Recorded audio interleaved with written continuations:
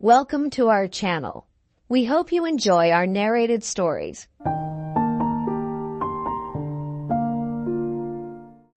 Book 1, Boy and Girl. Chapter 1, Outside Dorlcote Mill. A wide plain, where the broadening Floss hurries on between its green banks to the sea, and the loving tide rushing to meet it checks its passage with an impetuous embrace. On this mighty tide, the black ships laden with the fresh-scented fir planks, with rounded sacks of oil-bearing seed, or with the dark glitter of coal, are borne along to the town of St. Ogg's, which shows its aged, fluted red roofs and the broad gables of its wharves between the low wooded hill and the river brink, tinging the water with a soft purple hue under the transient glance of this February sun. Far away, on each hand, stretch the rich pastures and the patches of dark earth made ready for the seed of broad-leaved green crops, or touched already with the tint of the tender-bladed autumn-sown corn. There is a remnant still of last year's golden clusters of beehive ricks rising at intervals beyond the hedgerows, and everywhere the hedgerows are studded with trees. The distant ships seem to be lifting their masts and stretching their red-brown sails close among the branches of the spreading ash. Just by the red-roofed town, the tributary Ripple flows with a lively current into the Floss. How lovely the little river is, with its dark, changing wavelets! It seems to me like a living companion while I wander along the bank and listen to its low, placid voice, as to the voice of one who is deaf and loving. I remember those large, dipping willows. I remember the stone bridge. And this is Dorlcote Mill. I must stand a minute or two here on the bridge and look at it, though the clouds are threatening, and it is far on in the afternoon. Even in this leafless time of departing February, it is pleasant to look at. Perhaps the chill, damp season adds a charm to the trimly kept, comfortable dwelling house, as old as the elms and chestnuts that shelter it from the northern blast. The stream is brimful now, and lies high in this withy plantation, and half drowns the grassy fringe of the croft in front of the house. As I look at the full stream, the vivid grass, the delicate bright green powder, softening the outline of the great trunks and branches that gleam from under the bare purple boughs, I am in love with moistness, and envy the white ducks that are dipping their heads far into the water here among the withs, unmindful of the awkward appearance they make in the drier world above. The rush of the water and the booming of the mill bring a dreamy deafness, which seems to heighten the peacefulness of the scene. They are like a great curtain of sound, shutting one out from the world beyond, and now there is a thunder of the huge covered wagon coming home with sacks of grain. That honest wagoner is thinking of his dinner, getting sadly dry in the oven at this late hour, but he will not touch it till he has fed his horses, the strong, submissive, meek-eyed beasts who, I fancy, are looking mild reproach at him from between their blinkers, that he should crack his whip at them in that awful manner as if they needed that hint. See how they stretch their shoulders up the slope toward the bridge, with all the more energy because they are so near home. Look at their grand shaggy feet, that they seem to grasp the firm earth, at the patient strength of their necks bowed under the heavy collar, at the mighty muscles of their struggling haunches. I should like well to hear them neigh over their hardly earned feed of corn, and see them, with their moist necks freed from the harness, dipping their eager nostrils into the muddy pond. Now they are on the bridge, and down they go again at a swifter pace, and the arch of the covered wagon disappears at the turning behind the trees. Now I can turn my eyes toward the mill again, and watch the unresting wheel sending out its diamond jets of water. That little girl is watching it too. She has been standing on just the same spot at the edge of the water ever since I paused on the bridge. And that queer white cur with the brown ear seems to be leaping and barking in ineffectual remonstrance with the wheel. Perhaps he's jealous because his playfellow in the beaver bonnet is so rapt in its movement. It is time the little playfellow went in, I think. And there's a very bright fire to tempt her. The red light shines out under the deepening grey of the sky. It is time, too, for me to leave off resting my arms on the cold stone of this bridge. Ah, my arms are really benumbed. I have been pressing my elbows on the arms of my chair and dreaming that I was standing on the bridge in front of Dorlcote Mill as it looked one February afternoon many years ago. Before I dozed off, I was going to tell you what Mr. and Mrs. Tulliver were talking about as they sat by the bright fire in the left-hand parlour on that very afternoon I have been dreaming of. Chapter 2. Mr. Tulliver of Dorlcote Mill declares his resolution about Tom. "What I want, you know," said Mr. Tulliver, "what I want is to give Tom a good education, an education as be bred to him. That was what I was thinking of when I gave notice him to leave the academy at Lady Day. I mean to put him to a downright good school at midsummer. The 2 years at the academy had done him well enough, if I meant to make a miller or a farmer of him. For he's had a fine sight more schooling than I ever got. All the learning my father ever paid for was a bit of birch in one hand and the alphabet in t'other. But I should like Tom to be a bit of a scholar, so he might be up to the tricks of these fellows as taught fine and write with a flourish. He'd be a help to me with these lawsuits and arbitrations and things. I wouldn't make a downright lawyer, the lad. I should be sorry for him to be a rascal, but a sort of engineer or a surveyor or an auctioneer or valuer like Riley or one of them smartish businesses as are all profit and no outlay, only for a big watch chain and a high stool.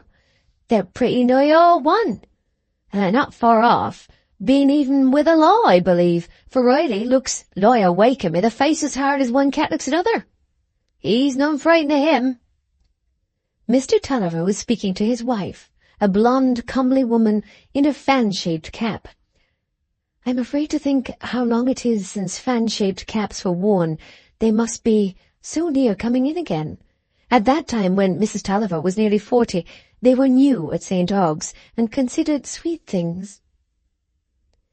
"Well, Mr. Tulliver, you know best. I've no objections. But hadn't I better kill a couple of fowl and have the aunts and uncles to dinner next week, so as you may hear what Sister Clegg and Sister Pullet have got to say about it? There's a couple of fowl wants killing."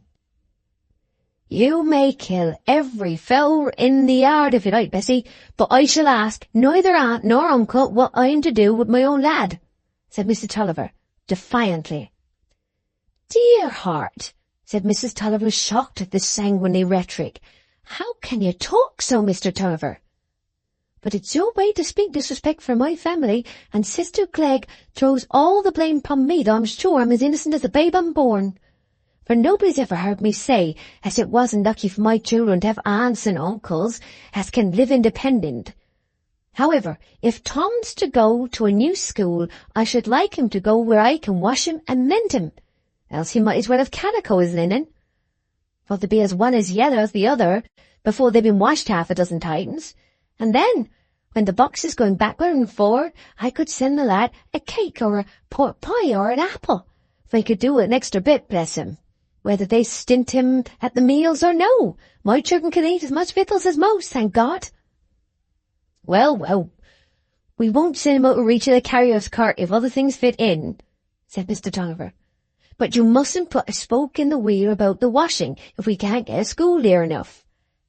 It's the fault I have to find with you, Bessie. If you see a stick in the road, you're always thinking you can't step over it. He'd want me not to hire a good wagoner 'cause he's got a mole in his face. Dear heart, said Mrs. Tulliver in mild surprise. When did I ever make objections to a man because he got a mole in his face? I'm sure I'm rather fond of the moles, for my brother, as is dead and gone, had a mole in his brow. But I can't remember you ever offering to hire a wagoner with a mole, Mr. Tulliver. There was John Gibbs hadn't a mole in his face, no more nor you have, and I was all for having you hire him. So, you did hire him. And if he hadn't died of information as we pay Dr. Turnbull for attending him, he'd very like have been driving the wagon now. He might have a mole somewhere out of sight. How was I to know that, Mr. Tulliver? No, Bessie, I didn't mean justly the mole. I meant it to stand for something else. But never mind, it's puzzling work talking is. What I'm thinking on is how to find the right sort of school to send Tom to, for I might be taken in again, as I've been with the academy. I've nothing to do with the academy again. Whatever school I send Tom to, it shan't be the academy. It shall be a place where the lads spend their time in something else beside blackening the family shoes and getting up the potatoes. It's an uncommon puzzling thing to know what school to pick. Mr. Tulliver paused a minute or two and dived with both hands into his breeches pockets, as if he hoped to find some suggestion there. Apparently he was not disappointed, for he presently said, I know what I'll do. I'll talk it over with Riley. He's coming tomorrow. Arbitrate about the dam. Well, Mr. Tulliver, I've put the sheets out for the best bed, and Kessie has got them hanging at the fire. They aren't the best sheets, but they're good enough for anybody to sleep in, be he who he will. For as for them best Holland sheets, I should repent by 'em, only they'll do to lay us out in. And if you was to die tomorrow, Mr. Tulliver, they're mango beautiful, and all ready and smell of lavender, as it'd be a pleasure to lay 'em out, and they lie at the left-hand corner of the big oak linen chest at the back. Not as I should trust anybody to looking out but myself. As Mrs. Tulliver uttered the last sentence, she drew a bright bunch of keys from her pocket and singled out one, rubbing her thumb and finger up and down it with a placid smile, while she looked at the clear fire. If Mr. Tulliver had been a susceptible man in his conjugal relation, he might have supposed that she drew out the key to aid her imagination in anticipating the moment when he would be in a state to justify the production of the best Holland sheets. Happily he was not so. He was only susceptible in respect of his right to water power. Moreover, he had the marital habit of not listening very closely, and since his mention of Mr. Riley, had been apparently occupied in tactile examination of his woolen stockings. I think I've hit it, Bessie, was his first remark after a short silence. Riley's as likely a man as any to know as some school. He's at schooling himself, and goes about all sorts of places arbitrating and valuing and that, and we should have time to talk it over tomorrow night when the business is done. I want Tom to be such a sort of man as Riley, you know, as can talk pretty nigh as well as if it was all wrote out for him, and knows a good lot of words as don't mean much, so as you can't lay hold of him in the law, and good solid knowledge of business too. Well, said Mrs. Tulliver, so far as talking proper and knowing everything and walking with a bend in his back and setting his hair up, I shouldn't mind the lad being brought up to that. But them fine talking men from the big towns mostly wear the false shirt fronts. They wear a frill till it's all a mess, and then hide it with a bib. I know Riley does. And then, if Tom's to go and live at Mudport like Riley, he'd have a house with a kitchen hardly big enough to turn in, and never get a fresh egg for breakfast, and sleep up 3 pair of stairs or 4, for what I know, and be burnt to death before he'd get down. No, said Mr. Tulliver. I've no thought of his going to Mudport. I meant to set up his office at St. Ogg's close by us, and live at home. But, continued Mr. Tulliver after a pause, what I'm a bit afraid on, he says Tom hasn't got the right sort of brains for a smart fellow. I doubt he's a bit slowish, He takes after your family, Bessie. Yes, that he does, said Mrs. Tulliver, accepting the last proposition entirely on its own merits. He's wonderful for liking a deal of salt in his broth. That was my brother's way, and my father's before him. It seems a bit of a pity, though, said Mr. Tulliver, as the lad should take after the mother's side instead of the little wench. That's the worst of it with crossing of breeds. You can never justly calculate what'll come in it. The little un takes after my side now. She's twice as cute as Tom. Too cute for a woman, I'm afraid, continued Mr. Tulliver, turning his head dubiously first on one side and then on the other. It's no mischief much for you. She's a little one. But an over-cute woman's no better nor a long-tailed sheep. She'll fetch none the bigger price for that. Yes, it is a mischief for she's a little one, Mr. Tulliver, for it runs to naughtiness. How to keep her a clean pinafore 2 hours together passes my cunning. And how you put me in mind, continued Mrs. Tulliver, rising and going to the window. I don't know where she is now, and it's pre-night tea time, and I thought so, wandering up and down by the water like a wild thing. She'll tumble in some day. Mrs. Tulliver rapped the window sharply, beckoned and shook her head, a process which she repeated more than once before she returned to her chair. You talk of cuteness, Mr. Tulliver, she observed as she sat down, but I'm sure the child's half an idiot in some things, for if I send her upstairs to fetch anything, she forgets what she's gone for, and perhaps will sit down on the floor of the sunshine, plait her hair, and sing to herself like a bedlam creature, all the while I'm waiting for her downstairs. That never run in my family, thank God, no more. Your brown skin as makes her look like a mulatter. I don't like to fly at the face of Providence, but it seems hard, as I should have but one girl, and her so comical. Pooh, nonsense, said Mr. Tulliver. She's a straight black-eyed wench as anybody need wish to see. I don't know what she's behind other folks' children. She can read almost as well as the parson. But her hair won't curl. Well, I can do it, and she's so frantic about having it put a paper and of such work as never was to make her stand and have it pinched with the urns. Cut it off. Cut it off short, said the father rashly. How can you talk so, Mr. Tulliver? She's too big a gal, gone 9, and tall of her age to have her hair cut short. And there's her cousin Lucy's got a row of curls round her head and not a hair out of place. It seems hard as my sister Dean should have that pretty child. I'm sure Lucy takes more after me than my own child does. Maggie, continued the mother in a tone of half-coaxing fretfulness as this small mistake of nature entered the room.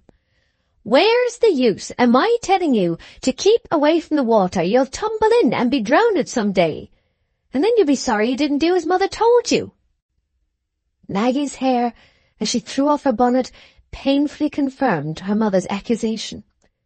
Mrs. Tulliver, desiring her daughter to have a curled crop, like other folks' children, had had it cut too short in front to be pushed behind the ears, and as it was usually straight an hour after it had been taken out of paper, Maggie was incessantly tossing her head to keep the dark, heavy locks out of her gleaming black eyes, an action which it gave her very much the air of a small Shetland pony. Oh dear, Maggie, what I think you have to throw your bonnet down there. Take you upstairs as a good girl, and let your hair be brushed, and put your other pinafore on, and change your shoes, do, for shame. And come on, go on with your patchwork like a lady. Oh, mother, said Maggie in a vehemently cross tone, I don't want to do my patchwork. What? Not your pretty patchwork to make the counterpane for your aunt leg. It's foolish work, said Maggie with a toss of her mane, tearing things to pieces to sew 'em together again, and I don't want to do any of my aunt leg. I don't like her.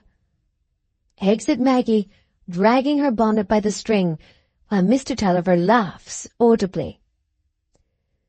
I wonder at you as you laugh at her, Mr. Tulliver, said the mother with feeble fretfulness in her tone.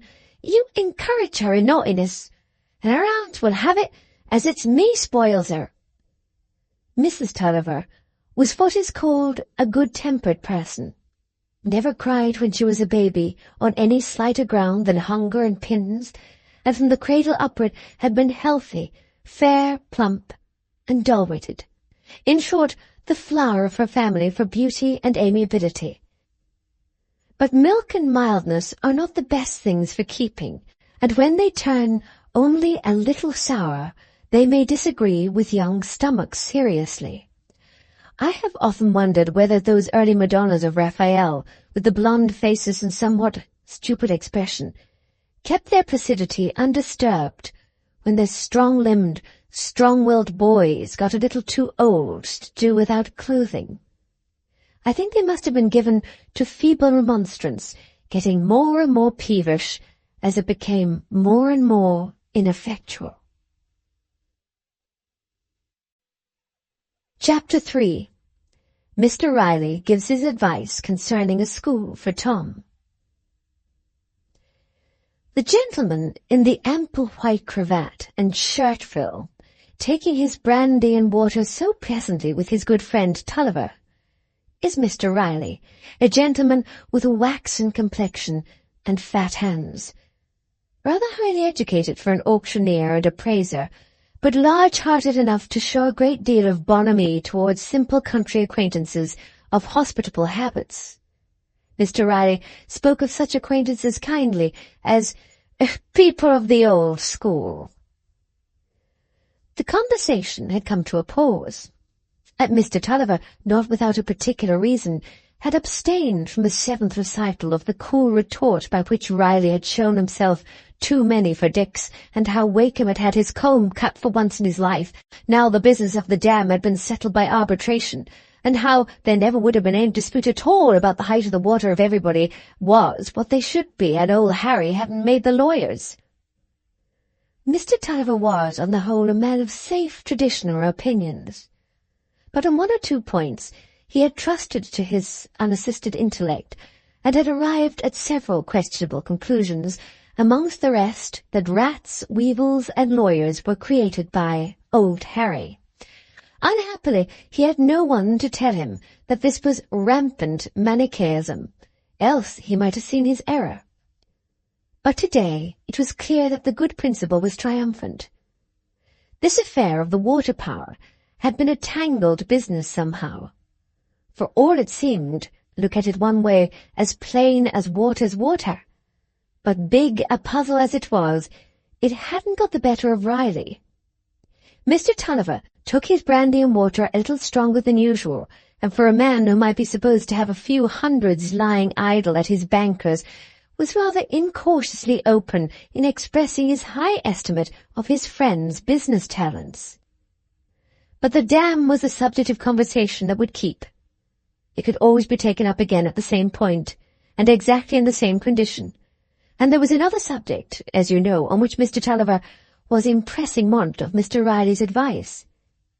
This was his particular reason for remaining silent for a short space after his last draught, and rubbing his knees in a meditative manner. He was not a man to make an abrupt transition. This was a puzzling world, as he often said, and if you drive your wagon in a hurry, you may light on an awkward corner. Mr. Riley, meanwhile, was not impatient. Why should he be? Even Hotspur, one would think, must have been patient in his slippers on a warm hearth, taking copious snuff and sipping gratuitous brandy and water. "Here's a thing I've got in my head," said Mr. Tulliver at last, in rather a lower tone than usual, as he turned his head and looked steadfastly at his companion. "Ah!" said Mr. Riley, in a tone of mild interest.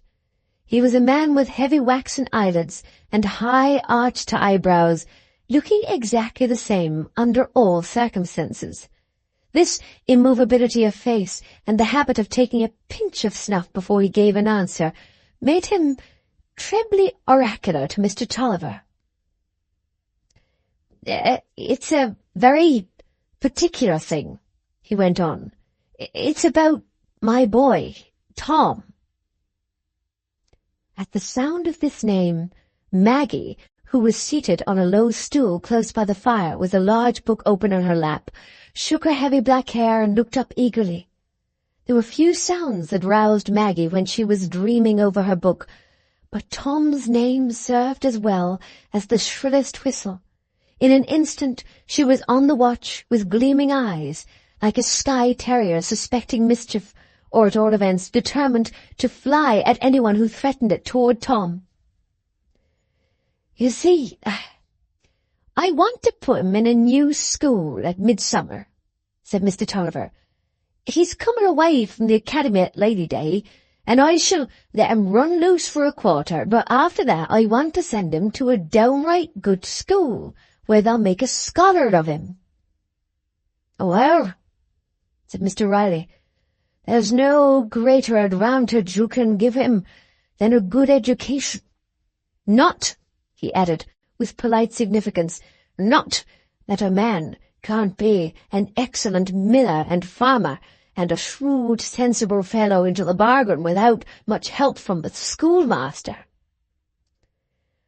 "I believe you," said Mr. Tulliver, winking and turning his head on one side. "But that's where it is. I don't mean Tom to be a miller and farmer. I see no fun of that. Why, if I made him a miller and farmer, he'd be expecting to take the mill of the land and hinting at me that it was time for me to lay by and think of my latter end. Nay, nay, I see enough of that with sons. I never put my coat off before I go to bed. We should give Tom an education and put him to a business as he may make a nest for himself, and not want to push me out of mind. Pretty well, if he gets it when I'm dead and gone, I shan't be put off with spoon meat afore I lost my teeth." This was evidently a point on which Mr. Tulliver felt strongly, and the impetus which had given unusual rapidity and emphasis to his speech showed itself still unexhausted for some minutes afterwards in a defiant motion of the head from side to side and an occasional "nay, nay," like a subsiding growl. These angry symptoms were keenly observed by Maggie, and cut her to the quick. Tom, it appeared, was supposed capable of turning his father out of doors and of making the future in some way tragic by his wickedness. This was not to be borne, and Maggie jumped up from her stool, forgetting all about her heavy book, which fell with a bang within the fender, and going up between her father's knees, said in a half-crying, half-indignant voice, "Father, Tom wouldn't be naughty to you ever. I know he wouldn't." Mrs. Tulliver was out of the room, superintending a choice supper dish, and Mr. Tulliver's heart was touched, so Maggie was not scolded about the book.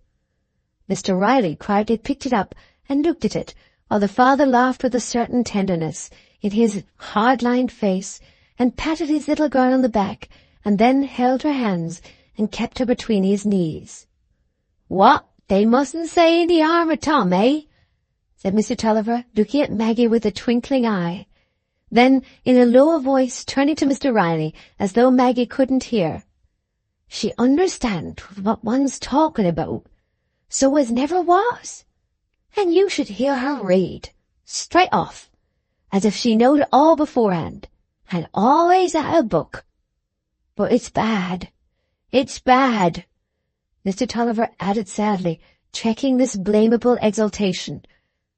"A woman's no business being so clever. It'll turn to trouble, I doubt. But bless you," here the exultation was clearly recovering the mastery, "she'll read the books and understand 'em better than half the folks as are growed up." Maggie's cheeks began to flush with triumphant excitement. She thought Mr. Riley would have a respect for her now. It had been evident that he thought nothing of her before. Mr. Riley was turning over the leaves of the book, and she could make nothing of his face with its high-arched eyebrows, but he presently looked at her and said, Come, tell me something about this book. Here are some pictures. I want to know what they mean." Maggie, with deepening colour, went without hesitation to Mr. Riley's elbow and looked over the book, eagerly seizing one corner and tossing back her mane, while she said, "Oh, I'll tell you what that means. It's a dreadful picture, isn't it? But I can't help looking at it. That old woman in the water's a witch. They've put her in to find out whether she's a witch or no.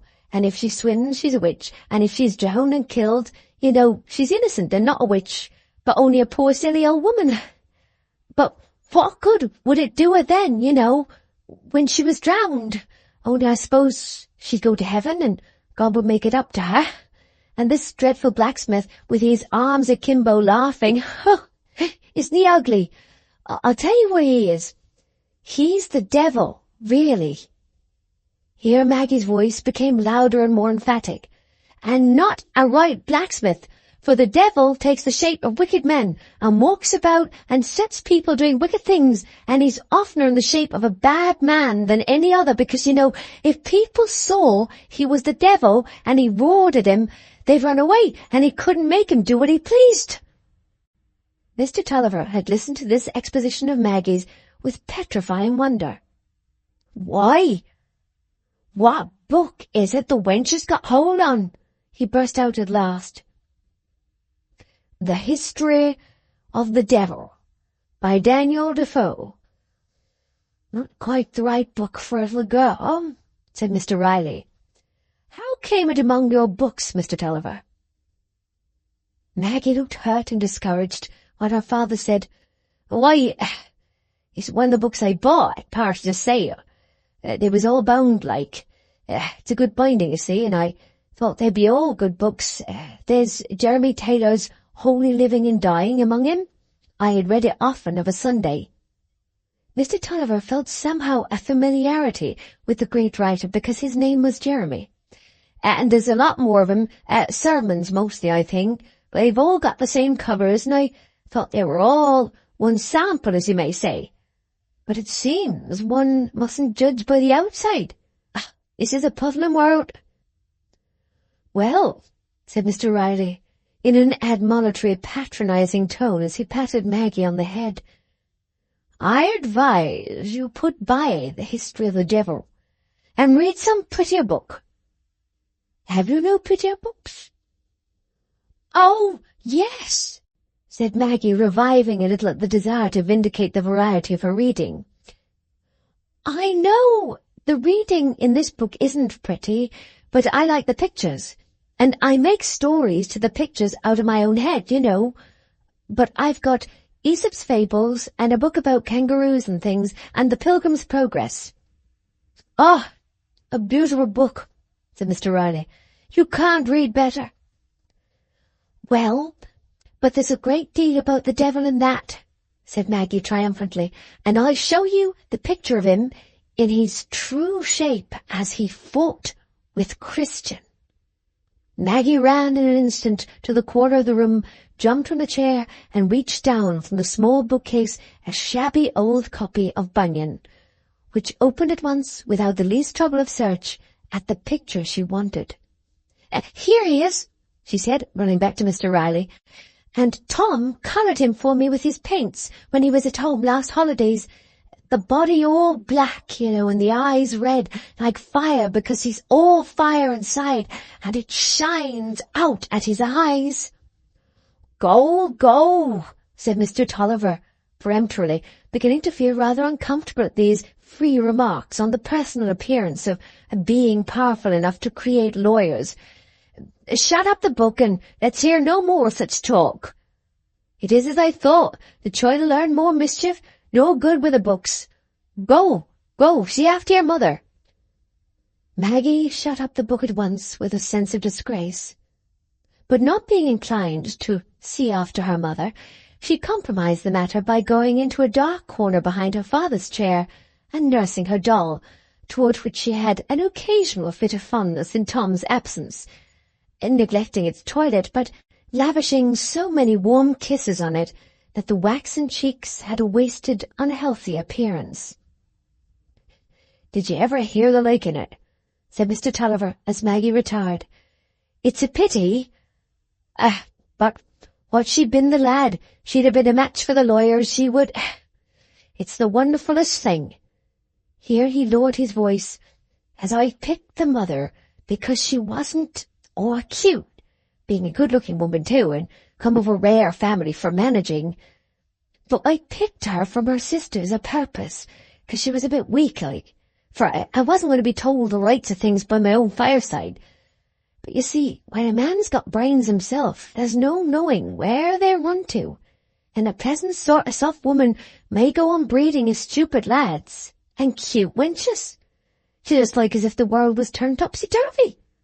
It's an uncommon puzzling thing."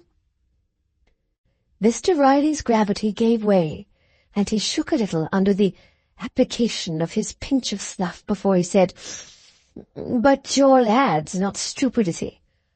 I saw him when I was here last, busy making fishing tackle. He seemed quite up to it. He isn't, not to say stupid. He's got a notion of things out of door, and a sort of common sense, as he'd lay hold of things by the right handle. But he's slow with his tongue, you see, and he reads but poorly, and he can't abide the books, and spells all wrong, they tell me, and as shy as can be with strangers, and you never hear him say cute things like the little wench. Now, what I want is to send him to a school where they'll make him a bit nimble with his tongue and his pen, and make a smart chap of him. I want my son to be even with these fellows as have got a start of me with having better schooling. Not but what, if the world had been left as God made it, I could have seen my way to have my own with the best of him.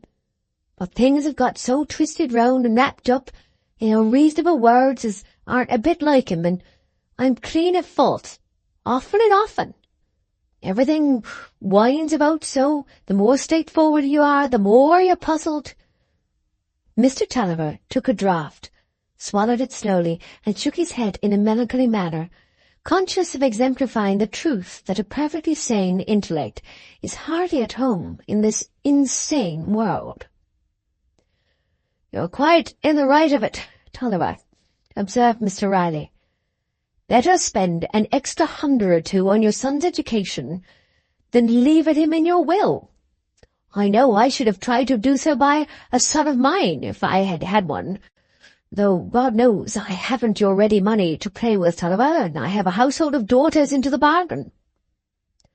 "I dare say now you know of a school as would be just the thing for Tom," said Mr. Tulliver, not diverted from his purpose by any sympathy with Mr. Riley's deficiency of ready cash.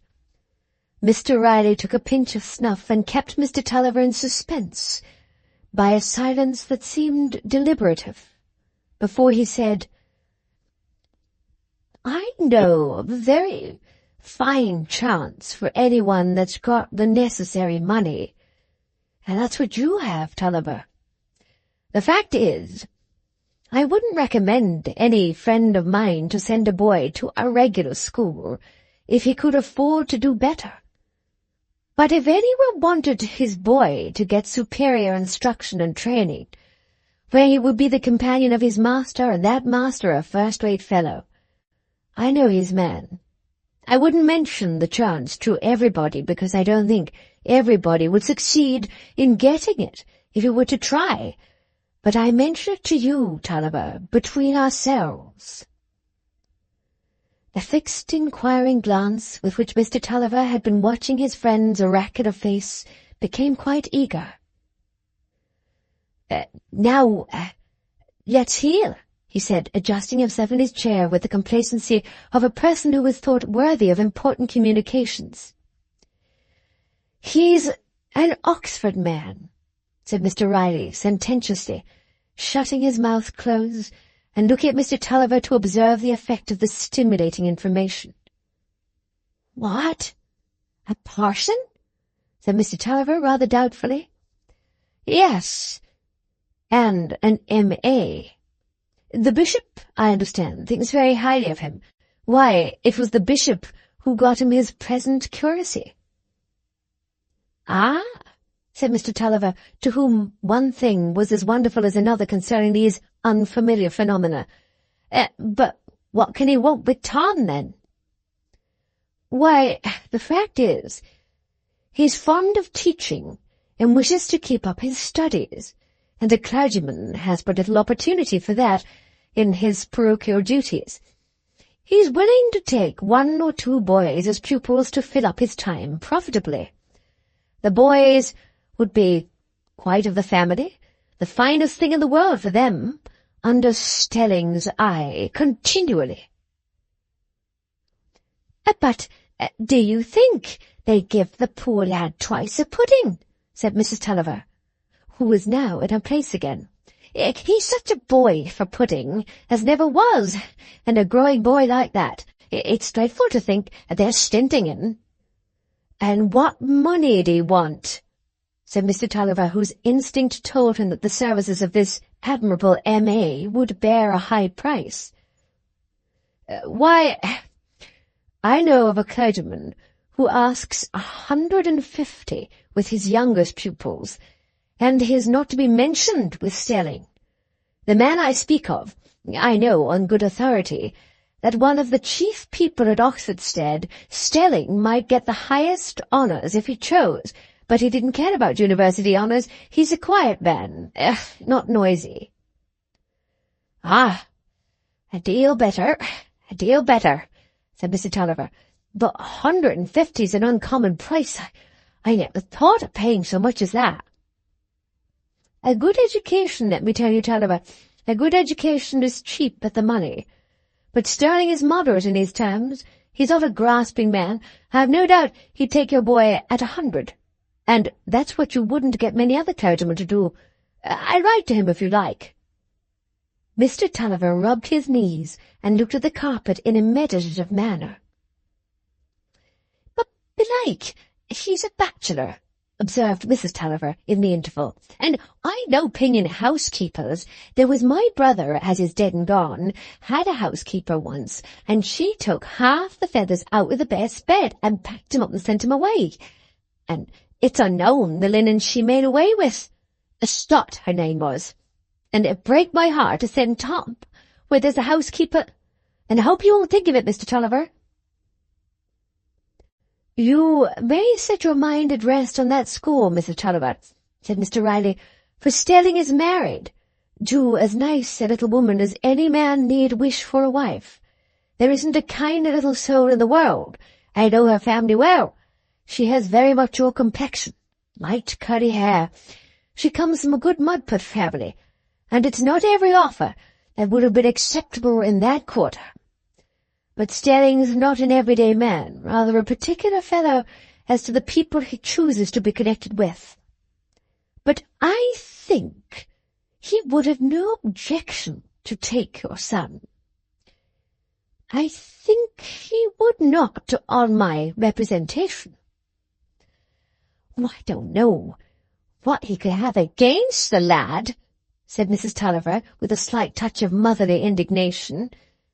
A nice, fresh-skinned lad as anybody need wish to see. But there's one thing I'm thinking on, said Mr. Tulliver, turning his head on one side and looking at Mr. Riley after a long perusal of the carpet.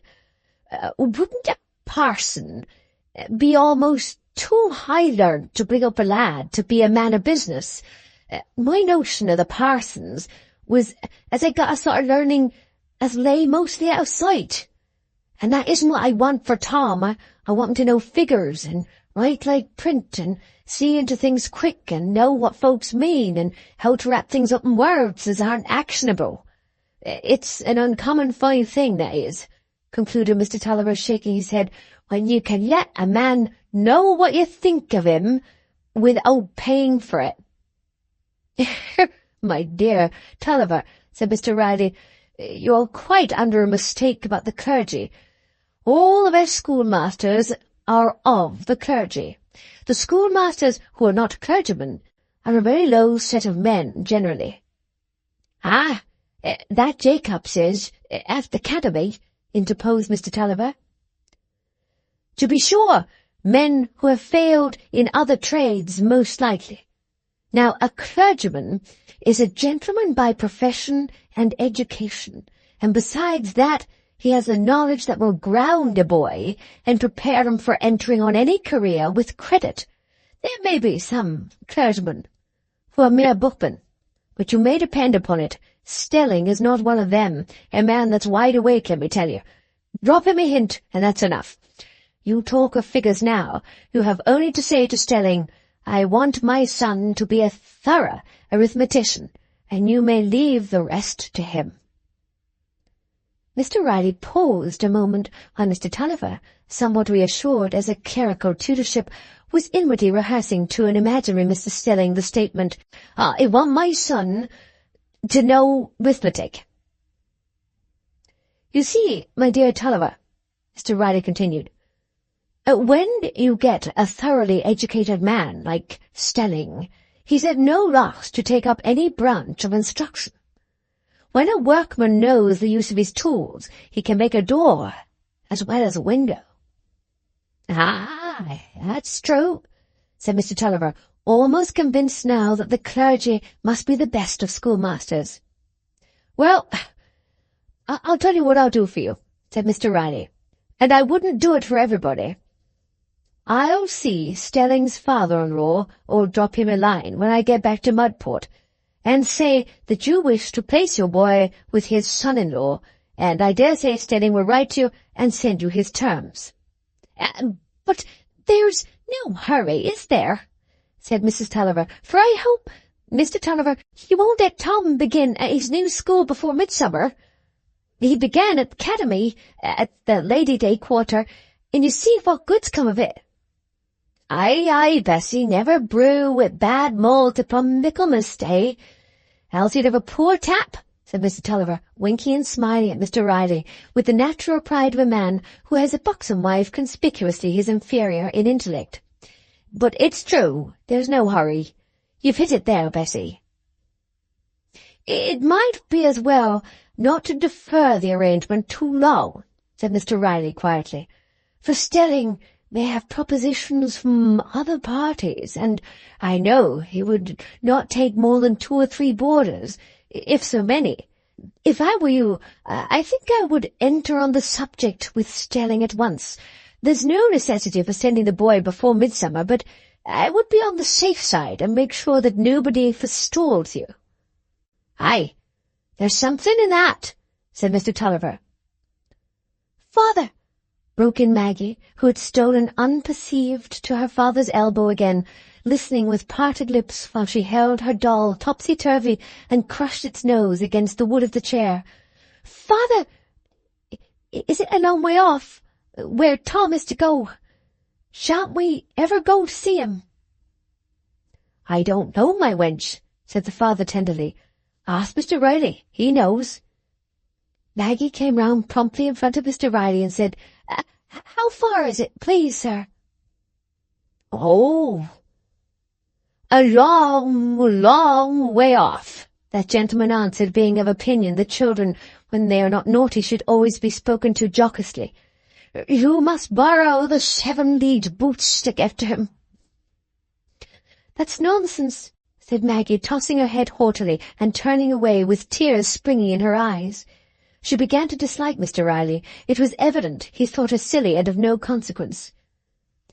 "Hush, Maggie, for shame of you asking questions and chattering," said her mother.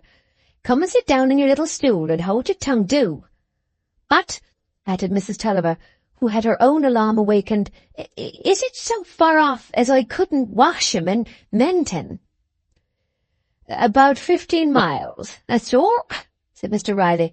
"You can drive there and back in a day quite comfortably. Or, Stelling is a hospitable, pleasant man. He'd be glad to have you stay."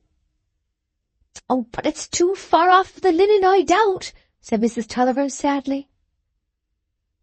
The entrance of supper opportunely adjourned this difficulty and relieved Mr. Riley from the labour of suggesting some solution or compromise, a labour which he would otherwise doubtless have undertaken, for, as you perceive, he was a man of very obliging manners, and he had really given himself the trouble of recommending Mr. Stelling to his friend Tulliver without any positive expectation of a solid, definite advantage resulting to himself, notwithstanding the subtle indications to the contrary which might have misled a too sagacious observer. For there is nothing more widely misleading than sagacity if it happens to get on a wrong scent. And sagacity, persuaded that men usually act and speak from distinct motives, with a consciously proposed end in view, is certain to waste its energies on imaginary game. Plotting, covetousness, and deliberate contrivance in order to compass a selfish end are nowhere abundant but in the world of the dramatist. They demand too intense a mental action from many of our fellow parishioners to be guilty of them. It is easy enough to spoil the lives of our neighbours without taking so much trouble. We can do it by lazy acquiescence and lazy omission, by trivial falsities of which we hardly know a reason, by small frauds, neutralized by small extravagances, by maladroit flatteries and clumsy improvised insinuations. We live from hand to mouth, most of us, with a small family of immediate desires. We do little else than snatch a morsel to satisfy the hungry brood, rarely thinking of seed corn or the next year's crop. Mr. Riley was a man of business, and not cold toward his own interest, yet even he was more under the influence of small promptings than of far-sighted designs. He had no private understanding with the Reverend Walter Stelling. On the contrary, he knew very little of that M.A. and his acquirements. Not quite enough, perhaps, to warrant so strong a recommendation of him as he had given to his friend Tulliver, but he believed Mr. Stelling to be an excellent classic, for Gadsby had said so, and Gadsby's first cousin was an Oxford tutor, which was better ground for the belief even than his own immediate observation would have been, for though Mr. Riley had received a tincture of the classics at the great Mudport Free School, he had a sense of understanding Latin generally. His comprehension of any particular Latin was not ready. Doubtless there remained a subtle aroma from his juvenile contact with the De Senectute and the fourth book of the Aeneid, but it had ceased to be distinctly recognizable as classical, and was only perceived in the higher finish and force of his auctioneering style. Then Stelling was an Oxford man, and the Oxford men were always— it was the Cambridge men who were always good mathematicians, but a man who had had a university education could teach anything he liked, especially a man like Stelling, who had made a speech at a Mudport dinner on a political occasion, and had acquitted himself so well that it was generally remarked this son-in-law of Timpson's was a sharp fellow. It was to be expected of a Mudport man from the parish of St. Ursula that he would not omit to do a good turn to a son-in-law of Timpson's, for Timpson was one of the most useful and influential men in the parish, and had a good deal of business, which he knew how to put into the right hands. Mr. Riley liked such men, quite apart from any money which might be diverted through their good judgment from less worthy pockets into his own, and it would be a satisfaction to him to say to Timpson on his return home, "I've secured a good pupil for your son-in-law." Timpson had a large family of daughters. Mr. Riley felt for him. Besides, Louisa Timpson's face, with its light curls, had been a familiar object to him over the pew wainscot on a Sunday for nearly 15 years. It was natural her husband should be a commendable tutor. Moreover, Mr. Riley knew of no other schoolmaster whom he had any ground for recommending in preference. Why, then, should he not recommend Stelling? His friend Tulliver had asked him for an opinion. It is always chilling, in friendly intercourse, to say you have no opinion to give. And if you deliver an opinion at all, it is merely stupidity not to do it with an air of conviction and well-founded knowledge. You make it your own in uttering it, and naturally get fond of it. Thus, Mr. Riley, knowing no harm of Stelling to begin with, and wishing him well so far as he had any wishes at all concerning him, had no sooner recommended him than he began to think with admiration of a man recommended on such high authority, and would soon have gathered so warm an interest on the subject that, if Mr. Tulliver had in the end declined to send Tom to Stelling, Mr. Riley would have thought his friend of the old school a thoroughly pig-headed fellow. If you blame Mr. Riley very severely for giving a recommendation on such slight grounds, I must say you are rather hard upon him, Why should an auctioneer and appraiser 30 years ago, who had as good as forgotten his free school Latin, be expected to manifest a delicate scrupulosity which is not always exhibited by gentlemen of the learned professions, even in our present advanced stage of morality? Besides, a man with the milk of human kindness in him can scarcely abstain from doing a good-natured action, and one cannot be good-natured all round. Nature herself occasionally quarters an inconvenient parasite on an animal towards whom she has otherwise no ill will. What then? We admire her care for the parasite. If Mr. Riley had shrunk from giving a recommendation that was not based on valid evidence, he would not have helped Mr. Stelling to a paying pupil, and that would not have been so well for the reverend gentleman. Consider, too, that all the pleasant little dim ideas and complacencies of standing well with Timpson, of dispensing advice when he was asked for it, of impressing his friend Tulliver with additional respect, of saying something and saying it emphatically, with other inappreciably minute ingredients that went along with the warm hearth and the brandy and water to make up Mr. Riley's consciousness on this occasion, would have been a mere blank. Chapter 4.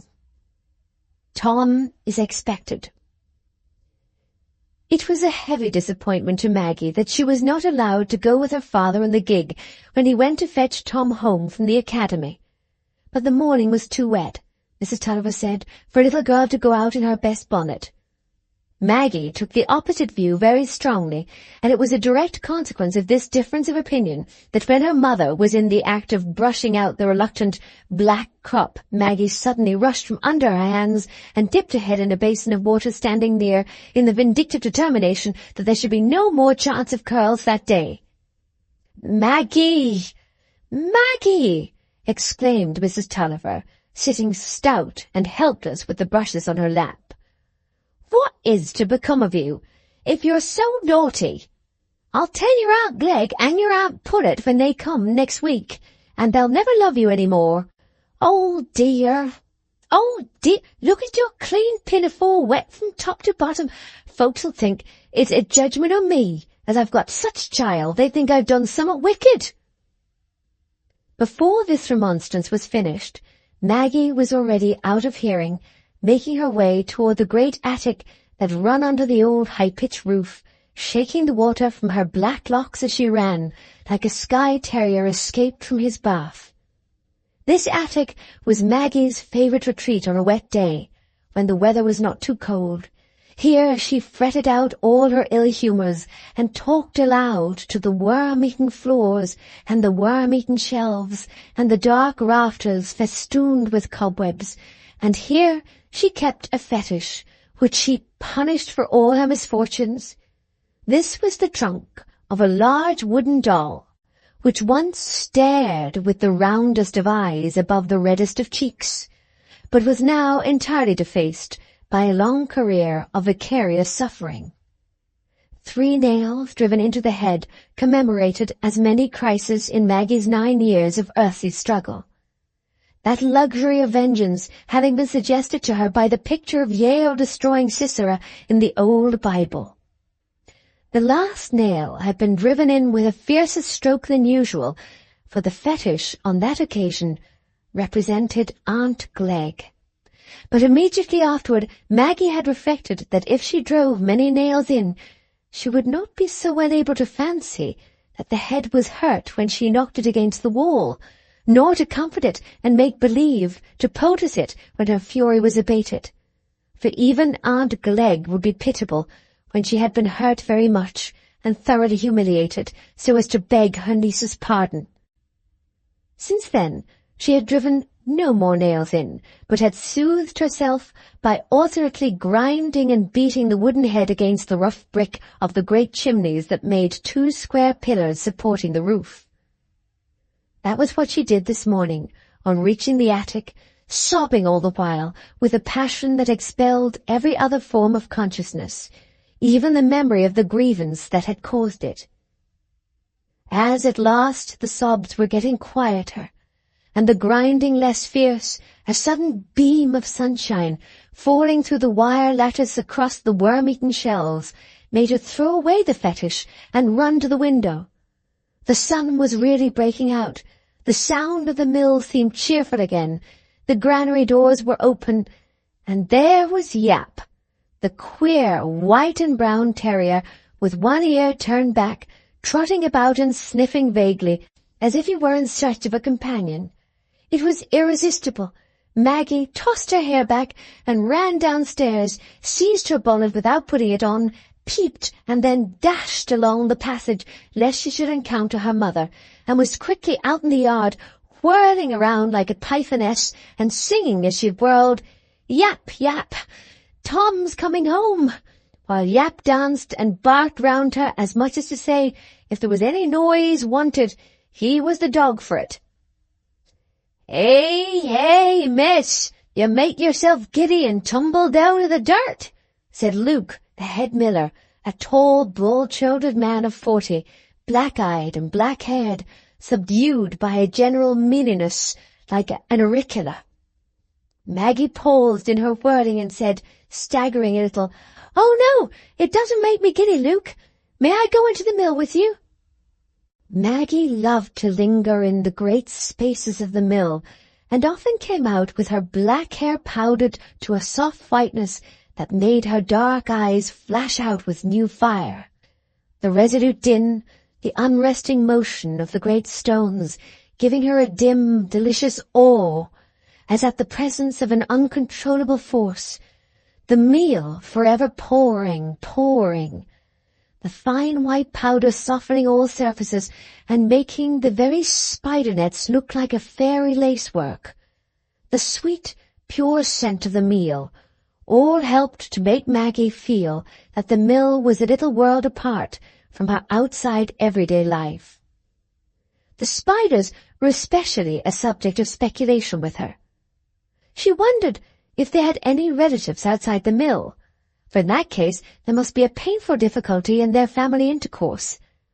A fat and floury spider, accustomed to take his fly well dusted with meal, must suffer a little at a cousin's table where the fly was au naturel, and the lady spiders must be mutually shocked at each other's appearance.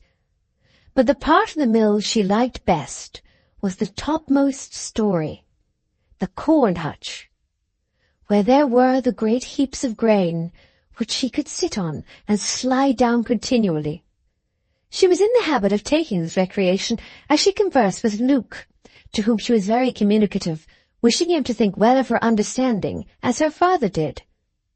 Perhaps she felt it necessary to recover her position with him on the present occasion, for as she sat sliding on the heap of grain near which he was busying himself, she said, at that shrill pitch which was requisite in mill society, "I think you never read any book but the Bible, did you, Luke?" "Nay, miss, and not much of that," said Luke with great frankness. "I'm no reader, I aren't." "But if I lent you one of my books, Luke? I've not got any very pretty books that would be easy for you to read, but there's Pug's Tour of Europe. That would tell you all about the different sorts of people in the world, and if you didn't understand the reading, the pictures would help you. They show the looks and ways of the people, and what they do. There are the Dutchmen, very fat and smoking, you know, and one sitting on a barrel." "Nay, miss, we no opinion of Dutchmen. There been much good in knowing about them." "But they're our fellow creatures now. We ought to know about our fellow creatures." "Not much of fellow creatures, I think, miss. Or I know, my old master, as war a knowing man, used to say, he says, 'If e'er I sow my wheat without brining, I'm a Dutchman,' says he. And that were as much as to say, as a Dutchman were a fool or next door. Nay, I ain't going to bother missing about Dutchmen. There's fools enough and rogues enough without looking at books for 'em." "Oh, well," said Maggie, rather foiled by Luke's unexpectedly decided views about Dutchmen, "perhaps you would like animated nature better. That's not Dutchmen, you know, but elephants and kangaroos and the civet cat and the sunfish, and a bird sitting on its tail. I forget its name. There are countries full of those creatures, instead of horses and cows, you know. Shouldn't you like to know about them, Luke? Nay, miss. I ain't got to keep counting the flour and corn. I can't do it knowing so many things inside my work. That's what brings folks to the gallows, knowing everything, but what then got to get their bread by. And they're mostly lies, I think, that's printed in the books, them printed sheets or anyhow, as the men cry in the streets. Why, you like my brother Tom, Luke, said Maggie, wishing to turn the conversation agreeably. Tom is not fond of reading. I love Tom so dearly, Luke, better than anybody else in the world. When he grows up, I shall keep his house, and we shall always live together. I can tell him everything he doesn't know, but I think Tom's clever. For all he doesn't like books, he makes beautiful whipcord and rabbit pens. Ah, said Luke, but he'll be fine and vexed as the rabbits are all dead. Dead? Screamed Maggie, jumping up from her sliding seat on the corn. Oh, dear Luke, what? The lop-eared one, and the spotted doe that Tom spent all his money to buy. As dead as moles, said Luke, fetching his comparison from the unmistakable corpses nailed to the stable wall. Oh, dear Luke, said Maggie in a piteous tone, while the big tears rolled down her cheeks. Tom told me to take care of him, and I forgot. What should I do? Well, you see, miss, they were in that far toad house, and it was nobody's business to see him. I reckon Master Tom told Harry to feed him. Well, there's no counting at Harry. He's an awful creature as ever come about the premises, he is. He remembers nothing but his own inside, and I wish it'd gripe him. Oh, Luke, Tom told me to be sure and remember the rabbits every day. But how could I, when they didn't come into my head, you know? Oh, he will be so angry with me, I know he will, and so sorry about his rabbits. And so am I sorry. Oh, what shall I do? Don't you fret, miss, said Luke soothingly. They're nash things, them lop-eared rabbits. They'd happen to died if they'd been fed. Things out of nature never thrive. God Almighty doesn't like 'em. He made the rabbit's ears to lie back, and it's nothing but contrariness to make 'em hang down like a mastiff's dogs. Master Tom will know better nor buy such things another time. Don't you fret, miss. Will you come along with me and see my wife? I'm going this minute. The invitation offered an agreeable distraction to Maggie's grief, and her tears gradually subsided as she trotted along by Luke's side to his pleasant cottage, which stood with its apple and pear trees, and with an added dignity of a lean-to pigsty at the other end of the mill fields. Mrs. Moggs, Luke's wife, was a decidedly agreeable acquaintance. She exhibited her hospitality in bread and treacle, and possessed various works of art.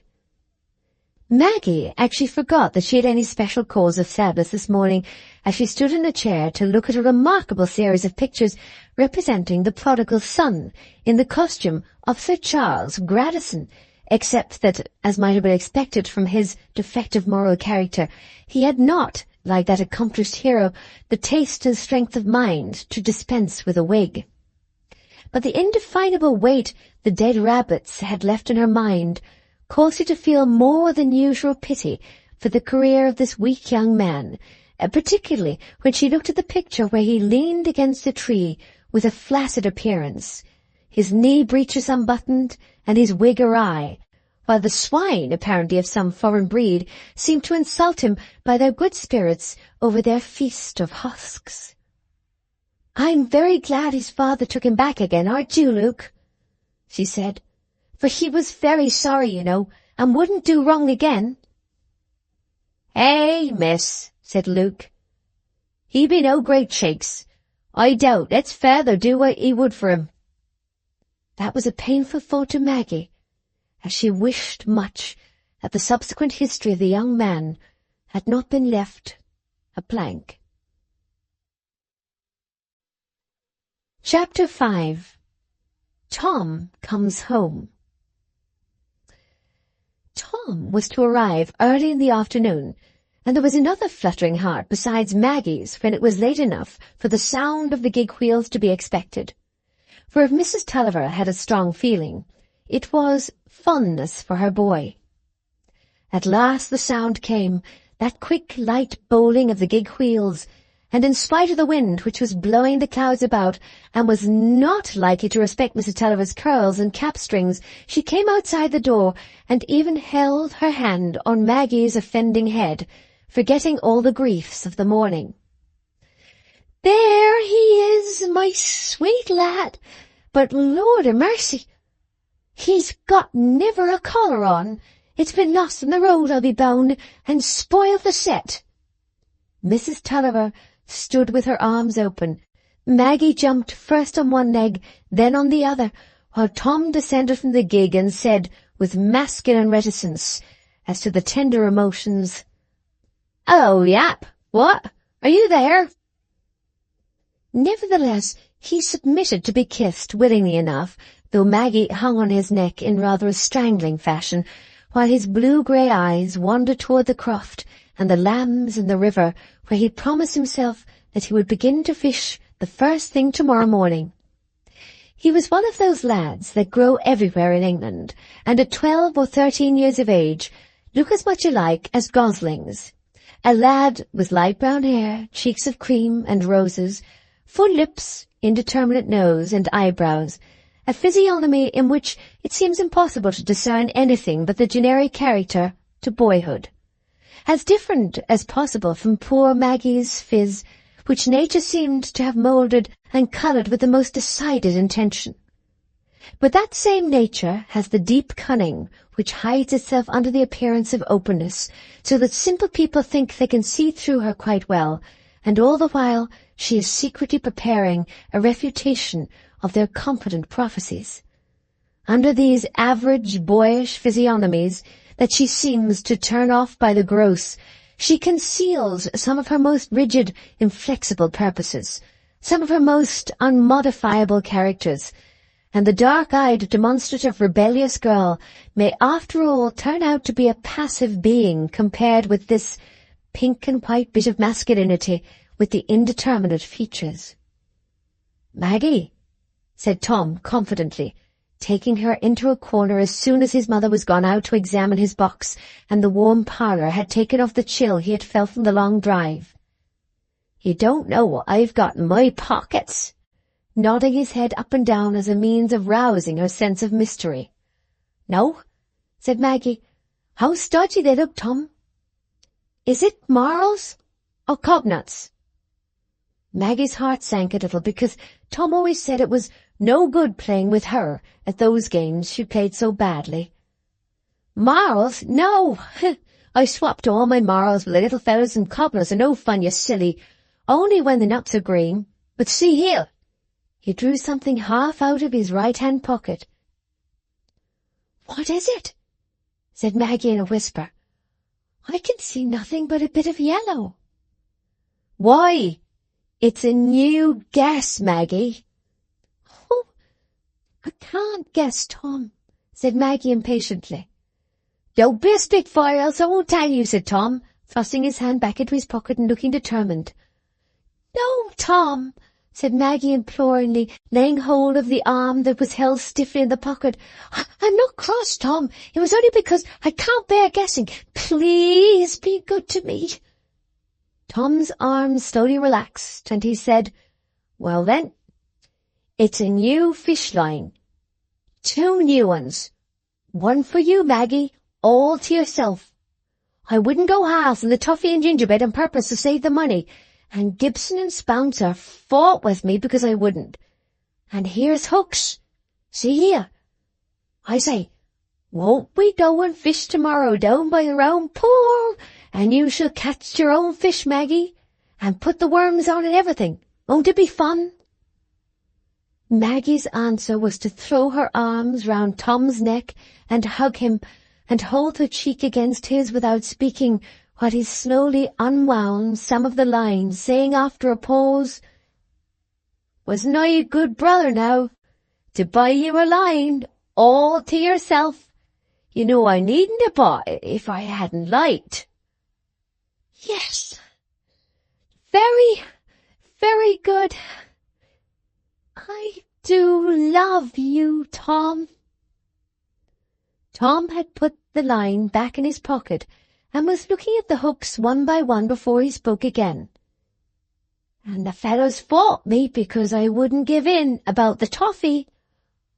Oh dear, I wish they wouldn't fight at your school, Tom. Didn't it hurt you?" "Hurt me? No," said Tom, putting up the hooks again, taking out a large pocket knife and slowly opening the largest blade, which he looked at meditatively as he rubbed his finger along it. Then he added, "I gave Spencer a black eye. I know. That's what he got by wanting to leather me. I wasn't going to go halves because anybody leathered me." "Oh, how brave you are, Tom. I think you're like Samson. If there came a lion roaring at me, I think you'd fight him, wouldn't you, Tom?" "How can a lion come roaring at you, you silly thing? There's no lions. Only in the shows." "No, but if we were in the lion countries, I mean in Africa, where it's very hot. The lions eat people there. I could show you it in a book where I read it." "Well, I should get a gun and shoot him." "But if he hadn't got a gun, we might have gone out, not thinking, just as we go fishing, and then a great lion might run towards us, roaring, and we couldn't get away from him. What should you do, Tom?" Tom paused, and at last turned away contemptuously, saying, "But the lion isn't coming. What's the use of talking?" "But I like to fancy how it would be," said Maggie, following him. "Just think what he would do, Tom." "Oh, don't bother, Maggie. You're such a silly. I should go and see my rabbits." Maggie's heart began to flutter with fear. She dared not tell the sad truth at once, but she walked after Tom in trembling silence as he went out, thinking how she could tell him the news so as to soften at once his sorrow and his anger, for Maggie dreaded Tom's anger of all things. It was quite a different anger from her own. "Tom," she said timidly when they were out of doors, "how much money did you give for your rabbits?" 2 half-crowns and 6pence, said Tom promptly. "I think I've got a great deal more than that in my steel purse upstairs. I asked Mother to give it to you." "What for?" said Tom. "I don't want your money, you silly thing. I've got a great deal more money than you because I'm a boy. I always have half-sovereigns and sovereigns for my Christmas boxes because I should be a man, and you should only have 5-shilling pieces because you're only a girl." "Well, but, Tom, if Mother wouldn't let me give you 2 half-crowns and 6pence out of my purse to put into your pocket and spend, and buy some more rabbits with it." "More rabbits? I don't want any more."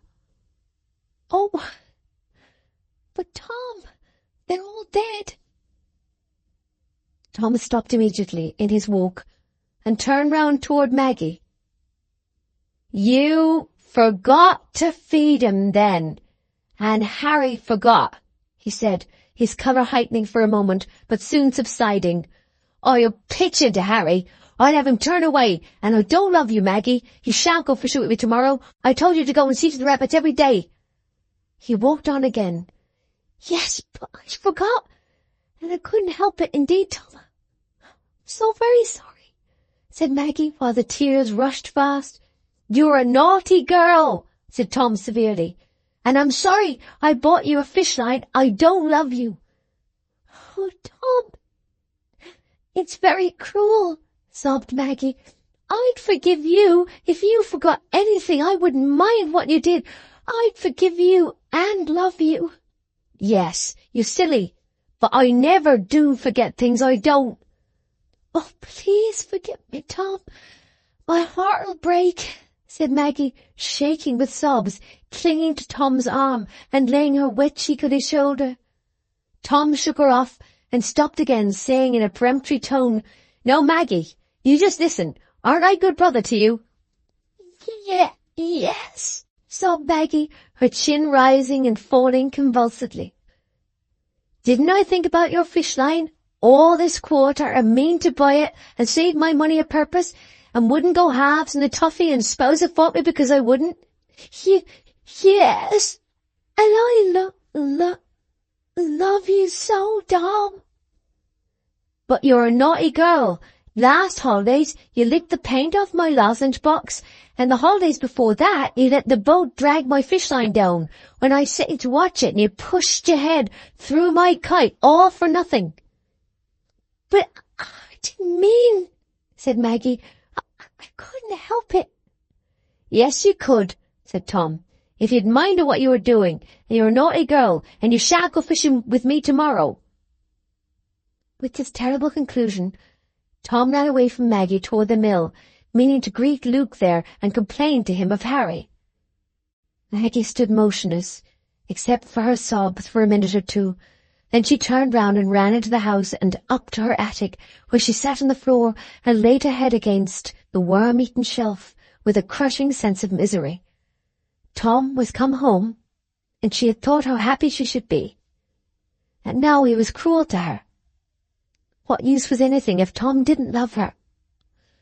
Oh, he was very cruel. Hadn't she wanted to give him the money, and said how very sorry she was?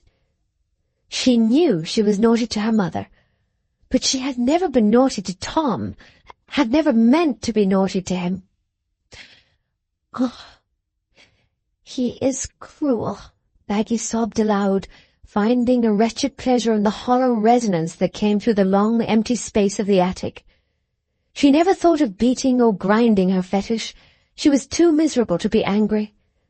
These bitter sorrows of childhood, when sorrow is all new and strange, when hope has not yet got wings to fly beyond the days and weeks, and the space from summer to summer seems measureless.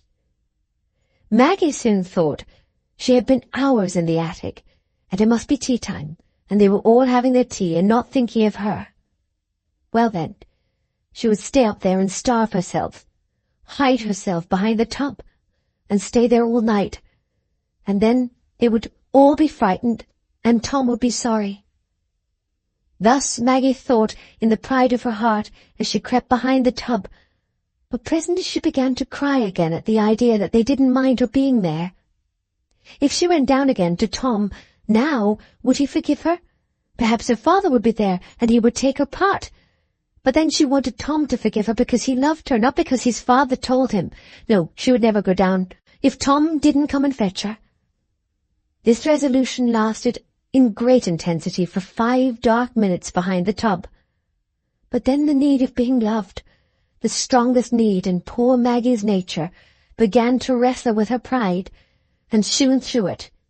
She crept from behind her tub into the twilight of the long attic, but just then she heard a quick footstep on the stairs.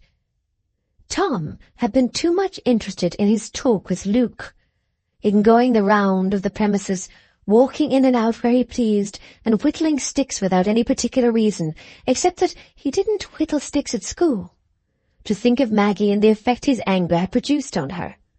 He meant to punish her, and that business having been performed, he occupied himself with other matters, like a practical person. But when he had been called in to tea, his father said, "Why, where's the little wench?" And Mrs. Tulliver, almost at the same moment, said, "Where's your little sister?" Both of them having supposed that Maggie and Tom had been together all afternoon. "I don't know," said Tom. He didn't want to tell of Maggie, though he was angry with her, for Tom Tulliver was a lad of honour. "What? Hasn't she been playing with you all this while?" said the father. "She's been thinking of nothing but your coming home." "I haven't seen her these 2 hours," said Tom, commencing on the plum cake. "Goodness heart! She's got drowned," exclaimed Mrs. Tulliver, rising from her seat and running to the window. "How could you let her do so?" she added, as became a fearful woman accusing she didn't know whom of she didn't know what. Nay, she's none drownded, said Mr. Tulliver. You've been naughty to her, I doubt, Tom. I'm sure I haven't, father, said Tom indignantly. I think she's in the house. Perhaps up in that attic, said Mrs. Tulliver, a-singing and talking herself and forgetting all about meal times. You go and fetch her down, Tom, said Mr. Tulliver rather sharply, his perspicacity or his fatherly fondness for Maggie making him suspect that the lad had been hard upon the little one, else she would never have left his side. And be good to her, dear, else I'll let you know better. Tom never disobeyed his father, for Mr. Tulliver was a peremptory man, and, as he said, would never let anybody get hold of his whip hand. But he went out rather sullenly, carrying his piece of plum-cake, and not intending to reprieve Maggie's punishment, which was no more than she deserved. Tom was only 13, and had no decided views in grammar and arithmetic, regarding them for the most part as open questions, but he was particularly clear and positive on one point, namely, that he would punish everybody who deserved it. Why, he wouldn't have minded being punished himself if he deserved it, but then he never did deserve it. It was Tom's step, then, that Maggie heard on the stairs, when her need of love had triumphed over her pride, and she was going down with her swollen eyes and dishevelled hair to beg for pity. At least her father would stroke her head and say, "Never mind, my wench. It is a wonderful subduer, this need of love, this hunger of the heart, as peremptory as that other hunger by which nature forces us to submit to the yoke and change the face of the world." But she knew Tom's step, and her heart began to beat violently with a sudden shock of hope. He only stood still at the top of the stairs and said, "Maggie, you're to come down." But she rushed to him and clung round his neck, sobbing, "Oh, Tom, please forgive me. I can't bear it. I would always be good, always remember things. Do love me, please, dear Tom."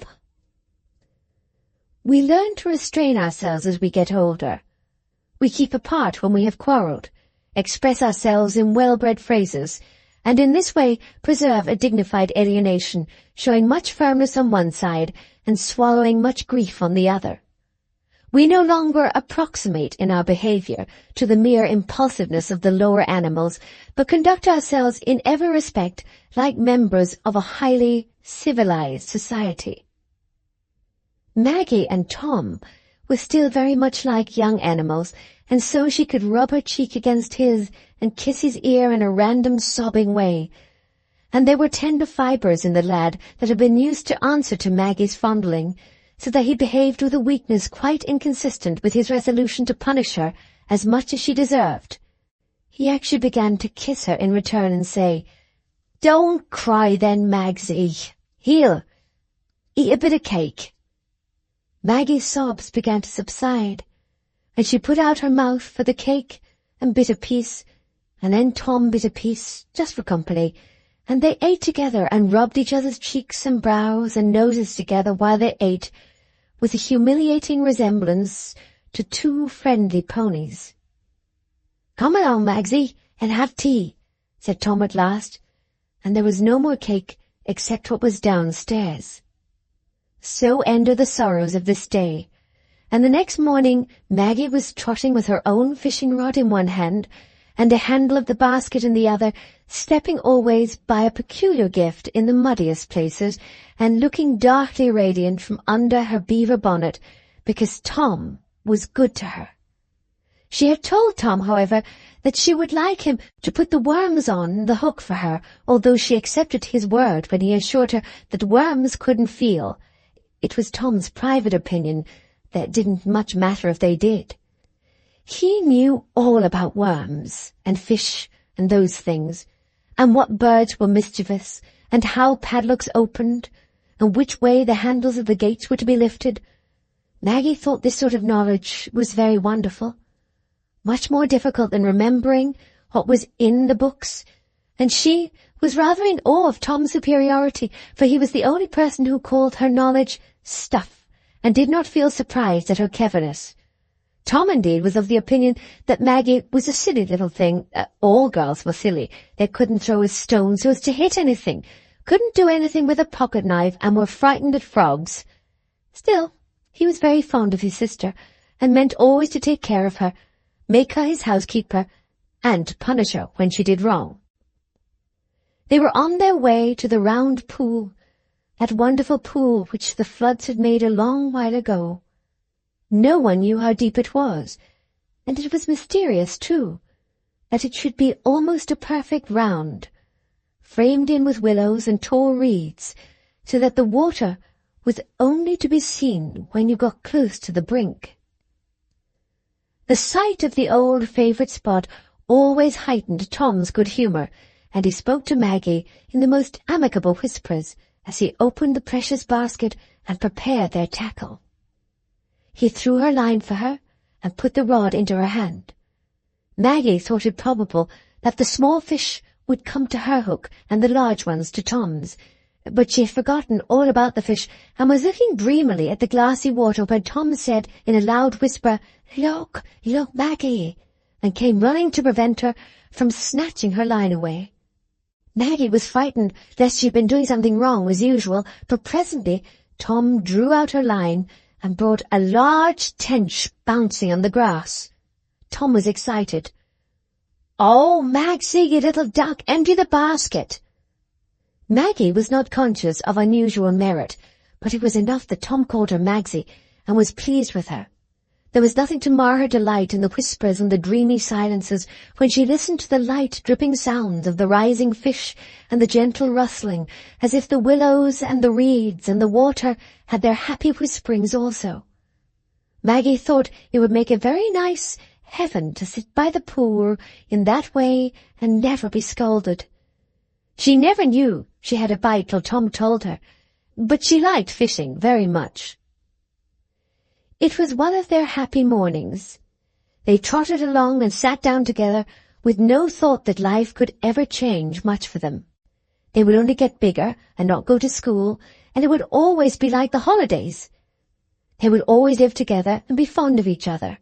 And the mill, with its booming, the great chestnut tree under which they played at houses, their own little river, the Ripple, where the banks seemed like home, and Tom was always seeing the water rats while Maggie gathered the purple plumy tops of the reeds, which she forgot and dropped afterward.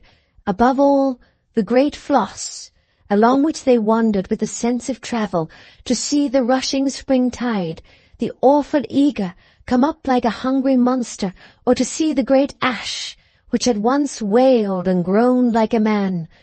These things would always be just the same to them.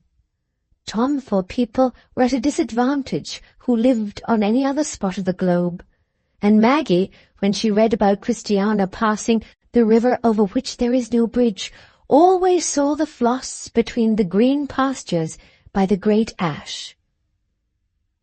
Life did change for Tom and Maggie, and yet they were not wrong in believing that the thoughts and loves of these first years would always make part of their lives. We could never have loved the earth so well if we had had no childhood in it.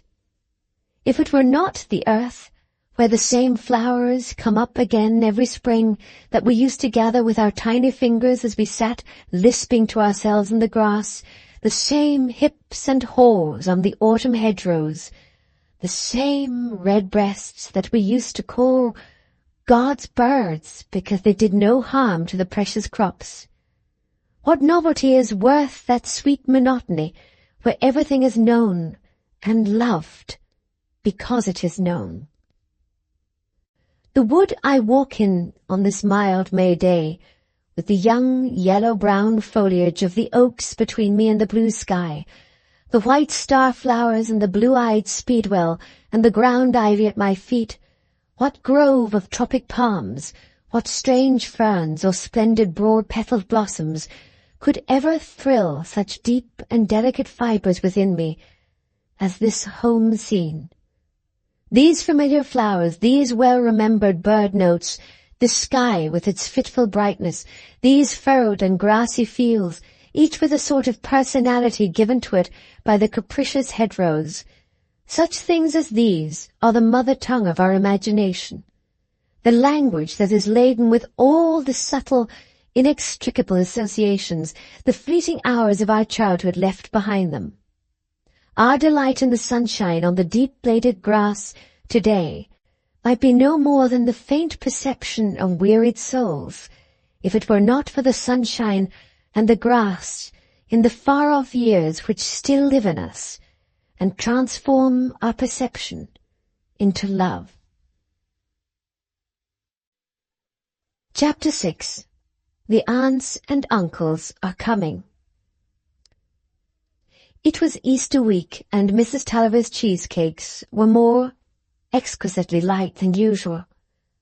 "A puff of wind and make 'em blow about like feathers," Kezia the housemaid said, feeling proud to live under a mistress who could make such pastry, so that no season or circumstances could have been more propitious for a family party, even if it had not been advisable to consult Sister Glegg and Sister Pullet about Tom's going to school. "I'd as lief not invite Sister Dean this time," said Mrs. Tulliver, "for she's as jealous and having as can be, and is always trying to make worse to my poor children and their aunts and uncles." Yes, yes," said Mr. Tulliver. "Ask her to come. I never get a bit of talk with Dee now. We haven't had him in 6 months. What's it matter what she says? My children need be beholden to nobody."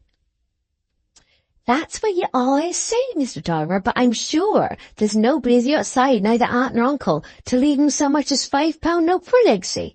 And there's Sister Glegg and Sister Pullet too, saving money unknown, for they put by all their own interest and butter money too, their husbands buying everything." Mrs. Tulliver was a mild woman, but even a sheep will face about a little when she has lambs. "Pshaw," said Mr. Tulliver. "It takes a big loaf when there's many to breakfast. What signifies your sister's bits of money when they got 6 nevys and nieces to divide it among? And your sister Dean won't get 'em to leave all to one, I reckon, and make the country cry shaming 'em when they're dead." "I don't know what she won't get 'em to do," said Mrs. Tulliver, "for my children are so awkward with their aunts and uncles. Maggie's 10 times naughtier when they come than she is in other days, and Tom doesn't like 'em, bless him, though it's more natural in a boy than a girl. And there's Lucy Dean, such a good child. You may set her on a stool, and there she'll sit for an hour together and never offer to get off. I can't help loving the child as if she was my own, and I'm sure she's more like my child than Sister Dean's, for she's always a very poor colour for one of our family, Sister Dean had. Well, well, if you're fond of the child, ask her father or mother to bring her with him. And won't you ask their aunt and Uncle Moss too, and some of their children? Oh dear, Mr. Tulliver, why there'd be 8 people besides the children, and I must put 2 more leaves at the table, besides reaching down more the dinner service. And you know as well as I do, my sisters and your sister don't suit well together." "Well, well, do as you like, Bessie," said Mr. Tulliver, taking up his hat and walking out to the mill. Few wives were more submissive than Mrs. Tulliver on all points unconnected with their family relations. But she had been a Miss Dodson, and the Dodsons were a very respectable family indeed, as much looked up to as any in their own parish, or the next to it. The Miss Dodsons had always been thought to hold up their heads very high, and no one was surprised the 2 eldest had married so well, not at an early age, for that was not the practice of the Dodson family. There were particular ways of doing everything in that family, particular ways of bleaching the linen, of making the cowslip wine, curing the hams, and keeping the bottled gooseberries, so that no daughter of that house could be indifferent to the privilege of having been born a Dodson, rather than a Gibson or a Watson. Funerals were always conducted with peculiar propriety in the Dodson family. The hatbands were never of a blue shade, the gloves never split of the thumb. Everybody was a mourner who ought to be, and there were always scarves for the bearers. When one of the family was in trouble or sickness, all the rest went to visit the unfortunate member, usually at the same time, and did not shrink from uttering the most disagreeable truths that correct family feeling dictated. If the illness or trouble was the sufferer's own fault, it was not in the practice of the Dodson family to shrink from saying so. In short, there was in this family a peculiar tradition as to what was the right thing in household management and social demeanour, and the only bit of circumstance attending this superiority was a painful inability to approve the condiments or the conduct of families ungoverned by the Dodson tradition. A female Dodson, when in strange houses, always ate dry bread with her tea and declined any sort of preserves, having no confidence in the butter and thinking that the preserves had probably begun to ferment from want of due sugar and boiling. There were some Dodsons less like the family than others, that was admitted, but insofar as they were kin, they were of necessity better than those who were no kin, and it is remarkable that while no individual Dodson was satisfied with any other individual Dodson, each was satisfied not only with him or herself, but with the Dodsons collectively. The feeblest member of the family, the one who has the least character, is often the merest epitome of the family habits and traditions, and Mrs. Tulliver was a thorough Dodson, though a mild one, as small beer, so long as it is anything, is only describable as very weak ale, and though she had groaned a little in her youth under the yoke of her elder sisters, and still shed occasional tears at their sisterly reproaches, it was not in Mrs. Tulliver to be an innovator on the family ideas. She was thankful to have been a Dodson, and to have one child who took after her own family, at least in his features and complexion, in liking salt and in eating beans, which a Tulliver never did. In other respects, a true Dodson was partly latent in Tom, and he was as far from appreciating his kin on his mother's side as Maggie herself, generally absconding for the day with a large supply of the most portable food, when he received timely warning that his aunts and uncles were coming, a moral symptom from which his aunt Glegg deduced the gloomiest views of his future. It was rather hard on Maggie that Tom always absconded without letting her into the secret, but the weaker sex are acknowledged to be serious impedimenta in cases of flight. On Wednesday, the day before the aunts and uncles were coming, there were such various and suggestive scents as of plum cakes in the oven and jellies in the hot state, mingled with the aroma of gravy, that it was impossible to feel altogether gloomy. There was hope in the air. Tom and Maggie made several inroads into the kitchen, and like other marauders were induced to keep aloof for a time only by being allowed to carry away a sufficient load of booty. "Tom," said Maggie, as they sat on the boughs of the elder tree, eating their jam puffs, "shall you run away tomorrow?" "No," said Tom slowly, when he had finished his puff and was eyeing the third, which was to be divided between them. "No, I shan't." "Why, Tom? Because Lucy's coming?" "No," said Tom, opening his pocket-knife and holding it over the puff with his head on one side in a dubitative manner. It was a difficult problem to divide that very irregular polygon into two equal parts. "What do I care about Lucy? She's only a girl. She can't play at bandy." "Is it the tipsy cake, then?" said Maggie, exerting her hypothetical powers while she leaned forward toward Tom with her eyes fixed on the hovering knife. "No, you silly. That'll be good the day after. It's the puddin'. I know what the puddin's to be. Apricot roll-up. Oh, my buttons!" With this interjection, the knife descended on the puff, and it was in two, but the result was not satisfactory to Tom, for he still eyed the halves doubtfully. At last he said, "Shut your eyes, Maggie." "What for?" "You never mind what for. Shut 'em when I tell you." Maggie obeyed. "Now, which shall you have, Maggie, right hand or left?" "I'll have that with the jam run out," said Maggie, keeping her eyes shut to please Tom. "Why, you don't like that, you silly. You may have it comes to you fair, but I shan't give it to you without. Right or left, you choose now." "Ah," said Tom, in a tone of exasperation, as Maggie peeped.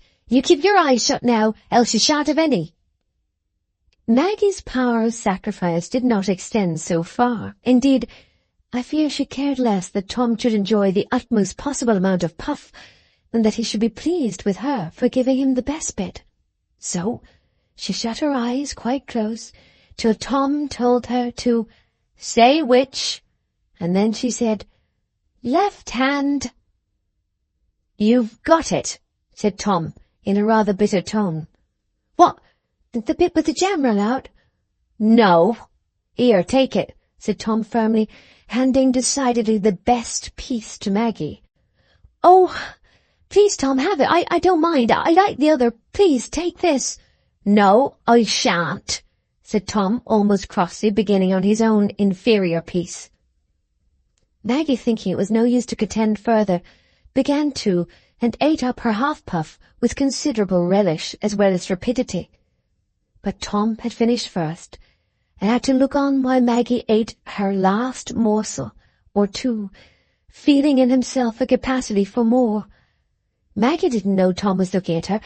She was seesawing on the elder bough, lost to almost everything but a vague sense of jam and idleness. "Oh, you greedy thing," said Tom when she had swallowed the last morsel. He was conscious of having acted very fairly, and thought she ought to have considered this and made up to him for it. He would have refused a bit of hers beforehand, but one is naturally at a different point of view before and after one's own share of puff is swallowed. Maggie turned quite pale. "Oh, Tom, why didn't you ask me?" "I wasn't going to ask you for a bit, you greedy. You might have thought of it without, when you knew I gave you the best bit." "But I wanted you to have it, you know I did," said Maggie in an injured tone. "Yes, but I wasn't going to do what wasn't fair like Spencer. He always takes the best bit, if you don't punch him for it, and if you choose the best with your eyes shut, he changes his hands. But if I go halves, I go 'em fair. Only I wouldn't be a greedy." With this cutting innuendo, Tom jumped down from his bough and threw a stone with a "Hoit!" as a friendly attention to Yap, who had also been looking on while the eatables vanished with an agitation of his ears and feelings which could hardly have been without bitterness. Yet the excellent dog accepted Tom's attention with as much alacrity as if he had been treated quite generously. But Maggie, gifted with that superior power of misery which distinguishes the human being and places him at a proud distance from the most melancholy chimpanzee, sat on her bough and gave herself up to the keen sense of unmerited reproach. She would have given the world not to have eaten all her puff, and to have saved some of it for Tom. Not but that the puff was very nice, for Maggie's palate was not at all obtuse, but she would have gone without it many times over, sooner than Tom should call her greedy and be cross with her. And he had said he wouldn't have it, and she ate it without thinking. How could she help it? The tears flowed so plentifully that Maggie saw nothing round her for the next 10 minutes. But by that time resentment began to give way to the desire of reconciliation, and she jumped from her bough to look for Tom. He was no longer in the paddock behind the rickyard. Where was he likely to be gone, and Yap with him? Maggie ran to the high bank against the great holly tree, where she could see far away toward the Floss. There was Tom, but her heart sank again as she saw how far off he was on his way to the great river, and that he had another companion besides Yap, naughty Bob Yacon, whose official, if not natural function of frightening the birds was just now at a standstill. Maggie felt sure that Bob was wicked, without very distinctly knowing why, unless it was because Bob's mother was a dreadfully large fat woman who lived at a queer round house down the river. And once when Maggie and Tom had wandered thither, there rushed out a brindled dog that wouldn't stop barking. And when Bob's mother came out after it and screamed above the barking to tell him not to be frightened, Maggie thought she was scolding them fiercely, and her heart beat with terror. Maggie thought it very likely that the roundhouse had snakes on the floor and bats in the bedroom, for she had seen Bob take off his cap to show Tom a little snake that was inside it, and another time he had a handful of young bats. Altogether he was an irregular character, perhaps even slightly diabolical, judging from his intimacy with snakes and bats. And to crown all, when Tom had Bob for a companion, he didn't mind about Maggie, and would never let her go with him. It must be owned that Tom was fond of Bob's company. How could it be otherwise? Bob knew directly he saw a bird's egg, whether it was a swallow's or a tomtit's or a yellowhammer's. He found out all the wasps' nests, and could set all sorts of traps. He could climb the trees like a squirrel, and had quite a magical power of detecting hedgehogs and stoats. And he had courage to do things that were rather naughty, such as making gaps in the hedgerows, throwing stones after the sheep, and killing a cat that was wandering incognito. Such qualities in an inferior, who could always be treated with authority in spite of his superior knowingness, had necessarily a fatal fascination for Tom, and every holiday time Maggie was sure to have days of grief because he'd gone off with Bob. Well, there was no hope for it. He was gone now, and Maggie could think of no comfort but to sit down by the hollow or wander by the hedgerow and fancy it was all different, refashioning her little world into just what she would like it to be. Maggie's was a troublous life, and this was the form in which she took her opium. Meanwhile, Tom, forgetting all about Maggie and the sting of reproach which he had left in her heart, was scurrying along with Bob, whom he had met accidentally, to the scene of a great rat-catching in a neighbouring barn. Bob knew all about this particular affair and spoke of the sport with an enthusiasm which no one who was not either divested of all manly feeling or pitiably ignorant of rat-catching can fail to imagine. For a person suspected of preternatural wickedness, Bob was really not so very villainous-looking. There was even something agreeable in his snub-nosed face, with its close, curled border of red hair. But then his trousers were always rolled up at the knee, for the convenience of wading on the slightest notice, and his virtue, supposing it to exist, was undeniably virtue in rags, which, on the authority even of bilious philosophers who think all well-dressed merit overpaid, is notoriously likely to remain unrecognized, perhaps because it is seen so seldom. "I know the chap as owns the ferrets," said Bob, in a hoarse treble voice, as he shuffled along, keeping his blue eyes fixed on the river, like an amphibious animal who foresaw occasion for darting in. "He lives up the kennel yard at Sut's Oggs, he does. He's the biggest rot-catcher anywhere, he is. I'd sooner be a rot-catcher nor nothing, I would. The moles is nothing to the rots, but laws, you mun have ferrets. Dogs is no good. Why, there's that dog now," Bob continued, pointing with an air of disgust towards Yap. "He's no more good wi' a rot nor nothing. I seen him myself, I did, at the rot-catchin' in your father's barn." Yap, feeling the withering influence of the scorn, tucked his tail in and shrank close to Tom's leg, who felt a little hurt for him, but had not the superhuman courage to seem behindhand with Bob in contempt for a dog who made so poor a figure. No, he said. "Yap's no good at sport. I'll have the regular good dogs for rats and everything when I've done school." "Have ferrets, Maester Tom," said Bob eagerly. "Them white ferrets with pink eyes. Laws, you might catch your own rots, and you might put a rot in a cage with a ferret and see 'em fight, you might. That's what I'd do. I know, and it'd be better fun, almost, than seeing two chaps fight if it wasn't them chaps that sold cakes and oranges at the fair, as things flew out of the baskets and some of the cakes were smashed, but they tasted just as good," added Bob by way of note or addendum after a moment's pause. "But I say, Bob," said Tom in a tone of deliberation, "ferrets are nasty biting things. They'll bite a fellow without being set on." "Laws, why that's the beauty on him. If a chap lays hold of your ferret, he won't be long before he hollows out a good 'un, he won't." At this moment a striking incident made the boys pause suddenly in their walk. It was the plunging of some small body in the water from among the neighbouring bulrushes. If it was not a water rat, Bob intimated that he was ready to undergo the most unpleasant consequences. "Oi! Yap! Oi!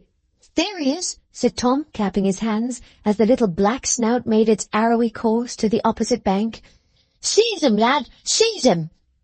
Yap agitated his ears and wrinkled his brows, but declined to plunge, trying whether barking would not answer the purpose just as well. "Oh, you coward!" said Tom, and kicked him over, feeling humiliated as a sportsman to possess so poor-spirited an animal. Bob abstained from remark and passed on, choosing, however, to walk in the shallow edge of the overflowing river by way of change. "He's none so far now, the Floss isn't," said Bob, as he kicked the water up before him with an agreeable sense of being insolent to it. "Why, last year the meadows was all one sheet of water they was." "Aye, but," said Tom, whose mind was prone to see an opposition between statements that were really accordant, "but there was a big flood once when the round pool was made. I know there was, 'cause father says so, and the sheep and the cows all drowned, and the boats went all over the fields, ever such a way." "I don't care about a flood coming," said Bob. "I don't mind the water no more nor the land. I'd swim, I would." "Ah, but if you've got nothing to eat for ever so long," said Tom, his imagination becoming quite active under the stimulus of that dread. "When I'm a man, I shall make a boat with a wooden house on the top of it, like Noah's Ark, and keep plenty to eat in it, rabbits and things, all ready. And then, if the flood came, you know, Bob, I shouldn't mind. And I'd take you in if I saw you swimming," he added, in the tone of a benevolent patron. "I aren't frightened," said Bob, to whom hunger did not appear so appalling, "but I'd get in and knock the rabbits in the head when you wanted to eat 'em." "Ah, and I should have halfpence, and we'd play at heads and tails," said Tom, not contemplating the possibility that this recreation might have fewer charms for his mature age.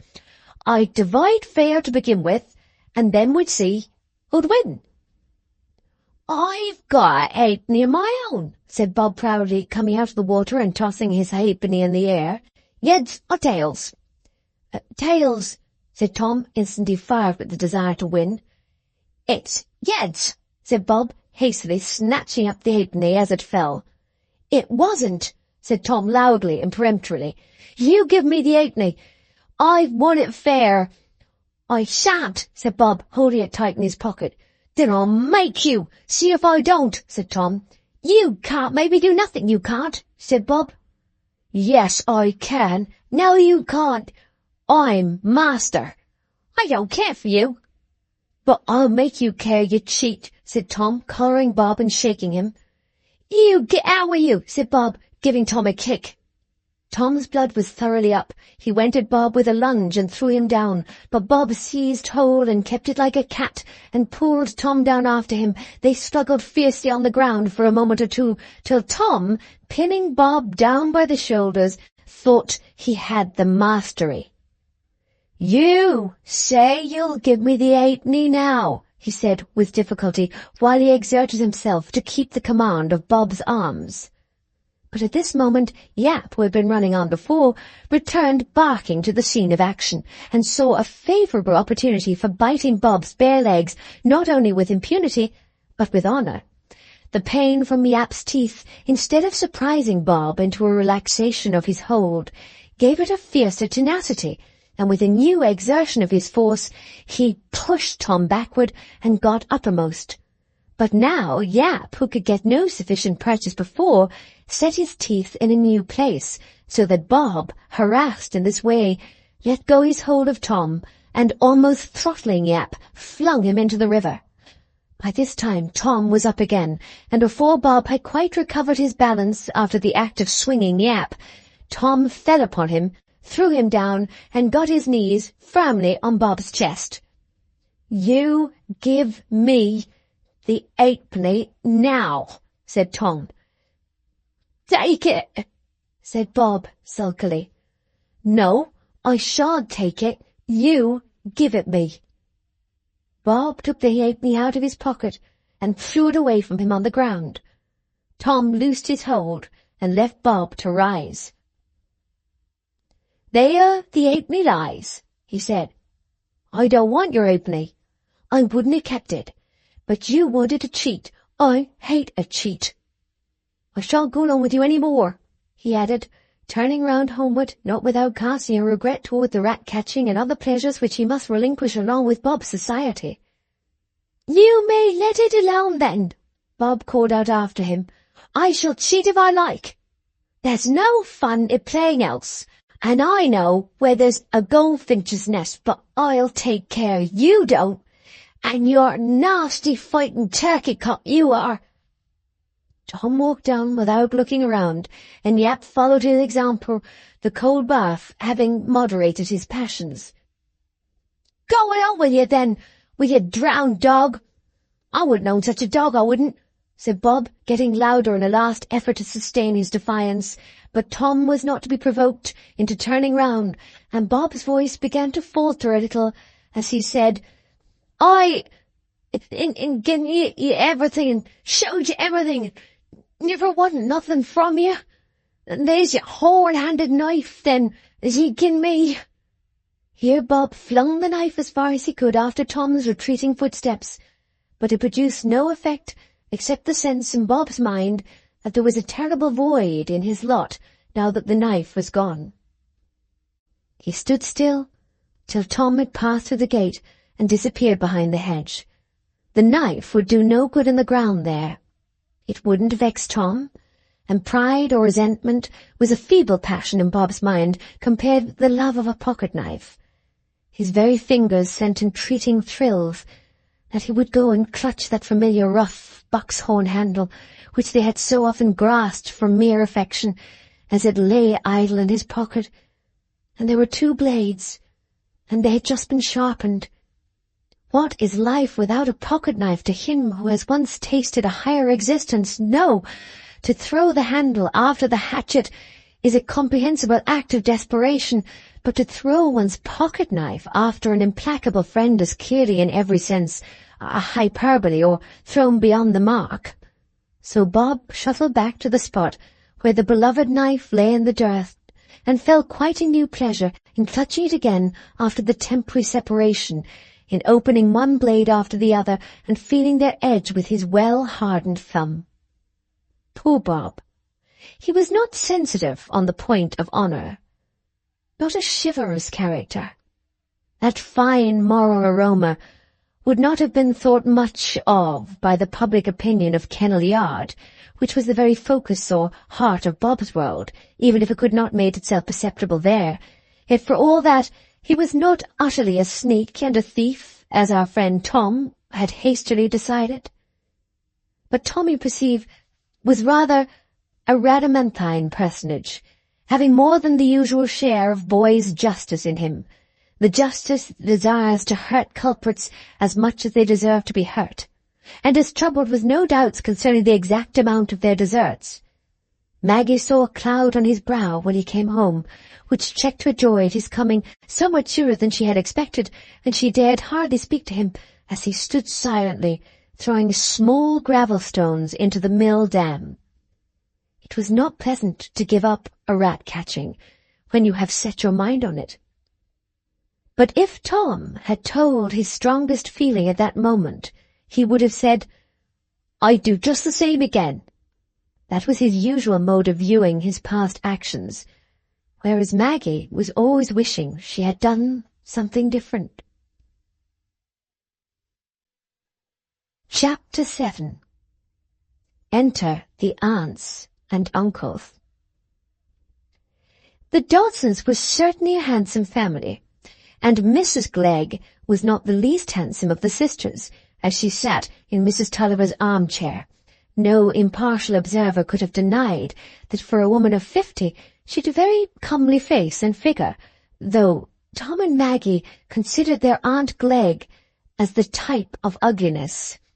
It is true she despised the advantages of costume, for though, as she often observed, no woman had better clothes, It was not her way to wear her new things out before her old ones. Other women, if they liked, might have their best thread lace in every wash, but when Mrs. Glegg died, it will be found that she had better lace laid by in that right-hand drawer of her wardrobe in the spotted chamber than ever Mrs. Woore of St. Ogg's had bought in her life, although Mrs. Woore wore her lace before it was paid for. So of her curled fronts, Mrs. Glegg had doubtless the glossiest and crispest brown curls in her drawers, as well as curls in various degrees of fuzzy laxness. But to look out on the weekday world from under a crisp and glossy front would be to introduce a most dreamlike and unpleasant confusion between the sacred and the secular. Occasionally, indeed, Mrs. Glegg wore one of her third best fronts on a weekday visit, but not at a sister's house, especially not at Mrs. Tulliver's, who, since her marriage, had hurt her sister's feelings greatly by wearing her own hair. Though, as Mrs. Glegg observed to Mrs. Dean, a mother of a family, like Bessie, with a husband always going to law, might have been expected to know better. But Bessie was always weak. So, if Mrs. Glegg's front today was more fuzzy and lax than usual, she had a design under it. She intended the most pointed and cutting allusion to Mrs. Tulliver's bunches of blonde curls, separated from each other by a due wave of smoothness on each side of the parting. Mrs. Tulliver had shed tears several times at Sister Glegg's unkindness on the subject of these unmatronly curls, but the consciousness of looking the handsomer for them naturally administered support. Mrs. Glegg chose to wear her bonnet in the house today, united and tilted slightly, of course a frequent practice of hers when she was on a visit, and happened to be in a severe humour. She didn't know what draughts there might be in strange houses. For the same reason she wore a small sable tippet, which reached just to her shoulders, and was very far from meeting across her well-formed chest, while her long neck was protracted by a chevaux de frise of miscellaneous frilling. One would need to be learned in the fashions of those times to know how far in the rear of them Mrs. Glegg's slate-coloured silk gown must have been, but from certain constellations of small yellow spots upon it, and a mouldy odour about it suggestive of a damp clothes-chest, it was probable that it belonged to a stratum of garments just old enough to have come recently into wear. Mrs. Glegg held her large gold watch in her hand with the many-doubled chain around her fingers, and observed to Mrs. Tulliver, who had just returned from a visit to the kitchen, that whatever it might be by other people's clocks and watches, it was gone 12:30 by hers. "I don't know what ails Sister Pullet," she continued. "It used to be the way in our family for one to be as early as another. I'm sure it was so in my poor father's time, and not for one sister to sit half an hour before the others came. But if the ways of the family are altered, it shan't be my fault. I'll never be the one to come into a house when all the rest are going away. I wonder at Sister Dean. She used to be more like me. But if you take my advice, Bessie, you'll put the dinner forward a bit, sooner than put it back, because folks are late as ought and know better." "Oh, dear, there's no fear. But what they'll be all here in time, sister," said Mrs. Tulliver in her mild, peevish tone. "The dinner won't be ready till 1:30.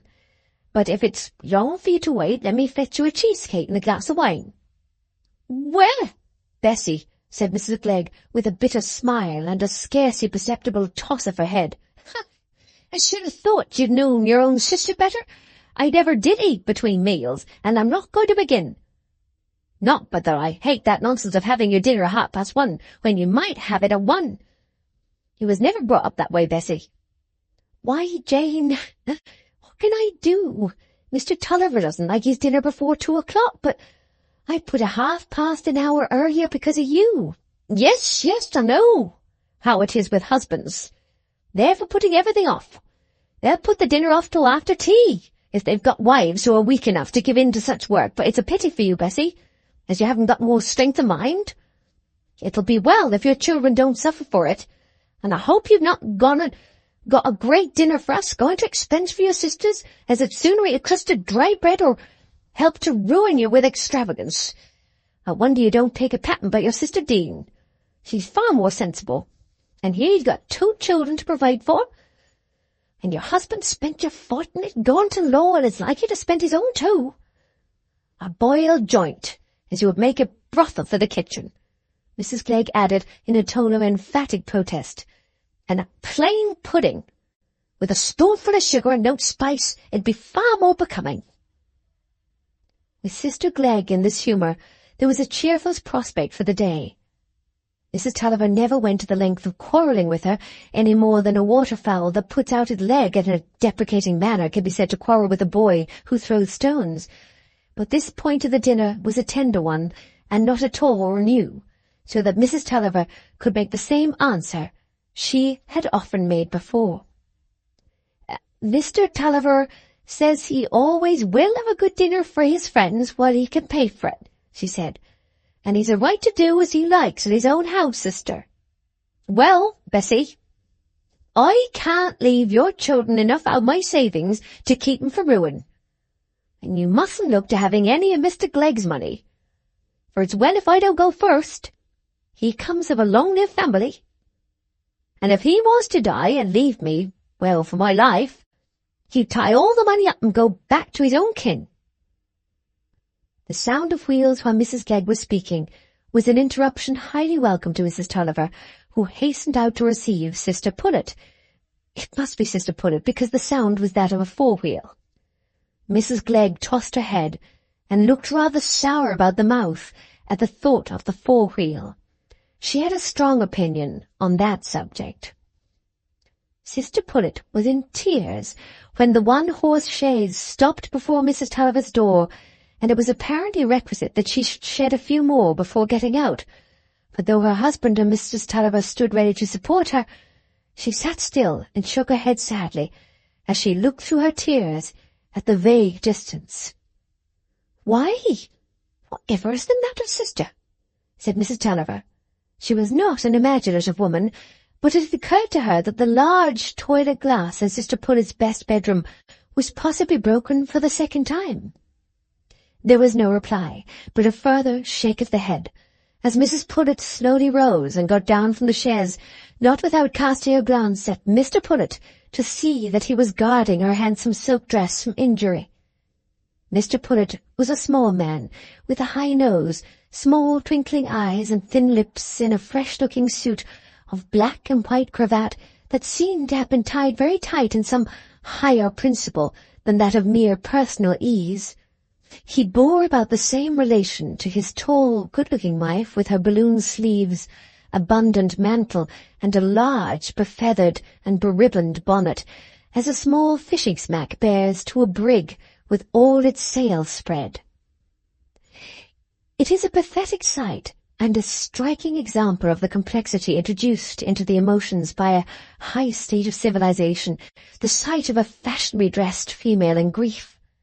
From the sorrow of a Hottentot to that of a woman in large buckram sleeves with several bracelets on each arm, an architectural bonnet, and delicate ribbon strings, what a long series of gradations! In the enlightened child of civilization, the abandonment characteristic of grief is checked and varied in the subtlest manner, so as to present an interesting problem to the analytic mind. If with a crushed heart and eyes half blinded by the mist of tears, she were to walk with a too devious step through a door-place, she might crush her buckram sleeves too, and the deep consciousness of this possibility produces a composition of forces by which she takes a line that just clears the door-post. Perceiving that the tears are hurrying fast, she unpins her strings and throws them languidly backward, a touching gesture, indicative even in the deepest gloom of the hope in future dry moments when cap-strings will once more have a charm. As the tears subside a little, and with her head leaning backward at an angle that will not injure her bonnet, she endures that terrible moment when grief, which has made all things else a weariness, has itself become weary. She looks down pensively at her bracelets and adjusts her clasps with that pretty, studied futurity which would be gratifying to her mind if it were once more in a calm and healthy state. Mrs. Pullet brushed each door-post with great nicety, about the latitude of her shoulders. At that period, a woman was truly ridiculous to an instructed eye if she did not measure 1.5 yards across the shoulders, and having done that sent the muscles of her face in quest of fresh tears as she advanced into the parlour where Mrs. Glegg was seated. "Well, sister, you're late. What's the matter?" said Mrs. Glegg rather sharply as they shook hands. Mrs. Pullet sat down, lifting up her mantle carefully behind, before she answered, "She's gone," unconsciously using an impressive figure of rhetoric. It isn't the glass this time, then," thought Mrs. Tulliver. "Died the day before yesterday," continued Mrs. Pullet, "and her legs was as thick as my body," she added with deep sadness after a pause. "They'd tapped her no end of times, and the water, they say, you might have swum in it if you liked." "Well, Sophie, it's a mercy she's gone then, whoever she may be," said Mrs. Glegg, with the promptitude and emphasis of a mind naturally clear and decided. "But I can't think who you're talking of for my part." "But I know," said Mrs. Pullet, sighing and shaking her head, "and there isn't another such a dropsy in the parish. I know as it's old Mrs. Sutton, of the 20 lads." "Well, she's no kin of yours, nor much acquaintance as I've ever heard of," said Mrs. Glegg, who always cried just as much as was proper when anything happened to her own kin, but not on other occasions. "She's so much acquaintance as I've seen her legs when they was like bladders, and an old lady as had doubled her money over and over again, and kept it all in her own management to the last, and had her own pocket with the keys in under her pillow constant. There is many old parishioners like her, I doubt." "And they say she took as much physic as 'd fill a wagon," observed Mr. Pullet. "Ah," sighed Mrs. Pullet, "she'd another complaint ever so many years before she had the dropsy, and the doctors couldn't make out what it was, and she said to me, when I went to see her last Christmas, she said, 'Mrs. Pullet, if ever you have the dropsy, you'll think of me.' She did say so," added Mrs. Pullet, beginning to cry bitterly again. "Those were her very words. And she's to be buried a Saturday, and Pullet's been to the funeral." "Sophie," said Mrs. Glegg, unable any longer to contain her spirit of rational remonstrance, "Sophie, I wonder at you, fretting and injuring your health about people as don't belong to you. Your poor father never did so, nor your Aunt Frances neither, nor any of the family as I've ever heard of. You couldn't fret no more than this, if we'd heard our cousin Abbott had died sudden without making his will." Mrs. Pullet was silent, having to finish her crying, and rather flattered than indignant at being upbraided for crying too much. It was not everybody who could afford to cry so much about their neighbours who had left them nothing. But Mrs. Pullet had married a gentleman farmer, and had leisure and money to carry her crying and everything else to the highest pitch of respectability. "Mrs. Sutton didn't die without making her will, though," said Mr. Pullet, with a confused sense that he was saying something to sanction his wife's tears. "Ours is a rich parish, but they say there's nobody else to leave as many thousands behind him as Mrs. Sutton, and she's left no legacies to speak on. Left it all in a lump to her husband's nevy." "There wasn't much good in being so rich then," said Mrs. Glegg, "if she'd none but husband's kin to leave her to. It's poor work when that's all you've got to pinch yourself for. Not as I'm one of those that'd like to die without leaving more money out at interest than other folks had reckoned, but it's a poor tale when it must go out of your own family." "I'm sure, sister," said Mrs. Pullet, who had recovered sufficiently to take off her veil and fold it carefully, "it's a nice sort of man that Mrs. Sutton has left her money to, for he's troubled with the asthma and goes to bed every night at 8 o'clock. He told me about it himself, as free as could be, one Sunday when he came to our church. He wears a hareskin on his chest, and has a trembling in his talk. Quite a gentleman sort of man, I told him there wasn't many months in the year when I wasn't under the doctor's hands, and he said, 'Mrs. Pullet, I can feel for you.' That was what he said. The very words. Ah," sighed Mrs. Pullet, shaking her head at the idea that there were but few who could enter fully into her experiences in pink mixture and white mixture, strong stuff in small bottles and weak stuff in large bottles, damp boluses at 1 shilling and draughts at 18 pence. "Sister, I may as well go and take my bonnet off now. Did you see as the cap box was put out?" she added, turning to her husband. Mr. Pullet, by an unaccountable lapse of memory, had forgotten it, and hastened out with a stricken conscience to remedy the omission. "They'll bring you upstairs, sister," said Mrs. Tulliver, wishing to go at once, lest Mrs. Glegg should begin to explain her feelings about Sophie's being the first Dodson who ever ruined her constitution with doctor's stuff. Mrs. Tulliver was fond of going upstairs with her sister Pullet, and looking thoroughly at her cap before she put it on her head, and discussing millinery in general. This was part of Bessie's weakness that stirred Mrs. Glegg's sisterly compassion. Bessie went far too well dressed, considering, and she was too proud to dress her own child in the good clothing her sister Glegg gave her from the primeval strata of her wardrobe. It was a sin and a shame to buy anything to dress that child, if it wasn't a pair of shoes. This, in particular, however, Mrs. Glegg did her sister Bessie some injustice, for Mrs. Tulliver had really made efforts to induce Maggie to wear a leghorn bonnet and a dyed silk frock made out of her Aunt Glegg's, but the results had been such that Mrs. Tulliver was obliged to bury them in her maternal bosom.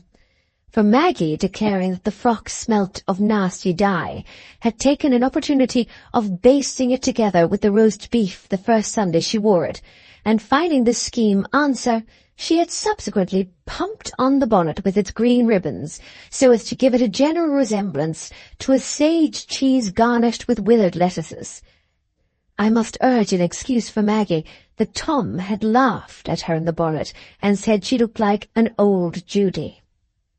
Aunt Pullet, too, made presents of clothes, but these were always pretty enough to please Maggie as well as her mother. Of all her sisters, Mrs. Tulliver certainly preferred her sister Pullet, not without a return of preference, but Mrs. Pullet was sorry Bessie had those naughty, awkward children. She would do the best she could by them, but it was a pity they weren't as good and as pretty as Sister Dean's child. Maggie and Tom, on their part, thought their Aunt Pullet tolerable, chiefly because she was not their Aunt Glegg. Tom always declined to go more than once during his holidays to see either of them. Both his uncles tipped him that once, of course. But at his Aunt Pullet's there were a great many toads to pelt in the cellar area, so that he preferred the visit to her. Maggie shuddered at the toads, and dreamed of them horribly, but she liked her Uncle Pullet's musical snuff-box.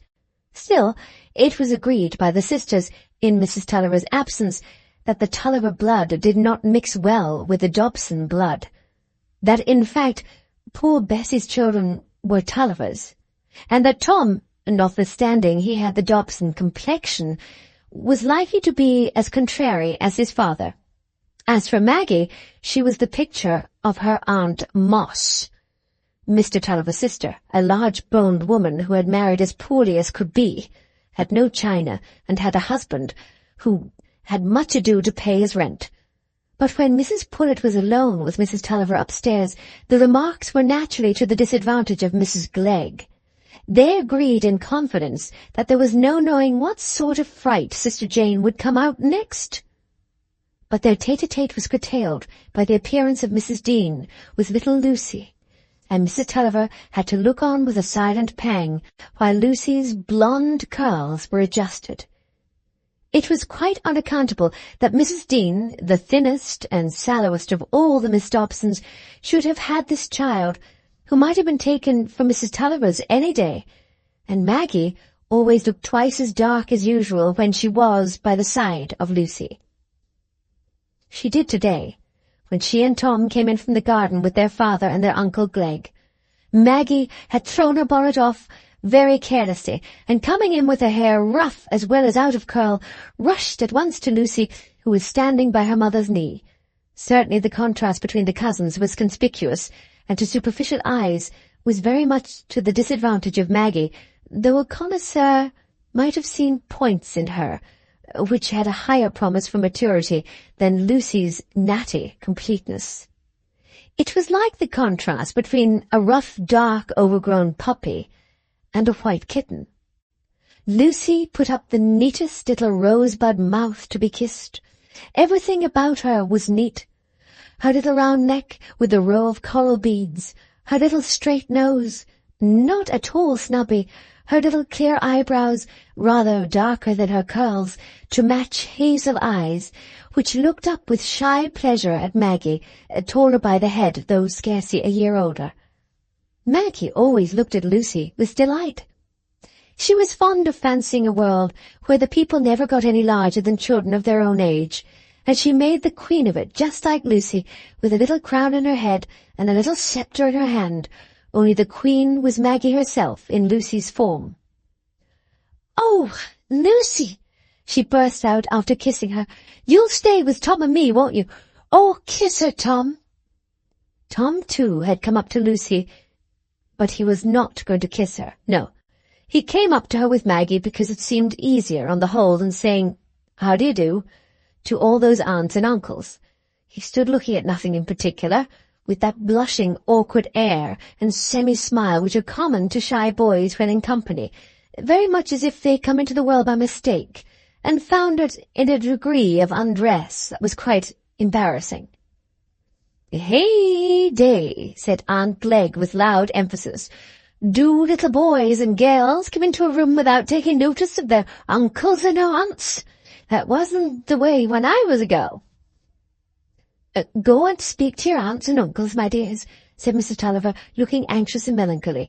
She wanted to whisper to Maggie a command to go and have her hair brushed.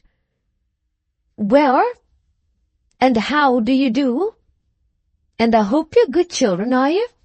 said Aunt Glegg in the same loud, emphatic way, as she took their hands, hurting them with her large rings and kissing their cheeks so much against their desire.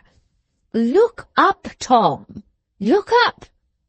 Boys as go to boarding schools should hold their heads up. Look at me now." Tom declined that pleasure apparently, for he tried to draw his hand away. "Put your hair behind your ears, Maggie, and keep your frock on your shoulder." Aunt Glegg always spoke to them in this loud, emphatic way, as if she considered them deaf, or perhaps rather idiotic. It was a means, she thought, of making them feel that they were accountable creatures, and might be a salutary check on naughty tendencies. Bessie's children were so spoiled, they needed somebody to make them feel their duty. "Well, my dears," said Aunt Pullet in a compassionate voice, "you grow wonderful fast. I doubt they'll outgrow their strength," she added, looking over their heads with a melancholy expression at their mother. "I think the girl has too much hair. I'd have it thinned and cut shorter, sister, if I were you. It isn't good for her health. It's that as makes her skin so brown I shouldn't have 'em. Don't you think so, Sister Dean?" "I can't say, I'm sure, sister," said Mrs. Dean, shutting her lips close again and looking at Maggie with a critical eye. "No, no," said Mr. Tulliver. "The child's healthy enough. There's nothing ails her. There's red wheat, as well as white, for that matter, and some like the dark grain best, but it'd be as well if Bessie'd have the child's hair cut so as it lies smooth." A dreadful resolve was gathering in Maggie's breast, but it was arrested by the desire to know from her Aunt Dean whether she would leave Lucy behind. Aunt Dean would hardly ever let Lucy come to see them. After various reasons for refusal, Mrs. Dean appealed to Lucy herself. "You wouldn't like to stay behind without Mother, would you, Lucy?" "Yes, please, Mother," said Lucy timidly, blushing very pink all over her little neck. "Well done, Lucy. Let her stay, Mrs. Dean, let her stay," said Mr. Dean, a large but alert-looking man, with a type of physique to be seen in all ranks of English society: bald crown, red whiskers, full forehead, and general solidity without heaviness. You may see noblemen like Mr. Dean, and you may see grocers or day-labourers like him, but the keenness of his brown eyes was less common than his contour. He held a silver snuff-box very tightly in his hand, and now and then exchanged a pinch with Mr. Tulliver, whose box was only silver-mounted, so that it was naturally a joke between them that Mr. Tulliver wanted to exchange snuff-boxes also. Mr. Dean's snuff-box had been given him by the superior partners in the firm to which he belonged. At the same time, they gave him a share in the business in acknowledgment of his valuable services as manager. No man was thought more highly of in St. Ogg's than Mr. Dean, and some persons were even of opinion that Miss Susan Dodson, who was once held to have made the worst match of all the Dodson sisters, might one day ride in a better carriage and live in a better house even than her sister put it. There was no knowing where a man would stop who had got his foot into a great mill-owning, ship-owning business like that of Guest and Co., with a banking concern attached, and Mrs. Dean, as her intimate female friends observed, was proud at having enough. She wouldn't let her husband stand still in the world for want of spurring. "Maggie," said Mrs. Tulliver, beckoning Maggie to her and whispering in her ear as soon as this point of Lucy's staying was settled, "go and get your hair brushed, do, for shame. I told you not to come in without looking to Martha first. You know I did." "Tom, come out with me," whispered Maggie, pulling his sleeve as she passed him, and Tom followed willingly enough. "Come upstairs with me, Tom," she whispered when they were outside the door. "There's something I want to do before dinner." "There's no time to play anything before dinner," said Tom, whose imagination was impatient of any intermediate prospect. "Oh, yes, there is time for this. Do come, Tom." Tom followed Maggie upstairs into her mother's room and saw her go at once to a drawer from which she took out a large pair of scissors. "What are they for, Maggie?" said Tom, feeling his curiosity awakened. Maggie answered by seizing her front locks and cutting them straight across the middle of her forehead. "Oh, my buttons, Maggie! You'll catch it," explained Tom. "You'd better not cut any more off." Snip went the great scissors again, while Tom was speaking, and he couldn't help feeling it was rather good fun. Maggie would look so queer. "Here, Tom, cut it behind for me," said Maggie, excited by her own daring and anxious to finish the deed. "You'll catch it, you know," said Tom, nodding his head in an admonitory manner and hesitating a little as he took the scissors. "Never mind. Make haste," said Maggie, giving a little stamp with her foot. Her cheeks were quite flushed. The black locks were so thick, nothing could be more tempting to a lad who had already tasted the forbidden pleasure of cutting the pony's mane. I speak to those who know the satisfaction of making a pair of scissors meet through a duly resisting mass of hair. One delicious grinding snip, and then another, and another, and the hinder locks fell heavily on the floor, and Maggie stood cropped in a jagged, uneven manner, but with a sense of clearness and freedom, as if she had emerged from a wood into an open plain. "Oh, Maggie," said Tom, jumping round her and slapping his knees as he laughed. "Oh, my buttons! What a queer thing you look! Look at yourself in the glass. Oh, you look like the idiot we throw our nutshells to at school." Maggie felt an unexpected pang. She had thought beforehand chiefly at her own deliverance from her teasing hair and teasing remarks about it, and something also of the triumph she should have over her mother and her aunts by this very decided course of action. She didn't want her hair to look pretty. That was out of the question. She only wanted people to think her a clever little girl and not to find fault with her. But now, when Tom began to laugh at her and say she was like an idiot, the affair had quite a new aspect. She looked in the glass, and still Tom laughed and clapped his hands, and Maggie's flushed cheeks began to pale and her lips to tremble a little. "Oh, Maggie, you'll have to go down to dinner directly," said Tom. "Oh, my." "Don't laugh at me, Tom," said Maggie in a passionate tone, with an outburst of angry tears, stamping and giving him a push. "Now then, Spitfire," said Tom. "What did you cut it off for then?" "I shall go down. I can smell the dinner going on." He hurried downstairs and left poor Maggie to that bitter sense of the irrevocable, which was almost an everyday experience of her small soul. She could see clearly enough now the thing was done, that it was very foolish, and that she should have to hear and think more about her hair than ever. For Maggie rushed to her deeds with passionate impulse, and then saw not only their consequences, but what would have happened if they had not been done, with all the detail and exaggerated circumstance of an active imagination. Tom never did the same sort of foolish things as Maggie, having a wonderful instinctive discernment of what would turn to his advantage or disadvantage, and so it happened that though he was much more wilful and inflexible than Maggie, his mother hardly ever called him naughty. But if Tom did make a mistake of that sort, he espoused it and stood by it. He didn't mind. If he broke the lash of his father's gig whip by lashing the gate, he couldn't help it. The whip shouldn't have got caught in the hinge. If Tom Tulliver whipped a gate, he was convinced not that the whipping of gates by all boys was a justifiable act, but that he, Tom Tulliver, was justifiable in whipping that particular gate, and he wasn't going to be sorry.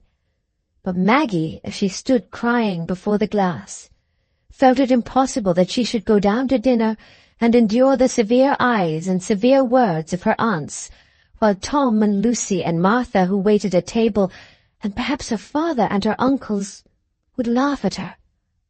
For if Tom had laughed at her, of course everyone else would, and if she had only let her hair alone, she could have sat with Tom and Lucy, and had had the apricot pudding and the custard. What could she do but sob? She sat as helpless and despairing among her black locks as Ajax among the slaughtered sheep. Very trivial, perhaps, this anguish seems to weather-worn mortals who have to think of Christmas bills, dead loves, and broken friendships. But it was not less bitter to Maggie. Perhaps it was even more bitter than what we are fond of calling, antithetically, the real troubles of mature life. "Ah, my child, you will have real troubles to fret about by and by," is the consolation we have almost all of us had administered to us in our childhood, and have repeated to other children since we have been grown up. We have all of us sobbed so piteously, standing with bare tiny legs above our little socks, when we lost sight of our mother or nurse in some strange place. But we can no longer recall the poignancy of that moment, and weep over it as we do over the remembered sufferings of 5 or 10 years ago. Every one of those keen moments has left its trace, and lives in us still, but such traces have blent themselves irrecoverably with the firmer texture of our youth and manhood. And so it comes that we can look on at the troubles of our children with a smiling disbelief in the reality of their pain.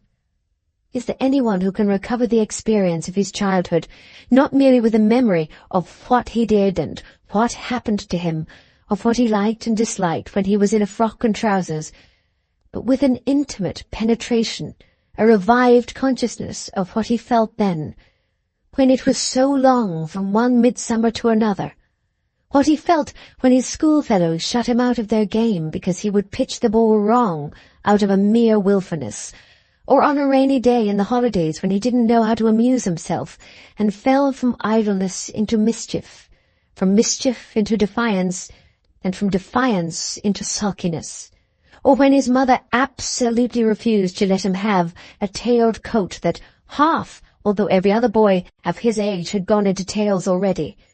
Surely, if we could recall that early bitterness, and the dim guesses, the strangely perspective-less conception of life that gave the bitterness its intensity, we should not pooh-pooh the griefs of our children. "Miss Maggie, you're to come down this minute," said Kezia, entering the room hurriedly. "Lawks! What have you been a-doing?" I never see such a fright. Don't, Kezia, said Maggie angrily. Go away. But I tell you to come down, miss, this minute. Your mother says so, said Kezia, going up to Maggie and taking her by the hand to raise her from the floor. Get away, Kezia. I don't want any dinner, said Maggie, resisting Kezia's arms. I shan't come. Oh, well, I can't stay.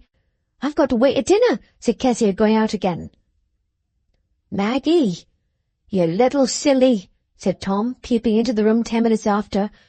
Why don't you come and have your dinner? There's lots of goodies and Mother says you're to come.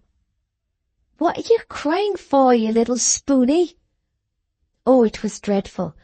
Tom was so hard and unconcerned. If he had been crying on the floor, Maggie would have cried too, and there was the dinner, so nice, and she was so hungry.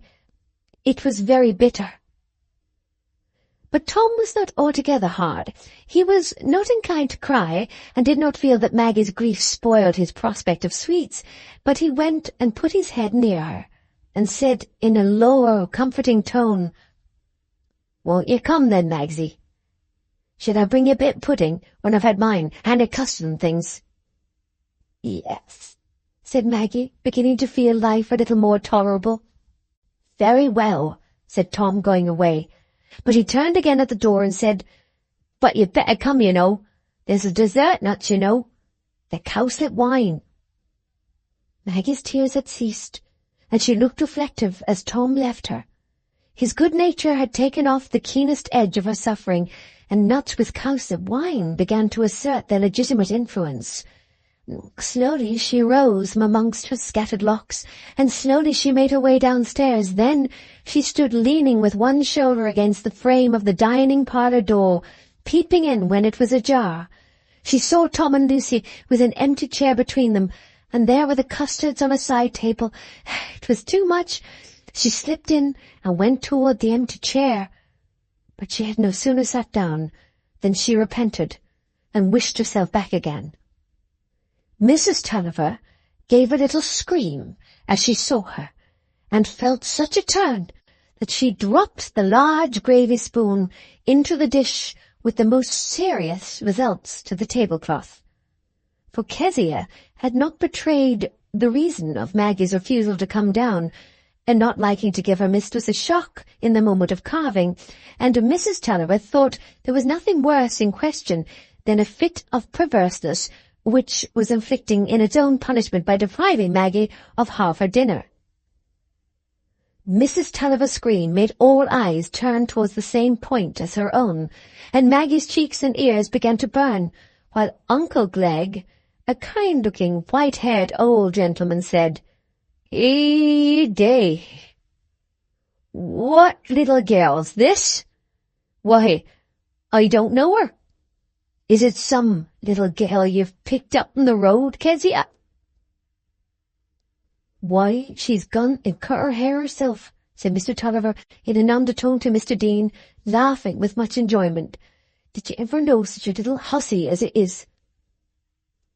Why, little miss, you've made yourself look very funny, said Uncle Pullet, and perhaps he never in his life made an observation which was felt to be so lacerating.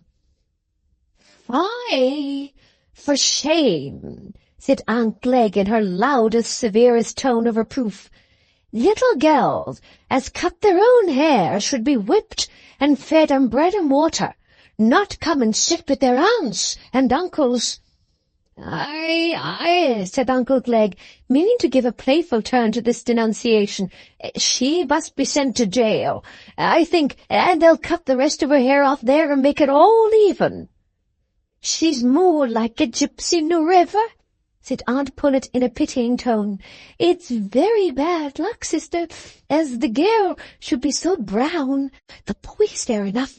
I doubt it'll stand in a way in life to be so brown.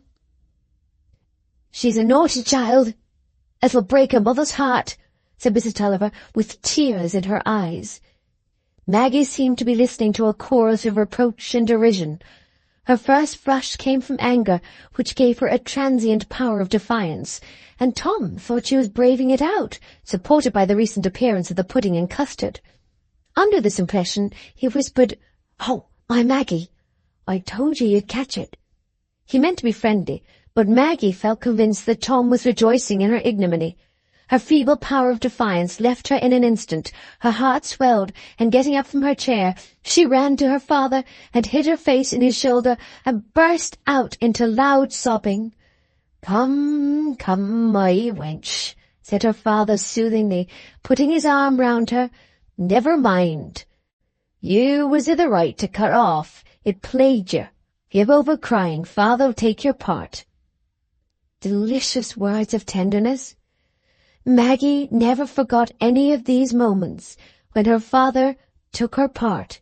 She kept them in her heart and thought of them long years after, when everyone else said that her father had done very ill by his children. "How your husband does spoil that child, Bessie," said Mrs. Glegg in a loud aside to Mrs. Tulliver. "It'll be the ruin of her if you don't take care. My father never brought his children up so, else we should have been a different sort of family to what we are." Mrs. Tulliver's domestic sorrows seemed at this moment to have reached the point at which insensibility begins. She took no notice of her sister's remark, but threw back her cap-strings and dispensed the pudding in mute resignation. With the dessert there came entire deliverance for Maggie, for the children were told they might have their nuts and wine in the summer-house, since the day was so mild, and they scampered out among the budding bushes of the garden with the alacrity of small animals getting from under a burning glass. Mrs. Tulliver had her special reason for this permission. Now the dinner was dispatched, and everyone's mind disengaged, it was the right moment to communicate Mr. Tulliver's intention concerning Tom, and it would be as well for Tom himself to be absent. The children were used to hear themselves talked of as freely as if they were birds, and could understand nothing, however they might stretch their necks and listen.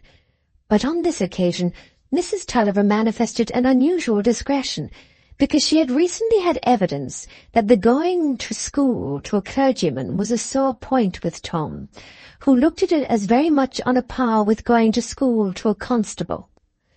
Mrs. Tulliver had a sighing sense that her husband would do as he liked, whatever Sister Glegg said, or Sister Pullet either, but at least they would not be able to say, if the thing turned out ill, that Bessie had fallen in with her husband's folly without letting her own friends know a word about it. "Mr. Tulliver," she said, interrupting her husband in his talk with Mr. Dean, "it's time to tell the children's aunts and uncles what you think of doing with Tom, isn't it?" "Very well," said Mr. Tulliver rather sharply. "I have no objections to telling anybody what I mean to do with him. I've settled," he added, looking towards Mr. Glegg and Mr. Dean. "I've settled to send him to a Mr. Stelling, a parson down at King's Norton there, an uncommon clever fellow, I understand, as'll put him up to most things." There was a rustling demonstration of surprise in the company, such as you may have observed in a country congregation when they hear an allusion to their weekday affairs from the pulpit. It was equally astonishing to the aunts and uncles to find a parson introduced into Mr. Tulliver's family arrangements. As for Uncle Pullet, he could hardly have been more thoroughly obfuscated if Mr. Tulliver had said that he was going to send Tom to the Lord Chancellor, for Uncle Pullet belonged to that extinct class of British yeomen who dressed in a good broadcloth, paid high rates and taxes, went to church and ate a particularly good dinner on Sunday without dreaming that the British Constitution in Church and State had a traceable origin any more than the solar system and the fixed stars. It is melancholy but true that Mr. Pullet had the most confused idea of a bishop as a sort of a baronet, who might or might not be a clergyman, and as the rector of his own parish was a man of high family and fortune, the idea that a clergyman could be a schoolmaster was too remote for Mr. Pullet's experience to be readily conceivable. I know it is difficult for people in these instructed times to believe in Uncle Pullet's ignorance, but let them reflect on the remarkable results of a great natural faculty under favouring circumstances, and Uncle Pullet had a great natural faculty for ignorance. He was the first to give utterance to his astonishment. "Why," "What can you be going to send him to a parson for?" he said, with an amazed twinkling in his eyes, looking at Mr. Glegg and Mr. Dean to see if they showed any sign of comprehension. "Why, because the parsons are the best schoolmasters by what I can make out," said poor Mr. Tulliver, who, in the maze of this puzzling world, laid hold of any clue with great readiness and tenacity. "Jacobs at the academy's no parson. He's done very bad by the boy, and I made up my mind if I send him to school again, it should be to somebody different to Jacobs. And this Mr. Stelling, by what I can make out, is the sort of man I want, and I mean my boy to go to him at midsummer," he concluded in a tone of decision, tapping his snuff-box and taking a pinch. "You'll have to pay a swinging half-yearly bill then, eh, Tulliver? The clergymen have highish notions in general," said Mr. Dean, taking snuff vigorously, as he always did when wishing to maintain a neutral position. "What? Do you think the parson will teach him to know a good sample of wheat when he sees it, neighbour Tulliver?" said Mr. Glegg, who was fond of his jest, and having returned from business, felt it was not only allowable but becoming in him to take a playful view of things. "Why, you see, I've got a plan in my head about Tom," said Mr. Tulliver, pausing after that statement and lifting up his glass.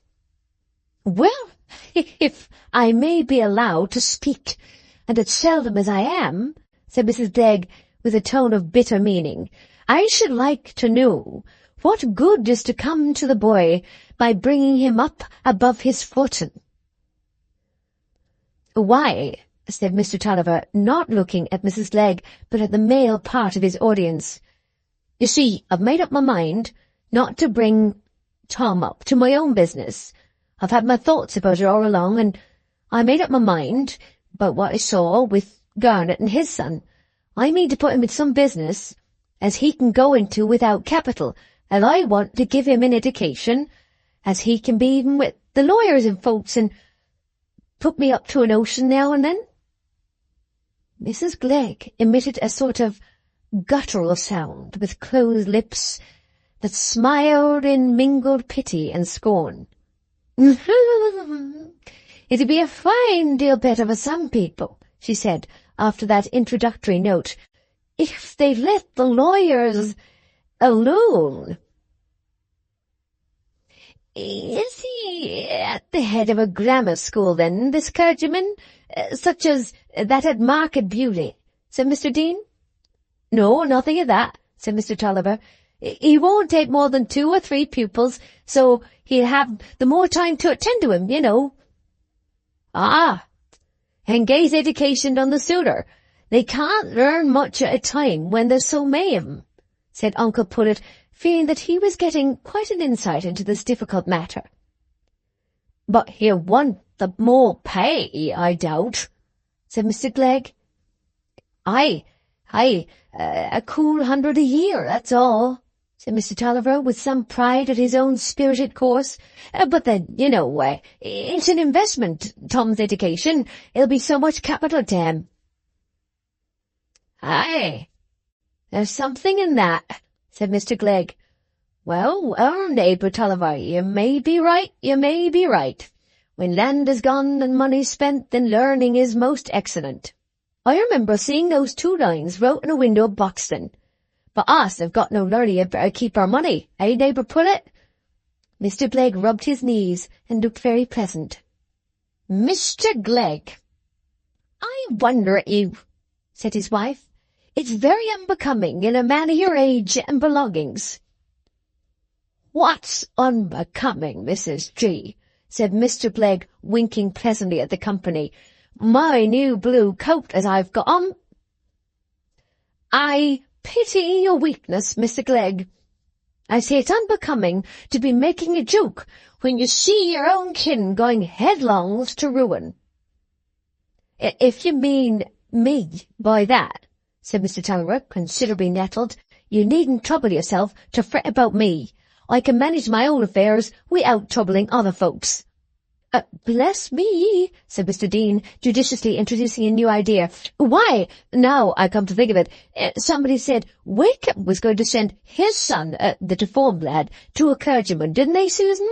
Appealing to his wife. I can give no account of it, I'm sure, said Mrs. Dean, closing her lips very tightly again. Mrs. Dean was not a woman to take part in a scene where missiles were flying. Well, said Mr. Tulliver, speaking all the more cheerfully that Mrs. Glegg might see he didn't mind her, if Wakeham thinks of sending his son to a clergyman, depend upon it, I shall make no mistake in sending Tom to one.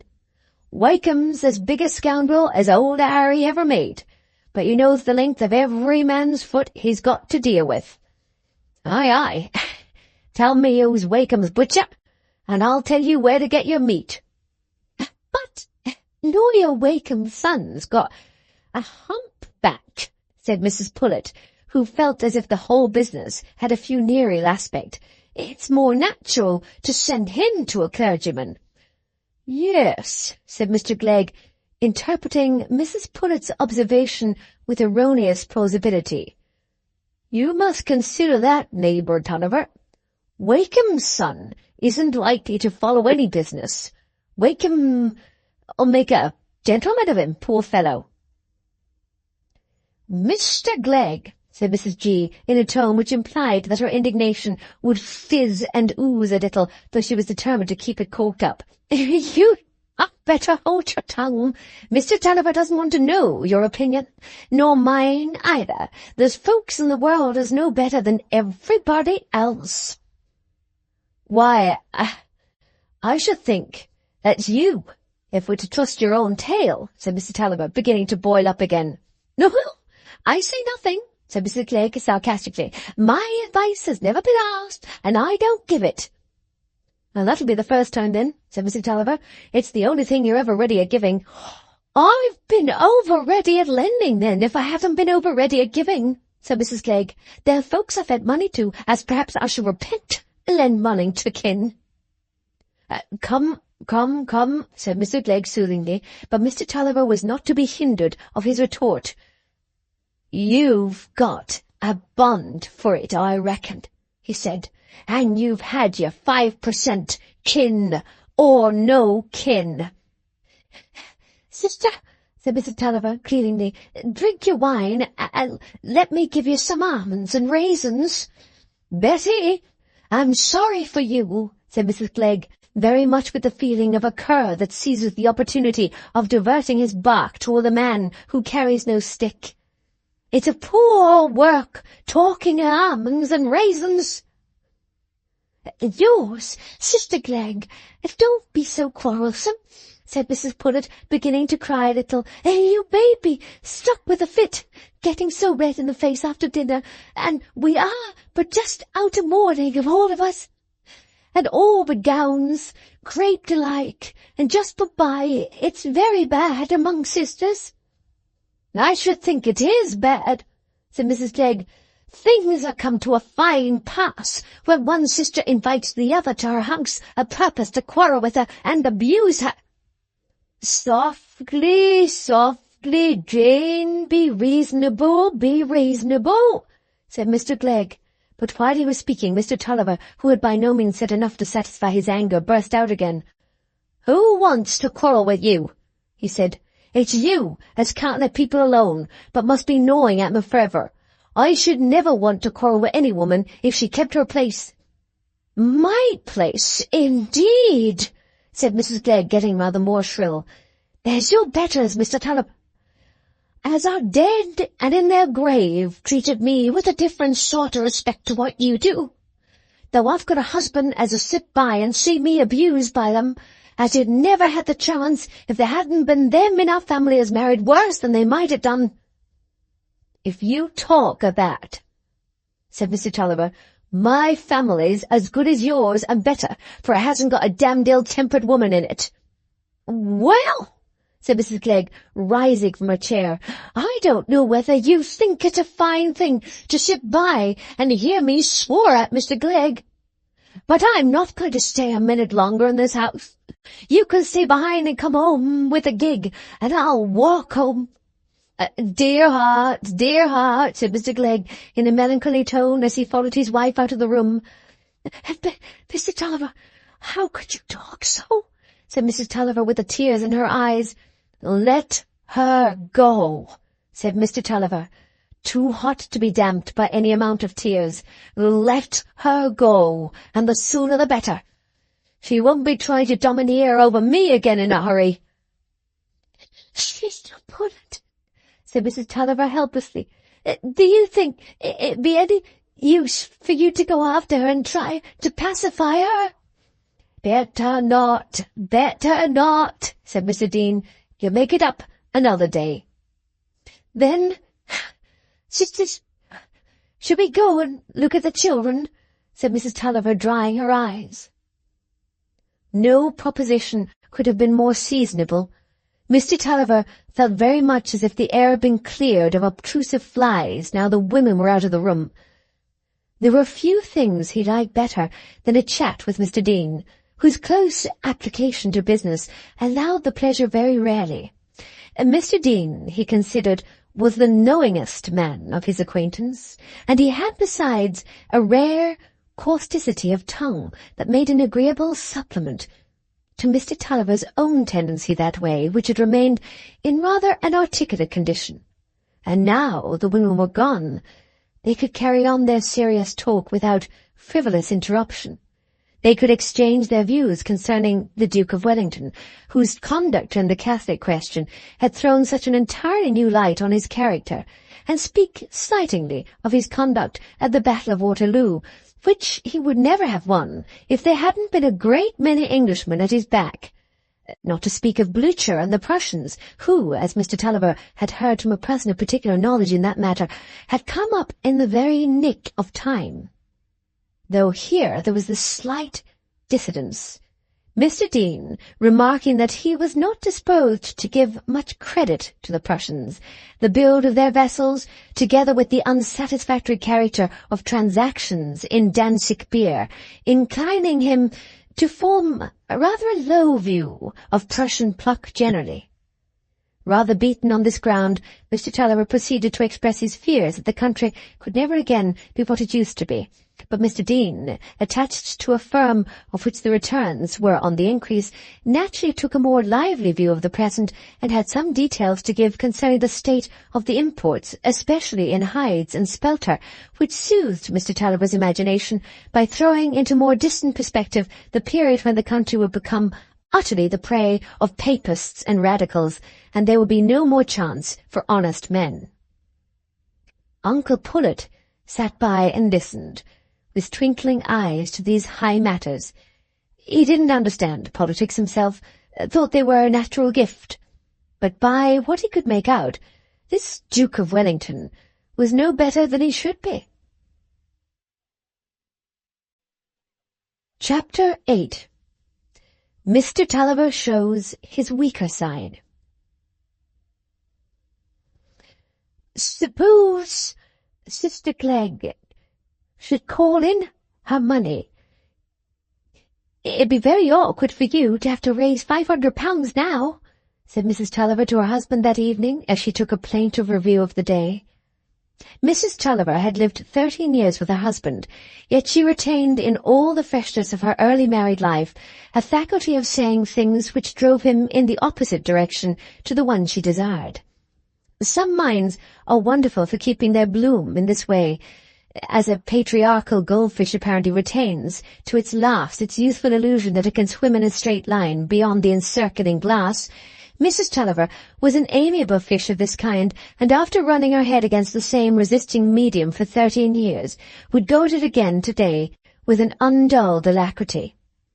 This observation of hers tended directly to convince Mr. Tulliver that it would not be at all awkward for him to raise £500, and when Mrs. Tulliver became rather pressing to know how he would raise it without mortgaging the mill and the house, which he had said he never would mortgage, since nowadays people were none so ready to lend money without security, Mr. Tulliver, getting warm, declared that Mrs. Glegg might do as she liked about calling in her money.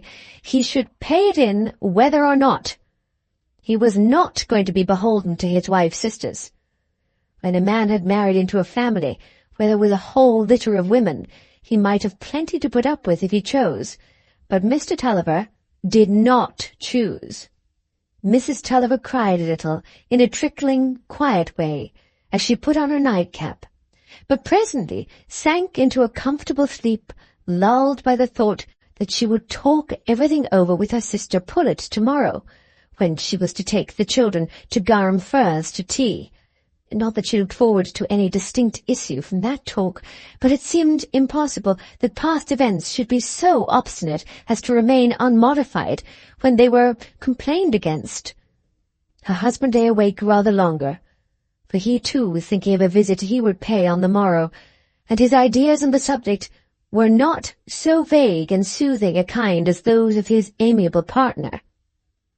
Mr. Tulliver, when under the influence of a strong feeling, had a promptitude in action that may seem inconsistent with that painful sense of the complicated, dazzling picture of human affairs under which his more dispassionate deliberations were conducted.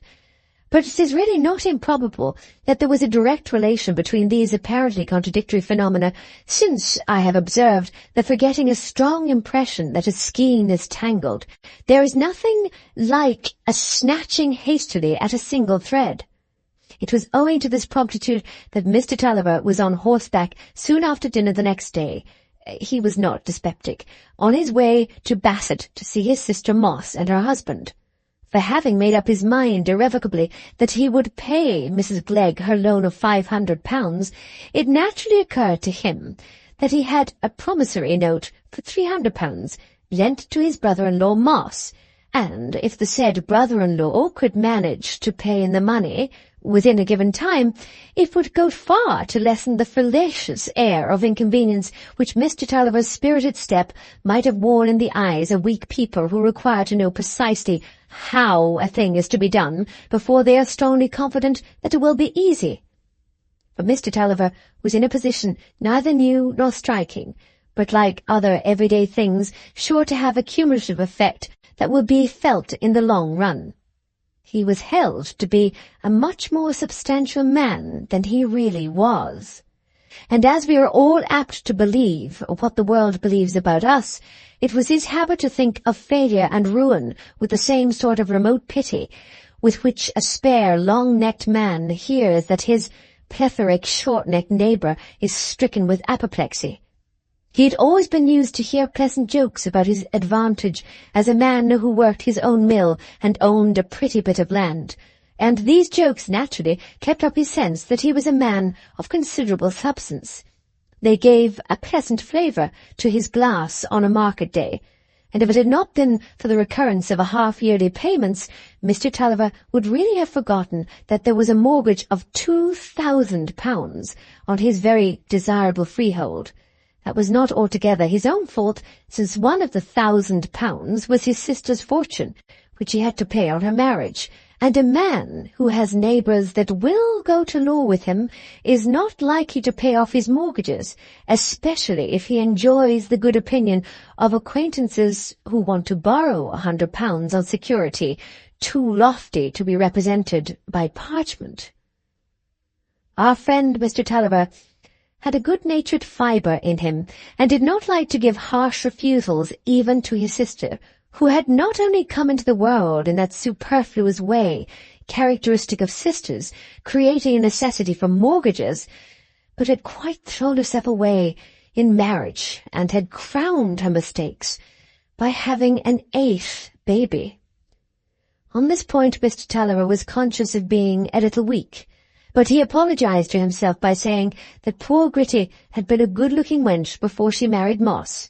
He would sometimes say this, even with a slight tremulousness in his voice, but this morning he was in a mood more becoming a man of business, and in the course of his ride along the Basset lanes, with their deep ruts, lying so far away from a market town that the labour of drawing produce and manure was enough to take away the best part of the profits on such poor land as the parish was made of, he got up a due amount of irritation against Moss as a man without capital, who, if Murin and Blight were abroad, was sure to have his share of them, and who, the more you tried to help him out of the mud, would sink the further in.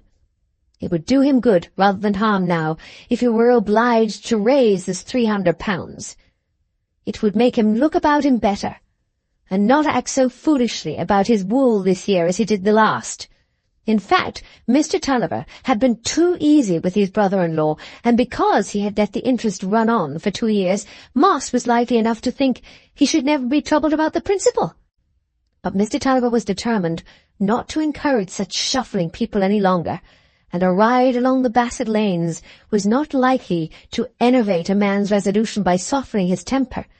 The deep-trodden hoof-marks made the muddiest days of winter, gave him a shake now and then, which suggested a rash but stimulating snarl at the father of lawyers, who, whether by means of his hoof or otherwise, had doubtless something to do with the state of the roads, and the abundance of foul land and neglected fences that met his eye, though they made no part of his brother Moss's farm, strongly contributed to his dissatisfaction with that unlucky agriculturalist. If this wasn't Moss's fallow, it might have been. Bassett was all alike. It was a beggarly parish, in Mr. Tulliver's opinion, and his opinion was certainly not groundless.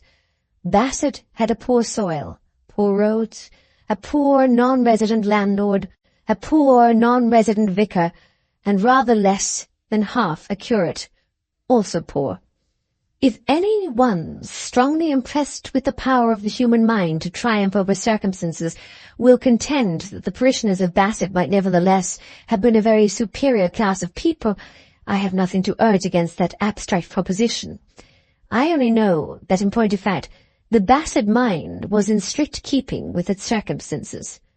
The muddy lanes, green or clay, that seemed to the unaccustomed eye to lead nowhere but into each other, did really lead, with patience, to a distant high road. But there were many feet in Bassett which they led more frequently to a centre of dissipation. Spoken of formerly as the Market at Granby, but among intimates as Dickinson's.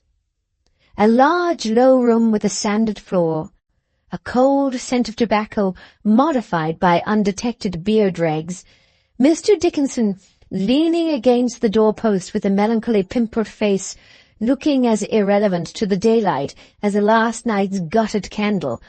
All this may not seem a very seductive form of temptation, but the majority of men in Bassett found it fatally alluring when encountered on their road toward 4 o'clock on a wintry afternoon. And if any wife in Bassett wished to indicate that her husband was not a pleasure-seeking man, she could hardly do it more emphatically than by saying that he didn't spend a shilling at Dickinson's from one Whitsuntide to another. Mrs. Moss had said so of her husband more than once, when her brother was in the mood to find fault with him, as he certainly was today.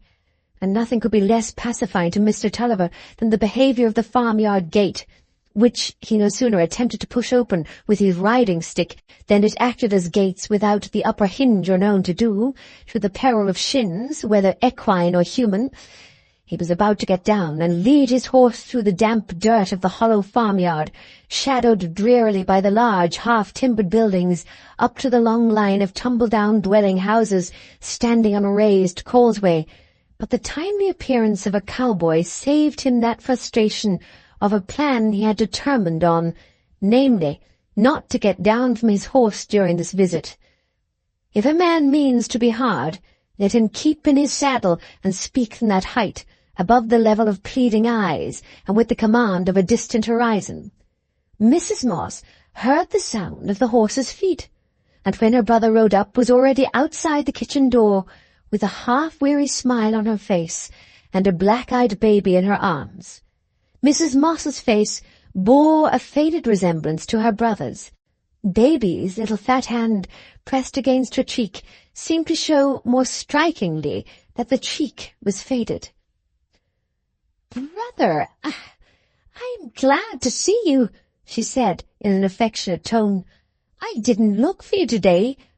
How do you do?" "Oh, pretty well, Mrs. Moss, pretty well," answered the brother with cool deliberation, as if it were rather too forward of her to ask that question. She knew at once that her brother was not in good humour. He never called her Mrs. Moss, except when he was angry and when they were in company. But she thought it was in order of nature that people who were poorly off should be snubbed. Mrs. Moss did not take her stand on the equality of the human race. She was a patient, prolific, loving-hearted woman. "Your husband isn't in the house, I suppose?" added Mr. Tulliver after a grave pause, during which 4 children had run out like chickens whose mother had been suddenly in eclipse behind the hen-coop. "No," said Mrs. Moss, "but he's only in the potato field yonders. Georgie, run to the far close in a minute and tell father your uncle's come.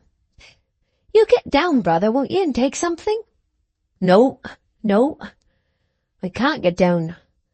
I must be going home again directly," said Mr. Tulliver, looking at the distance. "And how's Mrs. Tulliver and the children?" said Mrs. Moss humbly, not daring to press her invitation. "Oh, pretty well. Tom's going to a new school at midsummer. Deal of expense to me. It's bad work for me, lying out of my money."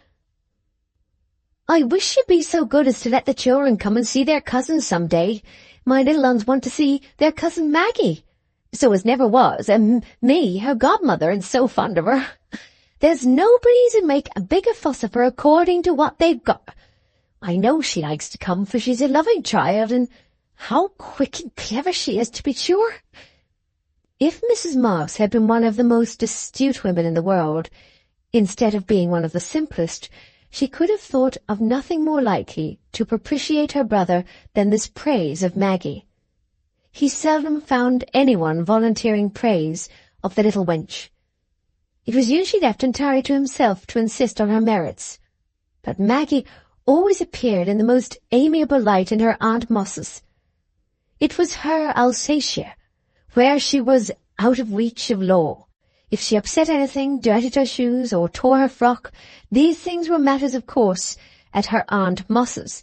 In spite of himself, Mr. Tulliver's eyes got milder, and he did not look away from his sister as he said, "Aye, she's fonder of you than the other aunts, I think.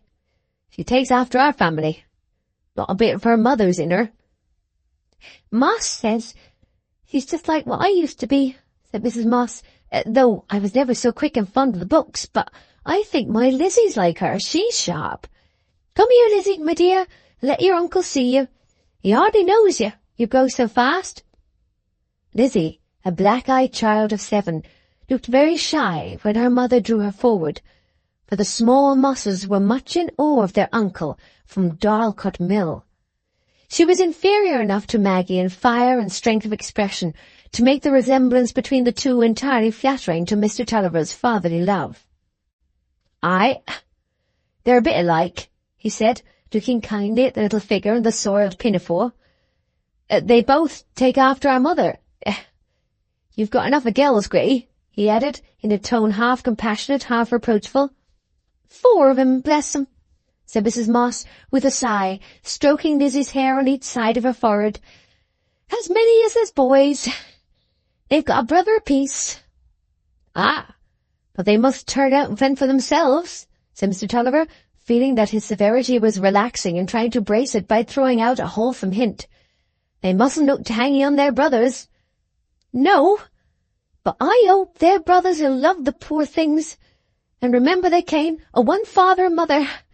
The lads'll never be the poorer for that," said Mrs. Moss, flashing out with hurried timidity like a half-smothered fire.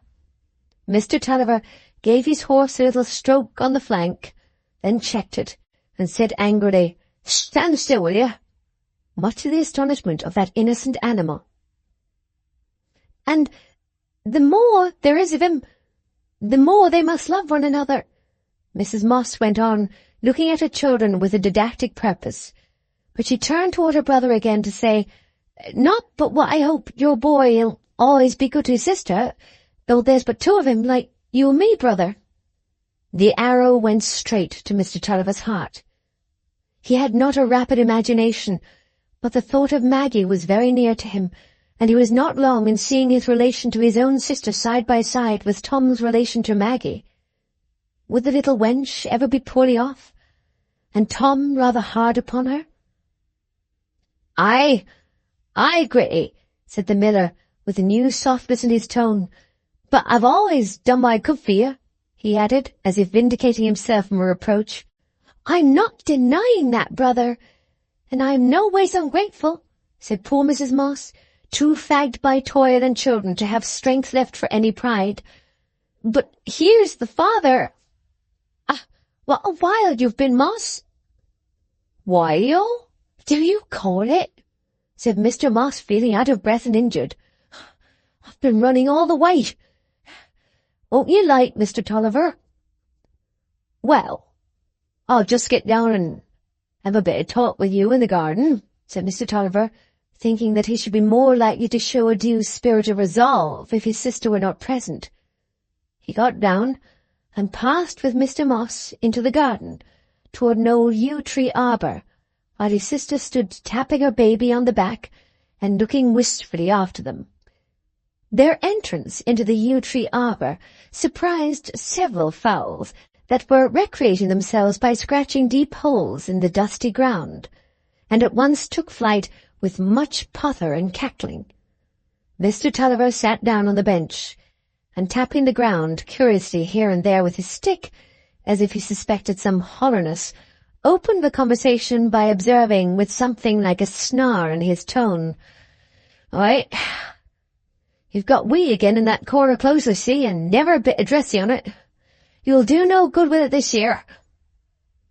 Mr. Moss, who when he married Miss Tulliver had been regarded as the buck of Basset, now wore a beard nearly a week old, and had the depressed, unexpectant air of a machine horse. He answered in a patient, grumbling tone, "Why, poor farmers like me must do as they can. They must leave it to them as have got money to play with to put half as much into the ground as they mean to get out of it. I don't know who should have money to play with, if it isn't them as can borrow money without paying interest," said Mr. Tulliver, who wished to get into a slight quarrel. It was the most natural and easy introduction to calling in money. I know I'm behind with the interest," said Mr. Moss, "but I was so unlucky with the wool last year, and what with the missus being laid up, and things have gone awkwarder than usual." "Aye," snarled Mr. Tulliver, "there's folks as things that'll always go awkward with them empty sacks'll never stand upright." "Well, I don't know what fault you've got to find with me, Mr. Tulliver," said Mr. Moss, deprecatingly. "I know there isn't a day labourer works harder." "What's the use of that?" said Mr. Tulliver sharply. "When a man marries and's got no capital to work his farm but his wife's bit of fortin. I was against it from the first, but you neither would listen to me, and I can't lay out my money any longer. I've got to pay 500 in his kegs, and there'll be Tom an expense to me. I should find myself short, even saying I got back all as is my own. You must look about and see how you can pay me the £300. "Well, if that's what you mean," said Mr. Moss, looking blankly before him, "we'd better be sold up and have done with it. I must part with every head of stock I've got to pay you and the landlord too." Poor relations are undeniably irritating. Their existence is so entirely uncalled for on our part, and they are always very faulty people. Mr. Tulliver had succeeded in getting quite as much irritated with Mr. Moss as he had desired, and he was able to say angrily, rising from his seat, "Well, you must do as you can. I can't find money for everybody else, as well as myself. I must look to my own business and my old family. I can't lie out my money any longer. You must raise it quick as you can." Mr. Tulliver walked abruptly out of the arbour as he uttered the last sentence, and without looking round at Mr. Moss, went to the kitchen door where the eldest boy was holding his horse and his sister was waiting in a state of wondering alarm, which was not without its alleviations, for baby was making pleasant gurgling sounds and performing a great deal of finger practice on the faded face. Mrs. Moss had 8 children, but could never overcome her regret that the twins had not lived. Mr. Moss thought their removal was not without its consolations. "Won't you come in, brother?" she said, looking anxiously at her husband, who was walking slowly up, while Mr. Tulliver had his foot already in the stirrup. "No, no. Goodbye," he said, turning his horse's head and riding away. No man could feel more resolute till he got outside the yard gate, and a little way along the deep rutted lane, but before he reached the next turning, which would take him out of sight of the dilapidated farm buildings, he appeared to be smitten by some sudden thought. He checked his horse, and made it stand still on the same spot for 2 or 3 minutes, during which he turned his head from side to side in a melancholy way, as if he were looking at some painful object on more sides than one. Evidently, after his fit of promptitude, Mr. Tulliver was relapsing into the sense that this is a puzzling world. He turned his horse and rode slowly back, giving vent to the climax of feeling which had determined his movement by saying aloud as he struck his horse, "Ah, poor little wench! She'll have nobody but Tom, belike, when I'm gone." Mr. Tulliver's return into the yard was descried by several young Mosses, who immediately ran in with the exciting news to their mother, so that Mrs. Moss was again on the doorstep when her brother rode up. She had been crying, but was rocking baby to sleep in her arms now, and made no ostentatious show of sorrow as her brother looked at her, but merely said, "The father's gone to the field again, if you want him, brother." "No, Gritty, no," said Mr. Tulliver in a gentle tone. "Don't you fret, that's all. I'll make a shift without the money a bit. Only you must be as clever and contrivey as you can." Mrs. Moss's tears came again at this unexpected kindness, and she could say nothing. "Come, come. The little wench shall come and see you. I'll bring her and Tom some day before he goes to school. You mustn't fret. I'll always be a good brother to you." "Thank you for that word, brother," said Mrs. Moss, drying her tears. Then turning to Lizzie, she said, "Run now and fetch the coloured egg for Cousin Maggie." Lizzie ran in and quickly reappeared with a small paper parcel. "It's boiled hard, brother, and coloured with frums, very pretty. It was done a purpose for Maggie. Will you please to carry it in your pocket?" "Aye, aye," said Mr. Tulliver, putting it carefully in his side pocket. "Goodbye." And so the respectable miller returned along the Bassett lanes, rather more puzzled than before as to ways and means, but still with a sense of a danger escaped. It had come across his mind that if he were hard upon his sister, it might somehow tend to make Tom hard upon Maggie at some distant day, when her father was no longer there to take her part. For simple people, like our friend Mr. Tulliver, are apt to clothe unimpeachable feelings in erroneous ideas, and this was his confused way of explaining to himself that his love and anxiety for the little wench had given him a new sensibility towards his sister. Chapter 9. To Garum Firs. While the possible troubles of Maggie's future were occupying her father's mind, she herself was tasting only the bitterness of the present. Childhood has no forebodings, but then it is soothed by no memories of outlived sorrow. The fact was, the day had begun ill with Maggie. The pleasure of having Lucy to look at, and the prospect of the afternoon visit to Garum Firs, where she would hear Uncle Pullet's music box, had been marred as early as 11 o'clock by the advent of the hairdresser from St. Ogg's, who had spoken in the severest terms of the condition in which he had found her hair, holding up one jagged lock after another and saying, "See, oh, tut, tut, tut," in a tone of mingled disgust and pity, which to Maggie's imagination was equivalent to the strongest expression of public opinion.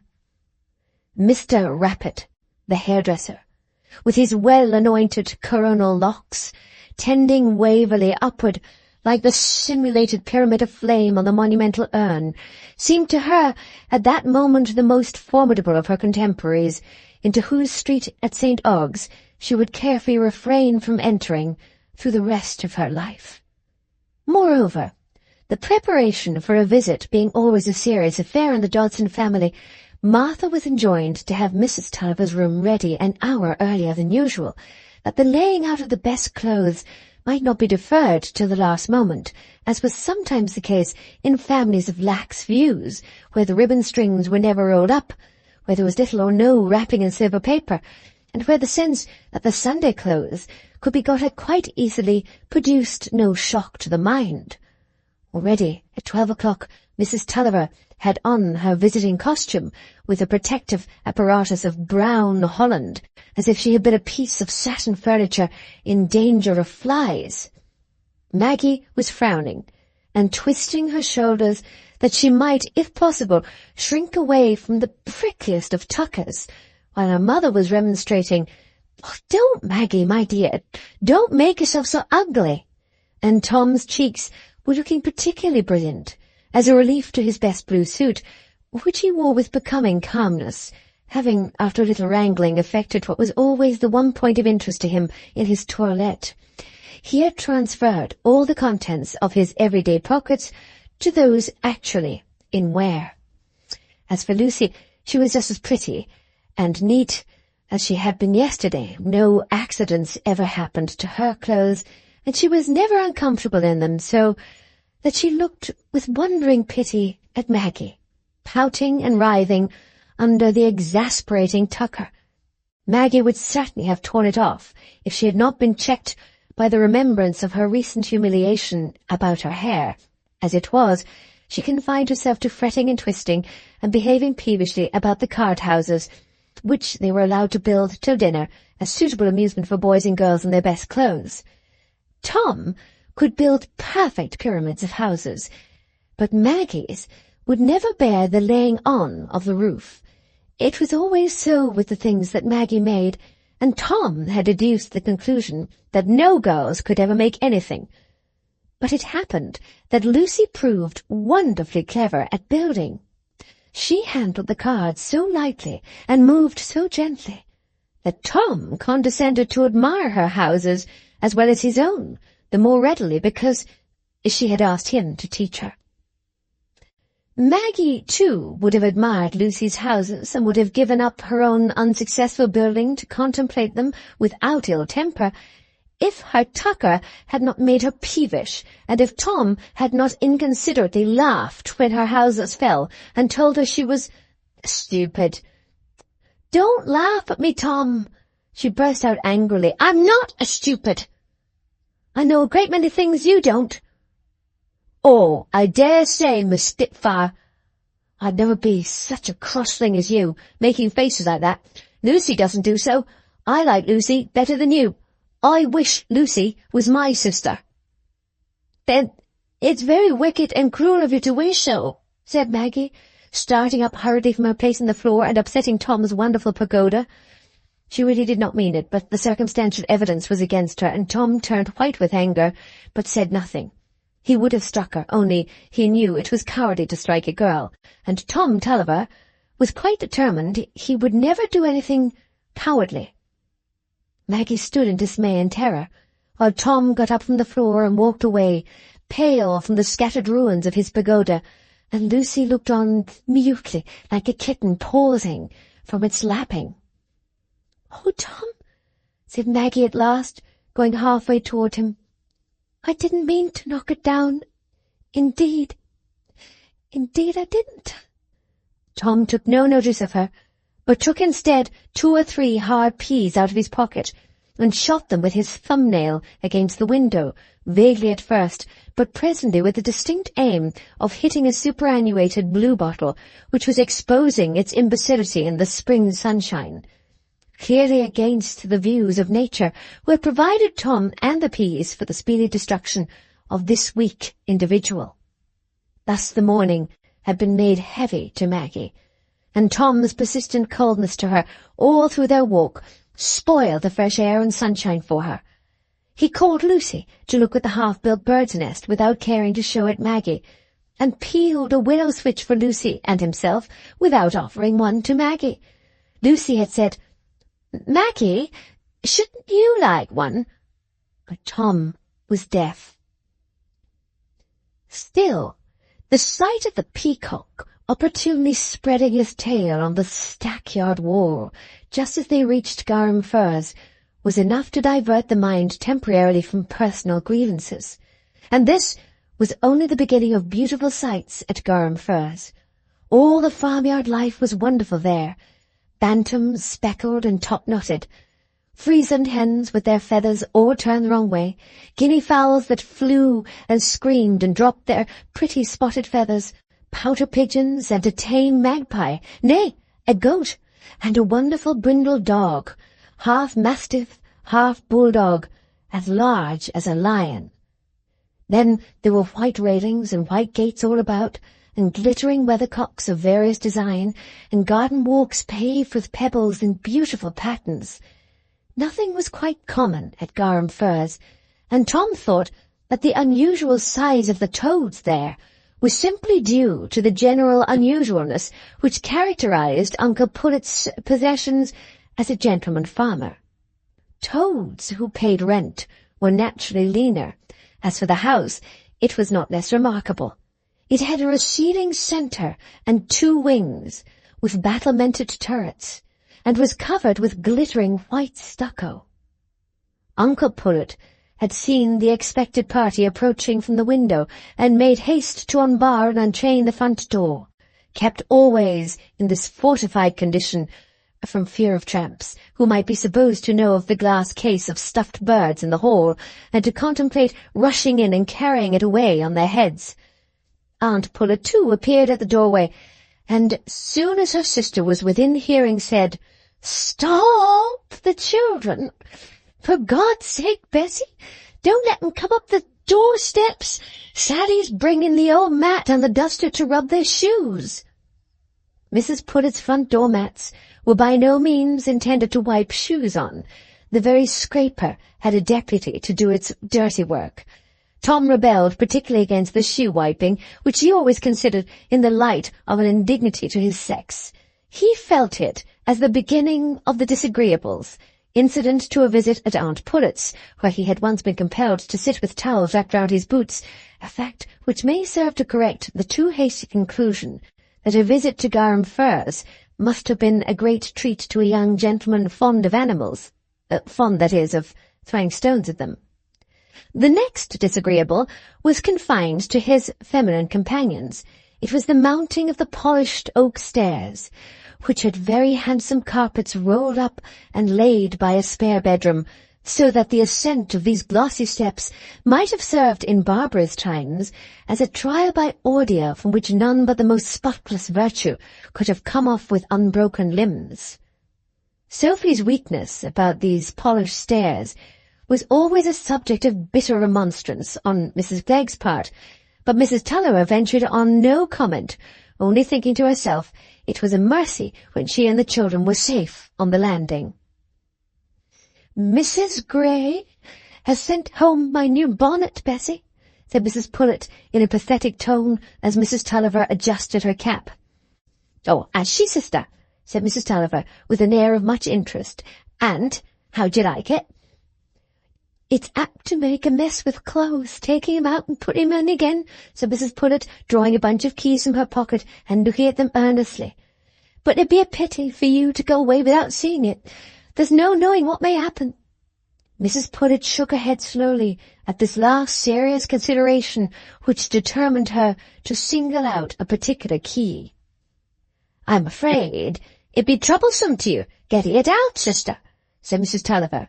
"But I should like to see what sort of a crown she's made you." Mrs. Pullet rose with a melancholy air, and unlocked one wing of a very bright wardrobe, where you may have hastily supposed she would find a new bonnet. Not at all. Such a supposition could only have arisen from a too superficial acquaintance with the habits of the Dodson family. In this wardrobe Mrs. Pullet was seeking something small enough to be hidden among layers of linen. It was a door-key. "You must come with me into the best room," said Mrs. Pullet. "May the children come too, sister?" inquired Mrs. Tulliver, who saw that Maggie and Lucy were looking rather eager. "Well," said Aunt Pullet reflectively, "it'd perhaps be safer for 'em to come." They'd be touching something if we leave 'em behind."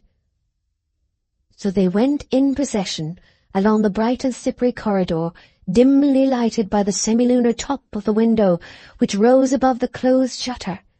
It was really quite solemn.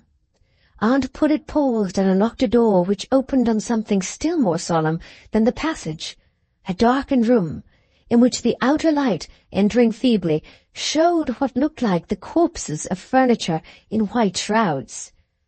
Everything that was not shrouded stood with its legs upward. Lucy laid hold of Maggie's frock, and Maggie's heart beat rapidly. Aunt Pullet half opened the shutter, and then unlocked the wardrobe with a melancholy deliberateness which was quite in keeping with the funereal solemnity of the scene. The delicious scent of rose leaves that issued from the wardrobe made the process of taking out sheet after sheet of silver paper quite pleasant to assist at, though the sight of the bonnet at last was an anticlimax to Maggie, who would have preferred something more strikingly preternatural. But a few things could have been more impressive to Mrs. Tulliver. She looked all round it in silence for some moments, and then said emphatically, "Oh, well, sister, I'll never speak against the 4 crowns again." It was a great concession, and Mrs. Pullet felt it. She felt something was due to it. "You'd like to see it on, sister?"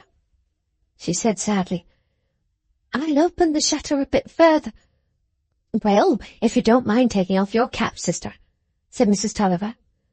Mrs. Pullet took off her cap, displaying the brown silk scalp with a jutting promontory of curls which was common to the more mature and judicious women of those times, and placing the bonnet on her head, turned slowly round, like a draper's lay figure, that Mrs. Tulliver might miss no point of view. "I've sometimes thought there's a loop too much a ribbon on this left side, sister. What do you think?" said Mrs. Pullet. Mrs. Tulliver looked earnestly at the point indicated and turned her head on one side. "Well, I think it's best as it is. If you meddle with it, sister, you might repent." "That's true," said Aunt Pullet, taking off the bonnet and looking at it contemplatively. "How much might she charge you for that bonnet, sister?" said Mrs. Tulliver, whose mind was actively engaged on the possibility of getting a humble imitation of this chef d'oeuvre made from a piece of silk she had at home. Mrs. Pullet screwed up her mouth and shook her head, and then whispered, "Put the pace for it. He said I was to have the best bonnet at Garum Church. Let the next best be whose it would."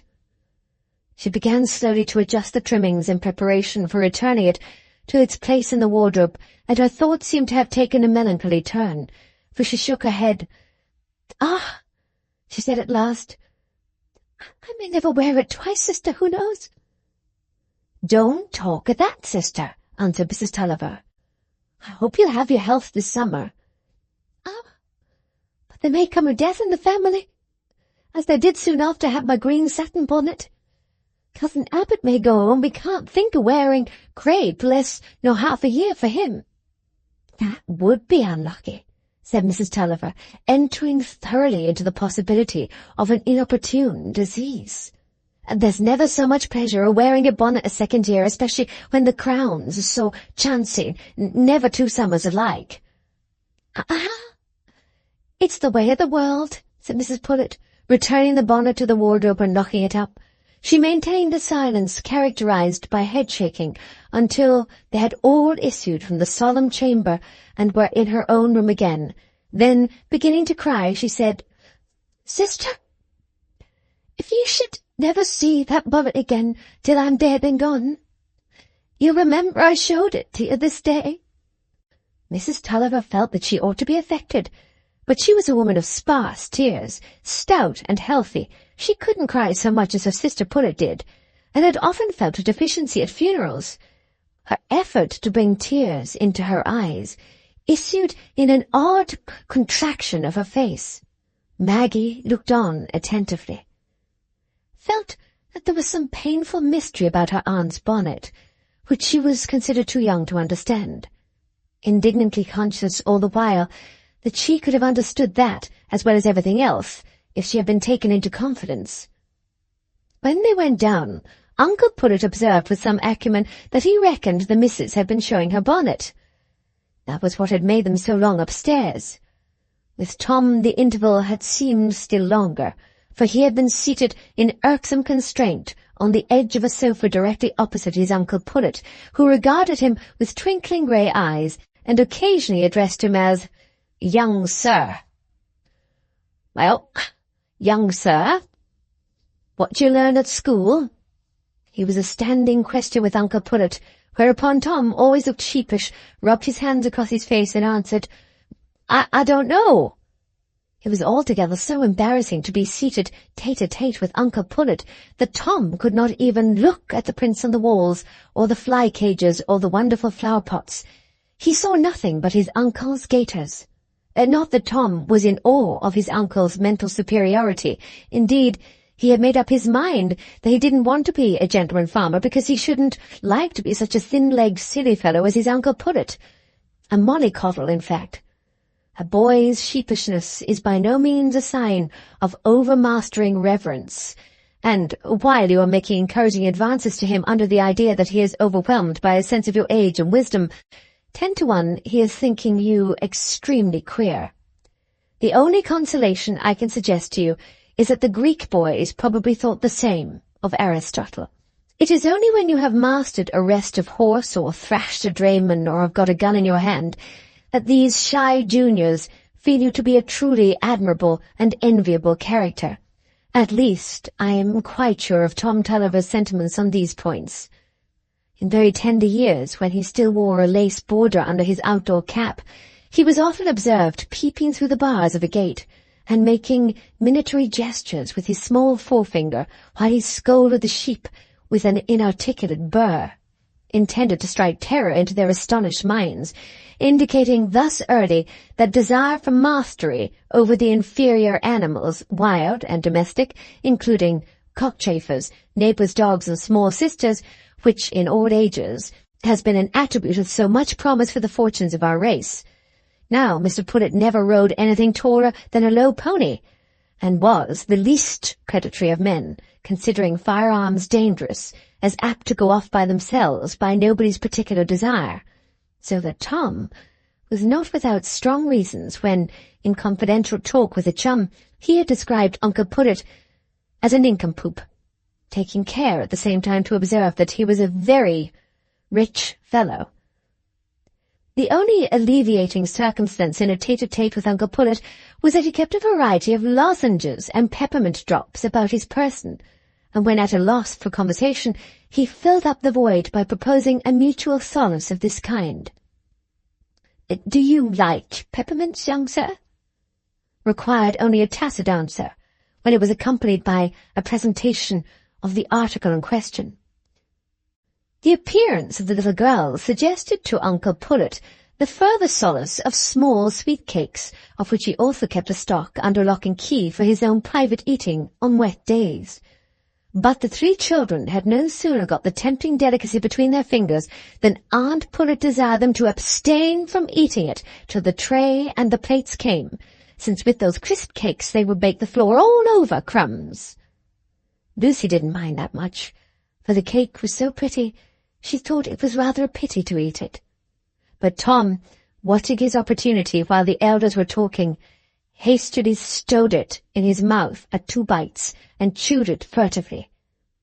As for Maggie, becoming fascinated as usual by a print of Ulysses and Nausicaa which Uncle Pullet had brought as a pretty scripture thing, she presently let fall her cake and in an unlucky movement crushed it beneath her foot, a source of so much agitation to Aunt Pullet and conscious disgrace to Maggie that she began to despair of hearing the musical snuff-box today, till, after some reflection, it occurred to her that Lucy was in high favour enough to venture on asking for a tune. So she whispered to Lucy, and Lucy, who always did what she was desired to do, went up quietly to her uncle's knee, and blush all over her neck while she fingered her necklace, said, "Will you please play us a tune, uncle?"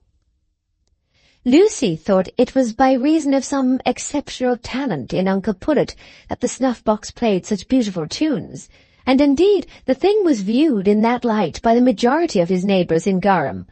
Mr. Pullet had bought the box to begin with, and he understood winding it up, and knew which tune it was going to play beforehand. Altogether the possession of this unique piece of music was a proof that Mr. Pullet's character was not of that entire nullity which might otherwise have been attributed to it, but Uncle Pullet, when entreated to exhibit his accomplishment, never depreciated by a too ready consent. "We'll see about it," was the answer he always gave, carefully abstaining from any sign of compliance till a suitable number of minutes had passed. Uncle Pullet had a programme for all great social occasions, and in this way fenced himself in from much painful confusion and perplexing freedom of will. Perhaps the suspense did heighten Maggie's enjoyment when the fairy tune began. For the first time she quite forgot that she had a load on her mind, that Tom was angry with her, and by the time "Hush, Ye Pretty Warbling Choir" had been played, her face wore that bright look of happiness, while she sat immovable with her hands clasped, which sometimes comforted her mother with the sense that Maggie could look pretty now and then, in spite of her brown skin. But when the magic music ceased, she jumped up and, running toward Tom, put her arm round his neck and said, "Oh, Tom, isn't it pretty?" Lest you should think it showed a revolting insensibility in Tom that he felt any new anger toward Maggie for this uncalled-for to him inexplicable caress, I must tell you that he had his glass of cowslip wine in his hand, and that she jerked him so as to make him spill half of it. He must have been an extreme milksop, not to say angrily, "Look, there now," especially when his resentment was sanctioned, as it was, by general disapprobation of Maggie's behaviour. "Why don't you sit still, Maggie?" her mother said peevishly.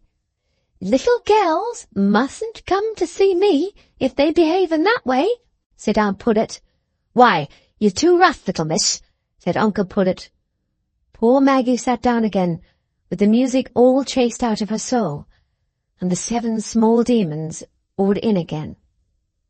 Mrs. Tulliver, foreseeing nothing but misbehaviour while the children remained indoors, took an early opportunity of suggesting that, now that they were rested after their walk, they might go and play out of doors, and Aunt Pullet gave permission, only enjoining them not to go off the paved walks of the garden, and if they wanted to see the poultry fed, to view them from a distance on the horse-block, a restriction which had been imposed ever since Tom had been found guilty of running after the peacock, with an illusory idea that fright would make one of its feathers drop off. Mrs. Tulliver's thoughts had been temporarily diverted from the quarrel with Mrs. Glegg by millinery and maternal cares, and now the great theme of the bonnet was thrown into perspective, and the children were out of the way. Yesterday's anxieties recurred. "It weighs on my mind so as never was," she said, by way of opening the subject. "Sister Glegg leaving the house in that way, I'm sure I'd no wish to offend a sister." "Ah," said Aunt Pullet, "there's no accounting for what Jane'll do. I wouldn't speak of it at the family if it wasn't Dr. Turnbull, but it's my belief Jane lives too low. I've said so to Pullet often, and he knows it." "Why, you said so last Monday was a week when we came away from drinking tea with him," said Mr. Pullet, beginning to nurse his knee and shelter it with his pocket handkerchief, as was his way when the conversation took an interesting turn. "Very like I did," said Mrs. Pullet, "for you remember when I said things better than I can remember myself. He's got a wonderful memory, Pullet has," she continued, looking pathetically at her sister. "I should be poorly off if he was to have a stroke, for he always remembers when I've got to take my doctor's stuff, and I'm taking 3 sorts now. There's the pills as before every other night, and the new drops at 11 and 4, and the effervescing mixture when agreeable," rehearsed Mr. Pullet, with a punctuation determined by a lozenge on his tongue. "Ah, that should be better for Sister Glegg.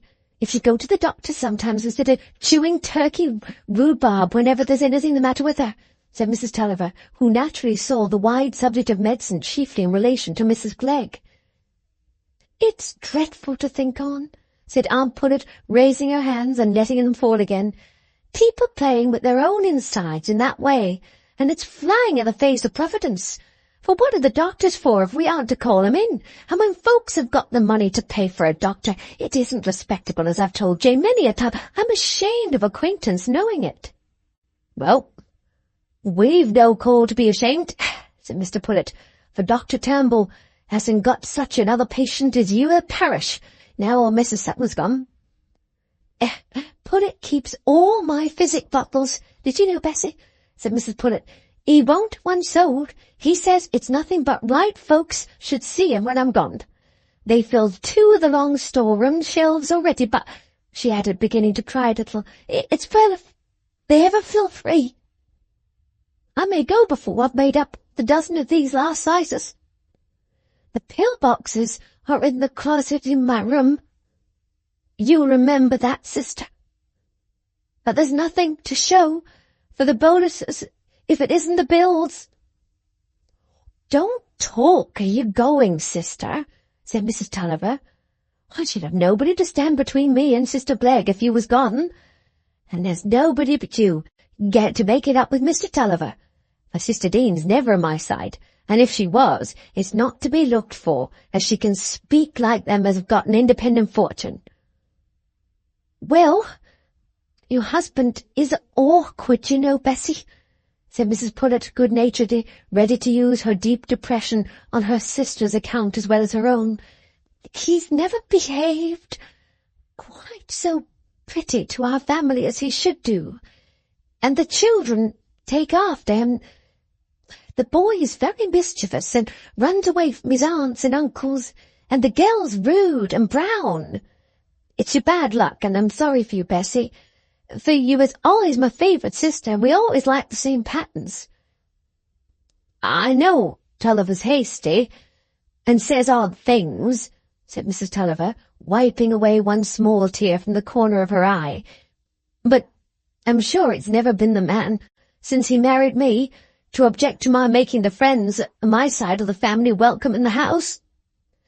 I don't want to make the worst of you, Bessie, said Mrs. Pullet compassionately, for I doubt you'd have trouble enough without that, and your husband's got that poor sister and her children hanging on him, and so given to lawing, they say. I doubt he'll leave you poorly off when he dies, not as I'd have said it out of the family. This view of her position was naturally far from cheering to Mrs. Tulliver. Her imagination was not easily acted on, but she could not help thinking that her case was a hard one, since it appeared that other people thought it hard. I'm sure, sister, I can't help myself, she said, urged by the last fear lest her anticipated misfortunes might be held retributive to take comprehensive review of her past conduct. There's no woman strives more for her children, and I'm sure at scouring time this Lady Day, as I've had all the bed-hangings taken down, I did as much as the 2 girls put together, and there's the last elderflower wine I've made, beautiful.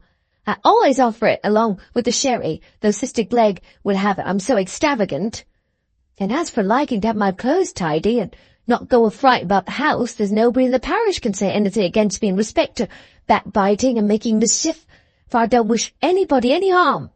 And nobody loses by sending me a pork pie, for my pies are fit to show with the best of my neighbours, and the linen so in order that if I was to die tomorrow I should be ashamed. A woman can do no more nor she can.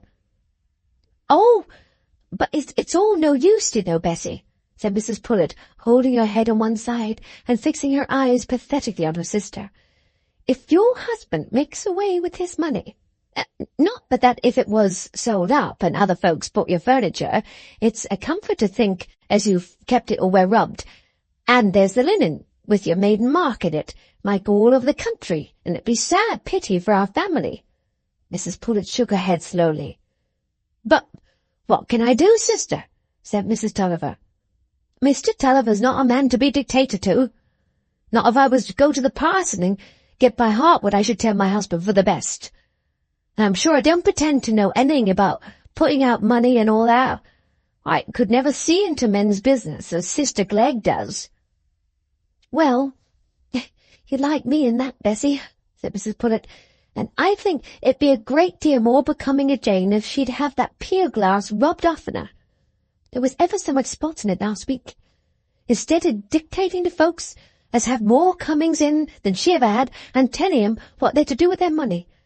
But Jane and me was always contrary. She would have striped things, and I like spots. You like a spot too, Bessie. We always hung together at that." "Yes, Sophie," said Mrs. Tulliver. "I remember our having a blue ground and a white spot both alike.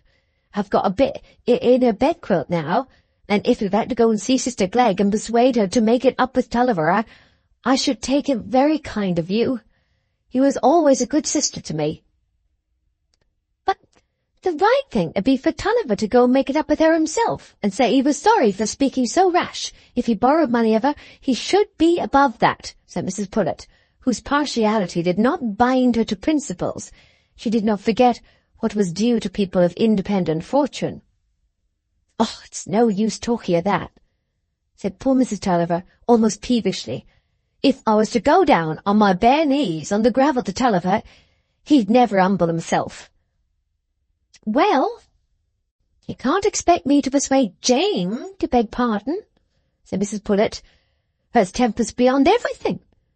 It's well if it doesn't carry her off her mind, though there was never any in our family went in that house." "I'm not thinking of her begging pardon," said Mrs. Tulliver, "but if she'd just take no notice and not call her money in, as there's not so much for one sister to ask of another, time would mend things, and Tulliver would forget all about it, and they'd be friends again." Mrs. Tulliver, you perceive, was not aware of her husband's irrevocable determination to pay the £500. At least such a determination exceeded her powers of belief. "Well, Bessie," said Mrs. Pullet mournfully, "I don't want to help you on to ruin. I won't be behindhand in doing you a good turn, if it is to be done. And I don't like it said among acquaintance as we've got quarrels in the family. I shall tell Jane that. Now, I don't mind driving to Jane's tomorrow if Pullet doesn't mind. What do you say, Mr. Pullet?" "I've no objections," said Mr. Pullet, who was perfectly content with any course the quarrel might take, so that Mr. Tulliver did not apply to him for money. And Mr. Pullet was nervous about his investments, and did not see how a man could have any security for his money unless he turned it into land. After a little further discussion as to whether it would be better for Mrs. Tulliver to accompany them on a visit to Sister Glegg, Mrs. Pullet, observing that it was tea-time, turned to reach from a drawer a delicate damask napkin, which she pinned before her in the fashion of an apron.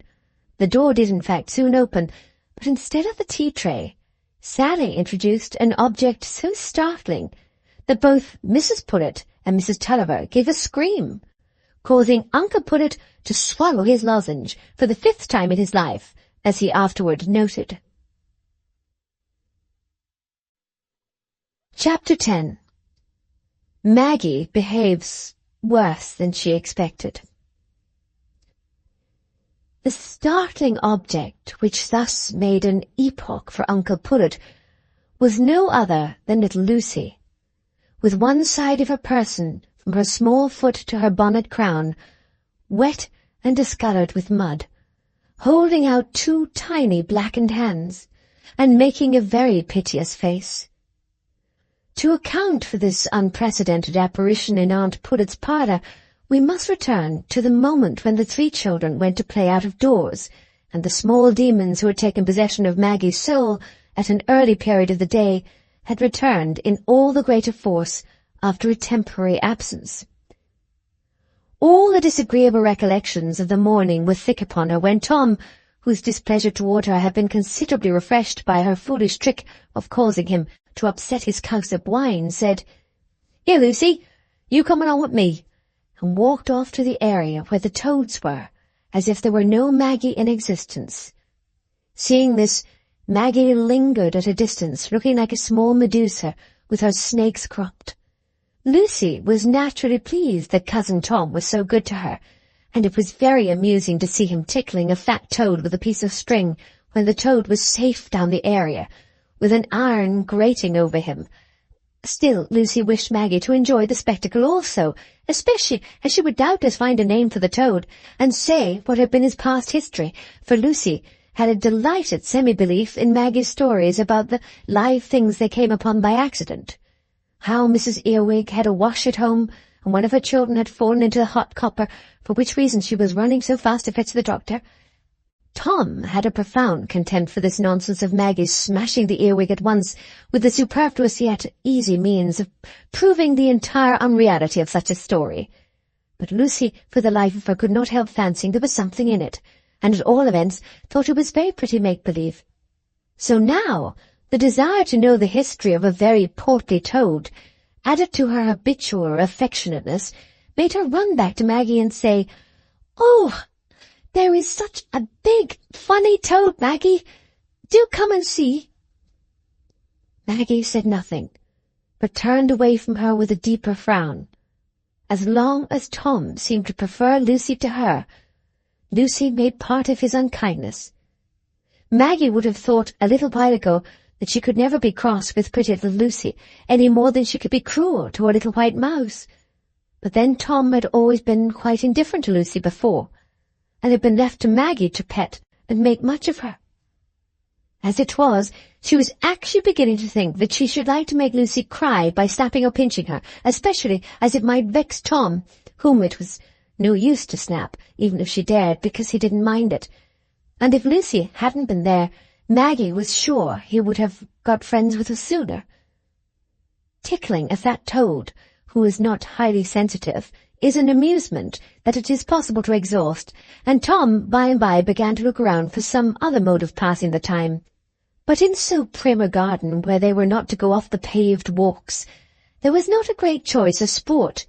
The only great pleasure such a restriction suggested was the pleasure of breaking it, and Tom began to meditate an insurrectionary visit to the pond, about a field's length beyond the garden. "I say, Lucy," he began, nodding his head up and down with great significance as he coiled up his string again, "what do you think I mean to do?" "What, Tom?" said Lucy with curiosity. "I mean to go to the pond and look at the pike. You may go with me if you like," said the young sultan. "Oh, Tom, dare you?" said Lucy. "Aunt said we mustn't go out of the garden." "Oh, I should go out to the other end of the garden," said Tom. "Nobody'll see us. Besides, I don't care if they do. I'll run off home." "But I couldn't run," said Lucy, who had never before been exposed to such severe temptation. "Oh, never mind. They won't be cross with you," said Tom. "You say I took you." Tom walked along, and Lucy trotted by his side, timidly enjoying the rare treat of doing something naughty, excited also by the mention of that celebrity, the pike, about which she was quite uncertain whether it was a fish or a fowl. Maggie saw them leaving the garden, and could not resist the impulse to follow. Anger and jealousy can no more bear to lose sight of their objects than love, and that Tom and Lucy should do or see anything of which she was ignorant would have been an intolerable idea to Maggie. So she kept a few yards behind them, unobserved by Tom, who was presently absorbed in watching for the pike, a highly interesting monster. He was said to be so very old, so very large, and to have such a remarkable appetite.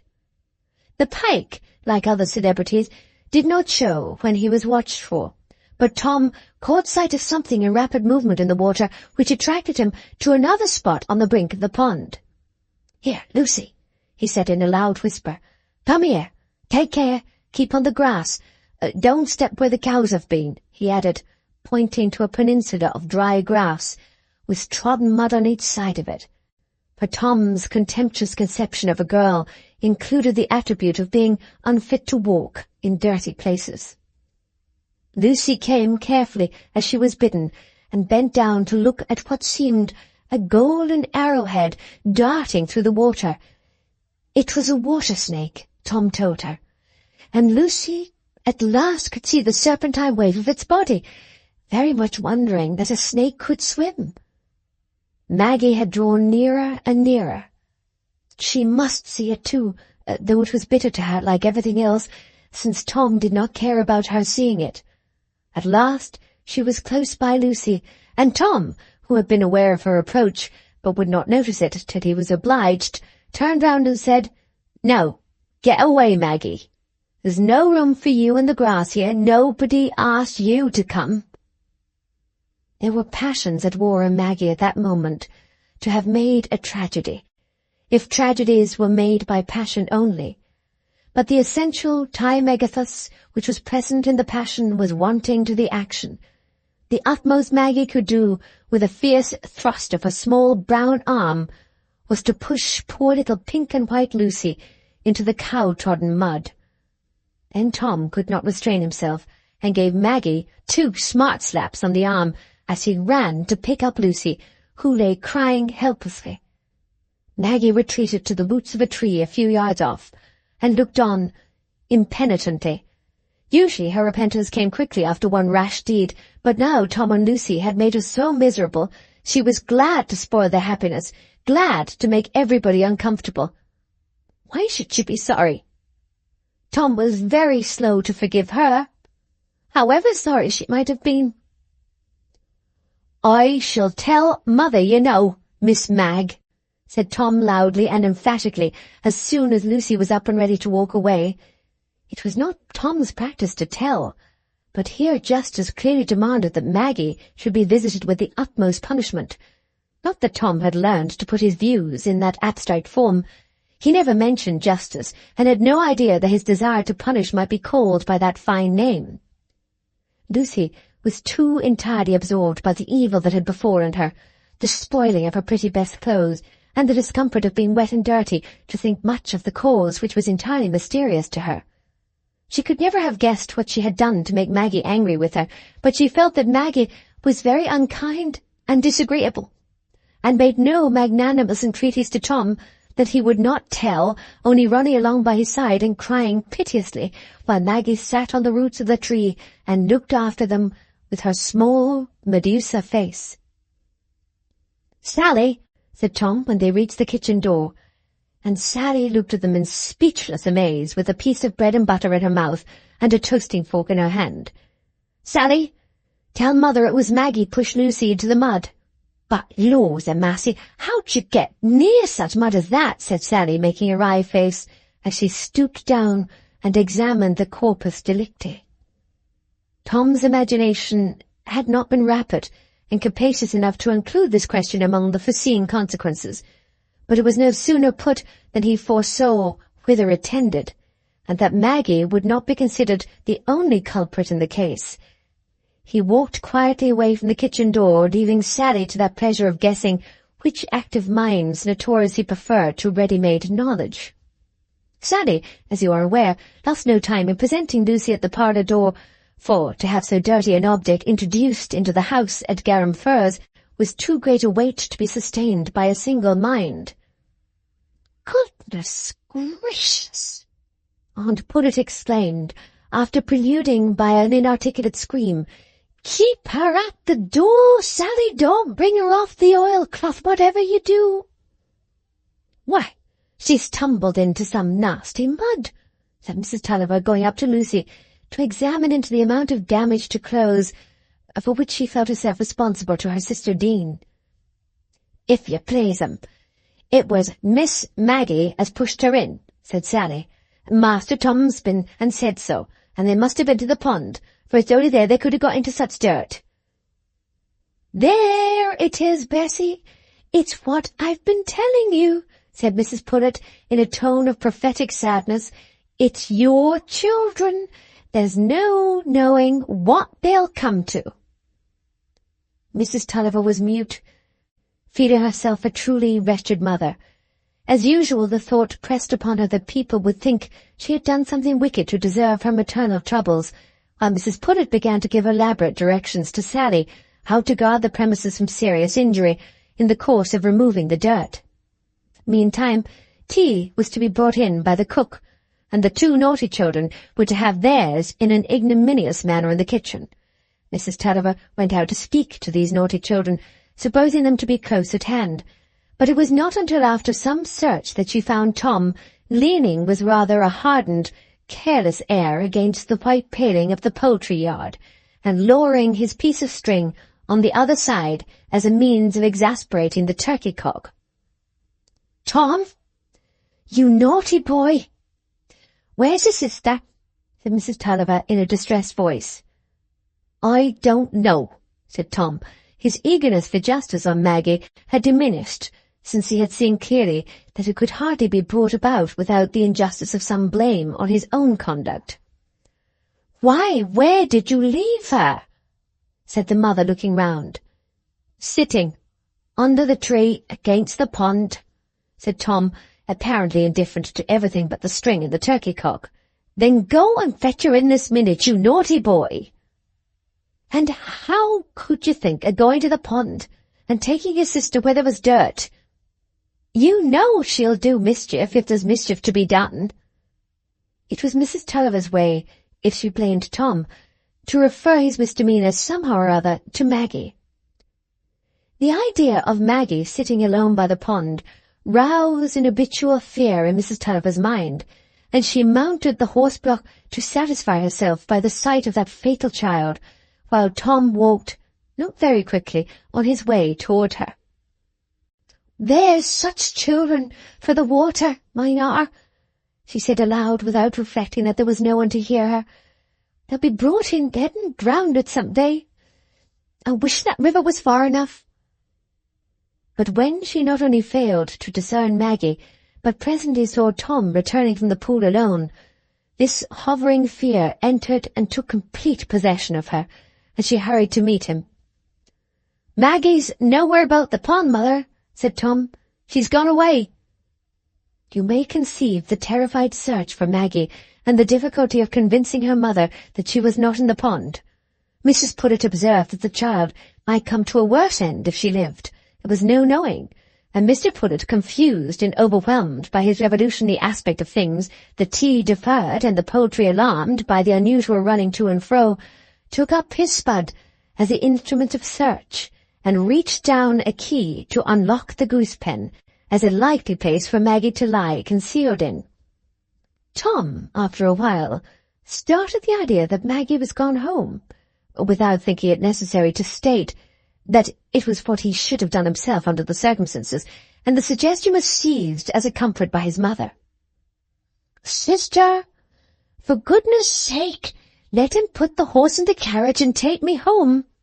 We should perhaps find her on the road. Lucy can't walk in her dirty clothes," she said, looking at the innocent victim, who was wrapped in a shawl and sitting with naked feet on the sofa. Aunt Pullet was quite willing to take the shortest means of restoring her premises to order and quiet, and it was not long before Mrs. Tulliver was in the chaise, looking anxiously at the most distant point before her. What the father would say if Maggie was lost was a question that predominated over every other. Chapter 11. Maggie tries to run away from her shadow. Maggie's intentions, as usual, were on a larger scale than Tom imagined. The resolution that gathered in her mind after Tom and Lucy had walked away was not so simple as that of going home. No. She would run away and go to the gypsies, and Tom would never see her any more.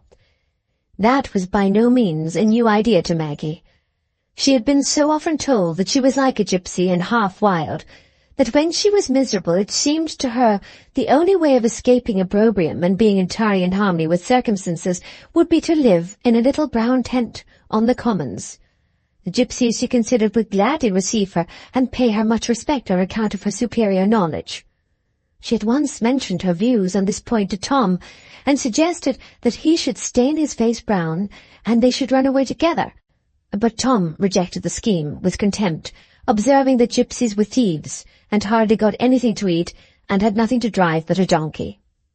Today, however, Maggie thought her misery had reached a pitch at which gypsydom was her refuge, and she rose from her seat on the roots of the tree with the sense that this was a great crisis in her life.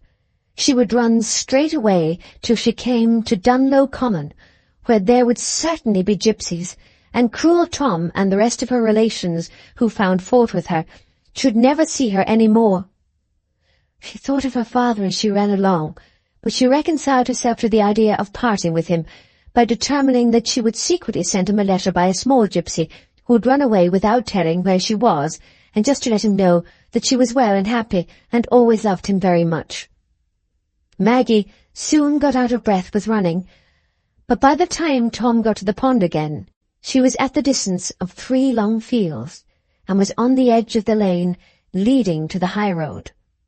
She stopped to pant a little, reflecting that running away was not a pleasant thing until one had got quite to the common where the gipsies were. But her resolution had not abated. She presently passed through the gate into the lane, not knowing where it would lead her, for it was not this way that they came from Dorlcote Mill to Gorham Firs, and she felt all the safer for that, because there was no chance of her being overtaken. But she was soon aware, not without trembling, that there were 2 men coming along the lane in front of her. As she had not thought of meeting strangers, she had been too much occupied with the idea of her friends coming after her. The formidable strangers were 2 shabby-looking men with flushed faces, one of them carrying a bundle on a stick over his shoulder. But to her surprise, while she was dreading their disapprobation as a runaway, the man with the bundle stopped, and in a half-whining, half-coaxing tone, asked her if she had a copper to give a poor man. Maggie had a 6pence in her pocket, her Uncle Glegg's present, which she immediately drew out and gave this poor man with a polite smile, hoping he would feel very kindly towards her as a generous person. "That's the only money I've got," she said apologetically. "Thank you, little miss," said the man, in a less respectful and grateful tone than Maggie anticipated, and she even observed that he smiled and winked at his companion. She walked on hurriedly, but was aware that the 2 men were standing still, probably still looking after her, and she presently heard them laughing loudly. Suddenly it occurred to her that they might think she was an idiot. Tom had said that her cropped hair made her look like an idiot, and it was too painful an idea to be readily forgotten.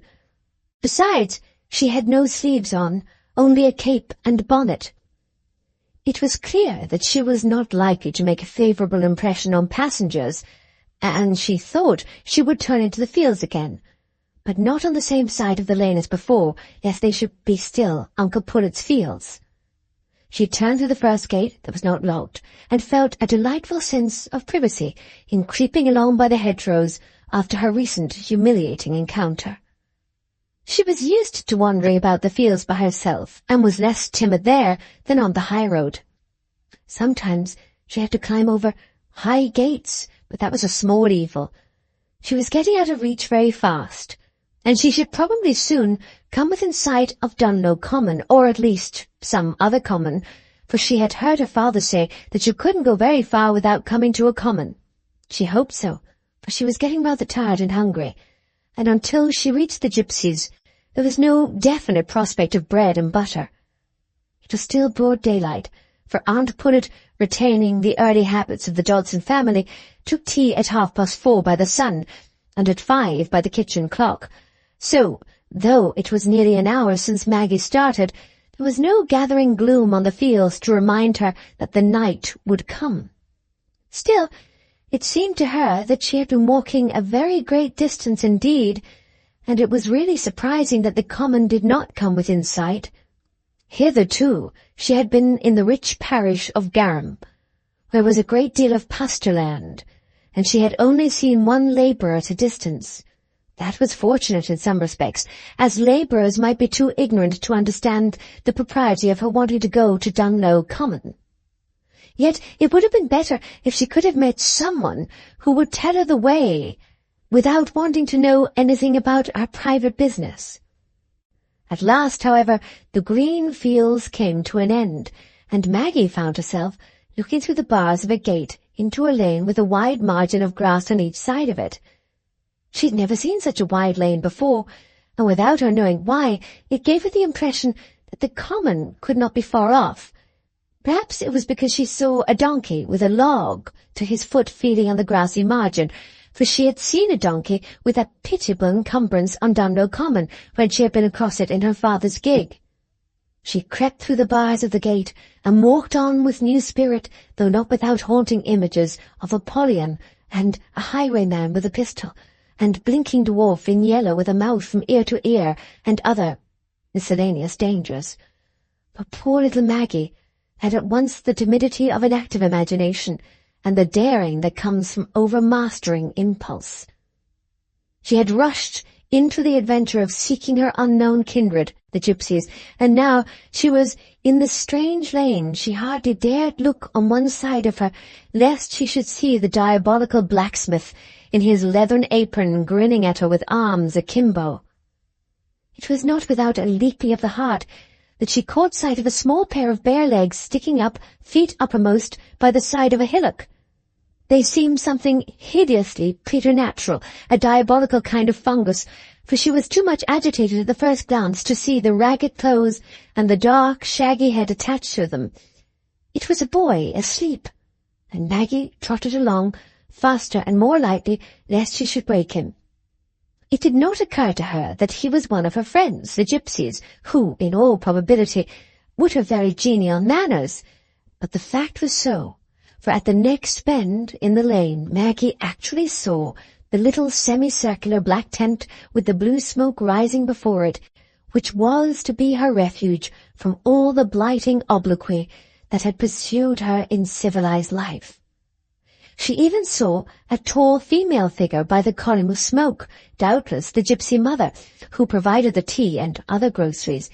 It was astonishing to herself that she did not feel more delighted. But it was startling to find the gypsies in a lane after all, and not on a common. Indeed, it was rather disappointing. For a mysterious, illimitable common, where there were sandpits to hide in, and one was out of everybody's reach, had always made part of Maggie's picture of gypsy life. She went on, however, and thought with some comfort that gypsies most likely knew nothing about idiots, so there was no danger of their falling into the mistake of setting her down at the first glance as an idiot. It was plain she had attracted attention, for the tall figure, who proved to be a young woman with a baby in her arm, walked slowly to meet her. Maggie looked up in the new face rather tremblingly as it approached, and was reassured by the thought that her Aunt Pullet and the rest were right when they called her a gypsy, for this face with the bright dark eyes and the long hair was really something like what she used to see in the glass before she cut her hair off. "My little lady, where are you going to?" the gypsy said, in a tone of coaxing deference. It was delightful, and just what Maggie expected. The gypsies saw at once that she was a little lady, and were prepared to treat her accordingly. "Not any farther," said Maggie, feeling as if she were saying what she had rehearsed in a dream. "I'm come to stay with you, please." "That's pretty. Come then. Why, what a nice little lady you are, to be sure," said the gypsy, taking her by the hand. Maggie thought her very agreeable, but wished she had not been so dirty. There was quite a group round the fire when she reached it. An old gypsy woman was seated on the ground, nursing her knees, and occasionally poking a skewer into the round kettle that sent forth an odorous stream. Two small shock-headed children were lying prone and resting on their elbows, something like small sphinxes, and a placid donkey was bending his head over a tall girl, who, lying on her back, was scratching his nose and indulging him with a bite of excellent stolen hay. The slanting sunlight fell kindly upon them, and the scene was really very pretty and comfortable, Maggie thought, only she hoped they would soon set out the teacups. Everything would be quite charming when she had taught the gypsies to use a washing basin and to feel an interest in books. It was a little confusing, though, that the young woman began to speak to the old one in a language which Maggie did not understand, while the tall girl who was feeding the donkey sat up and stared at her without offering any salutation. At last the old woman said, "What, my pretty lady, are you come to stay with us? Sit ye down. and tell us where you come from."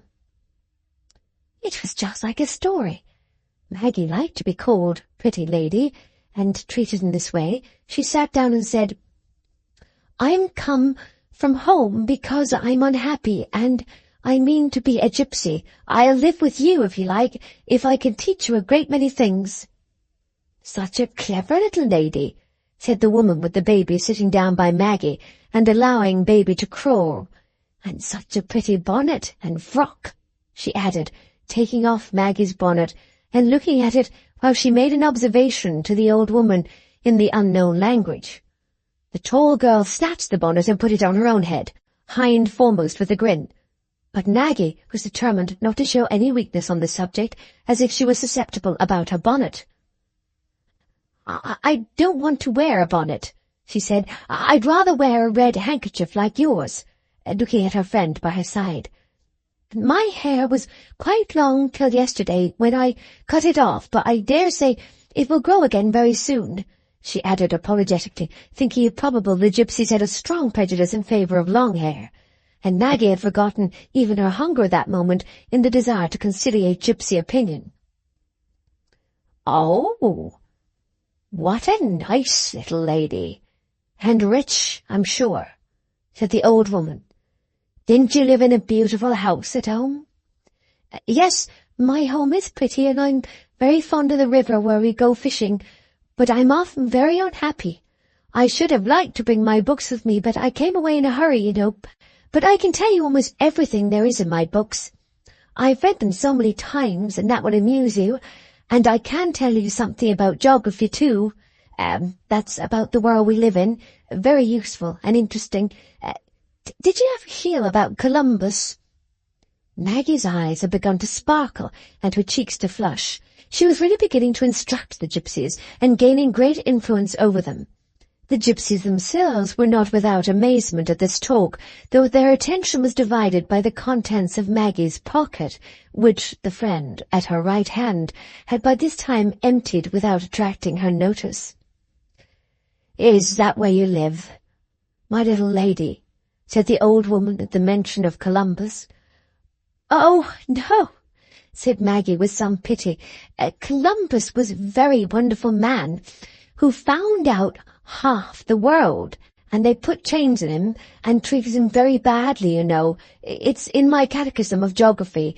Perhaps it's rather too long to tell before tea. I want my tea so." The last words burst from Maggie in spite of herself, with a sudden drop from patronizing instruction to simple peevishness. "Why, she's hungry, poor lady," said the younger woman. "Give her some of the cold little. You've been walking a good way, I'll be bound, my dear. Where's your home?" "It's Dorlcote Mill, a good way off," said Maggie. "My father is Mr. Tulliver, but we mustn't let him know where I am, else he'll fetch me home again." "Where does the Queen of the Gypsies live?"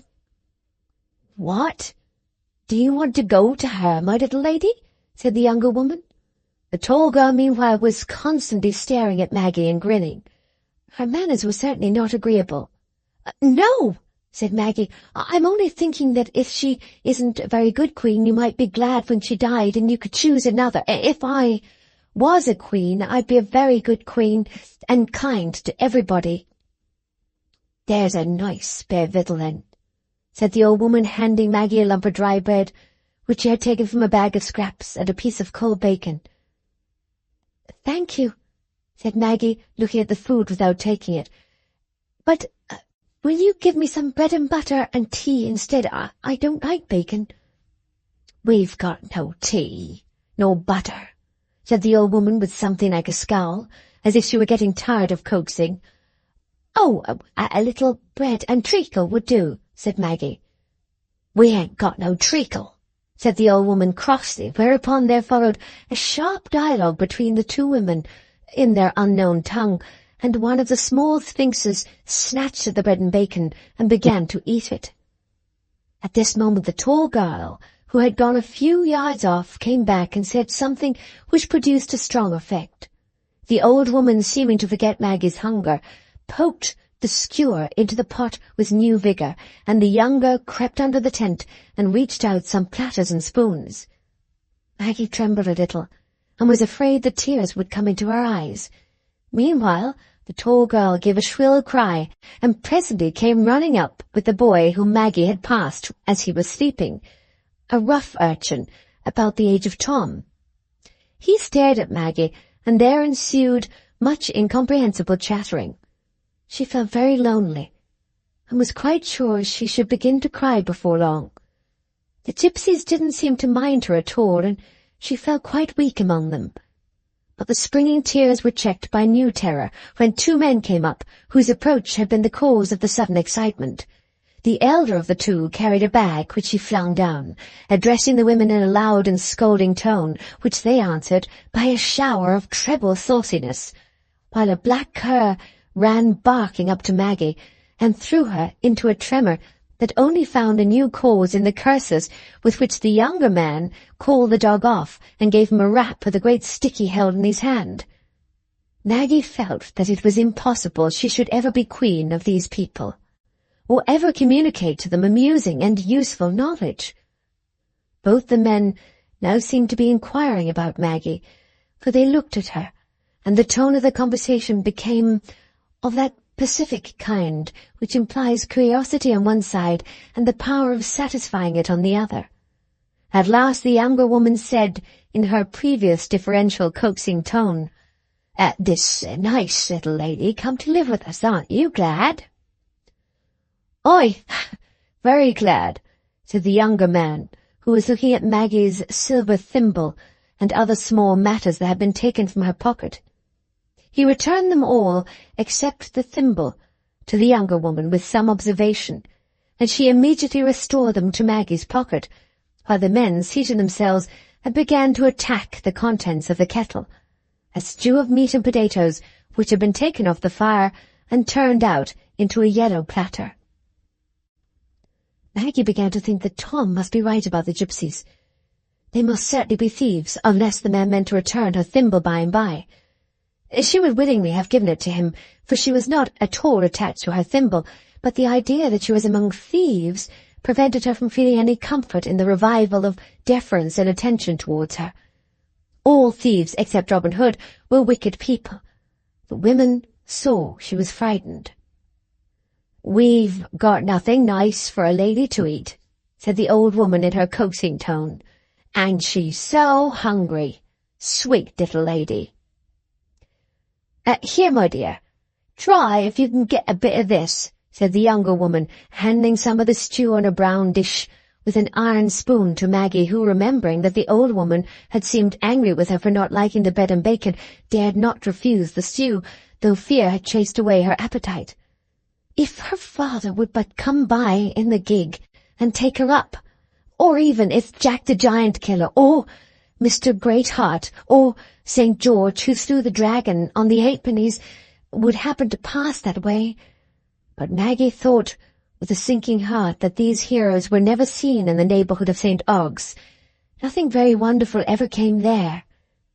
Maggie Tulliver, you perceive, was by no means that well-trained, well-informed young person that a small female of 8 or 9 necessarily is in these days.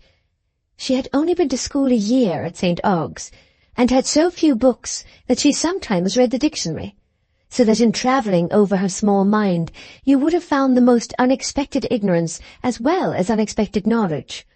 She could have informed you that there was such a word as polygamy, and, being also acquainted with polysyllable, she had deduced the conclusion that poly meant many, but she had had no idea that gypsies were not well supplied with groceries, and her thoughts generally were the oddest mixture of clear-eyed acumen and blind dreams. Her ideas about the gypsies had undergone a rapid modification in the last 5 minutes. From having considered them very respectful companions, amenable to instruction, she had begun to think that they meant perhaps to kill her as soon as it was dark, and cut up her body for gradual cooking. The suspicion crossed her that the fierce-eyed old man was in fact the devil, who might drop that transparent disguise at any moment and turn either into the grinning blacksmith or else a fiery-eyed monster with dragon's wings. It was no use trying to eat the stew, and yet the thing she most dreaded was to offend the gypsies by betraying her extremely unfavourable opinion of them. And she wondered with a keenness of interest that no theologian could have exceeded whether, if the devil were really present, he would know her thoughts. "What? You don't like the smell of it, my dear?" said the young woman, observing that Maggie did not even take a spoonful of the stew. "Try a bit. Come." "No, thank you," said Maggie, summoning all her force for a desperate effort and trying to smile in a friendly way. "I haven't time, I think. It seems getting darker. I think I must go home now and come again another day, and then I can bring you a basket with some jam tarts and things." Maggie rose from her seat as she threw out this illusory prospect, devoutly hoping that Apollyon was gullible, but her hope sank when the old gypsy woman said, "Stop a bit. Stop a bit, little lady. We'll take you home all safe when we've done supper. You should ride home like a lady." Maggie sat down again, with little faith in this promise, though she presently saw the tall girl putting a bridle on the donkey and throwing a couple of bags on his back. "Now then, little missus," said the younger man, rising and leading the donkey forward, "tell us where you live. What's the name of the place?" "Dorlcote Mill is my home," said Maggie eagerly. "My father is Mr. Tulliver. He lives there." "What? The big mill, little way this side of St. Ogg's?" "Yes," said Maggie. Is it far off? I think I should like to walk there, if you please." No, it'll be getting dark. We must make haste, and the donkey'll carry you as nice as it can be, you'll see." He lifted Maggie as he spoke and set her on the donkey. She felt relieved that it was not the old man who seemed to be going with her, but she had only a trembling hope that she was really going home. "Here's your pretty bonnet," said the younger woman, putting that recently despised but now welcome article of costume on Maggie's head. "And you'll say we've been very good to you, won't you? And what a nice little lady we said you was." "Oh, yes, thank you," said Maggie. "I'm very much obliged to you, but I wish you'd go with me too." She thought anything was better than going with one of these dreadful men alone. It would be more cheerful to be murdered by a larger party. "Oh, you're fondest to me, aren't you?" said the woman. "But I can't go. You go too fast for me." It now appeared that the man was also to be seated on the donkey, holding Maggie before him, and she was as incapable of remonstrating against this arrangement as the donkey himself, though no nightmare had ever seemed to her more horrible. When the woman had patted her on the back and said, "Good-bye," the donkey, at a strong hint from the man's stick, set off at a rapid walk along the lane toward the point Maggie had come from an hour ago, while the tall girl and the rough urchin, also furnished with sticks, obligingly escorted them for the first 100 yards, with much screaming and thwacking. Not Leonora, in that preternatural midnight excursion with her phantom lover, was more terrified than poor Maggie in this entirely natural ride on a short-paced donkey with a gypsy behind her who considered that he was earning half a crown. The red light of the setting sun seemed to have a portentous meaning, with which the alarming bray of the second donkey, with a log on its foot, must surely have some connection. 2 low-thatched cottages, the only houses they pass in this lane, seemed to add to its dreariness. They had no windows to speak of, and the doors were closed. It was probable that they were inhabited by witches, and it was a relief to find that the donkey did not stop there. At last, oh, sight of joy! This lane, the longest in the world, was coming to an end, was opening on a broad highroad, where there was actually a coach passing, and there was a finger-post at the corner. She had surely seen that finger-post before. To St. Ogg's, 2 miles. The gypsy really meant to take her home then. He was probably a good man after all, and might have been rather hurt at the thought that she didn't like coming with him alone. This idea became stronger as she felt more and more certain that she knew the road quite well, and she was considering how she might open a conversation with the injured gypsy, and not only gratify his feelings, but efface the impression of her cowardice when, as they reached a crossroad, Maggie caught sight of someone coming on a white-faced horse. "Oh, stop, stop!" she cried out. "There's my father! Oh, father, father!" The sudden joy was almost painful, and before her father reached her, she was sobbing. Great was Mr. Tulliver's wonder, for he had made a round from Bassett and had not yet been home. "Why, what's the meaning of this?" he said, checking his horse, while Maggie slipped from the donkey and ran to her father's stirrup. The little miss lost herself, I reckon," said the gypsy. "She'd come to our tent at the far end of Dunlow Lane, and I was bringing her where she said her home was. It was a good way to come after being on the tramp all day." "Oh, yes, father, he's been very good to bring me home," said Maggie. "A very kind, good man." "Here then, my man," said Mr. Tulliver, taking out 5 shillings. "It's the best day's work you ever did. I couldn't afford to lose the little wench. Here, lift her up before me." "Why, Maggie, how's this?" "How's this?" he said, as they rode along while she laid her head against her father and sobbed. "How came you to be rambling about and lose yourself?" "Oh, father," said Maggie, "I ran away because I was so unhappy. Tom was so angry with me, I couldn't bear it." "Pooh, pooh," said Mr. Tulliver soothingly. "You mustn't think of running away from father. What'd father do without his little wench?" "Oh, no, I never will again, father. Never." Mr. Tulliver spoke his mind very strongly when he reached home that evening, and the effect was seen in the remarkable fact that Maggie never heard one reproach from her mother, nor one taunt from Tom about this foolish business of her running away to the gypsies. Maggie was rather awe-stricken by this unusual treatment, and sometimes thought that her conduct had been too wicked to be alluded to. Chapter 12. Mr. and Mrs. Glegg at Home. In order to see Mr. and Mrs. Glegg at home, we must enter the town of St. Ogg's, that venerable town with the red-fluted roofs and the broad warehouse gables, where the black ships unlay themselves of their burdens from the far north, and carry away in exchange the precious inland products, the well-crushed cheese and the soft fleeces, which my refined readers have doubtless become acquainted with through the medium of the best classic pastorals. It is one of those old towns which impress one as a continuation and outgrowth of nature as much as the nests of the bower birds or the winding galleries of the white ants.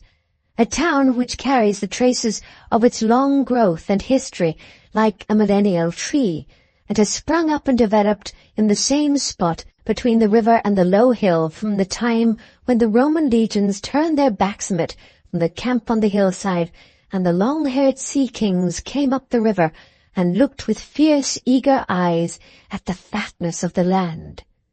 It is a town familiar with forgotten years.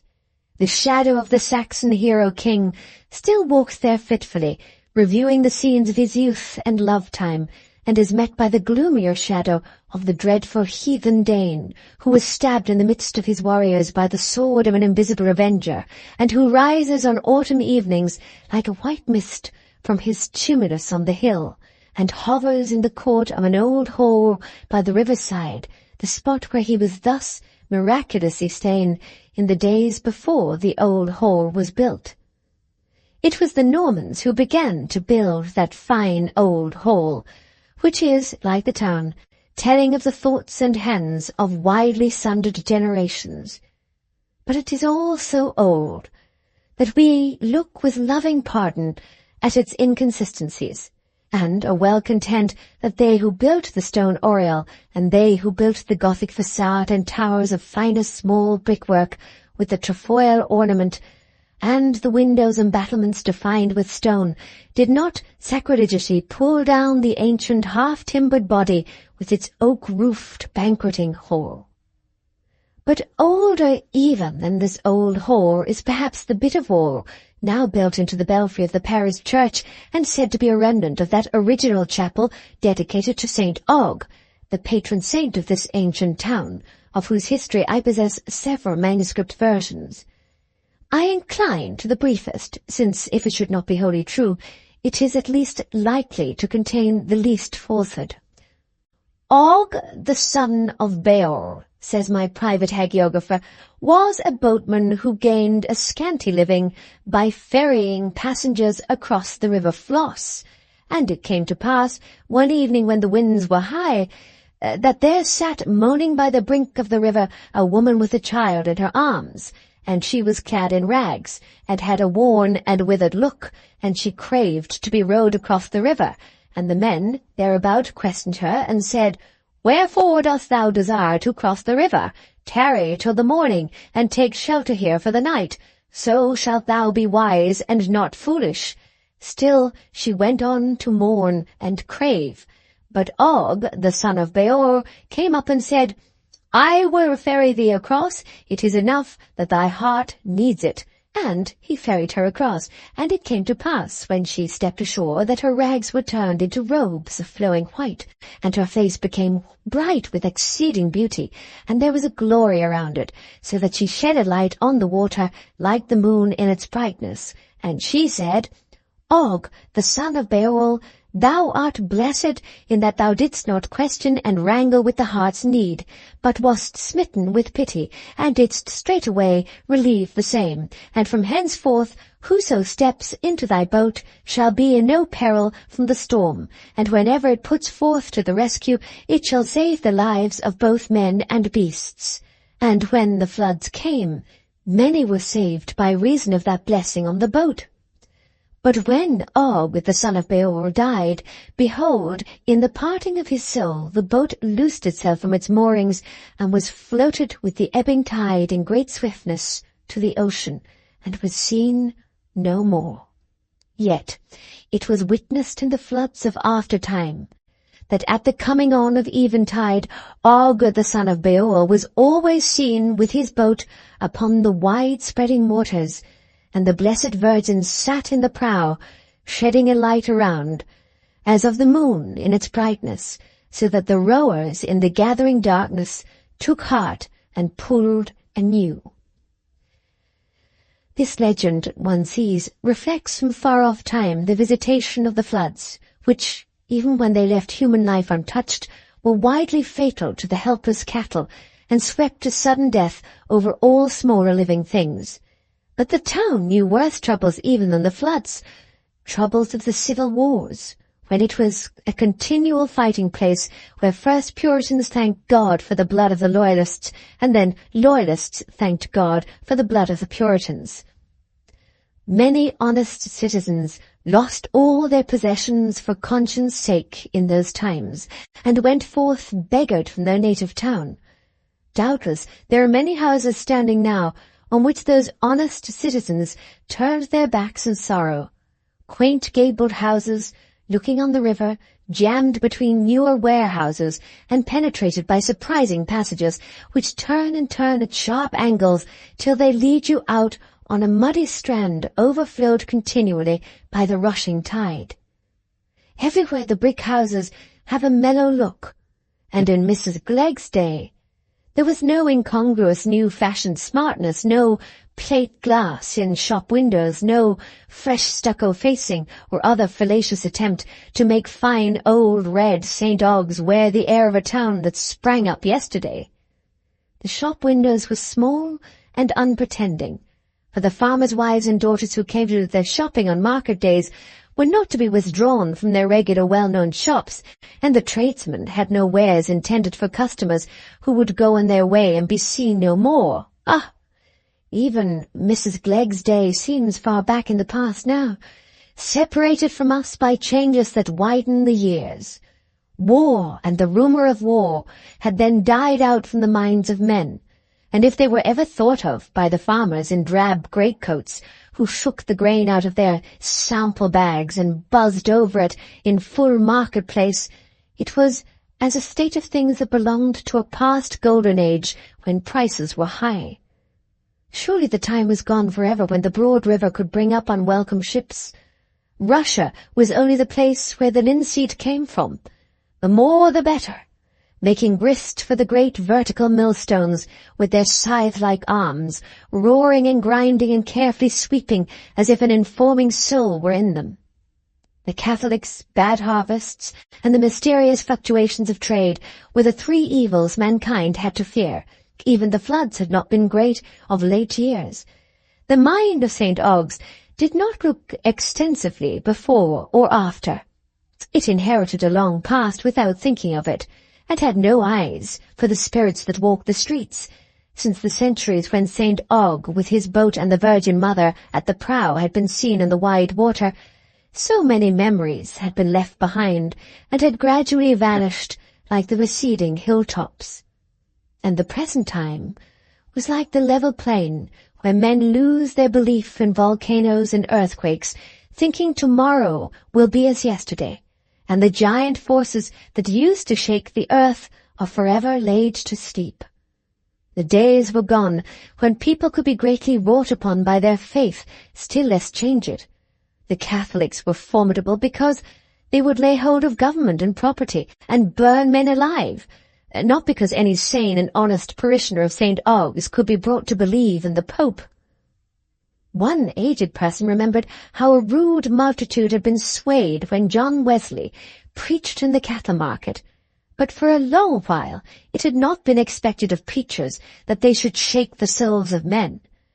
An occasional burst of fervour in dissenting pulpits on the subject of infant baptism was the only symptom of a zeal unsuited to sober times when men had done with change.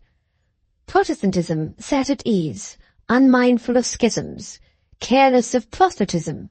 Dissent was an inheritance along with a superior pew and a business connection, and churchmanship only wondered contemptuously at dissent as a foolish habit that clung greatly to families in the grocery and chandering lines, though not incompatible with prosperous wholesale dealing. But with the Catholic question had come a slight wind of controversy to break the calm. The elderly rector had become occasionally historical and argumentative, and Mr. Spray, the independent minister, had begun to preach political sermons in which he distinguished with much subtlety between his fervent belief in the right of the Catholics to the franchise and his fervent belief in their eternal perdition. Most of Mr. Spray's hearers, however, were incapable of following his subtleties, and many old-fashioned dissenters were much pained by his siding with the Catholics, while others thought he had better let politics alone. Public spirit was not held in high esteem at St. Ogg's, and men who busied themselves with political questions were regarded with some suspicion as dangerous characters. They were usually persons who had little or no business of their own to manage, or, if they had, were likely enough to become insolvent. This was the general aspect of things at St. Ogg's in Mrs. Glegg's day, and at that particular period in her family history when she had had a quarrel with Mr. Tulliver. It was a time when ignorance was much more comfortable than at present, and was received with all the honours in very good society, without being obliged to dress itself in an elaborate costume of knowledge, a time when cheap periodicals were not, and when country surgeons never thought of asking their female patients if they were fond of reading, but simply took it for granted that they preferred gossip, a time when ladies in rich silk gowns wore large pockets, in which they carried a mutton bone to secure them against cramp. Mrs. Glegg carried such a bone, which she had inherited from her grandmother, with a brocaded gown that would stand up empty like a suit of armour, and a silver-headed walking-stick, for the Dodson family had been respectable for many generations. Mrs. Clegg had both a front and back parlour in her excellent house at St. Ogg's, so that she had 2 points of view from which she could observe the weaknesses of her fellow beings and reinforce her thankfulness for her own exceptional strength of mind. From her front window she could look down the Tofton Road leading out of St. Ogg's and note the growing tendency to gadding about in the wives of men not retired from business, together with the practice of wearing woven cotton stockings, which opened a dreary prospect for the coming generation, and from her back window she could look down the pleasant garden and orchard which stretched to the river, and observe the folly of Mr. Glegg in spending his time among them flowers and vegetables. For Mr. Glegg, having retired from active business as a wool stapler for the purpose of enjoying himself through the rest of his life, had found this last occupation so much more severe than his business that he had been driven into amateur hard labour as a dissipation, and habitually relaxed by doing the work of 2 ordinary gardeners. The economizing of a gardener's wages might perhaps have induced Mrs. Glegg to wink at his folly, if it were possible for a healthy female mind even to simulate respect for a husband's hobby. But it is well known that this conjugal complacency belongs only to the weaker portion of the sex, who are scarcely alive to the responsibilities of a wife as a constituted check on her husband's pleasures, which are hardly ever of a rational or commendable kind. Mr. Glegg, on his side, too, had a double source of mental occupation which gave every promise of being inexhaustible. On the one hand, he surprised himself by his discoveries in natural history, finding that his piece of garden ground contained wonderful caterpillars, slugs, and insects, which, so far as he had heard, had never before attracted human observation. And he noticed remarkable coincidences between these zoological phenomena and the great events of that time, as, for example, that before the burning of York Minster there had been mysterious serpentine marks on the leaves of the rose trees, together with an unusual prevalence of slugs, which he had been puzzled to know the meaning of until it flashed upon him with this melancholy conflagration. Mr. Glegg had an unusual amount of mental activity which, when disengaged from the wool business, naturally made itself a pathway in other directions, and his second subject of meditation was the contrariness of the female mind, as typically exhibited in Mrs. Glegg. That a creature made, in a genealogical sense, out of a man's rib, and in this particular case maintained in the highest respectability without any trouble of her own, should be normally in a state of contradiction to the blandest propositions, and even to the most accommodating concessions, was a mystery in the scheme of things to which he had often in vain sought a clue in the early chapters of Genesis. Mr. Glegg had chosen the eldest Miss Dodson as a handsome embodiment of female prudence and thrift, and being himself of a money-getting, money-keeping turn, had calculated on much conjugal harmony. But in that curious compound, the feminine character, it may easily happen that the flavour is unpleasant in spite of excellent ingredients, and a fine, systematic stinginess may be accompanied with a seasoning that quite spoils its relish. Now, good Mr. Glegg himself was stingy in the most amiable manner. His neighbours called him near, which always means that the person in question is a lovable skinflint. If you expressed a preference for cheese parings, Mr. Glegg would remember to save them for you with a good-natured delight in gratifying your palate, and he was given to pet all animals which require no appreciable keep. There was no humbug or hypocrisy about Mr. Glegg. His eyes would have watered with true feeling over the sale of a widow's furniture, which a £5 note from his side pocket would have prevented. But a donation of £5 to a person in a small way of life would have seemed to him a mad kind of lavishness rather than charity, which had always presented itself to him as a contribution of small aids, not a neutralizing of misfortune. And Mr. Glegg was just as fond of saving other people's money as his own. He would have ridden as far round to avoid a turnpike when his expenses were to be paid for him, as when they were to come out of his own pocket, and was quite zealous in trying to induce indifferent acquaintances to adopt a cheap substitute for blacking. This inalienable habit of saving, as an end in itself, belonged to the industrious men of business of a former generation, who made their fortunes slowly, almost as the tracking of the fox belongs to the harrier. It constituted them a race which is nearly lost in these days of rapid money-getting, when lavishness comes close to the back of want. In old-fashioned times, an independence was hardly ever made without a little miserliness as a condition, and you would have found that quality in every provincial district, combined with characters as various as the fruits from which we can extract acid. The true Harpagans were always marked and exceptional characters. Not so the worthy taxpayers who, having once pinched from real necessity, retained, even in the midst of their comfortable retirement, with their wall fruit and wine bins, the habit of regarding life as an ingenious process of nibbling out one's livelihood without leaving any perceptible deficit, and who would have been as immediately prompted to give up a newly taxed luxury when they had had their care £500 a year as when they had only £500 of capital. Mr. Glegg was one of these men, found so impracticable by chancellors of the Exchequer, and knowing this, you will be the better able to understand why he had not swerved from the conviction that he had made an eligible marriage, in spite of the too pungent seasoning that nature had given to the eldest Miss Dodson's virtues. A man with an affectionate disposition who finds a wife to concur with his fundamental idea of life easily comes to persuade himself that no other woman would have suited him so well, and does a little daily snapping and quarrelling without any sense of alienation.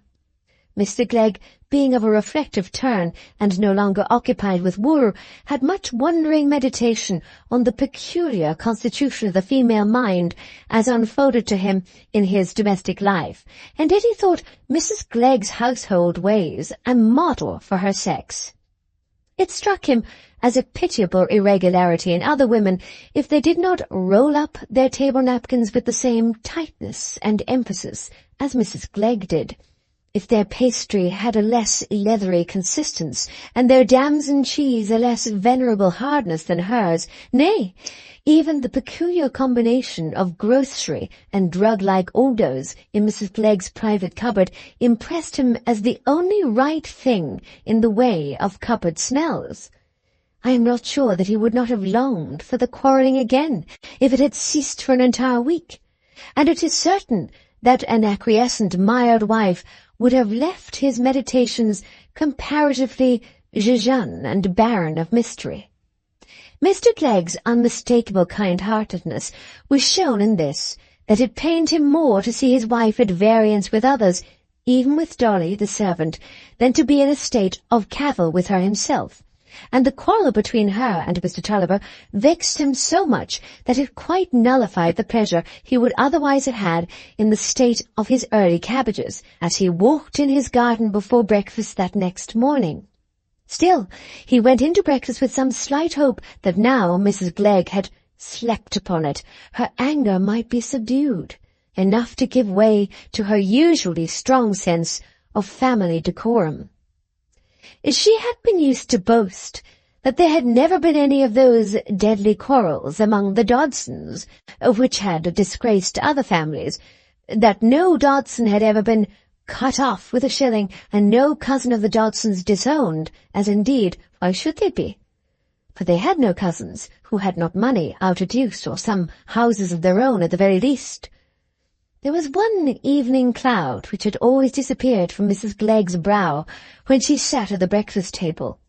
It was her fuzzy front of curls, for as she occupied herself in household matters in the morning, it would have been a mere extravagance to put on anything so superfluous to the making of leathery pastry as a fuzzy curled front.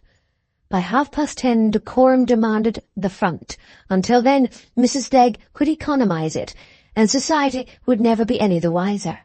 But the absence of that cloud only left it more apparent that the cloud of severity remained, and Mr. Glegg, perceiving this as he sat down to his milk porridge, which it was his old frugal habit to stem his morning hunger with, prudently resolved to leave the first remark to Mrs. Glegg, lest to so delicate an article as a lady's temper the slightest touch should do mischief. People who seem to enjoy their ill temper have a way of keeping it in fine condition by inflicting privations on themselves. That was Mrs. Glegg's way. She made her tea weaker than usual this morning, and declined butter. It was a hard case that a vigorous mood for quarrelling, so highly capable of using an opportunity, should not meet with a single remark from Mr. Glegg on which to exercise itself. But by and by it appeared that his silence would answer the purpose, for he heard himself apostrophized at last in that tone peculiar to the wife of one's bosom. "Oh, well, Mr. Glegg, it's a poor return I get for making you the wife I've made you all these years. If this is the way I'm to be treated, I'd better known it before my poor father died, and then, when I'd wanted a home, I should have gone elsewhere, as the choice was offered me."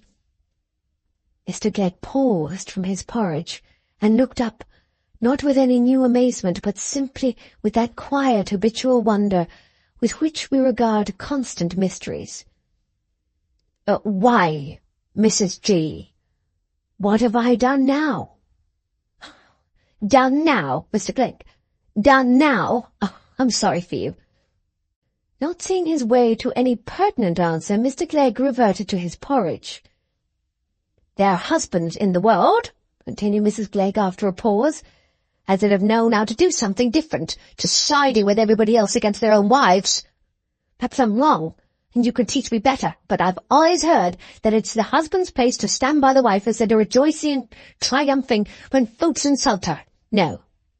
"What call have you to say that?" said Mr. Glegg rather warmly, for though a kind man he was not as meek as Moses. "When did I rejoice or triumph over you?" "Well, there's ways of doing things worse than speaking out plain, Mr. Glegg. I'd sooner you'd tell me to my face as you make light of me than try to make out as everybody is in the right but me, and come to your breakfast in the morning as I've hardly slept an hour this night, and sulk at me as if I was the dirt under your feet."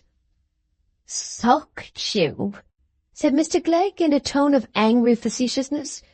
"You're like a tipsy man as thinks everybody's a too much but himself. Don't lower yourself with using coarse language to me, Mr. Glegg. It makes you look very small, though you can't see it yourself," said Mrs. Glegg in a tone of energetic compassion. "A man in your place should set an example and talk more sensible." "Yes, but will you listen to sense?" retorted Mr. Glegg sharply. "The best sense I can talk to you is what I said last night, as you're in the wrong to think of calling in your money, when it's safe enough if you'd let it alone, all because of a bit of a tiff. And I was in hopes you altered your mind this morning.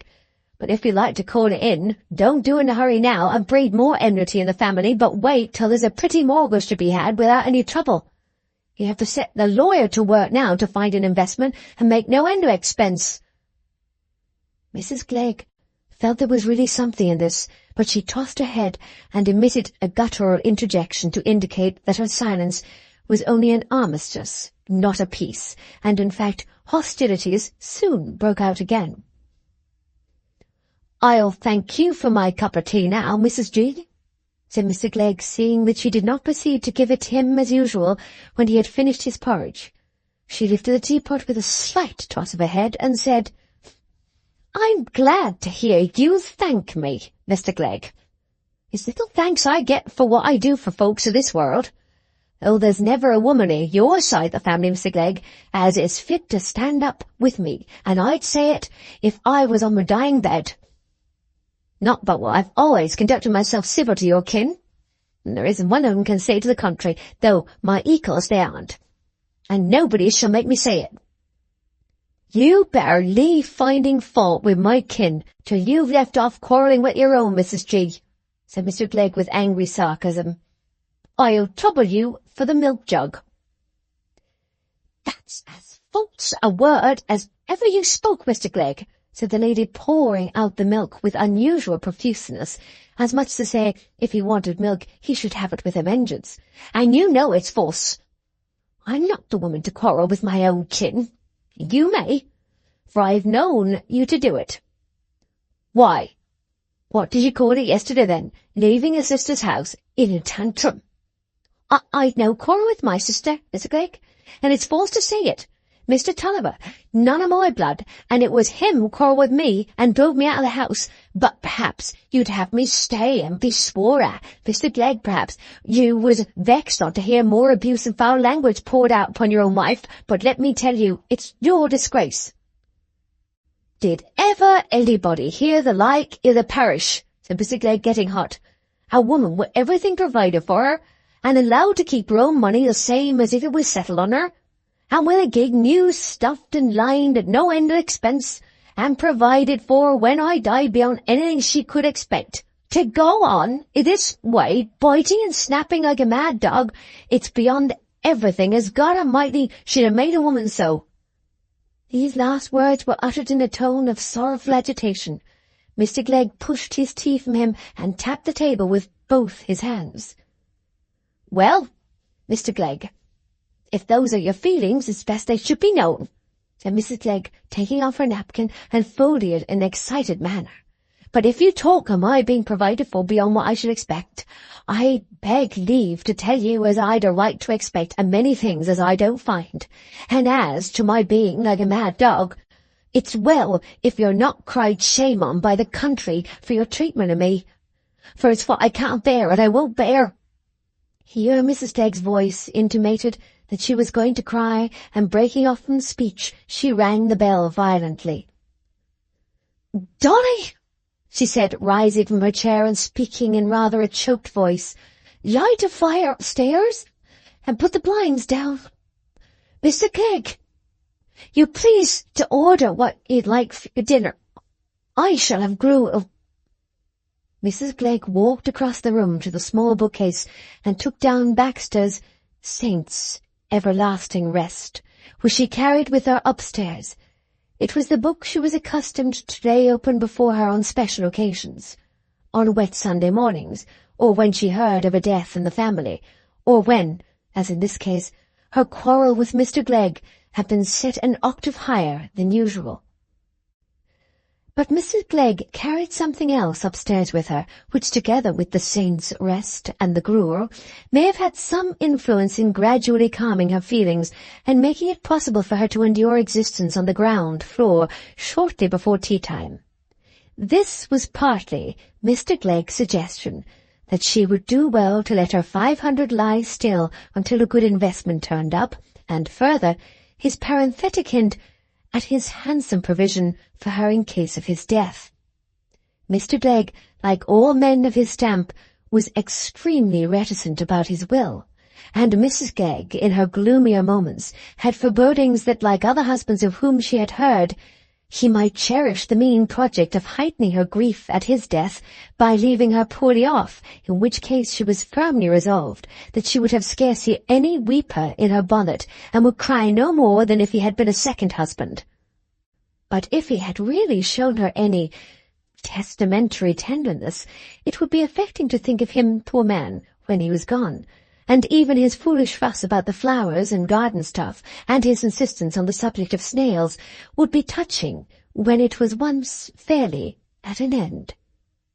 To survive Mr. Clegg and talk eulogistically of him as a man who might have his weaknesses, but who had done the right thing by her, notwithstanding his numerous poor relations, to have sums of interest coming in more frequently and secreted in various corners baffling to the most ingenious of thieves, for to Mrs. Clegg's mind banks and strong boxes would have nullified the pleasure of property, she might as well have taken her food in capsules. Finally, to be looked up to by her own family and the neighbourhood, so as no woman can ever hope to be who has not the praetorite and present dignity comprised in being a widow well left, all this made a flattering and conciliatory view of the future, so that when good Mr. Clegg, restored to good humour by much hoeing, and moved by the sight of his wife's empty chair, with her knitting rolled up in the corner, went upstairs to her, and observed that the bell had been tolling for poor Mr. Morton, Mrs. Clegg answered magnanimously, quite as if she had been an uninjured woman. "Ah, then, It'll be a good business for somebody to take to. Baxter had been open at least 8 hours by this time, for it was nearly 5 o'clock, and if people are to quarrel often, it follows as a corollary that their quarrels cannot be protracted beyond certain limits. Mr. and Mrs. Glegg talked quite amicably about the Tullivers that evening. Mr. Glegg went to the length of admitting that Tulliver was a sad man for getting into hot water, and was like enough to run through his property, and Mrs. Glegg, meeting this acknowledgment halfway, declared that it was beneath her to take notice of such a man's conduct, and that, for her sister's sake, she would let him keep the 500 a while longer, for when she put it out on a mortgage, she should only get 4%. Chapter 13. Mr. Tulliver further entangles the skein of life. Owing to this new adjustment of Mrs. Glegg's thoughts, Mrs. Pullet found her task of mediation the next day surprisingly easy.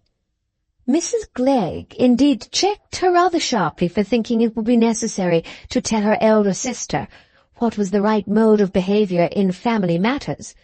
Mrs. Pullet's argument that it would look ill in the neighbourhood if people should have it in their power to say that there was a quarrel in the family was particularly offensive.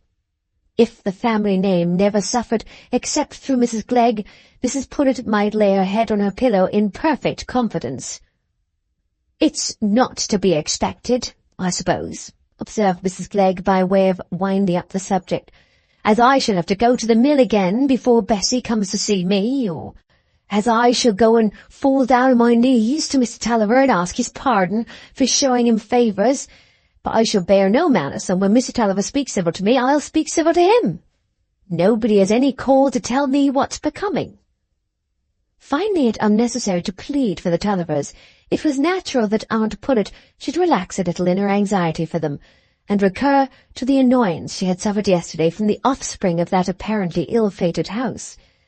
Mrs. Glegg heard a circumstantial narrative to which Mr. Pullet's remarkable memory furnished some items, and while Aunt Pullet pitied poor Bessie's bad luck with her children, and expressed a half-formed project of paying for Maggie's being sent to a distant boarding school, which would not prevent her from being so brown, but might tend to subdue some other vices in her, Aunt Glegg blamed Bessie for her weakness, and appealed to all witnesses who should be living when the Tulliver children had turned out ill, that she, Mrs. Glegg, had always said how it would be from the very first, observing that it was wonderful to herself how all her words came true.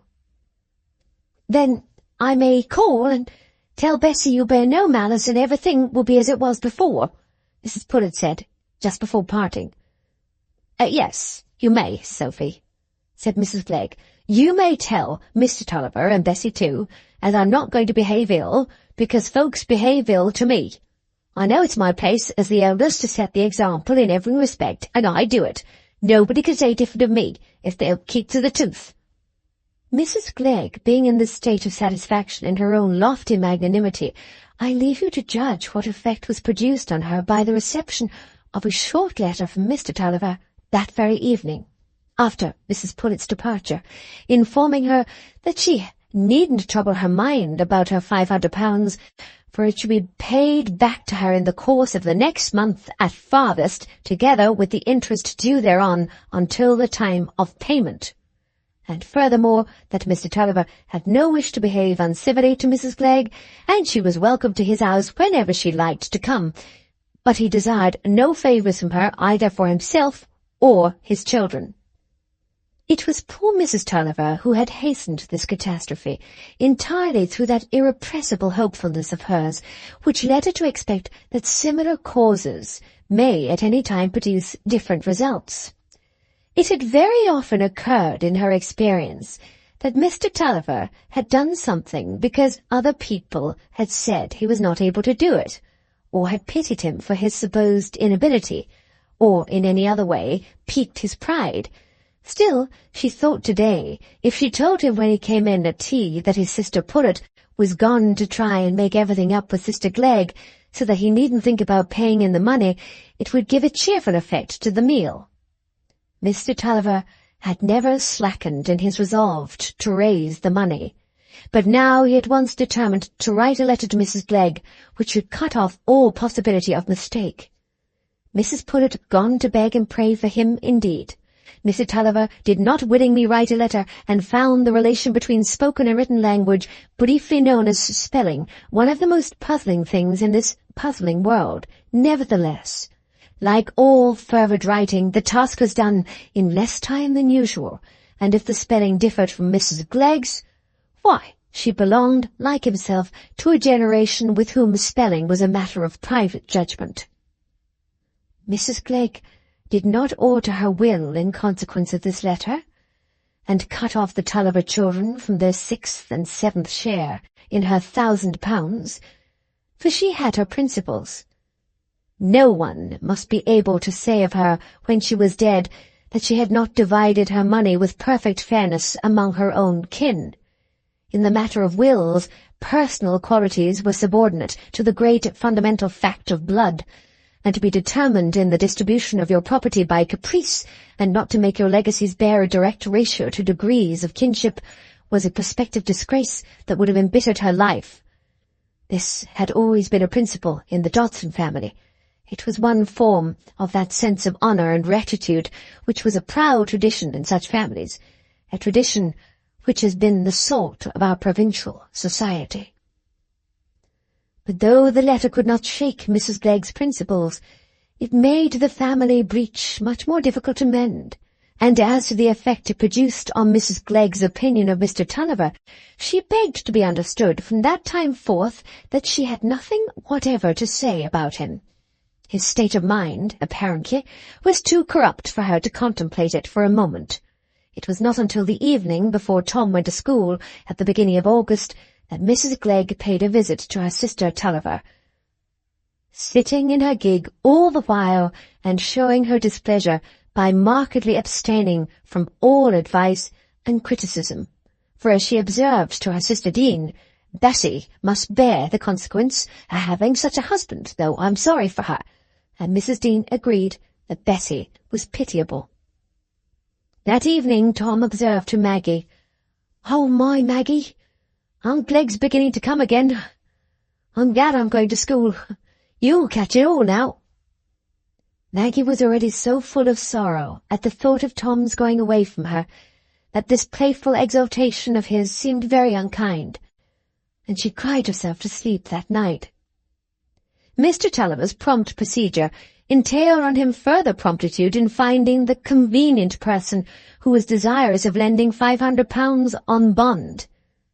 "It must be no client of Wakem's," he said to himself, and yet, at the end of a fortnight, it turned out to be the contrary, not because Mr. Tulliver's will was feeble, but because external fact was stronger.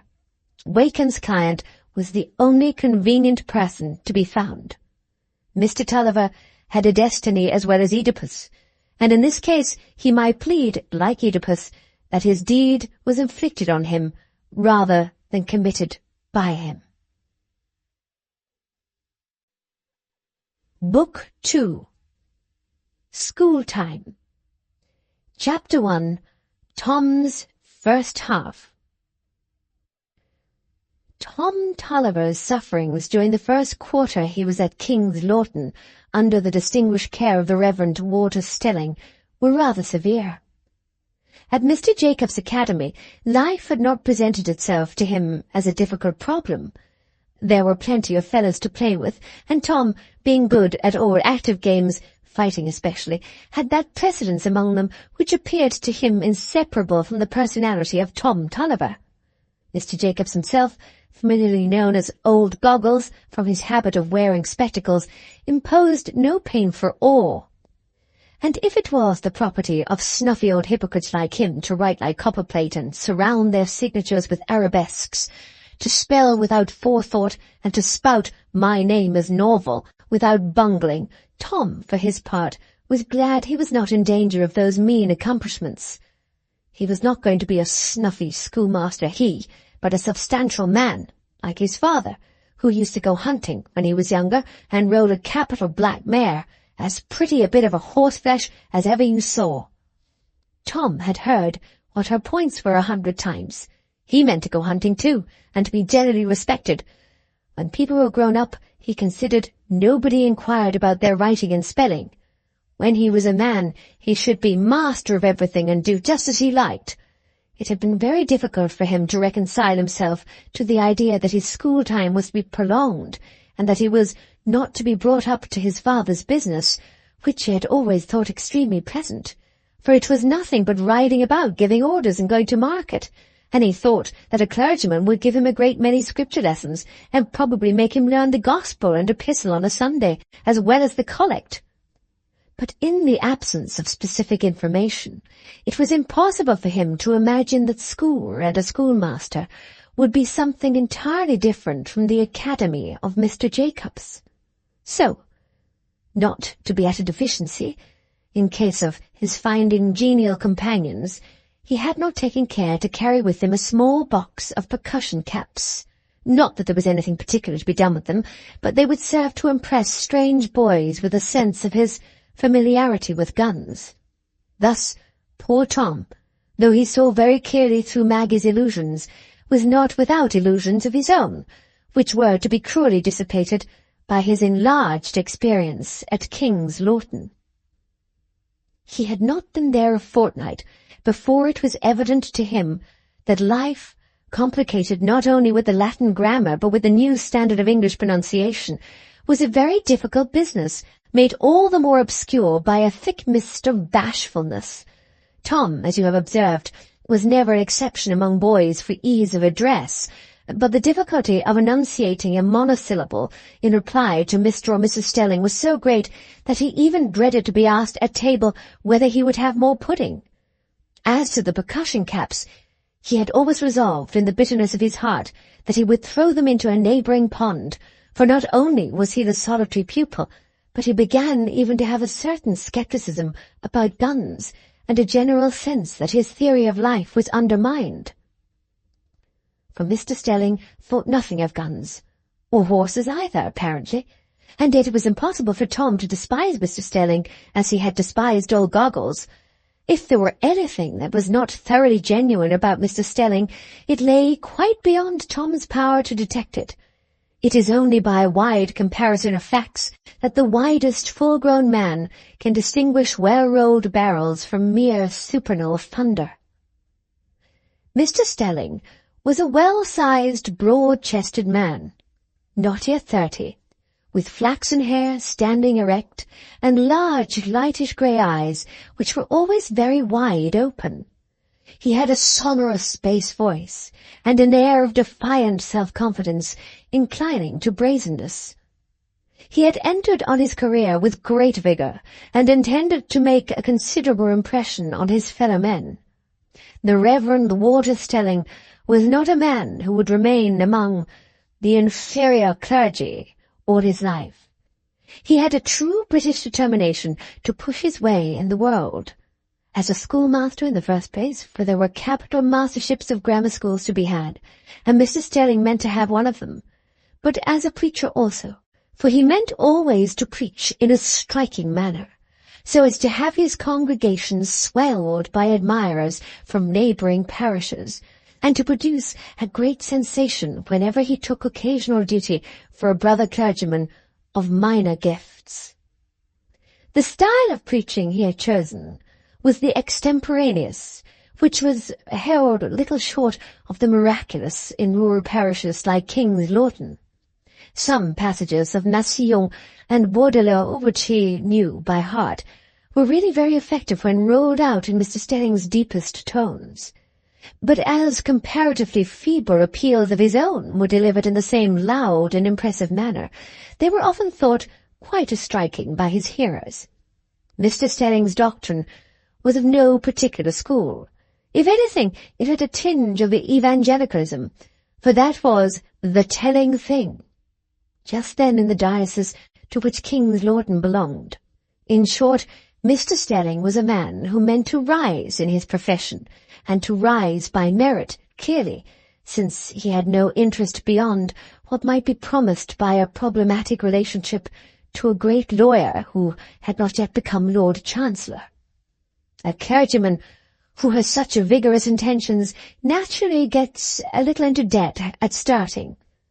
It is not to be expected that he will live in the meagre style of a man who means to be a poor curate all his life, and if the few hundreds Mr. Timpson advanced toward his daughter's fortune did not suffice for the purchase of handsome furniture, together with a stock of wine, a grand piano, and the laying out of a superior flower garden, it followed in the most rigorous manner either that these things must be procured by some other means, or else that the Reverend Mr. Stelling must go without them, which last alternative would be an absurd procrastination of the fruits of success where success was certain. Mr. Stelling was so broad-chested and resolute that he felt equal to anything. He would become celebrated by shaking the consciences of his hearers, and he would, by and by, edit a Greek play and invent several new readings. He had not yet selected the play, for having been married little more than 2 years, his leisure time had been much occupied with attentions to Mrs. Stelling. But he had told that fine woman what he meant to do some day, and she felt great confidence in her husband as a man who understood everything of that sort. But the immediate step to future success was to bring on Tom Tulliver during his first half-year, for by a singular coincidence there had been some negotiation concerning another pupil from the same neighbourhood, and it might further a decision in Mr. Stelling's favour if it were understood that young Tulliver, who, Mr. Stelling observed, in conjugal privacy, was rather a rough cub, had made prodigious progress in a short time.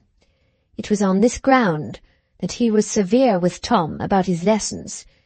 He was clearly a boy whose powers would never be developed through the medium of the Latin grammar, without the application of some sternness. Not that Mr. Stelling was a harsh-tempered or unkind man, quite the contrary.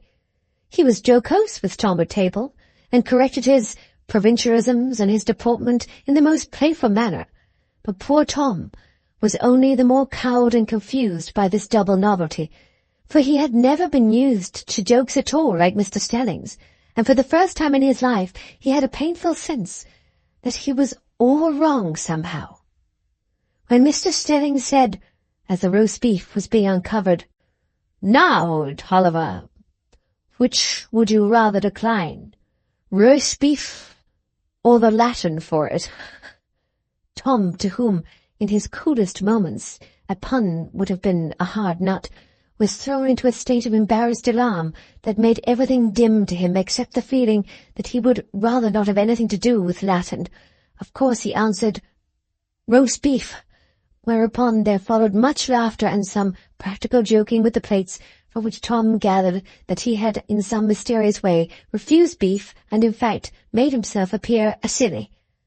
If he could have seen a fellow pupil undergo these painful operations and survive them in good spirits, he might sooner have taken them as a matter of course.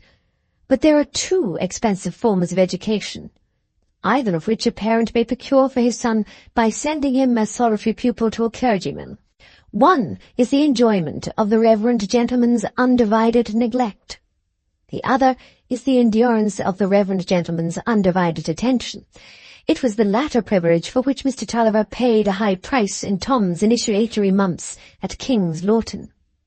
That respectable miller and maltster had left Tom behind and driven homeward in a state of great mental satisfaction.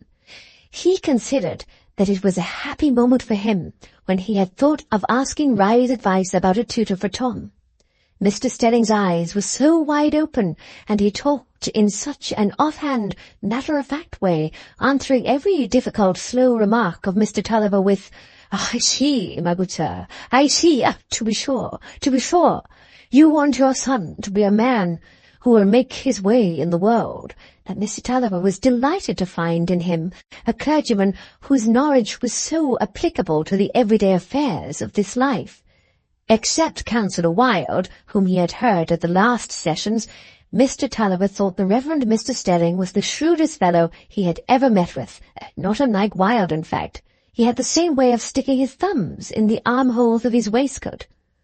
Mr. Tulliver was not by any means an exception in mistaking brazenness for shrewdness, Most laymen thought Stelling shrewd, and a man of remarkable powers generally.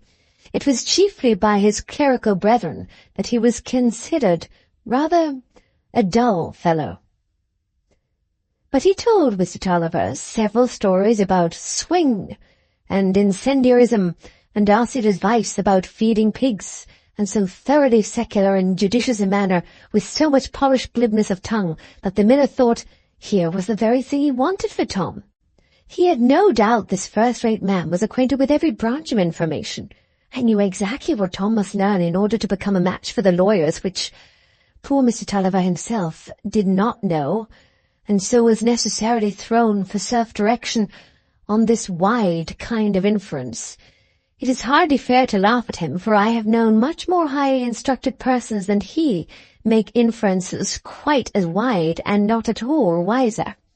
As for Mrs. Tulliver, finding that Mrs. Stelling's views as to the airing of linen and the frequent recurrence of hunger in a growing boy entirely coincided with her own, moreover, that Mrs. Stelling, though so young a woman and only anticipating her second confinement, had gone through very nearly the same experience as herself with regard to the behaviour and fundamental character of the monthly nurse, she expressed great contentment to her husband when they drove away, at leaving Tom with a woman who, despite of her youth, seemed quite sensible and motherly, and asked advice as prettily as could be. "Why, they must be very well off, though," said Mrs. Tulliver, "for everything's as nice as can be all over the house.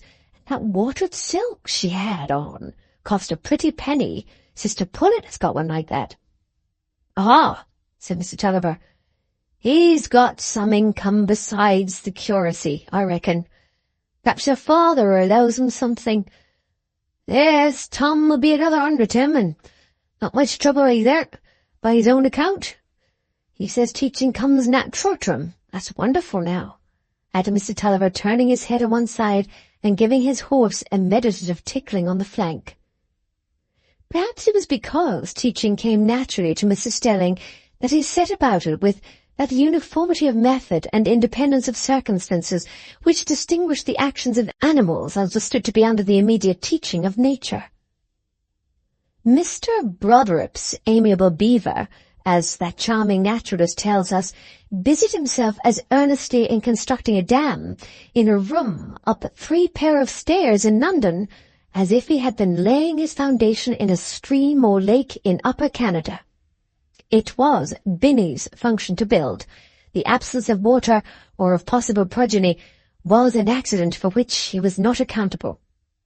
With the same unerring instinct, Mr. Stelling set to work at his natural method of instilling the Eton grammar and Euclid into the mind of Tom Tulliver. This he considered was the only basis of solid instruction. All other means of education were mere charlatanism and could produce nothing better than smatterers. Fixed on this firm basis, a man might observe the display of various or special knowledge made by irregularly educated people with a pitying smile. All that sort of thing was very well, but it was impossible these people could form sound opinions. In holding this conviction, Mr. Stelling was not biased, as some tutors have been, by the excessive accuracy or extent of his own scholarship, and as to his views about Euclid, no opinion could have been freer from personal partiality. Mr. Stelling was very far from being led astray by enthusiasm, either religious or intellectual. On the other hand, he had no secret belief that everything was humbug. He thought religion was a very excellent thing, and Aristotle a great authority, and deaneries and prebends useful institutions, and Great Britain the provincial bulwark of Protestantism, and faith in the unseen a great support to afflicted minds. He believed in all these things, as a Swiss hotel-keeper believes in the beauty of the scenery around him, and in the pleasure it gives to artistic visitors. And in the same way, Mr. Stelling believed in his method of education. He had no doubt that he was doing the very best thing for Mr. Tulliver's boy. Of course, when the miller talked of mapping and summing in a vague and diffident manner, Mr. Stelling had set his mind at rest by an assurance that he understood what was wanted, For how was it possible the good man could form any reasonable judgment about the matter? Mr. Stelling's duty was to teach the lad in the only right way. Indeed, he knew no other. He had not wasted his time in the acquirement of anything abnormal. He very soon set down poor Tom as a thoroughly stupid lad. For though by hard labour he could get particular declensions into his brain, anything so abstract as the relation between cases and terminations could by no means get such a lodgment there as to enable him to recognise a chance genitive or dative. This struck Mr. Stelling as something more than natural stupidity. He suspected obstinacy, or at any rate indifference, and lectured Tom severely on his want of thorough application. "You feel no interest in what you're doing, sir," Mr. Stelling would say, and the reproach was painfully true. Tom had never found any difficulty in discerning a pointer from a setter, when once he had been told the distinction, and his perceptive powers were not at all deficient. I fancy they were quite as strong as those of the Reverend Mr. Stelling, for Tom could predict with accuracy what number of horses were cantering behind him. He could throw a stone right into the centre of a given ripple. He could guess to a fraction how many lengths of his stick it would take to reach across the playground, and could draw almost perfect squares on his slate without any measurement. But Mr. Stelling took no note of these things. He only observed that Tom's faculties failed him before the abstractions hideously symbolized to him in the pages of the Eton grammar, and that he was in a state bordering on idiocy with regard to the demonstration that two given triangles must be equal, though he could discern with great promptitude, and certainly the fact that they were equal. Whence Mr. Stelling concluded that Tom's brain, being peculiarly impervious to etymology in demonstrations, was peculiarly in need of being ploughed and harrowed by these patent implements. It was his favourite metaphor that the classics in geometry constituted that culture of the mind which prepared it for the reception of any subsequent crop. I say nothing against Mr. Stelling's theory. If we are to have one regimen for all minds, his seems to me as good as any other. I only know it turned out as uncomfortably for Tom Tulliver as if he had been plied with cheese in order to remedy a gastric weakness which prevented him from digesting it. It is astonishing what a different result one gets by changing the metaphor. Once call the brain an intellectual stomach, and one's ingenious conception of the classics and geometry as ploughs and harrows seems to settle nothing. But then it is open to someone else to follow great authorities, and call the mind a sheet of white paper or a mirror, in which case one's knowledge of the digestive process becomes quite irrelevant. It was doubtless an ingenious idea to call the camel the ship of the desert, but it would hardly lead one far in training that useful beast. Oh, Aristotle, if you had the advantage of being the freshest modern instead of the greatest ancient, would you not have mingled your praise of metaphorical speech as a sign of high intelligence with a lamentation that intelligence so rarely shows itself in speech without metaphor, that we can so seldom declare what a thing is, except by saying, it is something else? Tom Tulliver, being abundant in no form of speech, did not use any metaphor to declare his views as to the nature of Latin. He never called it an instrument of torture, and it was not until he had got on some way in the next half-year and in the Delectus that he was advanced enough to call it a bore and beastly stuff. At present, in relation to this demand that he should learn Latin declensions and conjugations, Tom was in a state of as blank unimaginativeness concerning the cause and tendency of his sufferings as if he had been an innocent shrew mouse imprisoned in the split trunk of an ash tree in order to cure lameness in cattle. It is doubtless almost incredible to instructed minds of the present day that a boy of 13, not belonging strictly to the masses, who are now understood to have the monopoly of mental darkness, should have had no distinct idea how there came to be such a thing as Latin on this earth. Yet so it was with Tom.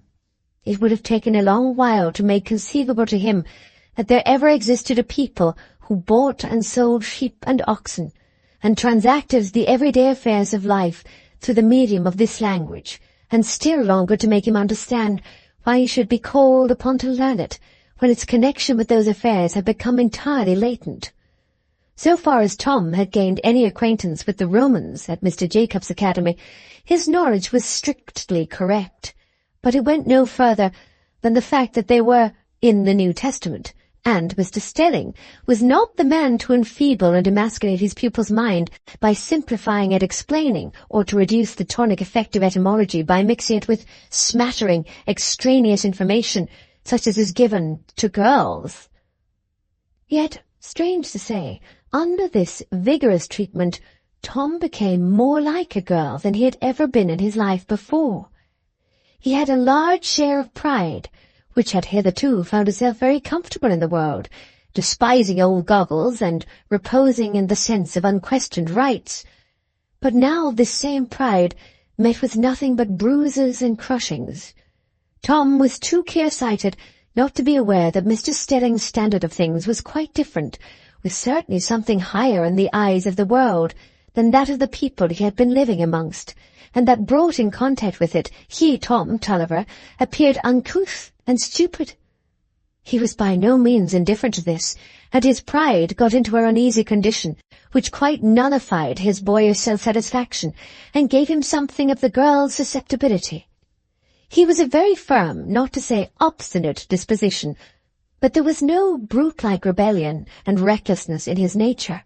The human sensibilities predominated, and if it had occurred to him that he could enable himself to show some quickness at his lessons, and so acquire Mr. Stelling's approbation by standing on one leg for an inconvenient length of time, or rapping his head moderately against the wall, or any voluntary action of that sort, he would certainly have tried it. But no. Tom had never heard that these measures would brighten the understanding, or strengthen the verbal memory, and he was not given to hypothesis and experiment. It did not occur to him that he could perhaps get some help by praying for it, but as the prayers he said every evening were forms learned by heart, he rather shrank from the novelty and irregularity of introducing an extempore passage on the topic of petition for which he was not aware of any precedent. But one day, when he had broken down, for the 5th time, in the supines of the 3rd congregation, and Mr. Stelling, convinced that this might be carelessness since it transcended the bounds of possible stupidity, had lectured him very seriously, pointing out that if he failed to seize the present golden opportunity of learning supines, he would have to regret it when he became a man. Tom, more miserable than usual, determined to try his sole resource, and that evening, after his usual form of prayer for his parents and little sister, he had begun to pray for Maggie when she was a baby, and that he might be able always to keep God's commandments, he added in the same low whisper, "And please to make me always remember my Latin." He paused a little to consider how he should pray about Euclid, whether he should ask to see what it meant, or whether there was any other mental state which would be more applicable to the case. But at last he added, "And make Mr. Stelling say, I shan't do Euclid any more. Amen." The fact that he got through his supines without mistake the next day encouraged him to persevere in this appendix to his prayers, and neutralized any skepticism that might have arisen from Mrs. Stelling's continued demand for Euclid. But his faith broke down under the apparent absence of all help when he got into the irregular verbs. It seemed clear that Tom's despair under the caprices of the present tense did not constitute a nodus worthy of interference, and since this was the climax of his difficulties, where was the use of praying for help any longer? He made up his mind to this conclusion in one of his dull, lonely evenings, which he spent in the study preparing his lessons for the morrow. His eyes were apt to get dim over the page. Though he hated crying and was ashamed of it, he couldn't help thinking with some affection even of Spencer, who he used to fight and quarrel with. He would have felt at home with Spencer, and in a condition of superiority. And then the mill and the river, and the app pricking up his ears, ready to obey the least sign when Tom said, "Oi!" would all come before him in a sort of calenture, where his fingers played absently in his pocket with his great knife and his coil of whipcord and other relics of the past. Tom, as I said, had never been so much like a girl in his life before, and at that epoch of irregular verbs his spirit was further depressed by a new means of mental development, which had been thought of for him out of school hours. Mrs. Stelling had lately had her second baby, and as nothing could be more salutary for a boy than to feel himself useful, Mrs. Stelling considered she was doing Tom a service by setting him to watch the little cherub Laura, while the nurse was occupied with the sickly baby. It was quite a pretty employment for Tom to take little Laura out in the sunniest hour of the autumn day. It would help to make him feel that Lorton Parsonage was a home for him, and that he was one of the family. The little cherub Laura, not being an accomplished walker at present, had a ribbon fastened round her waist, by which Tom held her, as if she had been a little dog during the minutes in which he chose to walk. But as these were rare, he was for the most part carrying this fine child round and round the garden within sight of Mrs. Stelling's window, according to orders. If anyone considers this unfair and even oppressive towards Tom, I beg him to consider that there are feminine virtues which are with difficulty combined, even if they are not incompatible. When the wife of a poor curate contrives, under all her disadvantages, to dress extremely well, and to have a style of coiffure which requires that her nurse shall occasionally officiate as lady's maid, when moreover her dinner parties in her drawing-room show that effort and elegance and completeness of appointment to which ordinary women might imagine a large income necessary, it would be unreasonable to expect of her that she should employ a second nurse, or even act as a nurse herself. Mr. Stelling knew better. He saw that his wife did wonders already, and was proud of her. It was certainly not the best thing in the world for young Tulliver's gait to carry a heavy child, but he had plenty of exercise in long walks with himself, and next half-year Mr. Stelling would see about having a drilling-master. Among the many means whereby Mr. Stelling intended to be more fortunate than the bulk of his fellow-men, he had entirely given up that of having his own way in his own house. What then? He had married as kind a little soul as ever breathed, according to Mr. Riley, who had been acquainted with Mrs. Stelling's blonde ringlets and smiling demeanour throughout her maiden life, and on the strength of that knowledge would have been ready any day to pronounce that whatever domestic differences might arise in her married life must be entirely Mr. Stelling's fault. If Tom had had a worse disposition, he would certainly have hated the little cherub Laura, but he was too kind-hearted a lad for that. There was too much in him of the fibre that turns to true manliness, and to protecting pity for the weak. I am afraid he hated Mrs. Stelling, and contracted a lasting dislike to pale blonde ringlets and broad plaits, as directly associated with haughtiness of manner and a frequent reference to other people's duty.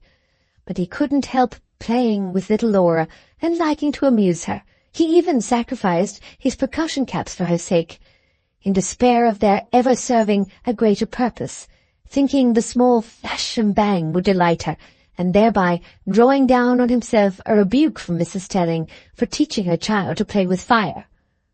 Laura was a sort of playfellow, and oh, how Tom longed for playfellows.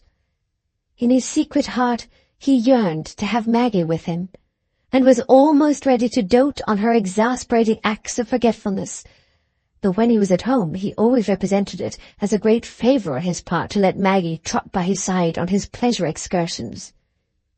And before this dreary half-year was ended, Maggie actually came. Mrs. Stelling had given a general invitation for the little girl to come and stay with her brother, so when Mr. Tulliver drove over to King's Lorton late in October, Maggie came too, with the sense that she was taking a great journey and beginning to see the world. It was Mr. Tulliver's first visit to see Tom, for the lad must learn not to think too much about home. "Well, my lad," he said to Tom when Mr. Stelling had left the room to announce the arrival to his wife, and Maggie had begun to kiss Tom freely, "you look rarely. School agrees with you." Tom wished he had looked rather ill. "I don't think I am well, father," said Tom. "I wish you'd asked Mr. Stelling not to let me do Euclid. It brings on the toothache, I think." The toothache was the only malady to which Tom had ever been subject. "Euclid, my lad? Why, what's that?" said Mr. Tulliver. "Oh, I don't know. It's definitions and axioms and triangles and things. It's a book I've got to learn, and there's no sense in it." Go, said Mr. Tulliver reprovingly. "You mustn't say so. You must learn what your master tells you. He knows what's right for you to learn." "I'll help you now, Tom," said Maggie, with a little air of patronizing consolation. "I'm come to stay ever so long, if Mr. Stelling asked me. I've bought my box and my pinafores, haven't I, father?"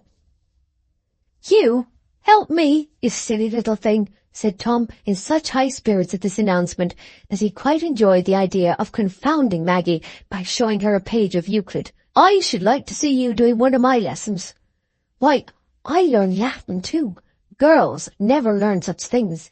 They're too silly." "I know what Latin is very well," said Maggie confidently. "Latin's a language. There are Latin words in the dictionary. There's bonus, a gift." "Now, you're just wrong there, Miss Maggie," said Tom, secretly astonished. "You think you're very wise, but bonus means good, as it happens. Bonus bona bonum." "Well, that's no reason why it shouldn't mean gift," said Maggie stoutly. "It may mean several things. Most every word does. There's lawn. It means the grass plot, as well as the stuff pocket handkerchiefs are made of." "Well done, little un," said Mr. Tulliver, laughing, while Tom felt rather disgusted with Maggie's knowingness, though beyond measure cheerful at the thought that she was going to stay with him. Her conceit would soon be overawed by the actual inspection of his books. Mrs. Stelling, in her pressing invitation, did not mention a longer time than a week for Maggie's stay, but Mr. Stelling, who took her between his knees and asked her where she stole her dark eyes from, insisted she must stay a fortnight. Maggie thought Mr. Stelling was a charming man, and Mr. Tulliver was quite proud to leave his little wench where she would have an opportunity of showing her cleverness to appreciating strangers. So it was agreed that she should not be fetched home till the end of the fortnight. "Now then, come with me into the study, Maggie," said Tom, as their father drove away. "What do you shake and toss your head now for, you silly?" he continued, for though her hair was now under new dispensation and was brushed smoothly behind her ears, she seemed still in imagination to be tossing it out of her eyes. "It makes you look as if you were crazy." "Oh, I can't help it," said Maggie impatiently. "Don't tease me, Tom." "Oh, what books!" she exclaimed as she saw the bookcases in the study. "How I should like to have as many books as that." "Why, you couldn't read one of them," said Tom triumphantly. "They're all Latin." "No, they aren't," said Maggie. "I can read the back of this History of the Decline and Fall of the Roman Empire." "Well, what does that mean? You don't know," said Tom, wagging his head. "But I could soon find out," said Maggie scornfully. "Why, how?" "I should look inside and see what it was about." "You'd better not, Miss Maggie," said Tom, seeing her hand on the volume. "Mr. Stelling lets nobody touch his books without leave, and I shall catch it if you take it out." "Oh, very well. Let me see all your books, then," said Maggie, turning to throw her arms round Tom's neck and rub his cheek with her small round nose. Tom, in the gladness of his heart at having dear old Maggie to dispute with and crow over again, seized her round the waist and began to jump with her round the large library table. Away they jumped with more and more vigour, till Maggie's hair flew from behind her ears and twirled about like an animated mop. But the revolutions round the table became more and more irregular in their sweep, till at last, reaching Mr. Stelling's reading stand, they sent it thundering down with its heavy lexicons to the floor. Happily, it was the ground floor, and the study was a one-storied wing to the house, so that the downfall made no alarming resonance, though Tom stood dizzy and aghast for a few minutes, dreading the appearance of Mr. or Mrs. Stelling. "Oh, I say, Maggie," said Tom at last, lifting up the stand. "We must keep quiet here, you know. If we break anything, Mrs. Stenning will make us cry, peccavi." "What's that?" said Maggie. "Oh, it's the Latin for a good scolding," said Tom, not without some pride in his knowledge. "Is she a cross woman?" said Maggie. "I believe you," said Tom, with an emphatic nod. "I think all women are crosser than men," said Maggie. "Aunt Glegg's a great deal crosser than Uncle Glegg, and Mother scolds me more than Father does." "Well, you'll be a woman some day," said Tom, "so you needn't talk." "But I shall be a clever woman," said Maggie with a toss. "Oh, I dare say, and a nasty conceited thing, everybody hate you." "But you oughtn't to hate me, Tom. It'll be very wicked of you, for I shall be your sister." "Yes, but if you're a nasty, disagreeable thing, I shall hate you." "Oh, but Tom, you won't. I shan't be disagreeable. I shall be very good to you, and I shall be good to everybody. You won't hate me, really, will you, Tom?" "Oh, bother, never mind. Come, it's time for me to learn my lessons. See here what I've got to do," said Tom, drawing Maggie toward him and showing her his theorem, while she pushed her hair behind her ears and prepared herself to prove her capability of helping him in Euclid. She began to read with full confidence in her own powers, but presently becoming quite bewildered, her face flushed with irritation. It was unavoidable. She must confess her incompetency, and she was not fond of humiliation. "It's nonsense," she said, "and very ugly stuff. Nobody need want to make it out." "Ah, there now, Miss Maggie," said Tom, drawing the book away and wagging his head at her. "You see, you're not so clever as you thought you were." "Oh," said Maggie, pouting, "I dare say I could make it out if I'd learned what goes before, as you have." "But that's what you just couldn't, Miss Wisdom," said Tom, "for it's all the harder when you know what goes before, for then you've got to say what definition 3 is and what axiom 5 is. But get along with you now, I must go on with this. Here's the Latin grammar. See what you can make of that." Maggie found the Latin grammar quite soothing after her mathematical mortification, for she delighted in new words, and quickly found that there was an English key at the end, which would make her very wise about Latin at slight expense. She presently made up her mind to skip the rules in the syntax. The examples became so absorbing. These mysterious sentences, snatched from an unknown context, like strange horns of beasts and leaves of unknown plants, brought from some far-off region, gave boundless scope to her imagination, and were all the more fascinating because they were a peculiar tongue of their own, which she could learn to interpret. It was really very interesting. The Latin grammar that Tom had said no girls could learn, and she was proud because she found it interesting. The most fragmentary examples were her favourites. Mors omnibus est communis would have been Jejeune, only she liked to know the Latin. But the fortunate gentleman whom everyone congratulated because he had a son endowed with such a disposition afforded her a great deal of pleasant conjecture, and she was quite lost in the thick grove penetrable by no star, when Tom called out, "Now then, Magsy, give us the grammar." "Oh, Tom, it's such a pretty book," she said, as she jumped out of the large armchair to give it him. "It's much prettier than the dictionary. I could learn Latin very soon. I don't think it's at all hard." "Oh, I know what you've been doing," said Tom. "You've been reading the English at the end. Any donkey can do that." Tom seized the book and opened it with a determined and businesslike air, as much as to say that he had a lesson to learn which no donkeys would find themselves equal to. Maggie, rather piqued, turned to the bookcases to amuse herself with puzzling out the titles. Presently Tom called to her. "Here, Magsy, come in here if I can say this. Stand at the end of the table where Mr. Stenning sits when he hears me." Maggie obeyed and took the open book. "Where do you begin, Tom?"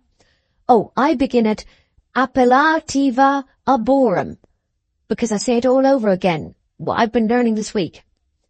Tom sailed along pretty well for 3 lines, and Maggie was beginning to forget her office of prompter in speculating as to what mass could mean, which came twice over, when he stuck fast at sunt etiam volocrum. Ah, don't tell me, Maggie. Sunt etiam volocrum ut Austria status. No, said Maggie, opening her mouth and shaking her head. Sunt etiam volocrum, said Tom very slowly, as if the next words might be expected to come sooner when he gave them the strong hint that they were waited for. C-E-U, said Maggie, getting impatient. Oh, I know. Hold your tongue, said Tom. Seu passer hirundo. Ferrarum.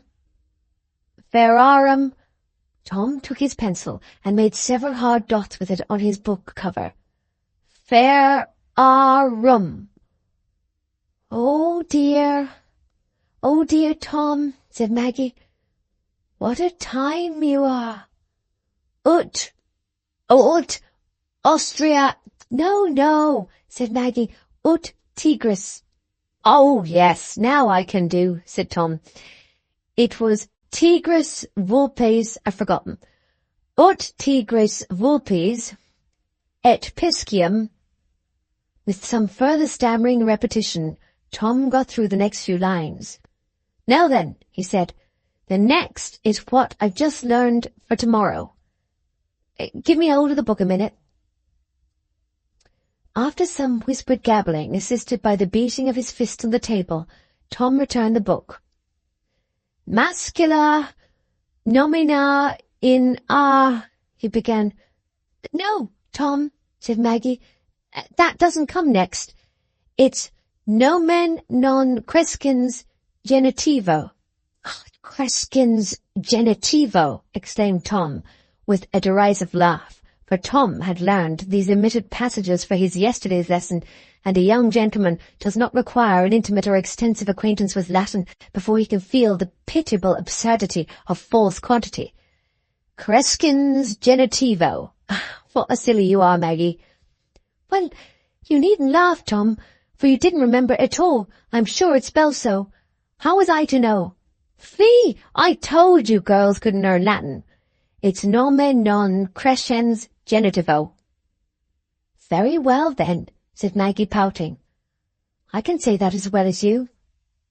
And you don't mind your stops, for you ought to stop twice as long at a semicolon as you do at a comma, and you make the longest stops where there ought to be no stop at all. Oh, well, don't chatter. Let me go on. They were presently fit to spend the rest of the evening in the drawing-room, and Maggie became so animated with Mr. Stedding, who she felt sure admired her cleverness, that Tom was rather amazed and alarmed at her audacity. But she was suddenly subdued by Mr. Stedding's alluding to a little girl of whom he had heard that she had once run away to the gypsies. What a very odd little girl that must be, said Mrs. Stedding, meaning to be playful, but of playfulness that turned on her supposed oddity was not at all to Maggie's taste. She feared that Mr. Stedding, after all, did not think much of her, and went to bed in rather low spirits. Mrs. Stedding, she felt, looked at her as if she thought her hair was very ugly because it hung straight down behind. Nevertheless, it was a very happy fortnight to Maggie, this visit to Tom. She was allowed to be in the study while he had his lessons, and in her various readings got very deep into the examples in the Latin grammar. The astronomer, who hated women generally, caused her so much puzzling speculation that she one day asked Mr. Stedding if all astronomers hated women, or whether it was only this particular astronomer. But forestalling his answer, she said, I suppose it's all astronomers, because, you know, they live up in high towers, and if the women came there they might talk and hinder them from looking at the stars. Mr. Stedding liked her prattle immensely, and they were on the best terms. She told Tom she should like to go to school to Mr. Stedding as he did, and learn just the same things. She knew she could do Euclid, for she had looked into it again, and she saw what ABC meant. They were the names of the lines. I'm sure you couldn't do it now, said Tom, and I'll just ask Mr. Stedding if you could. I don't mind, said the little conceited minx. I'll ask him myself. Mr. Stedding, she said, that same evening when they were in the drawing-room, couldn't I do Euclid? and all Tom's lessons if you were to teach me instead of him." "No, you couldn't," said Tom indignantly. "Girls can't do Euclid, can they, sir?" "Well, they can pick up a little of everything, I dare say," said Mrs. Stelling. "They've a great deal of superficial cleverness, but they couldn't go far into anything. They're quick and shallow." Tom, delighted with this verdict, telegraphed his triumph by wagging his head at Maggie behind Mr. Stelling's chair.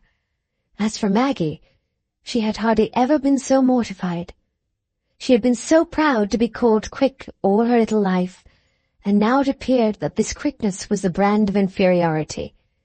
It would have been better to be slow, like Tom. "Ha, ha, Miss Maggie," said Tom when they were alone. "You see, it's not such a fine thing to be quick. You'll never go far to anything, you know." And Maggie was so oppressed by this dreadful destiny that she had no spirit for a retort. But when the small apparatus of shallow quickness was fetched away in the gig by Luke, and the study was once more quite lonely for Tom, he missed her grievously. He had really been brighter, and had got through his lessons better since she had been there.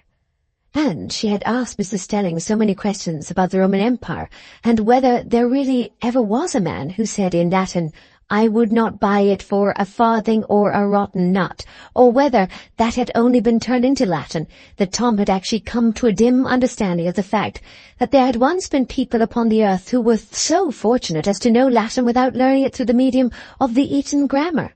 This luminous idea was a great addition to his historical requirements during this half-year, which were otherwise confined to an epitomized history of the Jews. But the dreary half-year did come to an end. How glad Tom was to see the last yellow leaves fluttering before the cold wind. The dark afternoons in the first December snow seemed to him far livelier than the August sunshine, and that he might make himself the surer about the flight of the days that were carrying him homeward, he stuck 21 sticks deep in a corner of the garden when he was 3 weeks in the holidays, and pulled one up every day with a great wrench, throwing it to a distance with a vigour of will which would have carried it to limbo if it had been in the nature of sticks to travel so far. But it was worth purchasing, even at the heavy price of the Latin grammar, the happiness of seeing the bright light in the parlour at home as the gig passed noiselessly over the snow-covered bridge, the happiness of passing from the cold air to the warm, and the kisses and the smiles of that familiar hearth, where the pattern of the rug and the grate and the fire-irons were first ideas that it was no more possible to criticize than the solidity and extension of matter. There is no sense of ease like the ease we felt in those scenes where we were born, where objects became dear to us before we had known the labor of choice, and where the outer world seemed only an extension of our own personality. We accepted and loved it as we accepted our own sense of existence and our own limbs. Very commonplace, even ugly that furniture of our early home might look if it were put up to auction. An improved taste in upholstery scorns it. And is it not the striving after something better and better in our surroundings, the grand characteristic that distinguishes man from the brute, or, to satisfy scrupulous accuracy of definition, that distinguishes the British man from the foreign brute? But heaven knows where that striving might lead us, if our affections had not a trick of twining round those old inferior things, if the loves and sanctities of our life had no deep, immovable roots in memory. One's delight in an elderberry bush overhanging the confused leafage of a hedgerow bank, as a more gladdening sight than the finest cistus of fuchsia spreading itself on the softest undulating turf, is an entirely unjustifiable preference to a nursery gardener or to any of those regulated minds who are free from the weakness of any attachment that does not rest on a demonstrable superiority of qualities. And there is no better reason for that preferring this elderberry bush than that it stirs an early memory, that it is no novelty in my life, speaking to me merely through my present sensibilities to form and colour, but the long companion of my existence, that wove itself into my joys, when joys were vivid. Chapter 2. The Christmas Holidays. Fine old Christmas, with the snowy hair and ruddy face, had done his duty that year in the noblest fashion, and had set off his rich gifts of warmth and colour with all the heightening contrast of frost and snow. Snow lay on the croft and river-bank in undulations softer than the limbs of infancy. It lay with the neatliest finished border on every sloping roof, making the dark red gables stand out with a new depth of colour. It weighed heavily on the laurels and the fir trees, till it fell from them with shuddering sound. It clothed the rough turn of field with whiteness, and made the sheep look like dark blotches. The gates were all blocked up with the sloping drifts, and here and there a disregarded four-footed beast stood as if petrified, in unrecumbent sadness. There was no gleam, no shadow, for the heavens, too, were one still pale cloud.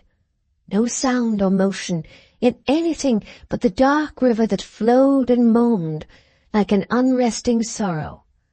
But old Christmas smiled as he laid this cruel-seeming spell on the outdoor world, for he meant to light up home with new brightness, to deepen all the richness of indoor colour, and to give a keener edge of delight to the warm fragrance of food. He meant to prepare a sweet imprisonment that would strengthen the primitive fellowship of kindred, and make the sunshine of familiar human faces as welcome as the hidden day star. His kindness fell but hardly on the homeless, fell but hardly on the homes where the hearth was not very warm, and where the food had little fragrance, where the human faces had had no sunshine in them, but rather the leaden, blank-eyed gaze of unexpectant want.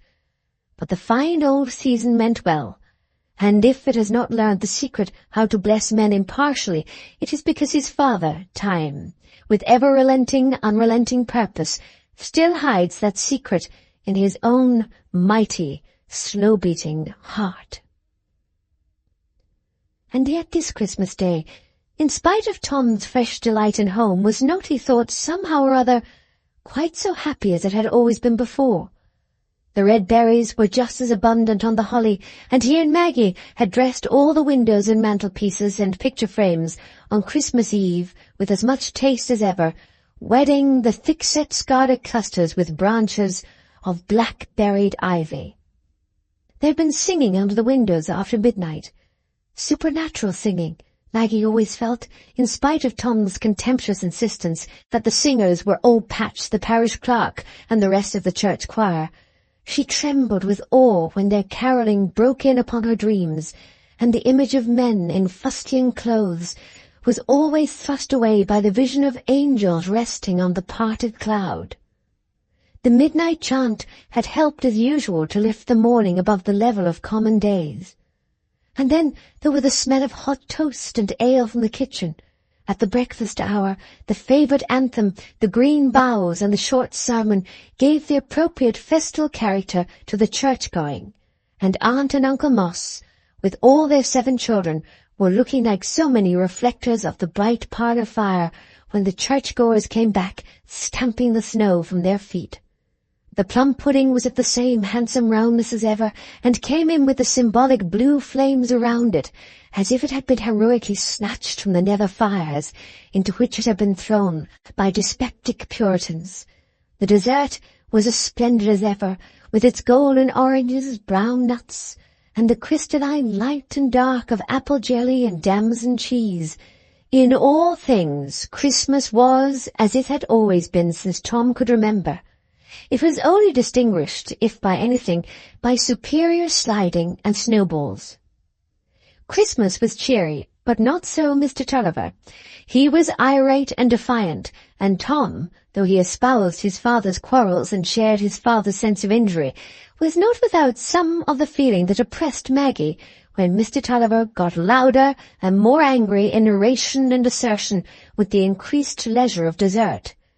The attention that Tom might have concentrated on his nuts and wine was distracted by a sense that there were rascally enemies in the world, and that the business of grown-up life could hardly be conducted without a good deal of quarrelling.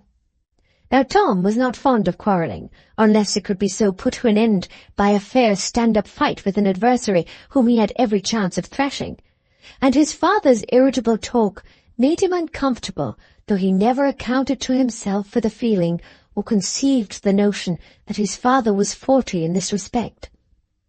The particular embodiment of the evil principle now exciting Mr. Tulliver's determined resistance was Mr. Pivot, who, having lands high up the Ripple, was taking measures for their irrigation, which either were, or would be, or were bound to be, on the principle that water was water, an infringement on Mr. Tulliver's legitimate share of water power. Dix, who had a mill in the stream, was a feeble auxiliary of old Harry compared with Pivot. Dix had been brought to his senses by arbitration, and Wakem's advice had not carried him far. No, Dix, Mr. Tulliver considered, had been as good as nowhere in point of law, and in the intensity of his indignation against Pivot, his contempt for baffled adversary like Dix began to wear the air of a friendly attachment. He had no male audience today except Mr. Moss, who knew nothing, as he said, of the nature of mills, and could only assent to Mr. Tulliver's arguments on the a priori ground of family relationship and monetary obligation. But Mr. Tulliver did not talk with the futile intention of convincing his audience. He talked to relieve himself, while good Mr. Moss made strong efforts to keep his eyes wide open in spite of the sleepiness which an unusually good dinner produced in his hard-worked frame. Mrs. Moss, more alive to the subject and interested in everything that affected her brother, listened and put in a word as often as maternal preoccupations allowed. "Why, Pivot's a new name hereabout, brother, isn't it?" she said. "He ain't known the land in father's time, nor yours either, before I was married." "New name? Yes, I should think it is a new name," said Mr. Tulliver with angry emphasis. "Dorlcote Mill's been in our family 100 year and better, and nobody ever heard of a Pivot meddling with the river till this fella came and bought Bincom's farm out of hand, before anybody else could so much as say snap. But I'll Pivot him," added Mr. Tulliver, lifting his glass with a sense that he had defined his resolution in an unmistakable manner.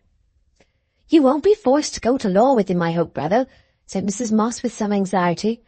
"I don't know what I shall be forced to, but I know what I shall force him to, with these dikes and irrigations. If there's any law to be brought to bear on the right side, I know well enough who's at the bottom of it. He's got Wakem to back him and egg him on. I know Wakem tells him the law can't touch him for it, but there's folks can handle a law besides Wakem. It takes a bigger rascal to beat him, and there's bigger to be found, as know more the ins and outs of law, else how came Wakem to lose Brumley's suit for him?" Mr. Tulliver was a strictly honest man, and proud of being honest, but he considered that in law the ends of justice could only be achieved by employing a stronger knave to frustrate a weaker. Law was a sort of cockfight, in which it was the business of injured honesty to get a game bird with the best pluck and the strongest spurs. "Gore's no fool. You needn't tell me that," he observed presently, in a pugnacious tone, as if poor Gritty had been urging that lawyer's capabilities. "But you see, he isn't up to the law as Wakem is, and water's a very particular thing. You can't pick it up with a pitchfork. That's why it's been nuts to old Harry and the lawyers. It's plain enough what the rights and wrongs of water, if you look at it straightforward. For a river's a river, and if you got a mill, you must have water to turn it. There's no use telling me Pivot irrigation and nonsense won't stop my wheel. I know what belongs to water better than that. Talk to me of what the engineers say. I say it's common sense as Pivot's dikes must do me an injury. But if that's their engineering, I'll put Tom to it by and by, and he shall see if he can't find a bit more sense in the engineering business than what that comes to." Tom, looking round with some anxiety at this announcement of his prospects, unthinkingly withdrew a small rattle he was amusing baby Moss with, whereupon she, being a baby that knew her own mind with remarkable clearness, instantaneously expressed her sentiments in a piercing yell, and was not to be appeased even by the restoration of the rattle, feeling apparently that the original wrong of having it taken from her remained in all its force. Mrs. Moss hurried away with her into another room, and expressed to Mrs. Tulliver, who accompanied her, the conviction that the dear child had good reasons for crying, implying that if it was supposed to be the rattle that baby clamoured for, she was a misunderstood baby. The thoroughly justifiable yell being quieted, Mrs. Moss looked at her sister-in-law and said, "I'm sorry to see brother so put out about this water work." "It's your brother's way, Mrs. Moss. I've never said anything of that sort before I was married," said Mrs. Tulliver, with a half-implied reproach. She always spoke of her husband as "your brother" to Mrs. Moss, in any case when his line of conduct was not matter of pure admiration. Amiable Mrs. Tulliver, who was never angry in her life, had yet her mild share of that spirit without which she could hardly have been at once a Dodson and a woman. Being always on the defensive toward her own sisters, it was natural that she should be keenly conscious of her superiority, even as the weakest Dodson over her husband's sister, who, besides being poorly off and inclined to hang on, her brother had a good-natured submissiveness of a large, easy-tempered, untidy, prolific woman, with affection enough in her, not only for her own husband and abundant children, but for any number of collateral relations. "I hope and pray he won't go to law," said Mrs. Moss, "for there's never any knowing where that'll end. And the right doesn't always win. This Mr. Pivert's a rich man, by what I can make out, and the rich mostly get things their own way." "As to that," said Mrs. Tulliver, stroking her dress down, "I've seen what riches are in my own family, for my sisters have got husbands as can afford to do pretty much what they like, but I think sometimes I should be drove off my head with the talk about this law and irrigation, and my sisters lay all the fault to me, for they don't know what it is to marry a man like your brother. How should they? Sister Punt has her own way from morning till night." "Well," said Mrs. Moss, "I don't think I should like my husband if he hadn't got his wits of his own, and I had to find headpiece for him. It's a deal easier to do what pleases one's husband than to be puzzling what else one should do." "If people come to talk of doing what pleases their husbands," said Mrs. Tulliver, with a faint imitation of a sister Glegg, "I'm sure your brother might have waited a long while before he'd have found a wife that'd let him have his say in everything as I do. It's nothing but law and irrigation now from when we first get up in the morning till we go to bed at night. I never contradict him. I only say, 'Well, Mr. Tulliver, do as you like, but whatever you do, don't go to law.'" Mrs. Tulliver, as we have seen, was not without influence over her husband. No woman is. She can always incline him to do either what she wishes or the reverse, and on the composite impulses that were threatening to hurry Mr. Tulliver into law, Mrs. Tulliver's monotonous pleading had doubtless its share of force. It might even be comparable to that proverbial feather which has the credit or discredit of breaking the camel's back, though on a strictly impartial view the blame ought to rather lie with the previous weight of feathers, which had already placed the back in such imminent peril that an otherwise innocent feather could not settle on it without mischief. Not that Mrs. Tulliver's feeble beseeching could have had this feather's weight in virtue of her single personality, but whenever she departed from entire assent to her husband, he saw in her the representative of the Dodson family, and it was a guiding principle with Mr. Tulliver to let the Dodsons know that they were not to domineer over him, or, more specifically, that a male Tulliver was far more than equal to 4 female Dodsons, even though one of them was Mrs. Glegg.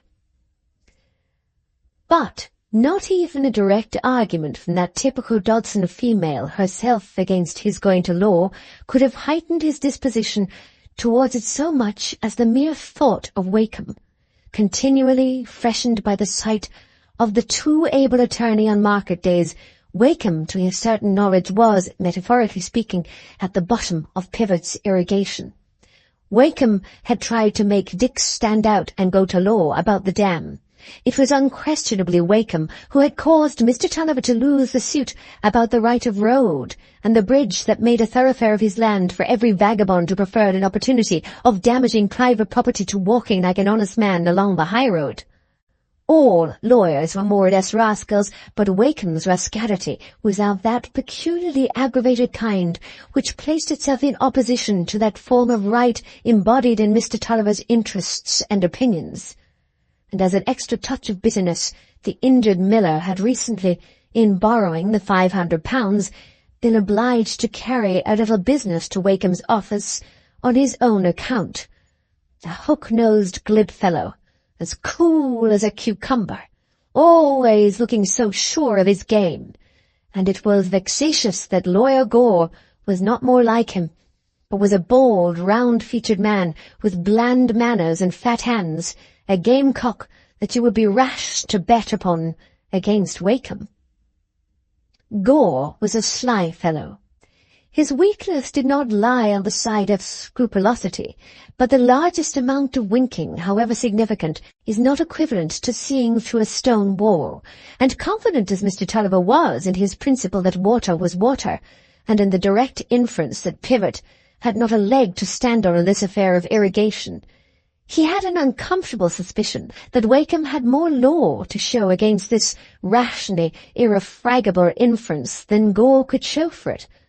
But then, if they went to law, there was a chance for Mr. Tulliver to employ Counsellor Wilde on his side, instead of having that admirable bully against him, and the prospect of seeing a witness of Wakem's made to perspire and become confounded, as Mr. Tulliver's witness had once been, was alluring to the love of retributive justice. Much rumination had Mr. Tulliver on these puzzling subjects during his rides on the grey horse, much turning of the head from side to side as the scales dipped alternately, but the probable result was still out of sight, only to be reached through much hot argument and iteration in domestic and social life.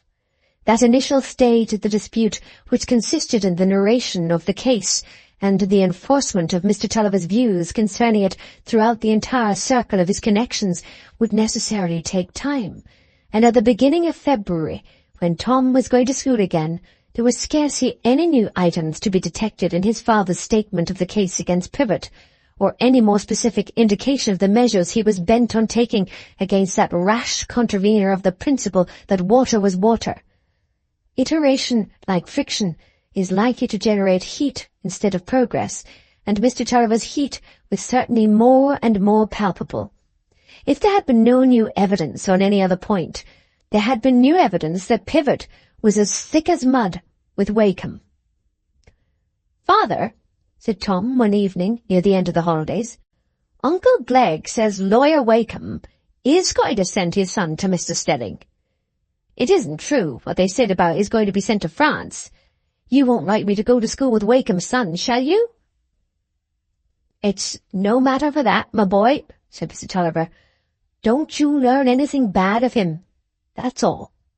The lad's a poor deformed creature, and take after his mother in the face. I think there isn't much of his father in him. It's a sign Wakem thinks high of Mr. Stelling as he sends his son to him, and Wakem knows meal from bran." Mr. Tulliver, in his heart, was rather proud of the fact that his son was to have the same advantages as Wakem's, but Tom was not at all easy on the point. It would have been much clearer if the lawyer's son had not been deformed, for then Tom would have had the prospect of pitching into him with all that freedom which is derived from a high moral sanction. Chapter 3. The New Schoolfellow. It was a cold, wet February day on which Tom went back to school, a day quite in keeping with the severe phase of his destiny. If he had not carried in his pocket a parcel of sugar candy and a small Dutch doll for little Laura, there would have been no ray of expected pleasure to enliven the general gloom.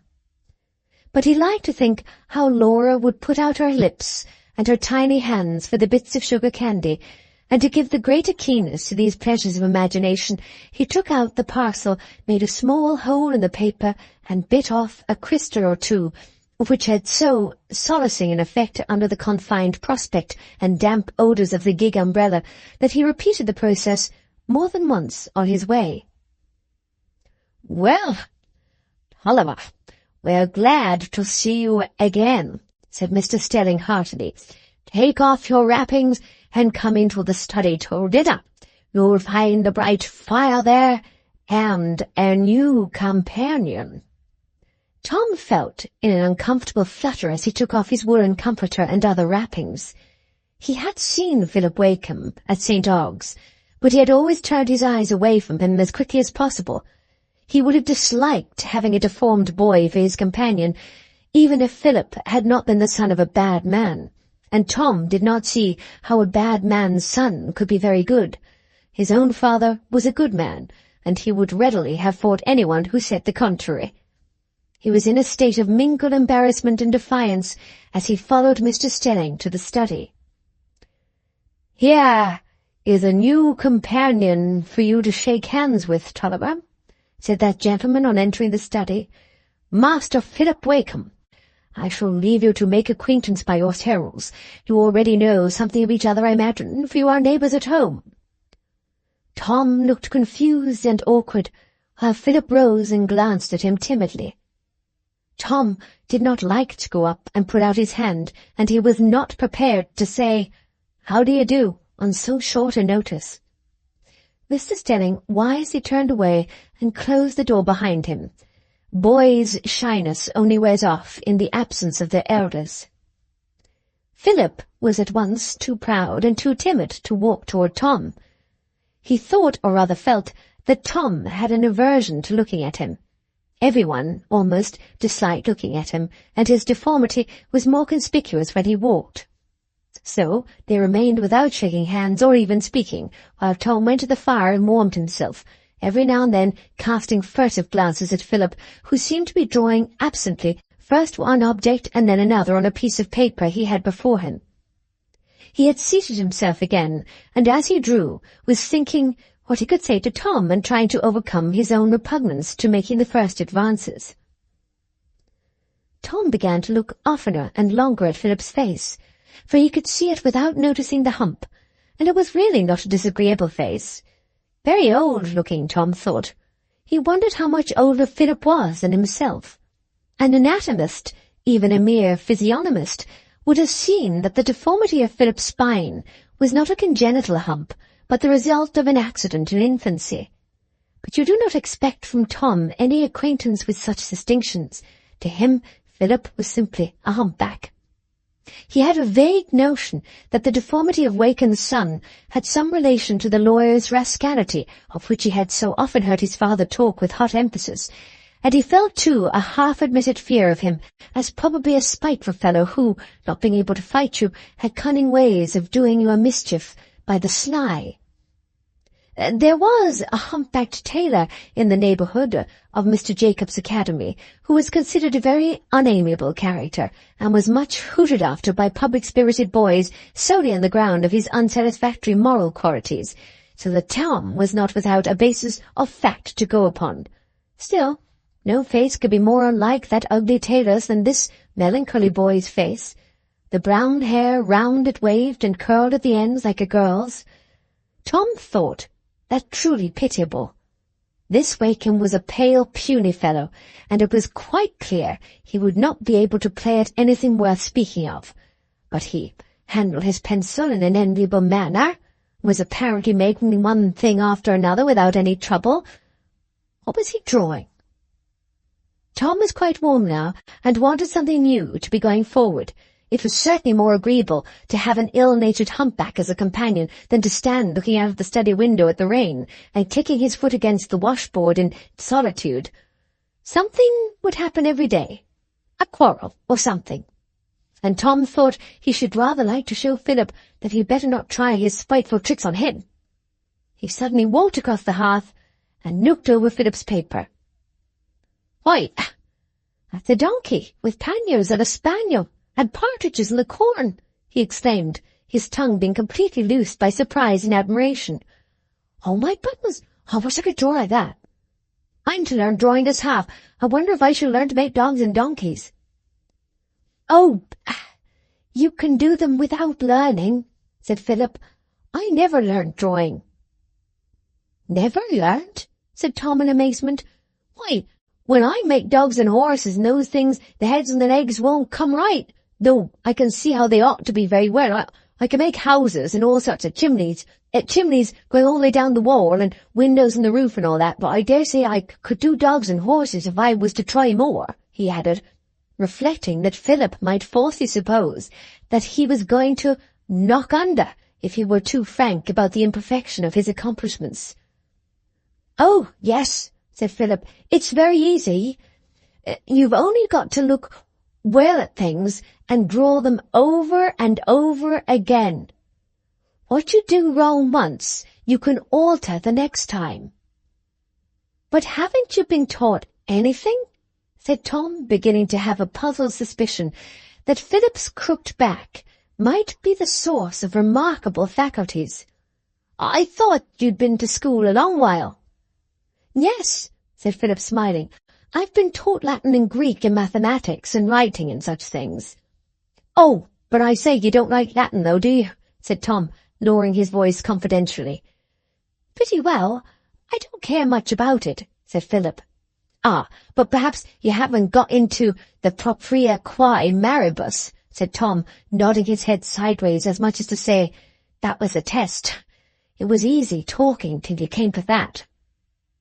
Philip felt some bitter complacency in the promising stupidity of this well-made, active-looking boy, but made polite by his own extreme sensitiveness, as well as by his desire to conciliate, he checked his inclination to laugh, and said quietly, "I've done with grammar. I don't learn that any more." "Then you won't have the same lessons as I shall," said Tom, with a sense of disappointment. "No, but I dare say I can help you. I should be very glad to help it, if I can." Tom did not say thank you, for he was quite absorbed in the thought that Wakem's son did not seem so spiteful a fellow as might have been expected. "I say," he said presently, "do you love your father?" "Yes," said Philip, colouring deeply. "Don't you love yours?" "Oh, yes. I only wanted to know," said Tom, rather ashamed of himself. Now he saw Philip colouring and looking uncomfortable.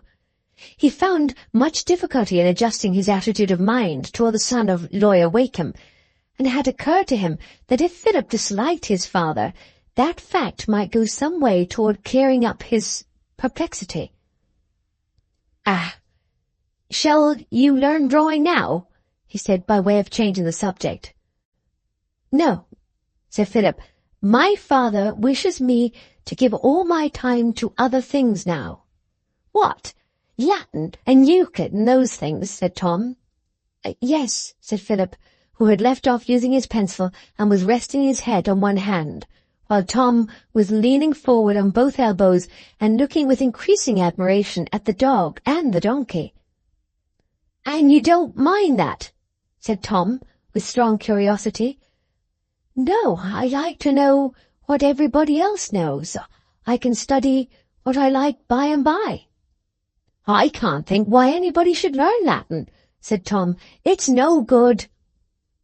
"It's part of the education of a gentleman," said Philip. "All gentlemen learn the same things." "What? Do you think Sir John Crake, the master of the harriers, knows Latin?" said Tom, who had often thought he should like to resemble Sir John Crake. "Why, he learned it when he was a boy, of course," said Philip, "but I dare say he's forgotten it." "Oh, well, I can do that then," said Tom, not with any epigrammatic intention, but with serious satisfaction at the idea that, as far as Latin was concerned, there was no hindrance to his resembling Sir John Crake. "Only you're obliged to remember it while you're at school, else you've got to learn ever so many lines of speaker. Mr. Stelling's very particular, did you know? He'll have you up 10 times if you say nam for jam. He won't let you go a letter wrong, I can tell you." "Oh, I don't mind," said Philip, unable to choke a laugh. "I can remember things easily, And there are some lessons I'm very fond of. I'm very fond of Greek history and everything about the Greeks. I should like to have been a Greek and fought the Persians and then have come home and have written tragedies, or else have been listened to by everybody for my wisdom, like Socrates, and have died a grand death. Philip, you perceive, was not without a wish to impress the well-made barbarian with a sense of his mental superiority. "Why, were the Greeks great fighters?" said Tom, who saw a vista in this direction. "Is there anything like David and Goliath and Samson in the Greek history? Those are the only bits I like in the history of the Jews." "Oh, there are very fine stories of that sort about the Greeks, about the heroes of early times who kill the wild beasts as Samson did, and in the Odyssey, that's a beautiful poem, there's a more wonderful giant than Goliath, Polypheme, who had only one eye in the middle of his forehead, and Ulysses, a little fellow, but very wise and cunning, got a red-hot pine tree and stuck it into this one eye and made him roar like 1,000 bulls." "Oh, what fun!" said Tom, jumping away from the table and stamping first with one leg and then the other. "I say, can you tell me all about those stories, because I shan't learn Greek, you know, shall I?" he added, pausing in his stamping with a sudden alarm, lest the contrary might be possible. "Does every gentleman learn Greek? Will Mr. Stelling make me begin with it, do you think?" "No, I should think not. Very likely not," said Philip. "But you may read these stories without knowing Greek. I've got them in English." "Oh, but I don't like reading. I'd sooner have you tell them me. But only the fighting ones, you know. My sister Maggie's always wanted to tell me stories, but they're stupid things.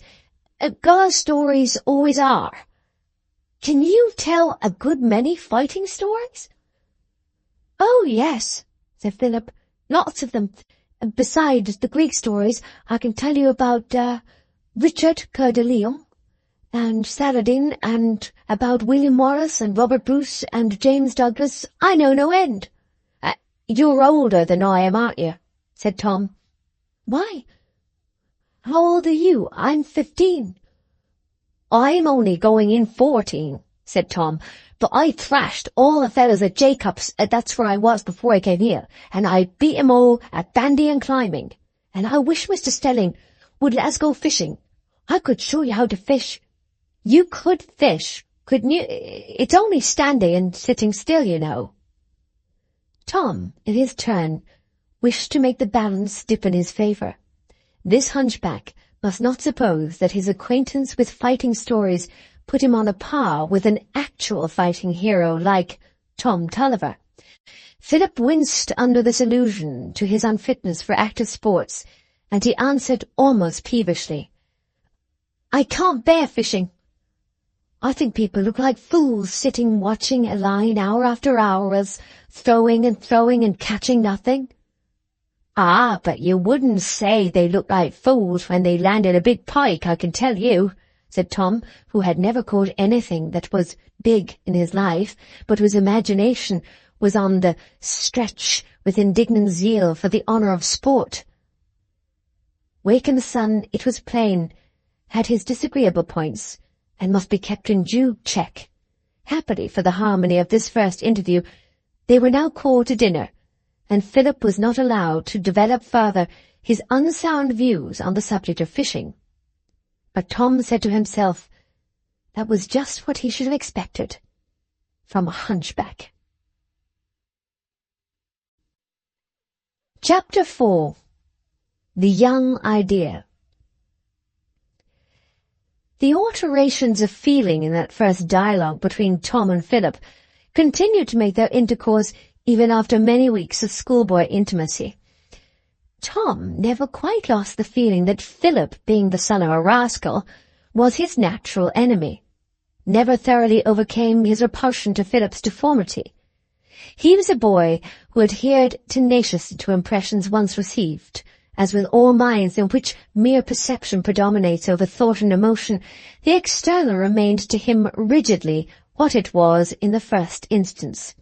But then it was impossible not to like Philip's company when he was in a good humour.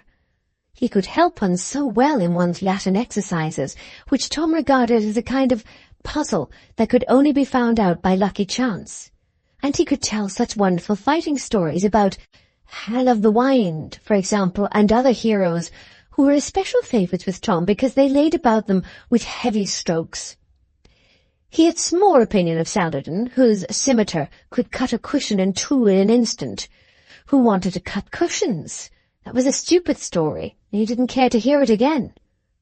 But when Robert Bruce, on the black pony, rose in his stirrups and lifting his good battle-axe, cracked at once the helmet and the skull of the too hasty knight at Bannockburn, then Tom felt all the exaltation of sympathy, and if he had had a coconut in hand, he would have cracked it at once with the poker. Philip, in his happier moods, indulged Tom to the top of his bent, heightening the crash and the bang and fury of every fight with all the artillery of epithets and similes at his command. But it was not always in a good humour or happy mood. The slightest spurt of peevish susceptibility which had escaped him in their first interview was a symptom of a perpetually recurring mental ailment, half of it nervous irritability, half of it the hard bitterness produced by the sense of his deformity. In these fits of susceptibility, every glance seemed to him to be charged either with offensive pity or with ill-repressed disgust. At the very least, it was an indifferent glance, and Philip felt indifference as a child of the South feels the chill air of a northern spring. Poor Tom's blundering patronage, when they were out of doors together, would sometimes make him turn upon the well-meaning lad quite savagely, and his eyes, usually sad and quiet, would flash with anything but playful lightning. No wonder Tom retained his suspicions of the hunchback. But Philip's self-taught skill in drawing was another link between them, for Tom found, to his disgust, that his new drawing-master gave him no dogs and donkeys to draw, but brooks and rustic bridges and ruins, all with a general softness of black lead surface, indicating that nature, if anything, was rather satiny. And as Tom's feelings for the picturesque in landscape was at present quite latent, it is not surprising that Mr. Goodrich's productions seemed to him an uninteresting form of art. Mr. Tulliver, having a vague intention that Tom could be put to some business which included the drawing out of plans and maps, had complained to Mr. Riley when he saw him at Mudport that Tom seemed to be learning nothing of that sort, whereupon that obliging adviser had suggested that Tom should have drawing lessons. Mr. Tulliver must not mind paying extra for drawing. Let Tom be made a good draftsman, and he would be able to turn his pencil to any purpose. So it was ordered that Tom should have drawing lessons. And whom should Mr. Stelling have selected as a master, if not Mr. Goodrich, who was considered quite at the head of his profession within a circuit of 12 miles round King's Lorton? By which means Tom learned to make an extremely fine point to his pencil, and to represent landscape with a broad generality, which doubtless from a narrow tendency in his mind to details he thought extremely dull. All this, you remember, happened in those dark ages when there were no schools of design, before schoolmasters were invariably men of scrupulous integrity, and before the clergy were all men of enlarged minds and varied culture. In those less favoured days, it is no fable that there were other clergymen besides Mr. Stelling who had narrow intellects and large wants, and whose income, by a logical confusion with which fortune, being a female as well as blindfold, is peculiarly liable, was proportioned not to their wants, but to their intellect, with which income has clearly no inherent relation. The problem these gentlemen had to solve was to readjust the proportion between their wants and their income, and since wants are not easily starved to death, the simpler method appeared to be to raise their income. There was but one way of doing this. Any of those low callings in which men are obliged to do good work at a low price were forbidden to clergymen. Was it their fault if their only resource was to turn out very poor work at a high price? Besides, How could Mr. Stelling be expected to know that education was a delicate and difficult business, any more than an animal endowed with the power of boring a hole through a rock should be expected to have wide views of excavation? Mr. Stelling's faculties had been early trained to boring in a straight line, and he had no faculty to spare. But among Tom's contemporaries, whose fathers cast their sons on clerical instruction to find them ignorant after many days, there were many far less lucky than Tom Tulliver. Education was almost entirely a matter of luck, usually of ill luck in those distant days. The state of mind in which you take a billiard cue or a dice box in your hand is one of sober certainty compared with that of old-fashioned fathers like Mr. Tulliver when they selected a school or a tutor for their sons. Excellent men who had been forced all their lives to spell on an impromptu phonetic system, and having carried on a successful business in spite of this disadvantage, had acquired money enough to give their sons a better start in life than they had had themselves, must necessarily take their chance as to the conscience and the competence of the schoolmaster whose circular fell in their way and appeared to promise so much more than they would ever have thought of asking for, including the return of linen, fork, and spoon. It was happy for them if some ambitious draper of their acquaintance had not brought up his son to the church, and if that young gentleman, at the age of 24, had not closed his college dissipations by an imprudent marriage. Otherwise, these innocent fathers, desirous of doing the best for their offspring, could only escape the draper's son by happening to be on the foundation of a grammar school as yet unvisited by commissioners, where 2 or 3 boys could have all to themselves the advantages of a large and lofty building, together with a headmaster, toothless, dim-eyed, and deaf, whose erudite indistinctness and inattention were engrossed by them at the rate of £300 a head. A ripe scholar doubtless when first appointed, but all ripeness beneath the sun has a further stage less esteemed in the market. Tom Tulliver, then, compared with many other British youths of his time, who have since had to scramble through life with some fragments of more or less relevant knowledge and a great deal of strictly relevant ignorance, was not so very unlucky. Mr. Stelling was a broad-chested, healthy man, with the bearing of a gentleman, a conviction that a growing boy required a sufficiency of beef, and a certain hearty kindness in him that made him like to see Tom looking well and enjoying his dinner. Not a man of refined conscience or with any deep sense of the infinite issues belonging to everyday duties, not quite competent to his high offices, but incompetent gentlemen must live, and without private fortune it is difficult to see how they could all live genteelly if they had nothing to do with education or government. Besides, it was the fault of Tom's mental constitution that his faculties could not be nourished on the sort of knowledge Mr. Stelling had to communicate. A boy born with a deficient power of apprehending signs and abstractions must suffer the penalty of his congenital deficiency, just as if he had been born with one leg shorter than the other. A method of education sanctioned by the long practice of our venerable ancestors was not to give way before the exceptional dullness of a boy who was merely living at the time then present, and Mr. Stelling was convinced that a boy so stupid at science and abstractions must be stupid at everything else, even if that reverend gentleman could have taught him everything else. It was the practice of our venerable ancestors to apply that ingenious instrument, the thumbscrew, and to tighten and tighten it in order to elicit non-existent facts. They had a fixed opinion to begin with, that the facts were existent, and what had they to do but tighten the thumbscrew? In like manner, Mr. Stelling had a fixed opinion that all boys with any capacity could learn what it was the only regular thing to teach. If they were slow, the thumbscrew must be tightened, the exercises must be insisted on with increased severity, and a page of Virgil be awarded as a penalty to encourage and stimulate a too languid inclination to Latin verse. The thumbscrew was a little relaxed, however, during the second half-year. Philip was so advanced in his studies and so apt that Mr. Stelling could obtain credit by his facility, which required little help much more easily than by the troublesome process of overcoming Tom's dullness. Gentlemen with broad chests and ambitious intentions do sometimes disappoint their friends by failing to carry the world before them. Perhaps it is that high achievements demand some other unusual qualification besides an unusual desire for high prizes. Perhaps it is that these stalwart gentlemen are rather indolent, their divinae particulum ori being obstructed from soaring by a too hearty appetite.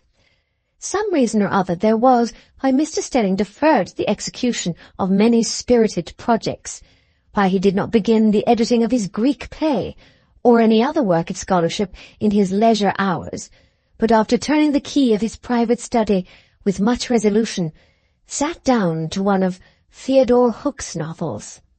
Tom was gradually allowed to shuffle through his lessons with less rigour, and having Philip to help him, he was able to make some show of having applied his mind in a confused and blundering way, without being cross-examined into a betrayal that his mind had been entirely neutral in the matter. He thought school much more bearable under this modification of circumstances, and he went on contentedly enough, picking up a promiscuous education, chiefly from things that were not intended as education at all. What was understood to be his education was simply the practice of reading, writing, and spelling, carried on by an elaborate appliance of unintelligible ideas, and by much failure in the effort to learn by rote. Nevertheless, there was a visible improvement in Tom under this training, perhaps because he was not a boy in the abstract, existing solely to illustrate the evils of a mistaken education, but a boy made of flesh and blood, with dispositions not entirely at the mercy of circumstances. There was a great improvement in his bearing, for example, and some credit on this score was due to Mr. Poulter, the village schoolmaster, who, being an old peninsular soldier, was employed to drill Tom, a source of high mutual pleasure. Mr. Poulter, who was understood by the company at the Black Swan to have once struck terror into the hearts of the French, was no longer personally formidable. He had rather a shrunken appearance, and was tremulous in the mornings, and not from age, but from the extreme perversity of the King's Lorton boys, which nothing but gin could enable him to sustain with any firmness. Still, he carried himself with martial erectness, and his clothes scrupulously brushed, and his trousers tightly strapped, and on the Wednesday and Saturday afternoons, when he came to Tom, he was always inspired with gin and old memories, which gave him an exceptionally spirited air, as of a superannuated charger who hears the drum. The drilling lessons were always protracted by episodes of warlike narrative, much more interesting to Tom than Philip's stories out of the Iliad, for there were no cannon in the Iliad, and besides Tom had felt some disgust on learning that Hector and Achilles might possibly never have existed. But the Duke of Wellington was really alive, and Boney had not been long dead. Therefore Mr. Poulter's reminiscences of the Peninsular War were removed from all suspicion of being mythical. Mr. Poulter, it appeared, had been a conspicuous figure at Talavera, and had contributed not a little to the peculiar terror with which his regiment of infantry was regarded by the enemy. On afternoons when his memory was more stimulated than usual, he remembered that the Duke of Wellington had, in strict privacy, lest jealousies should be awakened, expressed his esteem for that fine fellow Poulter.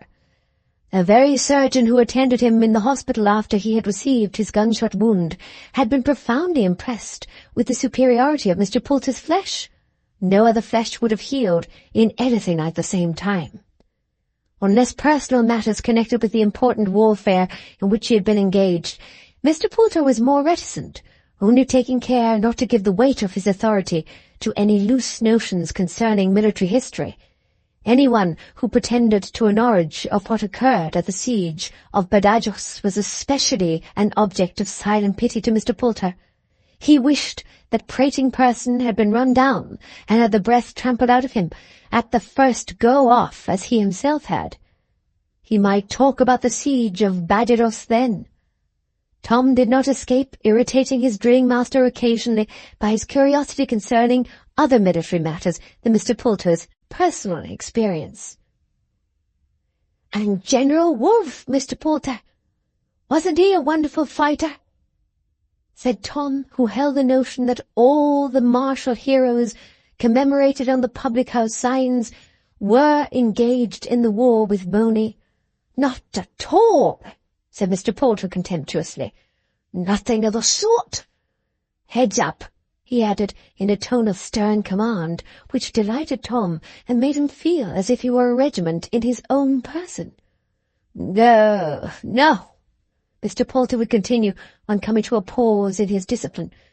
"They'd better not talk to me about General Wolfe. He did nothing but die of his wound, that a poor action, I consider. Any other man had a died of the wounds I've had. One of my sword cuts would have killed a fellow like General Wolfe." "Mr. Poulter," Tom would say, at any allusion to the sword, "I wish you'd bring your sword and do the sword exercises." For a while Mr. Poulter only shook his head in a significant manner at this request, and smiled patronizingly, as Jupiter may have done when Semele urged her too ambitious request. But one afternoon, when a sudden shower of heavy rain had detained Mr. Poulter 20 minutes longer than usual at the Black Swan, the sword was brought just for Tom to look at. "And this is the real sword you fought with in all the battles, Mr. Poulter?" said Tom, handling the hilt. "Has it ever cut a Frenchman's head off?" "Head off? And would if he'd had 3 heads. "But you had a gun and a bayonet besides," said Tom. "I should like to see the gun and bayonet best, because you could shoot 'em first and spear 'em after. Bang! Psh!" Tom gave the requisite pantomime to indicate the double enjoyment of pulling the trigger and thrusting the spear. "Ah, but the sword's a thing when you come to close fighting," said Mr. Poulter, involuntarily falling in with Tom's enthusiasm and drawing the sword so suddenly that Tom leaped back with much agility.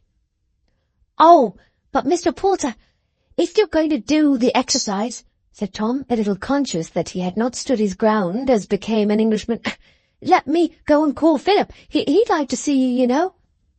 "What? The humpback lad?" said Mr. Poulter contemptuously. "What's the use of his looking on?" "Oh, but he knows a great deal about fighting," said Tom, "and how they used to fight with bows and arrows and battle-axes." "Let him come, then.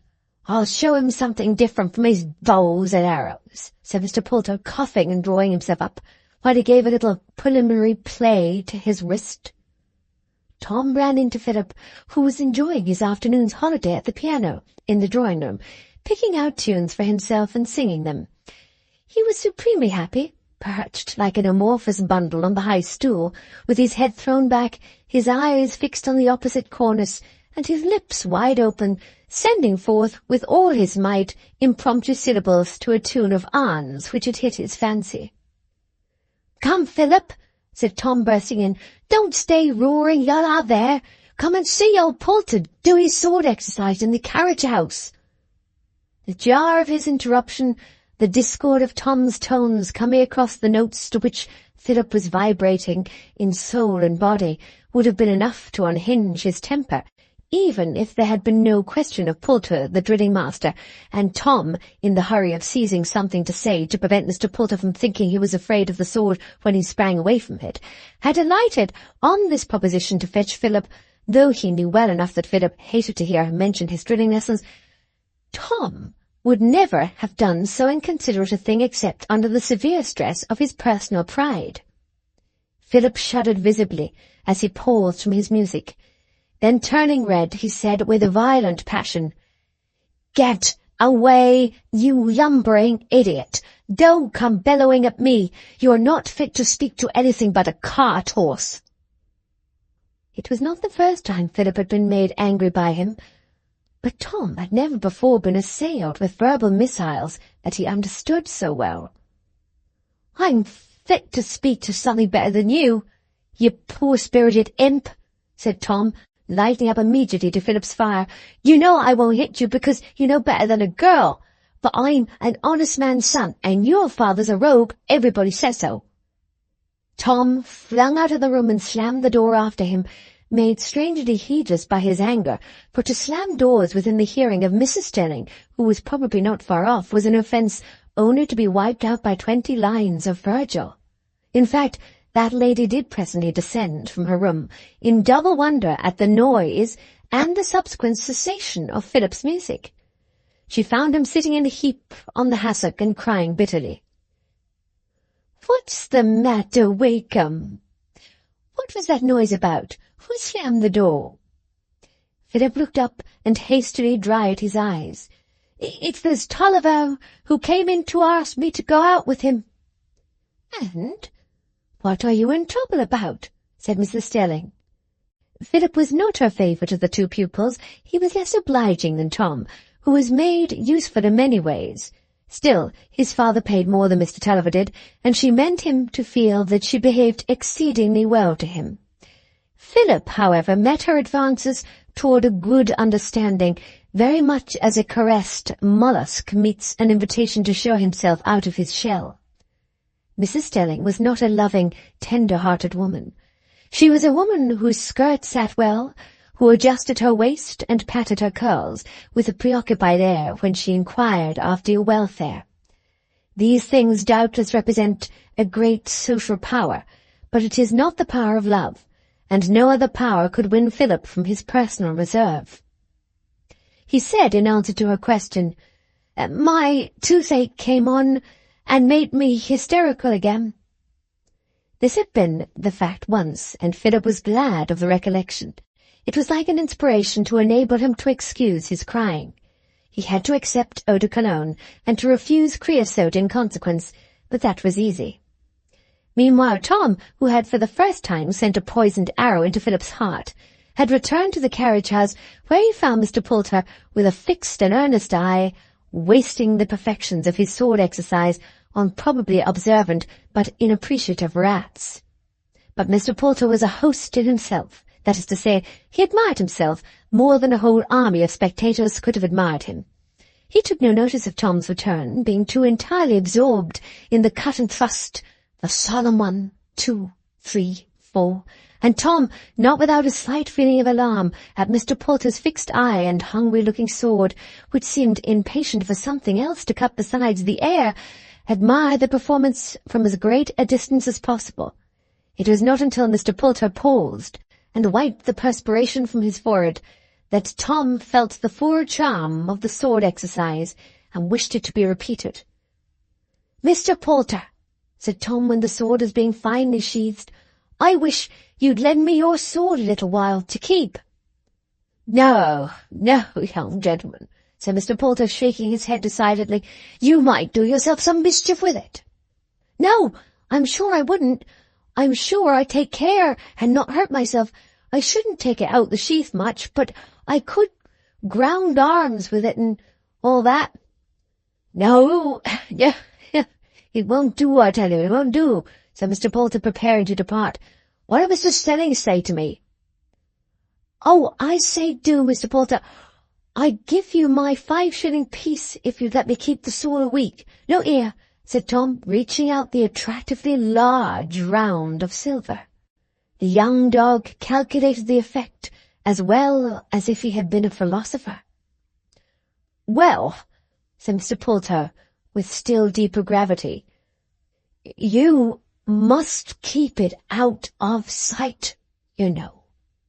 "Oh, yes, I'll keep it under the bed," said Tom eagerly, "or else at the bottom of my large box." "And let me see, now, whether you can draw it out of the sheath without hurting yourself." That process having been gone through more than once, Mr. Poulter felt that he had acted with scrupulous conscientiousness and said, "Well, now, Master Tulliver, if I take the crown piece, it is to make sure, as you'll do no mischief with the sword." "But, oh, no, indeed, Mr. Poulter," said Tom delightedly, handing him the crown piece and grasping the sword, which he thought might have been lighter with advantage. "But if Mrs. Stelling catches you carrying it in," said Mr. Poulter, pocketing the crown piece provisionally while he raised his new doubt. "Oh, he always "Keeps in his upstairs study on Saturday afternoon," said Tom, who disliked anything sneaking, but was not disinclined to a little stratagem in a worthy cause. So he carried off the sword in triumph mixed with dread that he might encounter Mr. or Mrs. Stelling, to his bedroom where, after some consideration, he hid it in the closet behind some hanging clothes. That night he fell asleep in the thought that he would astonish Maggie with it when she came, tie it round his waist with his red comforter, and make her believe that the sword was his own, and that he was going to be a soldier. There was nobody but Maggie who would be silly enough to believe him, or who would be dared to allow to know he had a sword, and Maggie was really coming next week to see Tom before she went to a boarding school with Lucy.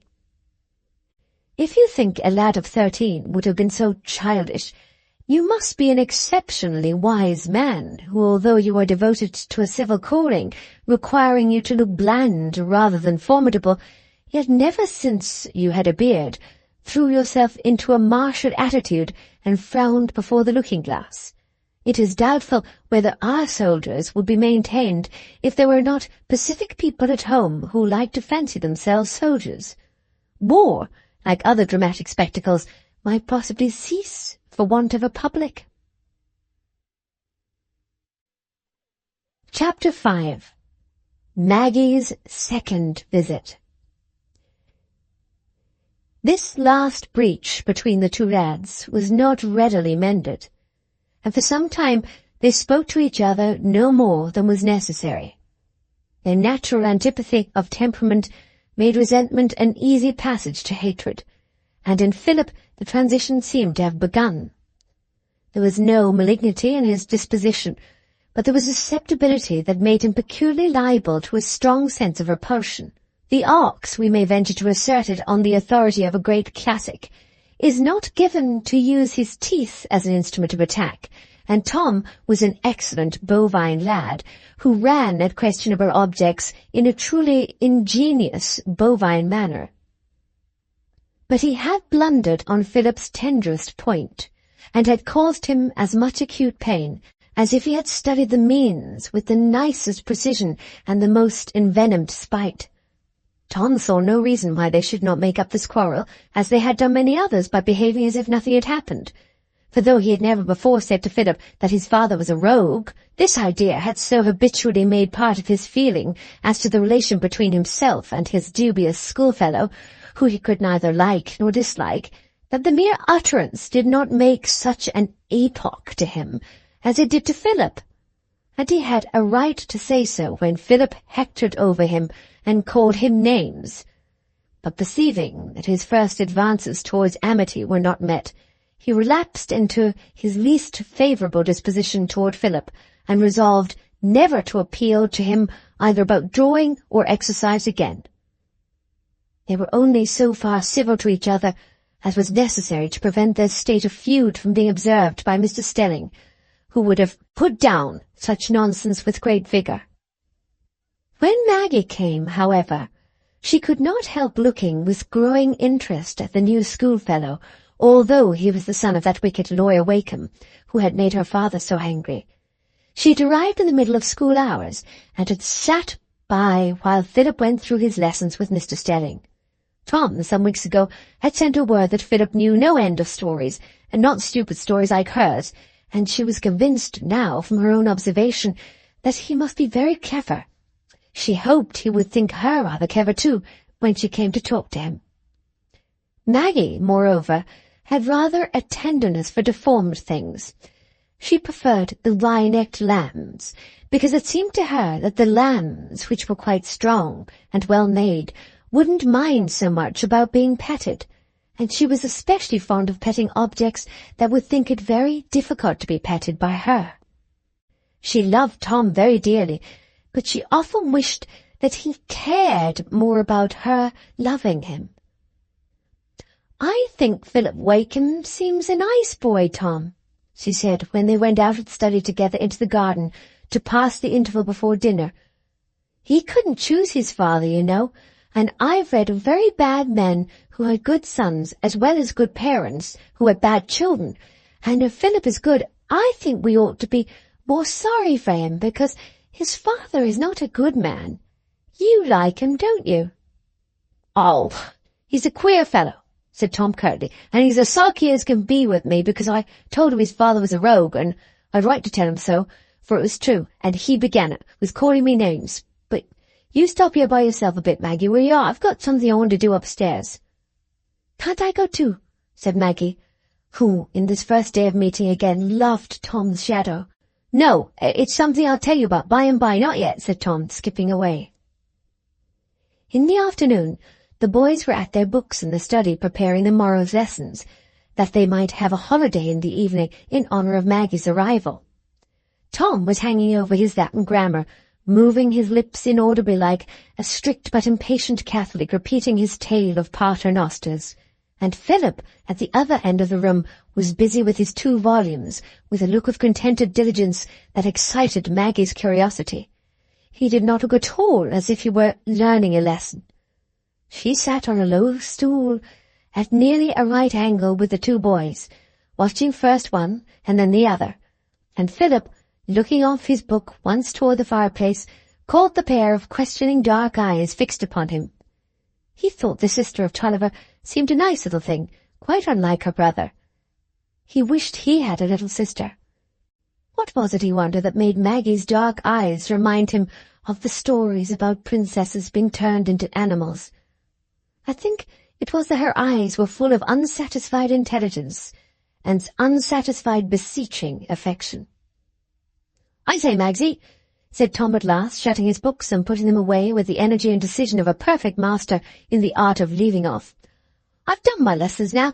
Well, come upstairs with me." "What is it?"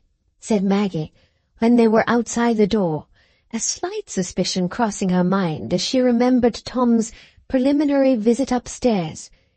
"It isn't a trick you're going to play me now." "No, no, Maggie," said Tom, in his most coaxing tone. "It's something you like, ever so." He put his arm round her neck, and she put hers round his waist, and twined together in this way, they went upstairs. "I say, Maggie, you must not tell anybody, you know," said Tom, "else I should get 50 lines. "Is it alive?" said Maggie, whose imagination had settled for the moment on the idea that Tom kept a ferret clandestinely. "Oh, I shan't tell you," he said. "Now, you go into that corner and hide your face while I reach it out," he added, as he locked the bedroom door behind them. "I'll tell you when to turn round. You mustn't squeal out, you know." "Oh, but if you frighten me, I shall," said Maggie, beginning to look rather serious. "You won't be frightened, you silly thing," said Tom. "Go and hide your face, and mind you don't peep." "Of course I shan't peep," said Maggie disdainfully, and she buried her face in the pillow like a person of strict honour. But Tom looked round warily as he walked to the closet. Then he stepped into the narrow space and almost closed the door. Maggie kept her face buried without the aid of principle, for in that dream-suggestive attitude she had soon forgotten where she was, and her thoughts were busy with the poor deformed boy, who was so clever when Tom called out, "Now then, Maggie!" Nothing but long meditation and preconcerted arrangement of effects could have enabled Tom to present so striking a figure as he did to Maggie when she looked up. Dissatisfied with the pacific aspect of a face which had no more than the faintest hint of flaxen eyebrow, together with a pair of amiable blue-grey eyes and round pink cheeks that refused to look formidable, let him frown as he would before the looking-glass. Philip had once told him of a man who had a horseshoe frown, and Tom had tried with all his frowning might to make a horseshoe on his forehead. He had had recourse to that unfailing source of the terrible burnt oak, and had made himself a pair of black eyebrows that met in a satisfactory manner over his nose, and were matched by a less carefully adjusted blackness about the chin. He had wound a red handkerchief round his cloth cap to give it the air of a turban, and his red comforter across his breast as a scarf, an amount of red which, with the tremendous frown on his brow, and the decision with which he grasped the sword as he held it with its point resting on the ground, would suffice to convey an approximate idea of his fierce and bloodthirsty disposition. Maggie looked bewildered for a moment, and Tom enjoyed that moment keenly. But in the next she laughed, clapped her hands together, and said, "Oh, Tom, you've made yourself a Bluebeard at the show." It was clear she had not been struck with the presence of the sword. It was not unsheathed.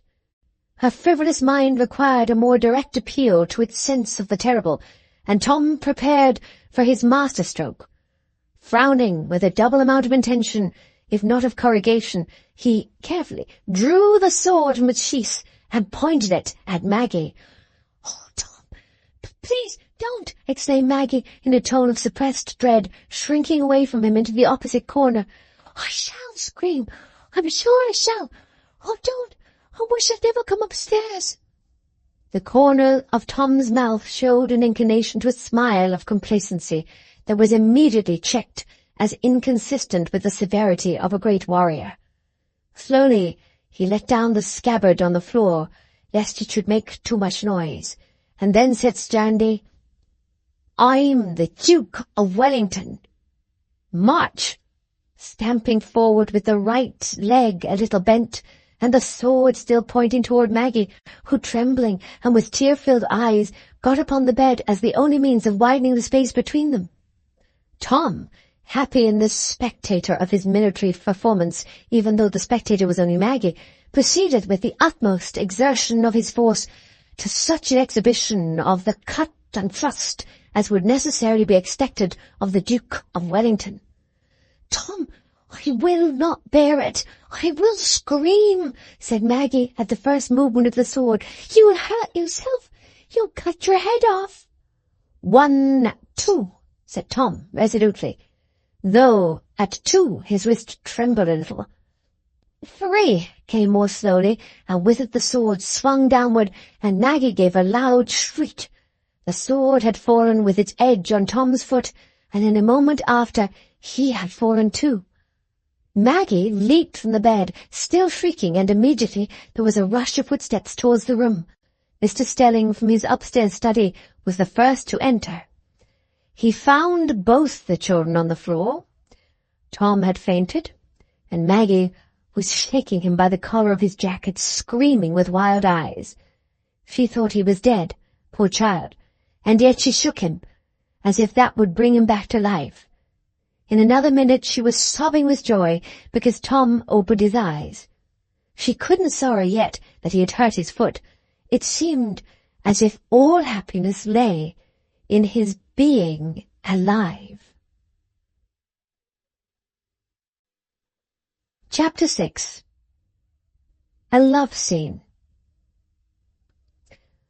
Poor Tom bore his severe pain heroically, and was resolute in not telling of Mr. Poulter more that was unavoidable. The 5-shilling piece remained a secret even to Maggie, but there was a terrible dread weighing on his mind, so terrible that he dared not even ask the question which might bring the fatal yes. He dared not ask the surgeon or Mr. Stelling, "Shall I be lame, sir?" He mastered himself so as not to cry out at the pain, but when his foot had been dressed, and he was left alone with Maggie seated by his bedside, the children sobbed together, with their heads laid on the same pillow. Tom was thinking of himself walking about on crutches, like the wheelwright's son, and Maggie, who did not guess what was in his mind, sobbed for company. It did not occur to the surgeon or to Mrs. Stelling to anticipate this dread in Tom's mind, and to reassure him by hopeful words. But Philip watched the surgeon out of the house, and waylaid Mr. Stelling to ask the very question that Tom had not dared to ask for himself. "I beg your pardon, sir, but does Mr. Askin say Tulliver would be lame?" "No, no," said Mrs. Stelling, "not permanently, only for a little while." "Did he tell Tulliver so, sir, do you think?" "No, nothing was said to him on the subject." "Then may I go and tell him, sir?" "Yes, to be sure. Now you mention it, I dare say he may be troubling about there. Go to his bedroom. but be very quiet at present." It had been Philip's first thought when he heard of the accident. Will Tulliver be lame? It will be very hard for him if he is. And Tom's hitherto unforgiven offence were washed out by that pity.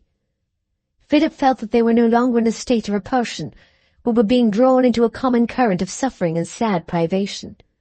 His imagination did not dwell on the outward calamity and its future effect on Tom's life, but it made vividly present to him the probable state of Tom's feeling. Philip had only lived 15 years, but those years had, most of them, been steeped in the sense of a lot irremediably hard. "Mr. Askand says, 'You'll soon be all right again, Tulliver. Did you know?' he said rather timidly as he stepped gently up to Tom's bed. "I've just been to ask Mr. Stelling, and he says you'll walk as well as ever again by and by." Tom looked up with that momentary stopping of the breath which comes with a sudden joy. Then he gave a long sigh and turned his blue-grey eyes straight on Philip's face, as he had not done for a fortnight or more. As for Maggie, this intimation of a possibility she had not thought of before affected her as a new trouble. The bare idea of Tom's being always lame overpowered the assurance that such a misfortune was not likely to befall him, and she clung to him and cried afresh. "Don't be a little silly, Magsie," said Tom tenderly, feeling very brave now. "I shall soon get well." "Goodbye, Tulliver," said Philip, putting out his small, delicate hand, which Tom clasped immediately with his more substantial fingers. "I say," said Tom, "ask Mr. Stelling to let you come and sit with me sometimes till I get up again, Wakem, and tell me about Robert Bruce, you know." After that, Philip spent all his time out of school hours with Tom and Maggie.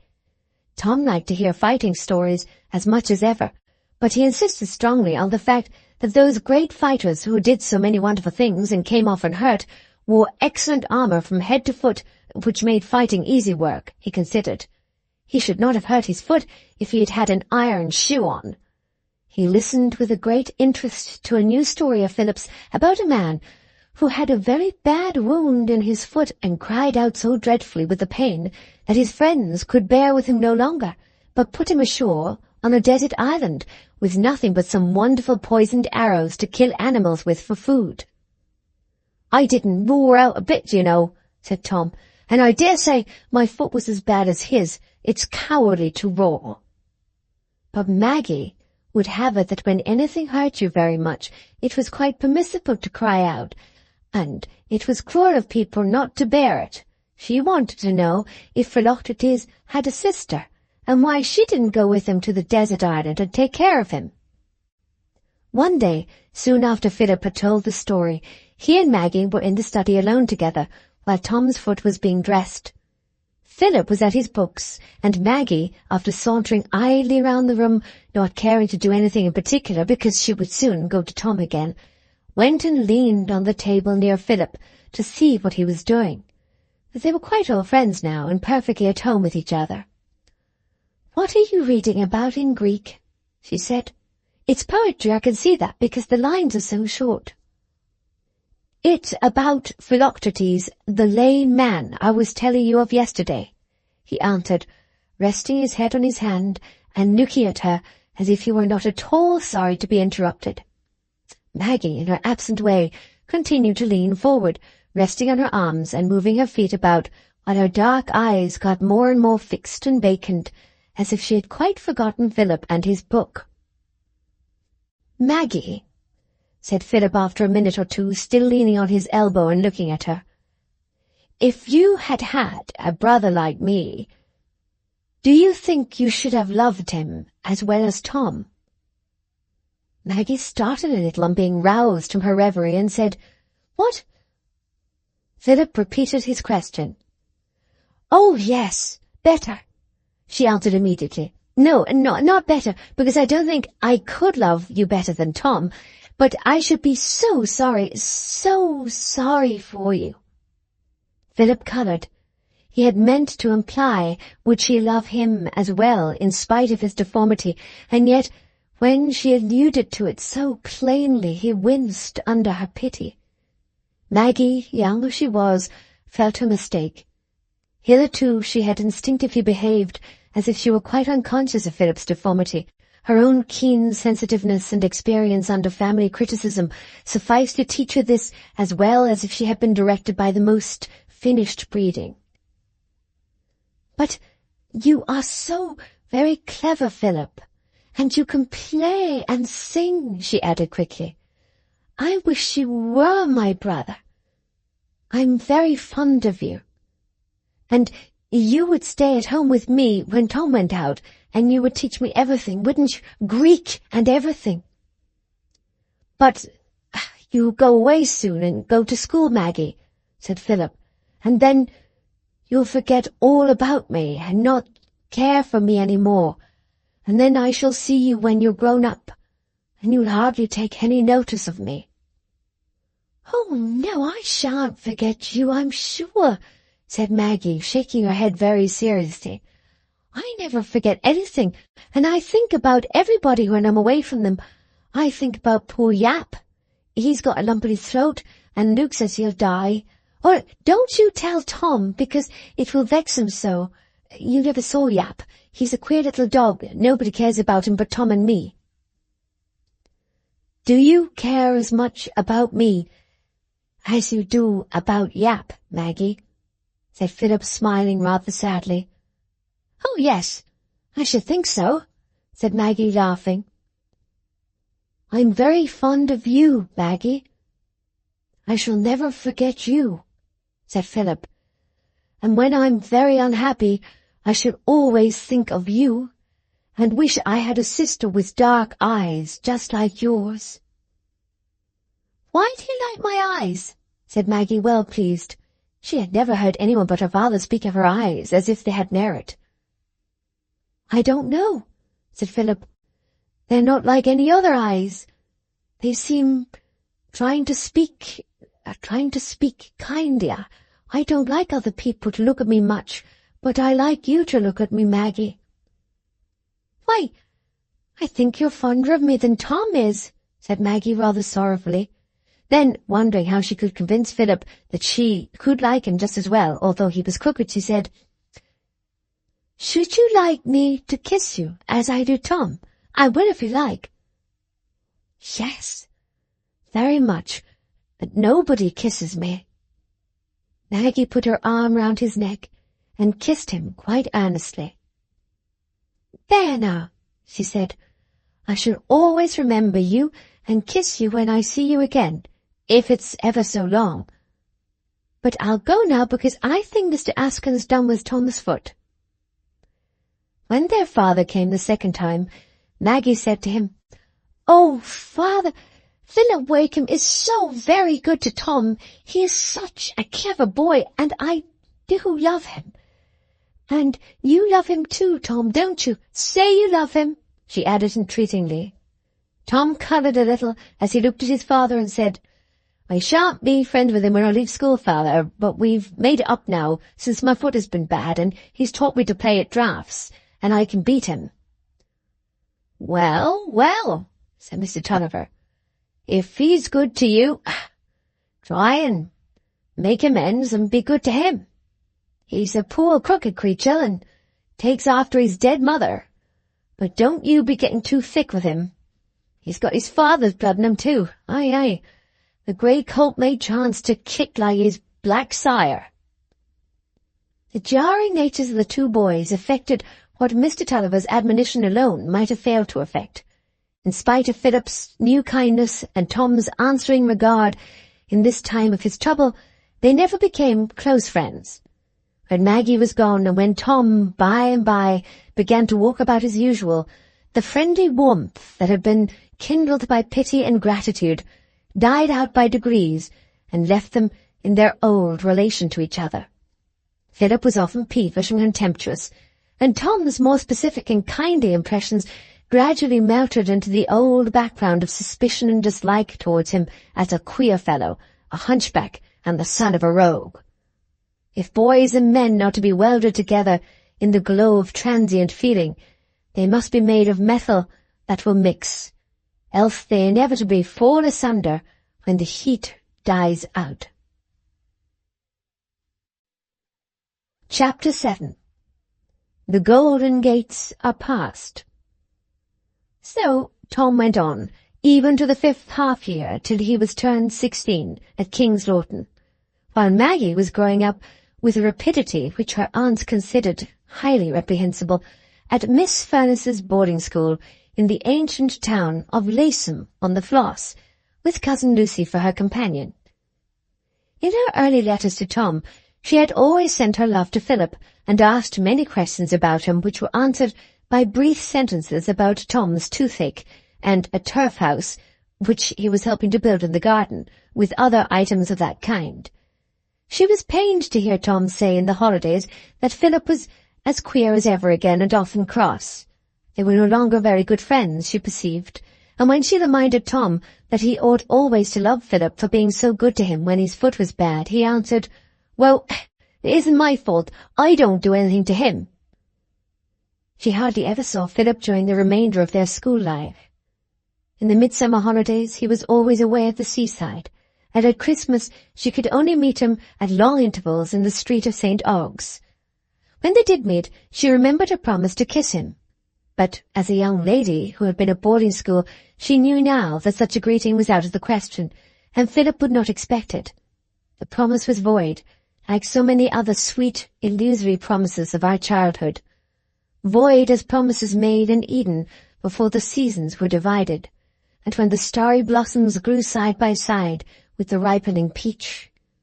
Impossible to be fulfilled when the golden gates had been passed. But when their father was actually engaged in the long-threatened lawsuit, and Wakem, as the agent at once of Pivot and Old Harry, was acting against him, even Maggie felt with some sadness that they were not likely ever to have any intimacy with Philip again. The very name of Wakem made her father angry, and she had once heard him say that if that crook-backed son lived to inherit his father's ill-gotten gains, there would be a curse upon him. "Have as little to do with him at school as you can, my lad," he said to Tom, and the command was obeyed, the more easily because Mr. Stelling by this time had 2 additional pupils, for though this gentleman's rise in the world was not of that meteor-like rapidity which the admirers of his extemporaneous eloquence had expected for a preacher whose voice demanded so wide a sphere, he had yet enough of growing prosperity to enable him to increase his expenditure in continued disproportion to his income. As for Tom's school course, it went on with mill-like monotony, his mind continuing to move with a slow, half-stifled pulse in a medium of uninteresting or unintelligible ideas. But each vacation he brought home larger and larger drawings with the satiny rendering of landscape, the watercolours and vivid greens, together with manuscript books full of exercises and problems, in which the handwriting was all the finer because he gave his whole mind to it. Each vacation he brought home a new book or 2, indicating his progress through different stages of history, Christian doctrine and Latin literature, and that passage was not entirely without results, besides the possession of the books. Tom's ear and tongue had become accustomed to a great many words and phrases which are understood to be signs of an educated condition, and though he had never really applied his mind to any of his lessons, the lessons had left a deposit of vague, fragmentary, ineffectual notions. Mr. Tulliver, seeing signs of acquirement beyond the reach of his own criticism, thought it was probably all right with Tom's education. He observed, indeed, that there were no maps and not enough summing, but he had made no formal complaint to Mr. Stelling. It was a puzzling business, this schooling, and if he took Tom away, where could he send him with better effect? By the time Tom had reached his last quarter at King's Lorton, the years had made striking changes in him since the day we saw him returning from Mr. Jacob's academy. He was a tall youth now, carrying himself without the least awkwardness, and speaking without more shyness than was a becoming symptom of blended diffidence and pride. He wore his tailcoat and his stand-up collars, and watched the down on his lip with eager impatience, looking every day at his virgin razor, with which he had provided himself in the last holidays. Philip had already left, at the autumn quarter, that he might go to the south for the winter, for the sake of his health, and this change helped to give Tom the unsettled, exultant feeling that usually belongs to the last month before leaving school. This quarter, too, there was some hope of his father's lawsuit being decided. That made the prospect of home more entirely pleasurable, for Tom, who had gathered his view of the case from his father's conversation, had no doubt that Pivot would be beaten. Tom had not heard anything from home for some weeks, a fact which did not surprise him, for his father and mother were not apt to manifest their affection in unnecessary letters. When, to his great surprise, on the morning of a dark, cold day near the end of November, he was told, soon after entering the study at 9 o'clock, that his sister was in the drawing-room. It was Miss Stelling who had come into the study to tell him, and she left him to enter the drawing-room alone. Maggie, too, was tall now, with braided and coiled hair. She was almost as tall as Tom, though she was only 13, and she really looked older than he did at that moment. She had thrown off her bonnet. Her heavy braids were pushed back from her forehead, as if it would not bear that extra load, and her young face had a strangely worn look, as her eyes turned anxiously toward the door. When Tom entered, she did not speak, but only went up to him, put her arms round his neck, and kissed him earnestly. He was used to various moods of hers, and felt no alarm at the unusual seriousness of her greeting. "Why, how is it you're come so early this cold morning, Maggie?" "Did you come in the gig?" said Tom, as she backed toward the sofa and drew him to her side. "No. I came by the coach. I've walked from the turnpike." "But how is it you're not at school? The holidays have not begun yet." "Father wanted me at home," said Maggie with a slight trembling of the lip.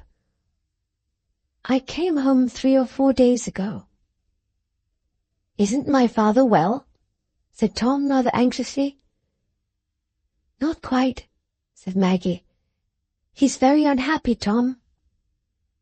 The lawsuit is ended, and I came to tell you because I thought it would be better for you to know it before you came home, and I didn't like only to send you a letter."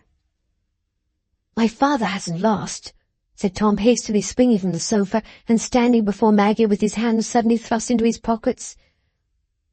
"Yes, dear Tom," said Maggie, looking up at him with trembling. Tom was silent a minute or two, with his eyes fixed on the floor. Then he said, "My father will have to pay a good deal of money then." "Yes," said Maggie rather faintly.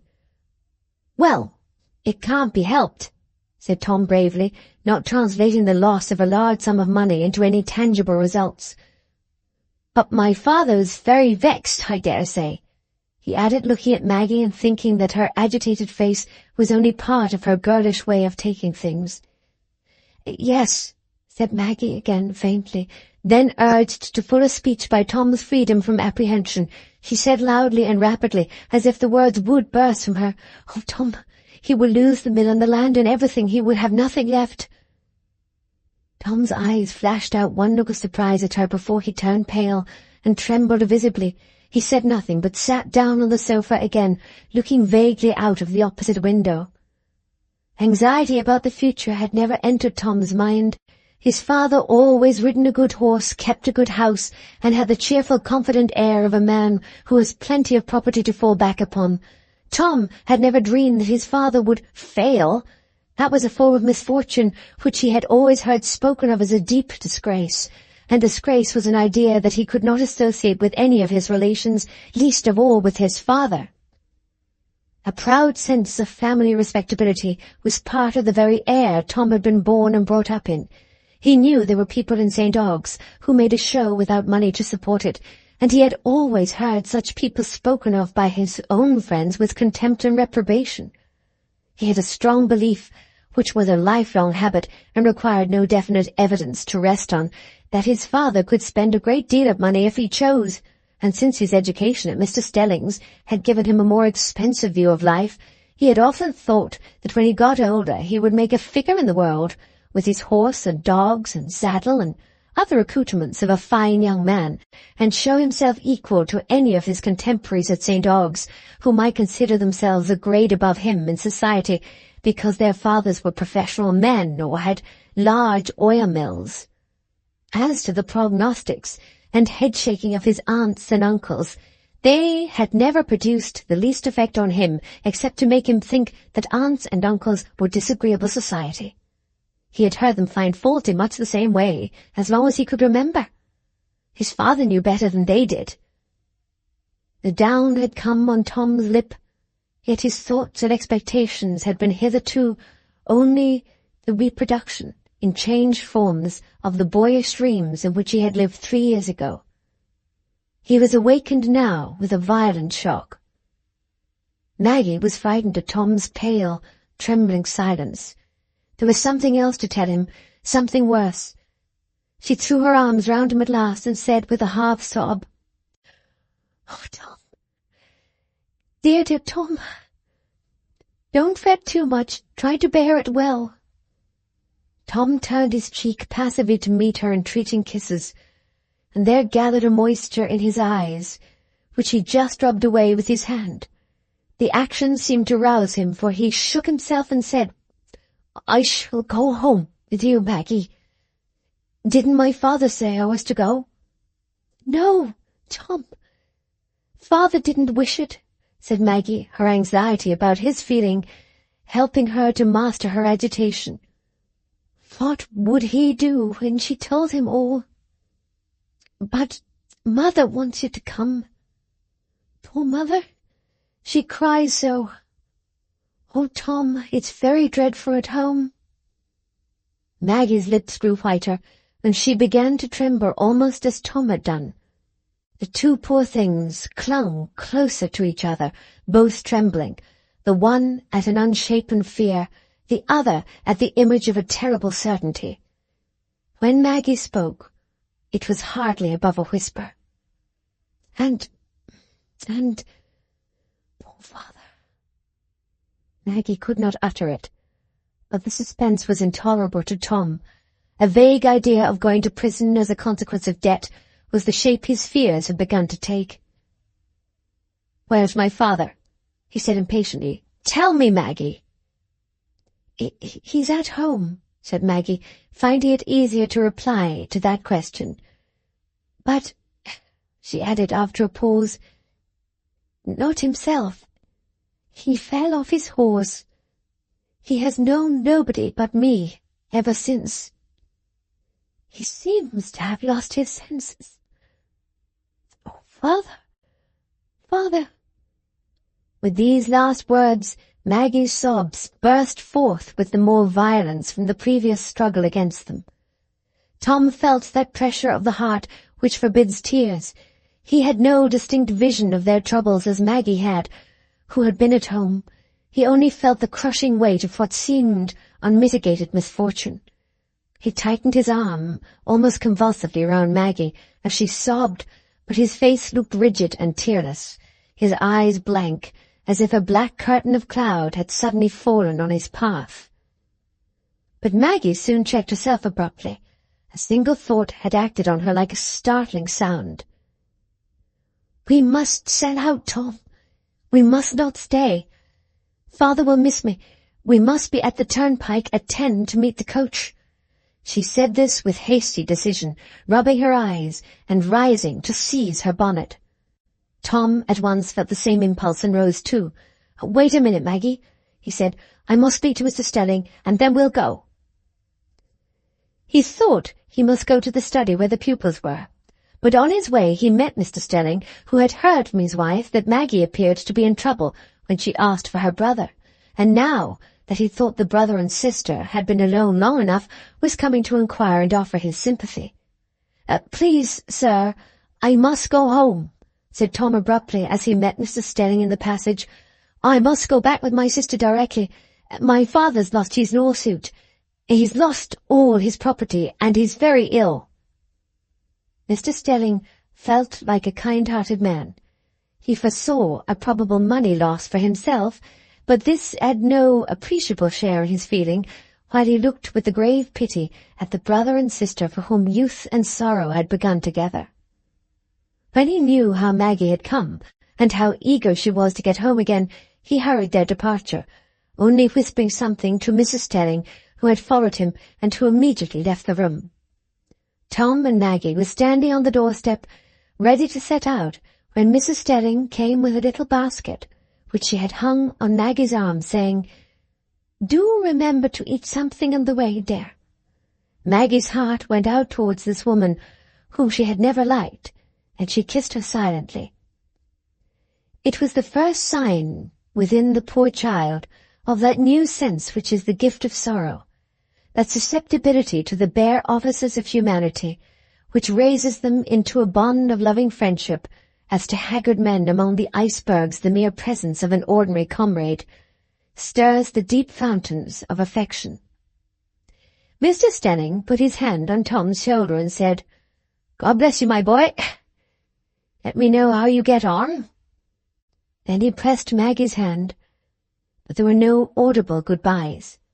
Tom had so often thought how joyful he should be the day he left school for good, and now his school years seemed like a holiday that had come to an end. The two slight, youthful figures soon grew indistinct on the distant road, were soon lost behind the projecting hedgerow. They had gone forth together into their life of sorrow, and they would never more see the sunshine undimmed by remembered cares. They had entered the thorny wilderness, and the golden gates of their childhood had forever closed behind them. Book 3. The Downfall. Chapter 1.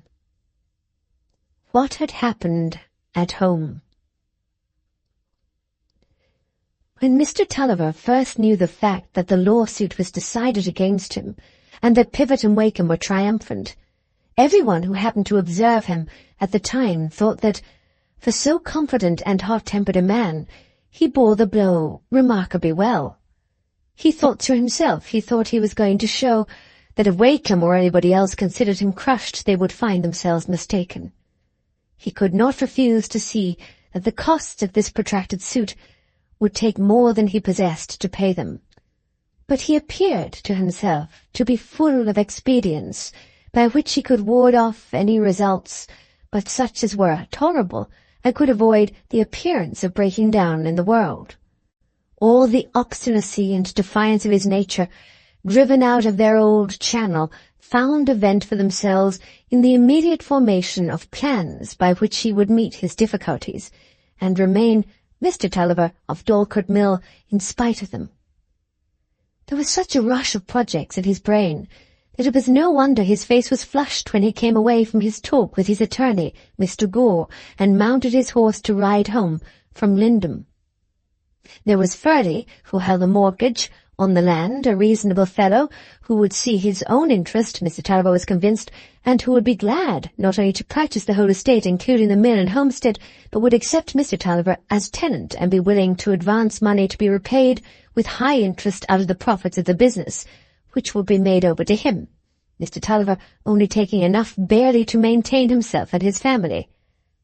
Who would neglect such a profitable investment? Certainly not Ferdy, for Mr. Tulliver had determined that Ferdy should meet his plans with the utmost alacrity, and they were men whose brains have not yet been dangerously heated by the loss of a lawsuit, who are apt to see in their own interest or desires a motive for other men's actions.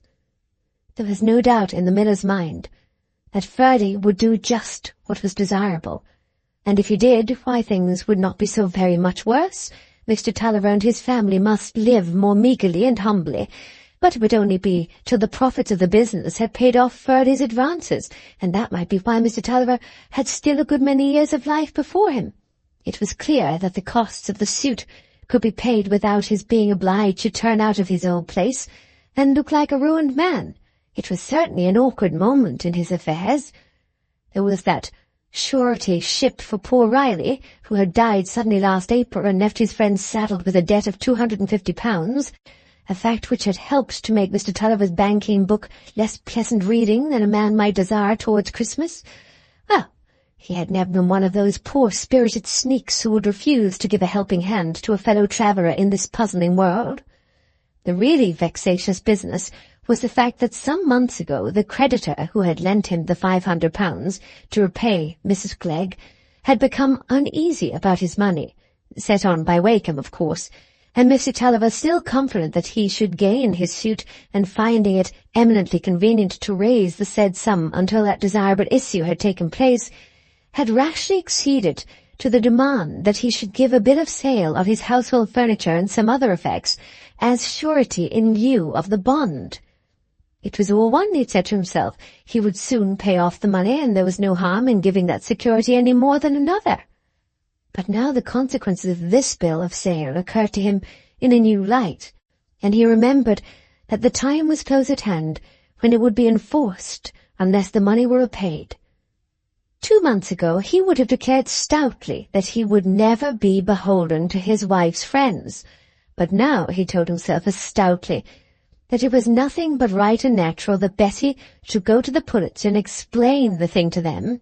They would hardly let Bessie's furniture be sold, and it might be security to Pullet if he advanced the money. There would, after all, be no gift or favour in the matter. Mr. Tulliver would never have asked for anything from so poor-spirited a fellow for himself, but Bessie might do so if she liked. It is precisely the proudest and most obstinate men who are the most liable to shift their position and contradict themselves in this sudden manner. Everything is easier to them than to face the simple fact that they have been thoroughly defeated and must begin life anew, and Mr. Tulliver, you perceive, though nothing more than a superior miller and maltster, was as proud and obstinate as if he had been a very lofty personage in whom such dispositions might be a source of that conspicuous far-echoing tragedy which sweeps the stage in regal robes and makes the dullest chronicler sublime. The pride and obstinacy of millers and other insignificant people whom you pass unnoticingly on the road every day have their tragedy too, but it is of that unwept, hidden sort that goes on from generation to generation, and leaves no record. Such tragedy, perhaps, as lies in the conflicts of young souls hungry for joy, under a lot made suddenly hard to them, under the dreariness of a home, where the morning brings no promise with it, and where the unexpectant discontent of worn and disappointed parents weighs on the children like a damp, thick air in which all the functions of life are depressed. Or such tragedy as lies in the slow sudden death that follows on a bruised passion, though it may be a death that finds only a parish funeral. There are certain animals to which tenacity of position is a law of life. They can never flourish again after a single wrench, and there are certain human beings to whom predominance is a law of life. They can only sustain humiliation so long as they can refuse to believe it, and in their own conception predominate still. Mr. Tulliver was still predominating in his own imagination as he approached St. Ogg's, through which he had to pass on his way homeward. But what was it that suggested to him, as he saw the Laceham coach entering the town, to follow it to the coach office and get the clerk there to write a letter requiring Maggie to come home the very next day? Mr. Tulliver's own hand shook too much under his excitement for him to write himself, and he wanted the letter to be given to the coachman to deliver at Miss Furness's school in the morning. There was a craving, which he would not account for to himself, to have Maggie near him without delay. She must come back by the coach tomorrow. To Mrs. Tulliver, when he got home, he would admit no difficulties, and scolded down her burst of grief on hearing that the lawsuit was lost by angry assertions that there was nothing to grieve about. He said nothing to her that night about the bill of sale and the application to Mrs. Pullet, for he had kept her in ignorance of the nature of that transaction, and had explained the necessity for taking inventory of the goods as a matter connected with his will. The possession of a wife conspicuously one's inferior in intellect is, like other high privileges, attended with a few inconveniences and, among the rest, with the occasional necessity for using a little deception. The next day Mr. Tulliver was again on horseback in the afternoon, on his way to Mr. Gore's office at St. Ogg's. Gore was to have seen Ferdy in the morning, and to have sounded him in relation to Mr. Tulliver's affairs. but he had not gone halfway when he met a clerk from Mr. Gore's office, who was bringing a letter to Mr. Tulliver. Mr. Gore had been prevented by a sudden call of business from waiting at his office to see Mr. Tulliver according to appointment, but would be at his office at 11 tomorrow morning, and meanwhile had sent some important information by letter. "Oh," said Mr. Tulliver, taking the letter, but not opening it. "Then tell Gore I'll see him tomorrow at 11. And he turned his horse. The clerk, struck with Mr. Tulliver's glistening, excited glance, looked after him for a few moments and then rode away. The reading of the letter was not the affair of an instant to Mr. Tulliver. He took in the sense of a statement very slowly, through the medium of written or even printed characters. So he had put the letter in his pocket, thinking he would open it in his armchair at home. But by and by it occurred to him that there might be something in the letter Mrs. Tulliver must not know about, and if so, it would be better to keep it out of her sight altogether. He stopped his horse, took out the letter, and read it. It was only a short letter. The substance was that Mr. Gore had ascertained, on secret but sure authority, that Furley had been lately much straitened for money, and had parted with his securities, among the rest, the mortgage on Mr. Tulliver's property, which she had transferred to Wakem. In half an hour after this, Mr. Tulliver's own waggoner found him lying by the roadside insensible, with an open letter near him, and his grey horse snuffing uneasily about him. When Maggie reached home that evening, in obedience to her father's call, he was no longer insensible. About an hour before, he had become conscious, and after vague, vacant looks around him, had muttered something about a letter, which he presently repeated impatiently. At the instance of Mr. Turnbull, the medical man, Gore's letter was brought and laid on the bed, and the previous impatience seemed to be allayed. The stricken man lay for some time with his eyes fixed on the letter, as if he were trying to knit up his thoughts by its help. But presently a new wave of memory seemed to have come and swept the other away. He turned his eyes from the letter to the door, and after looking uneasily as if striving to see something his eyes were too dim for, he said, "The little wench." He repeated the words impatiently from time to time, appearing entirely unconscious of everything except this one importunate want, and given no sign of knowing his wife or anyone else, and poor Mrs. Tulliver, her feeble faculties, almost paralyzed by this sudden accumulation of troubles, went backward and forward to the gate to see if the Laceham coach were coming, though it was not yet time. But it came at last, and set down the poor anxious girl, no longer the little wench, except to her father's fond memory. "Oh, mother, what is the matter?" Maggie said, with pale lips, as her mother came towards her crying. She didn't think her father was ill, because the letter had come at his dictation from the office at St. Ogg's. But Mr. Turnbull came now to meet her. A medical man is the good angel of the troubled house, and Maggie ran toward the kind old friend, whom she remembered as long as she could remember anything, with a trembling, questioning look. "Don't alarm yourself too much, my dear," he said, taking her hand. "Your father has had a sudden attack, and has not quite recovered his memory. But he has been asking for you, and it will do him good to see you. Keep as quiet as you can, take off your things, and come upstairs with me." Maggie obeyed, with that terrible beating of the heart which makes existence seem simply a painful pulsation. The very quietness with which Mr. Turnbull spoke had frightened her susceptible imagination. Her father's eyes were still turned uneasily toward the door when she entered and met the strange, yearning, helpless look that had been seeking her in vain. With a sudden flash and movement, he raised himself in the bed. She rushed toward him and clasped him with agonized kisses. Poor child! It was very early for her to know one of those supreme moments in life, when all we have hoped or delighted in, all we can dread or endure, falls away from our regard as insignificant, is lost like a trivial memory. In that simple, primitive love which knits us to the beings who have been nearest to us in their times of helplessness or of anguish. But that flash of recognition had been too great a strain on the father's bruised, enfeebled powers. He sank back again in renewed insensibility and rigidity, which lasted for many hours and was only broken by a flickering return of consciousness, in which he took passively everything that was given to him, and seemed to have a sort of infantine satisfaction in Maggie's near presence, such satisfaction as a baby has when it is returned to the nurse's lap.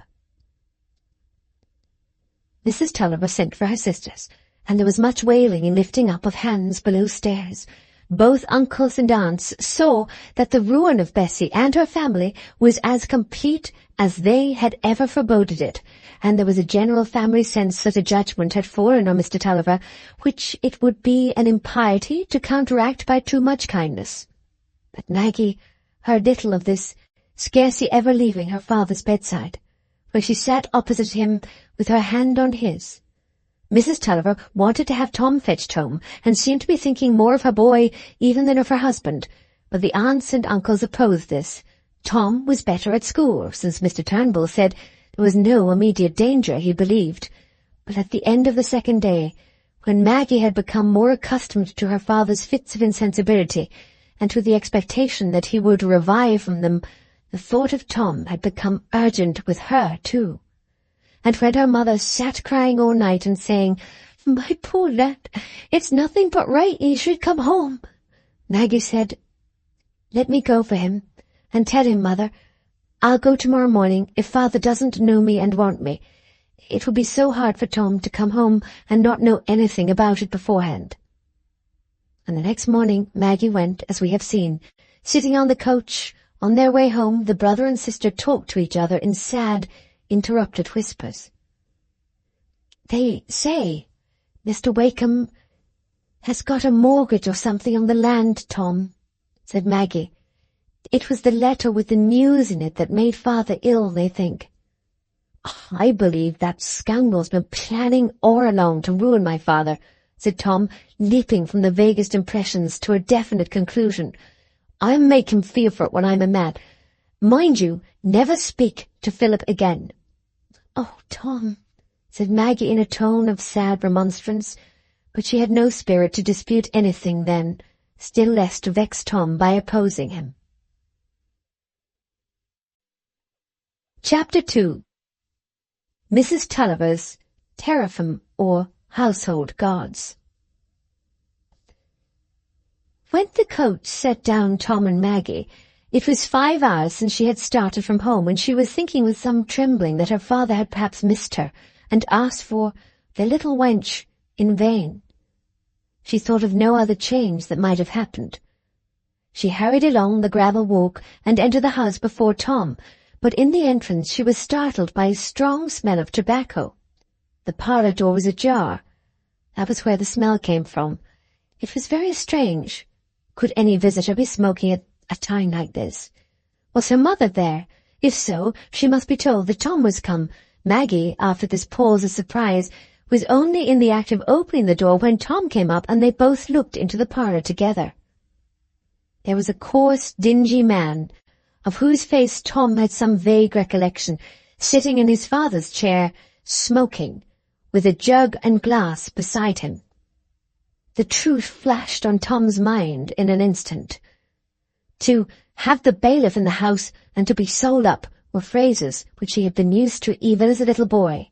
They were part of the disgrace and misery of failing, of losing all one's money and being ruined, sinking into the condition of poor working people.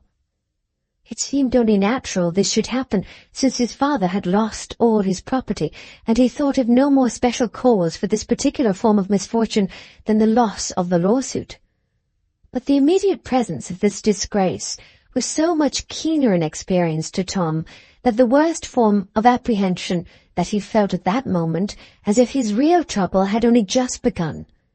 It was a touch on the irritated nerve compared with its spontaneous, dull aching.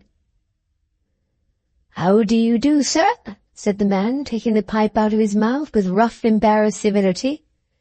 The two young, startled faces made him a little uncomfortable. But Tom turned away hastily without speaking. The sight was too hateful. Maggie had not understood the appearance of this stranger as Tom had. She followed him, whispering, "Who can it be, Tom? What is the matter?" Then, with a sudden, undefined dread lest the stranger might have something to do with a change in her father, she rushed upstairs, checking herself at the bedroom door to throw off her bonnet and enter on tiptoe. All was silent there.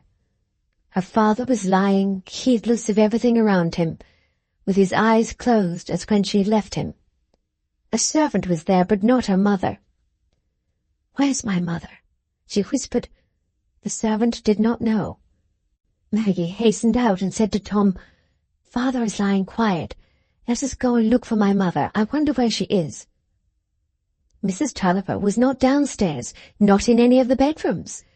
There was but one room below the attic which Maggie had left unsearched.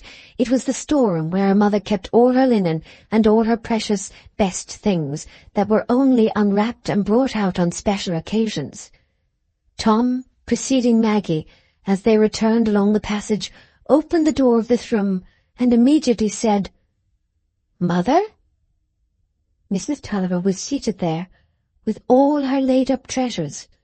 One of the linen chests was open, the silver teapot was unwrapped from its many folds of paper, and the best china was laid out on the top of the closed linen chest. Spoons and skewers and ladles were spread in rows on the shelves, and the poor woman was shaking her head and weeping, with a bitter tension of the mouth over the mark, "Elizabeth Dodson," on the corner of some tablecloths she held in her lap. She dropped them and started up as Tom spoke.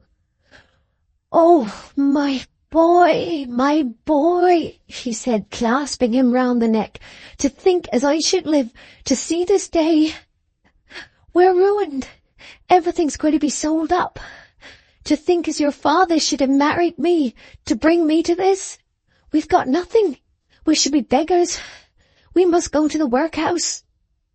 She kissed him, then seated herself again, and took another tablecloth in her lap, unfolding it a little way to look at the pattern, while the children stood by in mute wretchedness, their minds quite filled for the moment with the words "beggars" and "workhouse." "To think of these cloths as I spun myself," she went on, lifting things out and turning them over with an excitement all the more strange and piteous because the stout blonde woman was usually so passive. If she had been ruffled before, it was at the surface merely. "And Job actually wove 'em and brought the piece home on his back, as I remember standing at the door and seeing him come before I ever thought of marrying your father. And the pattern as I chose myself and bleached so beautiful, and I marked 'em so as nobody ever saw such marking.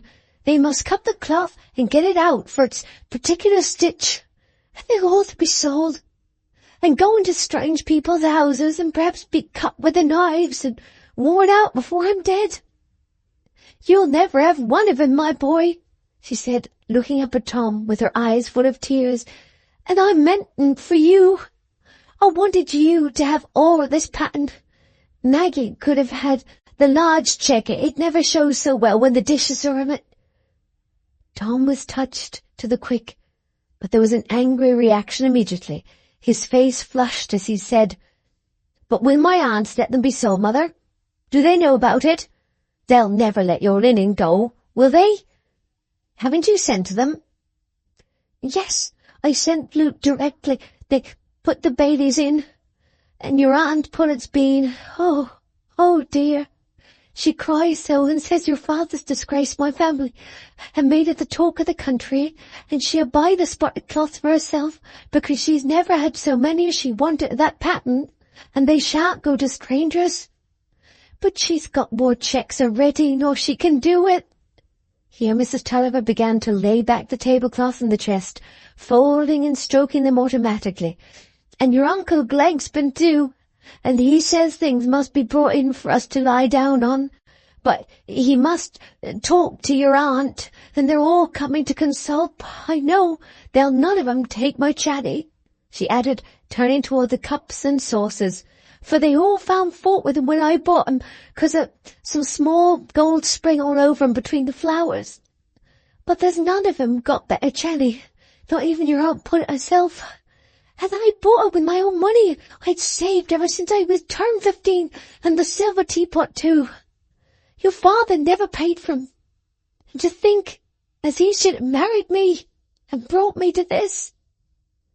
Mrs. Tulliver burst out crying afresh, and she sobbed with her handkerchief at her eyes a few moments, but then removing it, she said in a deprecating way, still half sobbing, as if she were called upon to speak before she could command her voice, "And I did say to him, times and times, whatever you do, don't go to law.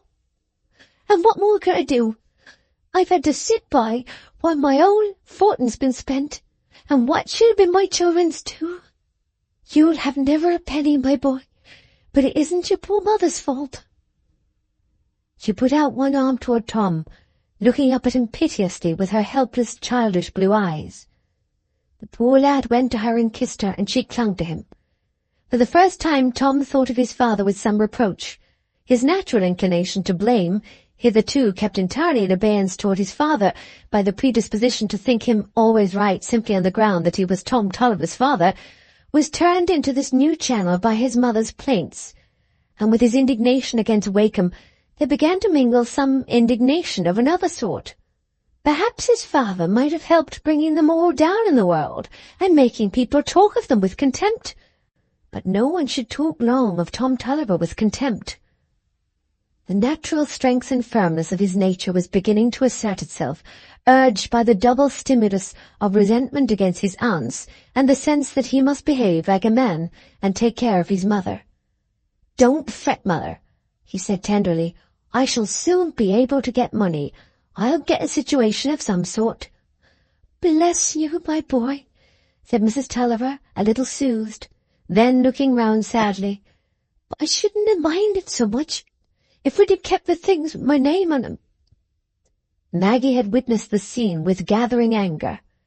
The implied reproaches against her father, who was lying there in a sort of living death, neutralized all her pity for griefs about tablecloths and china, and her anger on her father's account was heightened by some egoistic resentment at Tom's silent concurrence with her mother in shutting her out from the common calamity.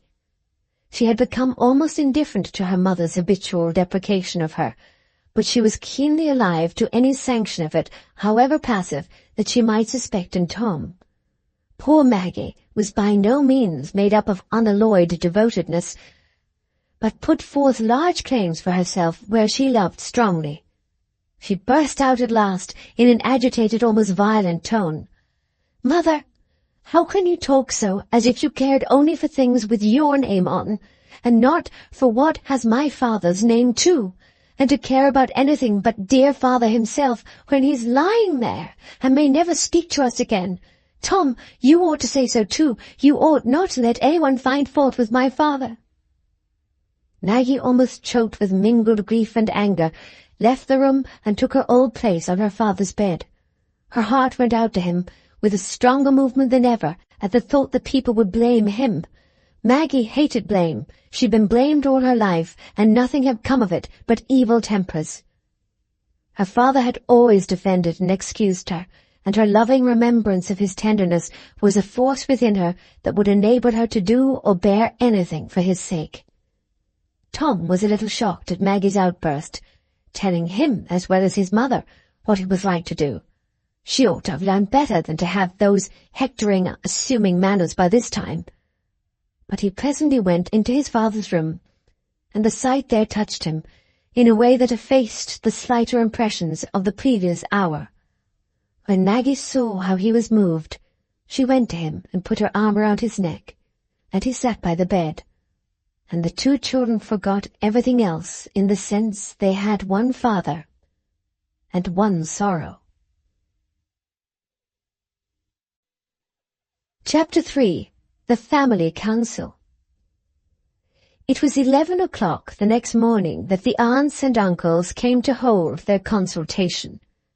The fire was lighted in the large parlour, and poor Mrs. Tulliver, with a confused impression that it was a great occasion like a funeral, unbagged the bell-rope tassels and unpinned the curtains, adjusting them in proper folds, looking round and shaking her head sadly at the polished tops and legs of the tables, which Sister Pullet herself could not accuse of insufficient brightness. Mr. Dean was not coming. He was away on business, but Mrs. Dean appeared punctually in that handsome new gig with the head to it, and the livery servant driving it, which had thrown so clear a light on several traits in her character to some of her female friends in St. Ogg's. Mr. Dean had been advancing in the world as rapidly as Mr. Tulliver had been going down in it, and in Mrs. Dean's house the Dodson linen and plate were beginning to hold quite a subordinate position as a mere supplement to the handsomer articles of the same kind purchased in recent years, a change which had caused an occasional coolness in the sisterly intercourse between her and Mrs. Glegg, who felt that Susan was getting like the rest, and there would soon be little of the true Dodson spirit surviving except in herself, and it might be hoped in those nephews who supported the Dodson name on the family land far away in the walls. People who live at a distance are naturally less faulty than those immediately under our own eyes, and it seems superfluous when we consider the remote geographical position of the Ethiopians, and how very little the Greeks had to do with them, to inquire further why Homer calls them blameless.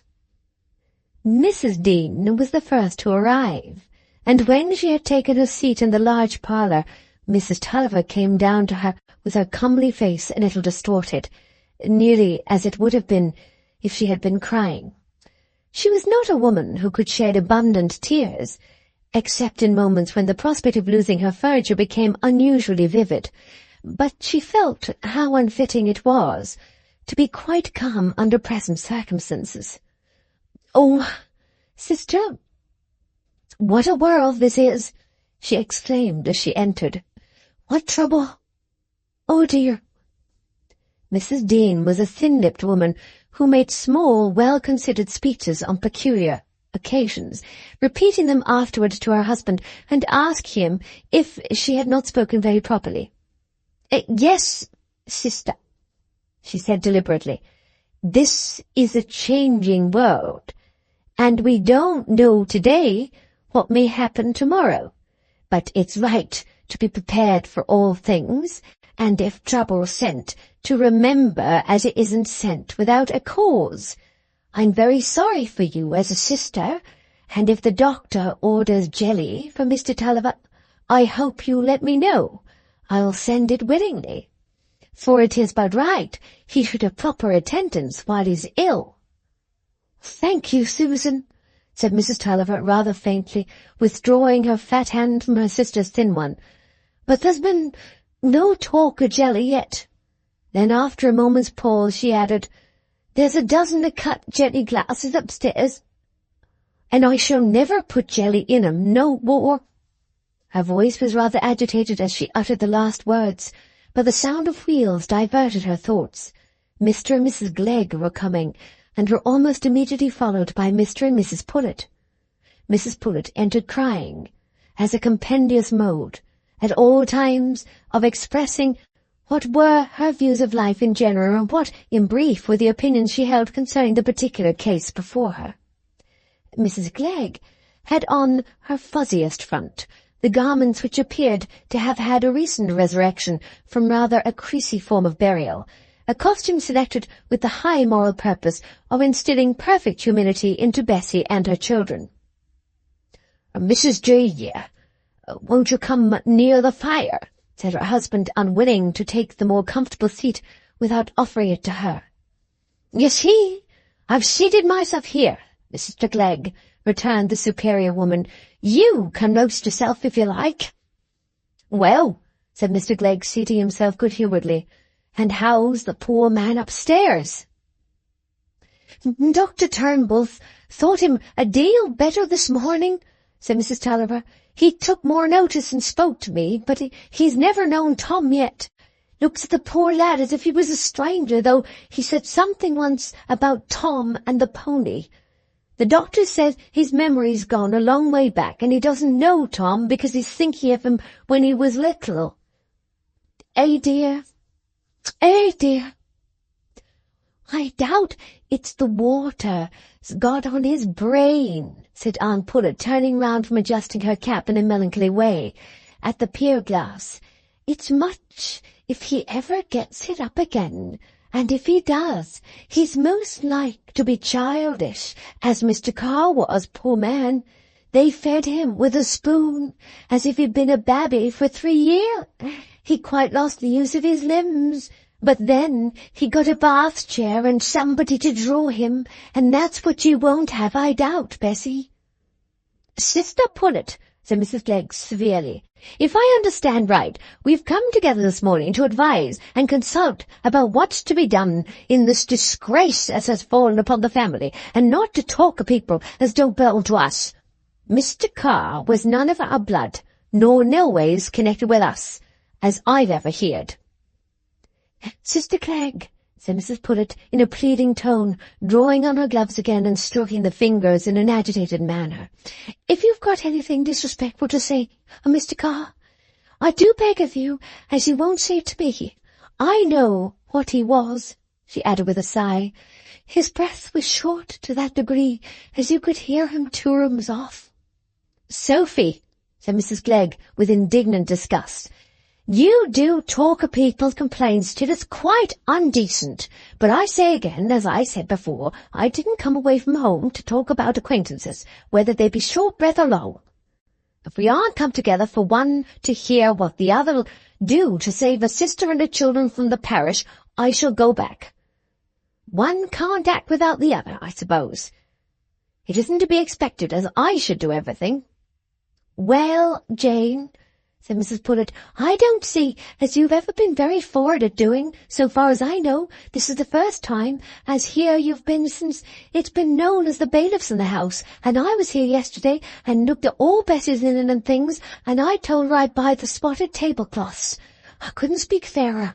For as for the teapot, as she doesn't want to go out of the family, it stands to sense I can't do with 2 silver teapots, not if it hadn't a straight spout. But the spotted damask I was always fond on. I wish it could be managed so as my teapot and shanny, and the best casters needn't be put up for sale, said poor Mrs. Tulliver beseechingly. And the sugar tongs, the first things ever I bought. But that can't be helped, you know, said Mrs. Glegg. If one of the family chooses to buy 'em in, they can, but one thing must be bid for as well as another. And it isn't to be looked for, said Uncle Pullet, with unwonted independence of idea, as your own family should pay more for things nor they'll fetch. They may go for an old song by auction. Oh dear, said Mrs. Tulliver, to think of my Channy being sold in that way, and I bought it when I was married, just as you did yours, Jane and Sophie, and I know you didn't like mine because the sprig, but I was fond of it, and there's never been a bit broke, for I've washed it myself, and there's the tulips and the cups and the roses as anybody might go and look at 'em for pleasure. You wouldn't like your Channy to go for an old song and be broke to pieces, though yours has got no colour in it, Jane. It's all white and fluted, and didn't cost so much as mine. And there's the casters, Sister Dean. I can't think but you'd like to have the casters, for I've heard you say they're pretty.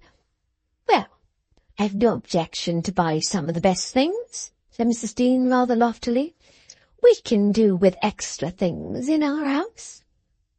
Best things, exclaimed Mrs. Glegg with severity, which had gathered intensity from her long silence. It drives me past patience to hear you all talking of best things and buying in this, that, and the other, such as silver and channy.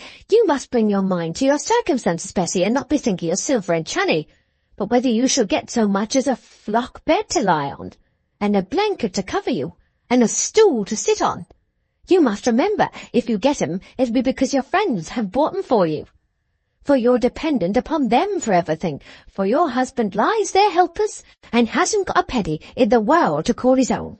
And it's for your own good I say this, for it's right you should feel what your state is, and what disgrace your husband's brought on your family, as you got to look for everything in be humble in your mind." Mrs. Clegg paused, for speaking with such energy for the good of others is naturally exhausting. Mrs. Tulliver, always borne down by the family predominance of her sister Jane, who had made her wear the yoke of a younger sister in very tender years, said pleadingly, "I'm sure, sister, I've never asked anybody to do anything. Only buy things as it be a pleasure to 'em to have, so as they mightn't go and be spoiled to strange houses. I never asked anybody to buy the things in for me and my children, though there's the linen I spun, and I thought when Tom was born, I thought one of the first things when he was lying in the cradle, as all the things I'd bought with my own money and been so careful of 'd go to him.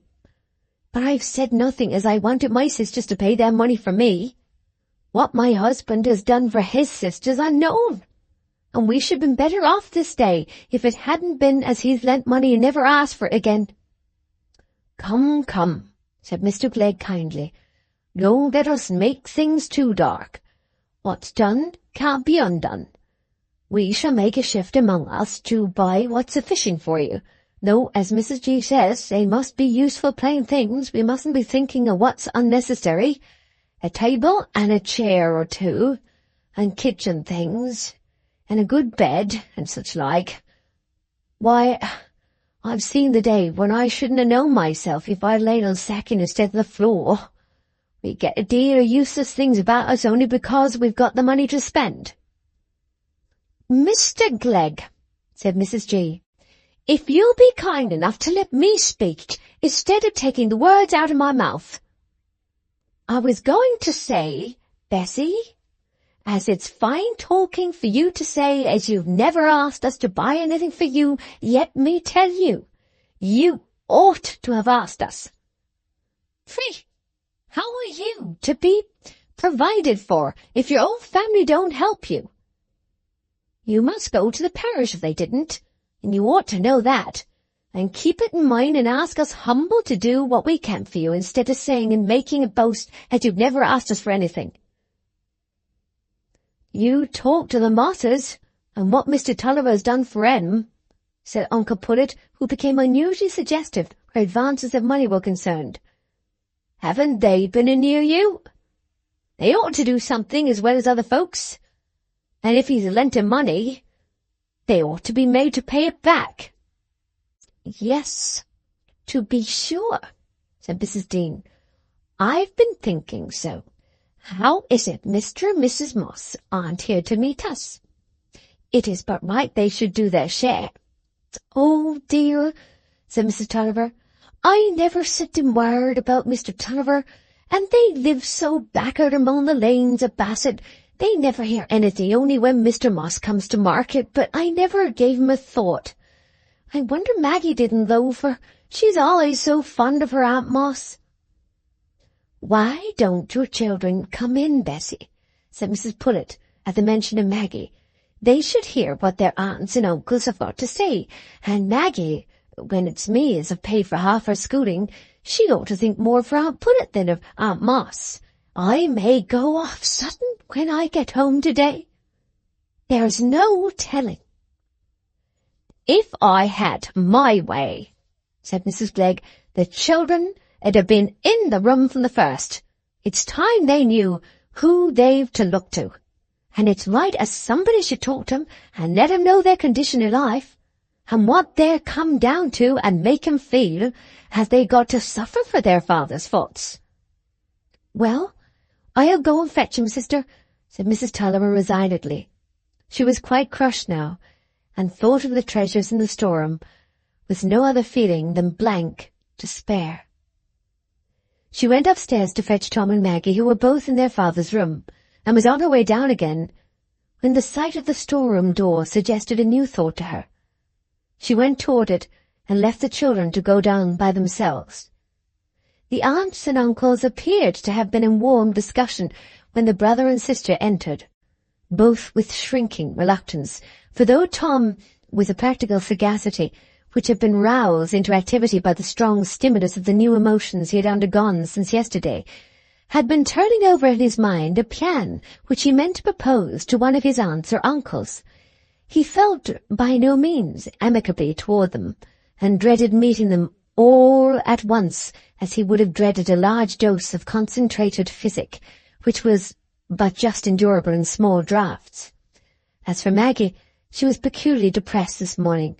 She had been called up after a brief rest at 3 o'clock, and had that strange dreamy weariness which comes from watching in a sick room through the chill hours of early twilight and breaking day, in which the outside daylight life seems to have no importance, and to be a mere margin to the hours in the darkened chamber. Their entrance interrupted the conversation. The shaking of hands was a melancholy and silent ceremony, till Uncle Pullet observed, as Tom approached him, "Well, young sir, we've been talking as we should want your pen and ink. You can write really now, after all your schooling, I should think." "Aye, aye," said Uncle Glegg, with admonition which he meant to be kind. "We must look to see the good of all their schooling as your father sunk so much money in now. When land is garden and money spent, then learning is most excellent. Now's the time, Tom, to let us see the good of your learning. Let us see whether you can do better than I can, as I've made my fortune without it. But I began with doing with little, you see. I could live on a basin of porridge and a crust of bread and cheese. But I doubt high living and high learning will make it harder for you, young man, nor it was for me." "But he must do it," interposed Aunt Glegg energetically, "whether it's hard or no." "He hasn't got to consider what's hard. He must consider as he isn't to trust unto his friends to keep him in idleness and luxury. He's got to bear the fruits of his father's misconduct, and bring his mind to fair and hard, and to work hard, and he must be humble and grateful to his aunts and uncles for what they're doing for his mother and father, as must be turned out into the streets and go to the workhouse if they didn't help him. And his sister too," continued Mrs. Glegg, looking severely at Maggie, who had sat down on the sofa by her Aunt Dean, drawn to her by the sense that she was Lucy's mother. "She must make up her mind to be humble and work, for there'll be no servants to wait on her any more. She must remember that. She must do the work of the house, and she must respect and love her aunts, as have done so much for her and saved their money to leave to their nephews and nieces." Tom was standing before the table in the centre of the group. There was a heightened colour in his face, and he was very far from looking humbled, but he was preparing to say, in a respectful tone, something he had previously meditated, when the door opened and his mother re-entered. Poor Mrs. Tulliver had in her hands a small tray, on which she had placed her silver teapot, a specimen teacup and saucer, the castors and sugar tongs. "See here, sister," she said, looking at Mrs. Dean as she set the tray on the table. "I thought perhaps if you looked at the teapot again, it's a good while since you saw it, you might like the pattern better. It makes beautiful tea, and there's a stand and everything. You might use it for every day, or else lay it by for Lucy when she goes to housekeeping. I should be so loath for him to buy it at the Golden Lion," said the poor woman, her heart swelling and the tears coming. "My teapot as I bought when I was married. And to think of it being scratched and set before the travellers and folks, and my letters on it, see here, E.D., and everybody to see 'em." "Ah, dear, dear," said Aunt Pullet, shaking her head with deep sadness.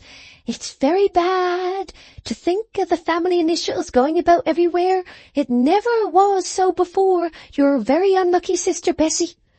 But what's the use of buying the teapot when there's the linen and spoons and everything to go, and some of 'em with your full name, and when it's got that straight spout, too?" "As to disgrace to the family," said Mrs. Glegg, "that can't be helped with buying teapots. The disgrace is for one of the family to marry the man as brought her to beggary. The disgrace is as they're to be sold up. We can't hinder the country from knowing that." Maggie had started up from the sofa at the allusion to her father, but Tom saw her action and flushed face in time to prevent her from speaking. "Be quiet, Maggie," he said, authoritatively, pushing her aside. It was a remarkable manifestation of self-command and practical judgment in a lad of 16 that when his Aunt Glegg ceased, he began to speak in a quiet and respectful manner, though with a good deal of trembling in his voice, for his mother's words had cut him to the quick. "Then, Aunt," he said, looking straight at Mrs. Glegg, "if you think it's a disgrace to the family that we should be sold up, wouldn't it be better to prevent it altogether?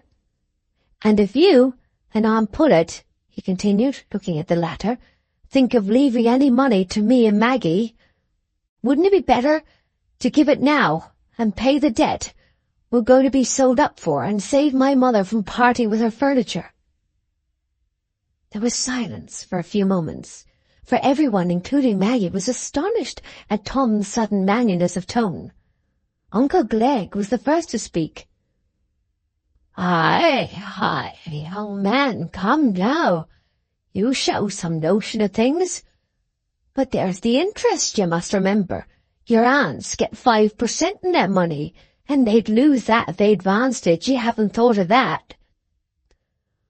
"I could work and pay that every year," said Tom promptly. "I'd do anything to save my mother from parting with her things." "Well done," said Uncle Glegg admiringly. He had been drawing Tom out, rather than reflecting on the practicability of his proposal, but he had produced the unfortunate result of irritating his wife.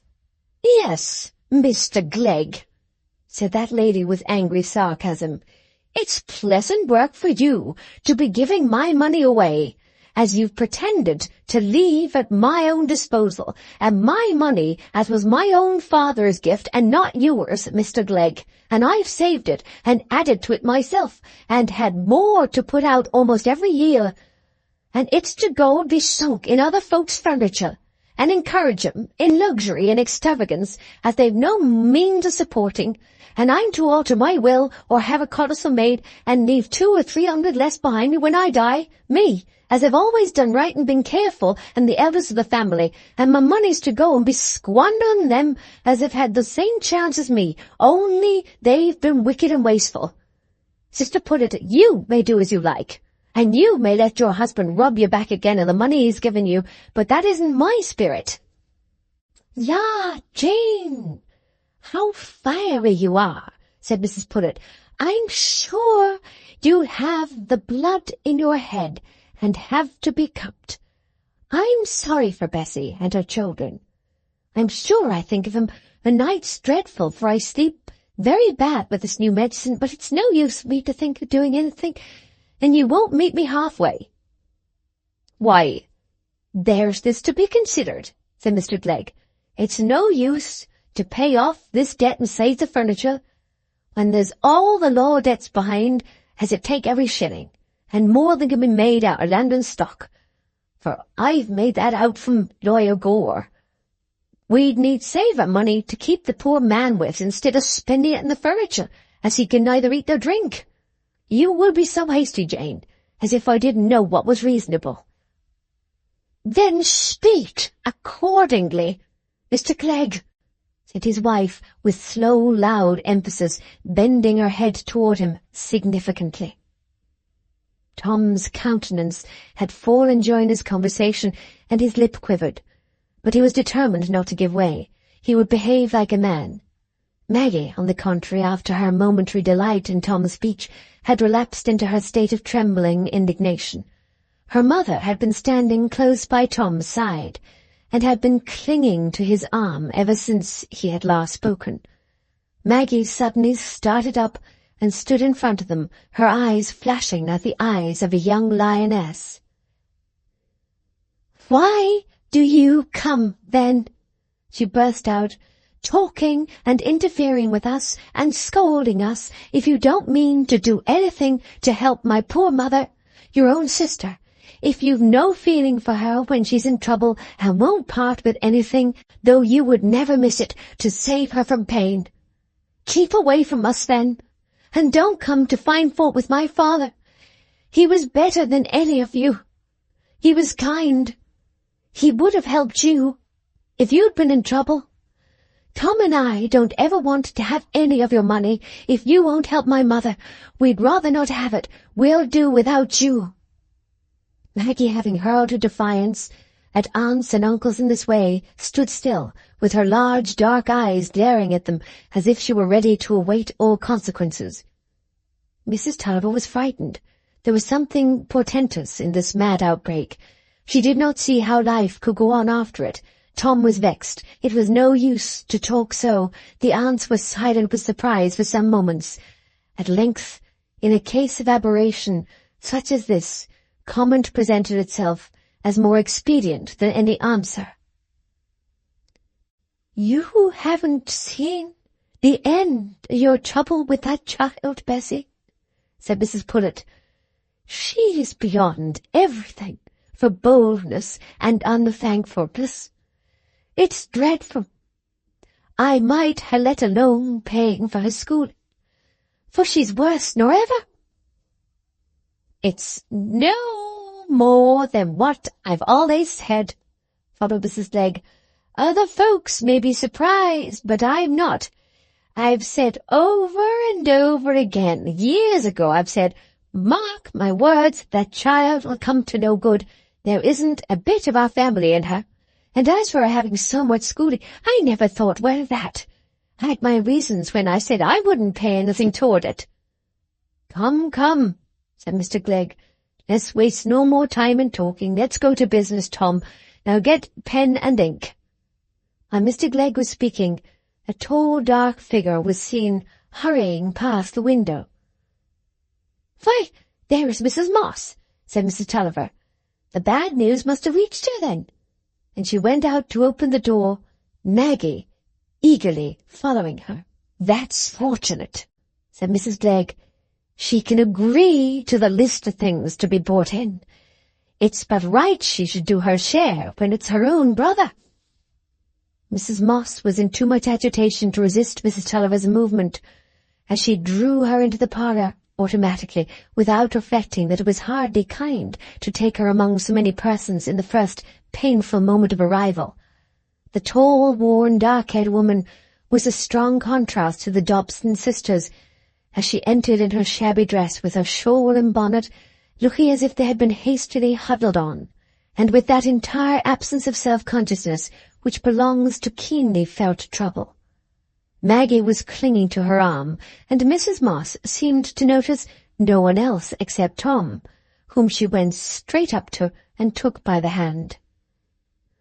"Oh, my dear children," she burst out, "you've no call to think well of me. I'm a poor aunt to you, for I'm one of them as take all and give nothing. How's my poor brother?"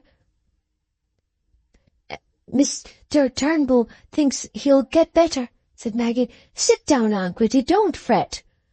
"Oh, my sweet child, I feel torn too," said Mrs. Moss, allowing Maggie to lead her to the sofa, but still not seeming to notice the presence of the rest.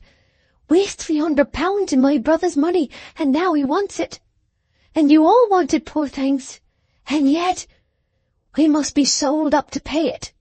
And there's my poor children, 8 of 'em, and the little one of all can't speak plain. And I feel as if I was a robber. But I'm sure I'd no thought as my brother—" The poor woman was interrupted by a rising sob. £300! Oh, dear, dear, said Mrs. Tulliver, who, when she had said that her husband had done unknown things for his sister, had not had any particular sum in her mind, and felt a wife's irritation at having been kept in the dark. "What madness, to be sure," said Mrs. Glegg. "A man with a family. He'd no right to lend his money that way, and without security, I'll be bound, if the truth was known." Mrs. Glegg's voice had arrested Mrs. Moss's attention, and looking up, she said, "Yes, there was security. My husband gave a note for it. We're not that sort of people, neither of us, as it robbed my brother's children, and we look to paying back the money when the times got a bit better." "Well, but now," said Mr. Glegg gently, "hasn't your husband no way of raising this money? Because it'd be a little fortin like for these folks, if we can do without Tulliver being made a bankrupt. Your husband's got stock. He's but right he should raise the money, as it seems to me. Not but I'm sorry for you, Mrs. Moss. Oh, sir, you don't know what bad luck my husband's had with his stock. The farm is suffering so as never was for want of stock, and we've sold all the wheat and we're behind with our rent. Not but we'd like to do what's right, and I'd sit up and work half the night if it'd be any good. But there's them poor children, 4 of 'em, as little uns. Don't cry so, Aunt, don't fret, whispered Maggie, who had kept hold of Mrs. Moss's hand. Did Mr. Tulliver let you have the money all at once? Said Mrs. Tulliver, still lost in the conception of things which had been going on without her knowledge. No, at twice, said Mrs. Moss, rubbing her eyes and making an effort to restrain her tears. The last was after my bad illness 4 years ago. Everything went wrong, and there was a new note made then. What with illness and bad luck, I've been nothing but a cumber all my life. Yes, Mrs. Moss, said Mrs. Clegg with decision, yours is a very unlucky family. The more's the pity. For my sister, I set off in the cart as soon as ever I heard of what had happened, said Mrs. Moss, looking at Mrs. Tulliver. I shouldn't ever have stayed away all this while, if you'd thought well to let me know. And it isn't as I'm thinking all about ourselves and nothing about my brother, only the money was so on my mind, I couldn't help speaking about it, and my husband, and me desire to do the right thing, sir, she added, looking at Mr. Clegg. And we'll make shift and pay the money, come what will, if that's all my brother's got to trust to. We've been used to trouble, and don't look for much else. It's only the thought of my poor children puts me at two. Why, there's this to be thought on, Mrs. Moss, said Mr. Clegg, and it's right to warn you. If Tulliver's made a bankrupt, and he's got a note of hand of your husband's for £300, you'll be obliged to pay it. The assignees will come on to you for it. Oh, dear, said Mrs. Tulliver, thinking of the bankruptcy and not of Mrs. Moss's concern in it. Poor Mrs. Moss herself listened in trembling submission, while Maggie looked with bewildered distress at Tom to see if he showed any signs of understanding this trouble and caring about poor Aunt Moss. Tom was only looking thoughtful, with his eyes on the tablecloth. And if he isn't made bankrupt, continued Mr. Clegg, as I said before, £300, it'd be a little fortune for him, poor man. We don't know, but, well, he may be partly helpless if he ever gets up again. I'm very sorry if it goes hard with you, Mrs. Moss, but my opinion is, looking at it one way, it'd be right for you to raise the money, and looking at the other way, you'd be obliged to pay it. You won't think ill of me for speaking the truth. Uncle, said Tom, looking up suddenly from his meditative view of the tablecloth, I don't think it would be right for my Aunt Moss to pay the money, if it would be against my father's will for her to pay it, would it? Mr. Clegg looked surprised for a moment or two before he said, Why, no, perhaps not, Tom, but then he'd destroy the note, you know. We must look for the note. What makes you think it'd be against his will? Why, said Tom, colouring, but trying to speak firmly in spite of a boyish tremor, I remember quite well, before I went to school to Mr. Stelling's, my father said to me one night when we were sitting by the fire together, and no one else was in the room. Tom hesitated a little, and then went on. He said something to me about Maggie, and then he said, I've always been good to my sister, though she married against my will, and I've lent Moss money, but I shall never think of distressing him to pay it. I'd rather lose it. My children must not mind being the poorer for that. And now my father's ill and not able to speak for himself, I shouldn't like anything to be done contrary to what he said to me. Well, but then, my boy, said Uncle Glegg, whose good feeling led him to enter into Tom's wish, but who could not at once shake off his habitual abhorrence of such recklessness as destroying securities or alienating anything important enough to make an appreciable difference in a man's property. "We should have to make way with a note, you know, if we're to guard against what may happen, supposing your father's made bankrupt." "Mr. Glegg," interrupted his wife severely, "mind what you're saying. You're putting yourself very forward in other folks' business. If you speak rash, don't say it was my fault." "That's such a thing as I never heard of before," said Uncle Pullet, who had been making haste with his lozenge in order to express his amazement. "Making away with a note! I should think anybody could set the constable on you for it." "Well, but," said Mrs. Tulliver, "if the note's worth all that money, why can't we pay it away and save my things from going away? We've no call to meddle with your uncle and Aunt Moss, Tom, if you think your father'd be angry when he gets well." Mrs. Tulliver had not studied the question of exchange, and was straining her mind after original ideas on the subject. "Pooh, pooh, pooh, you women don't understand these things," said Uncle Glegg. "There's no way of making it safe for Mr. and Mrs. Moss but destroying the note." "Then I hope you'll help me do it, Uncle," said Tom earnestly. "If my father shouldn't get well, I should be very unhappy to think anything had been done against his will that I could hinder, and I'm sure he meant me to remember what he said that evening. I ought to obey my father's wish about his property." Even Mrs. Glegg could not withhold her approval from Tom's words.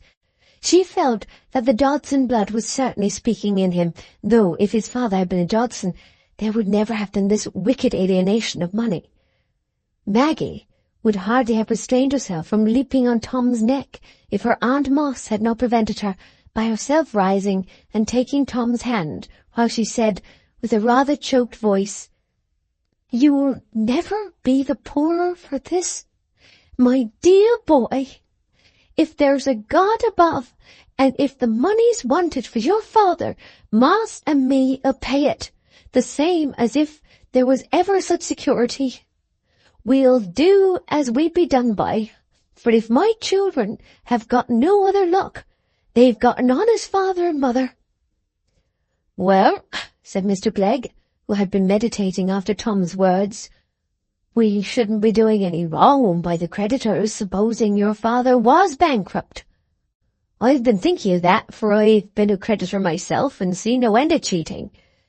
If he meant to give your aunt the money before ever he got into the sad work of lawing, it's the same as if he made away with a note himself, for he'd made up his mind to be that much poorer. But there's a deal of things to be considered, young man," Mr. Glegg added, looking admonishingly at Tom, "when you come to money business, and you may be taking one man's dinner away to make another man's breakfast. You don't understand that, I doubt." "Yes, I do," said Tom decidedly. "I know if I owe money to one man, I have no right to give it to another. But if my father had made up his mind to give my aunt the money before he was in debt, he had a right to do it." "Well done, young man. I didn't think you'd been so sharp," said Uncle Glegg with much candour. "But perhaps your father did make away with the note. Let us go and see if we can find it in the chest." "It's in my father's room. Let us go too, Aunt Gritty," whispered Maggie. Chapter 4. A Vanishing Gleam. Mr. Tulliver, even between the fits of spasmodic rigidity which had recurred at intervals ever since he had been found fallen from his horse, was usually in so apathetic a condition that the exits and entrances into his room were not felt to be of great importance. He had lain so still, with his eyes closed all this morning, that Maggie told her Aunt Moss she must not expect her father to take any notice of them. They entered very quietly, and Mrs. Moss took her seat near the head of the bed, while Maggie sat in her old place on the bed and put her hand on her father's without causing any change in his face. Mr. Glegg and Tom had also entered, treading softly, and were busy selecting the key of the old oak chest from the bunch which Tom had brought from his father's bureau. They succeeded in opening the chest, which stood opposite the foot of Mr. Tulliver's bed, and propping the lid with the iron holder without much noise. "Here's a tin box," whispered Mr. Glegg. "It most like but a small thing like a note in there. Lift it out, Tom, and I'll just lift up these deeds, the deeds of the house and the mill, I suppose, and see what there is under 'em." Mr. Glegg had lifted out the parchments, and had fortunately drawn back a little when the iron holder gave way, and the heavy lid fell with a loud bang that resounded over the house. Perhaps there was something in that sound more than the mere fact of the strong vibration that produced the instantaneous effect on the frame of the prostrate man, and for the time completely shook off the obstruction of paralysis. The chest had belonged to his father and his father's father, and it had always been rather a solemn business to visit it.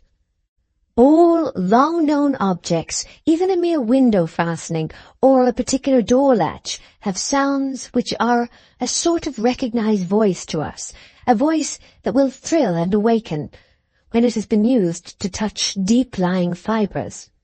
In the same moment, when all the eyes in the room were turned upon him, he started up and looked at the chest, the parchments in Mr. Glegg's hands, and Tom holding the tin box with a glance of perfect consciousness and recognition.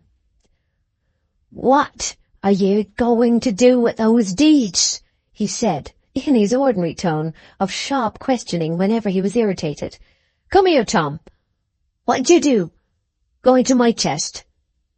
Tom obeyed with some trembling. It was the first time his father had recognized him, but instead of saying anything more to him, his father continued to look with a growing distinctness of suspicion at Mr. Glegg and the deeds. "What's been happening, then?" he said sharply. "What are you meddling with my deeds for? Is Wakem laying hold of everything? Why don't you tell me what you've been a-doing?" he added impatiently as Mr. Glegg advanced to the foot of the bed before speaking. No, a friend Tulliver," said Mr. Glegg in a soothing tone. "Nobody's getting hold of anything as yet. We only came to look and see what was in the chest. You've been ill, you know, and we've had to look after things a bit. But let's hope you'll soon be well enough to attend to everything yourself." Mr. Tulliver looked around him meditatively at Tom, at Mr. Glegg, and at Maggie. Then suddenly, appearing aware that someone was seated by his side at the head of the bed, he turned sharply round and saw his sister. "Hey, Gritty," he said, in the half-sad, affectionate tone in which he had been wont to speak to her. "What? You're there, are you? How could you manage to leave the children?" "Oh, brother," said good Mrs. Moss, too impulsive to be prudent, "I'm thankful I'm come now to see yourself again. I thought you'd never know us any more." "What? Have I had a stroke?" said Mr. Tulliver, anxiously looking at Mr. Glegg. A fall from your horse shook you a bit, that's all, I think," said Mr. Glegg. "But you'll soon get over it, let's hope." Mr. Tulliver fixed his eyes on the bedclothes and remained silent for 2 or 3 minutes. A new shadow came over his face. He looked up at Maggie first, and said in a lower tone, "You got the letter, then, my wench?" "Yes, father," she said, kissing him with a full heart. She felt as if her father were come back to her from the dead, and her yearning to show him how she had always loved him could be fulfilled. "Where's your mother?" he said, so preoccupied that he received the kiss as passively as some quiet animal might have received it. "She's downstairs with my aunt, father. Shall I fetch her?" Aye, poor Bessie," and his eyes turned toward Tom as Maggie left the room. "You'll have to take care of 'em both if I die, you know, Tom. You'll be badly off, I doubt, but you must see and pay everybody, and mind There's £50 a Luke's as I put into the business. He gave me a bit at a time, and he's got 9 to show for it. You must pay him first thing." Uncle Glegg involuntarily shook his head and looked more concerned than ever, but Tom said firmly, "Yes, father, and haven't you a note from my Uncle Moss for £300? We came to look for that. What do you wish to be done about it, father?" "Ah, I'm glad you thought of that, my lad," said Mr. Tulliver. "I always meant to be easy about that money because of your aunt. You mustn't mind losing the money if they can't pay it, and it's like enough they can't. The note's in that box, mind. I always meant to be good to you, Gritty," said Mr. Tulliver, turning to his sister. "But you know, you aggravated me when you would have Moss." At this moment Maggie re-entered with her mother, who came in much agitated by the news that her husband was quite himself again. "Well, Bessie," he said as she kissed him, "you must forgive me if you're worse off than you ever expected to be. But it's the fault of the law. It's none of mine," he added angrily. "It's the fault of rascals, Tom. You mind this. If ever you got the chance, you make Wakem smart. If you don't, you're a good-for-nothing son. You might horsewhip him, but he'd set the law on you. The law's made to take care of rascals." Mr. Tulliver was getting excited, and an alarming flush was on his face. Mr. Glegg wanted to say something soothing, but he was prevented by Mr. Tulliver speaking again to his wife. "They'll make a shift to pay everything, Bessie," he said, "and yet leave you your furniture, and your sisters will do something for you, and Tom will grow up, though what he's to do I don't know. I've done what I could. I've given him an education, and there's a little wench, she'll get married, but it's a poor tale." The sanative effect of the strong vibration was exhausted, and with the last words the poor man fell again, rigid and insensible. Though this was only a recurrence of what had happened before, it struck all present as if it had been death, not only from its contrast with the completeness of the revival, but because his words had all had reference to the possibility that his death was near. But with poor Tulliver's death was not to be a leap. It was to be a long descent under thickening shadows. Mr. Turnbull was sent for, but when he heard what had passed, he said this complete restoration, though only temporary, was a hopeful sign, proving that there was no permanent lesion to prevent ultimate recovery. Among the threads of the past, which the stricken man had gathered up, he had omitted the bill of sale. The flash of memory had only lit up prominent ideas, and he sank into forgetfulness again, with half his humiliation unlearned. But Tom was clear upon 2 points: that his Uncle Moss's note must be destroyed, and that Luke's money must be paid, if in no other way, out of his own and Maggie's money now in the savings bank.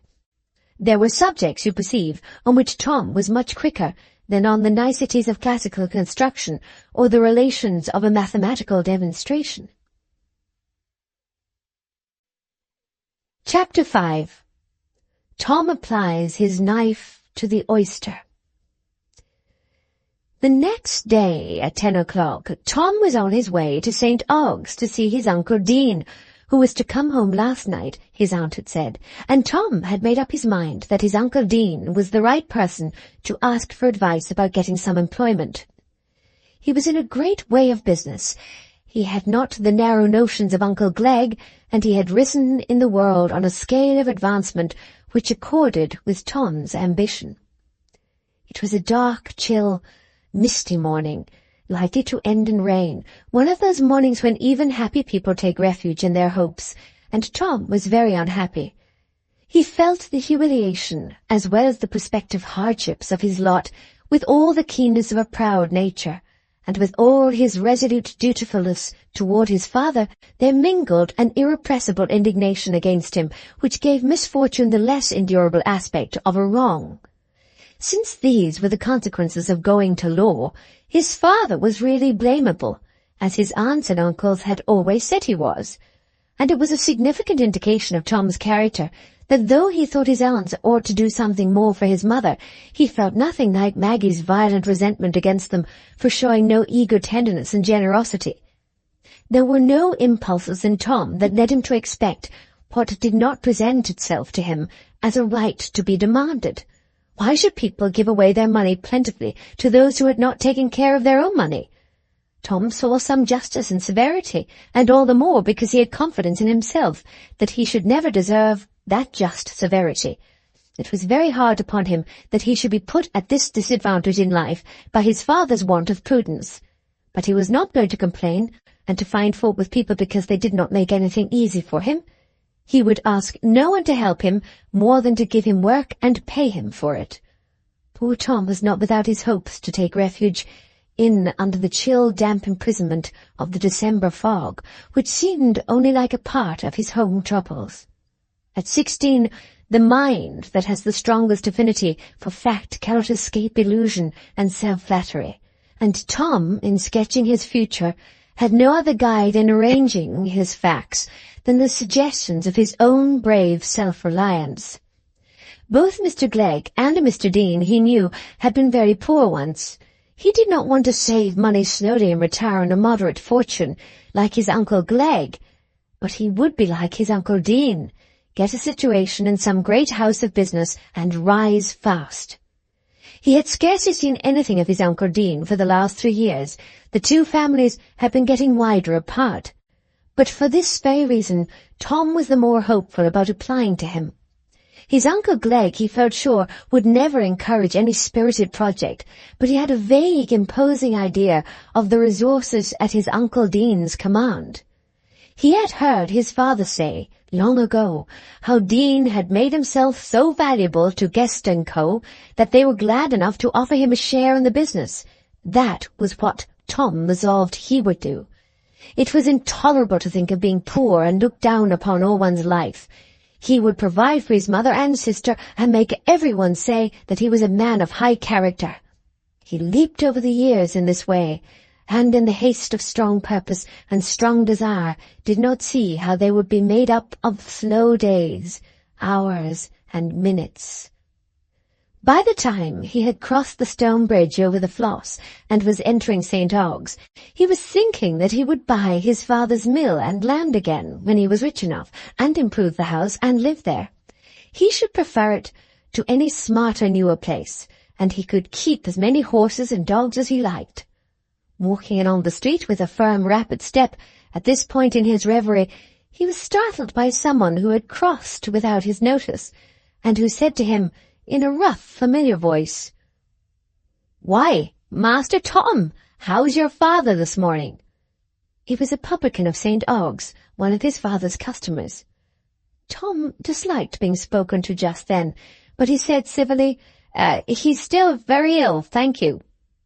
"Aye, it's been a sore chance for you, young man, hasn't it?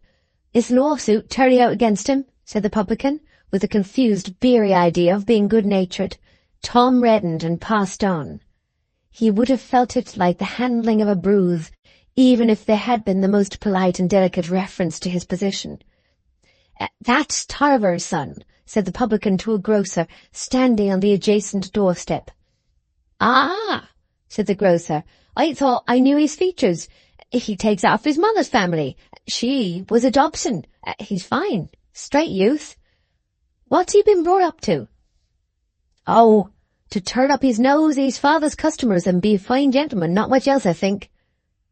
Tom roused from his dream of the future to a thorough consciousness of the present, made all the greater haste to reach the warehouse offices of Guest & Co., where he expected to find his Uncle Dean. But this was Mr. Dean's morning at the bank, a clerk told him, and with some contempt for his ignorance. Mr. Dean was not to be found in River Street on a Thursday morning. At the bank, Tom was admitted into the private room where his uncle was, immediately after sending in his name. Mr. Dean was auditing accounts, but he looked up as Tom entered, and putting out his hand said, "Well, Tom, nothing fresh the matter at home, I hope. How's your father?" "Much the same, thank you, uncle," said Tom, feeling nervous. "But I want to speak to you, please, when you're at liberty." Sit down, said Mr. Dean, relapsing into his accounts, in which he and the managing clerk remained so absorbed for the next half-hour that Tom began to wonder whether he should have to sit in this way till the bank closed. There seemed so little tendency toward a conclusion in the quiet, monotonous procedure of these sleek, prosperous men of business. Would his uncle give him a place in the bank? It would be very dull, prosy work, he thought, writing there forever to the loud ticking of a timepiece. He preferred some other way of getting rich.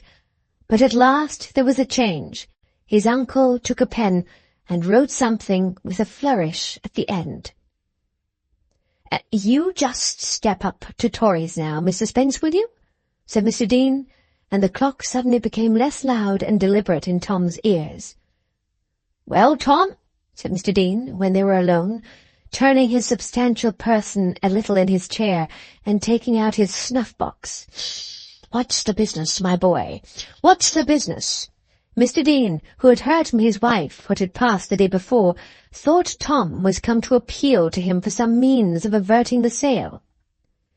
"I hope you'll excuse me for troubling you, uncle," said Tom, colouring, but speaking in a tone which, though tremulous, had a certain proud independence in it. "But I thought you were the best person to advise me what to do."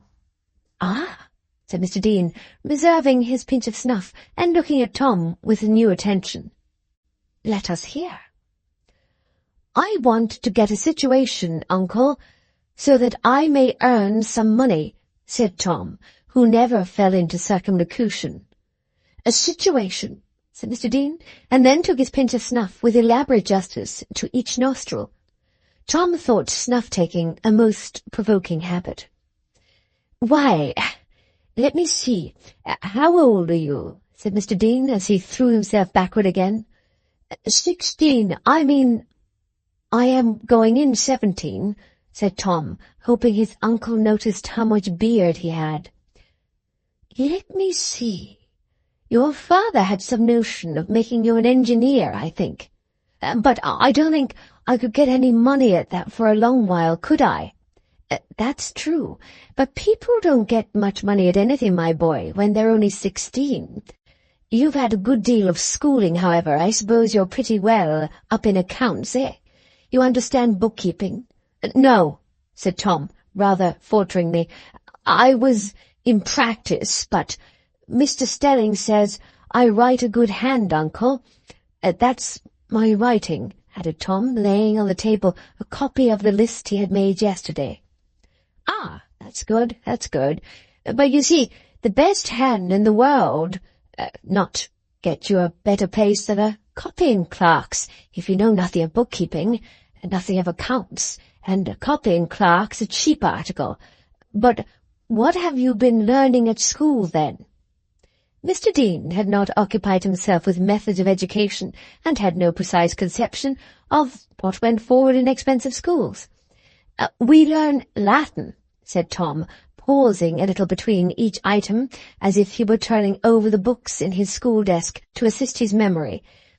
"A good deal of Latin, and the last year I did themes, 1 week in Latin, and 1 in English, and Greek, and Roman history, and Euclid, and I began algebra, but I left it off again, and we had 1 day every week for arithmetic. Then I used to have drawing lessons, and there were several other books we either read or learned out of, English poetry, and Horae, Paulinae, and Blair's rhetoric, the last half." Mr. Dean tapped his snuff-box again, and screwed up his mouth. He felt in the position of many estimable persons, when they had read the new tariff, and found how many commodities were imported of which they knew nothing. Like a cautious man of business, he was not going to speak rashly of a raw material in which he had had no experience, but the presumption was that if it had been good for anything, so successful a man as himself would hardly have been ignorant of it. About Latin he had an opinion, and thought that in case of another war, since people would no longer wear hair powder, it would be well to put a tax upon Latin, as a luxury much run upon by the higher classes, and not telling at all on the ship-owning department. But for what he knew, the Horae Paulinae may be something less neutral. On the whole, this list of requirements gave him a sort of repulsion toward poor Tom. "Well," he said at last, in rather a cold, sardonic tone, "you've had 3 years at these things.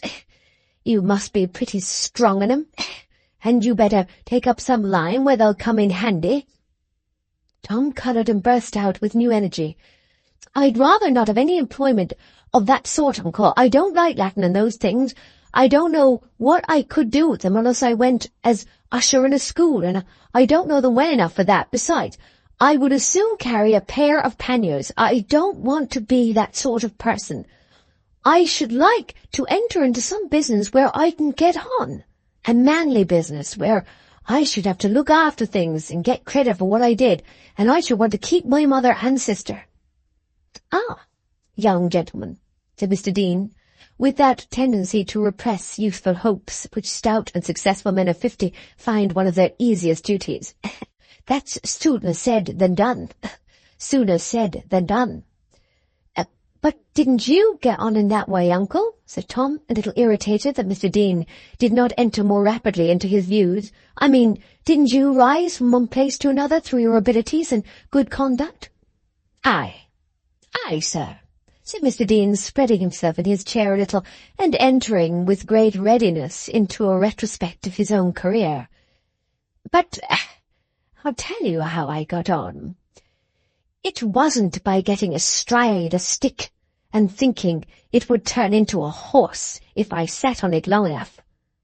I kept my eyes and ears open, sir, and I wasn't too fond of my own back, and I made my master's interest my own. Why, with only looking into what went on in the mill, I found out how there was a waste of 500 a year that might be hindered. Why, sir, I hadn't more schooling to begin with than a charity boy, but I saw pretty soon that I couldn't get on far enough without mastering accounts, and I learned them between working hours after I'd been unlading. Look here." Mr. Dean opened a book and pointed to the page. "I write a good hand enough, and I'll match anybody at all sorts of reckoning by the head, and I got it all by hard work, and paid for it out of my own earnings, often out of my own dinner and supper. And I looked into the nature of all things we had to do in the business, and picked up knowledge as I went about my work, and turned it over in my head. Why, I'm no mechanic, I never pretended to be, but I've thought of a thing or two that the mechanics never thought of, and it's made a fine difference in our returns, and there isn't an article shipped or unshipped at our wharf but I know the quantity of it. If I got places, sir, it was because I made myself fit for 'em. If you want to slip into a round hole, you must make a ball of yourself. That's where it is." Mr. Dean tapped his box again. He had been led on by pure enthusiasm in his subject, and had really forgotten what bearing this retrospective survey had on his listener. He had found occasion for saying the same thing more than once before, and was not distinctly aware that he had not his port wine before him. "Well, uncle," said Tom, with a slight complaint in his tone, "that's what I should like to do. Can't I get on in the same way?" "In the same way," said Mr. Dean, eyeing Tom with quiet deliberation. "There go 2 or 3 questions to that, Master Tom. That depends on what sort of material you are to begin with, and whether you've been put into the right mill. But I'll tell you what it is. Your poor father went the wrong way to work in giving you an education. It wasn't my business, and I didn't interfere. But it is as I thought it would be. You've had a sort of learning that's all very well for a young fellow like our Mr. Stephen Guest, who'll have nothing to do but sign cheques all his life, and may as well have Latin inside his head as any other sort of stuffing." "But, uncle," said Tom earnestly, "I don't see why the Latin need hinder me from getting on in business. I shall soon forget it all. It makes no difference to me. I had to do my lessons at school, but I always thought they'd never be of any use to me afterward. I didn't care about them." Aye, that's all very well," said Mr. Dean, "but it doesn't alter what I was going to say. Your Latin and rigmarole may soon dry off you, but you'll be a bare stick after that. Besides, it's whitened your hands and taken the rough work out of you. And what do you know? Why, you know nothing about bookkeeping to begin with, and not so much a reckoning as a common shopman. You'll have to begin at a low round of the ladder, let me tell you, if you mean to get on in life. It's no use for getting an education your father's been paying for if you don't give yourself a new one." Tom bit his lips hard. He felt as if the tears were rising, and he would rather die than let them. "You want me to help you to a situation," Mr. Dean went on. "Well, I've no fault to find in that. I'm willing to do something for you, but you youngsters nowadays think you're to begin with living well and working easy. You've no notion of running afoot before you get horseback.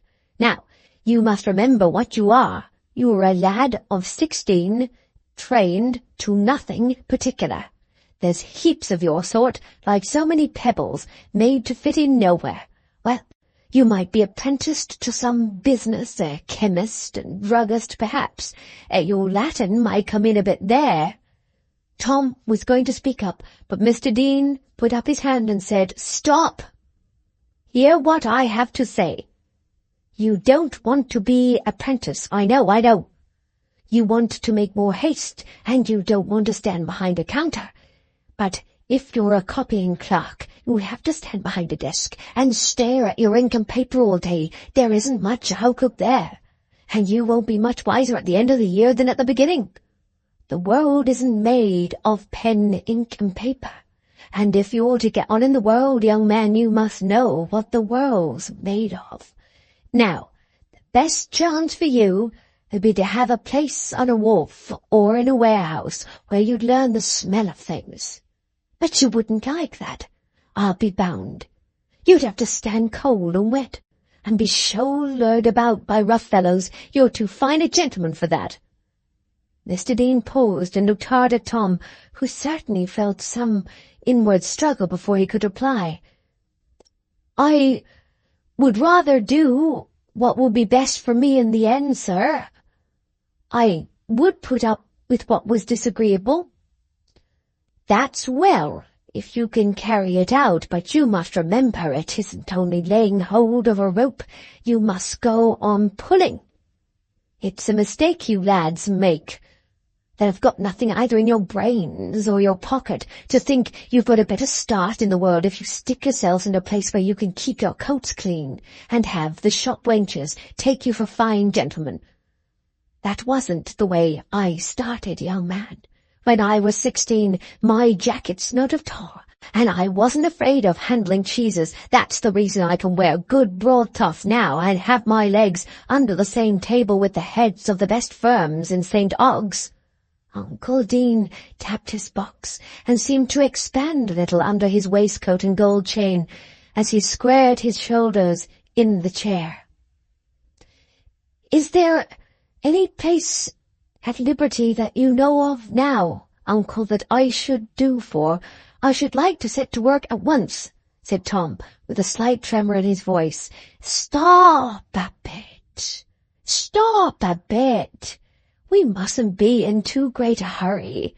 You must bear in mind, if I put you in a place you're a bit young for, because you happen to be my nephew, I shall be responsible for you.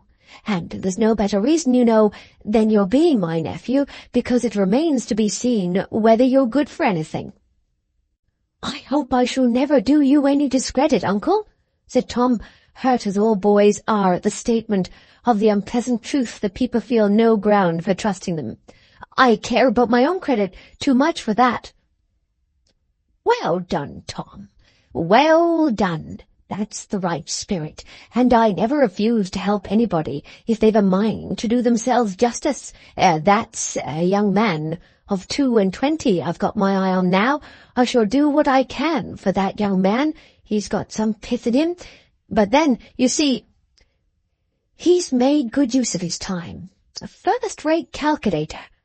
Can tell you a cubic contents of anything in no time, and put me up the other day to a new market for Swedish bark.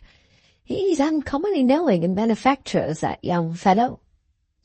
I'd better set about learning bookkeeping, hadn't I, uncle? Said Tom, anxious to prove his readiness to exert himself. Yes, you can't do amiss there, ha! But Spence, you're back again. Well, Tom, there's nothing more to be said just now, I think, and I must go to business again. Goodbye. Remember me to your mother. Mr. Dean put out his hand with an air of friendly dismissal, and Tom had not courage to ask another question, especially in the presence of Mr. Spence. So he went out again into the cold, damp air. He had to call at his Uncle Glegg's about the money in the savings bank, and by the time he set out again, the mist thickened, and he could not see very far before him. But going along River Street again, he was startled when he was within 2 yards of the projecting side of a shop window, with the words Dorlcote Mill in large letters on a handbill, placed as if on purpose to stare at him. It was the catalogue of the sale to take place next week. It was a reason for hurrying faster out of the town. Poor Tom formed no visions of the distant future as he made his way homeward. He only felt that the present was very hard. It seemed a wrong toward him that his Uncle Dean had no confidence in him, did not see at once that he should acquit himself well, which Tom himself was as certain of as of the daylight. Apparently he, Tom Tulliver, was likely to be held of small account in the world, and for the first time he felt a sinking of heart under the sense that he really was very ignorant, and could do very little. Who was that enviable young man that could tell the cubic contents of things in no time, and make suggestions about Swedish bark? Swedish bark! Tom had been used to be so entirely satisfied with himself, in spite of his breaking down in a demonstration, and construing nunc illas promite veres as now promise those men, but now he suddenly felt at a disadvantage, because he knew less than someone else knew. There must be a world of things connected with that Swedish bark, which, if only he knew them, might have helped him to get on. It would have been much easier to make a figure with a spirited horse and a new saddle. 2 hours ago, as Tom was walking to St. Ogg's, he saw the distant future before him, as he might have seen a tempting stretch of smooth sandy beach beyond a belt of flinty shingles. He was on the grassy bank then, and thought the shingles might soon be passed, but now his feet were on the sharp stones. The belt of shingles had widened, and the stretch of sand had dwindled into narrowness. "What did my Uncle Dean say, Tom?" said Maggie, putting her arm through Tom's, as he was warming himself rather drearily by the kitchen fire. "Did he say he would give you a situation?" "No, he didn't say that. He didn't quite promise me anything.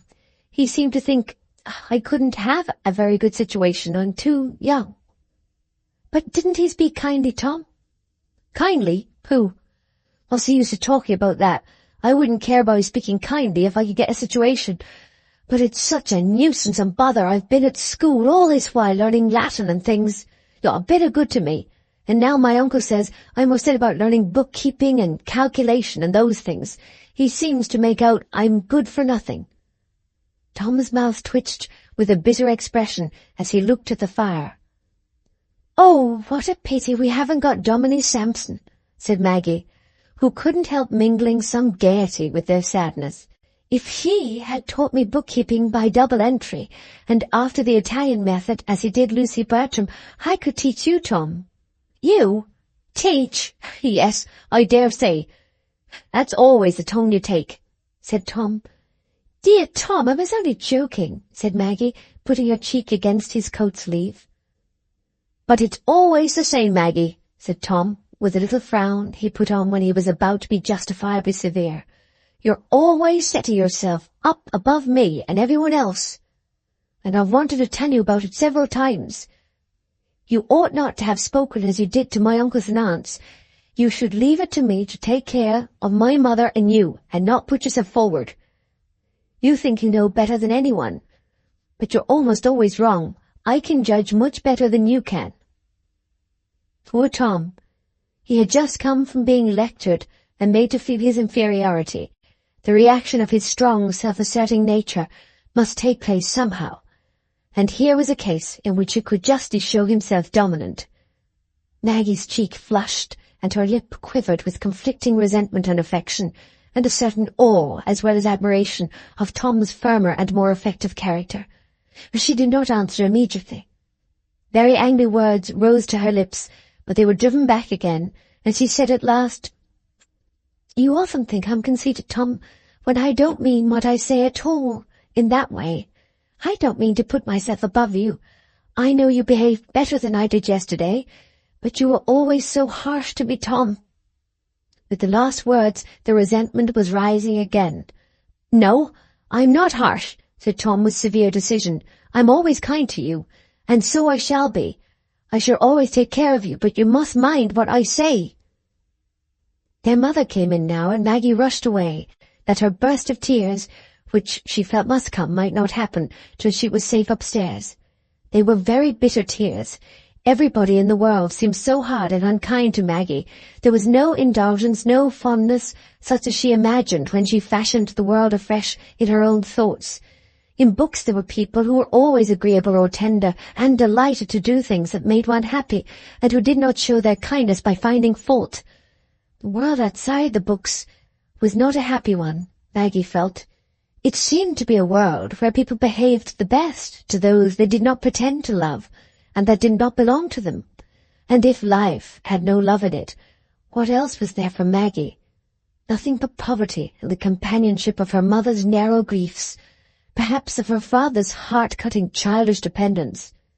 There was no helplessness so sad as that of early youth, when the soul is made up of wants, and has no long memories, no superadded life in the life of others, though we, who looked on, think lightly of such premature despair, as if our vision of the future lightened the blind sufferer's present.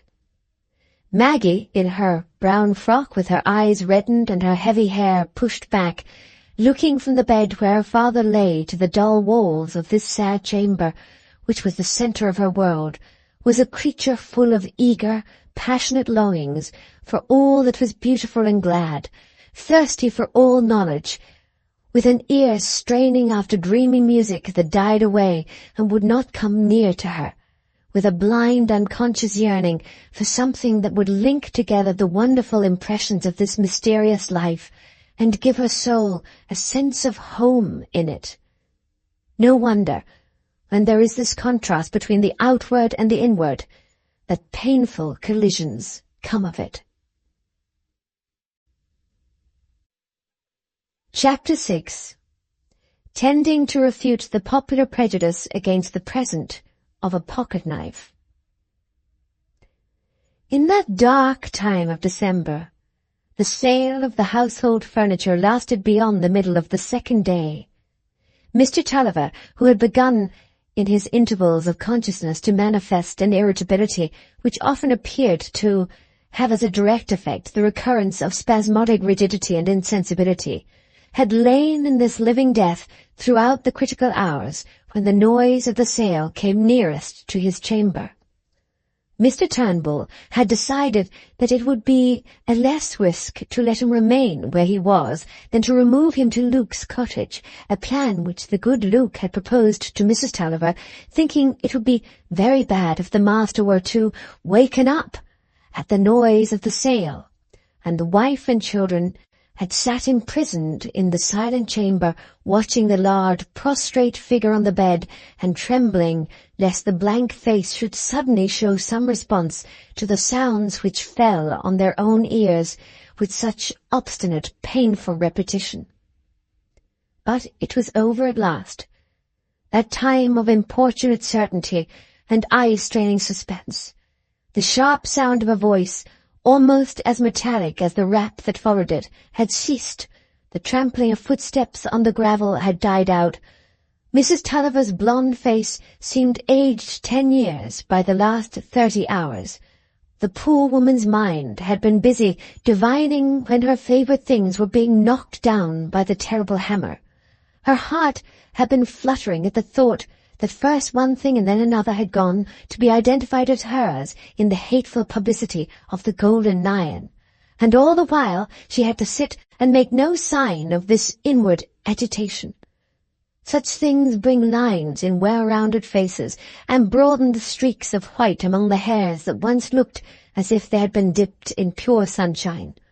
Already at 3 o'clock, Kezia, the good-hearted, bad-tempered housemaid, who regarded all people that came to the sale as her personal enemies, the dirt on whose feet was of a peculiarly vile quality, had begun to scrub and swill with an energy much assisted by a continual low muttering against folks as came to buy up other folks' things, and made light of scrazing the tops of mahogany tables over which better folks than themselves had had to suffer a waste of tissue through evaporation.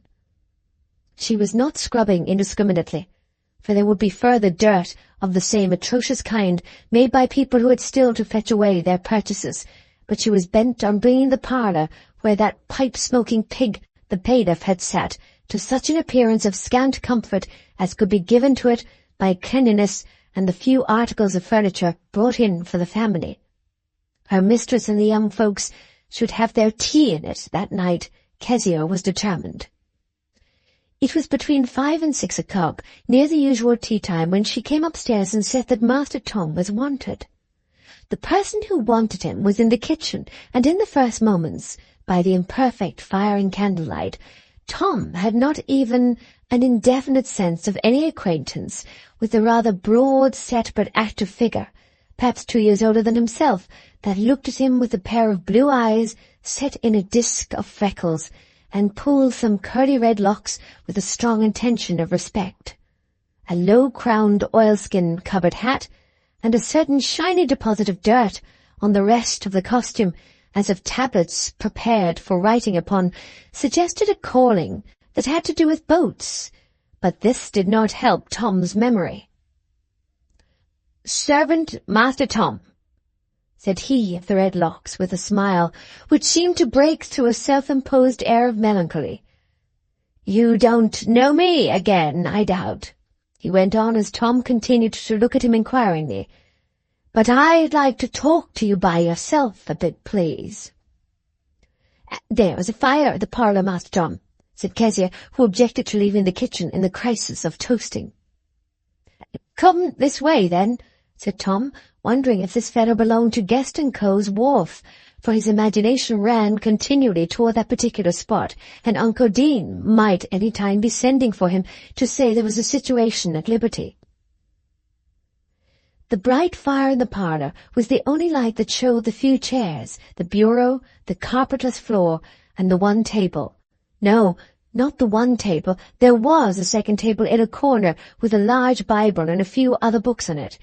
It was this new strange bareness which Tom felt first before he thought of looking again at the face, which was also lit up by the fire, and which stole a half-shy, questioning glance at him, as the entirely strange voice said, "Why, you don't remember Bob, then?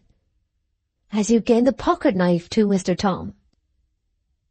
The rough-handled pocket-knife was taken out in the same moment, and the largest blade opened by way of irresistible demonstration. "What, Bob Jakin?" said Tom, not with any cordial delight, for he felt a little ashamed of that early intimacy symbolized by the pocket-knife, and was not at all sure that Bob's motives for recalling it were entirely admirable. Aye, Bob Jakin, if Jakin it must be, 'cause there's so many Bobs as you went after the squirrels with that day as I plumbed right down from the bough and bruised my shins a good 'un. But I got the squirrel tight for all that, and a scatter it was. And this little-ish blade broke, you see, but I wouldn't have knew 'em put in, 'cause they might be cheating me and giving me another knife instead. And there isn't such a blade in the country. It's got used to my hand like. And there was never nobody else give me nothing but what I got by my own sharpness, only you, Mr. Tom. If it wasn't Bill Fawkes as give me the terrier pup, is a drowning it, and I did jaw him a good un afore he give it me." Bob spoke with a sharp and rather treble volubility, and got through his long speech with surprising dispatch, giving the blade of his knife an affectionate rub on his sleeve when he had finished. "Well, Bob," said Tom, with a slight air of patronage, the foregoing reminiscences having disposed him to be as friendly as was becoming, though there was no part of his acquaintance with Bob that he remembered better than the cause of their parting quarrel. "Is there anything I can do for you?" "Why, no, Mr. Tom," answered Bob, shutting up his knife with a click and returning it to his pocket, where he seemed to be feeling for something else. "I shouldn't have come back upon you now. You're in trouble, and folks say as the master as I used to frighten the birds for, and he flogged me a bit for fun when he catched me eating the turnip, as they say he'll never lift up his head no more. I shouldn't have come now to ax you to give me another knife, 'cause you give me one afore. If a chap give me one black eye, that's enough for me, and I shan't ax him for another afore I starve him out, and as good a turn's worth as much as a bad un, anyhow. I shall never grow downwards again, Mr. Tom, and you were the little chap as I liked the best when I were a little chap, for all you leathered me and wouldn't look at me again. There's Dick Brumby there, I could leather him as much as I'd mind, but lors, you get tired leathering a chap when you can never make him see what you want him to shy at. I'm seeing chaps as to stand staring at a bough till their eyes shut out afore they see a bird's tail warn't a leaf. It's poor work going with such wrath, but you're always a rare and a shying, Mr. Tom, and I could trust to you for dropping down with your stick in the nick of time at a running rat or a stoat or that, when I were a beating the bushes." Bob had drawn out a dirty canvas bag, and would perhaps not have paused just then if Maggie had not entered the room and darted a look of surprise and curiosity at him, whereupon he pulled his red locks again with due respect. But the next moment the sense of the ordered room came upon Maggie with a force that overpowered the thought of Bob's presence. Her eyes had immediately glanced from him to the place where the bookcase had hung. There was nothing now but the oblong, unfaded space on the wall, and below it, the small table with the Bible and the few other books. "Oh, Tom," she burst out, clasping her hands, "where are the books? I thought my Uncle Glegg said he would buy them, didn't he? Are those all they've left us?" "I suppose so," said Tom, with a sort of desperate indifference. "Why should they buy many books when they bought so little furniture?" "Oh, but Tom," said Maggie, her eyes filling with tears as she rushed up to the table to see what books had been rescued.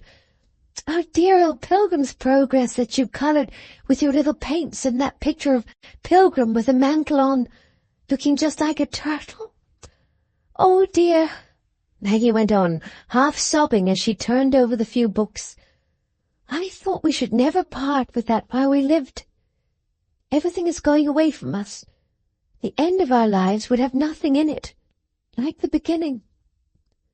Maggie turned away from the table and threw herself into a chair, with the big tears ready to roll down her cheeks, quite blinded to the presence of Bob, who was looking at her with the pursuant gaze of an intelligent dumb animal, with perceptions more perfect than his comprehension. "Well, Bob," said Tom, feeling that the subject of the books was unseasonable, "I suppose you just came to see me because we were in trouble. That was very good-natured of you."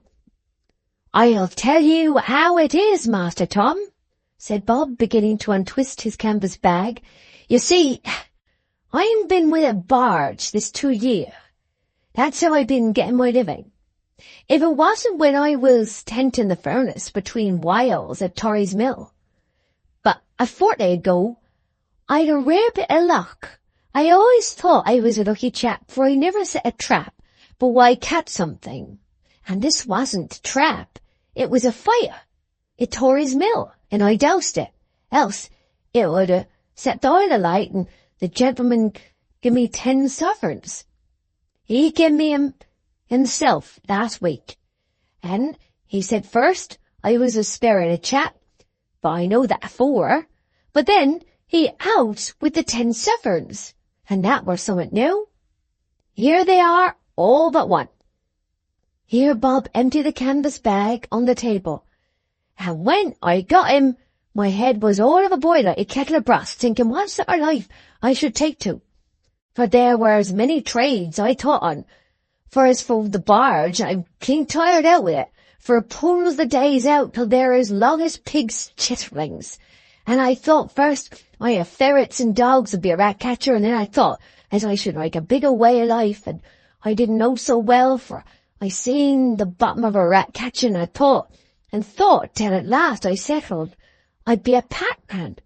For they're knowing fellas, the packmen are, and I'd carry the lightest things I could in my pack, and there'd be a use for a fella's tongue, as there's no nil with rats nor barges, and I should go about the country, for and why I'd come round the women with my tongue, and get my dinner hot in the public.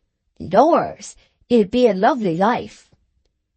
Bob paused, and then said with defiant decision, as if resolutely turning his back on that paradisic picture, "But I don't mind about it. Not a chip.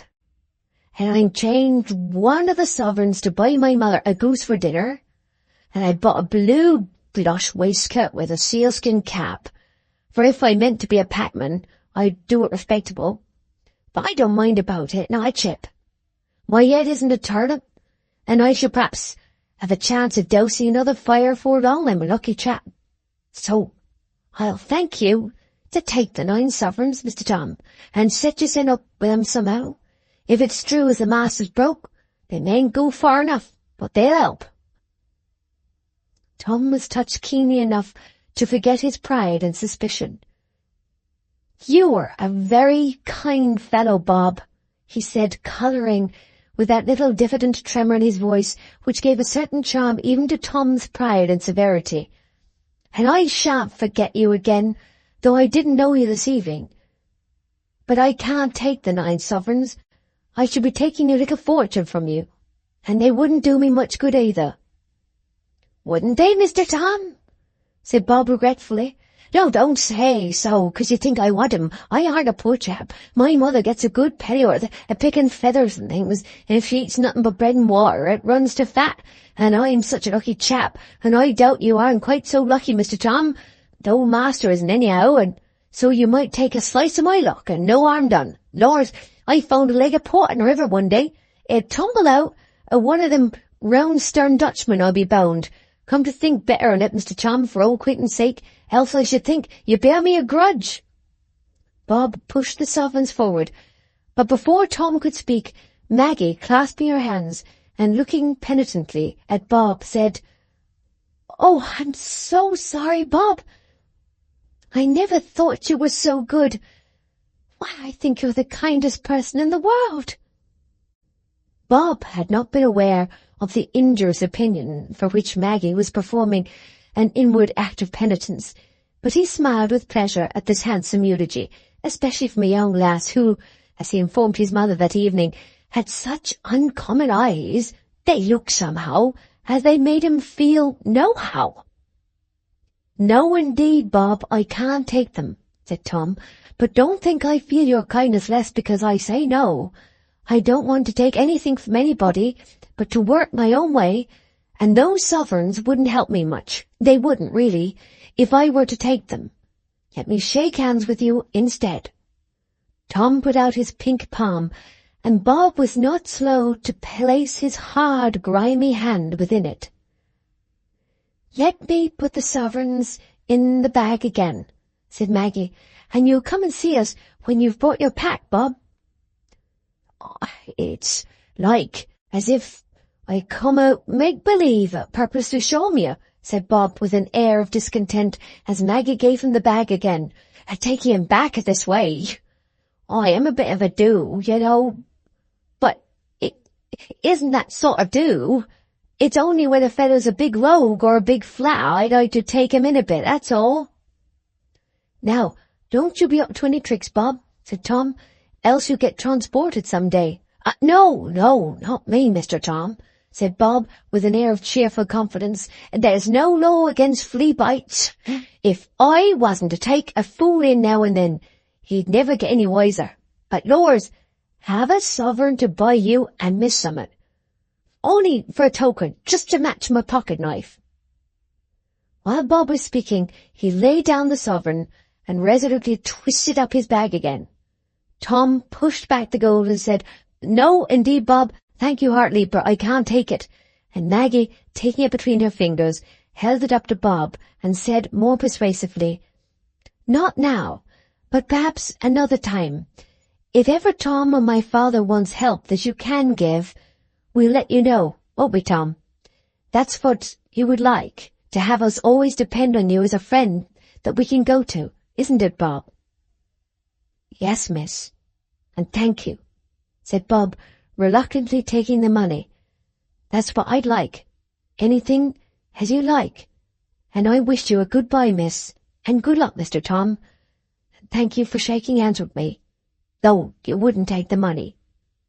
Kezia's entrance, with very black looks, to inquire if she shouldn't bring in the tea now, or whether the toast was to get hardened to a brick, was a seasonable check on Bob's flux of words, and hastened his parting bow.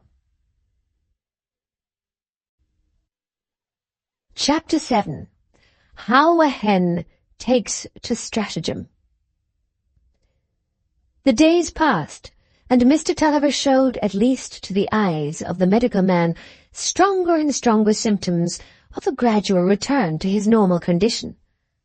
The paralytic obstruction was, little by little, losing its tenacity, and the mind was rising from under it with fitful struggles, like a living creature making its way from under a great snowdrift that slides and slides again and shuts up the newly made opening. Time would have seemed to creep to the watchers by the bed if it had only been measured by the doubtful, distant hope which kept count of the moments within the chamber. But it was measured for them by a fast-approaching dread which made the nights come too quickly. While Mr. Tulliver was slowly becoming himself again, his lot was hastening toward its moment of most palpable change. The taxing masters had done their work like any respectable gunsmith, conscientiously preparing the musket that, duly pointed by a brave arm, will spoil a life or two. Allocators, filing of bills in chancery, decrees of sale, are legal chain-shot or bombshells that can never hit a solitary mark, but must fall with widespread shattering. So deeply inherent is it in this life of ours that men have to suffer for each other's sins, so inevitably diffusive is human suffering that even justice makes its victim, and we can conceive no retribution that does not spread beyond its mark in pulsations of unmerited pain. By the beginning of the second week in January, the bills were out advertising the sale, under a decree of Chancery, of Mr. Tulliver's farming and other stock, to be followed by a sale of the mill and land held in the proper after-dinner hour at the Golden Lion. The miller himself, unaware of the lapse of time, fancied himself still in that first stage of his misfortunes when expedients might be thought of, and often in his conscious hours talked in a feeble, disjointed manner of plans he would carry out when he got well. The wife and children were not without hope of an issue that would at least save Mr. Tulliver from leaving the old spot and seeking an entirely strange life. For Uncle Dean had been induced to interest himself in this stage of the business. It would not, he acknowledged, be a bad speculation for Guest & Co. to buy Dorlcote Mill and carry on the business, which was a good one and might be increased by the addition of steam power, in which case Tulliver might be retained as manager. Still, Mr. Dean would say nothing decided about the matter. The fact that Wakem held a mortgage on the land might put it into his head to bid for the whole estate, and further to outbid the cautious firm of Guest & Co., who did not carry on business on sentimental grounds. Mr. Dean was obliged to tell Mrs. Tulliver something to that effect when he rode over to the mill to inspect the books in company with Mrs. Glegg, for she had observed that if Guest & Co. would only think about it, Mr. Tulliver's father and grandfather had been carrying on Dorlcote Mill long before the oil mill of that firm had been so much as thought of. Mr. Dean, in reply, doubted whether that was precisely the relation between the two mills which would determine their value as investments, As for Uncle Glegg, the thing lay quite beyond his imagination. The good-natured man felt sincere pity for the Tulliver family, but his money was all locked up in excellent mortgages, and he could run no risk that would be unfair to his own relatives. But he had made up his mind that Tulliver should have some new flannel waistcoats, which he had himself renounced in favour of a more elastic commodity, and that he would buy Mrs. Tulliver a pound of tea now and then. It would be a journey which his benevolence delighted in beforehand, to carry the tea and see her pleasure on being assured it was the best black. Still, it was clear that Mr. Dean was kindly disposed towards the Tullivers. One day he had brought Lucy, who had come home for the Christmas holidays, and the little blonde angel head had pressed itself against Maggie's darker cheek with many kisses and some tears. These fair, slim daughters keep up a tender spot in the heart of many a respectable partner in a respectable firm, and perhaps Lucy's anxious, pitying questions about her poor cousins helped to make Uncle Dean more prompt in finding Tom a temporary place in the warehouse, and in putting him in the way of getting evening lessons in bookkeeping and calculation. That might have cheered the lad and fed his hopes a little, if there had not come at the same time the much-dreaded blow of finding that his father must be a bankrupt after all. At least, the creditors must be asked to take less than their due, which to Tom's untechnical mind was the same thing as bankruptcy. His father must not only be said to have lost his property, but to have failed, the word that carried the worst obloquy to Tom's mind. For when the defendant's claim for costs had been satisfied, there would remain the friendly bill of Mr. Gore, and the deficiency at the bank, as well as the other debts which would make the assets shrink into unequivocal disproportion. "Not more than 10 or 12 shillings in the pound," predicted Mr. Dean, in a decided tone, tightening his lips, and the words fed on Tom like a scalding liquid, leaving a continual smart. He was sadly in want of something to keep up his spirits a little in the unpleasant newness of his position. Suddenly transported from the easy carpeted ennui of study hours at Mr. Stelling's and the busy idleness of castle building in the last half at school, to the companionship of sacks and hides, and bawling men thundering down heavy weights at his elbow, the first step toward getting on in the world was a chill, dusty, noisy affair, and implied going without one's tea in order to stay in St. Ogg's and have an evening lesson from a one-armed elderly clerk in a room smelling strongly of bad tobacco. Tom's young pink and white face had its colours very much deadened by the time he took off his hat at home and sat down with keen hunger to his supper. No wonder he was a little cross if his mother or Maggie spoke to him. But all this while Mrs. Tulliver was brooding over a scheme by which she and no one else would avert the result most to be dreaded and prevent Wakem from entering the purpose of bidding for the mill. Imagine a truly respectable and amiable hen, by some portentous anomaly, taking to reflection and inventing combinations by which she might prevail on Hodge not to wring her neck or send her and her chicks to market. The result could hardly be other than much cackling and fluttering. Mrs. Tulliver, seeing that everything had gone wrong, had begun to think she had been too passive in life, and that if she had applied her mind to business and taken a strong resolution now and then, it would have been all the better for her and her family. Nobody, it appeared, had thought of going to speak to Wakem on his business of the mill, and yet Mrs. Tulliver reflected it would have been quite the shortest method of securing the right end. It would have been of no use, to be sure, for Mr. Tulliver to go, even if he had been able and willing, for he had been going to law against Wakem and abusing him for the last 10 years. Wakem was always likely to have a spite against him, and now that Mrs. Tulliver had come to the conclusion that her husband was very much in the wrong to bring her into this trouble, she was inclined to think that his opinion of Wakem was wrong too.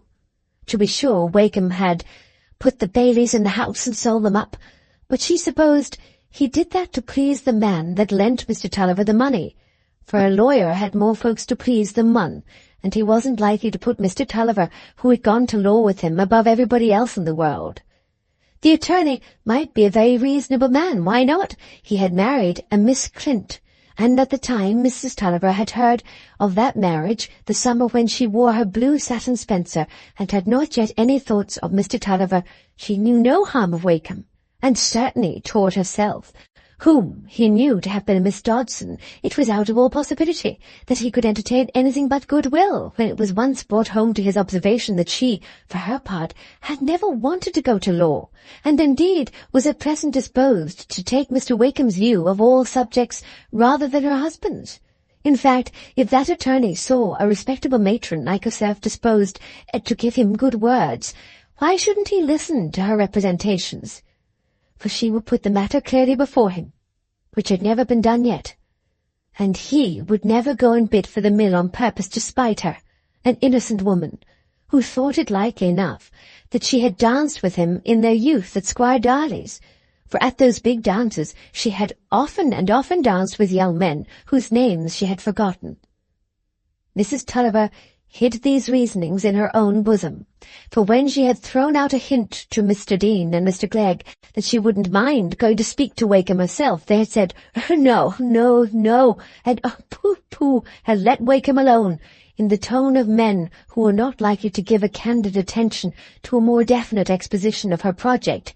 Still less dared she mention the plan to Tom and Maggie, for the children were always so against everything their mother said, and Tom, she observed, was almost as much set against Wakem as his father was. But this unusual concentration of thought naturally gave Mrs. Tulliver an unusual power of device and determination, and a day or two before the sale, to be held in the Golden Lion, when there was no longer any time to be lost, she carried out her plan by a stratagem. There were pickles in question, a large stock of pickles and ketchup, which Mrs. Tulliver possessed, and which Mr. Hindmarsh the grocer would certainly purchase if she could transact the business in a personal interview. So she would walk with Tom to St. Ogg's that morning, and when Tom urged that she might let the pickles be at present, he didn't like her to go about just yet. She appeared so hurt at this conduct in her son, contradicting her about the pickles, which she had made after the family receipts inherited from her own grandmother, who had died when his mother was a little girl, that she gave way, and they walked together until she turned towards Dana Street, where Mr. Hindmarsh retailed his grocery, and not far from the offices of Mr. Wakem. That gentleman was not yet come to his office. Would Mrs. Tulliver sit down by the fire in his private room and wait for him? She had not long to wait before the punctual attorney entered, knitting his brow with an examining glance at the stout blonde woman who rose curtsying deferentially, a tallish man with an aquiline nose and abundant iron-grey hair. You have never seen Mr. Wakem before, and are possibly wondering whether he was really as eminent a rascal and as crafty, bitter an enemy of honest humanity in general, and of Mr. Tulliver in particular, as he is represented to be in that eidolon or portrait of him which we have seen to exist in the miller's mind. It is clear that the irascible miller was a man to interpret any chance shot that grazed him as an attempt on his own life, and was liable to entanglements in this puzzling world, which, due consideration had to his own infallibility, required the hypothesis of a very active diabolical agency to explain them. It is still possible to believe that the attorney was not more guilty toward him than an ingenious machine, which performs its work with much regularity, as guilty towards the rash man who, venturing too near it, is caught up by some fly-wheel or other, and suddenly converted into unexpected mince-meat. But it is really impossible to decide this question by a glance at his person. The lines and lights of the human countenance are like other symbols, not always easy to read without a key. On an a priori view of Wakem's aquiline nose, which offended Mr. Tulliver, there was not more rascality than the shape of his stiff shirt collar, though this too, along with his nose, might have become fraught with damnatory meaning when once the rascality was ascertained. "Mrs. Tulliver, I think," said Mr. Wakem. "Yes, sir, Miss Elizabeth Dodson as was." "Pray be seated. You have some business with me?" "Well, sir, yes," said Mrs. Tulliver, beginning to feel alarmed at her own courage, now she was really in presence of the formidable man, and reflecting that she had not settled with herself how she should begin. Mr. Wakem felt in his waistcoat pockets, and looked at her in silence. "I hope, sir," she began at last, "I hope, sir, you're not a-thinking as I bear you any ill will because of my husband's losing his lawsuit, and the Bailey's being put in, and the linen being sold. Would you? For I wasn't brought up in that way. I'm sure you remember my father, sir, for he was close friends with Squire Darley, and we always went to the dances there, the Miss Dodsons. Nobody could be more looked on, and justly, for there was 4 of us, and you're quite aware as Mrs. Glegg and Mrs. Dean are my sisters, and as for going to law and losing money and having sales before you're dead, I never saw anything of that before I was married, nor for a long while after, and I'm not to be answerable for my bad luck in marrying out of my own family into one where the goings-on was different. And as for being drawn in to abuse you as other folks abuse you, sir, that I never was, and nobody can say of me." Mrs. Tulliver shook her head a little, and looked at the hem of her pocket-handkerchief. "I have no doubt of what you say, Mrs. Tulliver," said Mr. Wakem with cold politeness. "But you have some question to ask me?" "Well, sir, yes. But that's what I've said to myself. I've said he'd had some natural feeling, and as for my husband, as hasn't been himself for these 2 months, I'm not a-defending him in no way for being so hot about the irrigation. Not but what there's worse men, for he never owed nobody of a shilling nor a penny, nor willingly. And as for his fieriness and lowing, what could I do? And him struck as if it was with death when he got the letter, as said you'd the hold upon the land. But I can't believe but what you'll behave as a gentleman." "What does this mean, Mrs. Tulliver?" said Mr. Wakem rather sharply. "What do you want to ask me?" "Why, sir, if you'll be so good," said Mrs. Tulliver, starting a little and speaking more hurriedly, "if you'll be so good not to buy the mill and the land. The land wouldn't so much matter, only my husband'll be like mad at you having it." Something like a new thought flashed across Mr. Wakem's face as he said, "Who told you I meant to buy it?" "Why, sir, it's none of my inventing, and I should never have thought of it, for my husband has ought to know about the law. He always used to say as lawyers had never no call to buy anything, either lands or houses, for they always got 'em into their hands other ways, and I should think that'd be the way with you, sir, and I never said as you'd be the man to do contrary to that." "Ah, well, who was it that did say so?" said Wakem, opening his desk and moving things about with the accompaniment of an almost inaudible whistle. "Why, sir, it was Mr. Glegg and Mr. Dean, as have all the management, and Mr. Dean thinks as Guest & Co. would buy the mill and let Mr. Tulliver work it for him if you didn't bid for it and raise the price, and it'd be such a thing for my husband to stay where he is if he could get his living, for it was his father's before him, the mill was, and his grandfather built it, though I wasn't fond of the noise of it when I first was married, for there's no mills in my family, not the Dodsons, and if I'd known as the mill had so much to do with the law, it would have been me as 'd have been the first Dodson to marry one, but I went into a blindfold at that, I did, irrigation and everything." "What, Guest & Co. would keep the mill in their own hands, I suppose, and pay your husband's wages?" "Oh, dear sir, it's hard to think of," said poor Mrs. Tulliver, a little tear making its way, "as my husband should take wage. But it would look more like what used to be, to stay at the mill than to go anywhere else. And if you'd only think, if you was to bid for the mill and buy it, my husband might be struck worse than he was before and never get better again as he's getting now." "Well, but if I bought the mill and allowed your husband to act as my manager in the same way, how then?" said Mr. Wakem. "Oh, sir, I doubt he'd never be got to do it, not if the very mill stood still to beg and pray of him, for your name's like poison to him. It's so as never was, and he looks upon it as you've been the ruin of him all along, ever since you set the law on him about the road through the meadow. That's 8 years ago, and he's been going on ever since, and I've always told him he was wrong." "He's a pig-headed, foul-mouthed fool," burst out Mr. Wakem, forgetting himself. "Oh, dear, sir," said Mrs. Tulliver, frightened at the result so different from the one she had fixed her mind upon. "I wouldn't wish to contradict you, but it's like enough he's changed his mind with his illness. He's forgot a many things he used to talk about, and you wouldn't like to have a corpse in your mind if he was to die.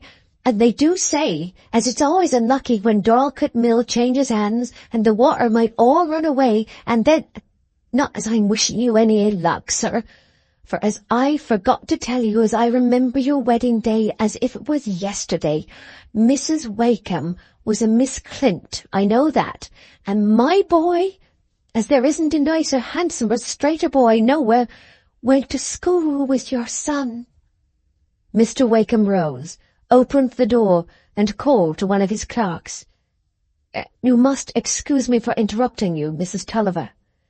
I have business that must be attended to, and I think there is nothing more necessary to be said."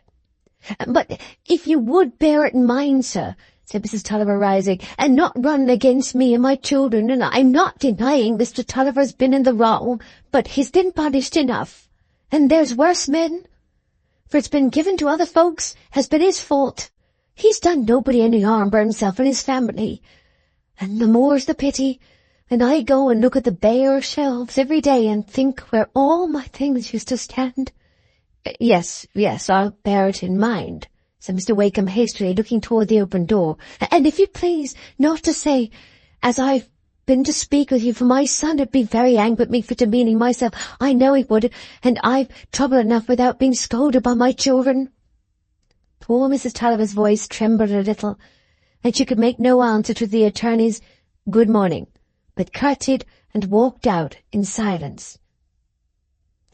"Which day is that Dorlcote Mill to be sold? Where's the bill?" said Mr. Wakem to his clerk when they were alone. "Next Friday's the day, Friday at 6 o'clock. "Oh, just run to Winship's the auctioneer and see if he's at home. I have some business for him. Ask him to come up." Although when Mr. Wakem entered his office that morning he had had no intention of purchasing Dorlcote Mill, his mind was already made up. Mrs. Tulliver had suggested to him several determining motives, and his mental glance was very rapid. He was one of those men who can be prompt without being rash, because their motives run in fixed tracks, and they have no need to reconcile conflicting aims. To suppose that Wakem had the same sort of inveterate hatred towards Tulliver that Tulliver had toward him would be like supposing that a pike and a roach can look at each other from a similar point of view. The roach necessarily abhors the mode in which the pike gets his living, and the pike is likely to think nothing further even of the most indignant roach than that he is excellent good eating. It could only be when the roach choked him that the pike could entertain a strong personal animosity. If Mr. Tulliver had ever seriously injured or thwarted the attorney, Wakem would not have refused him the distinction of being a special object of his vindictiveness.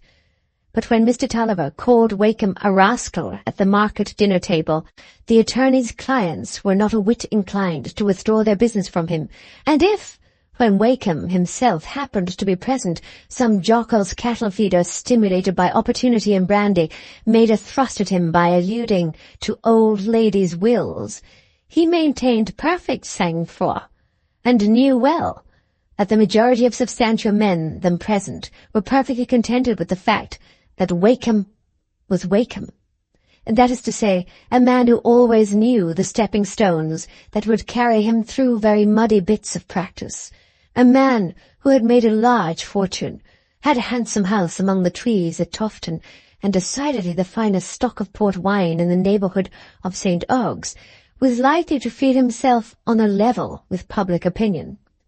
And I am not sure that even honest Mr. Tulliver himself, with his general view of law as a cockpit might not under opposite circumstances have seen a fine appropriateness in the truth that Wakeham was Wakeham, since I have understood from persons versed in history that mankind is not disposed to look narrowly into the conduct of great victors when their victory is on the right side. Tulliver, then, could be no obstruction to Wakeham. On the contrary, he was a poor devil whom the lawyer had defeated several times, a hot-tempered fellow who would always give you a handle against him. Wakeham's conscience was not uneasy because he had used a few tricks against the miller. Why should he hate that unsuccessful plaintiff, that pitiable, furious boor, entangled in the meshes of a net? Still, among the various excesses to which human nature is subject, moralists have never numbered that of being too fond of the people who openly revile us. The successful yellow candidate for the borough of Old Topping, perhaps, feels no pursuant meditative hatred towards the blue editor who consoles his subscribers with vituperative rhetoric against yellow men who sell their country and are the demons of private life. But he might not be sorry if law and opportunity favoured to kick that blue editor into a deeper shade of his favourite colour.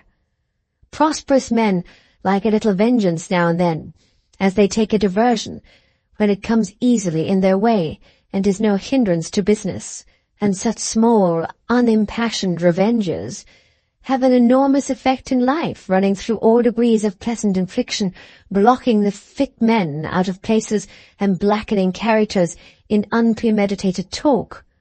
Still more to see people who have been only insignificantly offensive to us reduced in life and humiliated without any special effort of ours, is apt to have a soothing, flattering influence. Providence, or some other prince of this world, it appears, has undertaken the task of retribution for us, and really, by an agreeable constitution of things, our enemies somehow don't prosper. Wakeham was not without this parenthetic vindictiveness towards the uncomplimentary miller, and now Mrs. Tulliver had put the notion into his head.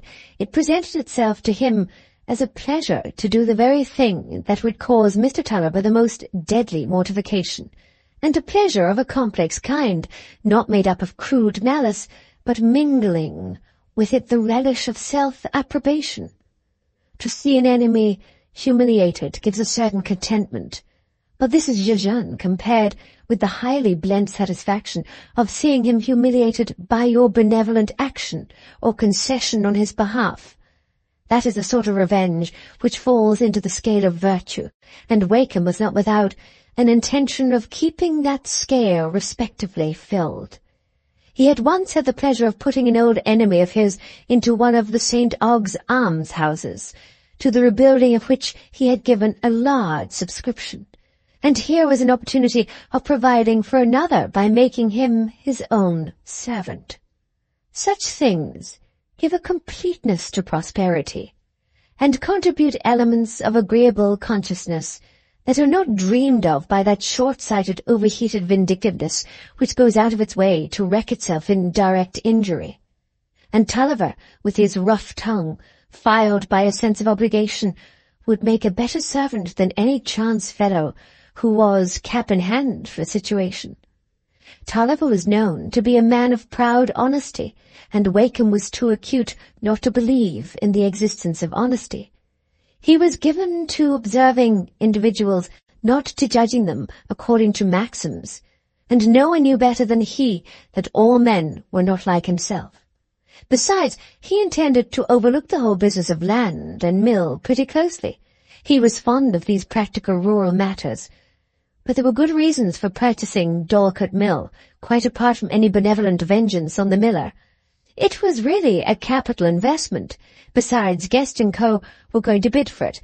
Mr. Guest and Mr. Wakeham were on friendly dining terms, and the attorney liked to predominate over a ship-owner and a mill-owner who was a little too loud in the town affairs as well as his table talk. For Wakeham was not a mere man of business. He was considered a pleasant fellow in the upper circles of St. Og's, chatted amusingly over his port wine, did a little amateur farming, and had certainly been an excellent husband and father, At church, when he went there, he sat under the handsomest of mural monuments erected to the memory of his wife. Most men would have married again under his circumstances, but he was said to be more tender to his deformed son than most men were to their best-shapen offspring. Not that Mr. Wakeham had not other sons beside Philip, but toward them he held only a chiaroscuro parentage, and provided for them in a grade of life duly beneath his own. In this fact, indeed, there lay the clenching motive to the purchase of Dorlcote Mill.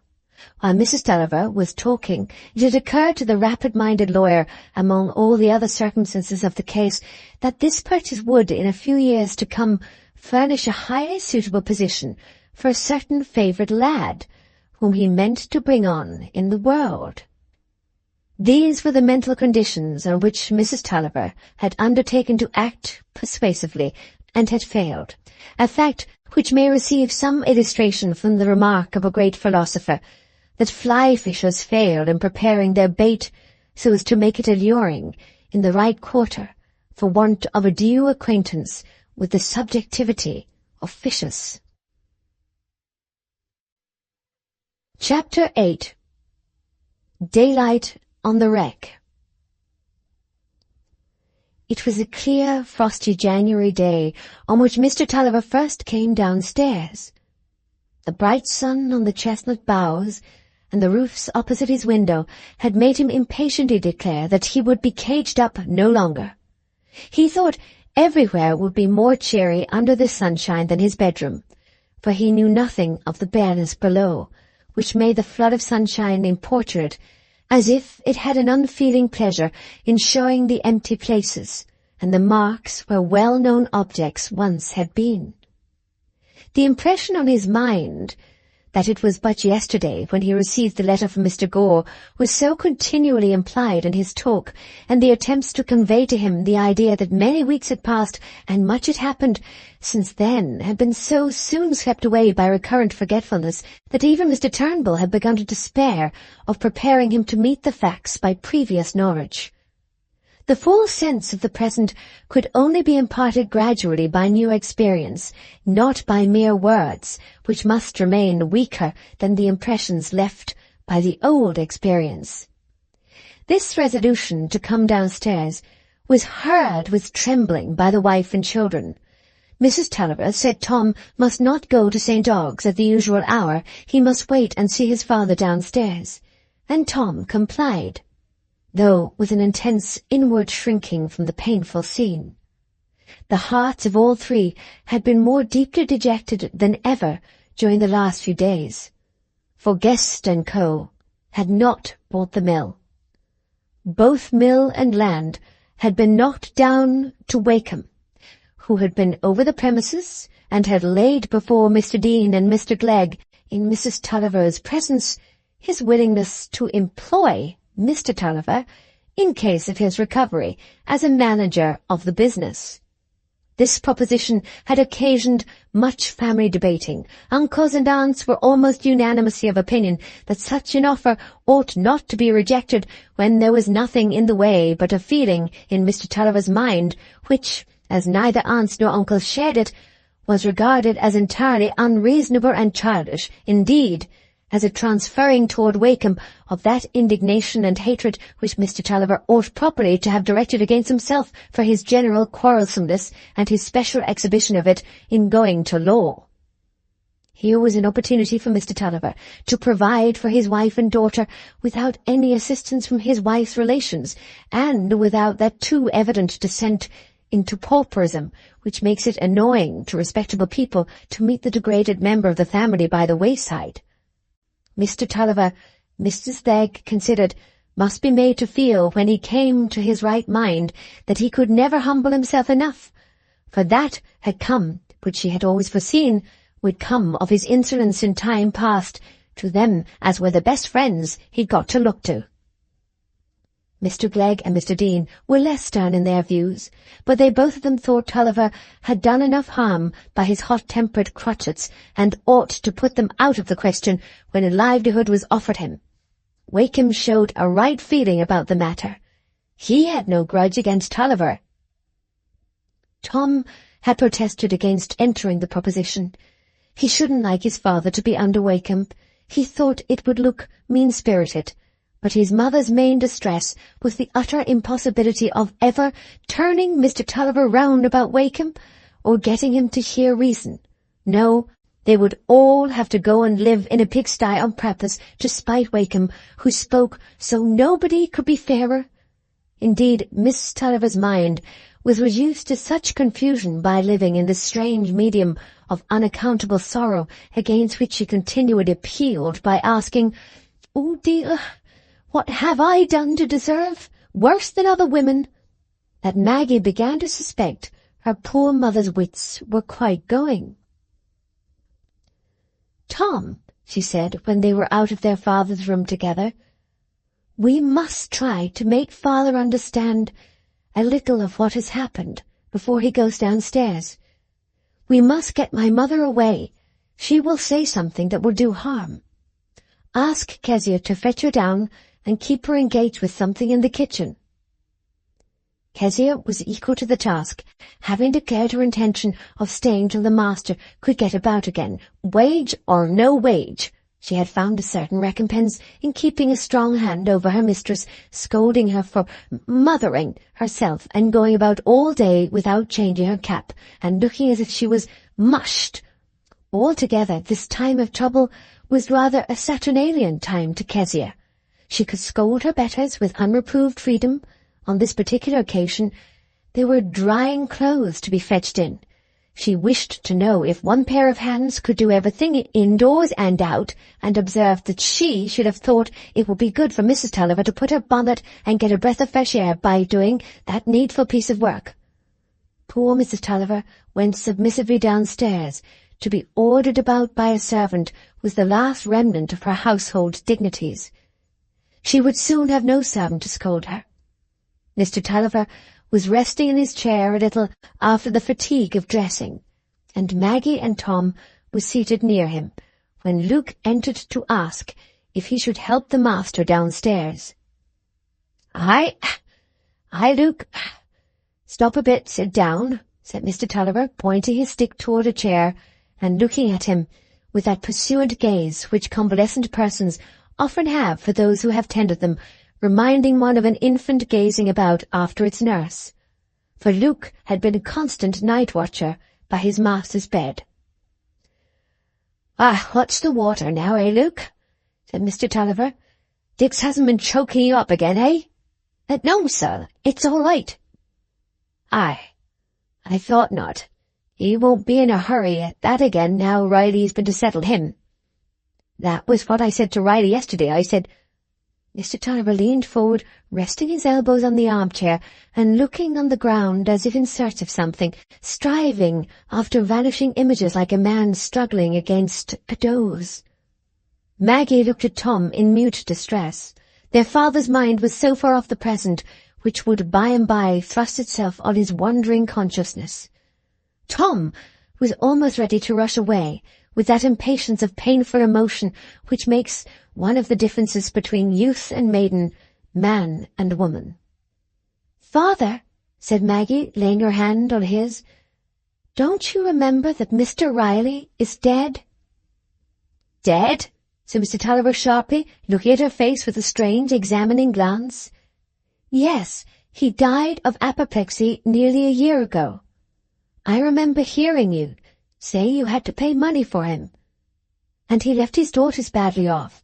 One of them is under-teacher at Miss Furness, where I've been to school, you know." "Ah," said her father doubtfully, still looking at her face.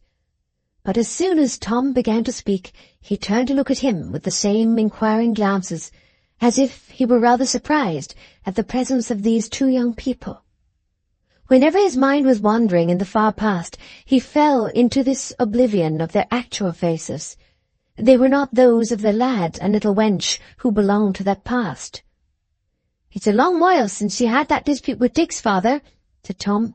"I remember you talking about it 3 years ago, before I went to school at Mrs. Stelling's. I've been at school there 3 years, don't you remember?" Mr. Tulliver threw himself backward again, losing the childlike outward glance under a rush of new ideas which diverted him from external impressions. Aye, he said after a minute or two. I've paid a deal of money. I was determined my son should have a good education. I'd none myself, and I felt the miss of it. And he'd want no other fortune. That's why I say, if Wakem was to get the better of me again. The thought of Wakem roused new vibrations, and after a moment's pause he began to look at the coat he had on, and to feel in his side pocket. Then he turned to Tom, and said in his old sharp way, "Where have they put Gore's letter?" It was close at hand in a drawer, for he had often asked for it before. "You know what's there in the letter, father," said Tom as he gave it to him. "To be sure I do," said Mr. Tulliver rather angrily. "What of that? If Ferdy can't take to the property, somebody else can. There's plenty of people in the world besides Ferdy. But it's hindering my not being well. Go and tell him to get the horse and the gig, Luke. I can get down to St. Aldwyn enough. Gore's expecting me."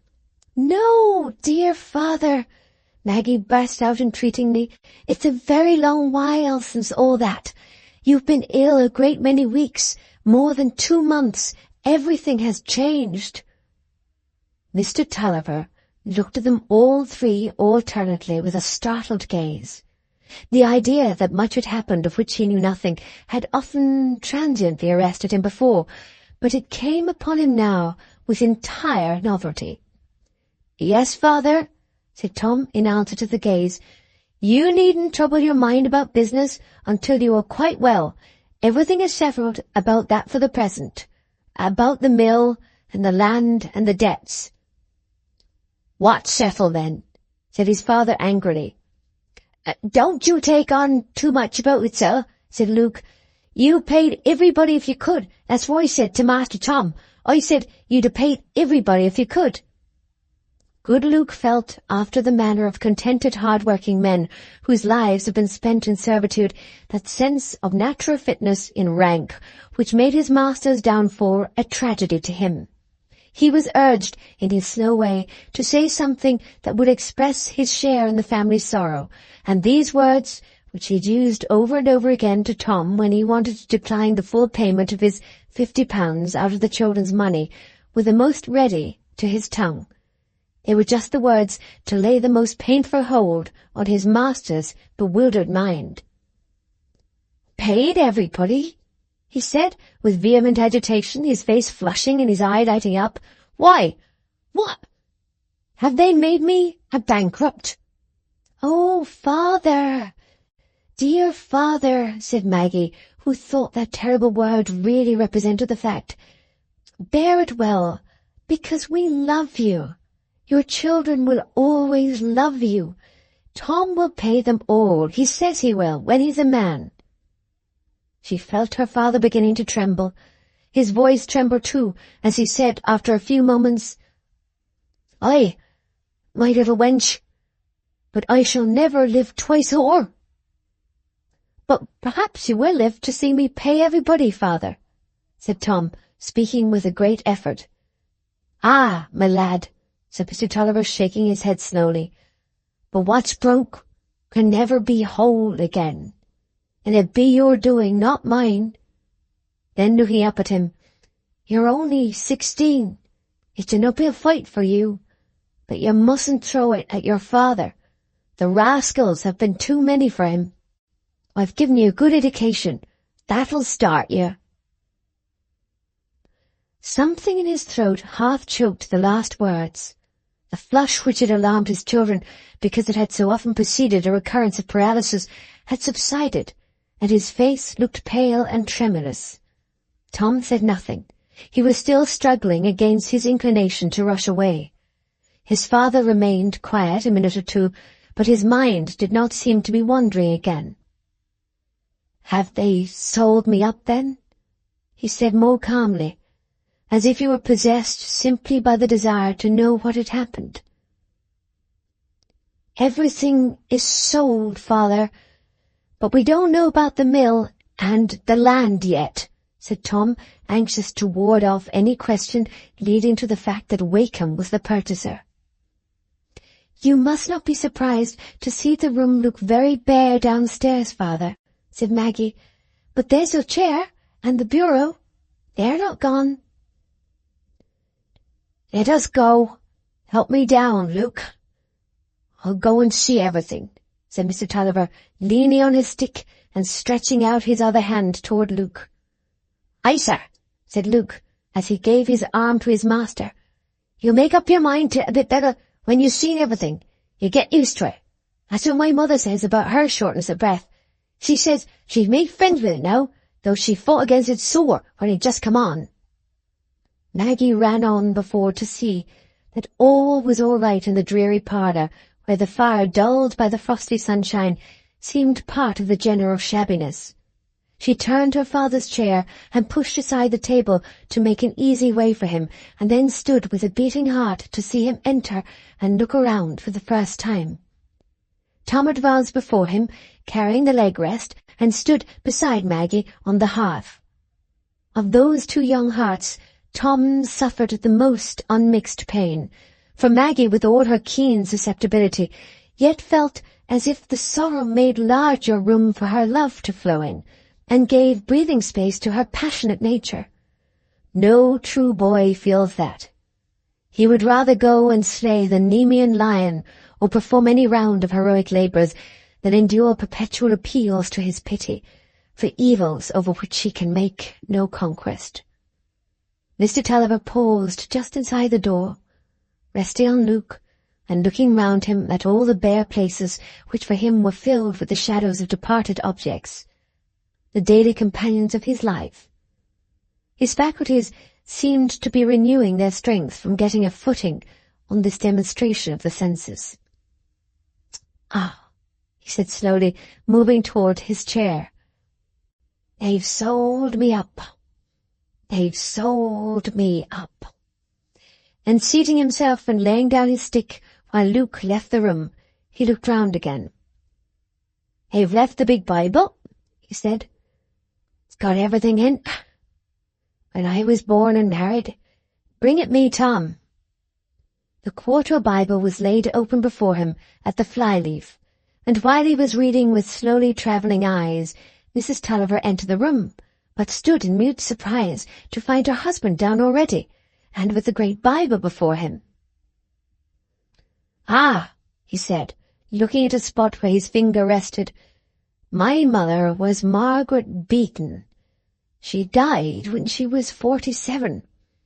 Hers wasn't a long-lived family. We're our mother's children. Gritty and me are. We shall go to our last bed before long." He seemed to be pausing over the record of his sister's birth and marriage, as if it were suggesting new thoughts to him.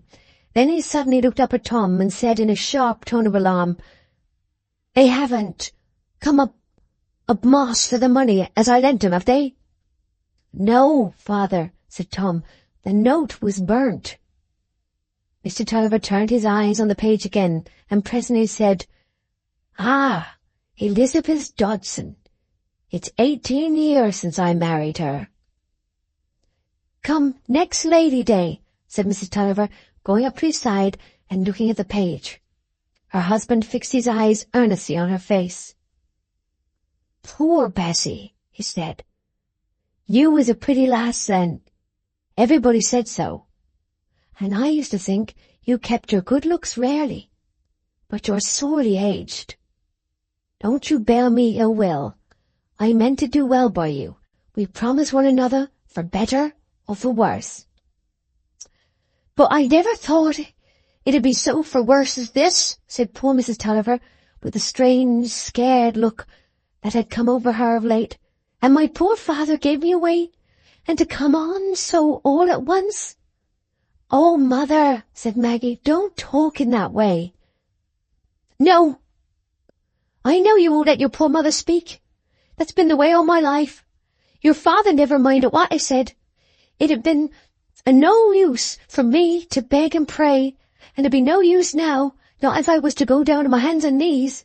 "Don't say so, Bessie," said Mr. Tulliver, whose pride in these first moments of humiliation was in abeyance to the sense of some justice in his wife's reproach. "Is there anything left as I could do to make you amends?" "I wouldn't say a nay." "Then we might stay here and get a living, and I might keep among my own sisters, and me being such a good wife to you, and never crossed you from one week's end to week's end, and they all say so. They say it'd be nothing but right, only you're so turned against Wakem." "Mother," said Tom severely, "this is not the time to talk about that." "Let her be," said Mr. Tulliver.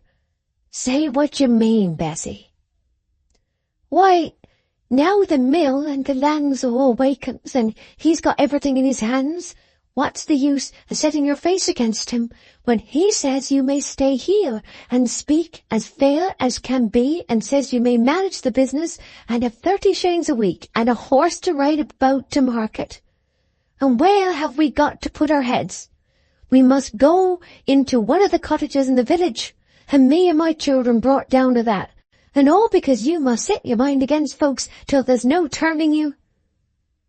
Mr. Tulliver had sunk back in his chair, trembling. "You may do as you like with me, Bessie," he said in a low voice. "I've been the bringing of you to poverty. This world's too many for me. I'm not but a bankrupt. It's no use standing up for anything now." "Father," said Tom, "I don't agree with my mother or my uncles, and I don't think you ought to submit to be under Wakem. I get £1 a week now, and you can find something else to do when you get well." "Say no more, Tom. Say no more. I've had enough for this day. Give me a kiss, Bessie, and let us bear one another no ill will. We shall never be young again. This world's been too many for me." Chapter 9. An item added to the family register. That first moment of renunciation and submission was followed by days of violent struggle in the miller's mind, as the gradual access of bodily strength brought with it increasing ability to embrace in one view all the conflicting conditions under which he found himself. Feeble limbs easily resign themselves to be tethered, and when they are subdued by sickness, it seems possible to us to fulfill pledges, which the older vigour comes back and breaks. There were times when poor Tulliver thought the fulfilment of his promise to Bessie was something quite too hard for human nature. He had promised her without knowing what she was going to say. She might as well have asked him to carry a ton weight on his back. But again, there were many feelings arguing on her side, besides the sense that life had been made hard to her by having married him. He saw a possibility, by much pinching, of saving money out of his salary toward paying a second dividend to his creditors, and it would not be easy elsewhere to get a situation such as he could fill. He had led an easy life, ordering much and working little, and had no aptitude for any new business.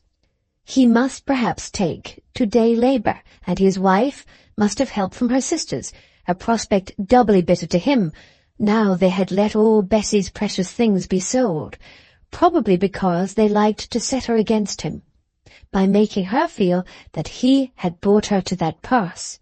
He listened to their admonitory talk when they came to urge on him what he was bound to do for poor Bessie's sake, with averted eyes that every now and then flashed on them furtively when their backs were turned.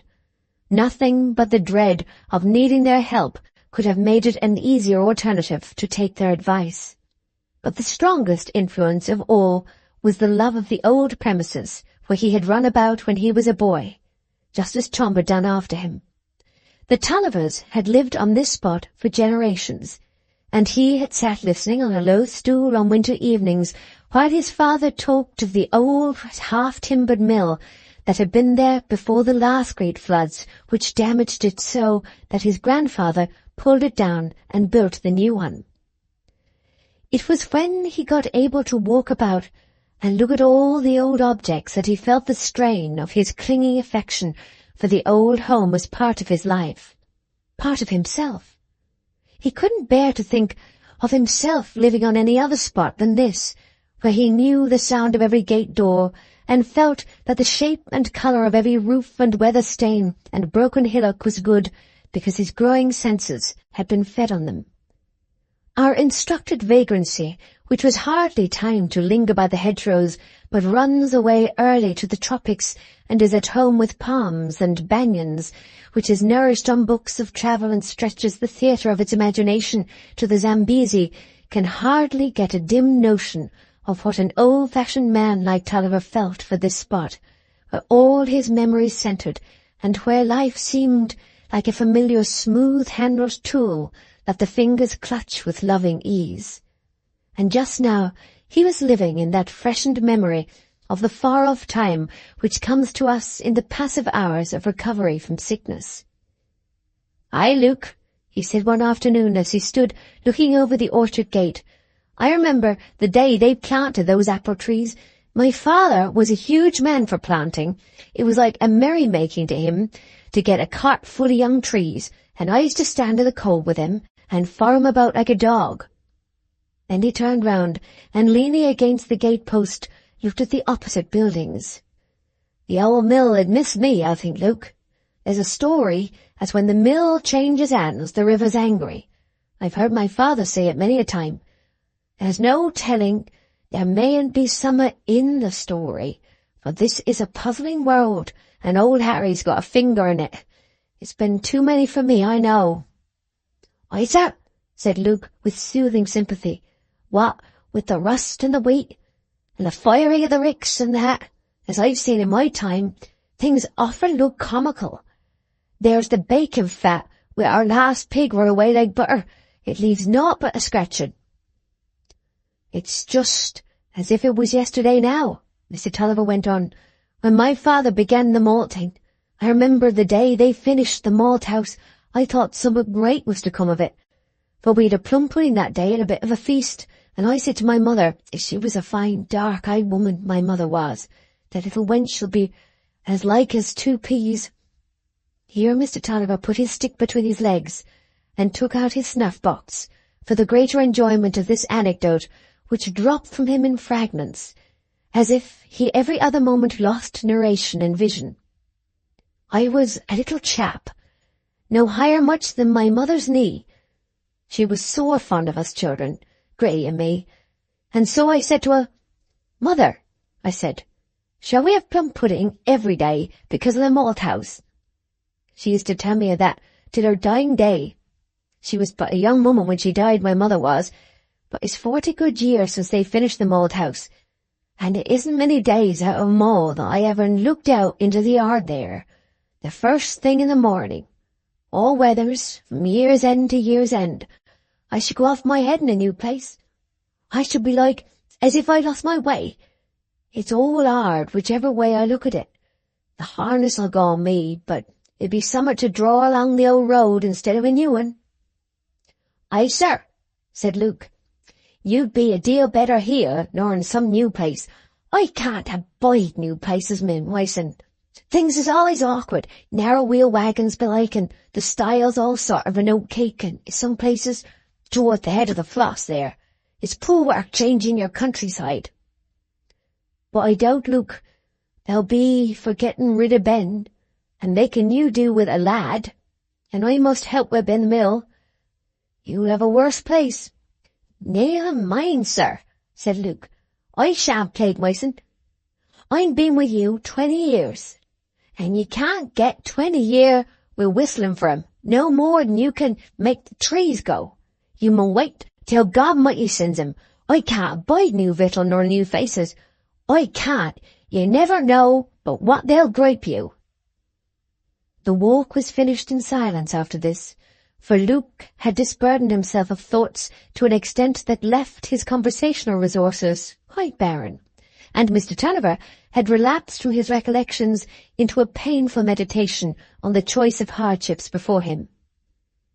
Maggie noticed that he was unusually absent that evening at tea, and afterward he sat leaning forward in his chair, looking at the ground, moving his lips, and shaking his head from time to time.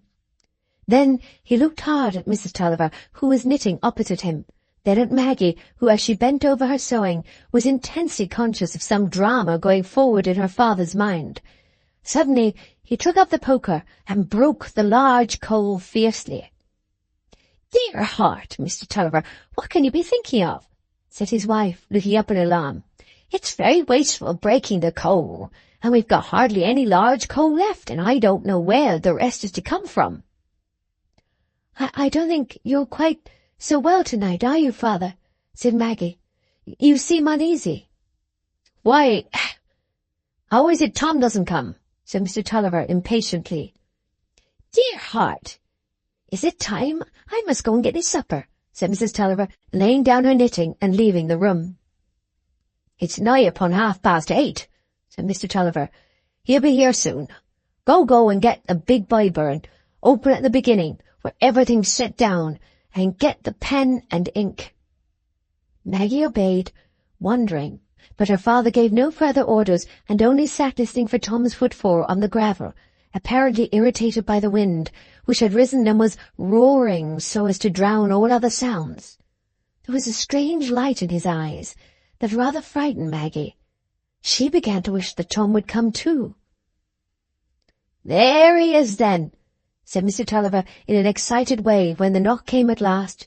Maggie went to open the door, but her mother came out of the kitchen hurriedly, saying, "Stop a bit, Maggie, I'll open it."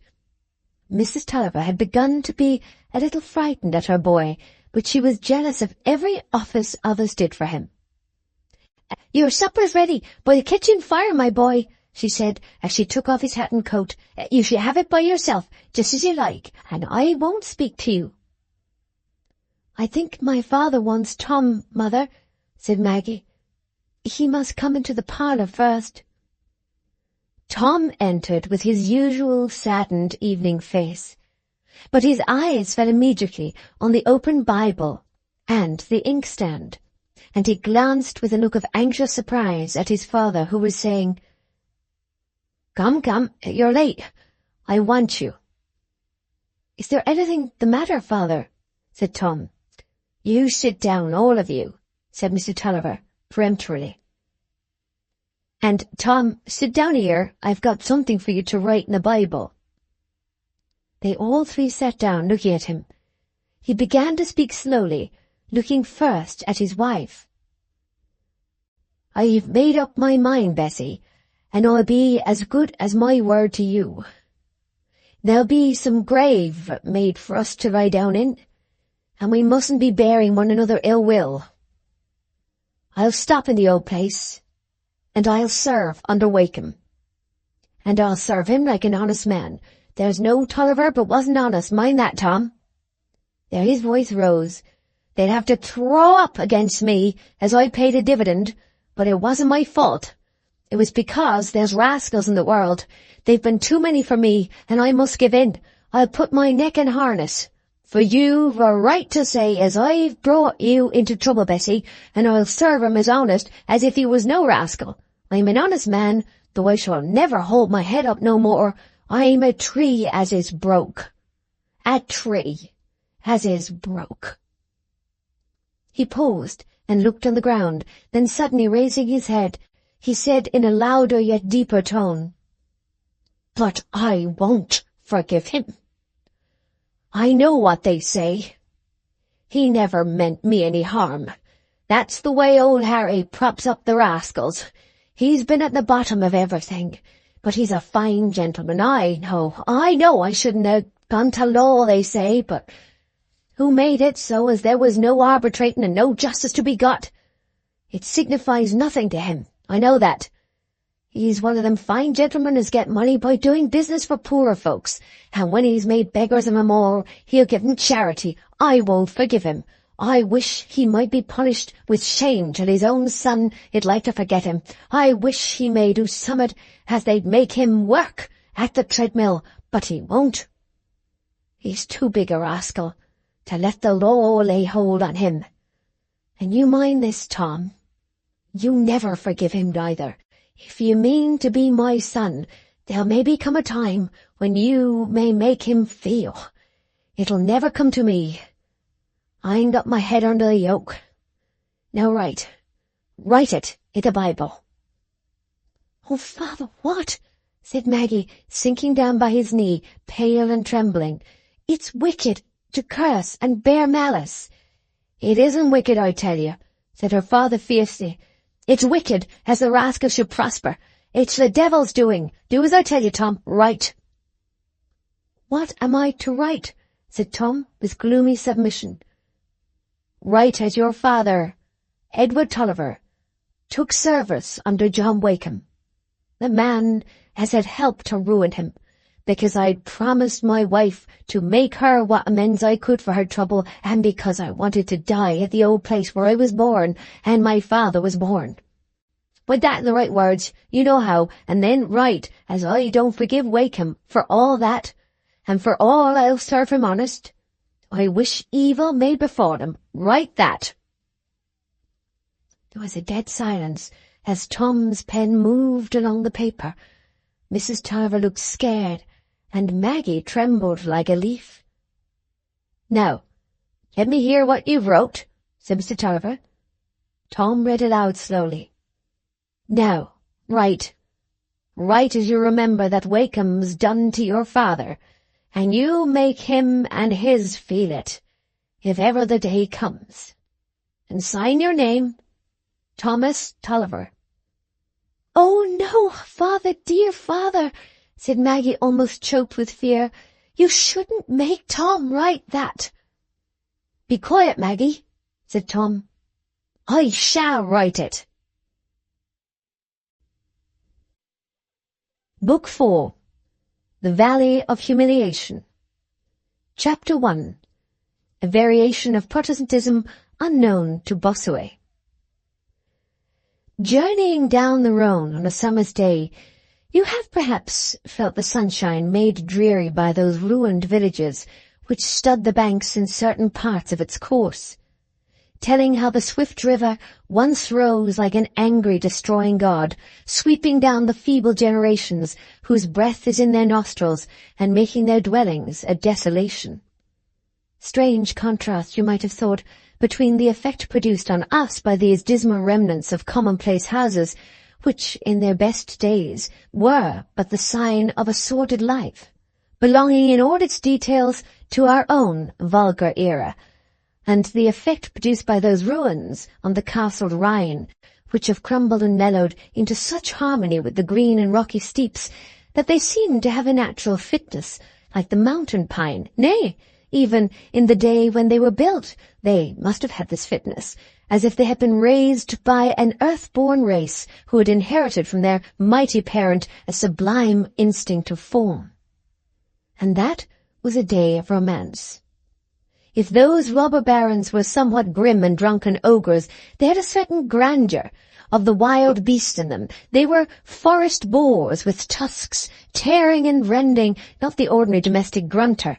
They represented the demon forces forever in collision with beauty, virtue, and the gentler uses of life. They made a fine contrast in this picture with the wandering minstrel, the soft-lipped princess, the pious recluse, and the timid Israelite. That was a time of colour, when the sunlight fell on glancing steel and floating banners, a time of adventure and fierce struggle, nay, of living, religious art and religious enthusiasm. For were not cathedrals built in those days, and did not great emperors leave their western palaces to die before the infidel strongholds in the sacred East? Therefore it is that these Rhine castles thrill me with a sense of poetry. They belong to the grand historic life of humanity, and raise up for me the vision of an epoch. But these dead-tinted, hollow-eyed, angular skeletons of villages on the Rhone oppress me with the feeling that human life, very much of it, is a narrow, ugly, grovelling existence, which even calamity does not elevate, but rather tends to exhibit in all its bare vulgarity of conception. And I have a cruel conviction that the lives these ruins are the traces of were part of a gross sum of obscure vitality, that will be swept into the same oblivion with the generations of ants and beavers. Perhaps something akin to this oppressive feeling may have weighed upon you in watching this old-fashioned family life on the banks of the Floss, which even sorrow hardly suffices to lift above the level of the tragic-comic. It is a sordid life, you say, this of the Tullivers and the Dodsons, irradiated by no sublime principles, no romantic visions, no active self-renouncing faith, moved by none of those wild, uncontrollable passions which create the dark shadows of misery and crime, without that primitive, rough simplicity of once, that hard, submissive, ill-paid toil, that childlike spelling out of what nature has written, which gives its poetry to peasant life.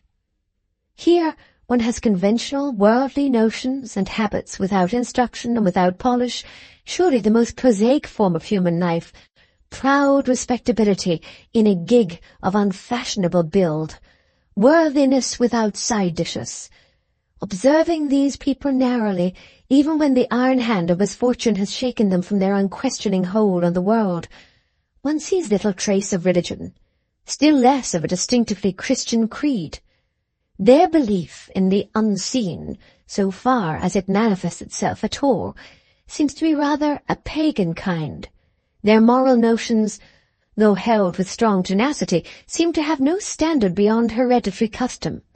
You could not live among such people. You are stifled for want of an outlet towards something beautiful, great, or noble. You are irritated with these dull men and women as a kind of population out of keeping with the earth on which they live, with this rich plain where the great river flows forever onward and links the small pulse of the old English town with the beatings of the world's mighty heart, a vigorous superstition that lashes its gods or lashes its own back, seems to be more congruous with the mystery of the human lot than the mental condition of these Emmet-like Dodsons and Tullivers. I share with you this sense of oppressive narrowness. But it is necessary that we should feel it if we care to understand how it acted on the lives of Tom and Maggie, how it was acted on young natures in many generations that, in the onward tendency of human things, have risen above the mental level of the generation before them, to which they have been nevertheless tied by the strongest fibres of their hearts. The suffering, whether of martyr or victim, which belongs to every historical advance of mankind, is represented in this way in every town, and by hundreds of obscure hearths, and we need not shrink from this comparison of small things with great. For does not science tell us that its highest striving is after the ascertainment of a unity which shall bind the smallest things with the greatest? In natural science, I have understood there is nothing petty to the mind that has a large vision of relations, and to which every single object suggests a vast sum of conditions. It is surely the same with the observation of human life. Certainly, the religious and moral ideas of the Dodsons and Tullivers were of too specific a kind to be arrived at deductively from the statement that they were part of the Protestant population of Great Britain. Their theory of life had its core of soundness, as all theories must have, on which decent and prosperous families have been reared and have flourished, but it had the very slightest tincture of theology. If, in the maiden days of the Dodson sisters, their Bibles opened more easily at some parts than others, it was because of dried tulip petals, which had been distributed quite impartially without preference for the historical, devotional, or doctrinal. Their religion was of a simple, semi-pagan kind. But there was no heresy in it, if heresy properly means choice, for they didn't know there was any other religion, except that of chapel-goers, which appeared to run in families like asthma. How should they know? The vicar of their pleasant rural parish was not a controversialist, but a good hand at whist, and one who had a joke always ready for a blooming female parishioner. The religion of the Dodsons consisted in revering whatever was customary and respectable. It was necessary to be baptized, else one could not be buried in the churchyard, and to take the sacrament before death, as a security against more dimly understood perils. But it was of equal necessity to have the proper pallbearers, the well-cured hams at one's funeral, and to leave an unimpeachable will.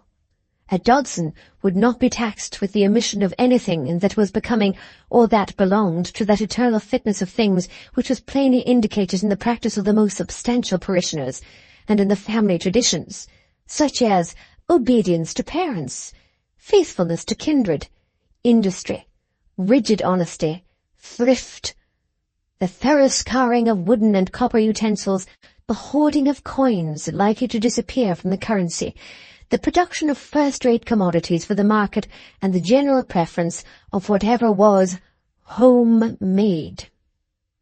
The Dodsons were a very proud race, and their pride lay in the utter frustration of all desire to tax them with a breach of tradition, duty, or propriety.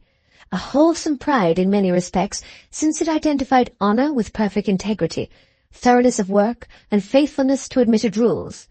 And society owes some worthy qualities in many of her members to mothers of the Dodson class, who made their butter and their frugality well, and would have felt disgraced to make it otherwise. To be honest and poor was never a Dodson motto, still less to seem rich though being poor. Rather, the family badge was to be honest and rich, and not only rich, but richer than was supposed. To live respected and have the proper bearers at your funeral was an achievement of the ends of existence that would be entirely nullified if, on the reading of your will, you sank in the opinion of your fellow men, either by turning out to be poorer than they expected, or by leaving your money in a capricious manner, without strict regard to degrees of kin. The right thing must always be done toward kindred. The right thing was to correct them severely, if they were other than a credit to the family, but still not to alienate them from the smallest rightful share in the family shoe buckles and other property. A conspicuous quality in the Dodson character was its genuineness. Its vices and virtues alike were phases of a proud, honest egoism, which had a hearty dislike to whatever made against its own credit and interest, and would be frankly hard of speech to inconvenient kin, but would never forsake or ignore them, would not let them want bread, but only require them to eat it with bitter herbs.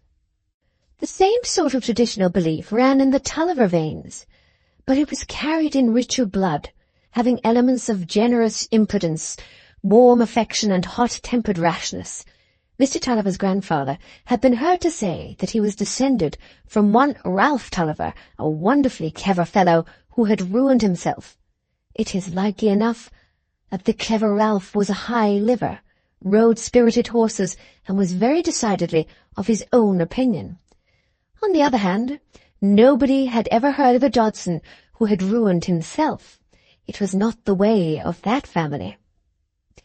If such were the views of life for which the Dodsons and Tullivers had been reared in the praiseworthy past of pit and high prices, you will infer from what you already know concerning the state of society in St. Ogg's, that there had been no highly modifying influence to act on them in their maturer life. It was still possible, even in that later time of anti-Catholic preaching, for people to hold many pagan ideas and believe themselves good church people, notwithstanding. So we need to hardly feel any surprise at the fact that Mr. Tulliver, though a regular church-goer, recorded his vindictiveness on the fly-leaf of his Bible. It was not that any harm could be said concerning the vicar of that charming rural parish to which Dorlcote Mill belonged. He was a man of excellent family, an irreproachable bachelor of elegant pursuits, had taken honours and held a fellowship. Mr. Tulliver regarded him with dutiful respect, as he did everything else belonging to the church service, but he considered the church was one thing, and common sense another, and he wanted nobody to tell him what common sense was. Certain seeds, which are required to find a nidus for themselves under unfavourable circumstances, have been supplied by nature with an apparatus of hooks, so that they will get a hold on very unreceptive surfaces. The spiritual seed, which had been scattered over Mr. Tulliver, had apparently been destitute of any corresponding provision, and had slipped off into the winds again from a total absence of hooks. Chapter 2. The thorn nest is pierced by the thorns. There is something sustaining in the very agitation that accompanies the first shocks of trouble. Just as an acute pain is often a stimulus and produces an excitement which is transient strength. It is in the slow, changed life that follows, in the time when sorrow has become stale and has no longer an emotive intensity that counteracts its pain. In the time when day follows day in dull, unexpectant sameness, and trial is a dreary routine, it is then that despair threatens. It is then that the peremptory hunger of the soul is felt, and eye and ear are strained after some unlearned secret of our existence which shall give to endurance the nature of satisfaction. This time of utmost need was come to Maggie, with her short span of 13 years. To the usual precocity of a girl, she added that early experience of struggle, of conflict between the inward impulse and the outward fact, which is the lot of every imaginative and passionate nature. And the years since she hammered the nails into her wooden fetish among the worm-eaten shelves of the attic had been filled with so eager a life in the triple world of reality, books, and waking dreams, that Maggie was strangely old for her years in everything except in her entire want of that prudence and self-command which were the qualities that made Tom manly in the midst of his intellectual boyishness. And now her lot was beginning to have a still, sad monotony, which threw her more than ever on her inward self. Her father was able to attend to business again, his affairs were settled, and he was acting as Wakem's manager on the old spot. Tom went to and fro every morning and evening, and became more and more silent in the short intervals at home. What was there to say? One day was like another, and Tom's interest in life, driven back and crushed on every other side, was concentrating itself into the one channel of ambitious resistance to misfortune. The peculiarities of his father and mother were very irksome to him. Now they were laid bare of all the softening accompaniments of an easy, prosperous home, for Tom had very clear, prosaic eyes, not apt to be dimmed by mists of feeling or imagination. Poor Mrs. Tulliver, it seemed, would never recover her old self, her placid household activity. How could she? The objects among which her mind had moved complacently were all gone. All the little hopes and schemes and speculations, all the pleasant little cares about her treasures, which had made the world quite comprehensible to her for a quarter of a century, since she had made her first purchase of the sugar tongs, had been suddenly snatched away from her, and she remained bewildered in this empty life. Why that should have happened to her, which had not happened to other women, remained an insoluble question, by which she expressed her perpetual ruminating comparison of the past with the present. It was piteous to see the comely woman getting thinner and more worn under a bodily as well as mental restlessness, which made her often wander about the empty house after her work was done, until Maggie, becoming alarmed about her, would seek her and bring her down by telling her how it vexed Tom that she was injuring her health by never sitting down and resting herself. Yet, amidst this helpless imbecility, there was a touching trait of humble, self-devoting maternity, which made Maggie feel tenderly towards her poor mother, amidst all the little wearing griefs caused by her mental feebleness. She would let Maggie do none of the work that was heaviest and most soiling to the hands, and was quite peevish when Maggie attempted to relieve her from her great brushing and scouring. "Let it alone, my dear. Your hands will get as hard," she would say. "It's your mother's place to do that. I can't do the sewing. My eyes fail me." And she would still brush and carefully tend Maggie's hair, which she had become reconciled to, in spite of its refusal to curl. Now it was so long and massy. Maggie was not her pet child, and in general would have been much better if she had been quite different. Yet the womanly heart, so bruised in its small personal desires, found a future to rest on in the life of this young thing, and the mother pleased herself with wearing out her own hands to save the hands that had so much more life in them. But the constant presence of her mother's regretful bewilderment was less painful to Maggie than that of her father's sullen, incommunicative depression. As long as the paralysis was upon him, and it seemed as if he might always be in a childlike condition of dependence, as long as he was still only half awakened to his trouble, Maggie had felt the strong tide of pitying love almost as an inspiration, a new power that would make the most difficult life easy for his sake. But now, instead of childlike dependence, there had come a taciturn, hard concentration of purpose, in strange contrast with his old, vehement communicativeness and high spirit, and this lasted from day to day and from week to week, the dull eye never brightening with any eagerness or any joy. It is something cruelly incomprehensible to youthful natures, this sombre sameness in middle-aged and elderly people, whose life has resulted in disappointment and discontent, to whose faces a smile becomes so strange that the sad lines all about the lips and brow seem to take no notice of it, and it hurries away again for want of a welcome. Why will they not kindle up and be glad sometimes, thinks young elasticity. It would be so easy if they only liked to do it, and these leaden clouds that never part are apt to create impatience even in the filial affection that streams forth in nothing but tenderness and pity in the time of more obvious affliction. Mr. Tulliver lingered nowhere away from home. He hurried away from market. He refused all invitations to stay and chat, as in old times. In the houses where he called on business, he could not be reconciled with his lot. There was no attitude in which his pride did not feel its bruises, and in all behaviour toward him, whether kind or cold, he detected an allusion to the change in his circumstances. Even the days on which Wakem came to ride round the land and inquire into the business were not so black to him as those market days on which he had met several creditors who had accepted a composition from him.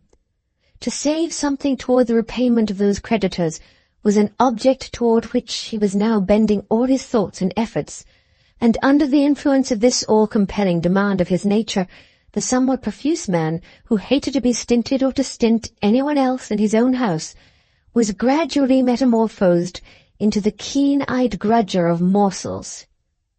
Mrs. Tulliver could not economize enough to satisfy him in their food and firing, and he would eat nothing himself but what was of the coarsest quality. Tom, though depressed and strongly repelled by his father's sullenness and the dreariness of home, entered thoroughly into his father's feelings about paying the creditors, and the poor lad brought his first quarter's money with a delicious sense of achievement, and gave it to his father, and put it into a tin box which held the savings. The little store of sovereigns in the tin box seemed to be the only sight that brought a faint beam of pleasure into the miller's eyes, faint and transient, for it was soon dispelled by the thought that the time would be long, perhaps longer than his life, before the narrow savings could remove the hateful incubus of debt. A deficit of more than £500, with the accumulating interest, seemed a deep pit to fill with the savings from 30 shillings a week, even when Tom's probable savings were to be added. On this one point there was entire community of feeling with the 4 widely differing beings who sat round the dying fire of the sticks, which made a cheap warmth from them in their verge of bedtime.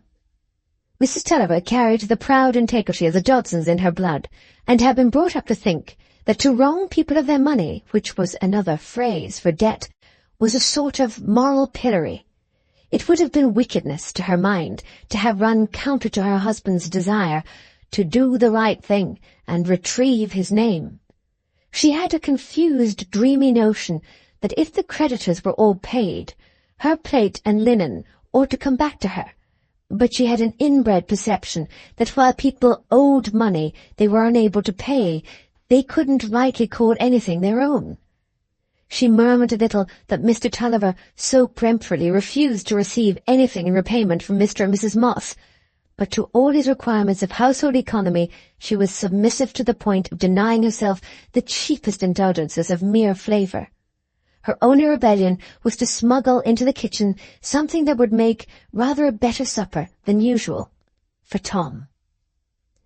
These narrow notions about debt held by the old-fashioned Tullivers may perhaps excite a smile on the faces of many readers in these days of wild commercial views and wide philosophy, according to which everything rights itself without any trouble of ours.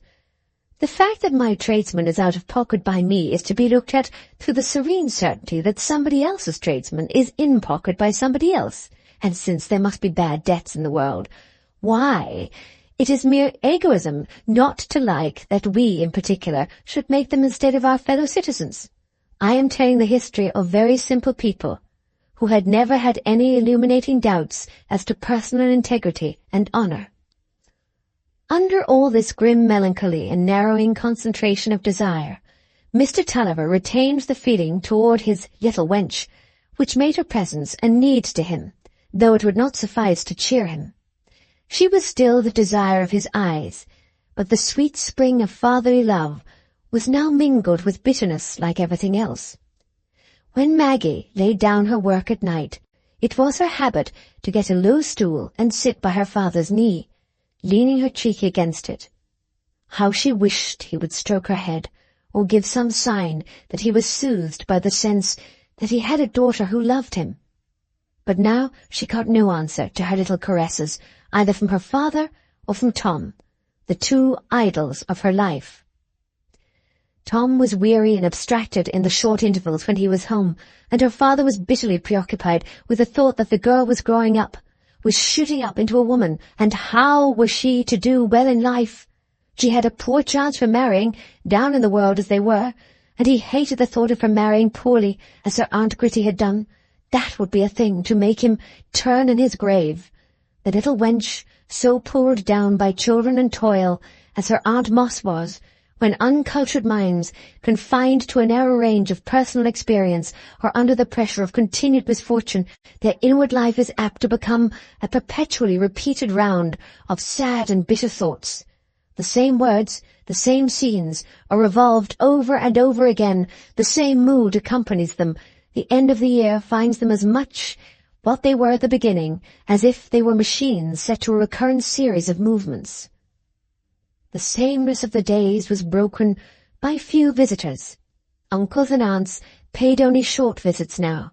Of course, they could not stay to meals, and the constraint caused by Mr. Tulliver's savage silence, which seemed to add to the hollow resonance of the bare, uncarpeted room, when the aunts were talking, heightened the unpleasantness of these family visits on all sides, and tended to make them rare. As for other acquaintances, there is a chill air surrounding those who are down in the world, and people are glad to get away from them as from a cold room. Human beings, mere men and women, without furniture, without anything to offer you, who have ceased to count as anybody, present an embarrassing negation of reasons for wishing to see them, or of subjects on which to converse with them. At that distant day, there was a dreary isolation in the civilized Christian society of these realms for families that had dropped below their original level, unless they belonged to a sectarian church which gets some warmth of brotherhood by walling in the sacred fire. Chapter 3. A Voice from the Past. One afternoon, when the chestnuts were coming into flower, Maggie had brought her chair outside the front door, and was seated there with a book on her knees. Her dark eyes had wandered from the book, but they did not seem to be enjoying the sunshine which pierced the screen of jasmine on the projecting porch at her right, and threw leafy shadows on her pale round cheek. They seemed rather to be searching for something that was not disclosed by the sunshine. It had been a more miserable day than usual. Her father, after a visit of Wakem's, had had a paroxysm of rage, in which, for some trifling fault, he had beaten the boy who served in the mill. Once before, since his illness, he had had a similar paroxysm, in which he had beaten his horse, and the scene had left a lasting terror in Maggie's mind. The thought had risen that some time or other he might beat her mother if she happened to speak in her feeble way at the wrong moment. The keenest of all dread with her was lest her father should add to his present misfortune the wretchedness of doing something irretrievably disgraceful. The battered school-book of Tom, which she held in her knees, could give her no fortitude under the pressure of that dread, and again her eyes had filled with tears as they wandered vaguely, seeing neither the chestnut trees nor the distant horizon, but only future scenes of home sorrow. Suddenly she was roused by the sound of the opening gate, and of footsteps on the gravel. It was not Tom who was entering, but a man in a sealskin cap and a blue plush waistcoat, carrying a pack in his back, and followed closely by a bull-terrier of brindled coat and defiant aspect. "Oh, Bob, it's you," said Maggie, starting up with a smile of pleased recognition, for there had been no abundance of kind acts to efface the recollection of Bob's generosity. "I'm so glad to see you." Thank you, miss," said Bob, lifting his cap and showing a delighted face, but immediately relieving himself of some accompanying embarrassment by looking down at his dog and saying in a tone of disgust, "Gowie, you thundering Sawney." "My brother is not at home yet, Bob," said Maggie. "He's always at St. Ogg's in the daytime." "Well, miss," said Bob, "I should be glad to see Mr. Tom, but that isn't just what I'm come for. Look here." Bob was in the act of depositing his pack on the doorstep, and with it a row of small books fastened together with string. Apparently, however, they were not the object to which he wished to call Maggie's attention, but rather something which he had carried under his arm, wrapped in a red handkerchief. "See here," he said again, laying the red parcel on the others and unfolding it. "You won't think I'm a-making too free, miss, I hope, but I lighted on these books and I thought they might make up to you a bit for them as you've lost, right? Here, you speak of pictures, and as for pictures, look here." The opening of the red handkerchief had disclosed a superannuated keepsake and 6 or 7 numbers of a portrait gallery in royal octavo, and the emphatic request to look referred to a portrait of George IV in all the majesty of his depressed cranium and voluminous neckcloth. "There's all sorts of gentlemen here," Bob went on, turning over the leaves with some excitement, "with all sorts of nuns, and some Bowden, and some at Whigs, Parliament gentlemen, I reckon, and here," he added, opening the keepsake, "here's ladies for you. Some with curly hair, and some with smooth, and some is smiling, with their heads on one side, and some is just ever going to cry. Look here, a-sitting on the ground, out a door, dressed like the ladies I'm seeing it get out of the carriages to the balls in the old hall there. My eyes, I wonder what the chaps wear as they go courting them. I sat up till the clock was gone 12 last night, and looking at 'em, I did, till they stared at me out of the pictures as if they'd known where I spoke to 'em. But Lord, I should know what to say to 'em. They'll be more fitting company for you, miss. And the man at the bookstall, he said they banged everything for pictures. He said there was first-rate article." "And you bought them for me, Bob," said Maggie, deeply touched by this simple kindness. "How very, very good of you. But I'm afraid you gave a great deal of money for them." "Not me," said Bob. "I'd give 3 times the money if they'd make up to you for a bit of them that was sold away from you, miss. For I never forgot how you looked when you fretted about the books being gone. It stuck by me as it was a picture hanging before me. And when I see the book open upon the stall, with the lady looking out of it with eyes a bit like yourn when you was fretting, you'll excuse my taking liberty, miss, I thought I'd make free to buy it for you, and then I bought the books full of gentlemen to match, and then—" Here Bob took up the small stringed packet of books. I thought you might like a bit more print as well as the pictures, and I got these for a say-so. They're crammed full of print, and I thought they'd do no harm coming along with these bettermost books, and I hope you won't say me nay and tell me as you won't have 'em like Mr. Tom did with the sovereigns." "No, indeed, Bob," said Maggie. "I'm very thankful to you for thinking of me and being so good to me and Tom. I don't think anyone ever did such a kind thing for me before. I haven't many friends who care for me." "Have a dog, miss. They're better friends than any Christian," said Bob, laying down his pack again, which he had taken up with the intention of hurrying away, for he felt considerable shyness in talking to a young lass like Maggie, though he usually said of himself, his tongue overrun him when he began to speak. I can't give him Mumps, 'cause he'd break his heart to go away from me. Eh, Mumps? What you say, you riff-raff? Mumps declined to express himself more diffusively than by a single affirmative movement of his tail. But I get you a pup, miss, and welcome. No, thank you, Bob. We have a yard dog, and I mayn't keep a dog of my own. Eh? That's a pity. Else there's a pup, if you didn't mind about it not being thoroughbred. Its mother acts in the punch show, an uncommon sensible bitch. She means more sense with her bark nor half the chaps can put into their talk from breakfast to sundown. There's one chap carries pots, a poor low trade as any in the road. He says, why, Toby's naught but a mongrel. There's naught to look at in her. But I says to him, why? What are you yourself but a mongrel? There wasn't much picking of your father and mother to look at you. Not but I like a bit of breed myself, but I can't abide to see one cur grinning at another. I wish you good evening, miss, said Bob, abruptly taking up his pack again, under the consciousness that his tongue was acting in an undisciplined manner. Won't you come in the evening sometime and see my brother, Bob? Said Maggie. Yes, miss, thank you, another time. You give my duty to him, if you please. He's a fine growed chap, Mr. Tom is. He took to growing i' the legs, and I didn't. The pack was down again now, the hook of the stick having somehow gone wrong. You don't call Mumps a cur, I suppose, said Maggie, divining that any interest she showed in Mumps would be gratifying to his master. No, miss, a fine way off that, said Bob with pitying smile. Mumps is as fine a cross as you'll see anywhere along the Floss, and I've been up it with the barge times enow.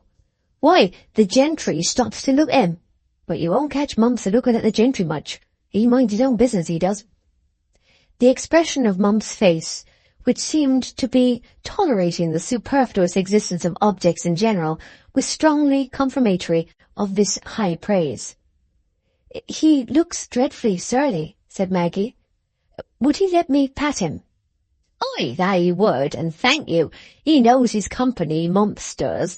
He isn't a dog as'll be caught with gingerbread. He'd smell a thief, and a good deal stronger nor the gingerbread, he would. Lors, I talk to him by the hour together when I'm walking in lone places, and if I'm done a bit of mischief, I always tell him. I ain't no secrets but what Mumps knows him. He knows about my big thumb, he does. Your big thumb, what's that, Bob? Said Maggie. That's what it is, miss, said Bob quickly, exhibiting a singularly broad specimen of that difference between the man and the monkey. It tells in measuring out the flannel, you see. I carry flannel 'cause it's light for my pack and it's dear stuff, you see. So a big thumb tells. I trap my thumb at the end of the yard, cut out the hither side of it, and the old women aren't up to it. But Bob, said Maggie, looking serious, that's cheating. I don't like to hear you say that. Don't you, miss, said Bob regretfully. Then I'm sorry I said it.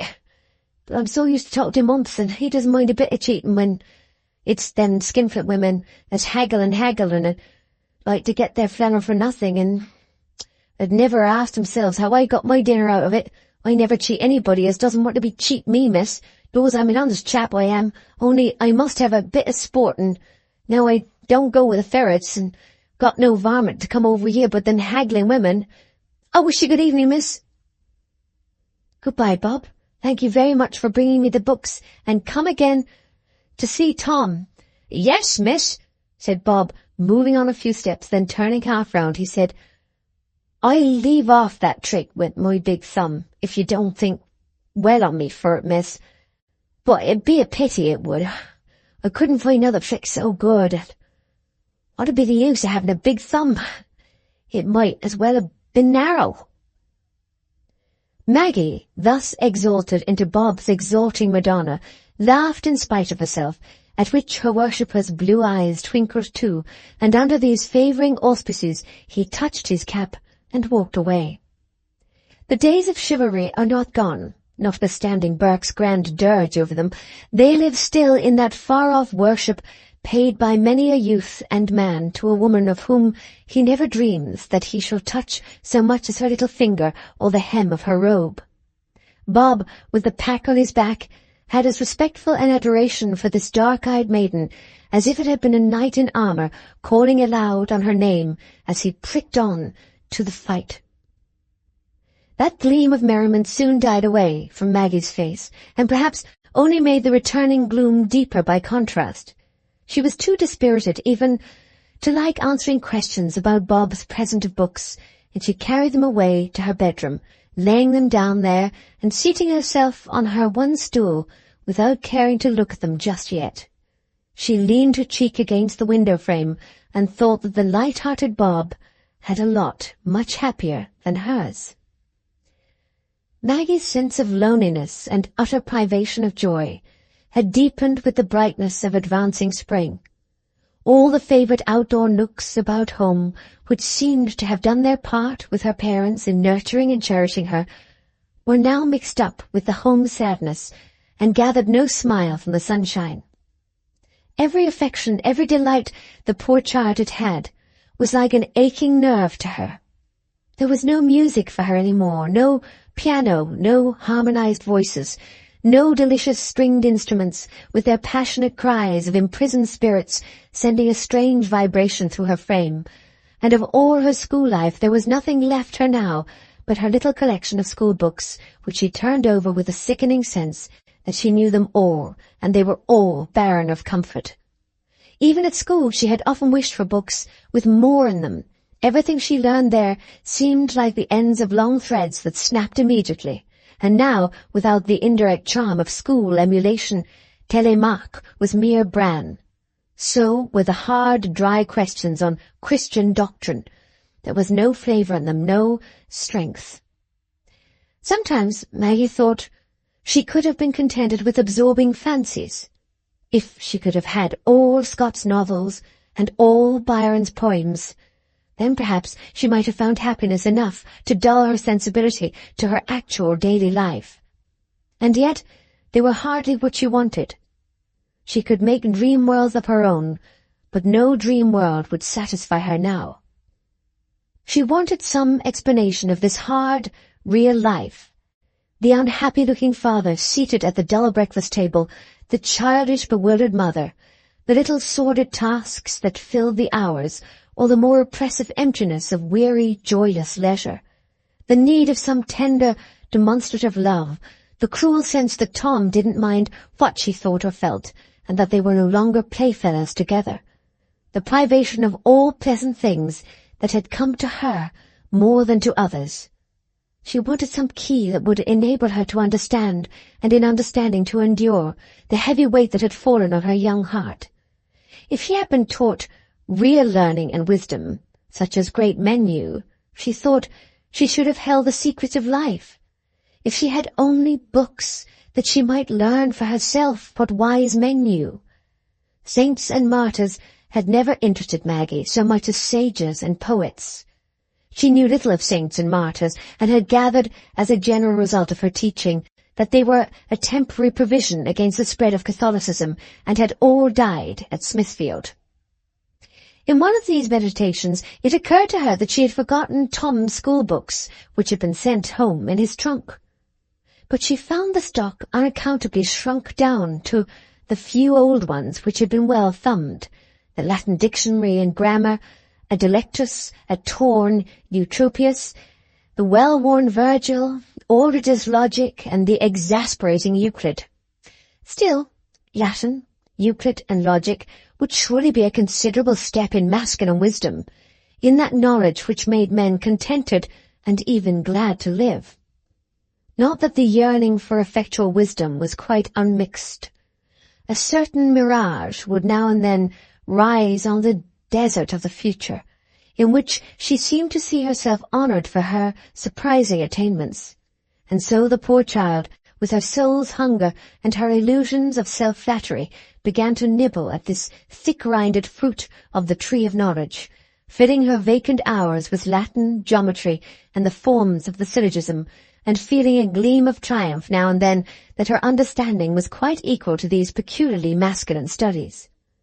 For a week or two she went on resolutely enough, though with an occasional sinking of heart, as if she had set out toward the promised land alone and found it a thirsty, trackless, uncertain journey. In the severity of her early resolution, she would take Ulrich out into the fields, and then look off her book toward the sky, where the lark was twinkling, or to the weeds and bushes by the river, from which the waterfowl rustled forth on its anxious, awkward flight, with a startled sense that the relation between Ulrich and this living world was extremely remote for her. The discouragement deepened as the days went on, and the eager heart gained faster and faster on the patient mind. Somehow, when she sat at the window with her book, her eyes would fix themselves blankly on the outdoor sunshine. Then they would fill with tears. And sometimes, if her mother was not in the room, the studies would all end in sobbing.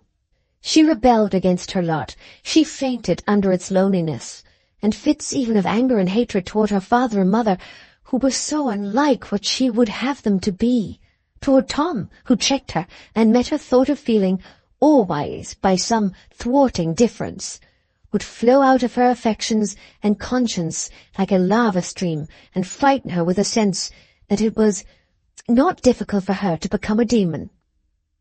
Then her brain would be busy with wild romances of flight from home in search of something less sordid and dreary. She would go to some great man, Walter Scott perhaps, and tell him how wretched and how clever she was, and he would surely do something for her. But in the middle of her vision, her father would perhaps enter the room for the evening, and surprised that she sat still without noticing him, would say complainingly, "Come? Am I to fetch my slippers myself?"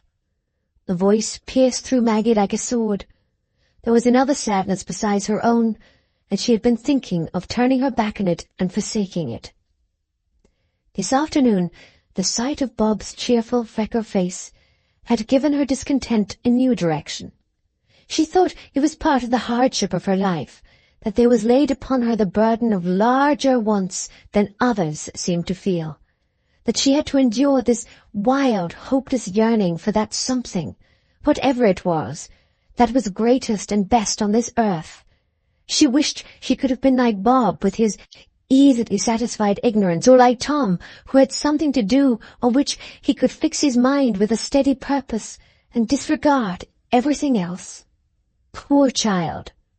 As she leaned her head against the window frame, with her hands clasped tighter and tighter, and her foot beating the ground, she was as lonely in her trouble as if she had been the only girl in the civilized world of that day who had come out of her school life with a soul untrained for inevitable struggles, with no other part of her inherited share in the hard-won treasures of thought which generations of painful toil have laid up for the race of men, than shreds and patches of feeble literature and false history, with much futile information about Saxon and other kings of doubtful example, but unhappily quite without that knowledge of the irreversible laws within and without her, which governing the habits becomes morality, and developing the feelings of submission and dependence becomes religion, as lonely in her trouble as if every other girl besides herself had been cherished and watched over by elder minds, not forgetful of their own early time,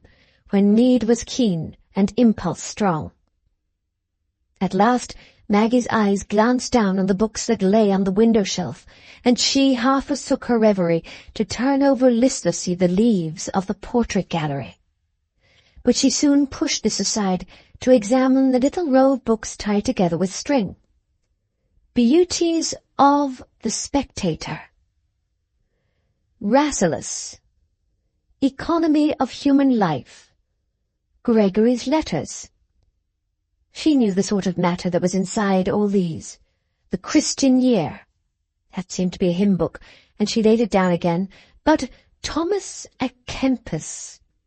The name had come across her in her reading, and she felt the satisfaction which everyone knows of getting some ideas to attach to a name that strays solitary in the memory. She took up the little old clumsy book with some curiosity. It had the corners turned down in many places, and some hand, now forever quiet, had made at certain passages strong pen and ink marks, long since browned by time. Maggie turned from leaf to leaf, and read, where the quiet hand pointed, "Know that the love of thyself doth hurt thee more than anything in the world. If thou seekest this or that, and wouldst be here or there to enjoy thy own will and pleasure, thou shalt never be quiet nor free from care.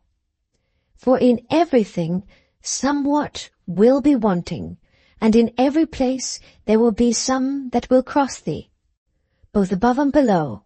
Which way soever thou dost turn thee, everywhere thou shalt find the cross, and everywhere of necessity thou must have patience if thou wilt have inward peace and enjoy the everlasting crown.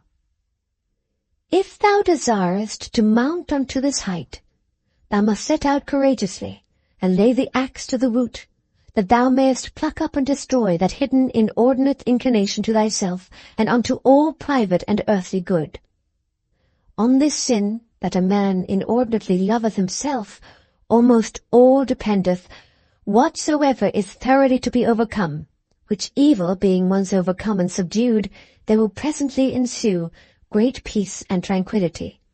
It is but little thou sufferest in comparison of them that have suffered so much, were so strongly tempted, so grievously afflicted, so many ways tried and exercised. Thou oughtest therefore to call to mind the more heavy sufferings of others, that thou mayest an easier life bear thy little adversities. And if they seem not little unto thee, beware, lest thy impatience be the cause thereof. Blessed are those ears that receive the whispers of the divine voice, and listen not to the whisperings of the world. Blessed are those ears which hearken not unto the voice which soundeth outwardly, but unto the truth which teacheth inwardly. A strange thrill of awe passed through Maggie while she read, as if she had been wakened in the night by a strain of solemn music, telling of beings whose souls had been astir while hers was in stupor. She went on from one brown mark to another, where the quiet hand seemed to point, hardly conscious that she was reading, seeming rather to listen, while a low voice said, "Why dost thou here gaze about, since this is not the place of thy rest? In heaven ought to be thy dwelling, and all earthly things are to be looked on as they forward thy journey thither. All things pass away, and thou together with them. Beware thou cleavest not unto them, lest thou be entangled and perish. If a man should give all his substance, yet it is as nothing. And if he should do great penances, yet they are but little. And if he should attain all knowledge, yet is he far off. And if he should be of great virtue and very fervent devotion, yet is there much wanting. To wit, one thing which is most necessary for him. What is that? That having left all, he leave himself, and go wholly out of himself, and retain nothing of self-love. I have often said unto thee, and now again I say the same, forsake thyself, resign thyself, and thou shalt enjoy much inward peace. Then shall all vain imaginations, evil perturbations, and superfluous cares fly away. Then shall immoderate fear leave thee, and inordinate love shall die." Maggie drew a long breath and pushed her heavy hair-bag, as if to see a sudden vision more clearly. Here then was a secret of life that would enable her to renounce all other secrets. Here was a sublime height to be reached without the help of outward things. Here was insight and strength and conquest to be won by means entirely within her own soul, where a supreme teacher was waiting to be heard. It flashed through her like the suddenly apprehended solution of a problem, that all the miseries of her young life had come from fixing her heart on her own pleasure, as if that were the central necessity of the universe. And for the first time she saw the possibility of shifting the position from which she looked at the gratification of her own desires, of taking her stand out of herself and looking at her own life as an insignificant part of a divinely guided whole. She read on and on in the old book, devouring eagerly the dialogues with the invisible teacher, the pattern of sorrow, the source of all strength, returning to it after she had been called away, and reading till the sun went down behind the willows.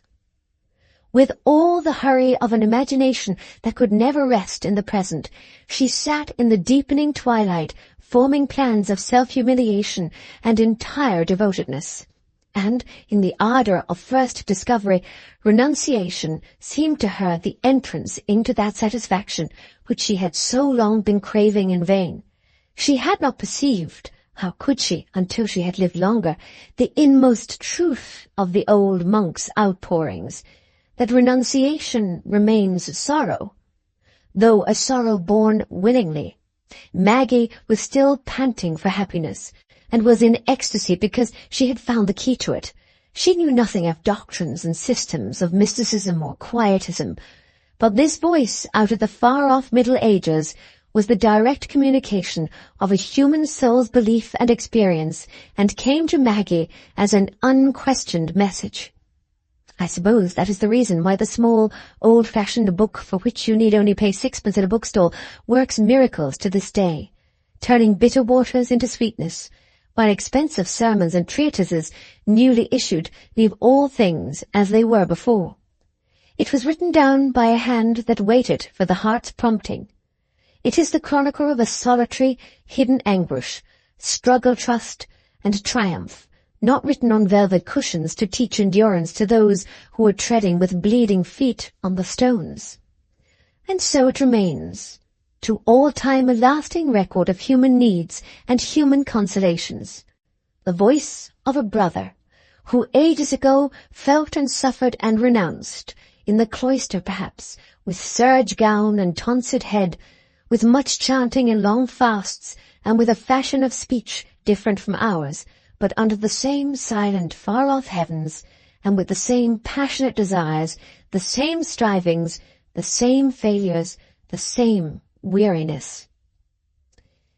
In writing the history of unfashionable families, one is apt to fall into a tone of emphasis which is very far from being the tone of good society, where principles and beliefs are not only of an extremely moderate kind, but are always presupposed, no subject being eligible but such as can be touched with a light and graceful irony. But then good society has its claret and its velvet carpets, its dinner engagements, 6 weeks deep, its opera and its fairy ballrooms, rides off its ennui on the thoroughbred horses, lounges at the club, has to keep clear of crinoline vortices, gets its science done by Faraday, and its religion by the superior clergy, who are to be met in the best houses. How should it have time or need for belief and emphasis? But good society, floated on gossamer wings of light irony, is of very expensive production, requiring nothing less than a wide and arduous national life, condensed in unfragrant, deafening factories, cramping itself in mines, sweating at furnaces, grinding, hammering, weaving under more or less oppression of carbonic acid, or else spread over sheep-walks and scattered in lonely houses and huts on the clay-way or chalky cornlands where the rainy days look dreary. This wide national life is based entirely on emphasis, the emphasis of want, which urges it into all the activities necessary for the maintenance of good society and light irony. It spends its heavy years often in a chill, uncarpeted fashion, amidst family discord unsoftened by long corridors. Under such circumstances, there are many among its myriads of souls who have absolutely needed an emphatic belief, life in this unpleasurable shape demanding some solution even to unspeculative minds, just as you inquire into the stuffing of your couch when anything galls you there, whereas eiderdown and perfect French springs excite no question. Some have an emphatic belief in alcohol, and seek their ecstasies, or outside standing ground, in gin, but the rest require something that good society calls enthusiasm, something that would present motives in an entire absence of high prizes, something that will give patience and feed human love when the limbs ache with weariness and human looks are hard upon us, something, clearly, that lies outside personal desires, that includes resignation for ourselves and active love for what is not ourselves. Now and then, that sort of enthusiasm finds a far-echoing voice that comes from an experience springing out of the deepest need. And it was by being brought within the long-lingering vibrations of such a voice that Maggie, with her girl's face and unnoted sorrows, found an effort and a hope that helped her through years of loneliness, making out a face for herself without the aid of established authorities and appointed guides, for they were not at hand, and her need was pressing. From what you know of her, you will not be surprised that she threw some exaggeration and wilfulness, some pride and impetuosity, even into her self-renunciation. Her own life was still a drama for her, in which she demanded of herself that her part should be played with intensity. And so it came to pass that she often lost the spirit of humility by being excessive in the outward act. She often strove after too high a flight, and came down with her poor little half-fledged wings dabbled in the mud. For example, she not only determined to work at plain sewing, that she might contribute something toward the fund in the tin box, but she went, in the first instance, in her zeal of self-mortification, to ask for it at a linen shop in St. Ogg's, instead of getting it at a more quiet and indirect way, and could see nothing but what was entirely wrong with the unkind, nay, persecuting in Tom's reproof of her for this unnecessary act. "I don't like my sister to do such things," said Tom. "I'll take care that the debts are paid without you lowering yourself in that way." Surely there was some tenderness and bravery mingled with the worldliness and self-assertion of that little speech. But Maggie held it as dross overlooking the grains of gold, and took Tom's rebuke as one of her outward crosses. Tom was very hard to her, she used to think, in her long night watchings, to her who had always loved him so, and then she strove to be contented with that hardness and to require nothing. That is the path we all like when we set out on our abandonment of egoism, the path of martyrdom and endurance, where the palm branches grow, rather than the steep highway of tolerance, just allowance and self-blame, where there are no leafy honours to be gathered and worn. The old books, Virgil, Euclid, and Ulrich, that wrinkled fruit of the tree of knowledge, had been all laid by, for Maggie had turned her back on the vain ambition to share the thoughts of the wise. In her first ardour she flung away the books with a sort of triumph that she had risen above the need of them, and if they had been her own, she would have burnt them, believing that she would never repent.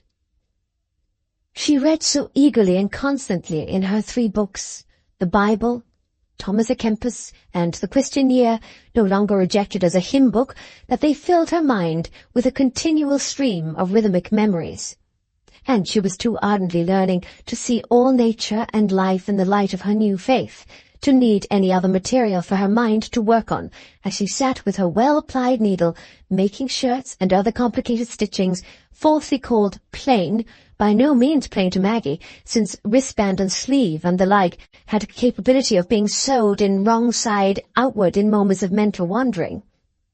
Hanging diligently over her sewing, Maggie was a sight anyone might have been pleased to look at. That new inward life of hers, notwithstanding some volcanic upheavals of imprisoned passions, yet shone in her face with the tender soft light that mingled itself as added loveliness with the gradually enriched colour and outline of her blossoming youth. Her mother felt the change in her with a sort of puzzled wonder that Maggie should be growing up so good.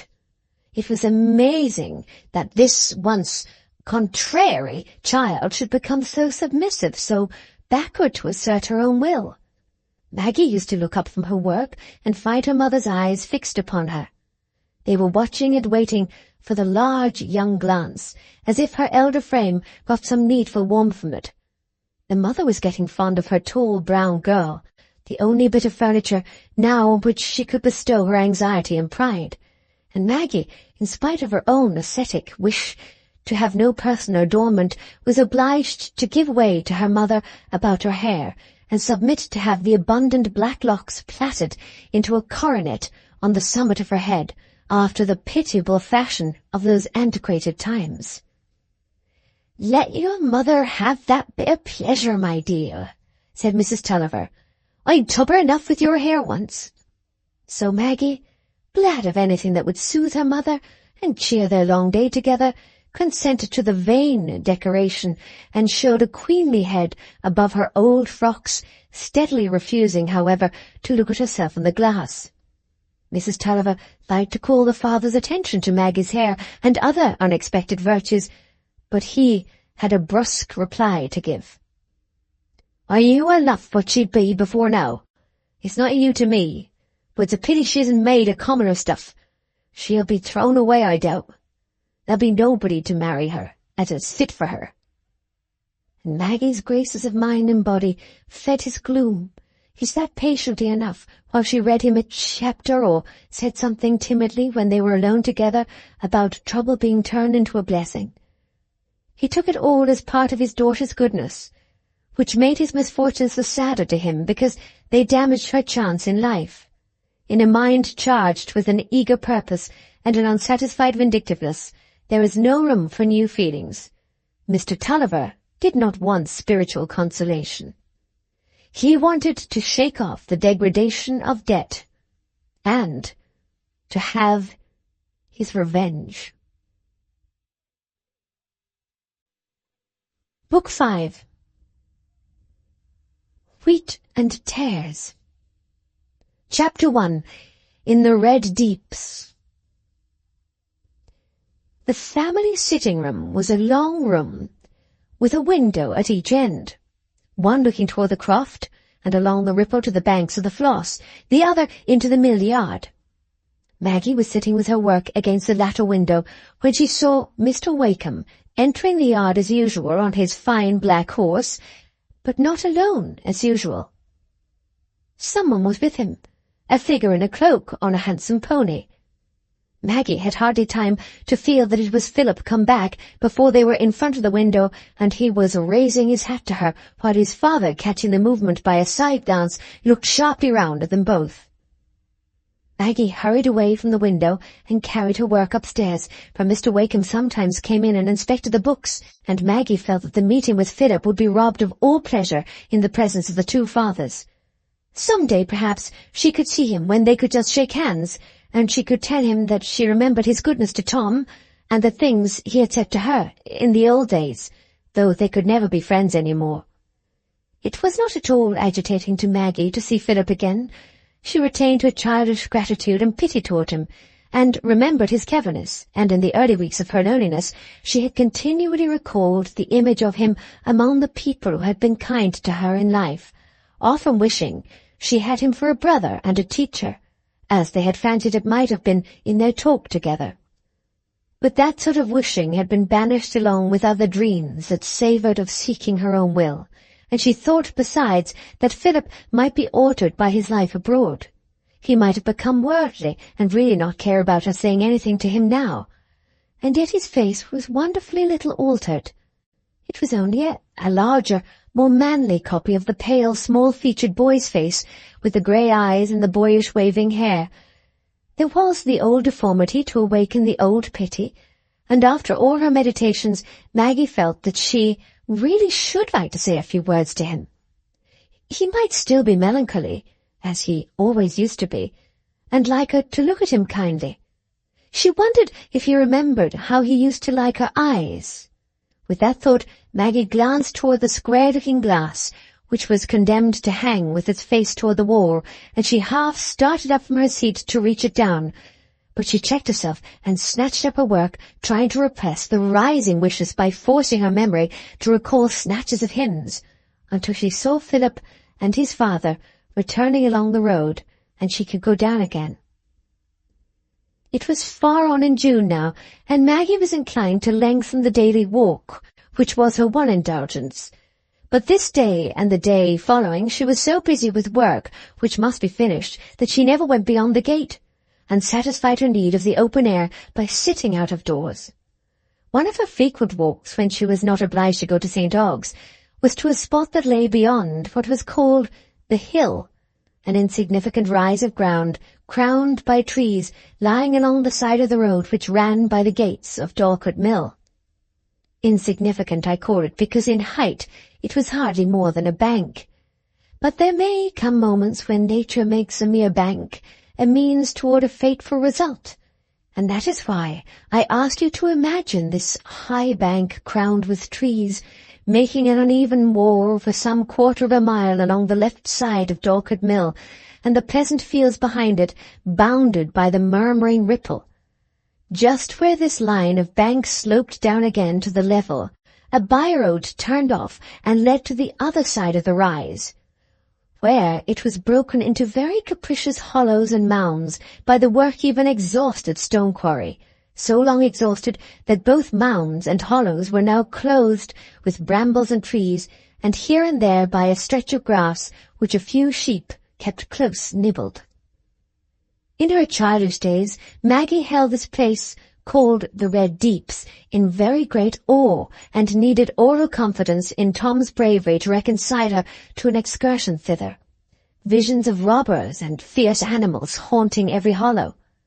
But now it had the charm for her which any broken ground, any mimic rock and ravine, have for the eyes that rest habitually on the level, especially in summer, when she could sit on a grassy hollow under the shadow of a branching ash, stooping aslant from the steep above her, and listen to the hum of insects, like tiniest bells on the garment of silence, or see the sunlight piercing the distant boughs, as if to chase and drive home the truant, heavenly blue of the wild hyacinths.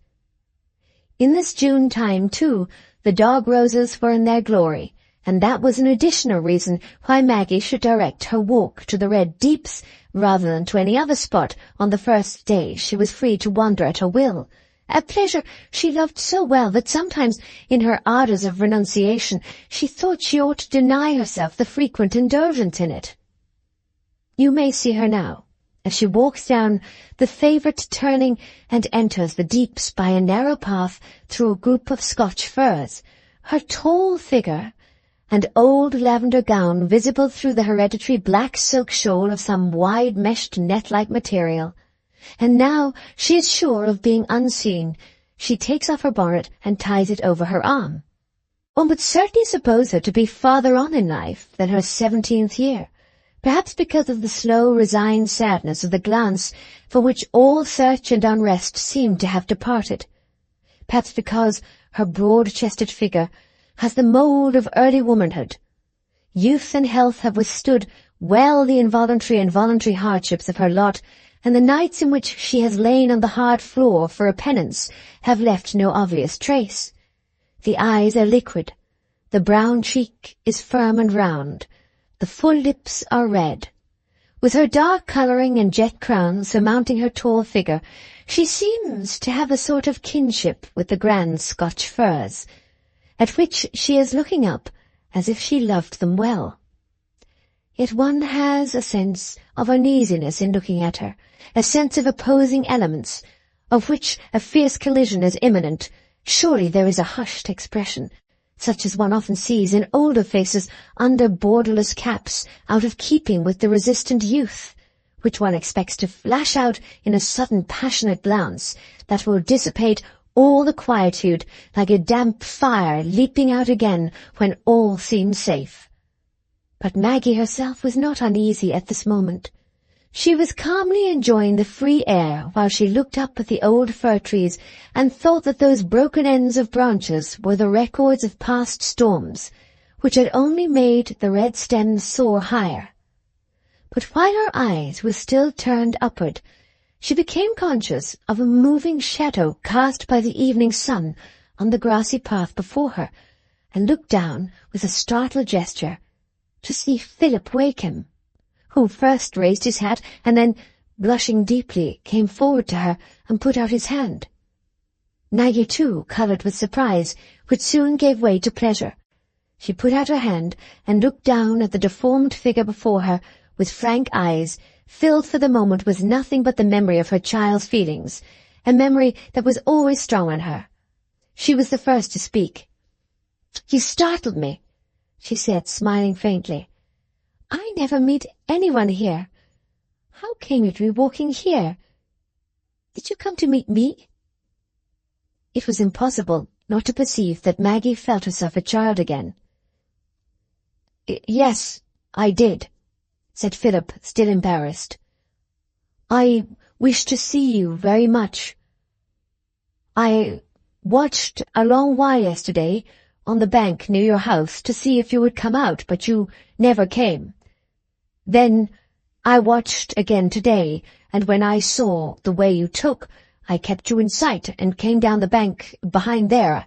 Hope you will not be displeased with me." "No," said Maggie with simple seriousness, walking on as if she meant Philip to accompany her.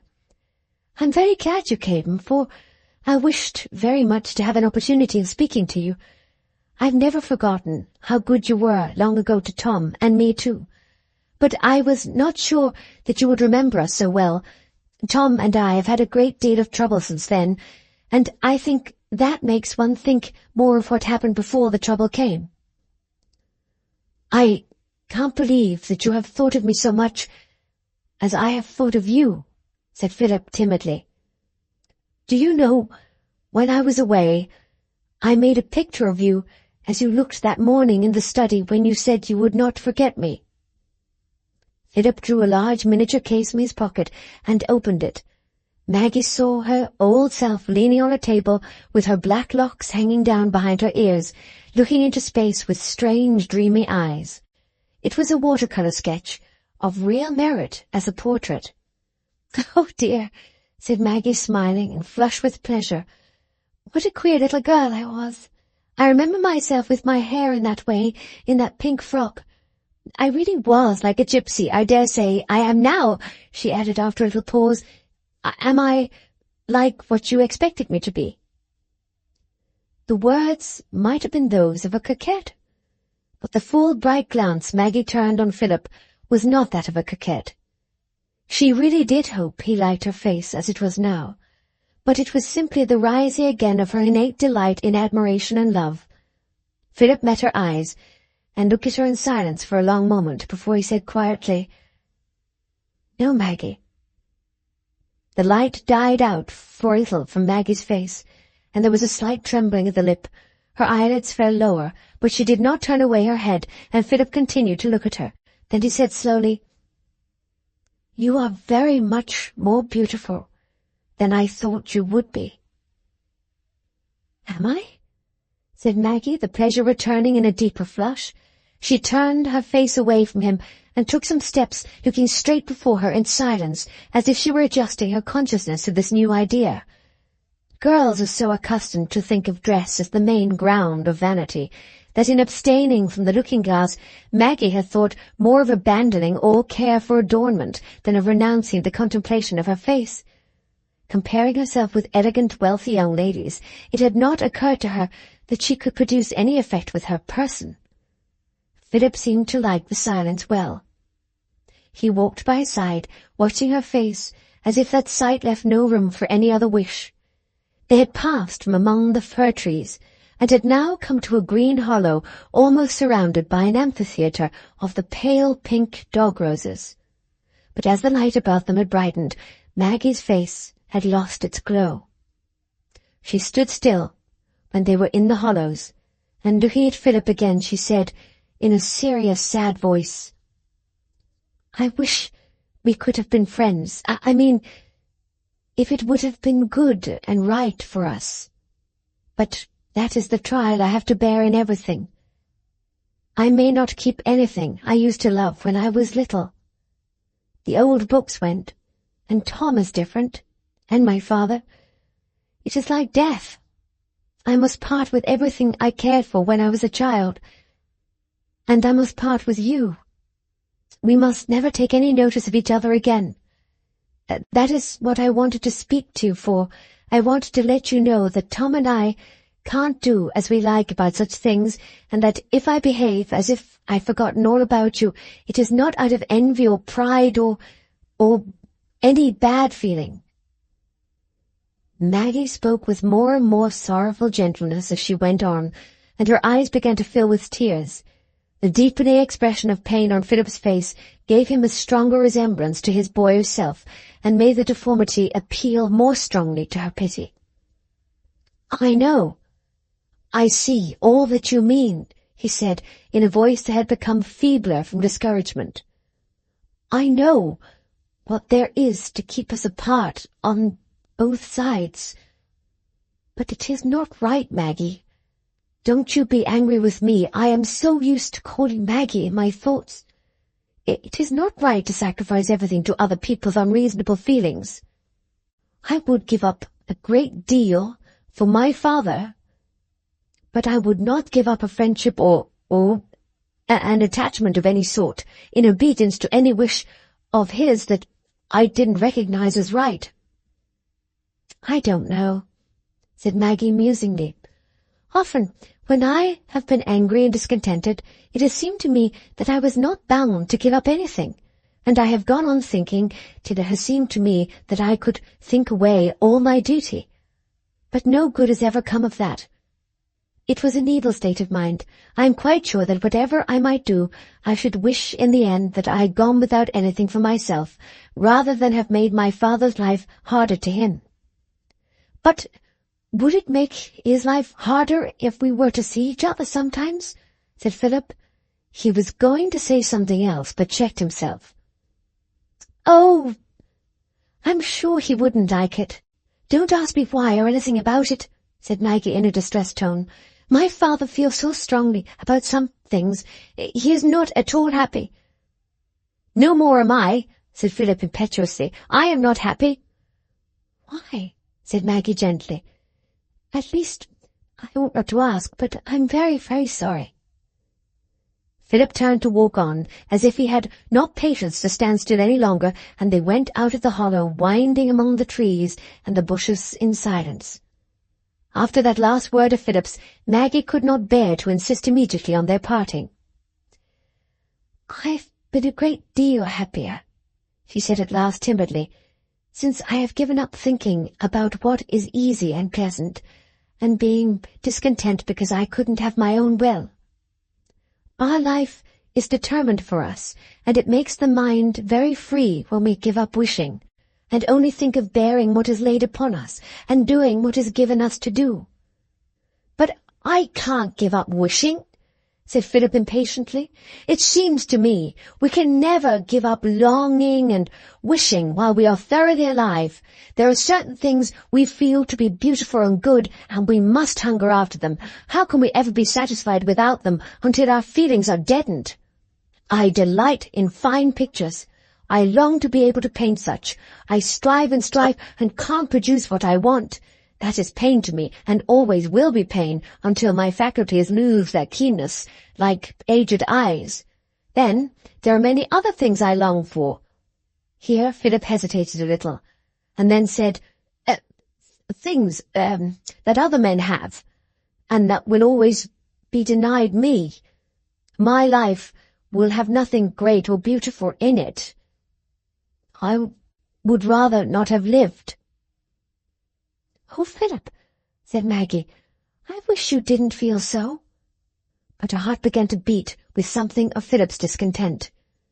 "Well, then," he said, turning quickly round and fixing his grey eyes entreatingly on her face, "I should be contented to live if you would let me see you sometimes."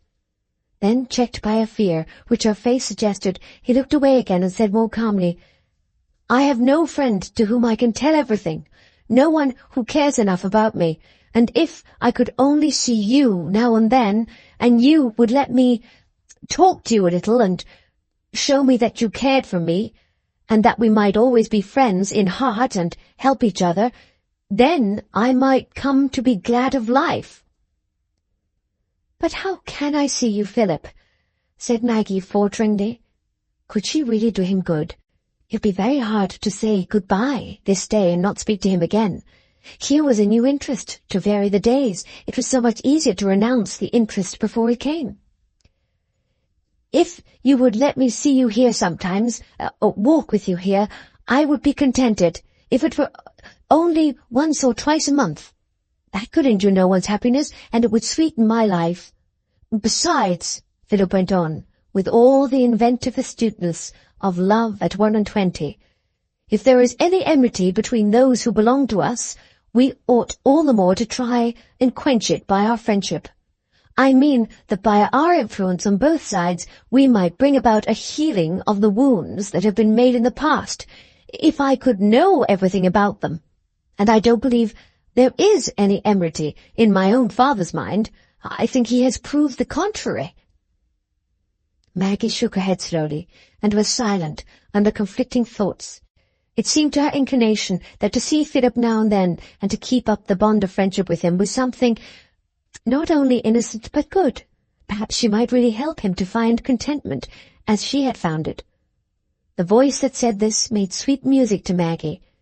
But athwart it all came an urgent, monotonous warning from another voice, which she had been learning to obey, the warning that such interviews implied secrecy, implied doing something she would dread to be discovered in, something that, if discovered, must cause anger and pain, and that the admission of anything so near doubleness would act as a spiritual blight.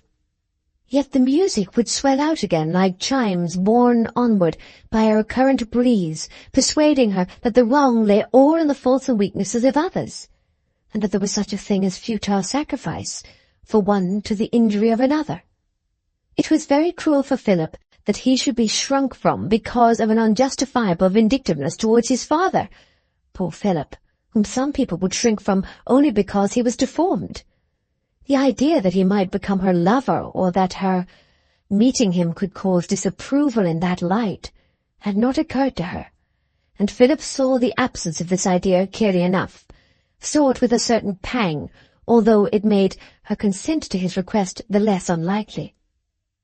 There was bitterness to him in the perception that Maggie was almost as frank and unconstrained toward him as when she was a child. "I can't say either yes or no," she said at last, turning round and walking towards the way she had come. "I must wait, lest I should decide wrongly. I must seek for guidance." "May I come again, then, tomorrow, or the next day, or next week?" I think I had better write," said Maggie, faltering again. I have to go to St. Og sometimes, and I can put the letter in the post." "Oh, no," said Philip eagerly. "That would not be so well. My father might see the letter, and he has not any enmity, I believe, but he views things differently from me. He thinks a great deal about wealth and position. Pray, let me come here once more. Tell me when it shall be. Or, if you can't tell me, I will come as often as I can till I do see you." "I think it must be so, then," said Maggie, "for I can't be quite certain of coming here any particular evening." Maggie felt a great relief in adjourning the decision. She was free now to enjoy the minutes of companionship. She almost thought she might linger a little. The next time they met, she should have to pain Philip by telling him her determination. "I can't help thinking," she said, looking smilingly at him after a few moments of silence, "how strange it is that we should have met and talked to each other, just as if it had been only yesterday when we parted at Lawton, and yet we must both be very much altered in those 5 years. I think it is 5 years. How was it you seemed to have a sort of feeling that I was the same Maggie? I was not quite so sure that you would be the same. I know you are so clever, and you must have seen and learned so much to fill your mind. I was not quite sure you would care about me now." "I have never had any doubt that you would be the same whenever I might see you," said Philip. "I mean the same in everything that made me like you better than anyone else. I don't want to explain that. I don't think any of the strongest effects our natures are susceptible of can ever be explained. We can neither detect the process by which they are arrived at, nor the mode in which they act on us. The greatest of painters only once painted a mysteriously divine child. He couldn't have told how he did it, and we can't tell why we feel it to be divine. I think there are stores laid up in our human nature that our understandings can make no complete inventory of. Certainly strains of music affect me so strangely. I can never hear them without their changing my whole attitude of mind for a time, and if the effect would last, I might be capable of heroisms. Ah, I know what you mean about music. I feel so, said Maggie, clasping her hands with her old impetuosity. At least, she added in a saddened tone, I used to feel so when I had any music. I never have any now, except the organ at church. And you long for it, Maggie, said Philip, looking at her with affectionate pity. Ah, you can have very little that is beautiful in your life. Have you many books? You were so fond of them when you were a little girl. They would come back to the hollow, round which the dog roses grew, and they both paused under the charm of the fairy evening light reflected from the pale pink clusters. No, I have given up books, said Maggie quietly, except a very, very few. Philip had already taken from his pocket a small volume, and was looking at the back as he said, Ah, this is the second volume, I see, else you might have liked to take it home with you. I put it in my pocket because I am studying a scene for a picture. Maggie had looked at the back too, and saw the title. It revived an old impression with overmastering force. The Pirate, she said, taking the book from Philip's hands. Oh, I began that once. I read to where Minna is walking with Cleveland, and I could never get to read the rest. I went on with it in my own head, and made several endings, but they were all unhappy. I could never make a happy ending out of that beginning. Poor Minna. I wonder what is the real end. For a long while I couldn't get my mind away from the Shetland Isles. I used to feel the wind blowing on me from the rough sea. Maggie spoke rapidly with glistening eyes. Take that volume home with you, Maggie, said Philip, watching her with delight. I don't want it now. I shall make a picture of you instead, you among the Scotch firs with the slanting shadows. Maggie had not heard a word he had said. She was absorbed in a page at which she had opened. But suddenly she closed the book and gave it back to Philip, shaking her head with a backward movement, as if to say "Avaunt" to floating visions. Do keep it, Maggie, said Philip entreatingly. It will give you pleasure. No, thank you, said Maggie, putting it aside with her hand and walking on. It would make me in love with this world again, as I used to be. It would make me long to see and know many things. It would make me long for a full life. But you will not always be shut up in your present lot. Why should you starve your mind in that way? It is a narrow asceticism. I don't like to see you persisting in it, Maggie. Poetry and art and knowledge are sacred and pure. But not for me, not for me, said Maggie, walking more hurriedly, because I should want too much. I must wait. This life will not last long. Don't hurry away from me without saying goodbye, Maggie, said Philip, as they reached the group of Scotch firs, and she continued still to walk along without speaking.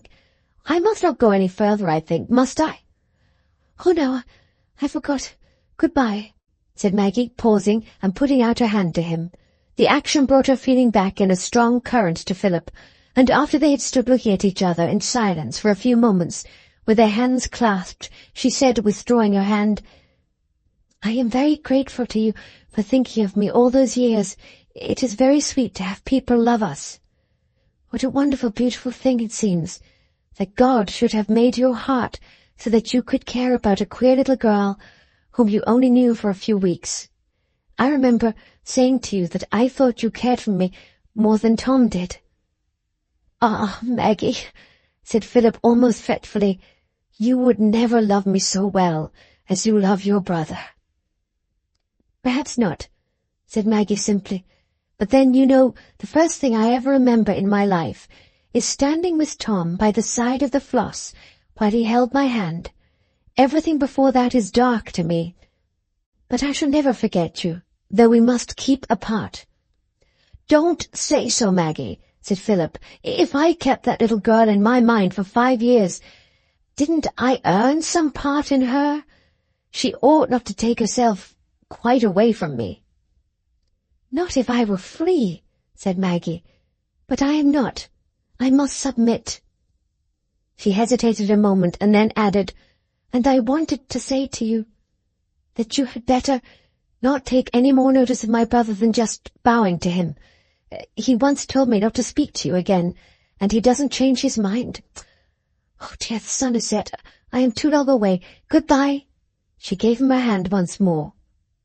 "I shall come here as often as I can till I see you again, Maggie. Have some feeling for me as well as for others." Yes, I have," said Maggie, hurrying away and quickly disappearing behind the last fir tree, though Philip's gaze after her remained immovable for minutes, as if he saw her still.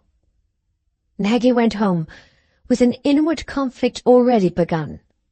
Philip went home to do nothing but remember and hope. You can hardly help blaming him severely. He was 4 or 5 years older than Maggie, and had a full consciousness of his feeling toward her, to aid him in foreseeing the character his contemplated interviews with her would bear in the opinion of a third person. But you must not suppose that he was capable of a gross selfishness, or that he could have been satisfied without persuading himself that he was seeking to infuse some happiness into Maggie's life, seeking this even more than any direct ends for himself. He could give her sympathy, he could give her help. There was not the slightest promise of love toward him in her manner. It was nothing more than the sweet girlish tenderness she had shown him when she was 12. Perhaps she would never love him. Perhaps no woman ever could love him. Well then, he would endure that. He should at least have the happiness of seeing her, of feeling some nearness to her, and he clutched passionately the possibility that she might love him. Perhaps the feeling would grow, if she could come to associate him with that watchful tenderness which her nature would be so keenly alive to. If any woman could love him, surely Maggie was that woman. There was such wealth of love in her, and there was no one to claim it all. Then the pity of it, that a mind like hers should be withering in its very youth, like a young forest tree, for want of the light and space it was formed to flourish in. Could he not hinder that by persuading her out of her system of privation? He would be her guardian angel. He would do anything, bear anything for her sake, except not seeing her. Chapter 2. Aunt Glegg learns the breadth of Bob's thumb. While Maggie's life struggles had lain almost entirely within her own soul, one shadowy army fighting another, and the slain shadows forever rising again, Tom was engaged in a dustier, noisier warfare, grappling with more substantial obstacles and gaining more definite conquests. So it has been since the days of Hecuba and of Hector, tamer of horses. Inside the gates, the women with streaming hair and uplifted hands offering prayers, watching the world's combat from afar, filling their long empty days with memories and fears. Outside, the men in fierce struggle with things divine and human, quenching memory in the stronger light of purpose, losing the sense of dread and even wounds in the hurrying ardor of action. From what you have seen of Tom, I think he is not a youth of whom you would prophesy failure in anything he had thoroughly wished. The wagers are likely to be on his side, notwithstanding his small success in the classics. For Tom had never desired success in this field of enterprise, and forgetting a fine, flourishing growth of stupidity, there is nothing like pouring out on a mind a good amount of subjects in which it feels no interest. But now Tom's strong will bound together his integrity, his pride, his family regrets, and his personal ambition, and made them one force, concentrating his efforts and surmounting discouragements. His Uncle Dean, who watched him closely, soon began to conceive hopes of him, and to be rather proud that he had brought into the employment of the firm a nephew who appeared to be made of such good commercial stuff. The real kindness of placing him in the warehouse first was soon evident to Tom, in the hints his uncle began to throw out, that after a time he might perhaps be trusted to travel at certain seasons and buy in for the firm various vulgar commodities with which I need not shock refined ears in this place, and it was doubtless with a view to this result that Mr. Dean, when he expected to take his wine alone, would tell Tom to step in and sit with him an hour, and would pass that hour in much lecturing and catechizing concerning articles of export and import, with an occasional excursus of more indirect utility on the relative advantages to the merchants of St. Ogg's of having goods brought in their own and in foreign bottoms, a subject on which Mr. Dean, as a ship-owner, naturally threw off a few sparks when he got warmed with talk and wine. Already in the second year, Tom's salary was raised, but all except the price of his dinner and clothes went home into the tin box, and he shunned comradeship, lest it should lead him into expenses in spite of himself. Not that Tom was moulded on the spoony type of industrious apprentice. He had a very strong appetite for pleasure, would have liked to be a tamer of horses, and to make a distinguished figure in all the neighbouring eyes, dispensing treats and benefits to others with well-judged liberality, and being pronounced one of the finest young fellows of those parts. Nay, he determined to achieve these things sooner or later. But his practical shrewdness told him that the means to such achievements could only lie for him in present abstinence and self-denial. There were certain milestones to be passed, and one of the first was the payment of his father's debts. Having made up his mind on that point, he strode along without swerving, contracting some rather saturnine sternness, as a young man is likely to do, who has a premature call upon him for self-reliance.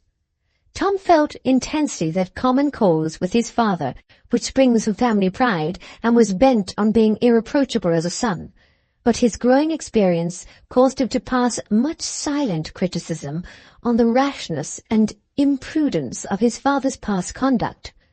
Their dispositions were not in sympathy, and Tom's face showed little radiance during his few home hours. Maggie had an awe of him, against which she struggled, as something unfair to her consciousness of wider thoughts and deeper motives. But it was of no use to struggle. A character at unity with itself that performs what it intends, subdues every counteracting impulse, and has no visions beyond the distinctly possible, is strong by its very negations. You may imagine that Tom's more and more obvious unlikeness to his father was well fitted to conciliate the maternal aunts and uncles, and Mr. Dean's favourable reports and predictions to Mr. Glegg concerning Tom's qualifications for business began to be discussed among them with various acceptance. He was likely, it appeared, to do the family credit without causing it any expense and trouble. Mrs. Pullet had always thought it strange if Tom's excellent complexion, so entirely that of the Dodsons, did not argue a certainty that he would turn out well, his juvenile errors of running down the peacock and general disrespect to his aunts only indicating a tinge of Tulliver blood which he had doubtless outgrown. Mr. Glegg, who had contracted a cautious liking for Tom ever since his spirited and sensible behaviour when the execution was in the house, was now warming into a resolution to further his prospects actively, sometime when an opportunity offered of doing so in a prudent manner without ultimate loss. But Mrs. Glegg observed that she was not given to speak without book, as some people were, that those who said least were most likely to find their words made good, and that when the right moment came it would be seen who could do something better than talk. Uncle Pullet, after silent meditation for a period of several lozenges, came distinctly to the conclusion that when a young man was likely to do well, it was better not to meddle with him. Tom, meanwhile, had shown no disposition to rely on anyone but himself, though with a natural sensitiveness toward all indications of favourable opinion. He was glad to see his Uncle Glegg look in on him sometimes in a friendly way during business hours, and glad to be invited to dine at his house, though he usually preferred declining on the ground that he was not sure of being punctual. But about a year ago, something had occurred which induced Tom to test his Uncle Glegg's friendly disposition. Bob Jakin, who rarely returned from one of his rounds without seeing Tom and Maggie, awaited him on the bridge as he was coming home from St. Ogg's one evening, that they might have a little private talk. He took the liberty of asking if Mr. Tom had ever thought of making money by trading a bit on his own account. Trading? How? Tom wished to know. Why, by sending out a bit of cargo to foreign ports, because Bob had a particular friend who had offered to do a little business for him in that way, in lay-some goods, and would be glad to serve Mr. Tom on the same footing. Tom was interested at once, and begged for full explanation, wondering he had not thought of this plan before. He was so well pleased with the prospect of a speculation that might change the slow process of addition into multiplication, that he at once determined to mention the matter to his father, and get his consent to appropriate some of the savings in the tin box to the purchase of a small cargo. He would rather not have consulted his father, but he had just paid his last quarter's money into the tin box, and there was no other resource. All the savings were there, for Mr. Tulliver would not consent to put the money out at interest, lest he should lose it.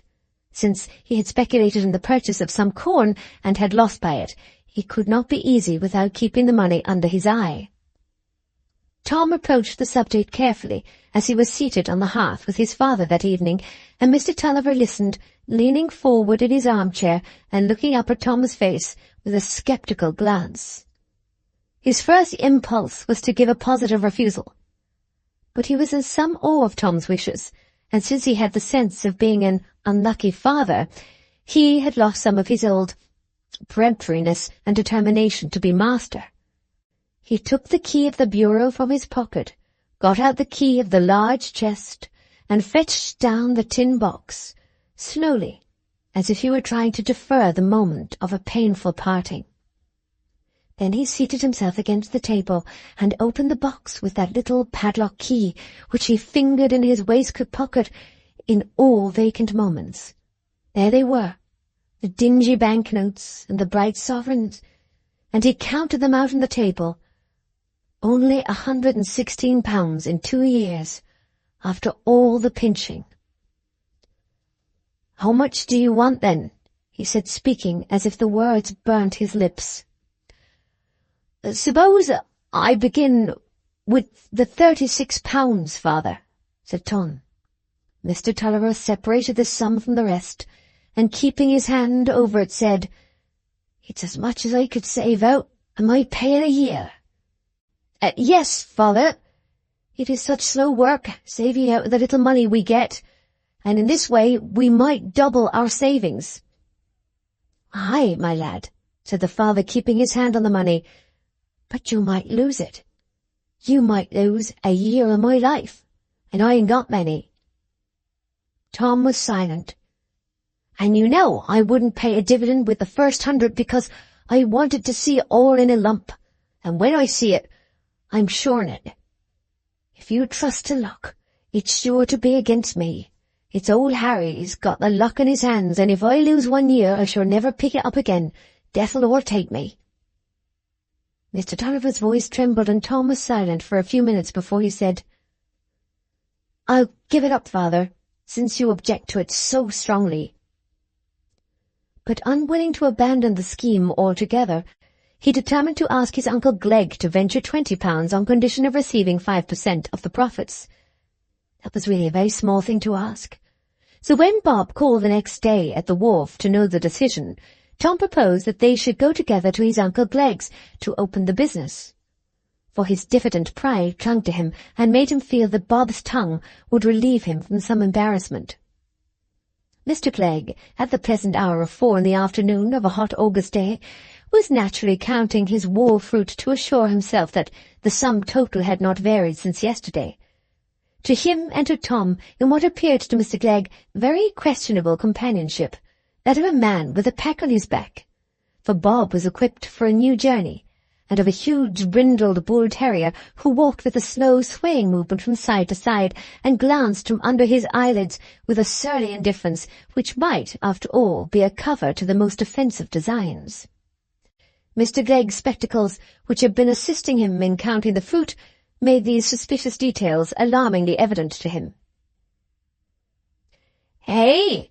Hey! Keep that dog back, will you?" he shouted, snatching up a stake and holding it before him as a shield when the visitors were within 3 yards of him. "Get out with you, Mumps," said Bob with a kick. "He's as quiet as a lamb, sir." An observation which Mumps corroborated by a low growl as he retreated behind his master's legs. "Why, whatever does this mean, Tom?" said Mr. Glegg. "Have you brought information about the scoundrels as cut my trees?" If Bob came in the character of information, Mr. Glegg saw reasons for tolerating some irregularity. "No, sir," said Tom. "I came to speak to you about a little matter of business of my own." "Aye, well, but what has this dog got to do with it?" said the old gentleman, getting mild again. It's my dog, sir," said the ready Bob, "and it's me has put Mr. Tom up for a bit of business, for Mr. Tom's been a friend of mine ever since I was a little chap. First thing I ever did was frightening the birds for the old master, and if a bit of luck turns up, I'm always thinking if I can let Mr. Tom have a pull at it, and it's a downright roaring shame as when he's got the chance of making a bit of money with sending some goods out 10 or 12% clear, when freight and commissions paid, as he shouldn't lay hold on the chance for what money. And when, as the lay some goods, laws, they made it purpose for folks as want to send out little in a cargy, light, and take up no room. You may pack 20 pounds so as you can't see the parcel. And they're manufacturers as please fools, so I reckon there aren't like to want a market. And I go to lace 'em and buy the goods for Mr. Tom along my own, and there's the ship cargo, a bit of a vessel is going to take him out. I know in particular he's a solid man, and got a family at the town here. Salt, his name is, and a briny chap he is too, and if you don't believe me, I can take it to him." Uncle Glegg stood open-mouthed with astonishment at this unembarrassed loquacity, with which his understanding could hardly keep pace. He looked at Bob, first over his spectacles, then through them, then over them again, while Tom, doubtful of his uncle's impression, began to wish he had not brought this singular aeron or mouthpiece.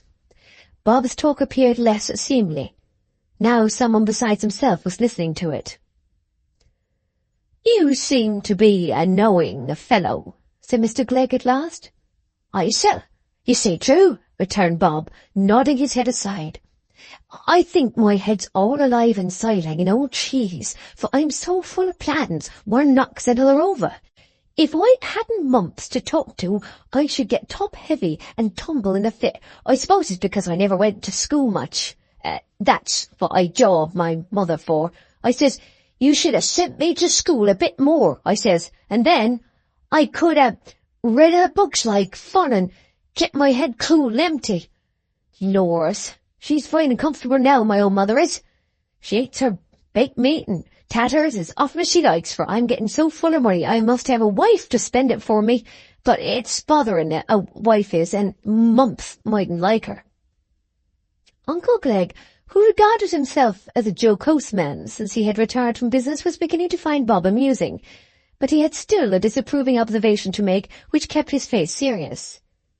"Ah," he said, "I should think you're at a loss for ways of spending your money, else you wouldn't keep that big dog to eat as much as 2 Christians. It's shameful, shameful." But he spoke more in sorrow than in anger, and quickly added, "But come now, let's hear more about this business, Tom. I suppose you want a little sum to make a venture with. But where's all your own money? You don't spend it all, eh?" "No, sir," said Tom, colouring. "But my father is unwilling to risk it, and I don't like to press him. If I could get 20 or 30 pounds to begin with, I could pay 5% for it, and then I could gradually make a little capital of my own and do without a loan." "Aye, aye," said Mr. Glegg in an improving tone. "That's not a bad notion. And I won't say as I wouldn't be your man, but it'll be as well for me to see this salt as you talk on.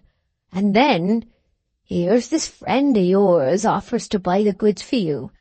Perhaps you got somebody to stand surety for you if the money's put into your hands," added the cautious old gentleman, looking over his spectacles at Bob. "I don't think that's necessary, uncle," said Tom. "At least, I mean, it would not be necessary for me because I know Bob well, but perhaps it would be right for you to have some security." "You get your percentage out of the purchase, I suppose?" said Mr. Glegg, looking at Bob.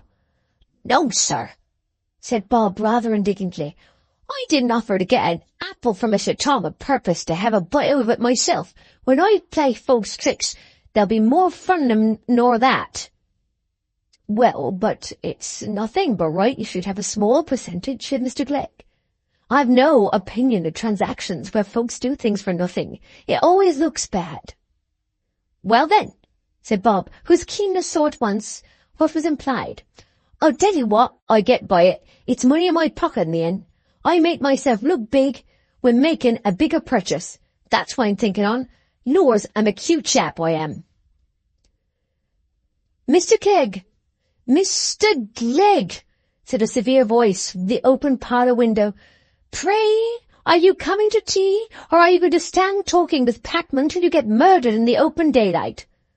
"Murdered?" said Mr. Glegg. "What's the woman talking of?" "Here's your nephew Tom, come about a bit of business." "Murdered?" "Yes.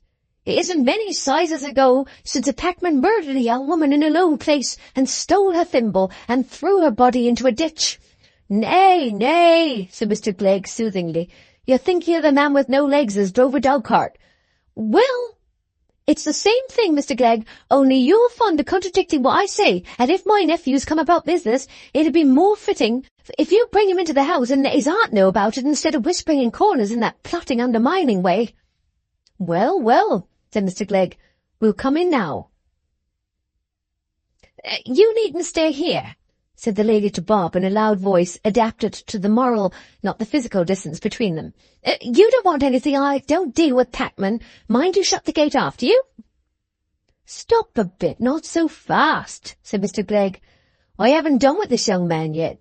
Come in, Tom, come in," he added, stepping in at the French window. "Mr. Glegg," said Mrs. G. in a fatal tone, "if you are going to let that man and his dog in on my carpet, before my very face, be so good as to let me know.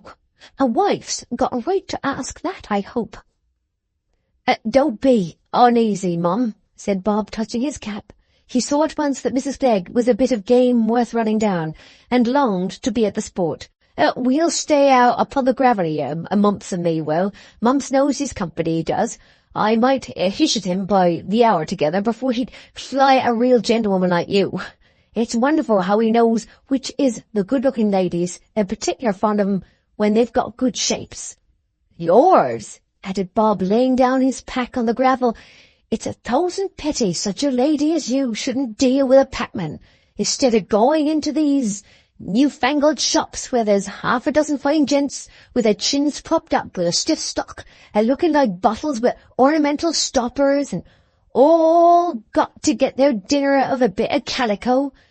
It stands to reason you must pay 3 times the price you pay a packman, as is the natural way of getting goods, and pays no rent, and isn't forced to throttle himself till the lies are squeezed out on him, whether he will or no. But laws, mum, you know what is better nor I do. You can see through them shopmen, I'll be bound."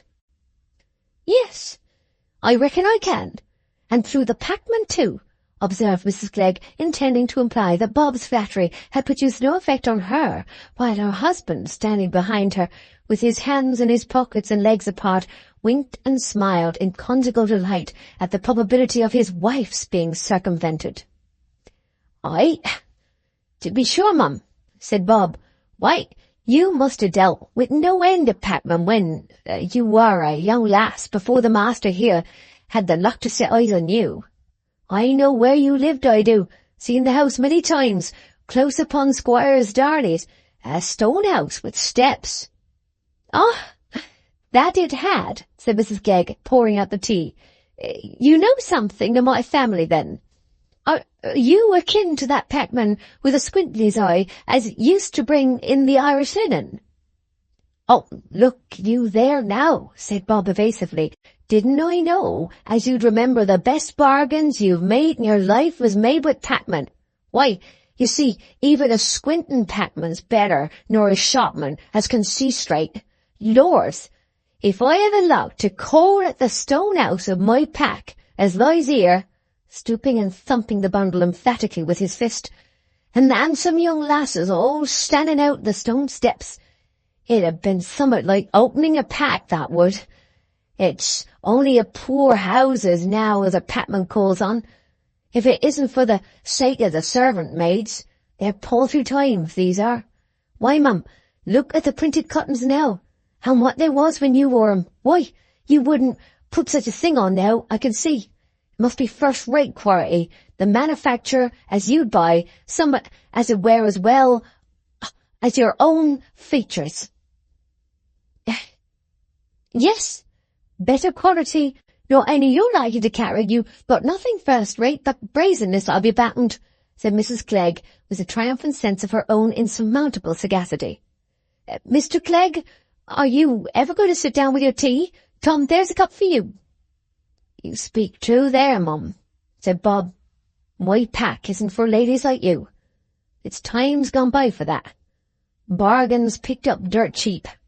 A bit of damage here and there as can be cut out, or else never seen in the wearing, but not fit to offer to rich folks as can pay for the look of things as nobody sees. I'm not the man as 'd offer to open my pack to you, mum. No, no. I'm an impertinent chap, as you say. These times makes folks impertinent. But I'm not up to the mark of that." "Why? But what goods do you carry in your pack?" said Mrs. Clegg. "Fine colour things, I suppose? Shawls and that?" "All sorts, mum. All sorts," said Bob, thumping his bundle. "But let's say no more about that, if you please. I'm here upon Mr. Tom's business, and I'm not the man to take up with the time with me own." "And pray, what is this business that is to be kept from me?" said Mrs. Clegg, who, solicited by a double curiosity, was obliged to let the one half wait. "A little plan, a nephew, Tom here," said good-natured Mr. Clegg, "and not altogether a bad un, I think. A little plan for making money. That's the right sort of plan for young folks as have got their fortin to make, eh, Jane? But I hope it isn't a plan where he expects everything to be done for him by his friends. That's what the young folks think of mostly nowadays. And pray, what has this packman got to do with what goes on in our family? Can't you speak for yourself, Tom, and let your aunt know things as a nephew should?" This is Bob Jakin, aunt," said Tom, bridling the irritation that Aunt Glegg's voice always produced. "I've known him ever since we were little boys. He's a very good fellow and always ready to do me a kindness, and he has had some experience in sending goods out, a small part of a cargo, as a private speculation, and he thinks if I could begin to do a little way in the same way, I might make some money. A large interest is got in that way." "Large interest?" said Aunt Glegg with eagerness. "And what do you call large interest?" 10 or 12%, Bob says, after expenses are paid." "Then why wasn't I let to know such things before, Mr. Clegg?" said Mrs. Clegg, turning to her husband with a deep, grating tone of reproach. "Haven't you always told me, as there is no getting more nor 5%? "Pooh, nonsense, my good woman," said Mr. Clegg. "You couldn't go into trade, could you? You can't get more than 5% with security." "But I can turn a bit of money for you and a welcome, mum," said Bob, "if you'd like to risk it. Not as there's any risk to speak on, but if you'd mind to lend a bit of money to Mr. Tom, he'd pay you 6 or 7% and get a trifle for himself as well, and a good-natured lady like you 'd like the feel of the money better if your nephew took part in it." What do you say, Mrs. G? Said Mr. Clegg. I've a notion when I've made a bit more inquiry as I shall perhaps start Tom here with a bit of a nest egg. He'll pay me interest, you know, and if you've got some little sums lying idle, twist it up in the stocking toe or that. Mr. Clegg, it's beyond everything. You'll go and give information to the tramps next, as they may come and rob me. Well, as I was saying, if you'd like to join me with £20, you can. I'll make it 50. That'll be a pretty good nest egg, eh, Tom? Hey, you're not counting on me, Mr. Clegg, I hope, said his wife. You could do fine things with my money, I don't doubt. Very well, said Mr. Clegg, rather snappishly. Then we'll do without you. I shall go with you to see this salt, he added, turning to Bob. And now, I suppose you'll go all the other way, Mr. Clegg, said Mrs. G, and want to shut me out my own nephew's business. I never said I wouldn't put money into it. I don't say as it should be £20, though you're so ready to say it for me. But he'll see some day that his aunt's in the right, not to risk the money she saved for him, till it's proved as it won't be lost. Aye, that's a pleasant sort of risk, that is, said Mr. Clegg, indiscreetly winking at Tom, who couldn't avoid smiling. But Bob stemmed the injured lady's outburst. Aye, mum, he said admiringly. You know what's what, you do, and it's nothing but fair. You see how the first bit of a job answers, and then you come down with handsome. Lors, it's a fine thing to have good kin. I got my bit of nest egg, as the master calls it, all by my own sharpness. 10 sovereigns it was, with dousing the fire at Torry's Mill, and it's growed and growed by a bit and a bit, till I'm got a matter of £30 to lay out. Besides making my mother comfortable, I should get more, only I'm such a soft with women, I can't help letting him have such good bargains. There's this bundle now, thumping it lustily. Any other chap would make a pretty penny on it, but me, Lois, I shall send him for pretty near what I paid for him. Have you got a bit of good net now? Said Mrs. Clegg in a patronising tone, and moving from the tea-table and folding her napkin.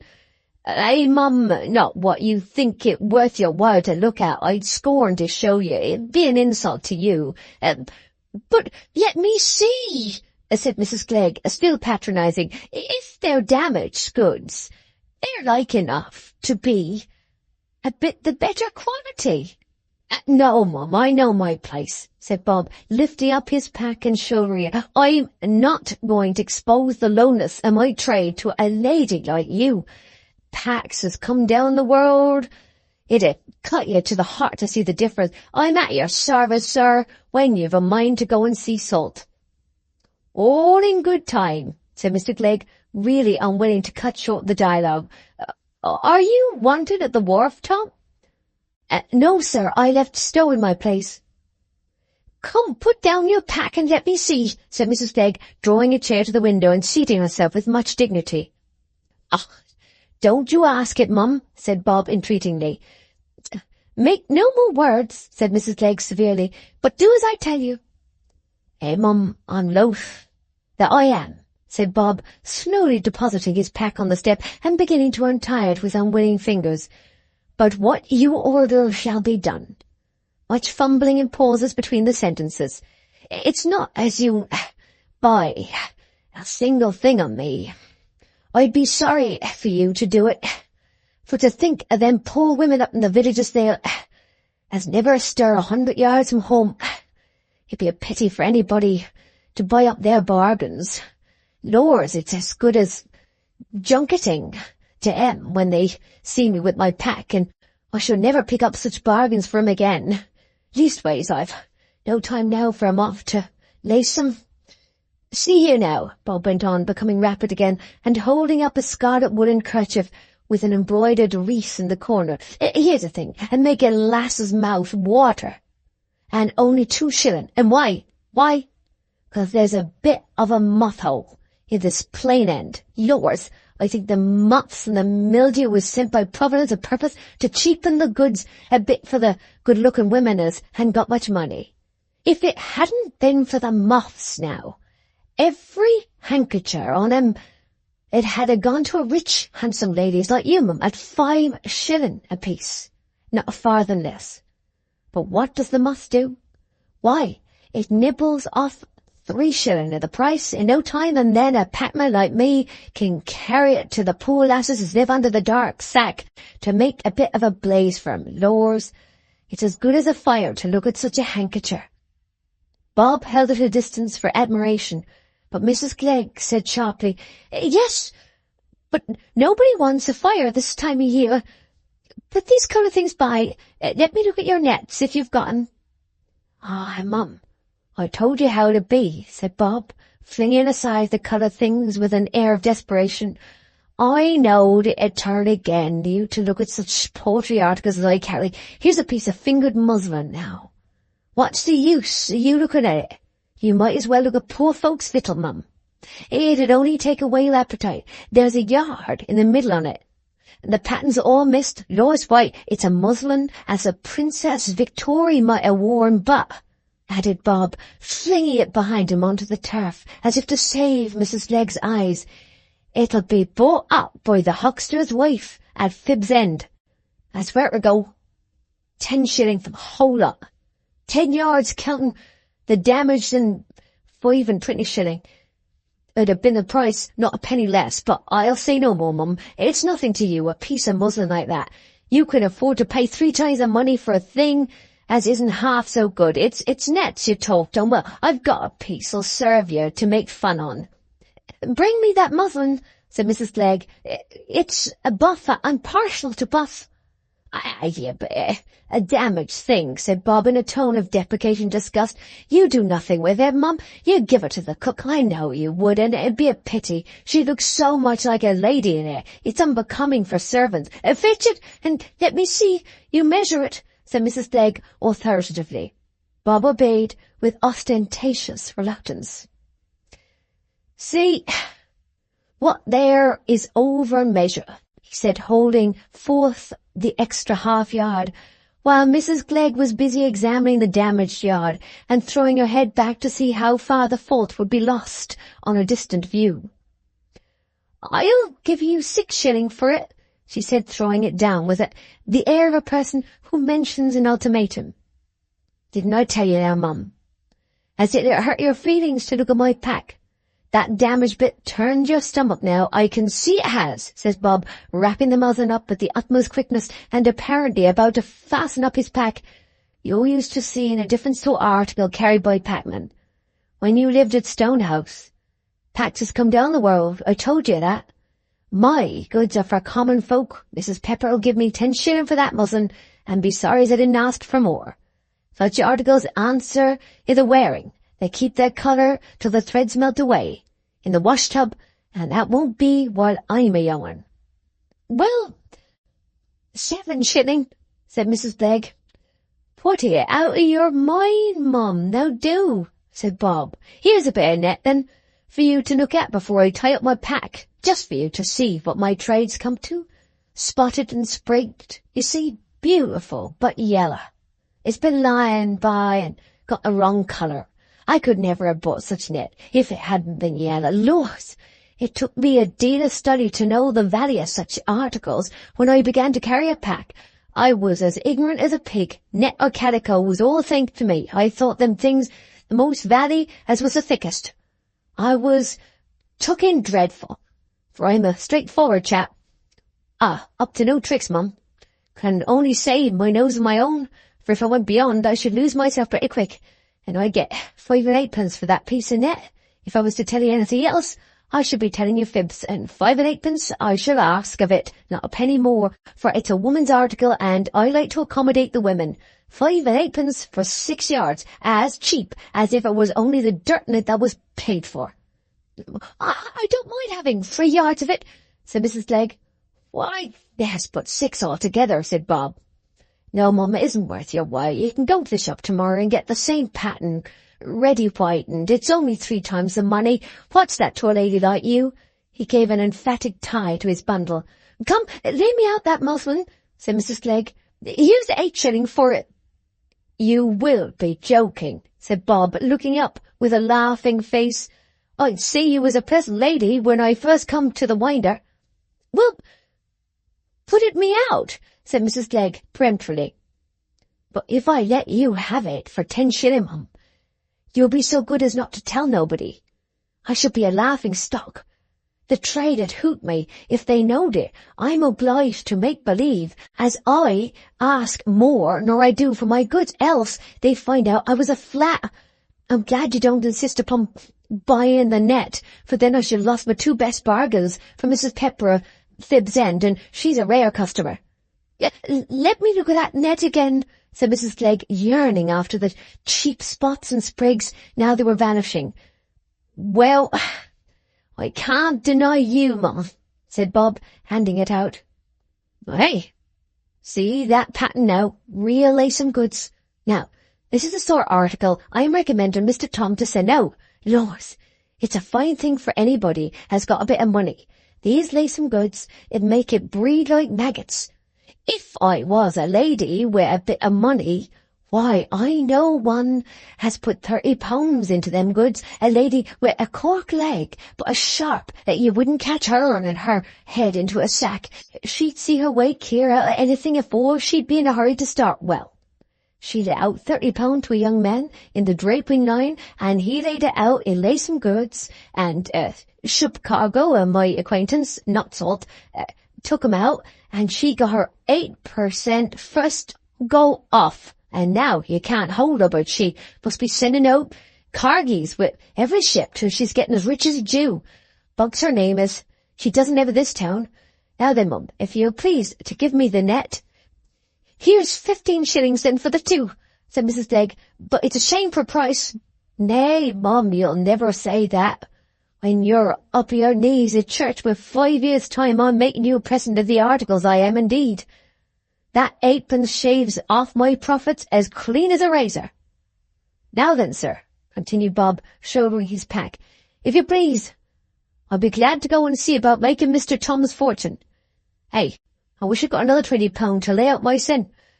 I shouldn't stay to say my catechism before I know what to do with it." "Stop a bit, Mr. Glegg," said the lady as her husband took his hat. "You never will give me the chance of speaking. You go away now and finish everything about this business and come back and tell me it's too late for me to speak, as if I wasn't my nephew's own aunt, and the head of the family on his mother's side, and laid by guineas as full weight for him as he'll know who to respect when I'm laid in my coffin." "Well, Mrs. G." "Say what you mean," said Mr. G. hastily. "Well then, I desire as nothing may be done without my knowing. I don't say as I shan't venture £20 if you make out as everything's right and safe. And if I do, Tom," concluded Mrs. Glegg, turning impressively to her nephew, "I hope you'll always bear it in mind and be grateful for such an aunt. I mean you to pay me interest, you know. I don't approve of giving. We never look for that in my family." "Thank you, aunt," said Tom rather proudly. "I prefer having the money only lent to me." "Very well. That's the Dodson spirit," said Mrs. Glegg, rising to get her knitting with the sense that any further remark after this would be bathos. Salt. That eminently briny chap, having been discovered in a cloud of tobacco smoke at the Anchor Tavern, Mr. Glegg commenced inquiries which turned out satisfactorily enough to warrant the advances of the nest egg, to which Aunt Glegg contributed £20, and, in this modest beginning, you see the ground of a fact which might otherwise surprise you. Namely, Tom's accumulation of a fund unknown to his father that promised in no very long time to meet the more tardy process of saving and quite cover the deficit. When once his attention had been turned to this source of gain, Tom determined to make the most of it and lost no opportunity of obtaining information and extending his small enterprises. In not telling his father, he was influenced by that strange mixture of opposite feelings which often gives equal truth to those who blame an action and those who admire it. Partly, it was that disinclination to confidence which is seen between near kindred, that family repulsion which spoils the most sacred relations of our lives. Partly, it was the desire to surprise his father with a great joy. He did not see that it would have been better to soothe the interval with a new hope and prevent the delirium of too sudden elation.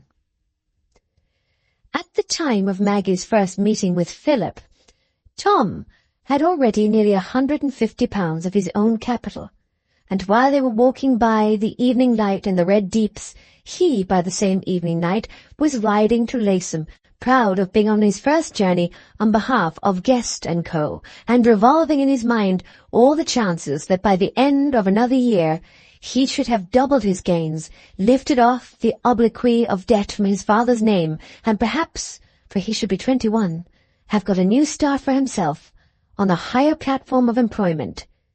Did he not deserve it? He was quite sure that he did. Chapter 3. The Wavering Balance. I said that Maggie went home that evening from the Red Deeps with a mental conflict already begun. You have seen clearly enough in her interview with Philip what that conflict was. Here suddenly was an opening in the rocky wall which shut in the narrow valley of humiliation, where all her prospect was the remote unfathomed sky, and some of the memory-haunting earthly delights were no longer out of her reach. She might have books, converse, affection. She might hear tidings of the world for which her mind had not yet lost its sense of exile. And it would be a kindness to Philip, too, who was pitiable, but clearly not happy. And perhaps here was an opportunity indicated for making her mind more worthy of its highest service.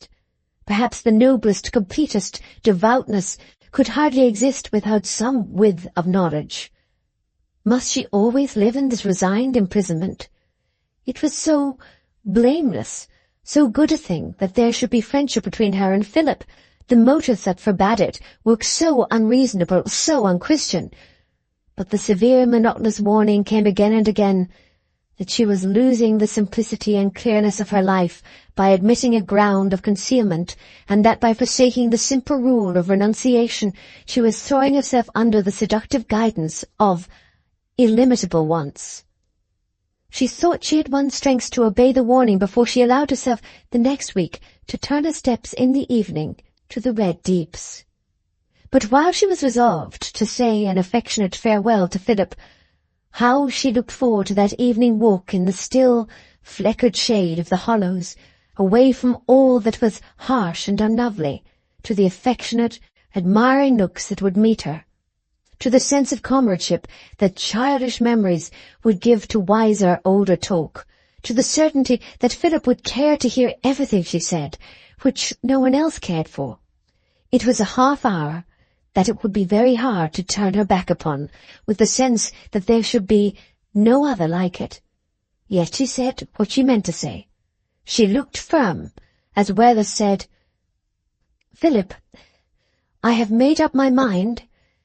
It is right that we should give each other up in everything but memory.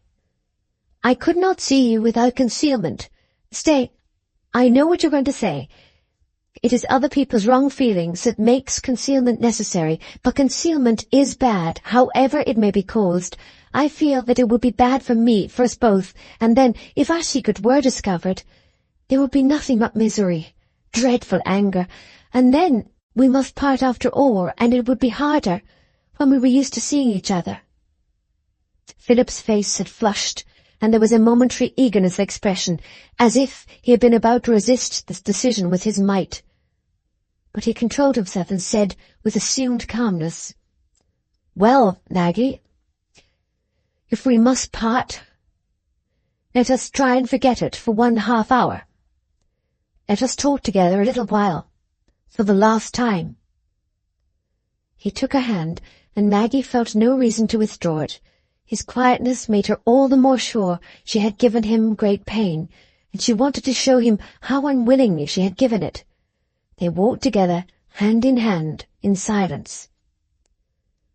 "Let us sit down in the hollow," said Philip, "where we stood the last time.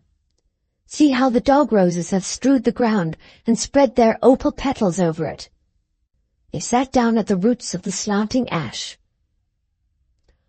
"I've begun my picture of you among the Scotch firs, Maggie," said Philip, "so you must let me study your face a little while you stay, since I'm not to see it again.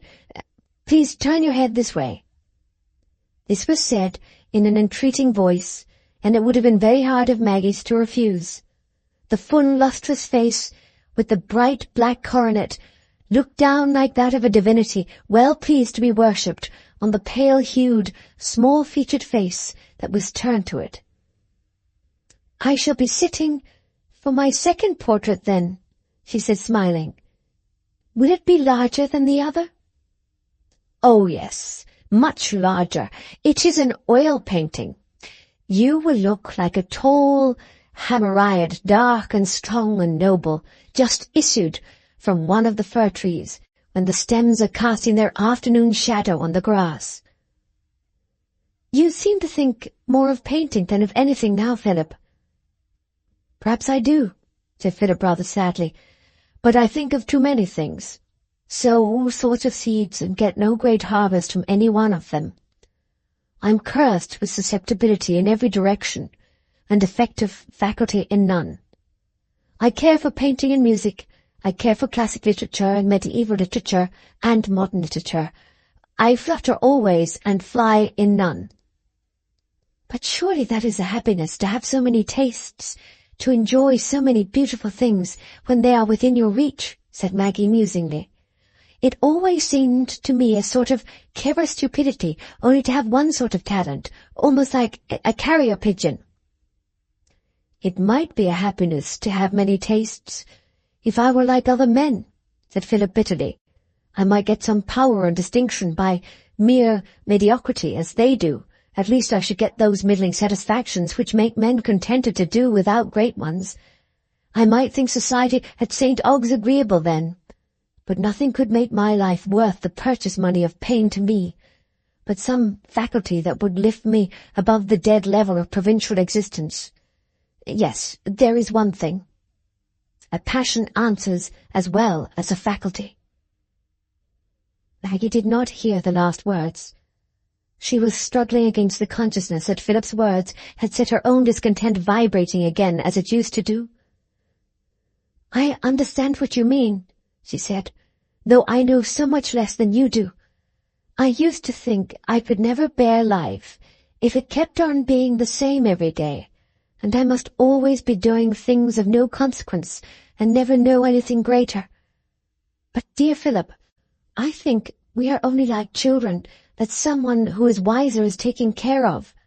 Is it not right to resign ourselves entirely, whatever may be denied us? I have found great peace in that for the last 2 or 3 years, even joy in subduing my own will." "Yes, Maggie," said Philip vehemently, "and you are shutting yourself up in a narrow, self-delusive fanaticism, which is only a way of escaping pain by starving into dullness all the highest powers of your nature. Joy and peace are not resignation. Resignation is the willing endurance of a pain that is not allayed, that you don't expect to be allayed. Stupefaction is not resignation, and it is stupefaction to remain in ignorance, to shut up all the avenues by which the life of your fellow-men might become known to you. I am not resigned. I am not sure that life is long enough to learn that lesson. You are not resigned. You are only trying to stupefy yourself." Maggie's lips trembled. She felt there was some truth in what Philip said, and yet there was a deeper consciousness that, for any immediate application it had to her conduct, it was no better than falsity. Her double impression corresponded to the double impulse of the speaker. Philip seriously believed what he said, but he said it with vehemence because it made an argument against the resolution that opposed his wishes. But Maggie's face, made more childlike by the gathering tears, touched him with a tenderer, less egotistical feeling. He took her hand and said gently, "Don't let us think of such things in this short half-hour, Maggie. Let us only care about being together. We shall be friends in spite of separation. We shall always think of each other. I shall be glad to live as long as you are alive, because I shall think there may always come a time when when you will let me help you in some way." "What a dear good brother you would have been, Philip," said Maggie, smiling through the haze of tears. I think you would have made as much fuss about me, as been as pleased for me to love you, as would have satisfied even me. You would have loved me well enough to bear with me and forgive me everything. That was what I always longed that Tom should do. I was never satisfied with a little of anything. That is why it is better for me to do without earthly happiness altogether. I never felt that I had enough music. I wanted more instruments playing together. I wanted voices to be fuller and deeper. Do you ever sing now, Philip? She added abruptly, as if she had forgotten what went before. Yes, he said. Every day almost, but my voice is only middling, like everything else in me. Oh, sing me something, just one song. I may listen to that before I go. Something you used to sing at Lorton on a Saturday afternoon, when we had the drawing room all to ourselves, and I put my apron over my head to listen. I know, said Philip, and Maggie buried her face in her hands, while he sang sotto voce, Love in her eyes it's playing, and then said, That's it, isn't it? Oh, no, I won't stay, said Maggie, starting up. It will only haunt me. Let us walk, Philip. I must go home. She moved away, and so he was obliged to rise and follow her. Maggie, he said in a tone of remonstrance, don't persist in this wilful, senseless privation. It makes me wretched to see you, benumbing and cramping your nature in this way. You were so full of life when you were a child. I thought you would be a brilliant woman, all wit and bright imagination, and it flashes out in your face still until you draw that veil of dull quiescence over it. Why do you speak so bitterly to me, Philip? Said Maggie. Because I foresee it will not end well. You could never carry on in this self-torture. I shall have strength given me, said Maggie tremulously. No, you will not, Maggie. No one has strength given to do what is unnatural. It is mere cowardice to seek safety in negations. No character becomes strong in that way. You will be thrown into the world some day, and then every rational satisfaction of your nature that you do deny now will assault you like a savage appetite. Maggie started and paused, looking at Philip with alarm in her face. Philip, how dare you shake me in this way? You are a tempter. No, I am not. But love gives insight, Maggie, and insight often gives foreboding. Listen to me. Let me supply you with books. Do let me see you sometimes. Be your brother and teacher, as you said at Lorton. It is less wrong that you should see me than that you should be committing this long suicide. Maggie felt unable to speak. She shook her head and walked on in silence till they came to the end of the Scotch firs, and she put out her hand in sign of parting. Do you banish me from this place forever then, Maggie? Surely I may come and walk in it sometimes. If I meet you by chance, there is no concealment in that. It is the moment when our resolution seems about to become irrevocable, when the fatal iron gates are about to close upon us that tests our strength. Then, after hours of clear reasoning and firm conviction, we snatch at any sophistry that will nullify our long struggles and bring us the defeat that we love better than victory. Maggie felt her heart leap at this subterfuge of Philip's, and there passed over her face that almost imperceptible shock which accompanies any relief. He saw it, and they parted in silence. Philip's sense of the situation was too complete for him to be visited with glancing fears lest he had been intervening too presumptuously in the action of Maggie's conscience, perhaps for a selfish end. But no, he persuaded himself his end was not selfish. He had little hope that Maggie would ever return the strong feeling he had for her, and it must be better for Maggie's future life, when these petty family obstacles to her freedom had disappeared, that the present should not be entirely sacrificed, and that she should have some opportunity of culture, some interchange with a mind above the vulgar level of those she was now condemned to live with. If we only look far enough off for the consequence of our actions, we can always find some point in the combination of results by which those actions can be justified. By adopting the point of view of a providence who arranges results, or of a philosopher who traces them, we shall find it possible to obtain perfect complacency in choosing to do what is most agreeable to us in the present moment. and it was in this way that Philip justified his subtle efforts to overcome Maggie's true prompting against a concealment that would introduce doubleness into her own mind and might cause new misery to those who had the primary natural claim on her. But there was a surplus of passion in him that made him half independent of justifying motives. His longing to see Maggie and make an element in her life had in some of that savage impulse to snatch an offered joy which springs from life, in which the mental and bodily constitution have made pain predominate. He had not his full share in the common good of men. He could not even pass muster with the insignificant, but must be singled out for pity, and accepted from what was a matter of course with others. Even to Maggie he was an exception. It was clear that the thought of his being her lover had never entered her mind. Do not think too hardly of Philip. Ugly and deformed people have a great need of unusual virtues, because they are likely to be extremely uncomfortable without them. But the theory that unusual virtues spring by direct consequence out of our personal disadvantages, as animals get thicker wool in severe climates, is perhaps a little overstrained. The temptations of beauty are much dwelt upon, but I fancy they only bear the same relation to those of ugliness as the temptation to excess at a feast, where the delights are varied for eye and ear as well as palate, bears to the temptations that assail the desperation of the hunger. Does not the hunger tower stand as the type of the utmost trial to what is human in us?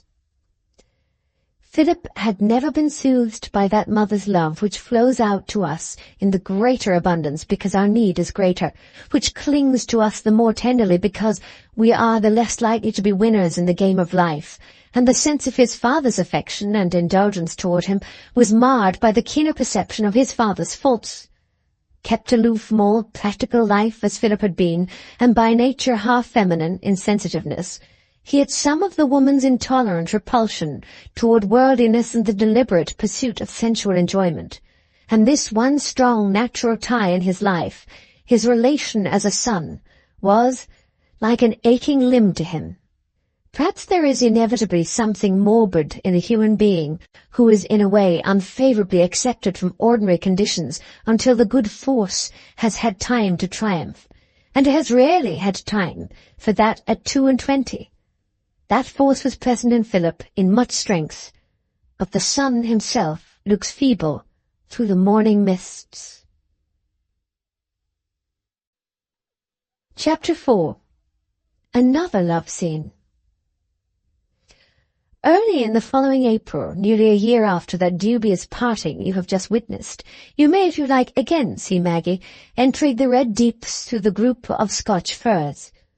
But it is early afternoon, and not evening, and the edge of sharpness in the spring air makes her draw her large shawl close about her and trip along rather quickly, though she looks round, as usual, that she may take in the sight of her beloved trees. There is a more eager, inquiring look in her eyes than there was last June, and a smile is hovering about her lips, as if some playful speech were awaiting the right hearer.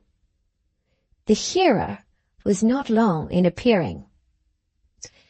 "Take back your Corinne," said Maggie, drawing a book from under her shawl.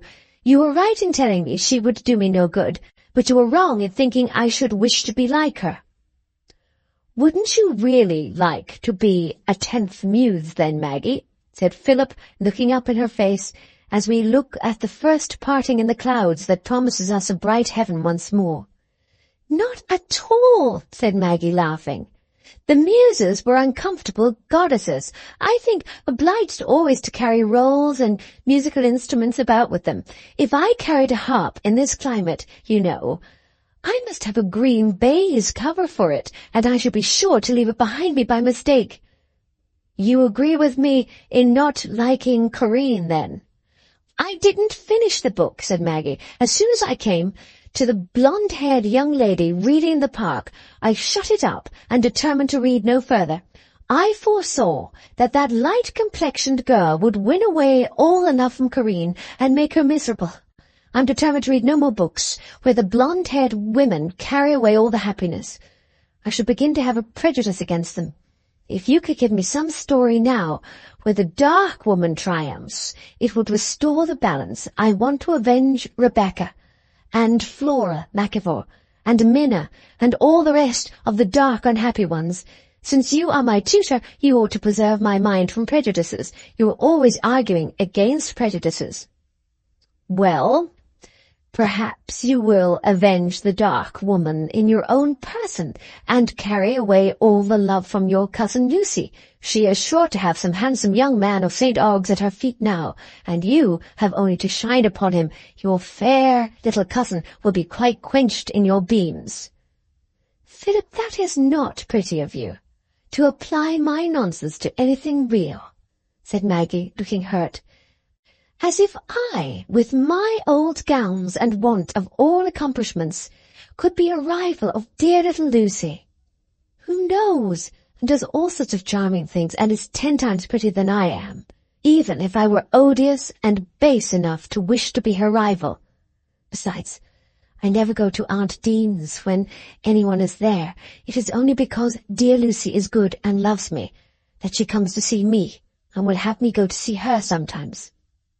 Maggie, said Philip with surprise, it's not like you to take playfulness literally. You must have been in St. Ogg's this morning and brought away a slight infection of dullness. Well, said Maggie, smiling, if you meant that for a joke, it was a poor one, but I thought it a very good reproof. I thought you wanted to remind me that I am vain and wish everyone to admire me most. But it isn't for that I'm jealous for the dark women. Not because I'm dark myself, it's because I always care the most about the unhappy people. If the blonde girl were forsaken, I should like her best. I always take the side of the rejected lover in the stories. Then you may never have the heart to reject one yourself, should you, Maggie?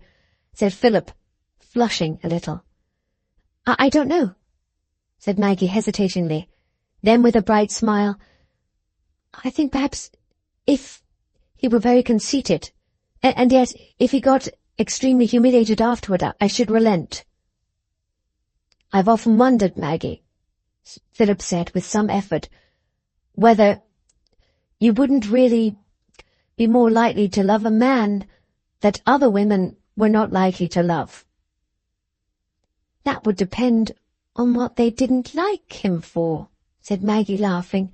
He might be very disagreeable. He might look at me through an eyeglass stuck in his eye, making a hideous face as young Torry does. I should think other women are not fond of that. But I've never felt any pity for young Torry. I've never any pity for conceited people, because I think they carry their comfort about with them.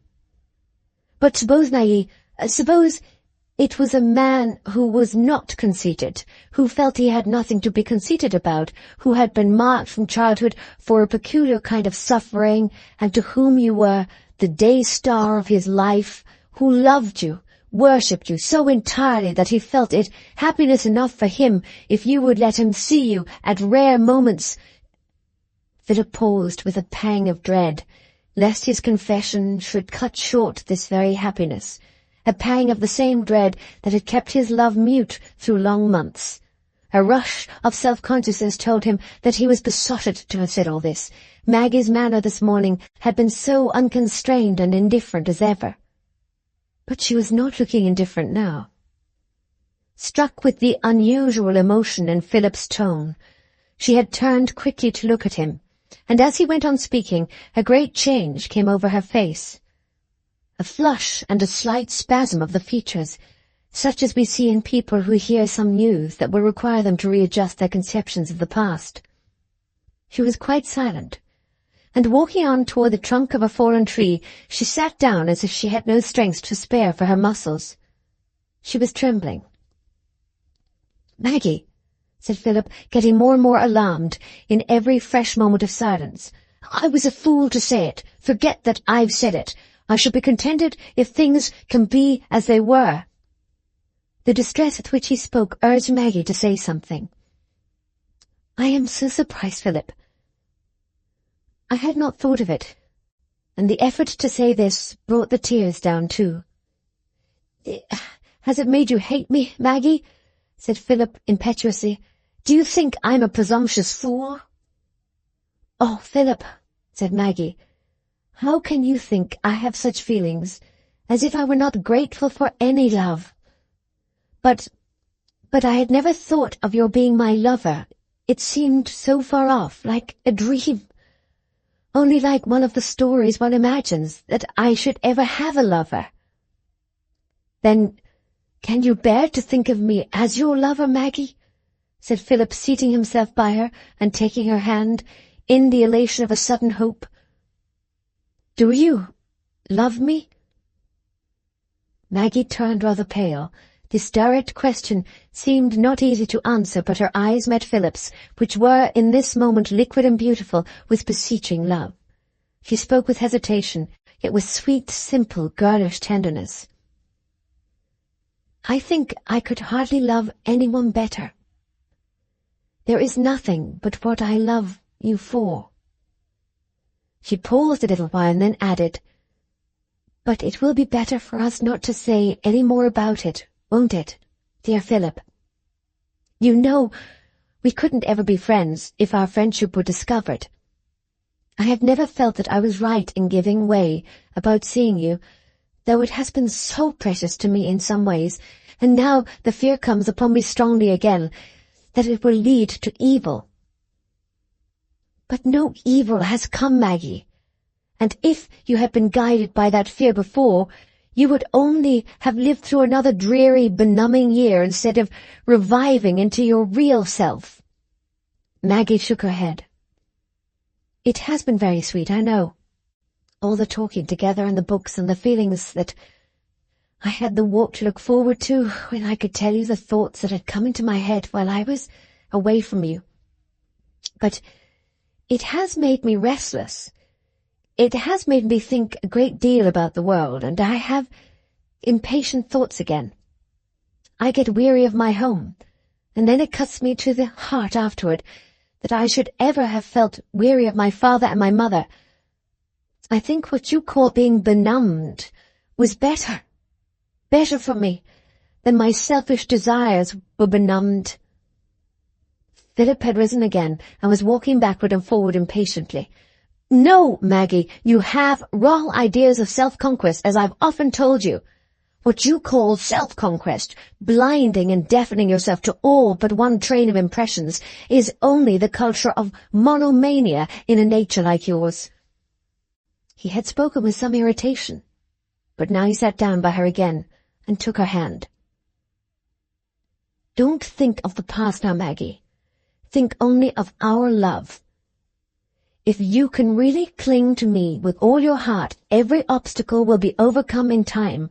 We need only wait. I can live on hope. Look at me, Maggie. Tell me again it is possible for you to love me. Don't look away from me to that cloven tree. It is a bad omen." She turned her large dark glance upon him with a sad smile. "Come, Maggie. Say one kind word, or else you were better to me at Lorton. You asked me if I should like you to kiss me. Don't you remember? And you promised to kiss me when you met me again. You never kept the promise." The recollection of that childish time came as sweet relief to Maggie. It made the present moment less strange to her. She kissed him almost as simply and quietly as she had done when she was 12 years old. Philip's eyes flashed with delight, but his next words were words of discontent. "You don't seem happy enough, Maggie. You are forcing yourself to say you love me out of pity." "No, Philip," said Maggie, shaking her head in her old childish way. "I'm telling you the truth.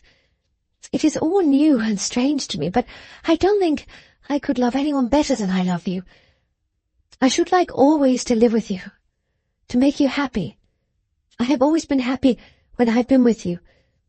There is only one thing I will not do for your sake. I will never do anything to wound my father. You must never ask that of me." "No, Maggie, I will ask nothing. I will bear everything. I'll wait another year only for a kiss if you will only give me the first place in your heart." "No," said Maggie, smiling. "I won't make you wait so long as that." But then, looking serious again, she added as she rose from her seat, "But what would your own father say, Philip? Oh, it is quite impossible. We can never be more than friends, brother and sister in secret, as we have been. Let us give up thinking of everything else." "No, Maggie, I can't give you up unless you are deceiving me, unless you really only care for me as if I were your brother. Tell me the truth." "Indeed I do, Philip.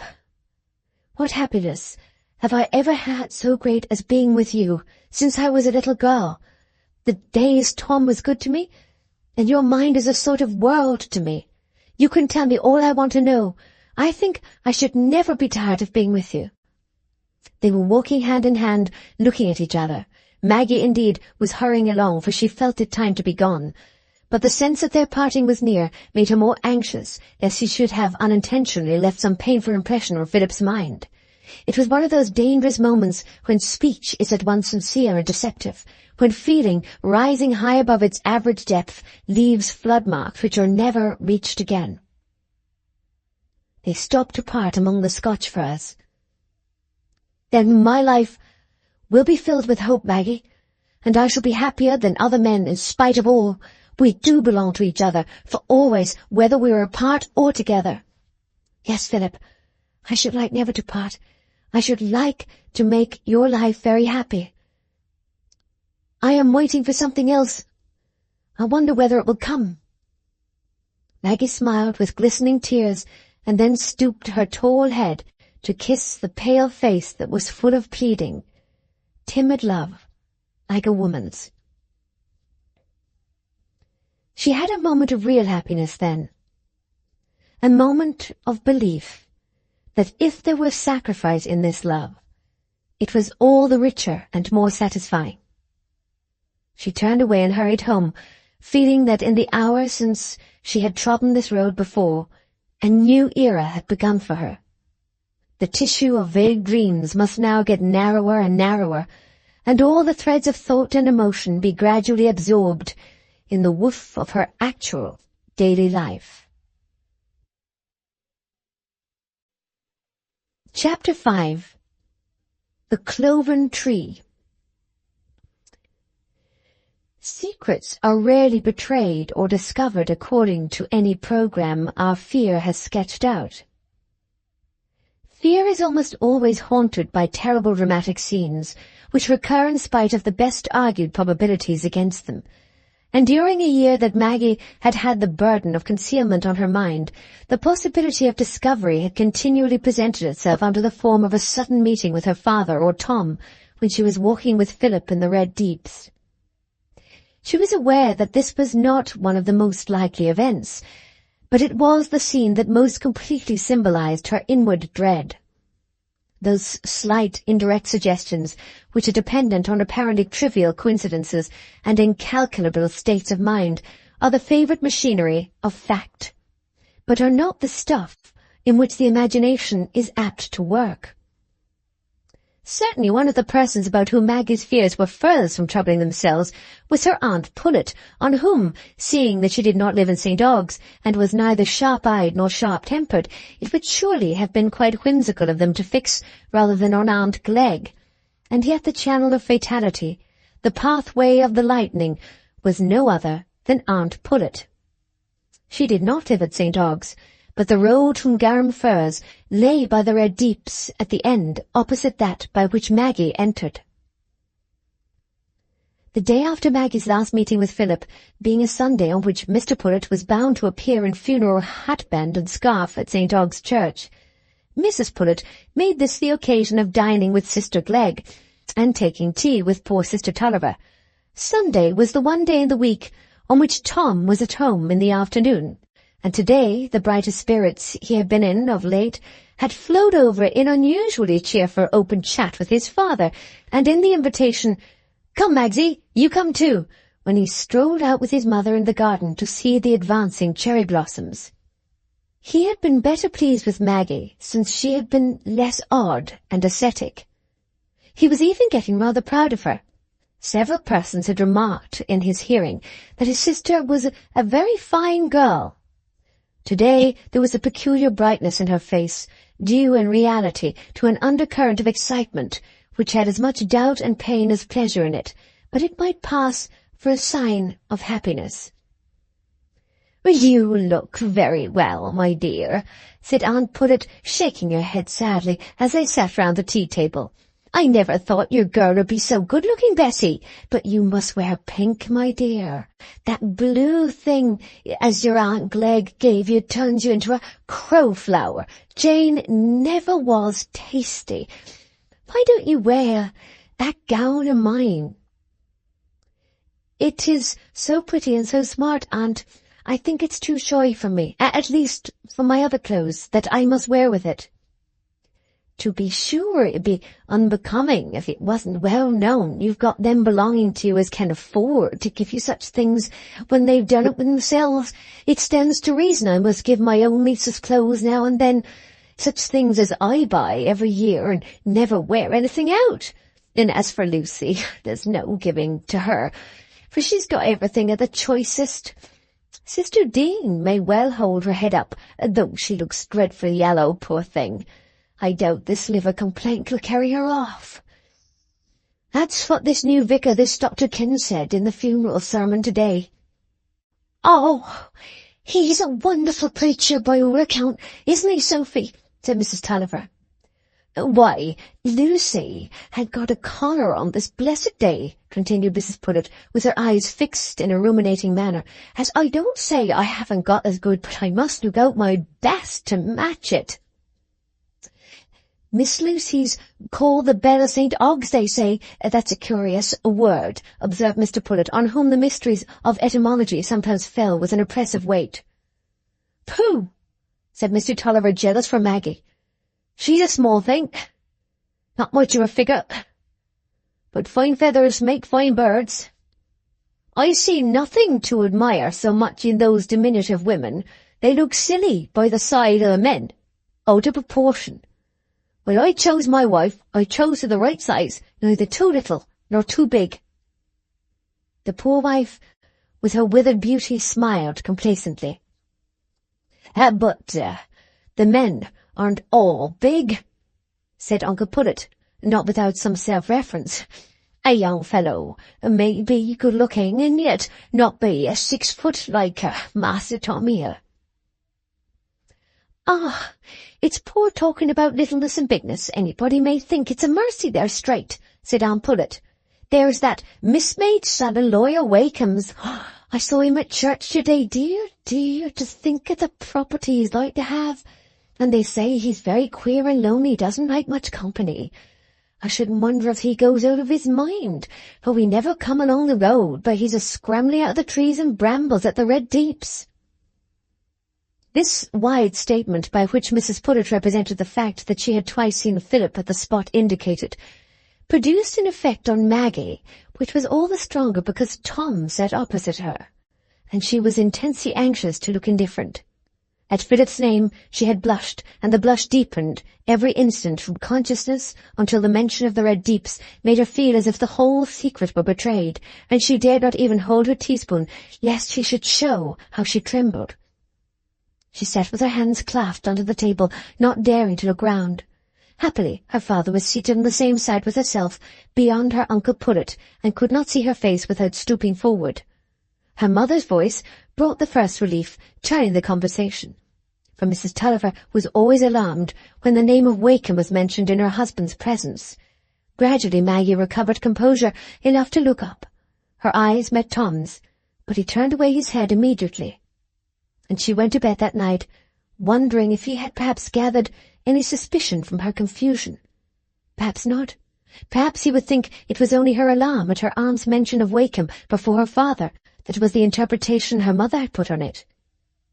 To her father, Wakeham was like a disfiguring disease, of which she was obliged to endure the consciousness, but was exasperated to have the existence recognized by others, and no amount of sensitiveness in her about her father could be surprising, Maggie thought. But Tom was too keen-sighted to rest satisfied with such an interpretation. He had seen clearly enough that there was something distinct from anxiety about her father in Maggie's excessive confusion. In trying to recall all the details that could give shape to his suspicions, he remembered only lately hearing his mother scold Maggie for walking in the red deeps when the ground was wet and bringing home shoes clogged with red soil. Still, Tom, retaining all his old repulsion for Philip's deformity, shrank from attributing to his sister the probability of feeling more than a friendly interest in such an unfortunate exception to the common run of men. Tom's was a nature which had a sort of superstitious repugnance to everything exceptional. A love for a deformed man would be odious in any woman, in a sister, intolerable. But if she had been carrying on any kind of intercourse whatever with Philip, a stop must be put to it at once. She was disobeying her father's strongest feelings and her brother's express commands, besides compromising herself by secret meetings. He left her next morning in that watchful state of mind which turns the most ordinary course of things into pregnant coincidences.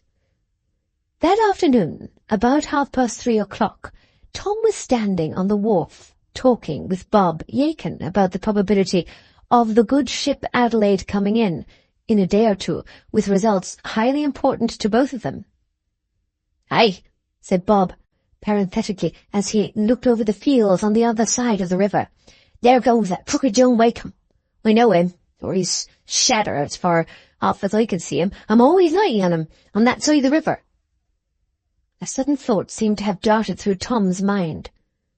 "I must go, Bob," he said. "I've something to attend to," hurrying off to the warehouse, where he left notice for someone to take his place. He was called away home on peremptory business.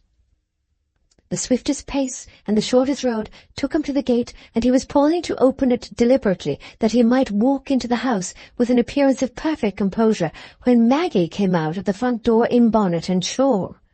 His conjecture was fulfilled, and he waited for her at the gate. She started violently when she saw him. "Tom, how is it you come home? Is there anything the matter?" Maggie spoke in a low, tremulous voice. "I'm come to walk with you to the Red Deeps and meet Philip Wakem," said Tom, the central fold in his brow, which had become habitual with him, deepening as he spoke. Maggie stood helpless, pale and cold. By some means, then Tom knew everything. At last she said, "I'm not going," and turned round. "Yes, you are. But I want to speak to you first. Where is my father?" "Out on horseback." "And my mother?" "In the yard, I think, with the poultry." "I can go in, then, without her seeing me." They walked in together, and Tom, entering the parlour, said to Maggie, "Come in here." She obeyed, and he closed the door behind her. "Now, Maggie, tell me this instant everything that has passed between you and Philip Wakem." "Does my father know anything?" said Maggie, still trembling. "No," said Tom indignantly, "but he shall know, if you attempt to use deceit towards me any further." "I don't wish to use deceit," said Maggie, flushing into resentment at hearing this word applied to her conduct. "Tell me the whole truth, then." "Perhaps you know it." "Never mind whether I know it or not. Tell me exactly what has happened, or my father shall know everything." "I tell it for my father's sake, then." "Yes, it becomes you to profess affection for your father when you have despised his strongest feeling." "You never do wrong, Tom," said Maggie tauntingly. "Not if I know it," answered Tom with proud sincerity. "But I have nothing to say to you beyond this. Tell me what has passed between you and Philip Wakem. When did you first meet him in the Red Deeps?" "A year ago," said Maggie quietly. Tom's severity gave her a certain fund of defiance, and kept her sense of error in abeyance. "You need ask me no more questions. We have been friendly a year. We have met and walked together often. He has lent me books." "Is that all?" said Tom, looking straight at her with his frown. Maggie paused a moment, then, determined to make an end of Tom's right to accuse her of deceit, she said haughtily, "No, not quite all. On Saturday, he told me that he loved me. I didn't think of it before then. I had only thought of him as an old friend." "And you encouraged him?" said Tom with an expression of disgust. "I told him that I loved him too." Tom was silent a few moments, looking on the ground and frowning, with his hands in his pockets. At last he looked up and said coldly, "Now then, Maggie, there are but two courses for you to take. Either you vow solemnly to me, with your hand on my father's Bible, that you will never have another meeting or speak another word in private with Philip Wakem, or you refuse, and I tell my father everything, and this month, when, by my excursions, he might be made happy once more, you will cause him the blow of knowing that you are a disobedient, deceitful daughter, who throws away her own respectability by clandestine meetings with the son of a man who has helped to ruin her father. Choose." Tom ended with cold decision, going up to the large Bible, drawing it forward, and opening it at the flyleaf where the writing was. It was a crushing alternative to Maggie. "Tom," she said, urged out of pride into pleading, "don't ask me that. I will promise you to give up all intercourse with Philip, if you will let me see him once, or even only write to him and explain everything, to give it up as long as it would ever cause any pain to my father. I feel something for Philip. He is not happy. I don't wish to hear anything of your feelings. I have said exactly what I mean. Choose, and quickly, lest my mother should come in." "If I give you my word, that will be as strong a bond to me as if I laid my hand on the Bible. I don't require that to bind me." "Do what I require," said Tom. "I can't trust you, Maggie. There is no consistency in you. Put your hand on this Bible and say, 'I renounce all private speech and intercourse with Philip Wakem from this time forth, else you will bring shame on us all and grief on my father, and what is the use of my exerting myself and giving up everything else for the sake of paying my father's debts, if you were to bring madness and vexation on him just when he might be easy and hold up his head once more?'" "Oh, Tom, will the debts be paid soon?" said Maggie, clasping her hands with a sudden flash of joy across her wretchedness. "If things turn out as I expect," said Tom. "But," he added, his voice trembling with indignation, "when I have been contriving and working that my father may have some peace of mind before he dies, working for the respectability of our family, you have done all you can to destroy both." Maggie felt a deep movement of compunction. For the moment her mind ceased to contend against what she felt to be cruel and unreasonable, and in her self-blame she justified her brother. "Tom," she said in a low voice, "it was wrong of me. I was so lonely, and I was sorry for Philip. And I think enmity and hatred are wicked." "Nonsense," said Tom. "Your duty was clear enough. Say no more, but promise in the words I told you." "I must speak to Philip once more." "You will. Go with me now and speak to him." "I give you my word not to meet him or write to him again without your knowledge. That is the only thing I will say. I will put my hand on the Bible if you like." "Say it then." Maggie laid her hand on the page of manuscript and repeated the promise. Tom closed the book and said, "Now, let us go." Not a word was spoken as they walked along. Maggie was suffering in anticipation of what Philip was about to suffer, and dreading the galling words that would fall on him from Tom's lips. But she felt it was in vain to attempt anything but submission. Tom had his terrible clutch on her conscience and her deepest dread. She writhed under the demonstrable truth of the character he had given to her conduct, and yet her whole soul rebelled against it as unfair from its incompleteness. He, meanwhile, felt the impetus of his indignation diverted toward Philip. He did not know how much of an old boyish repulsion and of mere personal pride and animosity was concerned in the bitter severity of the words by which he meant to do the duty of a son and a brother. Tom was not given to inquire subtly into his own motives, any more than into other matters of an intangible kind. He was quite sure that his own motives as well as actions were good, else he would have had nothing to do with them. Maggie's only hope was that something might, for the first time, have prevented Philip from coming. Then there would be delay. Then she might get Tom's permission to write to him. Her heart beat with double violence when they got under the Scotch firs. It was the last moment of suspense, she thought. Philip always met her soon after she got beyond them. But they passed across the more open green space and entered the narrow bushy path by the mound. Another turning, and they came so close upon him that both Tom and Philip stopped suddenly within a yard of each other. There was a moment's silence, in which Philip darted a look of inquiry at Maggie's face. He saw an answer there, in the pale parted lips and the terrified tension of the large eyes. Her imagination, always rushing extravagantly beyond an immediate impression, saw her tall, strong brother grasping the feeble Philip bodily, crushing him and trampling on him. "Do you call this acting the part of a man and a gentleman, sir?" Tom said in a voice of harsh scorn as soon as Philip's eyes were turned on him again. "What do you mean?" answered Philip haughtily. "Mean? Stand farther from me, lest I should lay hands on you, and I'll tell you what I mean. I mean taking advantage of a young girl's foolishness and ignorance to get her to have secret meetings with you. I mean daring to trifle with the respectability of a family that has a good and honest name to support." "I deny that," interrupted Philip impetuously. "I could never trifle with anything that affected your sister's happiness. She is dearer to me than she is to you. I honour her more than you could ever honour her. I would give up my life to her." "Don't talk high-flown nonsense to me, sir. Do you mean to pretend that you didn't know it would be injurious to her to meet you here week after week? Do you pretend you had any right to make professions of love to her, even if you had been a fit husband for her, when neither her father nor your father would ever consent to a marriage between you? And you try to worm yourself into the affections of a handsome girl who's not 18 and has been shut out from the world by her father's misfortunes? That's your crooked notion of honour, is it? I call it base treachery. I call it taking advantage of circumstances to win what's too good for you, what you'd ever get by fair means." "It is manly of you to talk in this way to me," said Philip bitterly, his whole frame shaken by violent emotions. "Giants have an immemorial right to stupidity and insolent abuse. You are incapable even of understanding what I feel for your sister.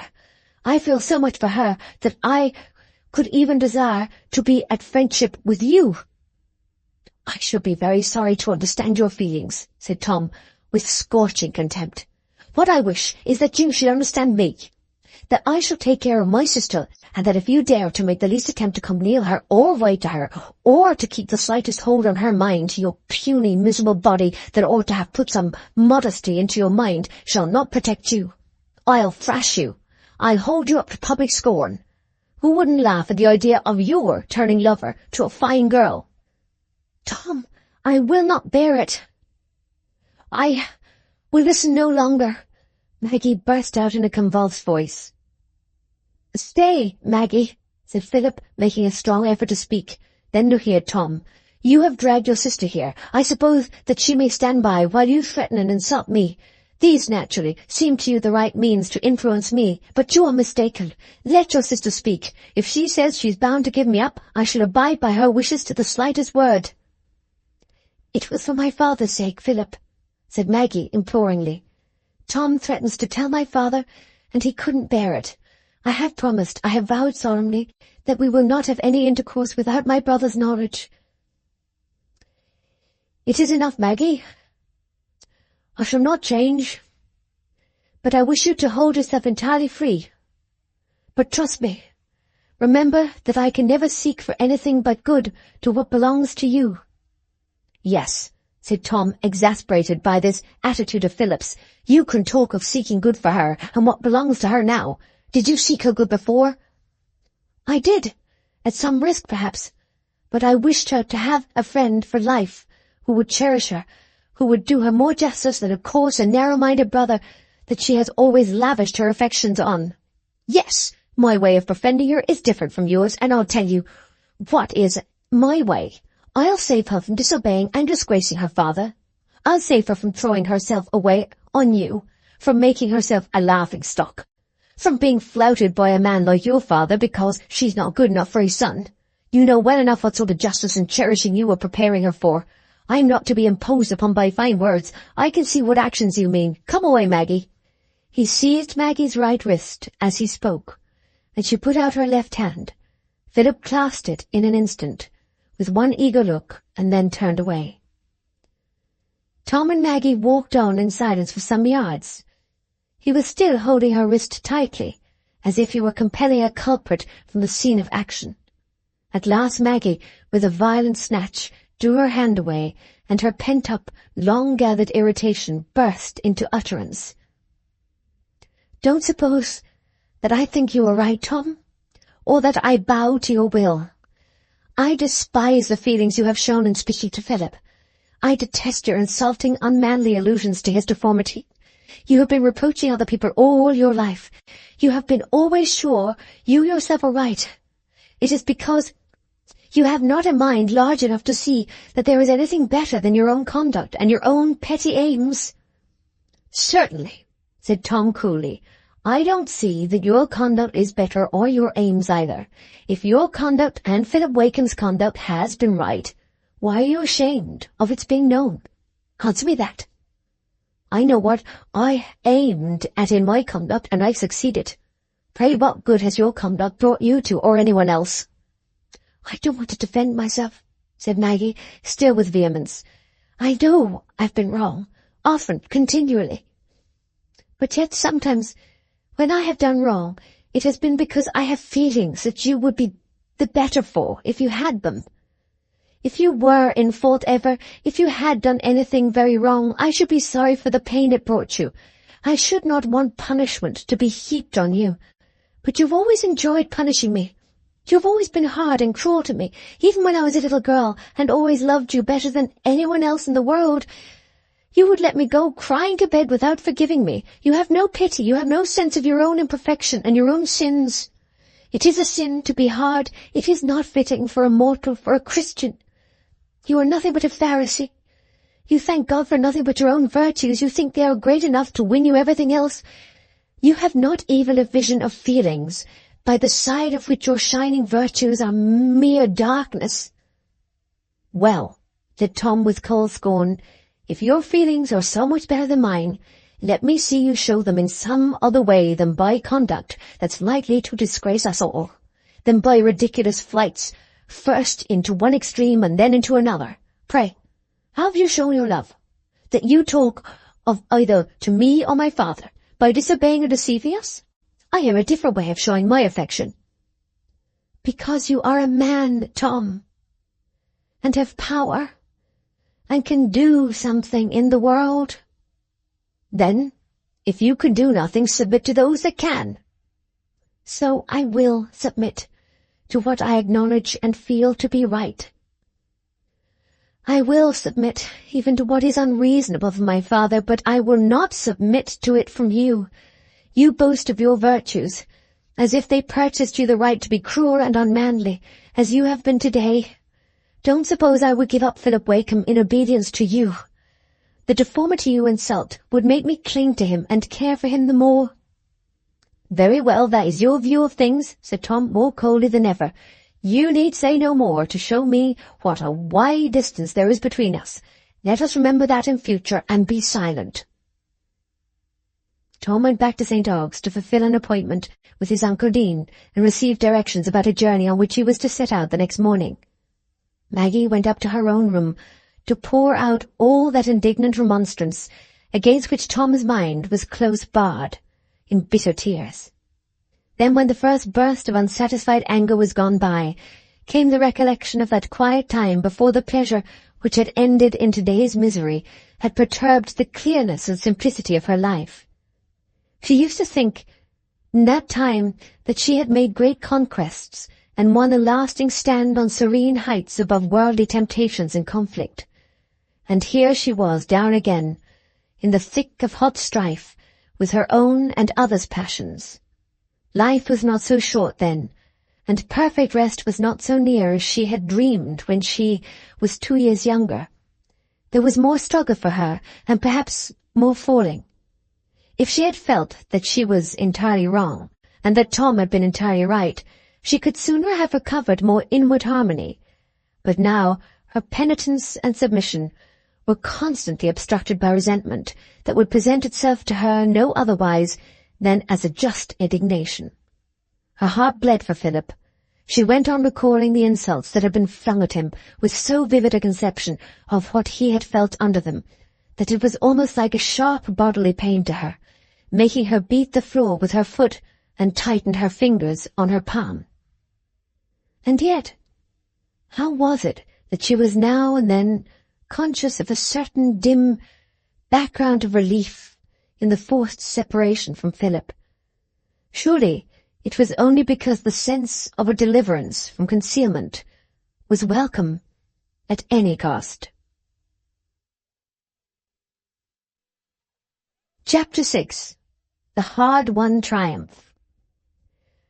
3 weeks later, when Dorlcote Mill was at its prettiest moment in all the year, the great chestnuts in blossom, and the grass all deep and daisied, Tom Tulliver came home to it earlier than usual in the evening, and as he passed over the bridge, he looked with the old deep-rooted affection at the respectable red-brick house, which always seemed cheerful and inviting outside, let the rooms be as bare and the hearts as sad as they might inside.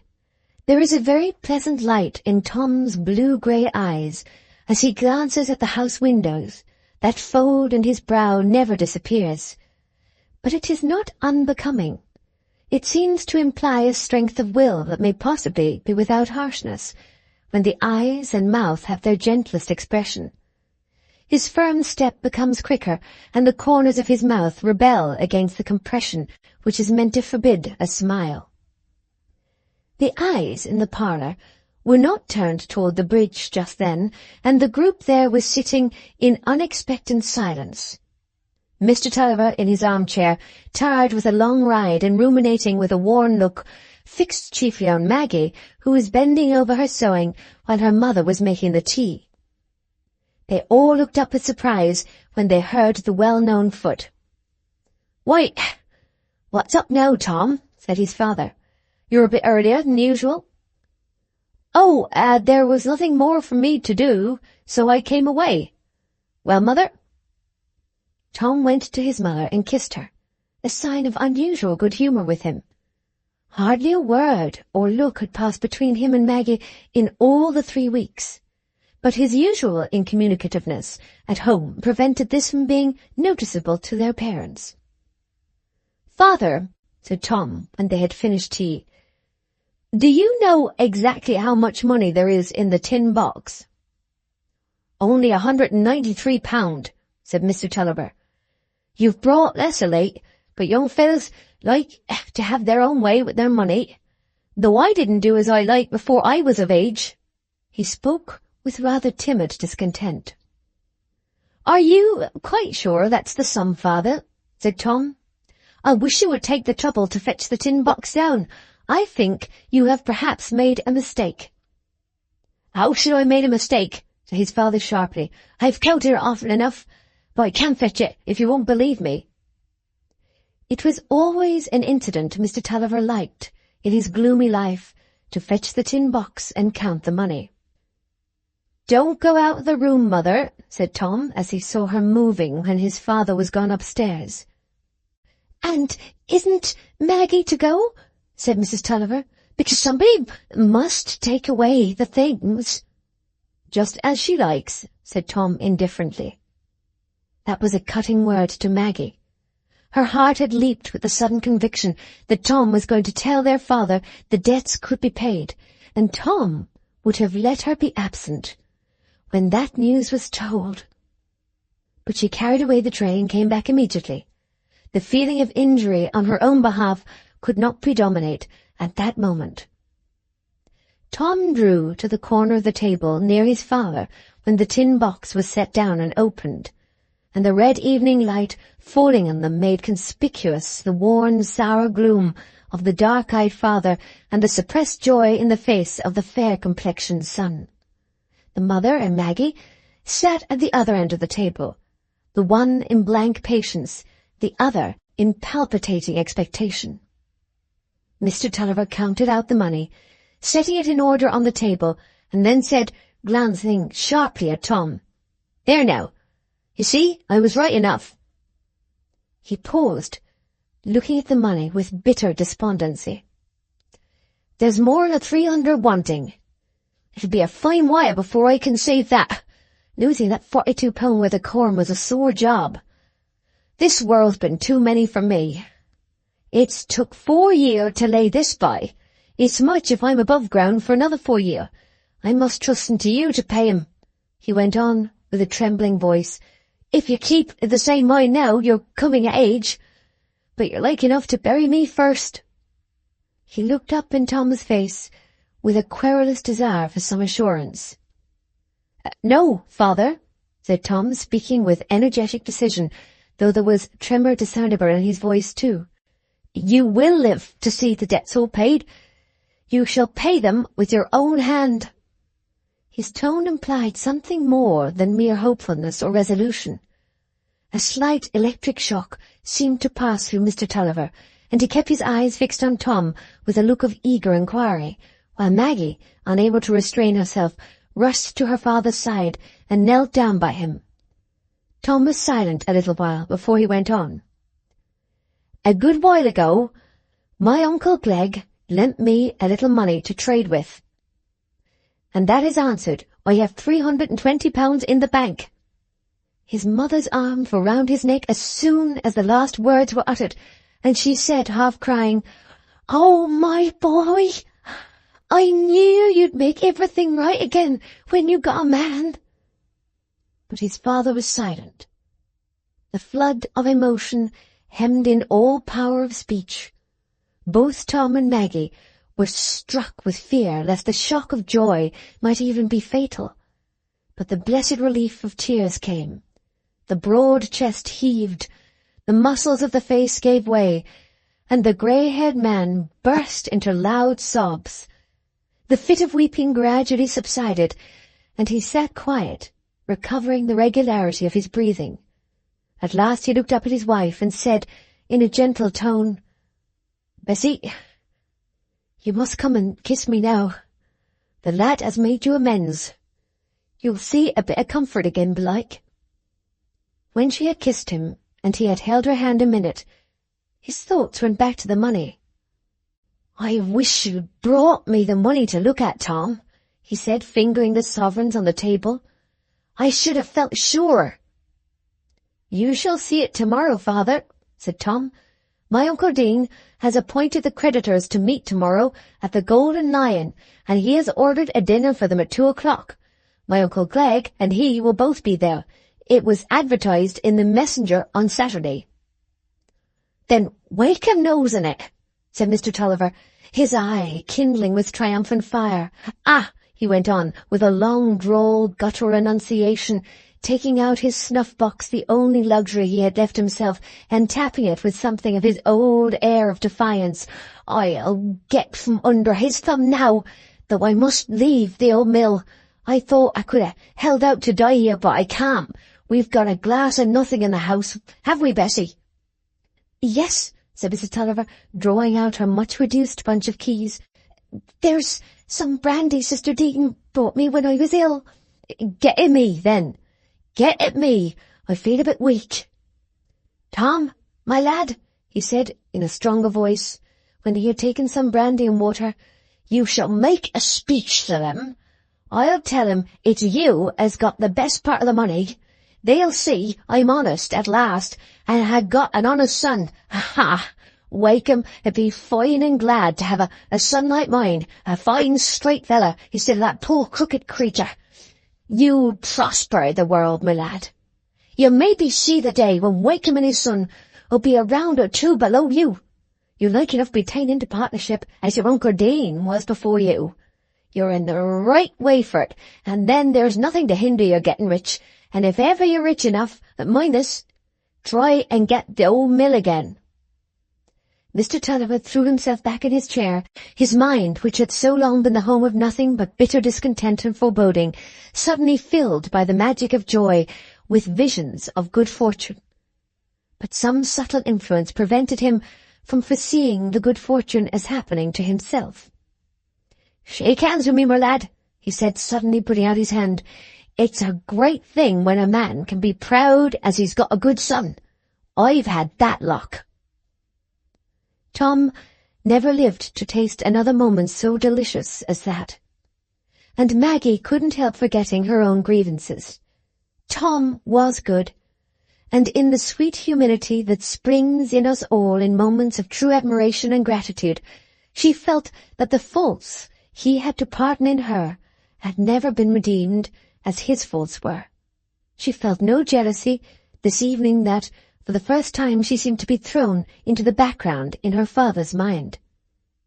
There was much more talk before bedtime. Mr. Tulliver naturally wanted to hear all the particulars of Tom's trading adventures, and he listened with growing excitement and delight. He was curious to know what had been said on every occasion, if possible, what had been thought, and Bob Yakin's part in the business threw him into peculiar outbursts of sympathy with the triumphant knowingness of that remarkable packman. Bob's juvenile history, so far as it come under Mr. Tulliver's knowledge, was recalled with that sense of astonishing promise it displayed, which is observable in all reminiscences of the childhood of great men. It was well that there was this interest of narrative to keep under the vague but fierce sense of triumph over Wakem, which would otherwise have been the channel his joy would have rushed into with dangerous force. Even as it was, that feeling from time to time gave threats of its ultimate mastery in sudden bursts of irreverent exclamation. It was long before Mr. Tulliver got to sleep that night, and the sleep when it came was filled with vivid dreams. At 5:30 in the morning, when Mrs. Tulliver was already rising, he alarmed her by starting up with a sort of smothered shout, and looking round in a bewildered way at the walls of the bedroom. "What's the matter, Mr. Tulliver?" said his wife. He looked at her, still with a puzzled expression, and said at last, "Ah, I was dreaming. Did I make a noise? I thought I got hold of him." Chapter 7. A Day of Reckoning. Mr. Tulliver was an essentially sober man, able to take his glass and not averse to it, but never exceeding the bounds of moderation. He had naturally an active Hotspur temperament, which did not crave liquid fire to set it aglow. His impetuosity was usually equal to an exciting occasion without any such reinforcements, and his desire for the brandy and water implied that the too sudden joy had fallen with a dangerous shock on a frame depressed by 4 years of gloom and unaccustomed hard fare. But that first doubtful, tottering moment past, he seemed to gather strength with his gathering excitement, and the next day, when he was seated at table with his creditors, his eye kindling and his cheek flushed with the consciousness that he was about to make an honourable figure once more, he looked more like the proud, confident, warm-hearted, and warm-tempered Tulliver of old times than might have seemed possible to anyone who had met him a week before, riding along, as had been his wont for the last 4 years, since the sense of failure and debt had been upon him, with his head hanging down, casting brief, unwilling looks on those who forced themselves on his notice. He made his speech, asserting his honest principles with his old confident eagerness, alluding to the rascals and the luck that had been against him, but that he had triumphed over to some extent by hard efforts and the aid of a good son, the winding up with the story of how Tom had got the best part of the needful money.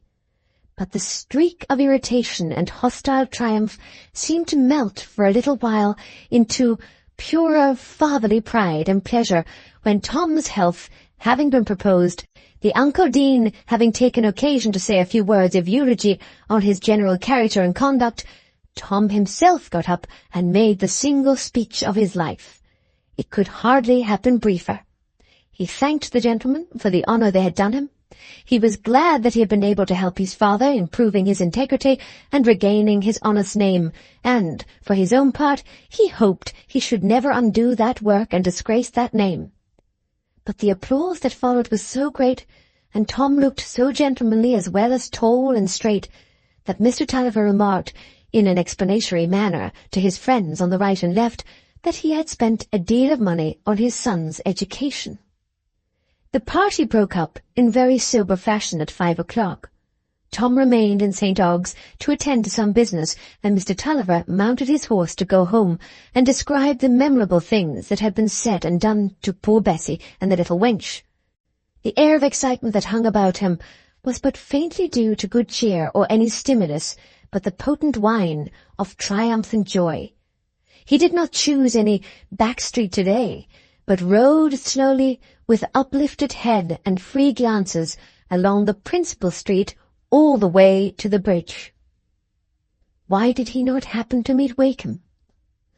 The want of that coincidence vexed him and set his mind at work in an irritating way.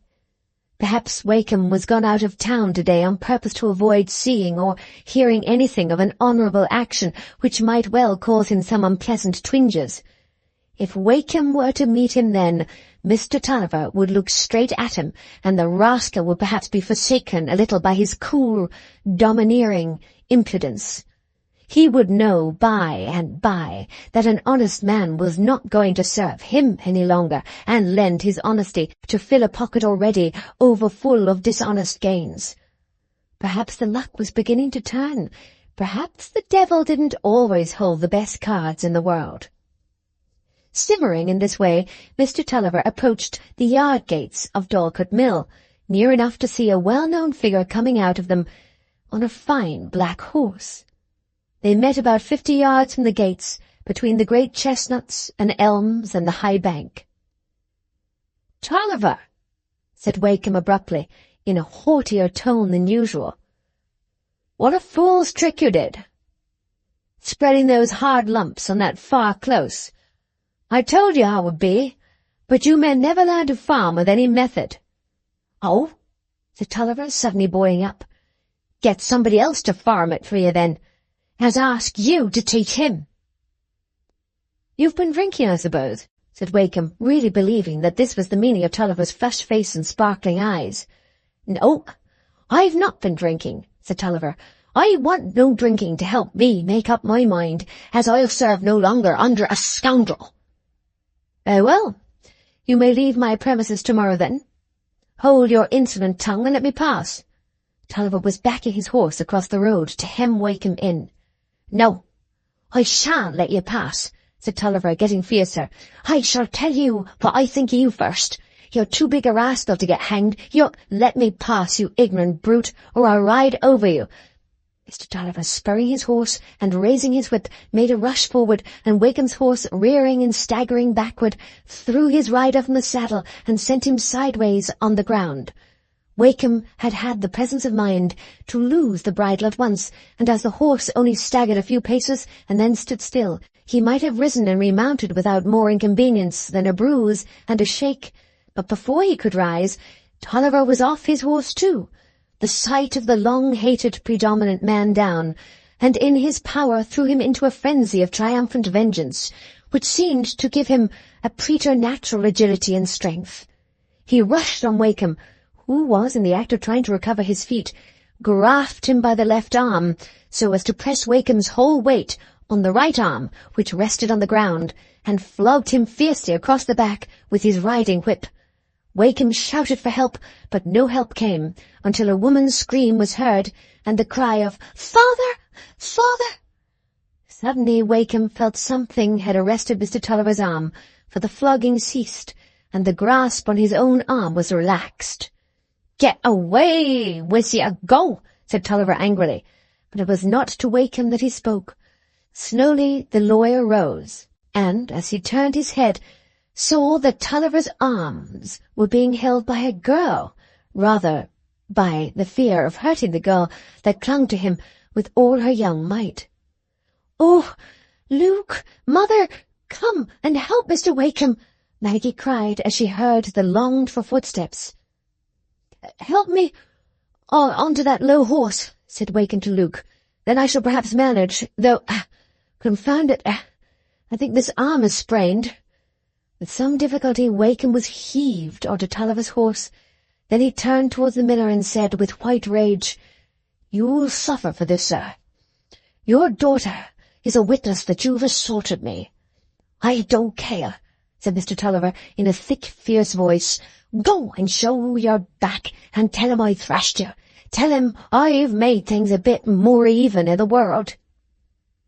"Ride my horse home with me," said Wakem to Luke, "by the Tofton ferry, not through the town." "Father, come in," said Maggie imploringly.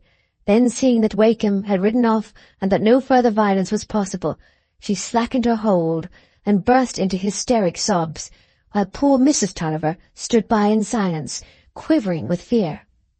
But Maggie became conscious that as she was slackening her hold, her father was beginning to grasp her and lean on her. The surprise checked her sobs. "I feel ill, faintish," he said. "Help me in, Bessie. I'm giddy. I've a pain at the head." He walked in slowly, propped by his wife and daughter, and tottered into his armchair. The almost purple flush had given way to paleness, and his hand was cold. "Hadn't we better send for the doctor?" said Mrs. Tulliver. He seemed to be too faint and suffering to hear her, but presently, when she said to Maggie, "Don't seek for somebody to fetch the doctor," he looked up at her with full comprehension and said, "Doctor? No. No, doctor. It's my head, that's all. Help me to bed." Sad ending to the day that had risen on them, like a beginning of a better times, but mingled seed must bear a mingled crop. In half an hour after his father had lain down, Tom came home.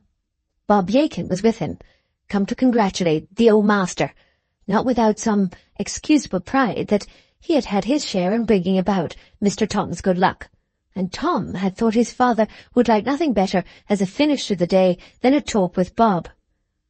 But now Tom could only spend the evening in gloomy expectation of the unpleasant consequences that must follow on this mad outbreak of his father's long-smothered hate. After the painful news had been told, he sat in silence. He had not spirit or inclination to tell his mother and sister anything about the dinner. They hardly cared to ask. Apparently, the mingled thread in the web of their life was so curiously twisted together that there could be no joy without a sorrow coming close upon it. Tom was dejected by the thought that his exemplary effort must always be baffled by the wrongdoing of others. Maggie was living through, over and over again, the agony of the moment in which she had rushed to throw herself on her father's arms with a vague shuddering foreboding of wretched scenes to come. Not one of the three felt any particular alarm about Mr. Tulliver's health. The symptoms did not recall his former dangerous attack, and it seemed only a necessary consequence that his violent passion and effort of strength, after many hours of unusual excitement, should have made him feel ill. Rest would probably cure him. Tom, tired out by his active day, fell asleep soon and slept soundly. It seemed to him as if he had only just come to bed when he waked to see his mother standing by him in the grey light of early morning. "My boy, you must get up this minute. I sent for the doctor, and your father wants you and Maggie to come to him."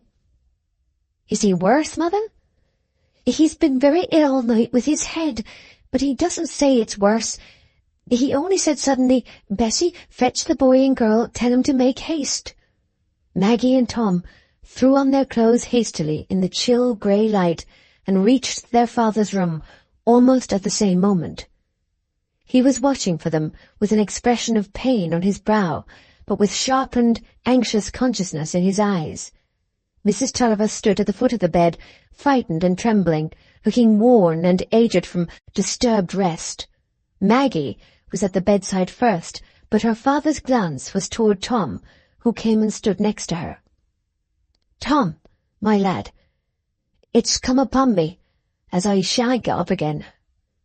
This world's been too many for me, my lad, but you've done what you could to make things a bit evened. Shake hands with me again, my lad, before I go away from you." The father and son clasped hands and looked at each other an instant. Then Tom said, trying to speak firmly, "Have you any wish, father, that I can fulfill when—" "Aye, my lad. You'll try and get the old mill back." "Yes, father." "And there's your mother. You try and make her amends all you can for my bad luck. And there's the little wench." The father turned his eyes on Maggie with a still more eager look, while she, with a bursting heart, sank on her knees to be closer to the dear, time-worn face which had been present with her through long years as the sign of her deepest love and hardest trial. "You must take care of her, Tom. Don't you fret, my wench. There'll come somebody as'll love you and take your part, and you must be good to her, my lad. I was good to my sister. Kiss me, Maggie. Come, Bessie. You'll manage to pay for a brick grave, Tom, so as your mother and me can lie together." He looked away from them all when he said this, and lay silent for some minutes, while they stood watching him, not daring to move. The morning light was growing clearer for them, and they could see the heaviness gathering in his face and the dullness in his eyes. But at last he looked toward Tom and said, "I had my turn. I beat him. That was nothing but fair. I never wanted anything but what was fair." "But father, dear father," said Maggie, an unspeakable anxiety predominating over her grief, "you forgive him. You forgive everyone now." He did not move his eyes to look at her, but he said, "No, my wench, I don't forgive him. What's forgiving to do? I can't love a rascal." His voice had become thicker, but he wanted to say more, and moved his lips again and again, struggling in vain to speak. At length the words forced their way. "Does God forgive rascals? But if he does, he won't be hard with me." His hands moved uneasily, as if he wanted them to remove some obstruction that weighed upon him. 2 or 3 times there fell from him some broken words. "This world's too many honest men. Puzzling." Soon they merged into mere mutterings. The eyes had ceased to discern, and then came the final silence. But not of death. For an hour or more the chest heaved. The loud, hard breathing continued, getting gradually slower as the cold dews gathered on the brow. At last there was total stillness, and poor Tulliver's dimly lighted soul had forever ceased to be vexed with the painful riddle of this world. Help was come now. Luke and his wife were there, and Mr. Turnbull had arrived, too late for everything but to say, "This is death." Tom and Maggie went downstairs together into the room where their father's place was empty. Their eyes turned to the same spot, and Maggie spoke. "Tom, forgive me. Let us always love each other." And they clung and wept together. Book 6. The Great Temptation. Chapter 1. A Duet in Paradise. The well-furnished drawing-room, with the open grand piano and the pleasant outlook down a sloping garden to a boat-house by the side of the Floss, is Mr. Dean's. The neat little lady in mourning, whose light brown ringlets are falling over the coloured embroidery with which her fingers are busy, is of course Lucy Dean. And the fine young man, who is leaning down from his chair to snap the scissors, in the extremely abbreviated face of the King Charles lying on the young lady's feet, is no other than Mr. Stephen Guest, whose diamond ring, attar of roses, and air of nonchalant leisure at 12 o'clock in the day are the graceful and odoriferous result of the largest oil mill and the most extensive wharf in St. Ogg's. There is an apparent triviality in the action with the scissors, but your discernment perceives at once that there is a design in it which makes it eminently worthy of a large-headed, long-limbed young man. For you see that Lucy wants the scissors, and is compelled, reluctant as she may be, to shake her ringlets back, raise her soft hazel eyes, smile playfully down on the face that is so very nearly on a level with her knee, and holding out her little shell pink palm to say, "My scissors, please, if you can renounce the great pleasure of persecuting my poor Minnie." The foolish scissors have slipped too far over the knuckles, it seems, and Hercules holds out his entrapped fingers hopelessly. "Confound the scissors! The oval lies the wrong way. Please draw them off from me." "Draw them off with your other hand," says Miss Lucy, roguishly. "Oh, but that's my left hand. I'm not left-handed." Lucy laughs, and the scissors are drawn off with the gentle touch of some tiny tips, which naturally dispose Mr. Stephen for a repetition da capo. Accordingly, he watches for the release of the scissors, that he may get them into his possession again. "No, no," said Lucy, sticking them in her band. "You shall not have my scissors again. You have strained them already. Now, don't set Minnie growling again. Sit up and behave properly, and then I will tell you some news."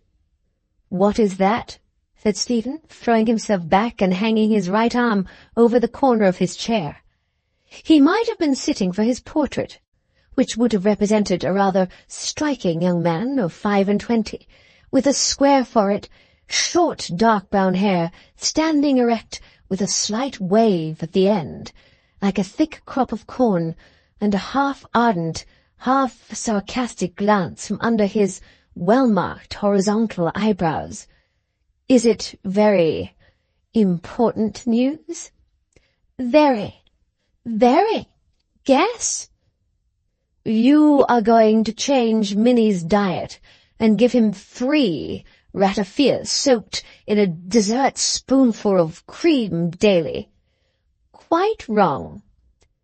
"Well then, Dr. Ken has been preaching against buckram, and you ladies have all been sending him a round-robin saying, 'This is a hard doctrine, who can bear it?'" "For shame," said Lucy, adjusting her little mouth gravely. "It is rather dull of you not to guess my news, because it is about something I mentioned to you not very long ago." "But you have mentioned many things to me not long ago. Does your feminine tyranny require that when you say the thing you mean is one of several things, I should know it immediately by that mark?" "Yes. I know you think I am silly. I think you are perfectly charming, and my silliness is part of my charm." "I didn't say that." "But I know you like women to be rather insipid. Philip Wakem betrayed you. He said so one day when you were not here." "Oh, I know Philip's fierce on that point. It makes it quite a personal matter. I think he must be lovesick for some unknown lady, some exalted Beatrice whom he met abroad." "By the by," said Lucy, pausing in her work, "it has just occurred to me that I never found out whether my cousin Maggie will object to see Philip, as her brother does. Tom will not enter a room where Philip is, if he knows it. Perhaps Maggie may be the same, and then we shan't be able to sing our glees, shall we?" "What? Is your cousin coming to stay with you?" said Stephen, with a look of slight annoyance. "Yes, that was my news, which you have forgotten. She's going to leave her situation, where she has been nearly 2 years, poor thing, ever since her father's death, and she will stay with me a month or 2, many months, I hope." "Am I bound to be pleased at that news?" "Oh, no, not at all," said Lucy, with a little air of pique. "I am pleased, but that, of course, is no reason why you should be pleased. There is no girl in the world I love so well as my cousin Maggie." "And you will be inseparable, I suppose, when she comes? There will be no possibility of a tete-a-tete with you any more, unless you can find an admirer for her who will pair off with her occasionally. What is the ground of dislike to Philip? He might have been a resource." "It is a family quarrel with Philip's father.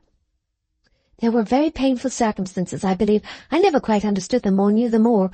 My Uncle Tulliver was unfortunate and lost all his property, and I think he considered Mr. Wakem was somehow the cause of it. Mr. Wakem bought Dorlcote Mill, my uncle's old place, where he always lived. You must remember my Uncle Tulliver, don't you?" "No," said Stephen, with rather supercilious indifference. "I've always known the name. I dare say I knew the man by sight, apart from his name." I know half the names and faces in the neighbourhood in that detached, disjointed way. He was a very hot-tempered man. I remember when I was a little girl and used to go and see my cousins, he often frightened me by talking as if he were angry.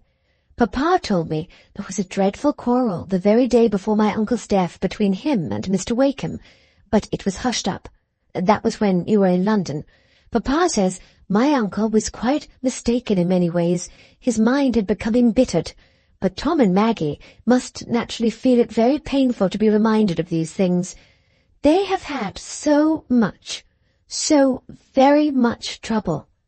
Maggie was at school with me 6 years ago when she was fetched away because of her father's misfortunes, and she has hardly had any pleasure since, I think. She has been in a dreary situation in a school since Uncle's death, because she is determined to be independent and not live with Aunt Pullet, and I could hardly wish her to come to me then, because dear Mamma was ill, and everything was so sad. That is why I wanted to come to me now and have a long, long holiday."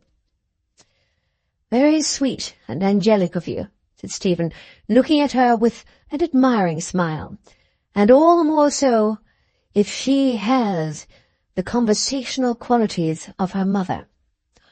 "Poor auntie! You are cruel to ridicule her.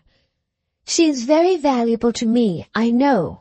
She manages the house beautifully, much better than any stranger would, and she was a great comfort to me in Mamma's illness."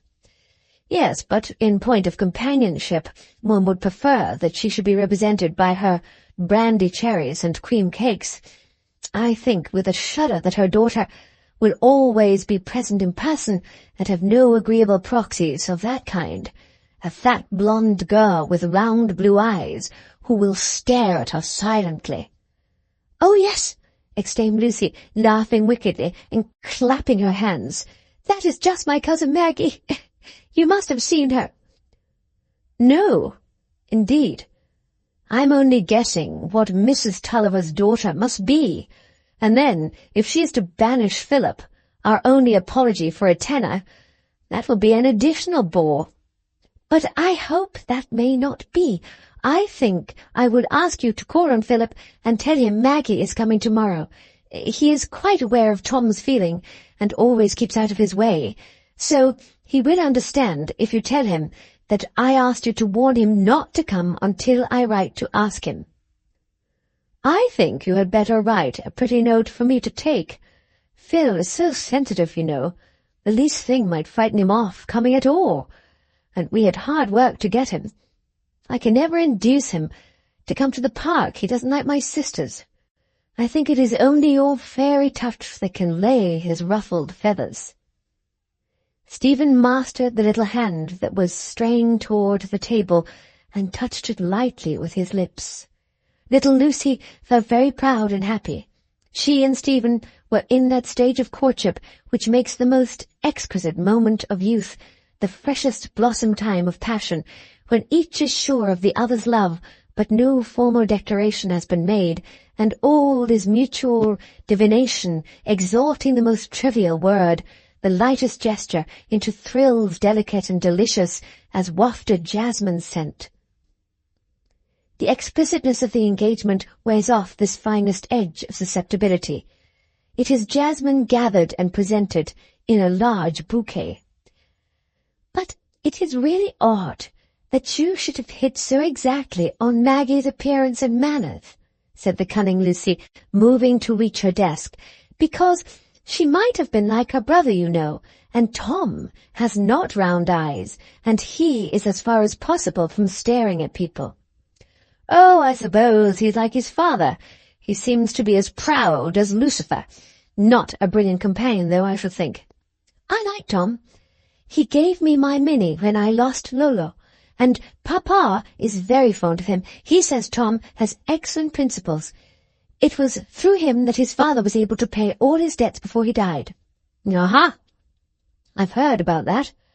I heard your father and mine talking about it a little while ago after dinner, in one of their interminable discussions about business. They think of doing something for young Tulliver. He saved them from a considerable loss by riding home in some marvellous way, like Turpin, to bring them news about the stoppage of a bank or something of that sort. But I was rather drowsy at the time. Stephen rose from his seat and sauntered to the piano, humming in falsetto, "Ooh, graceful consort," as he turned over the volume of The Creation, which stood open on the desk. "Come and sing this," he said, when he saw Lucy rising. "What? Graceful consort? I don't think it suits your voice." "Never mind, it exactly suits my feeling, which Philip will have it, is the grand element of good singing. I notice men with indifferent voices are usually of that opinion." "Philip burst into one of his invectives against The Creation the other day," said Lucy, seating herself at the piano.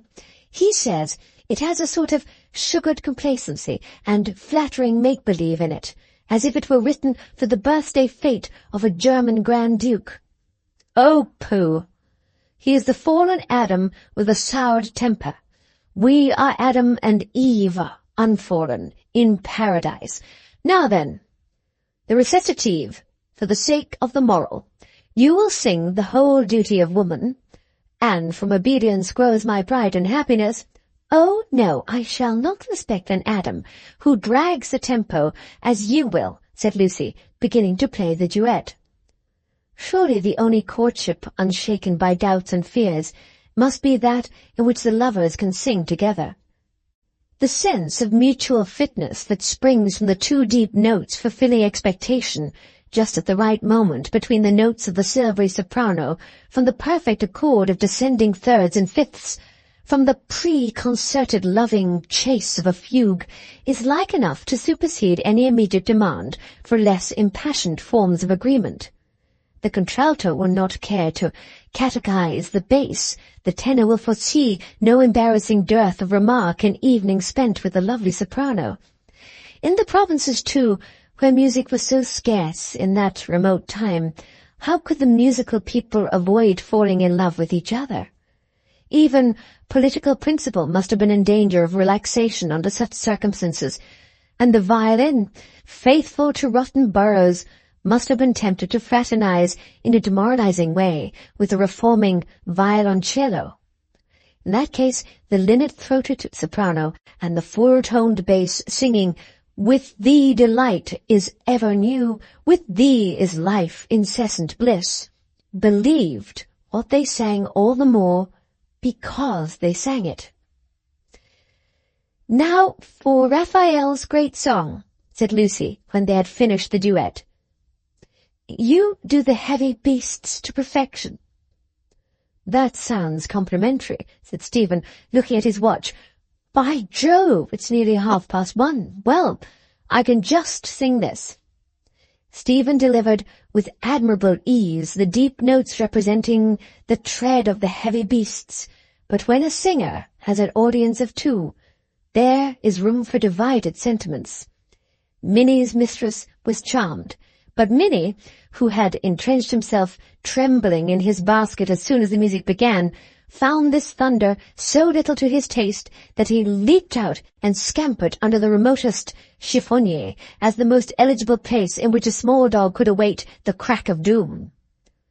"Adieu, graceful consort," said Stephen, buttoning his coat across when he had done singing, and smiling down from his tall height with the air of a patronizing lover, at this little lady on the music-stool. "My bliss is not incessant, for I must gallop home. I promised to be there at lunch." "You will not be able to call on Philip, then?" "It is of no consequence. I have said everything in my note." "You will be engaged with your cousin tomorrow, I suppose?" "Yes, we're going to have a little family party. My cousin Tom will dine with us, and poor auntie will have her 2 children together for the first time. It will be very pretty. I think a great deal about it." "But may I come the next day?" "Oh, yes. Come and be introduced to my cousin Maggie, though you can hardly be said not to have seen her. You have described her so well." "Goodbye, then." And there was that slight pressure of the hands and momentary meeting of the eyes, which will often leave a little lady with a slight flush and smile on her face, that do not subside immediately when the door is closed, and with an inclination to walk up and down the room rather than to seat herself quietly at her embroidery or other rational and improving occupation. At least this was the effect on Lucy, and you will not, I hope, consider it an indication of vanity predominating over more tender impulses that she just glanced in the chimney-glass as her walk brought her near it. The desire to know that one has not looked an absolute fright during a few hours of conversation may be construed as lying within the bounds of a laudable, benevolent consideration for others, and Lucy had so much of this benevolence in her nature that I am inclined to think her small egoisms were impregnated with it, just as there are people not altogether unknown to you whose small benevolences have a predominant and somewhat rank odour of egoism. Even now that she is walking up and down with a little triumphant flutter of her girlish heart at the sense that she is loved by the person of chief consequence in her small world, you may see in her hazel eyes an ever-present sunny benignity, in which the momentary harmless flashes of personal vanity are quite lost. And if she is happy in thinking of her lover, it is because the thought of him mingles readily with all the gentle affections and good-natured offices with which she fills her peaceful days. Even now her mind, with that instantaneous alteration which makes two currents of feeling or imagination seem simultaneous, is glancing continually from Stephen to the preparations she has only half finished in Maggie's room.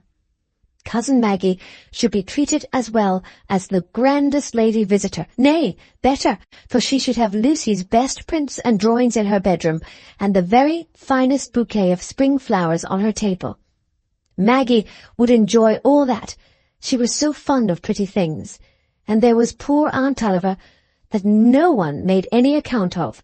She was to be surprised with the present of a cap of superlative quality, and to have her health drunk in a gratifying manner, for which Lucy was going to lay a plot with her father this evening. Clearly, she had not time to indulge in long reveries about her own happy love affairs. With this thought, she walked toward the door, but paused there. "What is the matter then, Minnie?" she said, stooping in answer to some whimpering of that small quadruped, and lifting his glossy head against her pink cheek. "Did you think I was going without you? Come then, let us go and see Sinbad." Sinbad was Lucy's chestnut horse, that she always fed with her own hand when he was turned out in the paddock. She was fond of feeding dependent creatures, and knew the private tastes of all the animals about the house, delighting in the little rippling sounds of her canaries when their beaks were busy with fresh seed, and in the small nibbling pleasures of certain animals which, lest she should appear too trivial, I will here call the more familiar rodents.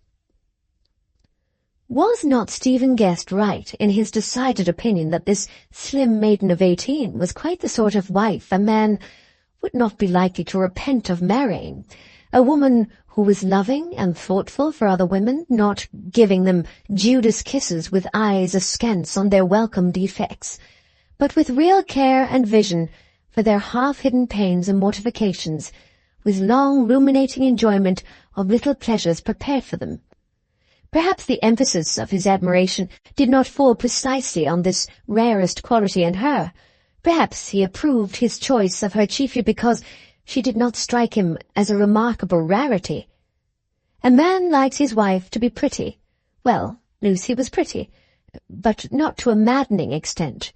A man likes his wife to be accomplished, gentle, affectionate, and not stupid, and Lucy had all these qualifications. Stephen was not surprised to find himself in love with her, and was conscious of excellent judgment in preferring her to Miss Leyburn, the daughter of the county member, although Lucy was only the daughter of his father's subordinate partner.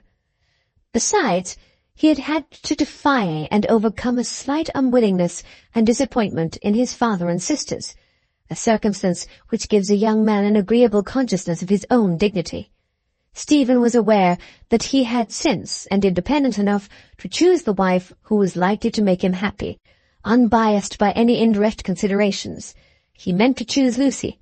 She was a little darling, and exactly the sort of woman he had always admired. Chapter 2. First Impressions. "He is very clever, Maggie," said Lucy. She was kneeling on a footstool at Maggie's feet after placing that dark lady in the large crimson velvet chair. "I feel you will like him. I hope you will." "I shall be very difficult to please," said Maggie, smiling, and holding up one of Lucy's long curls that the sunlight might shine through it. "A gentleman who thinks he is good enough for Lucy must expect to be sharply criticized. Indeed, he's a great deal too good for me, and sometimes, when he is away, I almost think it can't be that he loves me.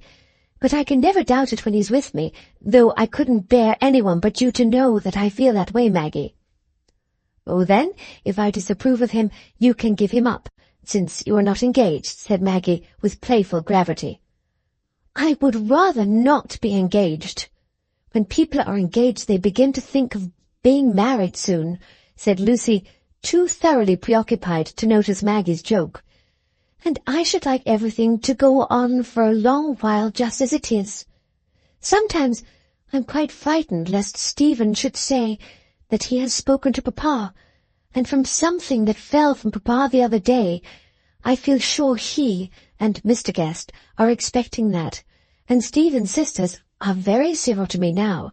At first I think they didn't like his paying me attention, and that was natural.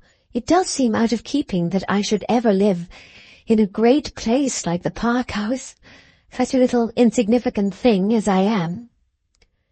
"But people are not expected to be large in proportion to the houses they live in, like snails," said Maggie, laughing. "Pray, are Mr. Guest's sisters giantesses?" No, and not handsome. That is, not very," said Lucy, half penitent at this uncharitable remark.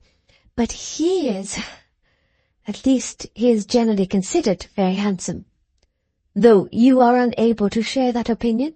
"Oh, I don't know," said Lucy, blushing pink over brow and neck. "It is a bad plan to raise expectation. You will perhaps be disappointed, but I have prepared a charming surprise for him. I shall have a glorious laugh against him, and I shall not tell you what it is, though." Lucy rose from her knees and went to a little distance, holding her pretty head on one side, as if she had been arranging Maggie for a portrait and wished to judge of the general effect. "Stand up a moment, Maggie." "What is your pleasure now?" said Maggie, smiling languidly, as she rose from her chair and looked down on her slight, aerial cousin, whose figure was quite subordinate to her faultless drapery of silk and crepe. Lucy kept her contemplative attitude a moment or two in silence, and then said, "I can't think what witchery it is in you, Maggie, that makes you look best in shabby clothes, though you really must have a new dress now. But do you know, last night I was trying to fancy you in a handsome, fashionable dress, and do what I would, that old limp merino would come back as the only right thing for you. I wonder if Marie Antoinette looked all the grander when her gown was darned at the elbows. Now, if I were to put anything shabby on, I should be quite unnoticeable. I should be a mere rag." "Oh, quite," said Maggie, with mock gravity. "You would be liable to be swept out of the room with the cobwebs and carpet dust, and to find yourself under the grate like Cinderella. Mayn't I sit down now?" "Yes, and now you may," said Lucy, laughing. Then, with an air of serious reflection, unfastening her large jet brooch, "But you must change brooches, Maggie. That little butterfly looks silly on you." "But won't that mar the charming effect of my consistent shabbiness?" said Maggie, seating herself submissively, while Lucy knelt again and unfastened the contemptible butterfly. "I wish my mother were of your opinion, for she was fretting last night because this is my best frock. I've been saving my money to pay for some lessons. I shall never get a better situation without more accomplishments." Maggie gave a little sigh. "Now, don't put on that sad look again," said Lucy, pinning the large brooch below Maggie's fine throat. "You're forgetting that you've left that dreary schoolroom behind you and have no little girl's clothes to mend." "Yes," said Maggie, "it is with me as I used to think it would be with the poor uneasy white bear I saw at the show. I thought he must have got so stupid with the habit of turning backward and forward in that narrow space that he would keep doing it if they set him free. One gets a bad habit of being unhappy. But I shall put you under a discipline of pleasure that will make you lose that bad habit, said Lucy, sticking the black butterfly absently on her own collar, while her eyes met Maggie's affectionately. You dear, tiny thing, said Maggie, in one of her bursts of loving admiration. You enjoy other people's happiness so much, I believe you would do without any of your own. I wish I were like you. I've never been tried in that way, said Lucy. I've always been so happy. I don't know whether I could bear much trouble. I never had any but poor Mamma's death. You have been tried, Maggie, and I'm sure you feel for other people quite as much as I do. No, Lucy, said Maggie, shaking her head slowly. I don't enjoy their happiness as you do, else I should be more contented. I do feel for them when they are in trouble. I don't think I could ever bear to make anyone unhappy, and yet I often hate myself because I get angry sometimes at the sight of happy people. I think I get worse as I get older, more selfish. That seems very dreadful. Now, Maggie, said Lucy, in a tone of remonstrance, I don't believe a word of that. It is all a gloomy fancy, just because you are depressed by a dull, wearisome life. Well, perhaps it is, said Maggie, resolutely clearing away the clouds from her face with a bright smile and throwing herself backward in her chair. Perhaps it comes from the school diet. Watery rice pudding spiced with pinnip. Let us hope it will give way before my mother's custards and this charming Geoffrey crayon. Maggie took up the sketchbook, which lay by her on the table. Do I look fit to be seen with this little brooch? Said Lucy, going to survey the effect in the chimney-glass. Oh, no. Mr. Guest will be obliged to go out of the room again if he sees you in it. Pray make haste and put another on. Lucy hurried out of the room, but Maggie did not take the opportunity of opening her book. She let it fall on her knees, while her eyes, wandering to the window where she could see the sunshine falling on the rich clumps of spring flowers and on the long hedge of laurels and beyond the silvery breath of the dear old Floss, that at this distance seemed to be sleeping in a morning holiday. The sweet fresh garden scent came through the open window, and the birds were busy flitting and alighting, gurgling and singing, yet Maggie's eyes began to fill with tears. The sight of the old scenes had made the rush of memories so painful that even yesterday she had only been able to rejoice in her mother's restored comfort and Tom's brotherly friendliness, as we rejoice in good news of friends at a distance, rather than in the presence of happiness which we share.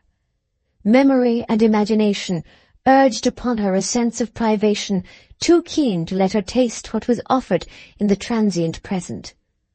Her future, she thought, was likely to be worse than her past. For after her years of contented renunciation, she had slipped back into desire and longing.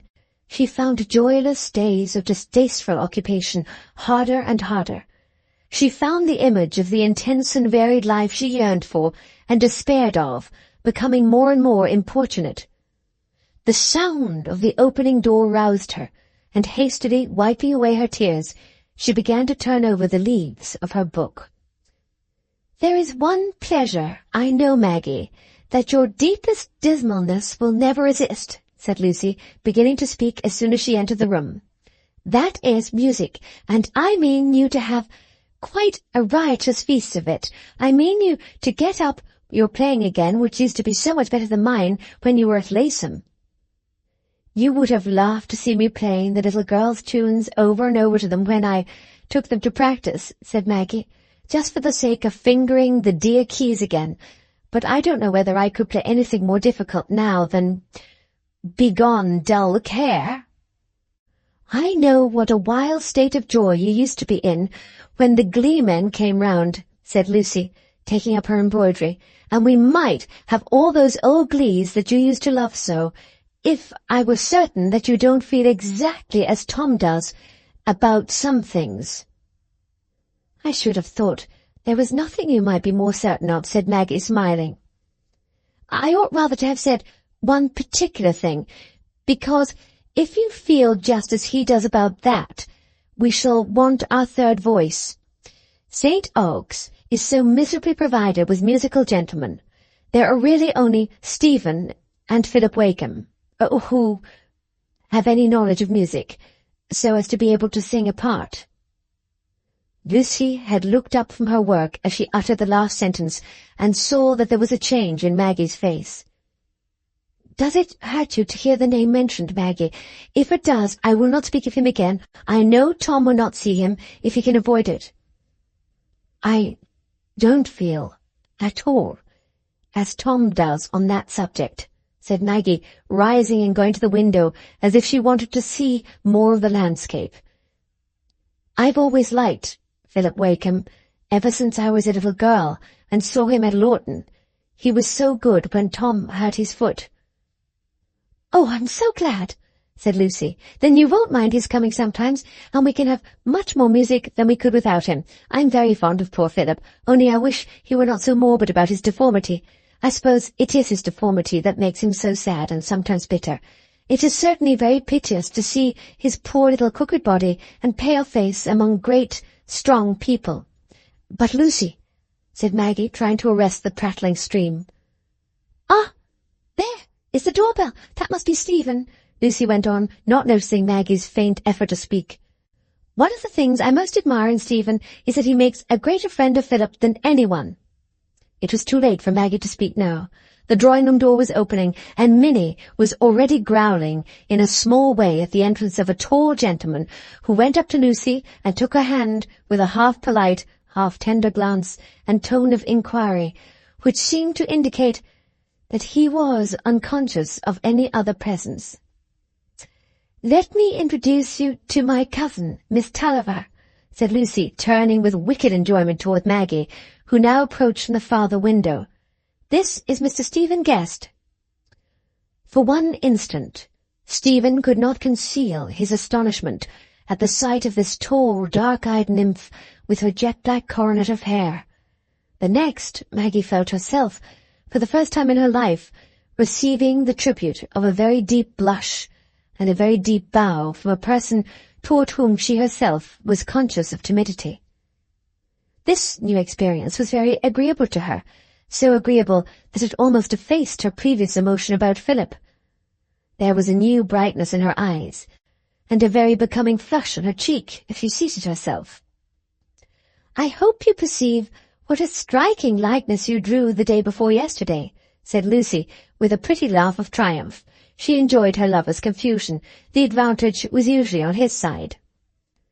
"This designing cousin of yours quite deceived me, Miss Tulliver," said Stephen, seating himself by Lucy and stooping to play with Minnie, only looking at Maggie furtively. "She said you had light hair and blue eyes." "Nay, it was you who said so," remonstrated Lucy. "I only refrained from destroying your confidence in your own second sight." "I wish I could always err in the same way," said Stephen, "and find reality so much more beautiful than my preconceptions." "Now you have proved yourself equal to the occasion," said Maggie, "and said what it is incumbent on you to say under the circumstances." She flashed a slightly defiant look at him. It was clear to her that he had been drawing a satirical portrait of her beforehand. Lucy had said he was inclined to be satirical, and Maggie had mentally supplied the addition, and rather conceited.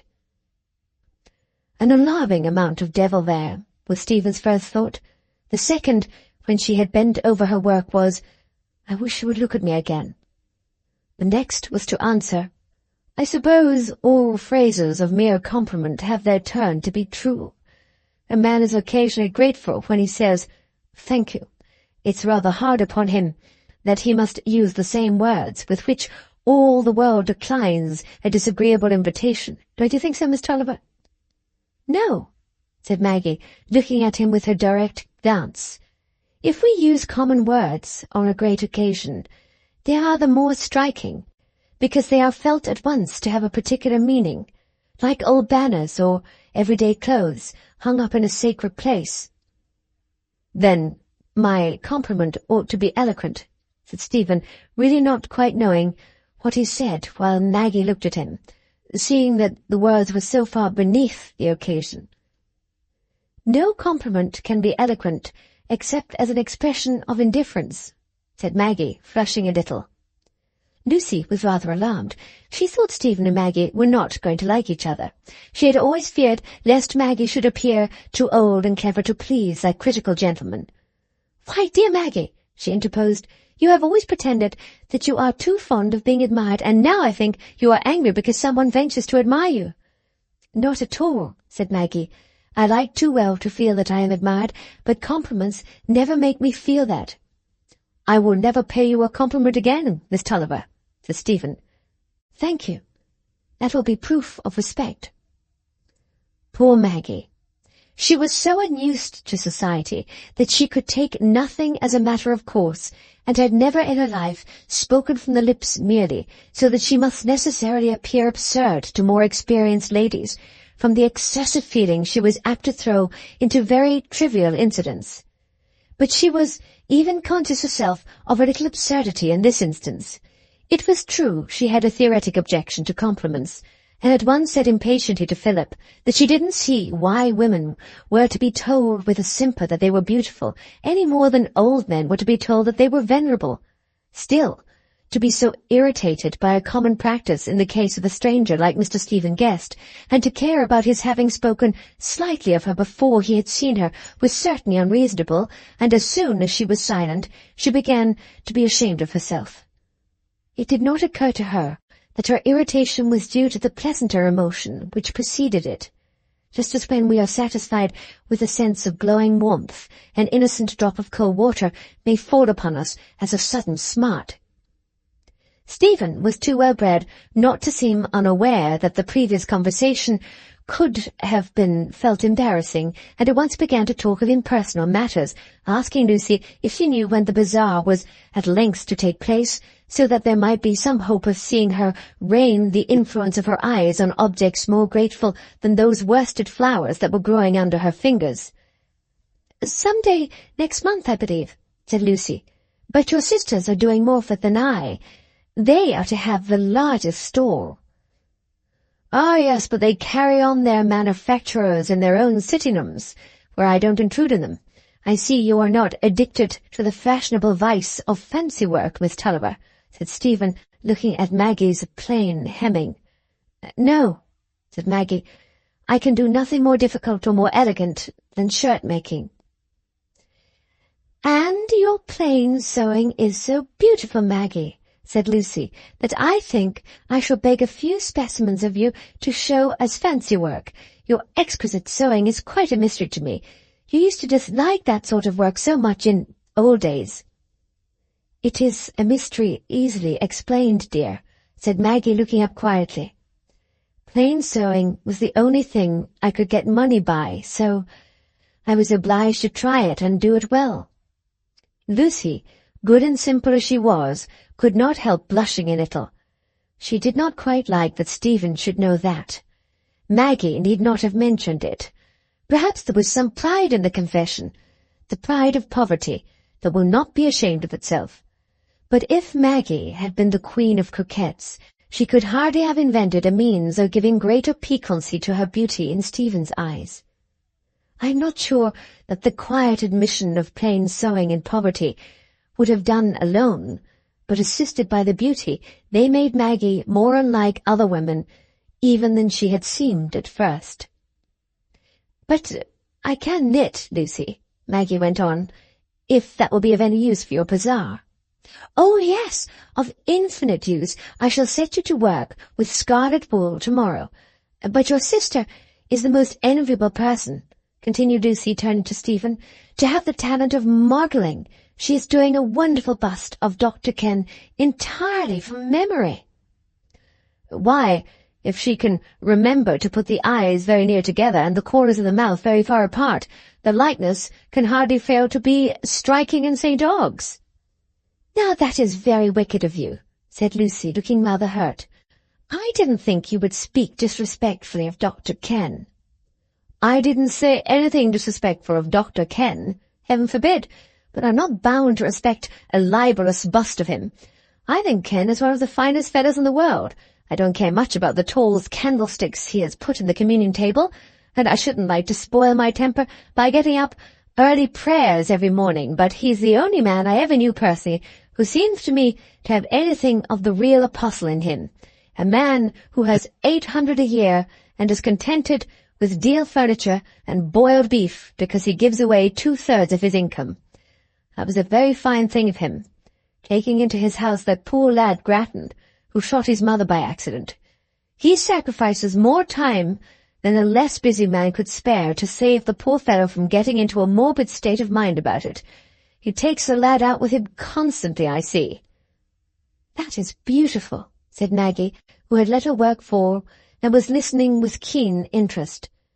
"I never knew anyone who did such things."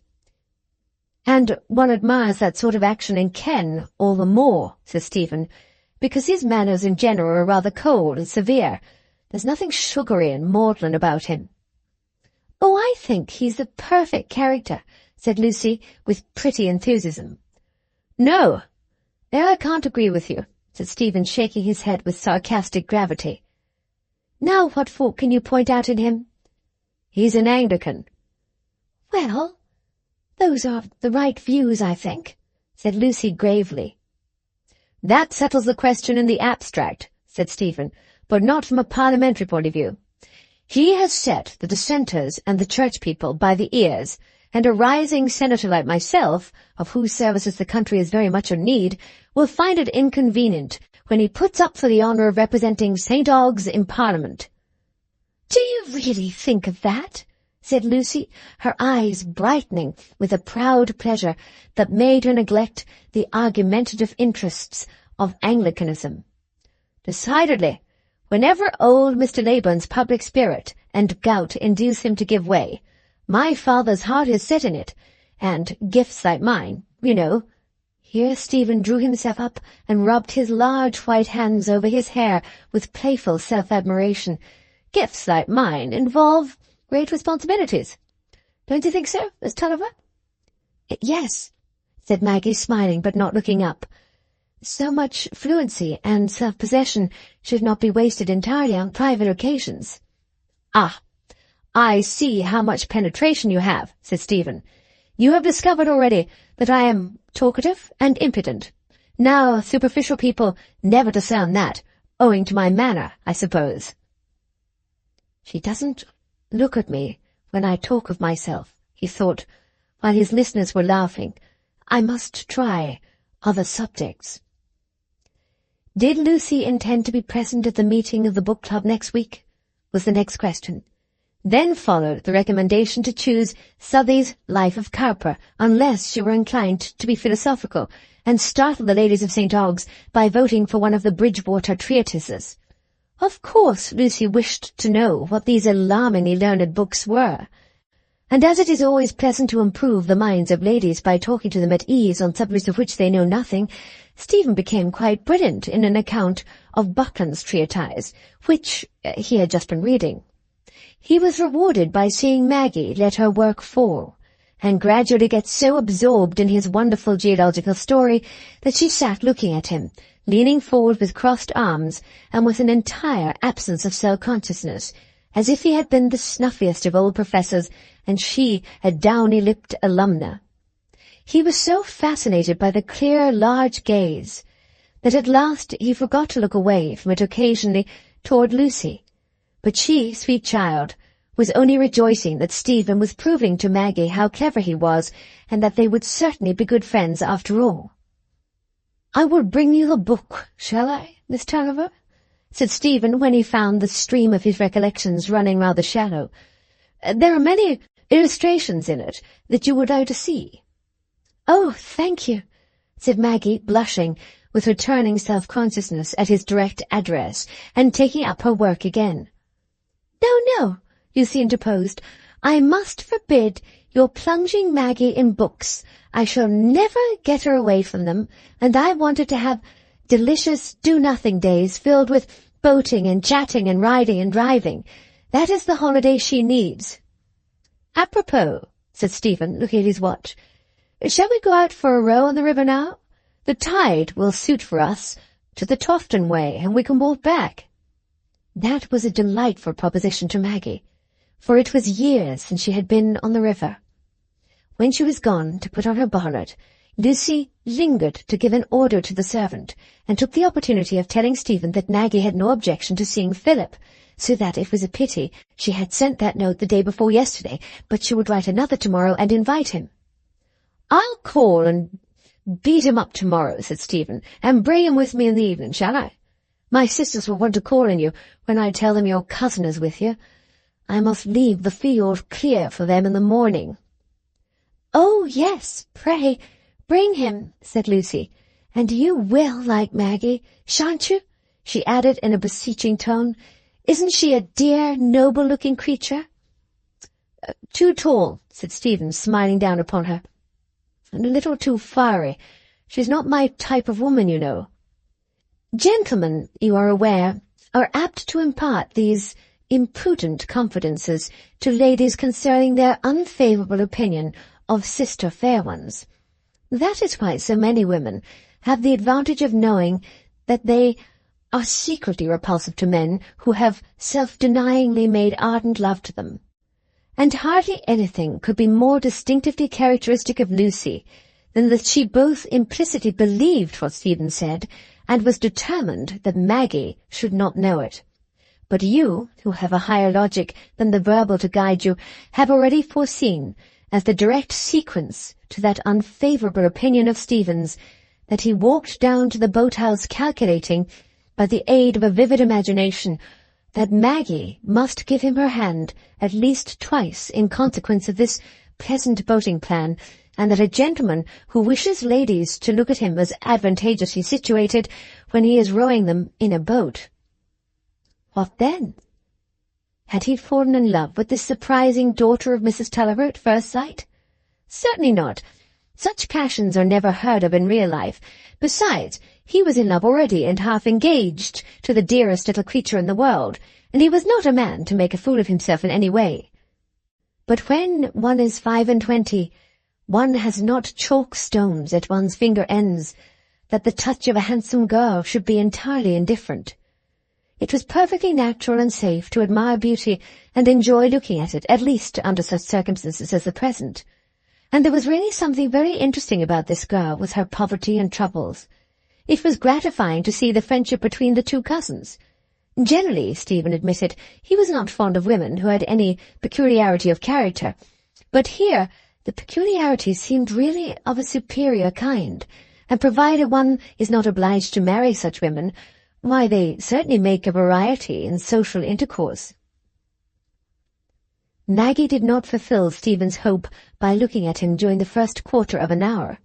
Her eyes were too full of the old banks that she knew so well. She felt lonely, cut off from Philip, the only person who had ever seemed to love her devotedly, as she had always longed to be loved.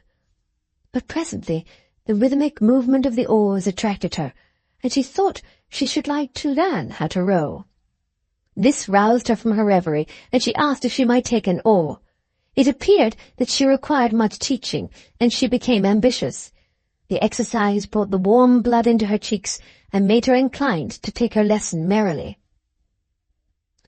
"I shall not be satisfied until I can manage both oars and row you and Lucy," she said, looking very bright as she stepped out of the boat. Maggie, we know, was apt to forget the thing she was doing, and she had chosen an inopportune moment for her remark. Her foot slipped, but happily Mr. Stephen Guest held her hand, and kept her up with a firm grasp. "You have not hurt yourself at all, I hope?" he said, bending to look in her face with anxiety. It was very charming to be taken care of, in that kind, graceful manner, by someone taller and stronger than oneself. Maggie had never felt just in the same way before. When they reached home again, they found Uncle and Aunt Pullet seated with Mrs. Tulliver in the drawing-room, and Stephen hurried away, asking leave to come again in the evening. "And pray, bring with you the volume of Purcell that you took away," said Lucy. "I want Maggie to hear your best songs." Aunt Pullet, under the certainty that Maggie would be invited to go out with Lucy, probably to Park House, was much shocked at the shabbiness of her clothes, which, when witnessed by the higher society of St. Ogg's, would be a discredit to the family that demanded a strong and prompt remedy, and the consultation as to what would be most suitable to this end from among the superfluities of Mrs. Pullet's wardrobe was one that Lucy, as well as Mrs. Tulliver, entered into with some zeal. Maggie must really have an evening dress as soon as possible, and she was about the same height as Aunt Pullet. "She's so much broader across the shoulders than I am. It's very inconvenient," said Mrs. Pullet.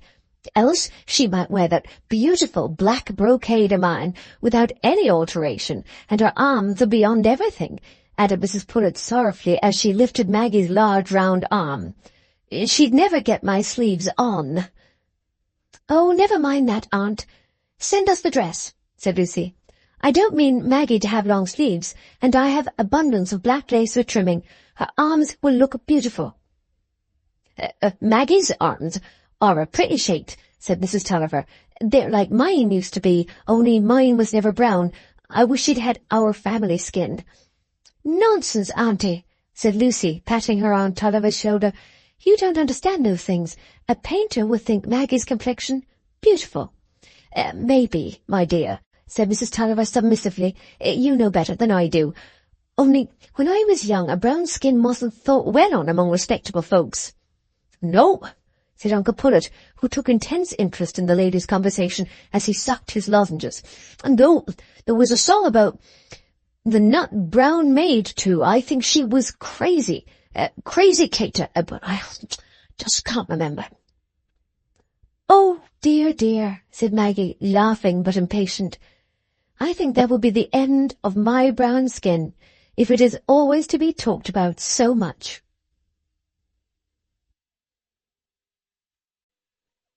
Chapter 3. Confidential Moments. When Maggie went up to her bedroom that night, it appeared that she was not at all inclined to undress. She set down her candle on the first table that presented itself and began to walk up and down her room, which was a large one, with a firm, regular, and rather rapid step which showed that the exercise was the instinctive vent of strong excitement. Her eyes and cheeks had an almost feverish brilliancy. Her head was thrown backward, and her hands were clasped with the palms outward, and with that tension of the arms which is apt to accompany mental absorption. Had anything remarkable happened? Nothing that you are not likely to consider in the highest degree unimportant. She had been hearing some fine music, sung by a fine bass voice, and then it was sung in a provincial amateur fashion, such as would have left a critical ear much to desire, and she was conscious of having been looked at a great deal in rather a furtive manner from beneath a pair of well-marked horizontal eyebrows, with a glance that seemed somehow to have caught the vibratory influence of the voice. Such things could have had no perceptible effect on a thoroughly well-educated young lady with a perfectly balanced mind, who had had all the advantages of fortune, training, and refined society. But if Maggie had been that young lady, you would probably have known nothing about her. Her life would have had so few vicissitudes that it could hardly have been written, for the happiest women, like the happiest nations, have no history. In poor Maggie's highly strung, hungry nature, just come away from a third-rate schoolroom with all its jarring sounds and petty round of tasks, these apparently trivial causes had the effect of rousing and exalting her imagination in a way that was mysterious to herself. It was not that she thought distinctly of Mr. Stephen Guest, or dwelt on the indications that he looked at her with admiration. It was rather that she felt the half-remote presence of a world of love and beauty and delight, made up of vague mingled images from all the poetry and romance she had ever read or had ever woven in her dreamy reveries. Her mind glanced back once or twice to the time when she had courted privation, when she had thought all longing, all impatience was subdued. But that condition seemed irrevocably gone, and she reconciled from the remembrance of it. No prayer, no striving now would bring back that negative peace. The battle of her life, it seemed, was not to be decided in that short and easy way by perfect renunciation at the very threshold of her youth. The music was vibrating in her still. Purcell's music, with its wild passion and fancy, and she could not stay in the recollection of that bare, lonely past. She was in her brighter, aerial world again, when a little tap came at the door. Of course it was her cousin, who entered in ample white dressing-gown. "Why, Maggie, you naughty child, haven't you begun to undress?" said Lucy in astonishment. "I promised not to come and talk to you, because I thought you must be tired. But here you are, looking as if you were ready to dress for a ball. Come, come, get on your dressing-gown and unplait your hair." "Well, you are not very forward," retorted Maggie, hastily reaching her own pink cotton gown and looking at Lucy's light brown hair brushed back in curly disorder. "Oh, I do not have much to do. I shall sit down and talk to you till I see you are really on the way to bed." While Maggie stood and unplaited her long black hair over her pink drapery, Lucy sat down near the toilet table, watching her with affectionate eyes and head a little aside, like a pretty spaniel. If it appears to you at all incredible that young ladies should be led on to talk confidentially in a situation of this kind, I would beg you to remember that human life furnishes many exceptional cases. "You really have enjoyed the music tonight, haven't you, Maggie?" "Oh, yes. That is what prevented me from feeling sleepy. I think I should have no other mortal wants if I could always have plenty of music. It seems to infuse strength into my limbs and ideas into my brain. Life seems to go on without effort when I am filled with music. At other times one is conscious of carrying a weight. And Stephen has a splendid voice, hasn't he?" "Well, perhaps we are neither of us judges of that," said Maggie, laughing, as she seated herself and tossed her long hair back. "You are not impartial, and I think any barrel organ splendid. But tell me what you think of him now. Tell me exactly, good and bad too." "Oh, I think you should humiliate him a little. A lover should not be so much at ease and so self-confident.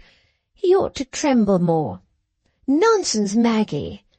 As if one could tremble at me. You think he is conceited, I see that. But you don't dislike him, do you?" "Dislike him? No. Am I in the habit of seeing such charming people that I should be very difficult to please?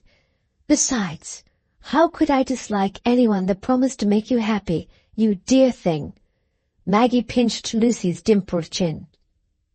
"We shall have more music tomorrow evening," said Lucy, looking happy already, "for Stephen will bring Philip Wakem with him." "Oh, Lucy, I can't see him," said Maggie, turning pale. "At least, I could not see him without Tom's leave." "Is Tom such a tyrant as that?" said Lucy, surprised. "I'll take the responsibility then. Tell him it was my fault."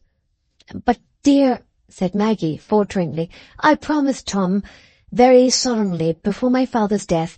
I promised him I would not speak to Philip without his knowledge and consent, and I have a great dread of opening the subject with Tom, of getting into a quarrel with him again." "But I never heard of anything so strange and unreasonable. What harm can poor Philip have done? May I speak to Tom about it?" "Oh, no, pray don't, dear," said Maggie. "I'll go to him myself tomorrow and tell him that you wish Philip to come. I've thought before of asking him to absolve me from my promise, but I've not had the courage to determine on it." They were both silent for some moments, and then Lucy said, "Maggie, you have secrets from me, and I have none from you." Maggie looked meditatively away from Lucy. Then she turned to her and said, "I should like to tell you about Philip, but Lucy, you must not betray that you know it to anyone, least of all to Philip himself or to Mr. Stephen Guest." The narrative lasted long, for Maggie had never before known the relief of such an outpouring. She had never before told Lucy anything of her inmost life, and the sweet face bent toward her with sympathetic interest, and the little hand pressing hers encouraged her to speak on. On 2 points only she was not expansive. She did not portray fully what still rankled in her mind as Tom's great offence, the insults he had heaped on Philip. Angry as the remembrance still made her, she could not bear that anyone else should know it all, both for Tom's sake and Philip's, and she could not bear to tell Lucy of the last scene between her father and Wakem, though it was this scene which she had ever since felt to be a new barrier between herself and Philip. She merely said she saw now that Tom was on the whole right in regarding any prospect of love and marriage between her and Philip, as put out of question by the relation of the two families. Of course Philip's father would never consent. "There, Lucy, you have had my story," said Maggie, smiling, with the tears in her eyes. "You see, I am like Sir Andrew Aguecheek. I was adored once." "Ah, now I see how it is you know Shakespeare and everything, and have learned so much since you left school, which always seemed to me witchcraft before. Part of your general uncanniness," said Lucy. She mused a little with her eyes downward, and then added, looking at Maggie, "It is very beautiful that you should love Philip. I never thought such happiness would befall him, and in my opinion you ought not to give him up. There are obstacles now, but they may be done away with in time." Maggie shook her head. Yes, persisted Lucy. "I can't help being hopeful about it. There is something romantic in it, out of the common way. Just what everything that happens to you ought to be, and Philip will adore you like a husband in a fairy tale. Oh, I shall puzzle my small brain to contrive some plot that will bring everybody into the right mind, so that you may marry Philip when I marry somebody else. Wouldn't that be a pretty ending to all my poor Maggie's troubles?" Maggie tried to smile, but shivered, as if she felt a sudden chill. "Oh, dear, you are cold," said Lucy. "You must go to bed, and so must I. I dare not think what time it is."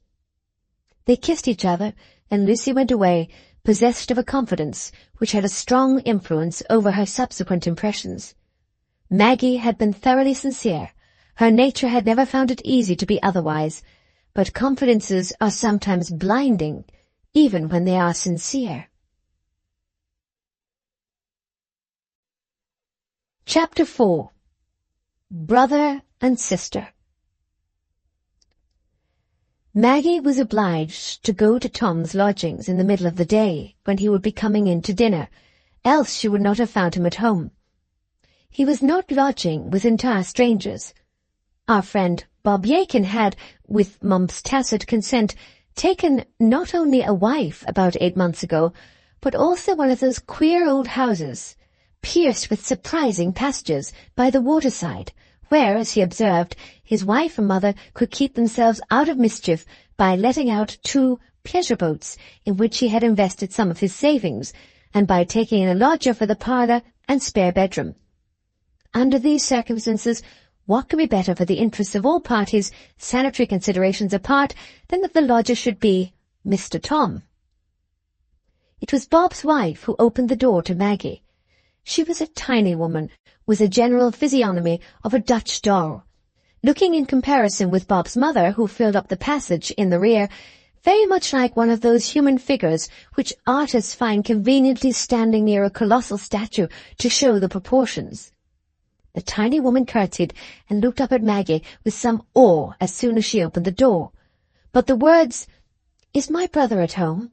which Maggie uttered smilingly, made her turn round with sudden excitement and say, "Hey, Mother, tell Bob, it's Miss Maggie.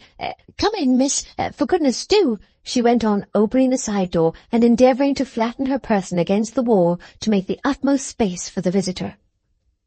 Sad recollections crowded on Maggie as she entered the small parlour, which was now all that poor Tom had to call by the name of home. That name, which had once and so many years ago meant for both of them the same sum of dear familiar objects. But everything was not strange to her in this new room. The first thing her eyes dwelt on was the large old Bible, and the sight was not likely to disperse the old memories. She stood without speaking. "If you please to take the privilege of sitting down, miss," said Mrs. Yaikin, rubbing her apron over a perfectly clean chair, and then lifting up the corner of that garment and holding it to her face with an air of embarrassment as she looked wonderingly at Maggie. "Bob is at home, then?" said Maggie, recovering herself and smiling at the bashful Dutch doll. "Yes, miss, but I think he must be washing and dressing himself. I'll go and see," said Mrs. Yaikin, disappearing. But she presently came back, walking with new courage a little way behind her husband, who showed the brilliancy of his blue eyes and regular white teeth in the doorway, bowing respectfully. "How do you do, Bob?" said Maggie, coming forward and putting out her hand to him. "I always meant to pay your wife a visit, and I shall come another day on purpose for that, if she will let me. But I was obliged to come today to speak to my brother." "He'll be in before long, missy. He's doing finely, Mr. Tom is. He'll be one of the first men hereabouts. You'll see that." "Well, Bob, I'm sure he'll be indebted to you, whatever he becomes. He said so himself only the other night, when he was talking of you." "Aye, miss, that's his way, I taken it, but I think the more in it when he says a thing, because his tongue doesn't overshoot him as mine does, nor as I'm no better, nor a tilted bottle I aren't. I can't stop myself once I begin, but you look rarely, miss. It does me good to see you. What you say now, Prissy?" Here Bob turned to his wife. "Isn't it all true, as I said? Though there isn't many sorts of goods as can overpraise when I set my tongue to it." Mrs. Bob's small nose seemed to be following the example of her eyes in turning up reverentially towards Maggie, but she was able now to smile and curtsy and say, "I look forward like anything to seeing you, miss, from my husband's tongue been running on you, like as if he was light-headed ever since he first come a-courting of me." Well, said Bob, looking rather silly. "Go and see after the terrace, else Mr. Tom'll have to wait for him." "I hope Mumps is friendly with Mrs. Yaikin, Bob," said Maggie, smiling. "I remember you used to say he wouldn't like your marrying." Hey, miss," said Bob, "he made up his mind to it when he seed what a little aunt she was.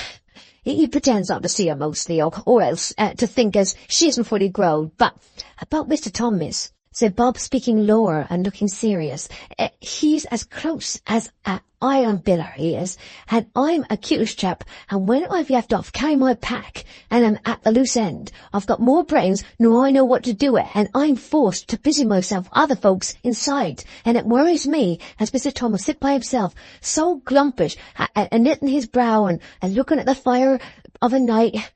He should be a bit livelier now, a fine young fellow like him. My wife says when she goes in sometimes, and he takes no notice of her, he sits looking at the fire and frowning, as if it was watching folks at work in it." "He thinks so much about business," said Maggie. "Aye," said Bob, speaking lower. "But do you think it's nothing else, miss? He's close, Mr. Thomas, but I'm a cute chap, I am. And I thought, toward last Christmas, as I'd found out a soft place in him, it was about a little black spaniel, a rare bit of breed, as he made a fuss to get, but since then summat's come over him. As he set his teeth again, things more than ever, for he's had such luck, and I wanted to tell you, miss, 'cause I thought you might work it out with him a bit, now you're come. He's a deal too lonely, and he doesn't go into company enough." "I'm afraid I have very little power over him, Bob," said Maggie, a good deal moved by Bob's suggestion. It was a totally new idea to her mind that Tom could have his love troubles, poor fellow, and in love with Lucy too. But it was perhaps a mere fancy of Bob's too officious brain. The present of the dog meant nothing more than courtship and gratitude. But Bob had already said, "Here's Tom," and the outer door was opening. "There is no time to spare, Tom," said Maggie, as soon as Bob left the room. "I must tell you at once what I came about, else I should be hindering you from taking your dinner." Tom stood with his back against the chimney-piece, and Maggie was seated opposite the light. He noticed that she was tremulous, and he had a presentiment of the subject she was going to speak about. The resentment made his voice colder and harder as he said, "What is it?" This tone roused the spirit of resistance in Maggie, and she put her request in quite a different form from the one she had predetermined on. She rose from her seat, and looking straight at Tom, said, "I want you to absolve me from my promise about Philip Wakem. Or rather, I promise you not to see him without telling you. I have come to tell you that I wish to see him." "Very well," said Tom still more coldly.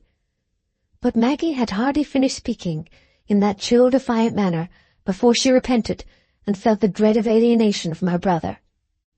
"Not for myself, dear Tom, don't be angry. I shouldn't have asked it, only that Philip, you know, is a friend of Lucy's, and she wishes him to come, has invited him to come this evening, and I told her I couldn't see him without telling you. I should only see him in the presence of other people. There will never be anything secret between us again." Tom looked away from Maggie, knitting his brow more strongly for a little while. Then he turned to her and said slowly and emphatically, "You know what is my feeling on that subject, Maggie. There is no need for my repeating anything I said a year ago. While my father was living, I felt bound to use the utmost power over you to prevent you from disgracing him as well as yourself and all of us. But now I must leave you to your own choice. You wish to be independent. You told me so after my father's death. My opinion is not changed. If you think of Philip Wakem as a lover again, you must give up me." "I don't wish it, dear Tom. At least as things are, I see that it would lead to misery, but I shall soon go away to another situation, and I should like to be friends with him again while I am here. Lucy wishes it." The severity of Tom's face relaxed a little. "I shouldn't mind your seeing him occasionally at my uncle's. I don't want you to make a fuss on the subject, but I have no confidence in you, Maggie. You would be led away to do anything." That was a cruel word. Maggie's lip began to tremble. "Why would you say that, Tom? It is very hard of you. Have I not done and borne everything as well as I could, and kept my word to you, when my life has not been a happy one any more than yours?" She was obliged to be childish. The tears would come. When Maggie was not angry, she was as dependent on kind or cold words as a daisy on the sunshine or the cloud. The need of being loved would always subdue her, as in old days it subdued her in the worm-eaten attic. The brother's goodness came uppermost at his appeal, but it could only show itself in Tom's fashion. He put his hand gently on her arm and said, in the tone of a kind pedagogue, "Now listen to me, Maggie. I'll tell you what I mean. You're always in extremes. You have no judgment and self-command, and yet you think you know best, and will not submit to being guided. You know I didn't wish you to take a situation. My Aunt Pullet was willing to give you a good home, and you might have lived respectably among your relations until I could have provided a home for you with my mother. And that is what I should like to do. I wished my sister to be a lady, and I always have taken care of you as my father desired until you were well married. But your ideas and mine never accord, and you will not give way. Yet you might have sense enough to see that a brother who goes out into the world and mixes with men necessarily knows better what is right and respectable for his sister than she can know herself. You think I am not kind, but my kindness can be only directed by what I believe to be good for you." "Yes, I know, dear Tom," said Maggie, still half sobbing but trying to control her tears. "I know you would do a great deal for me. I know how you work and don't spare yourself. I am grateful to you, but indeed, you can't quite judge for me. Our natures are very different. You don't know how differently things affect me from what they do you." "Yes, I do know. I know it too well. I know how differently you must feel about all that affects our family and your own dignity as a young woman before you could think of receiving secret addresses from Philip Wakem. If it was not disgusting to me in every other way, I should object to my sister's name being associated for a moment with that of a young man whose father must hate the very thought of us all, and would spurn you. With anyone but you, I should think it quite certain that what you witnessed just before my father's death would secure you from ever thinking again of Philip Wakem as a lover. But I don't feel certain of it with you. I never feel certain about anything with you. At one time you take pleasure in a sort of perverse self-denial, and another you have not resolution to resist a thing that you know to be wrong."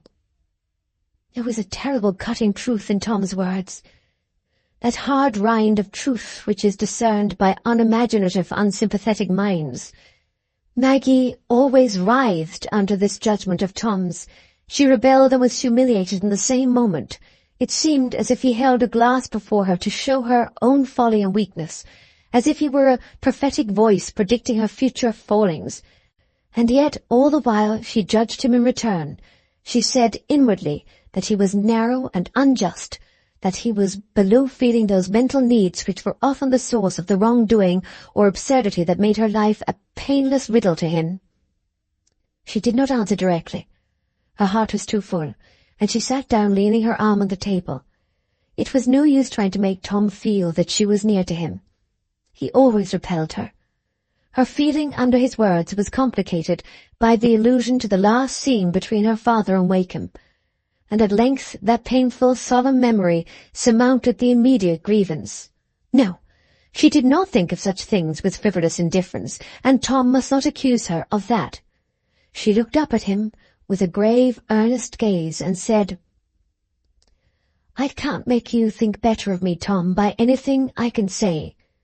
But I am not so shut out from all your feelings as you believe me to be. I see as well as you that from our position with regard to Philip's father, not on other grounds, it would be unreasonable. It would be wrong for us to entertain the idea of marriage, and I have given up thinking of him as a lover. I am telling you the truth, and you have no right to disbelieve me. I have kept my word to you, and you have never detected me in a falsehood. I should not only not encourage, I should carefully avoid any intercourse with Philip on any other footing than of quiet friendship. You may think that I am unable to keep my resolutions, but at least you ought not to treat me with hard contempt on the ground of faults that I have not committed yet." "Well, Maggie," said Tom, softening under this appeal, "I don't want to overstrain matters. I think, all things considered, it will be best for you to see Philip Wakem, if Lucy wishes him to come to the house. I believe what you say, at least. You believe it yourself, I know. I can only warn you. I wish to be as good a brother to you as you will let me." There was a little tremor in Tom's voice as he uttered the last words, and Maggie's ready affection came back with as sudden a glow as when they were children, and bit their cake together as a sacrament of conciliation. She rose and laid her hand on Tom's shoulder. "Dear Tom, I know you mean to be good. I know you have had a great deal to bear, and have done a great deal. I should like to be a comfort to you, not to vex you. You don't think I'm altogether naughty now, do you?" Tom smiled at the eager face. His smiles were very pleasant to see when they did come, for the grey eyes could be tender underneath the frown. "No, Maggie. I may turn out better than you expect. I hope you will. And may I come some day and make tea for you, and see this extremely small wife of Bob's again?" "Yes, but trot away now, for I've no more time to spare," said Tom, looking at his watch. "Not to give me a kiss?" Tom bent to kiss her cheek, and then said, "There, be a good girl. I've got a great deal to think of today. I'm going to have a long consultation with my Uncle Dean this afternoon." "You'll come to Aunt Geg's tomorrow? We're going all to dine early, that we may go there to tea. You must come. Lucy told me to say so." "Oh, pooh. I've plenty else to do," said Tom, pulling his bell violently and bringing down the small bear rope. "I'm frightened. I shall run away," said Maggie, making a laughing retreat, while Tom, with masculine philosophy, flung the bear rope to the further end of the room, not very far either. A touch of human experience, which I flatter myself will come home to the bosoms of not a few substantial or distinguished men who were once at an early stage of their rise in the world, and were cherishing very large hopes in very small lodgings. Chapter 5. Showing that Tom had opened the oyster. "And now we've settled this Newcastle business, Tom, said Mr. Dean that same afternoon as they were seated in the private room at the bank together. "There's another matter I want to talk to you about. Since you're likely to have rather a smoky, unpleasant time of it at Newcastle for the next few weeks, you'll want a good prospect of some sort to keep up your spirits." Tom waited less nervously than he had done on former occasion in this apartment, while his uncle took out his snuff-box and gratified each nostril with deliberate impartiality. "You see, Tom," said Mr. Dean at last, throwing himself backward, "the world goes on at a smarter pace now than it did when I was a young fellow. Why, sir, 40 years ago, when I was much such a strapping youngster as you, a man expected to pull between the shafts the best part of his life before he got the whip in his hand. The looms went slowish, and fashions didn't alter quite so fast. I'd a best suit that lasted me 6 years. Everything was on a lower scale, sir. In point of expenditure, I mean. It's this steam, you see, that has made the difference. It drives on every wheel double pace, and the wheel of fortune along with him, as our Mr. Stephen Guest said at an anniversary dinner. He hits things off wonderfully, considering he's seen nothing of business. I don't find fault with the change, as some people do. Trade, sir, opens a man's eyes, and if the population is to get thicker upon the ground, as it's doing, the world must use its wits at inventions of one sort or another. I know I've done my share as an ordinary man of business. Somebody has said it's a fine thing to make 2 ears of corn grow where only one grew before. But, sir, it's a fine thing, too, to further the exchange of commodities and bring the grains of corn to the mouths that are hungry. And that's our line of business, and I consider it as honourable a position as a man can hold to be connected with." Tom knew that the affair his uncle had to speak of was not urgent. Mr. Dean was too shrewd and practical a man to allow either his reminiscences or his snuff to impede the progress of trade. Indeed, for the last month or two, there had been hints thrown out to Tom which enabled him to guess that he was going to hear some proposition for his own benefit. With the beginning of the last speech, he had stretched out his legs, thrust his hands in his pockets, and prepared himself for some introductory diffuseness, tending to show that Mr. Dean had succeeded by his own merit, and that what he had to say to young men in general was that if they didn't succeed too, it was because of their own demerit. He was rather surprised then when his uncle put a direct question to him. "Let me see. It's going on for 7 years now since you applied to me for a situation, eh, Tom?" "Yes, sir." "I'm 23 now," said Tom. "Ah, it's as well not to say that, though, for you'd pass for a good deal older, and age tells well in business. I remember your coming very well. I remember I saw you there with some pluck in you, and that was what made me give you encouragement, and I'm happy to say I was right. I'm not often deceived. I was naturally a little shy at pushing my nephew, but I'm happy to say you've done me credit, sir. And if I'd a son of my own, I shouldn't have been sorry to see him like you."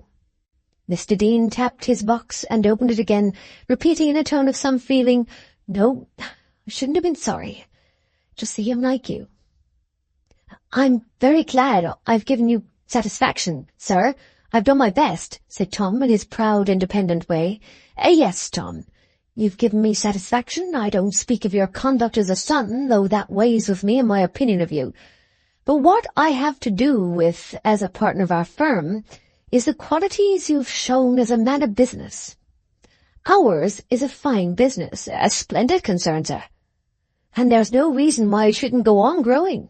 There's a growing capital and growing outlets for it, and there's another thing that's wanted for the prosperity of every concern, large or small, and that's men to conduct it, men of the right habits, none of your flashy fellows, but such as are to be depended on. Now, this is what Mr. Guest and I see clear enough. 3 years ago we took Gerald into the concern. We gave him a share in the wire mill, and why? Because Gerald was a fellow whose services were worth a premium. So it will always be, sir.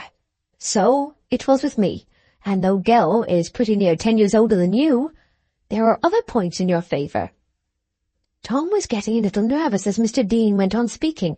He was conscious of something he had in his mind to say which might not be agreeable to his uncle, simply because it was a new suggestion rather than an acceptance of the proposition he foresaw.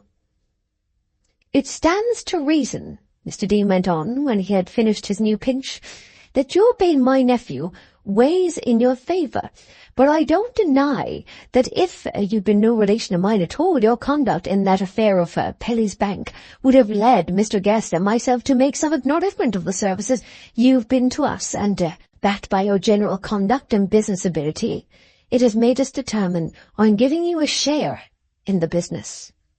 A share which we shall be glad to increase as the years go on. We think that'll be better on all grounds than raising your salary. It'll give you more importance and prepare you better for taking some of the anxiety off my shoulders by and by. I'm equal to a good deal of work at present, thank God, but I'm getting older. There's no denying that. I told Mr. Guest I would open the subject to you, and when you come back from this northern business, we can go into particulars.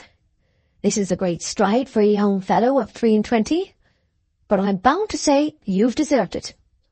I'm very grateful to Mr. Guest, and you, sir, of course. I feel the most indebted to you, who first took me into the business, and have taken a good deal of pains with me since."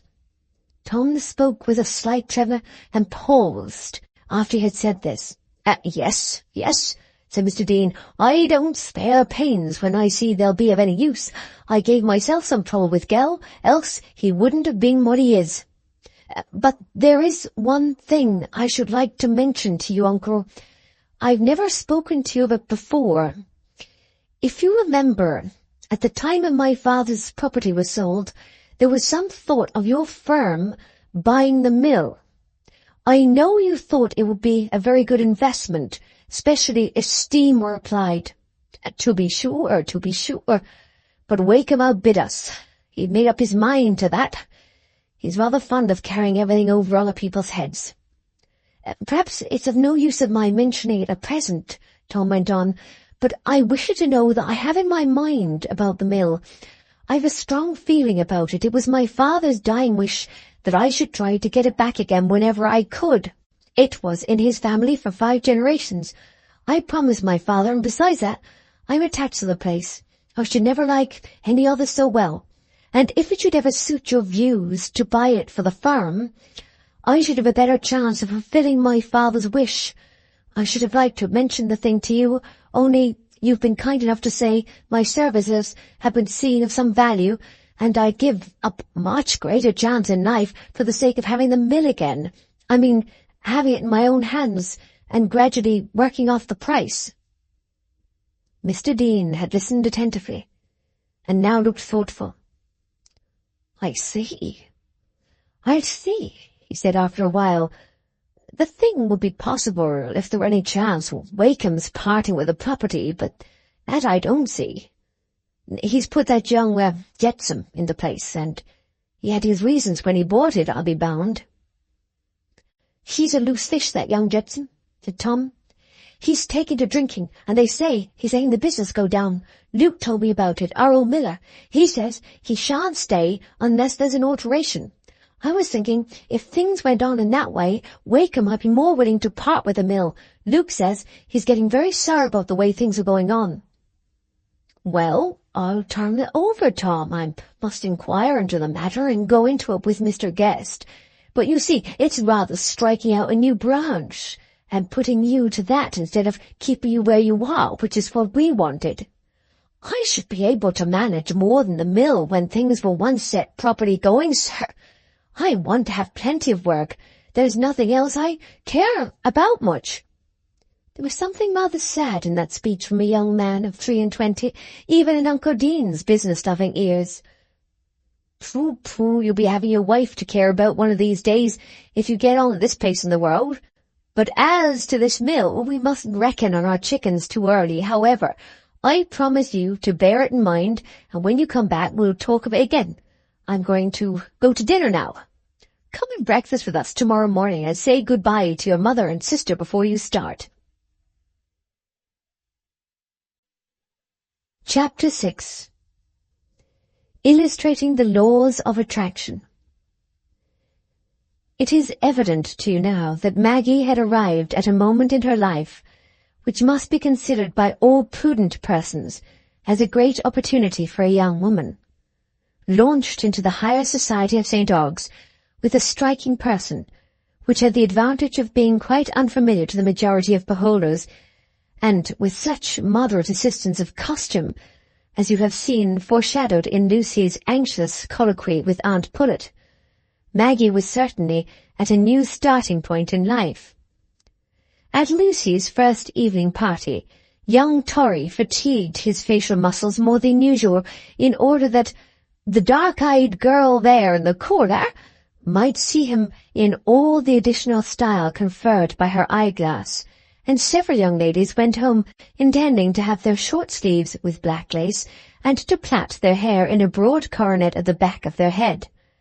That cousin of Miss Dean's looked so very well. In fact, poor Maggie, with all her inward consciousness of a painful past and her presentment of a troublous future, was on the way to become an object of some envy, a topic of discussion in the newly established billiard-room and between fair friends who had no secrets from each other on the subject of trimmings. The Miss Guests, who associated chiefly on terms of condescension with the family of St. Ogg's, and were the glass of fashion there, took some exception to Maggie's manners.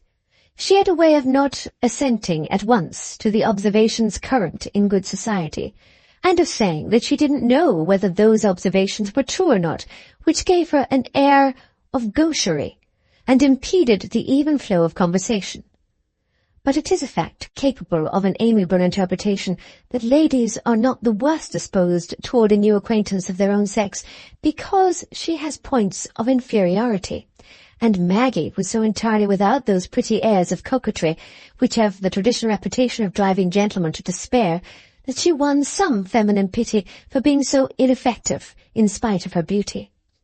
She had not had many advantages, poor thing, and it must be admitted that there was no pretension about her. Her abruptness and unevenness of manner were plainly the result of her secluded and lowly circumstances. It was only a wonder that there was no tinge of vulgarity about her, considering what the rest of poor Lucy's relations were, an illusion which always made the Miss Guests shudder a little. It was not agreeable to think of any connection by marriage with such people as the Gleggs and the Pullets, but it was of no use to contradict Stephen. When once he had set his mind on anything, and certainly there was no possible objection to Lucy in herself, no one could help liking her. She would naturally desire that the Miss Guests should behave kindly to this cousin of whom she was so fond, and Stephen would make a great fuss if they were deficient in civility. Under these circumstances the invitations to Park House were not wanting, and elsewhere also. Miss Dean was too popular and too distinguished a member of society in St. Ogg's for any attention toward her to be neglected. Thus Maggie was introduced for the first time to the young lady's life, and knew what it was to get up in the morning without any imperative reason for doing one thing more than another. This new sense of leisure and unchecked enjoyment, amidst the soft-breathing airs and garden scents of advancing spring, amidst the new abundance of music and lingering strolls in the sunshine, and the delicious dreaminess of gliding on the river, could hardly be without some intoxicating effect on her. After her years of privation, and even in the first week, Maggie began to be less haunted by her sad memories and anticipations. Life was certainly very pleasant just now. It was becoming very pleasant to dress in the evening, and to feel that she was one of the beautiful things of the springtime. And there were admiring eyes always awaiting her now. She was no longer an unheeded person, liable to be chid, from whom attention was continually claimed, and on whom no one felt bound to confer any. It was pleasant, too, when Stephen and Lucy were gone out riding, to sit down at the piano alone, and find that the old fitness between her fingers and the keys remained, and revived, like a sympathetic kinship, not to be worn out by separation. To get the tunes she had heard the evening before, and repeat them again and again, until she had found out a way of producing them so as to make them a more pregnant, passionate language to her. The mere concord of octaves was a delight to Maggie, and she would often take a book of studies rather than any melody, that she might taste more keenly by abstraction the more primitive sensation of intervals. Not that her enjoyment of music was of the kind that indicates a great specific talent. It was rather that her sensibility to the supreme excitement of music was only one form of that passionate sensibility which belonged to her whole nature, and made her faults and virtues all merge in with each other, made her affections sometimes an impatient demand, but also prevented her vanity from taking the form of mere feminine coquetry and device, and gave it the poetry of ambition. But you have known Maggie a long while, and need to be told not her characteristics, but her history, which is a thing hardly to be predicted even from the completest knowledge of characteristics. For the tragedy of our lives is not created entirely from within. Character, says Novalis, in one of his questionable aphorisms, character is destiny. But not the whole of our destiny. Hamlet, Prince of Denmark, was speculative and irresolute, and we have a great tragedy in consequence. But if his father had lived to a good old age, and his uncle had died an early death, we can conceive Hamlet's having married Ophelia, and got through life with a reputation of sanity, notwithstanding many soliloquies and some moody sarcasms towards the fair daughter of Polonius, to say nothing of the frankest incivility to his father-in-law. Maggie's destiny, then, is at present hidden, and we must wait for it to reveal itself like the course of an unmapped river. We only know that the river is full and rapid, and that for all rivers there is the same final home. Under the charm of her new pleasures, Maggie herself was ceasing to think with her eager, prefiguring imagination of her future lot, and her anxiety about her first interview with Philip was losing its predominance. Perhaps unconsciously to herself, she was not sorry that the interview had been deferred. For Philip had not come the evening he was expected, and Mr. Stephen Guest brought word that he was gone to the coast, probably, he thought, on a sketching expedition. But it was not certain when he would return. It was just like Philip to go off in that way without telling anyone. It was not until the 12th day that he returned, to find both Lucy's notes awaiting him. He had left before he knew of Maggie's arrival. Perhaps one had need to be 19 again to be quite convinced of the feelings that were crowded for Maggie into those 12 days, of the lengths to which they were stretched for her by the novelty of her experience in them, and the varying attitudes of her mind. The early days of an acquaintance almost always have this importance for us, and fill up a larger space in our memory than longer subsequent periods, which must have less filled with discovery and new impressions. There was not many hours in those 10 days in which Mr. Stephen Guest was not seated by Lucy's side, or standing near her at the piano, or accompanying her on some outdoor excursion. His attentions were clearly becoming more assiduous, and that was what everyone had expected. Lucy was very happy, all the happier because Stephen's society seemed to have become much more interesting and amusing since Maggie had been there. Playful discussions, sometimes serious ones, were going forward, in which both Stephen and Maggie revealed themselves to the admiration of the gentle, unobtrusive Lucy. And it more than once crossed her mind what a charming quartet they should have made through life when Maggie married Philip. Is it an inexplicable thing that a girl should enjoy her lover's society the more for the presence of a third person, and be without the slightest spasm of jealousy that the third person had the conversation habitually directed to her? Not when that girl is as tranquil-hearted as Lucy, thoroughly possessed with a belief that she knows the state of her companion's affections, and not prone to the feelings which shake such a belief in the absence of positive evidence against it. Besides, it was Lucy by whom Stephen sat, to whom he gave his arm, to whom he appealed as the person sure to agree with him, and every day there was the same tender politeness toward her, the same consciousness of her wants and care to supply them. Was there really the same? It seemed to Lucy that there was more, and it was no wonder that the real significance of the change escaped her. It was a subtle act of conscience in Stephen that even he himself was not aware of. His personal attentions to Maggie were comparatively slight, and there had even sprung up an apparent distance between them that prevented the renewal of that faint resemblance to gallantry into which he had fallen the first day in the boat. If Stephen came in when Lucy was out of the room, if Lucy left them together, they never spoke to each other. Stephen perhaps seemed to be examining books or music, and Maggie bent her head assiduously over her work. Each was oppressively conscious of the other's presence, even to the finger ends. Yet each looked and longed for the same thing to happen the next day.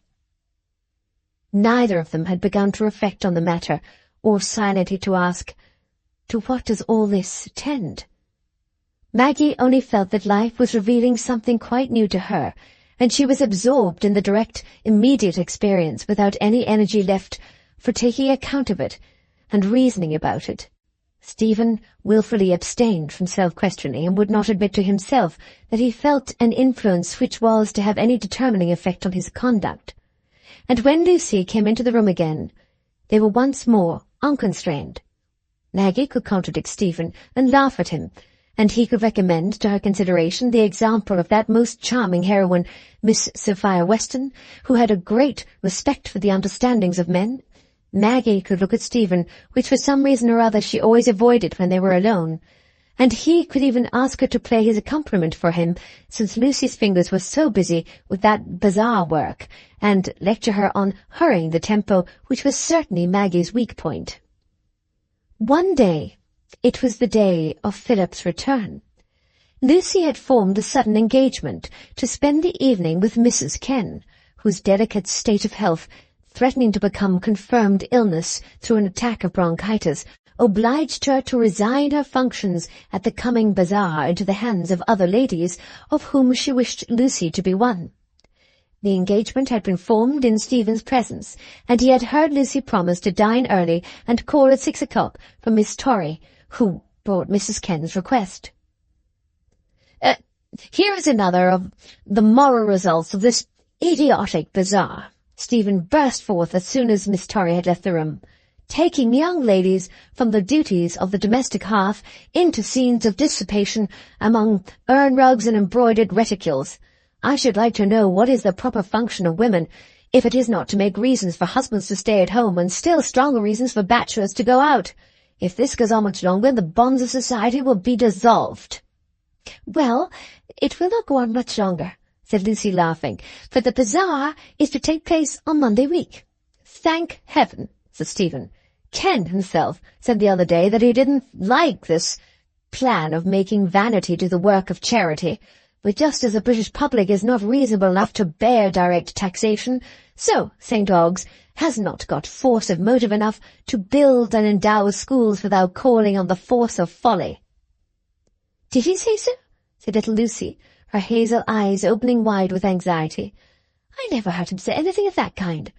I thought he approved of what we were doing." "I'm sure he approves you," said Stephen, smiling at her affectionately.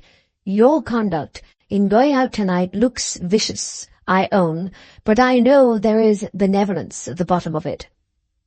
"Oh, you think too well of me," said Lucy, shaking her head with a pretty blush, and there the subject ended.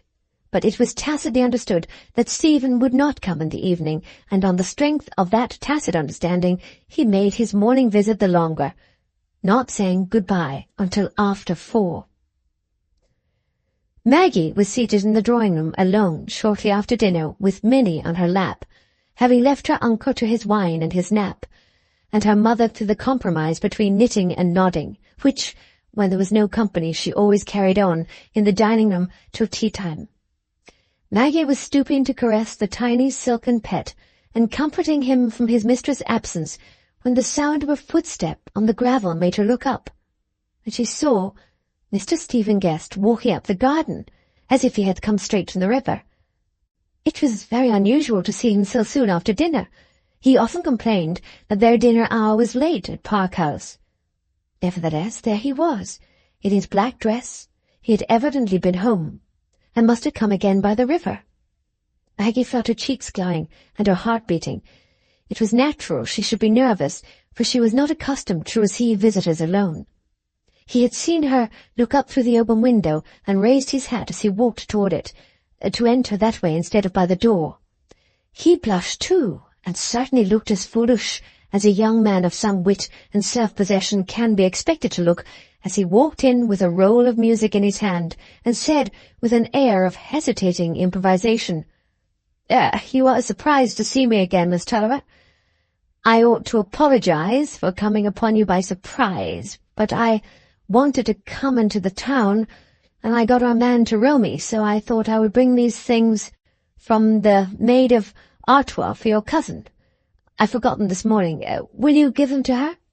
"Yes," said Maggie, who had risen confusedly with Minnie in her arms, and now, not quite knowing what else to do, sat down again. Stephen laid down his hat, with the music, which rolled onto the floor, and sat down in the chair close by her. He had never done so before, and both he and Maggie were quite aware that it was an entirely new position. "Well, you pampered minion," said Stephen, leaning to pull the long curly ears that drooped over Maggie's arm. It was not a suggestive remark, and as the speaker did not follow it up by further development, it naturally left the conversation at a standstill. It seemed to Stephen like some action in a dream that he was obliged to do, and wonder at himself all the while, to go on stroking Minnie's head. Yet it was very pleasant. He only wished he dared look at Maggie, and that she would look at him. Let him have one long look into those deep, strange eyes of hers, and then he would be satisfied and quite reasonable after that. He thought it was becoming a sort of monomania with him, to want that long look from Maggie, and he was racking his invention continually to find out some means by which he could have it without its appearing singular and entailing subsequent embarrassment. As for Maggie, she had no distinct thought, only the sense of a presence like that of a closely hovering broad-winged bird in the darkness, for she was unable to look up, and saw nothing but Minnie's black, wavy coat. But this must end sometime, and perhaps it ended very soon, and only seemed long, as a minute's dream does. Stephen at last sat upright sideways in his chair, leaning one hand and arm over the back and looking at Maggie. What should he say? "We shall have a splendid sunset, I think. Shan't you go out and see it?" "I don't know," said Maggie, then courageously raising her eyes and looking out of the window. "If I'm not playing cribbage with my uncle." A pause, during which Minnie is stroked again, but has sufficient insight not to be grateful for it, to growl rather. "Do you like sitting alone?" A rather arch look came over Maggie's face, and just glancing at Stephen she said, "Would it be quite civil to say yes?" "It was rather a dangerous question for an intruder to ask," said Stephen, delighted with that glance, and getting determined to stay for another. "But you will have more than half an hour to yourself after I am gone," he added, taking out his watch. "I know Mr. Dean never comes in till 7:30. Another pause, during which Maggie looked steadily out of the window, till by a great effort she moved her head to look down at Minnie's back again, and said, "I wish Lucy had not been obliged to go out. We lose our music." "We shall have a new voice tomorrow night," said Stephen. "Will you tell your cousin that our friend Philip Wakem has come back? I saw him as I went home." Maggie gave a little start. It seemed hardly more than a vibration that passed from head to foot in an instant, but the new images summoned by Philip's name dispersed half the oppressive spell she had been under. She rose from her chair with a sudden resolution, and laying Minnie on his cushion, went to reach Lucy's large work-basket from its corner. Stephen was vexed and disappointed. He thought perhaps Maggie didn't like the name of Wakem to be mentioned to her in that abrupt way, for he now recalled what Lucy had told him of the family quarrel. It was of no use to stay any longer. Maggie was seating herself at the table with her work and looking chill and proud, and he looked like a simpleton for having come. A gratuitous, entirely superfluous visit of that sort was sure to make a man disagreeable and ridiculous. Of course it was palpable to Maggie's thinking that he had dined hastily in his own room for the sake of setting off again and finding her alone. A boyish state of mind for an accomplished young gentleman of 25, not without legal knowledge, but a reference to history, perhaps, may make it not incredible. At this moment Maggie's ball of knitting wool rolled along the ground, and she started up to reach it. Stephen rose too, and picking up the ball, met her with a vexed, complaining look that gave his eyes quite a new expression to Maggie, whose own eyes met them as he presented the ball to her. "Goodbye," said Stephen, in a tone that had the same beseeching discontent as his eyes. He dared not put out his hand. He thrust both hands into his tail pockets as he spoke. Maggie thought she had perhaps been rude. "Won't you stay?" she said timidly, not looking away, for that would have seemed rude again. "No, thank you," said Stephen, looking still into the half-unwilling, half-fascinated eyes, as a thirsty man looks toward the track of a distant brook. "The boat is waiting for me. You'll tell your cousin?" "Yes." "That I brought the music, I mean." "Yes." "And that Philip is coming back." "Yes." Maggie did not notice Philip's name this time. "Won't you come out a little way into the garden?" said Stephen, in a still gentler tone, but the next moment he was vexed that she did not say no, for she moved away now toward the open window, and he was obliged to take his hat and walk by her side. But he thought of something to make him amends. "Do take my arm," he said, in a low tone, as if it were a secret. There is something strangely winning to most women in that offer of a firm arm. The help is not wanted physically at that moment, but the sense of help, the presence of strength that is outside them, and yet theirs, meets a continual want of the imagination.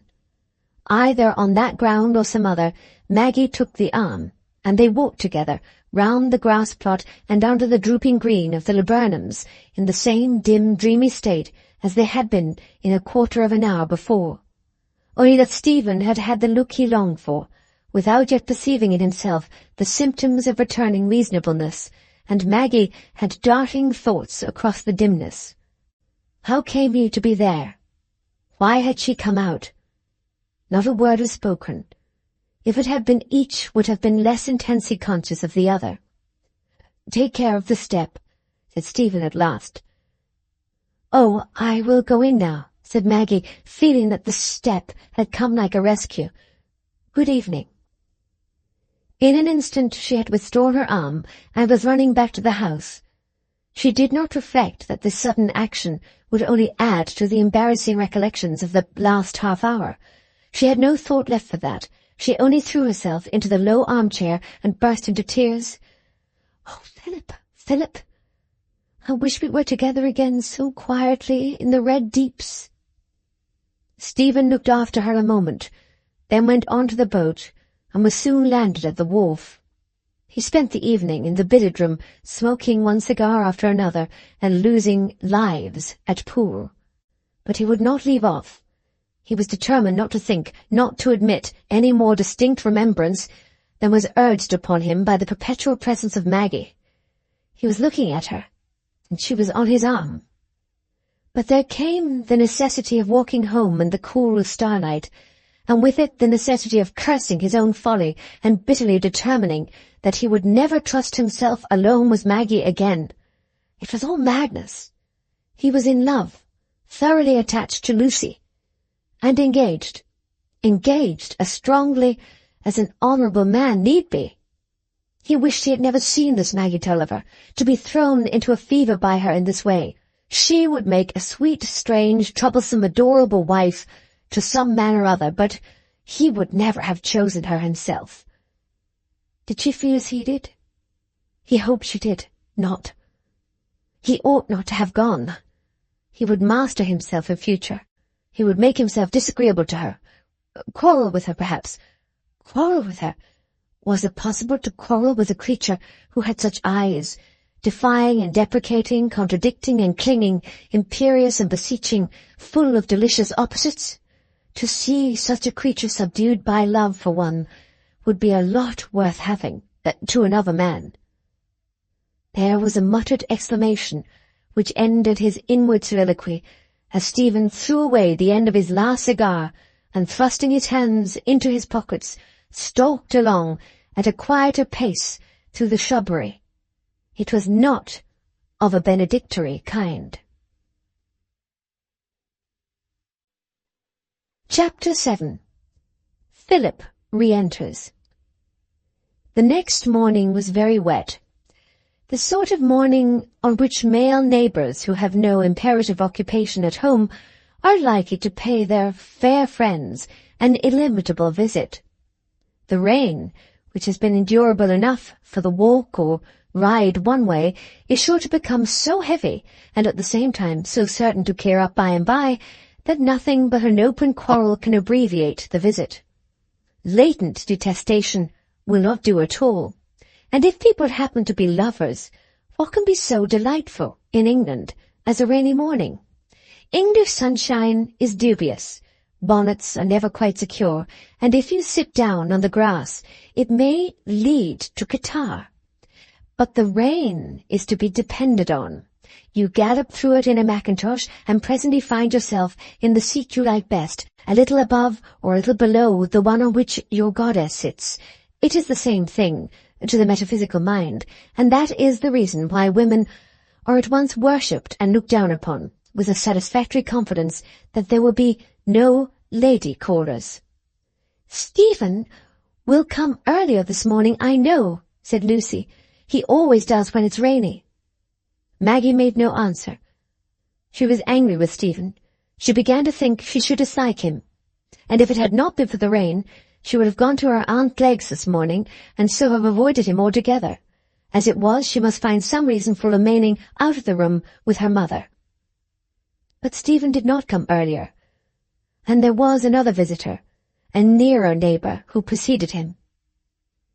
When Philip entered the room, he was going merely to bow to Maggie, feeling that their acquaintance was a secret which he was bound not to betray. But when she advanced toward him and put out her hand, he guessed at once that Lucy had been taken into her confidence. It was a moment of some agitation to both, though Philip had spent many hours in preparing for it. But like all persons who have passed through life with little expectation of sympathy, he seldom lost his self-control, and shrank with the most sensitive pride from any noticeable betrayal of emotion. A little extra paleness, a little tension of the nostril when he spoke, and the voice pitched in rather a higher key, that to strangers would seem expressive of cold indifference, were all the signs Philip usually gave of an inward drama that was not without its fierceness. But Maggie, who had little more power of concealing the impressions made upon her than if she had been constructed of musical strings, felt her eyes getting larger with tears as they took each other's hands in silence. They were not painful tears. They had rather something of the same origin as the tears women and children shed when they have found some protection to cling to and look back on the threatened danger. For Philip, who a little while ago was associated continually in Maggie's mind with the sense that Tom might reproach her with some justice, had now, in this short space, become a sort of outward conscience to her, that she might fly to for rescue and strength.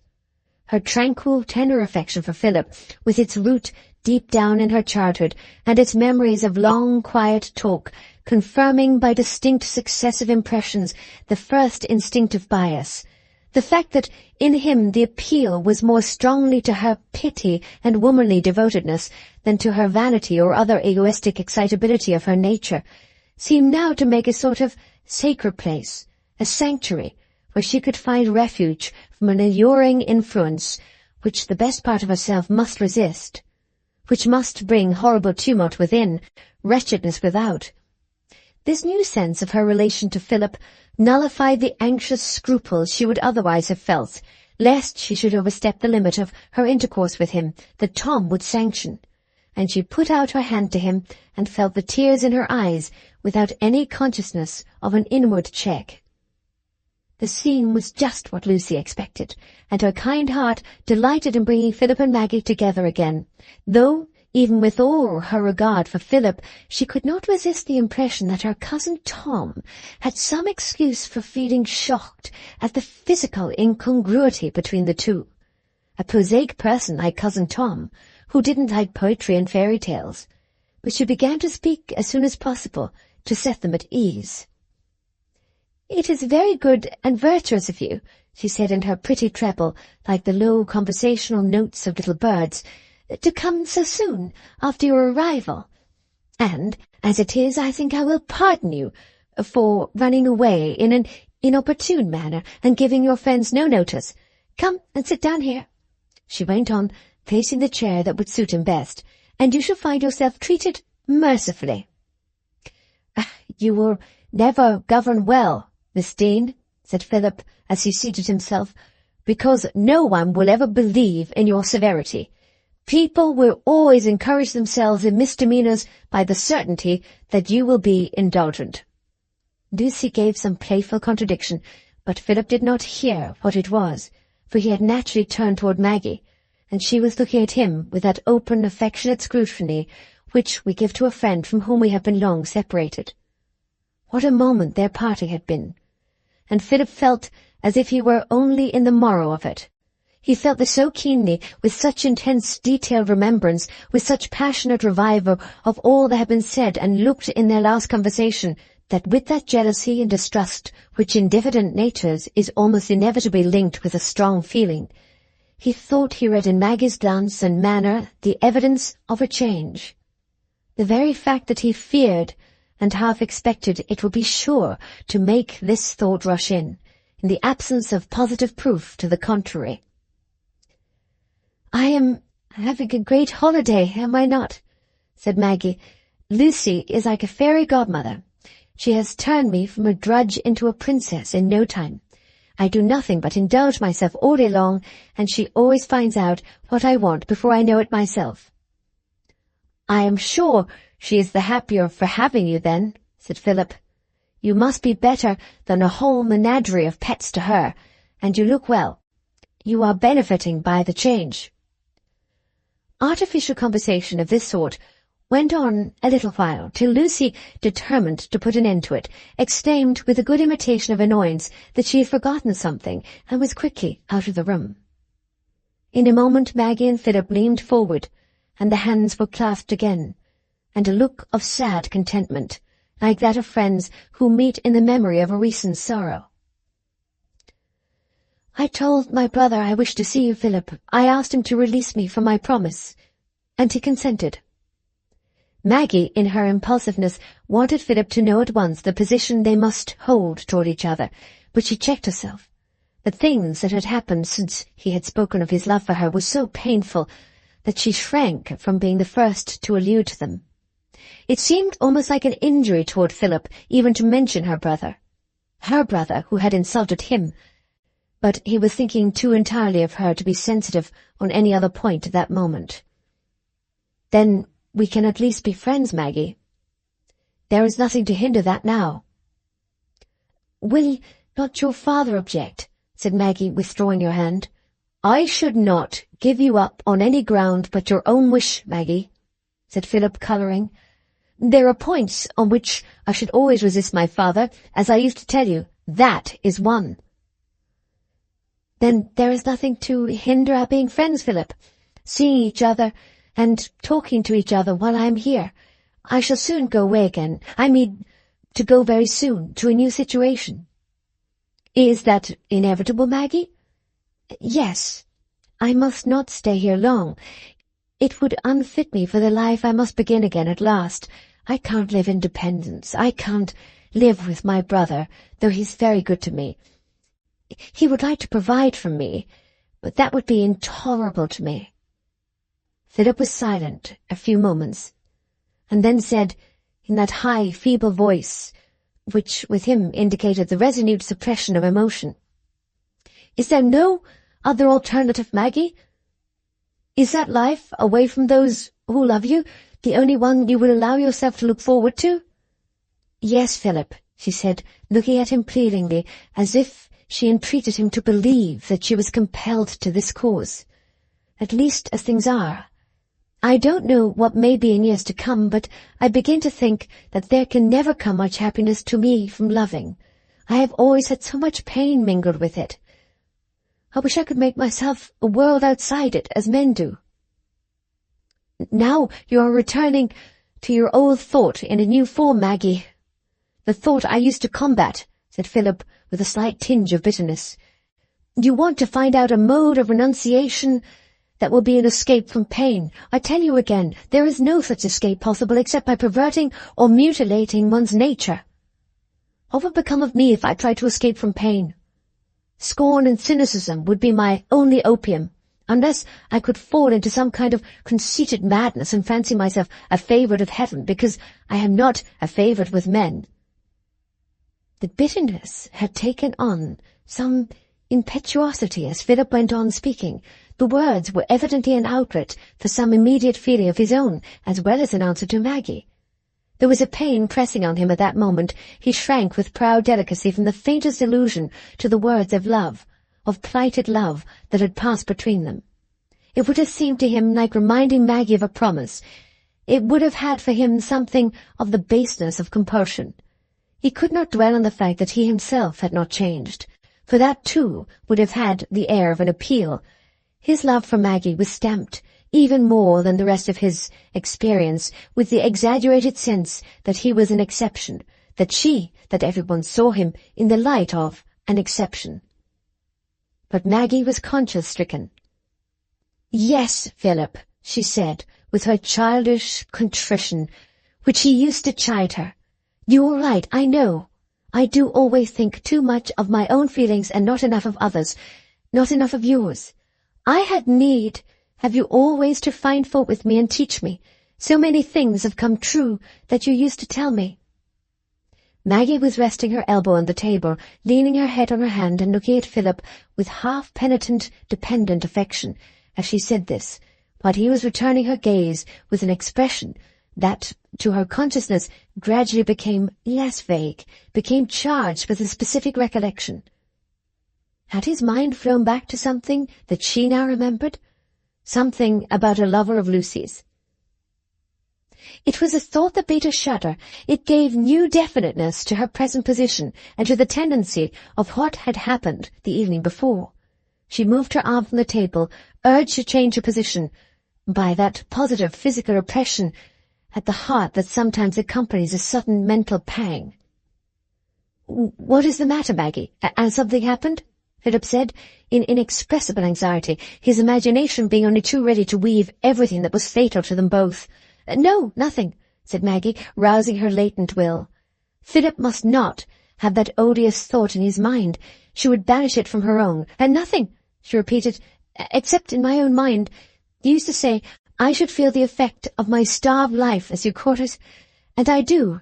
I am too eager with my enjoyment of music and all luxuries, now they are come to me." She took up her work and occupied herself resolutely, while Philip watched her, really in doubt whether she had anything more than this general illusion in her mind. It was quite in Maggie's character to be agitated by vague self-reproach, but soon there came a violent, well-known ring at the doorbell, resounding through the house. "Oh, what a startling announcement," said Maggie, quite mistress of herself, though not without some inward flutter. "I wonder where Lucy is."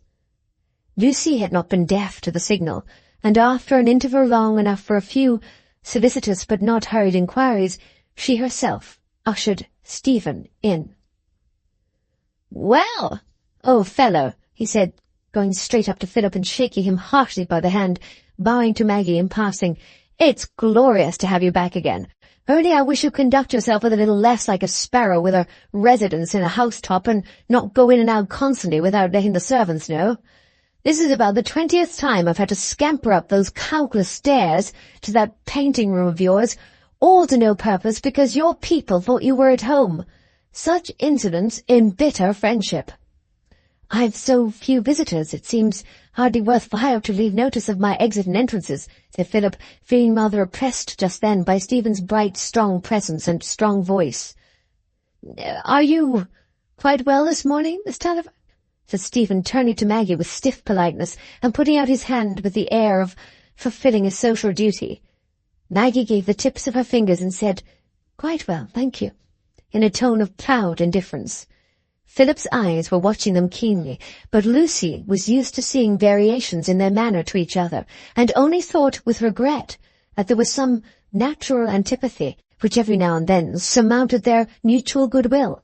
Maggie is not the sort of woman Stephen admires, and she is irritated by something in him which she interprets as conceit, was a silent observation that accounted for everything to guileless Lucy. Stephen and Maggie had no sooner completed this studied greeting than each felt hurt by the other's coldness, and Stephen, while rattling on in questions to Philip about his recent sketching expedition, was thinking all the more about Maggie because he was not drawing her into the conversation as he had invariably done before. Maggie and Philip are not looking happy, thought Lucy. This first interview has been saddening to them. "I think we people who have not been galloping," she said to Stephen, "are all a little damped by the rain. Let us have some music. We ought to take advantage of having Philip and you together. Give us the duet in Masaniello. Maggie has not heard that, and I know it will suit her." "Come then," said Stephen, going toward the piano and giving a foretaste of the tune in his deep brum-brum, very pleasant to hear. "You, please, Philip, you play the accompaniment," said Lucy, "and then I can go on with my work. You will like to play, shan't you?" she added, with a pretty inquiring look, anxious as usual, lest she should have proposed what was not pleasant to another, but with yearnings toward her unfinished embroidery. Philip had brightened at the proposition, for there is no feeling, perhaps, except the extremes of fear and grief, that does not find relief in music, that does not make a man sing or play the better, and Philip had an abundance of pent-up feeling at this moment as complex as any trio or quartet that was ever meant to express love and jealousy and resignation and fierce suspicion all at the same time. "Oh yes," he said, seating himself at the piano, "it is a way of eking out one's imperfect life and being three people at once, to sing and to make the piano sing and to hear them both all the while, or else to sing and paint." "Ah, there you are, an enviable fellow. I can do nothing with my hands," said Stephen. "That has generally been observed in men of great administrative capacity. I believe a tendency to predominance of the reflective powers in me. Haven't you observed that, Miss Tulliver?" Stephen had fallen by mistake into his habit of playful appeal to Maggie, and she could not repress the answering flush and epigram. "I have observed a tendency to predominance," she said, smiling, and Philip at that moment devotedly hoped that she found the tendency disagreeable. "Come, come," said Lucy. "Music, music. We will discuss each other's qualities another time." Maggie always tried in vain to go on with her work when music began. She tried harder than ever today, for she thought that Stephen knew how much she cared for his singing, was one that no longer roused a merely playful resistance, and she knew, too, that it was his habit always to stand so that he could look at her. But it was of no use. She soon threw her work down, and all her intentions were lost in the vague state of emotion produced by the inspiring duet, emotion that seemed to make her at once strong and weak, strong for all enjoyment, weak for all resistance. When the strain passed into that minor, she half started from her seat with a sudden thrill of that change. Poor Maggie! She looked very beautiful when her soul was being played on in this way, by the inexorable power of sound. You might have seen the slightest perceptible quivering through her whole frame as she leaned a little forward, clasping her hands as if to steady herself, while her eyes dilated and brightened into that wide-open childish expression of wondering delight which always came back in her happiest moments. Lucy, who at other times had always been at the piano when Maggie was looking in this way, could not resist the impulse to steal up to her and kiss her. Philip, too, caught a glimpse of her, now and then round the open book on the desk, and felt that he had never before seen her under so strong an influence. "More, more," said Lucy, when the duet had been encored. "Something spirited again. Maggie always says she likes a great rush of sound." "It must be Let us take the road, then," said Stephen, "so suitable for a wet morning. But are you prepared to abandon the most sacred duties of life and come and sing with us?" "Oh, yes," said Lucy, laughing. "If you will look out the Beggar's Opera from the large Canterbury, it has a dingy cover." "That is a great clue, considering there are about a score covers here of rival dinginess," said Stephen, drawing out the Canterbury. "Oh, play something the while, Philip," said Lucy, noticing that his fingers were wandering over the keys. "What is that you are falling into? Something delicious that I don't know?" "Don't you know that?" said Philip, bringing out the tune more definitely. "It's from the Sonnambula. Ah, Persh non posso odiarti." "I don't know the opera, but it appears the tenor is telling the heroine that he shall always love her, though she may forsake him. You've heard me sing it to the English words, 'I love thee still.'" It was not quite unintentionally that Philip had wandered into this song, which might be an indirect expression to Maggie of what he could not prevail on himself to say to her directly. Her ears had been open to what he was saying, and when he began to sing she understood the plaintive passion of the music. That pleading tenor had no very fine qualities as a voice, but it was not quite new to her. It had sung to her by snatches, in a subdued way, among the grassy walks and hollows, and underneath the leaning ash tree in the red deeps. There seemed to be some reproach in the words. Did Philip mean that? She wished she had assured him more distinctly in their conversation that she desired not to renew the hope of love between them only because it clashed with her inevitable circumstances. She was touched, not thrilled by the song. It suggested distinct memories and thoughts, and brought quiet regret in the place of excitement. "That's the way with you tenors," said Stephen, who was waiting with music in his hand while Philip finished the song. "You demoralize the fair sex by warbling your sentimental love and constancy under all sorts of vile treatment. Nothing short of having your head served up in a dish like that medieval tenor or troubadour that would prevent you from expressing your entire resignation. I must administer an antidote while Miss Dean prepares to tear herself away from her bobbins." Stephen rolled out with saucy energy, "Shall I, wasting in despair, die because a woman's fair?" and seemed to make all the air in the room alive with a new influence. Lucy, always proud of what Stephen did, went toward the piano with laughing, admiring looks at him, and Maggie, in spite of her resistance to the spirit of the song and to the singer, was taken hold of and shaken by the invisible influence, was borne along by a wave too strong for her. But, angrily resolved not to betray herself, she ceased her work and went on making 4 stitches and pricking her fingers with much perseverance, not looking up or taking notice of what was going forward until all the 3 voices united in, "Let us take the road." I am afraid there would have been a subtle stealing gratification in her mind if she had known how entirely this saucy, defiant Stephen was occupied with her, how he was passing rapidly from a determination to treat her with ostentatious indifference to an irritating desire for some sign of inclination from her, some interchange of subdued word or look with her. It was not long before he found an opportunity when they had passed to the music of The Tempest.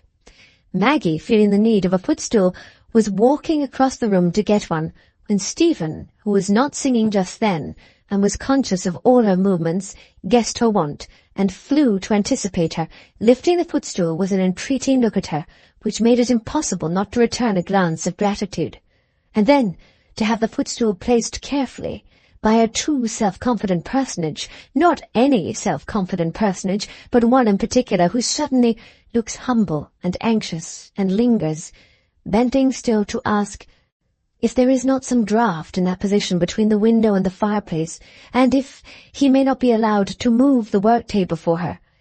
These things will summon a little of the too ready, traitorous tenderness into a woman's eyes, compelled as she is in her girlish time to learn her life lessons in very trivial language.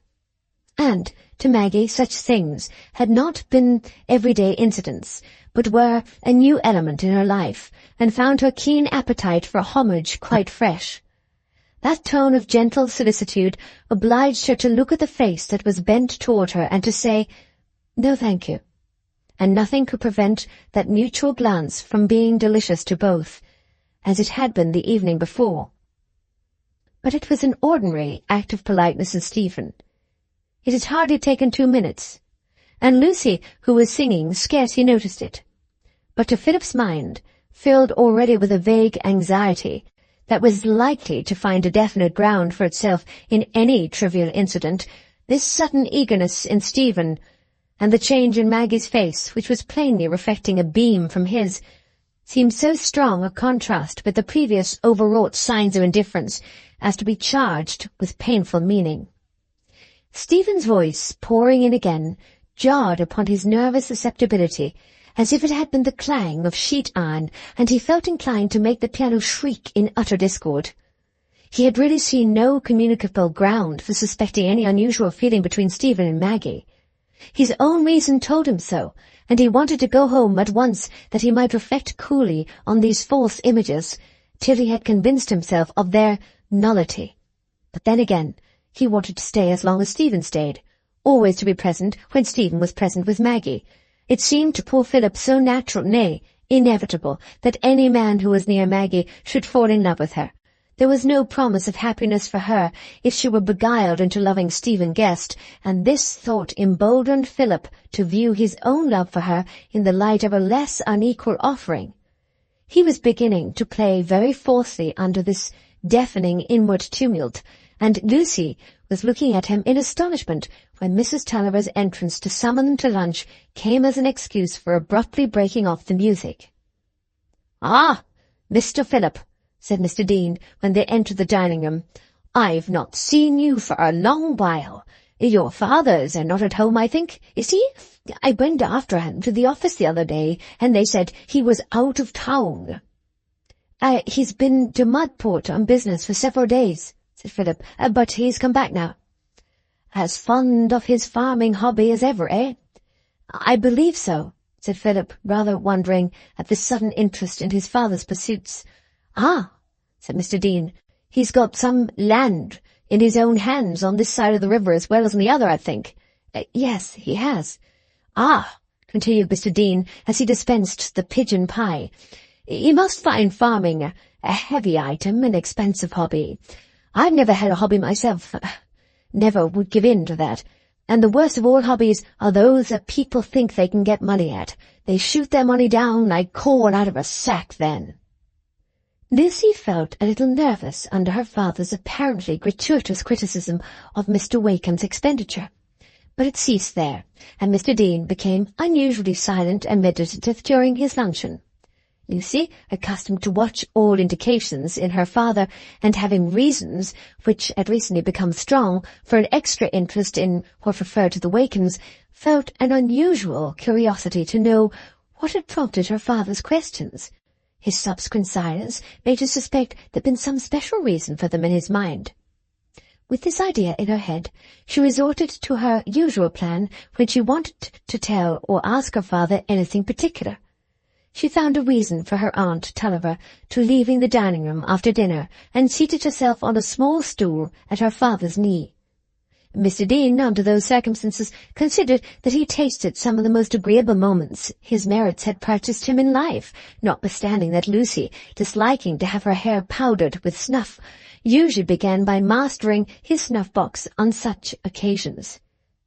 "You don't want to go to sleep yet, Papa, do you?" she said, as she brought up her stool and opened the large fingers that clutched the snuff-box. "Not yet," said Mr. Dean, glancing at the reward of merit in the decanter. "But what do you want?" he added, pinching the dimpled chin fondly. "To coax some more sovereigns out of my pocket for your bazaar, eh?" "No, I have no base motives at all today. I only want to talk, not to beg. I want to know what made you ask Philip Wakem about his father's farming today, Papa. It seemed rather odd, because you never hardly say anything to him about his father, and why should you care about Mr. Wakem's losing money by his hobby? Something to do with business, said Mr. Dean, waving his hands, as if to repel intrusion into that mystery. But, Papa, you always say Mr. Wakem has brought Philip up like a girl. How came you to think you should get any business knowledge out of him? Those abrupt questions sounded rather oddly. Philip thought them queer. Nonsense, child, said Mr. Dean, willing to justify his social demeanour, with which he had taken some pains in his upward progress. There's a report that Wakem's mill and farm on the other side of the river, Dorlcote Mill, your Uncle Tulliver's, you know, isn't answering so well as it did. I wanted to see if your friend Philip would let anything out of his father's being tired of farming. Why? Would you buy the mill, Papa, if he would part with it? Said Lucy eagerly. Oh, tell me everything here. You should have your snuff-box if you'll tell me, because Maggie says all their hearts are set on Tom's getting back the mill sometime. It was one of the last things her father said to Tom, that he must get back the mill. Hush, you little puss, said Mr. Dean, availing himself of the restored snuff-box. You must not say a word about this thing, do you hear? There's very little chance of their getting the mill or anybody's getting it out of Wakem's hands. And if he knew that we wanted it with a view to the Tulliver getting it again, he'd be less likely to part with it.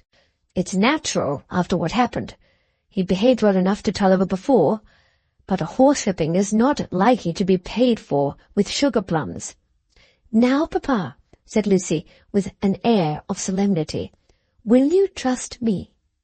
You must not ask me all my reasons for what I am going to say, but I have very strong reasons, and I'm very cautious, I am indeed. Well, let us hear. Why, I believe, if you will let me take Philip Wakem into our confidence, let me tell him all about your wish to buy, and what it's for, that my cousins wish to have it, and why they wish to have it, I believe Philip would help to bring it about. I know he would desire to do it.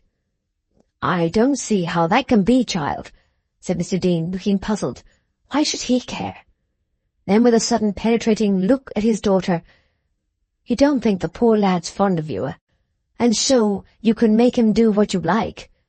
Mr. Dean felt quite safe about his daughter's affections. No, Papa. He cares very little about me, not so much as I care about him, but I have a reason for being quite sure of what I say.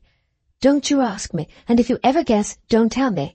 Only give me leave to do as I think fit about it. Lucy rose from her stool to seat herself on her father's knee and kissed him with that last request. Are you sure you won't do mischief now? He said, looking at her with delight. Yes, Papa, quite sure. I'm very wise. I've got all your business talents. Didn't you admire my account book? Now, when I showed it you? Well, if this youngster will keep his counsel, there won't be much harm done, and to tell the truth, I think there's not much chance for us in any other way. Now let me go off to sleep. Chapter 8. Wakem in a New Light. Before 3 days had passed after the conversation you have just overheard between Lucy and her father, she had contrived to have a private interview with Philip during a visit of Maggie's to her Aunt Glegg. For a day and a night, Philip turned over in his mind with restless agitation all that Lucy had told him in that interview, till he had thoroughly resolved on a course of action. He thought he saw before him now a possibility of altering his position with respect to Maggie, and removing at least one obstacle between them. He laid his plan and calculated all his moves with the fervid deliberation of a chess player in the days of his first ardour, and was amazed himself at his sudden genius as a tactician. His plan was as bold as it was thoroughly calculated. Having watched for a moment when his father had nothing more urgent on his hands than the newspaper, he went behind him, laid a hand on his shoulder, and said, Father, will you come up into my sanctum and look at my new sketches. I've arranged them now." "I'm getting terribly stiff in the joints, Phil, from climbing those stairs of yours," said Wakem, looking kindly at his son as he laid down his paper. "But, come along then. This is a nice place for you, isn't it, Phil? A capital light, that from the roof, eh?" was as usual the first thing he said on entering the painting-room. He liked to remind himself and his son, too, that his fatherly indulgence had provided the accommodation. He had been a good father. Emily would have nothing to reproach him with there if she came back again from her grave. "Come, come," he said, putting his double eyeglass over his nose and seating himself to take a general view while he rested.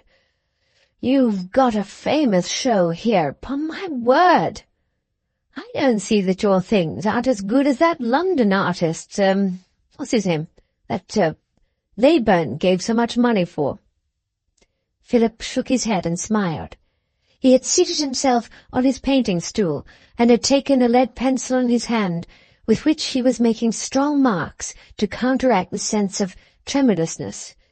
He watched his father get up and walk slowly round, good-naturedly, dwelling on the pictures much longer than his amount of genuine taste for landscape would have prompted, till he stopped before a stand on which two pictures were placed, one much larger than the other, the smaller one in a leather case. "Bless me! What have you here?" said Wakem, startled by a sudden transition from landscape to portrait. "I thought you'd left off figures. Who are these?" "They are the same person," said Philip, with calm promptness, "at different ages." "And what person?" said Wakem, sharply fixing his eyes with a growing look of suspicion on the larger picture. "Miss Tulliver.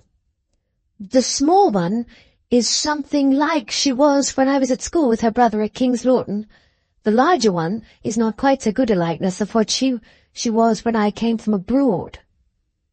Wakem turned round fiercely, with a flushed face, letting his eyeglass fall, and looking at his son with a savage expression for a moment, as if he was ready to strike that daring feebleness in the stool. But he threw himself into the armchair again, and thrust his hands into his trouser pockets, still looking angrily at his son. However, Philip did not return the look, but sat quietly watching the point of his pencil. "And do you mean to say, then, that you have had any acquaintance with her since you came from abroad?" said Wakem at last, with that vain effort which rage always makes to throw as much punishment as it desires to inflict into words and tones, since blows are forbidden. "Yes, I saw a great deal of her for a whole year before her father's death. We met often in that thicket, the Red Deeps, near Dorlcote Mill. I love her dearly. I shall never love any other woman. I have thought of her ever since she was a little girl." "Go on, sir. And you have corresponded with her all this while?" "No. I never told her I loved her till just before we parted, and she promised her brother not to see me again or to correspond with me. I am not sure that she loves me or would consent to marry me, but if she would consent, if she did love me well enough, I should marry her." "And this is the return you make me for all the indulgences I've heaped on you," said Wakem, getting white and beginning to tremble under the enraged sense of impotence before Philip's calm defiance and concentration of purpose. "No, father," said Philip, looking up at him for the first time, "I don't regard it as a return.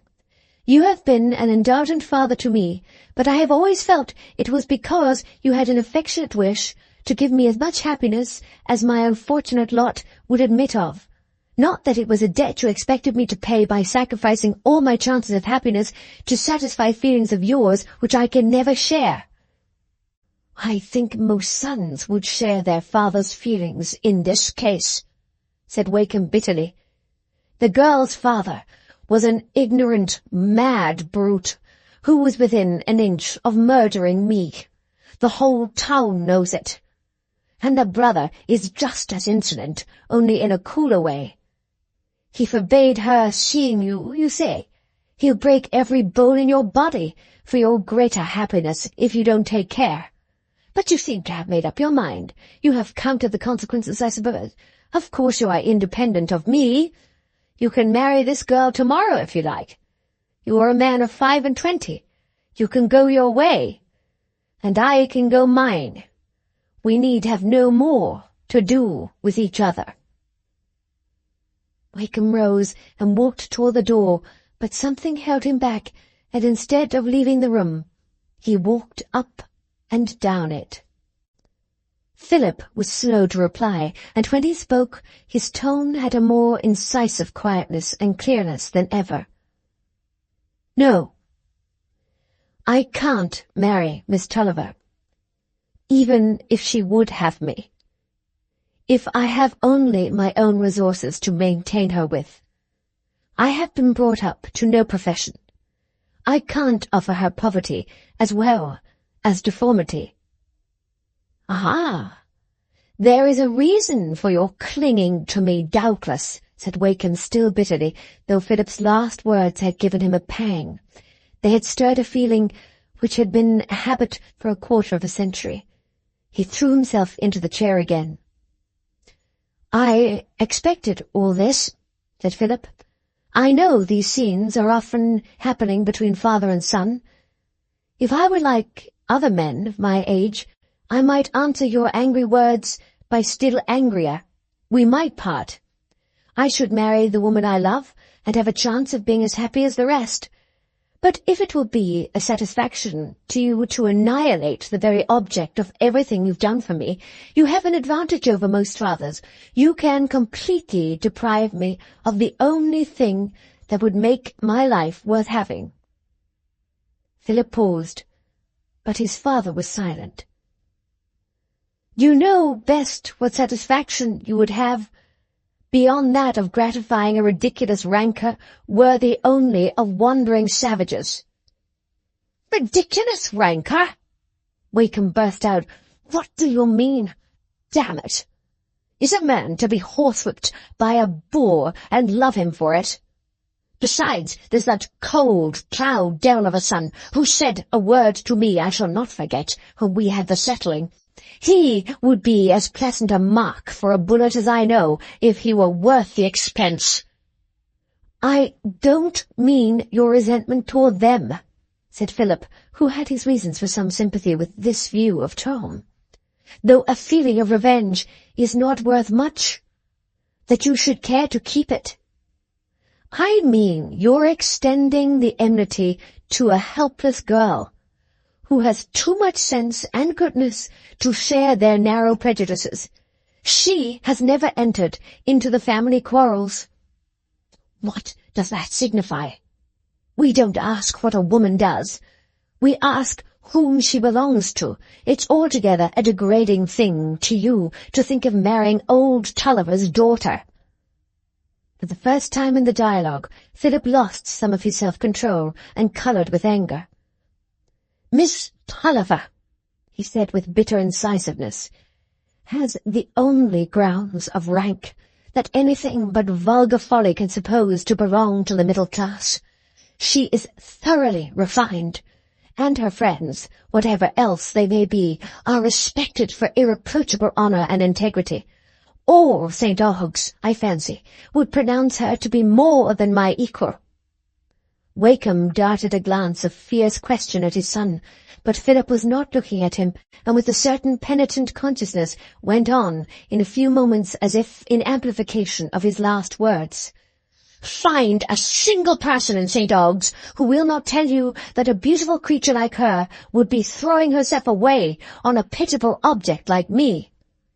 Not she, said Wakem, rising again, and forgetting everything else in a burst of resentful pride, half fatherly, half personal.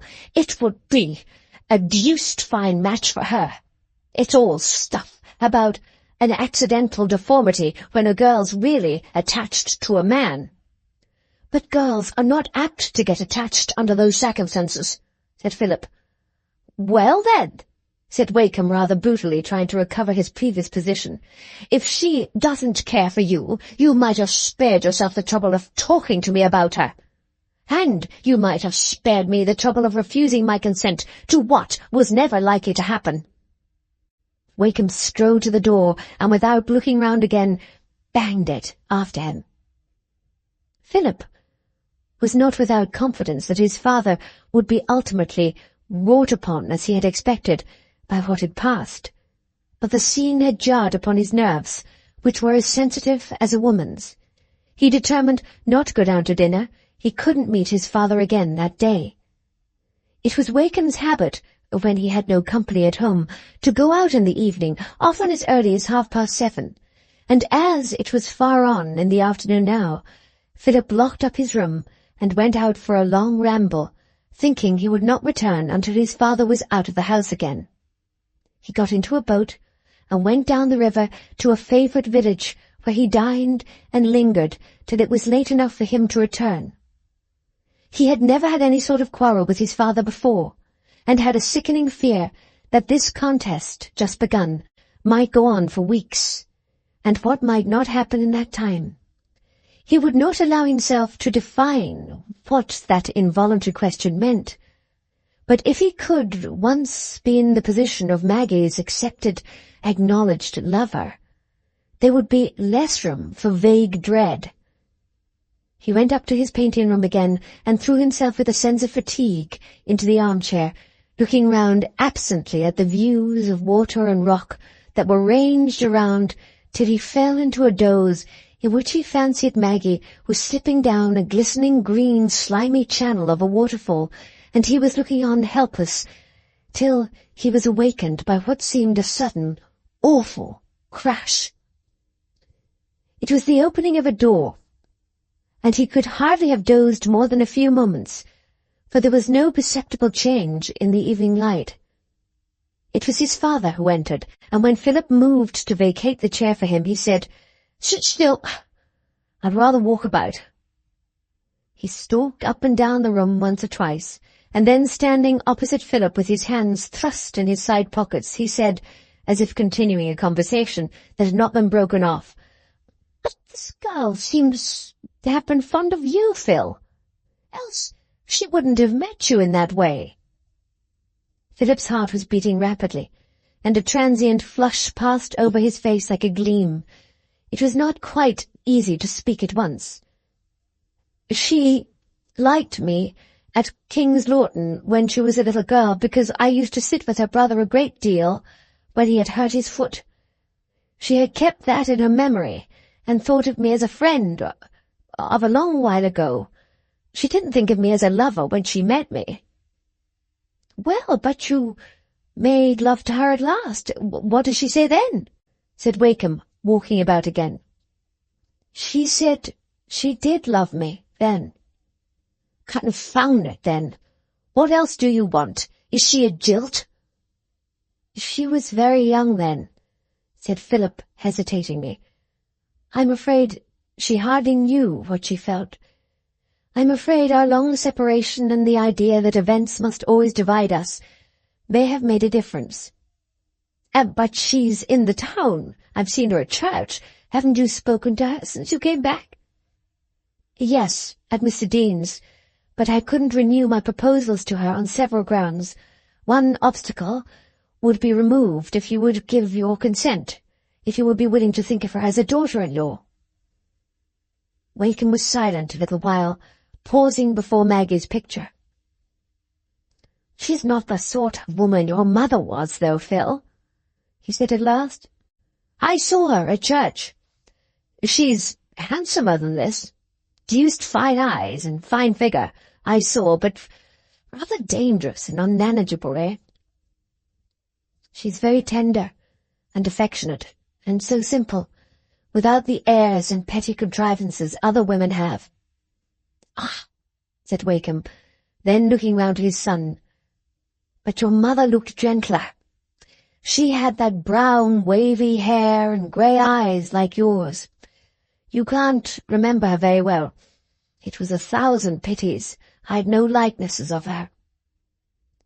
Then shouldn't you be glad for me to have the same sort of happiness, father, to sweeten my life for me? There can never be another tie so strong to you as that which began 28 years ago, when you married my mother, and you have been tightening it ever since. Ah, Phil. You're the only fellow that knows the best of me, said Wakem, giving his hand to his son. We must keep together if we can. And now, what am I to do? You must come downstairs and tell me. Am I to go and call on this dark-eyed damsel? The barrier once thrown down in this way, Philip could talk freely to his father of their entire relation with the Tullivers, of the desire to get the mill and land back into the family, and of its transfer to Guest & Co. as an intermediate step. He could venture now to be persuasive and urgent, and his father yielded with more readiness than he had calculated on. I don't care about the mill, he said at last with a sort of angry compliance. I've had an infernal deal of bother lately about the mill. Let them pay me for my improvements, that's all. Now there's one thing you needn't ask me. I shall have no direct transactions with young Tulliver. If you like to swallow him for his sister's sake, you may, but I've no sauce that will make him go down. I leave you to imagine the agreeable feelings with which Philip went to Mr. Dean the next day, to say that Mr. Wakem was ready to open the negotiations, and lose his pretty triumph as she appealed to her father whether she had not proved her great business abilities. Mr. Dean was rather puzzled, and suspected that there had been something going on among the young people to which he wanted a clue.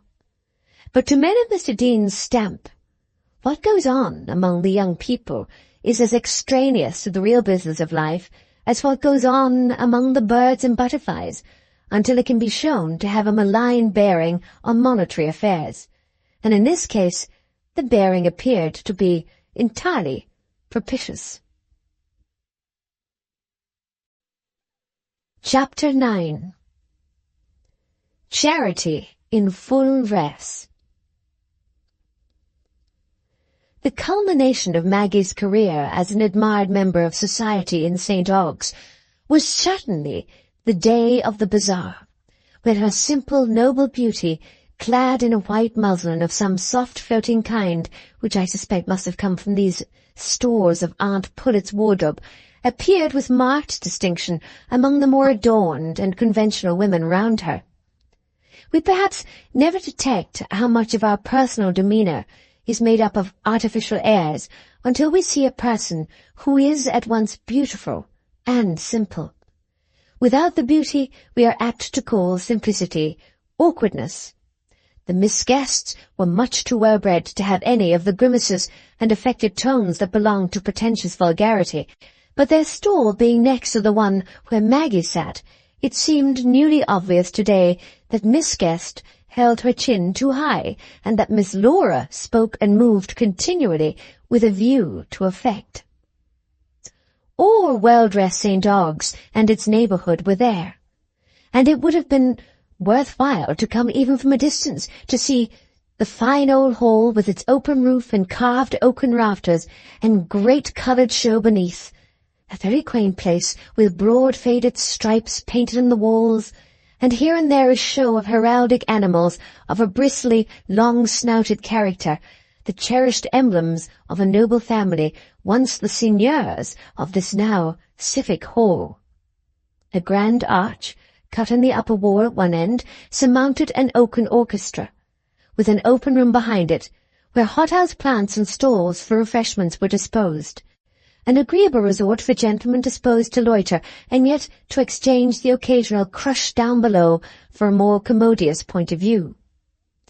In fact, the perfect fitness of this ancient building for an admirable modern purpose that made charity truly elegant and led through vanity up to the supply of a deficit was so striking that hardly a person entered the room without exchanging the remark more than once.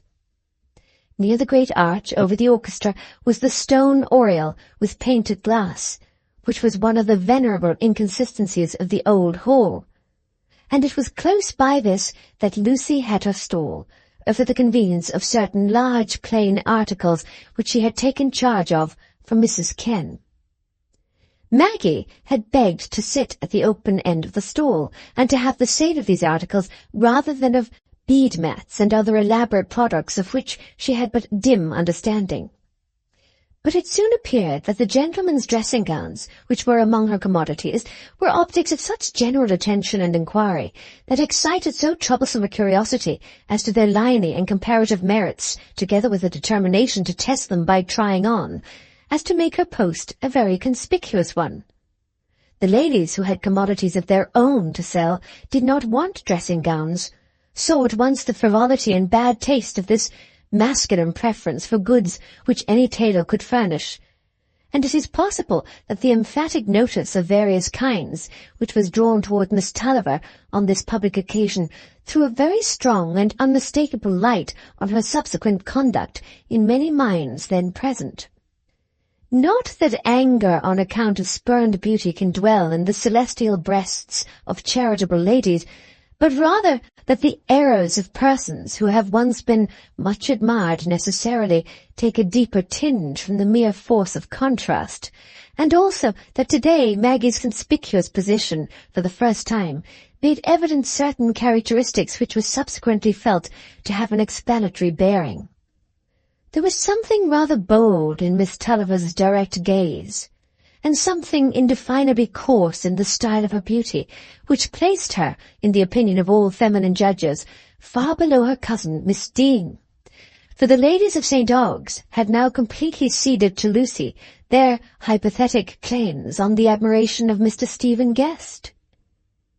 As for dear little Lucy herself, her late benevolent triumph about the mill and all the affectionate projects she was cherishing for Maggie and Philip helped to give her the highest spirits today, and she felt nothing but pleasure in the evidence of Maggie's attractiveness.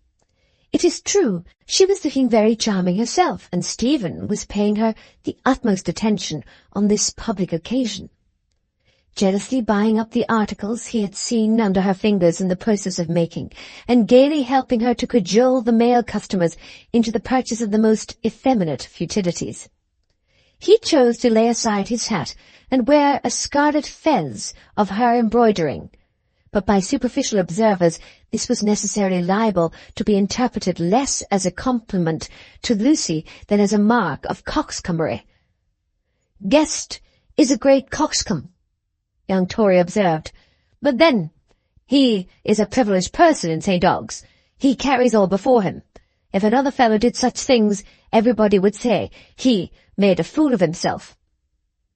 And Stephen purchased absolutely nothing from Maggie, until Lucy said, in rather a vexed undertone, "See now, all the things of Maggie's knitting will be gone, and you will not have bought one. There are those deliciously soft warm things from the wrists. Do buy them." "Oh, no," said Stephen. "They must be intended for imaginative persons who can chill themselves on this warm day by thinking of the frosty Caucasus. Stern reason is my forte, you know. You must get Philip to buy those. By the way, why doesn't he come?"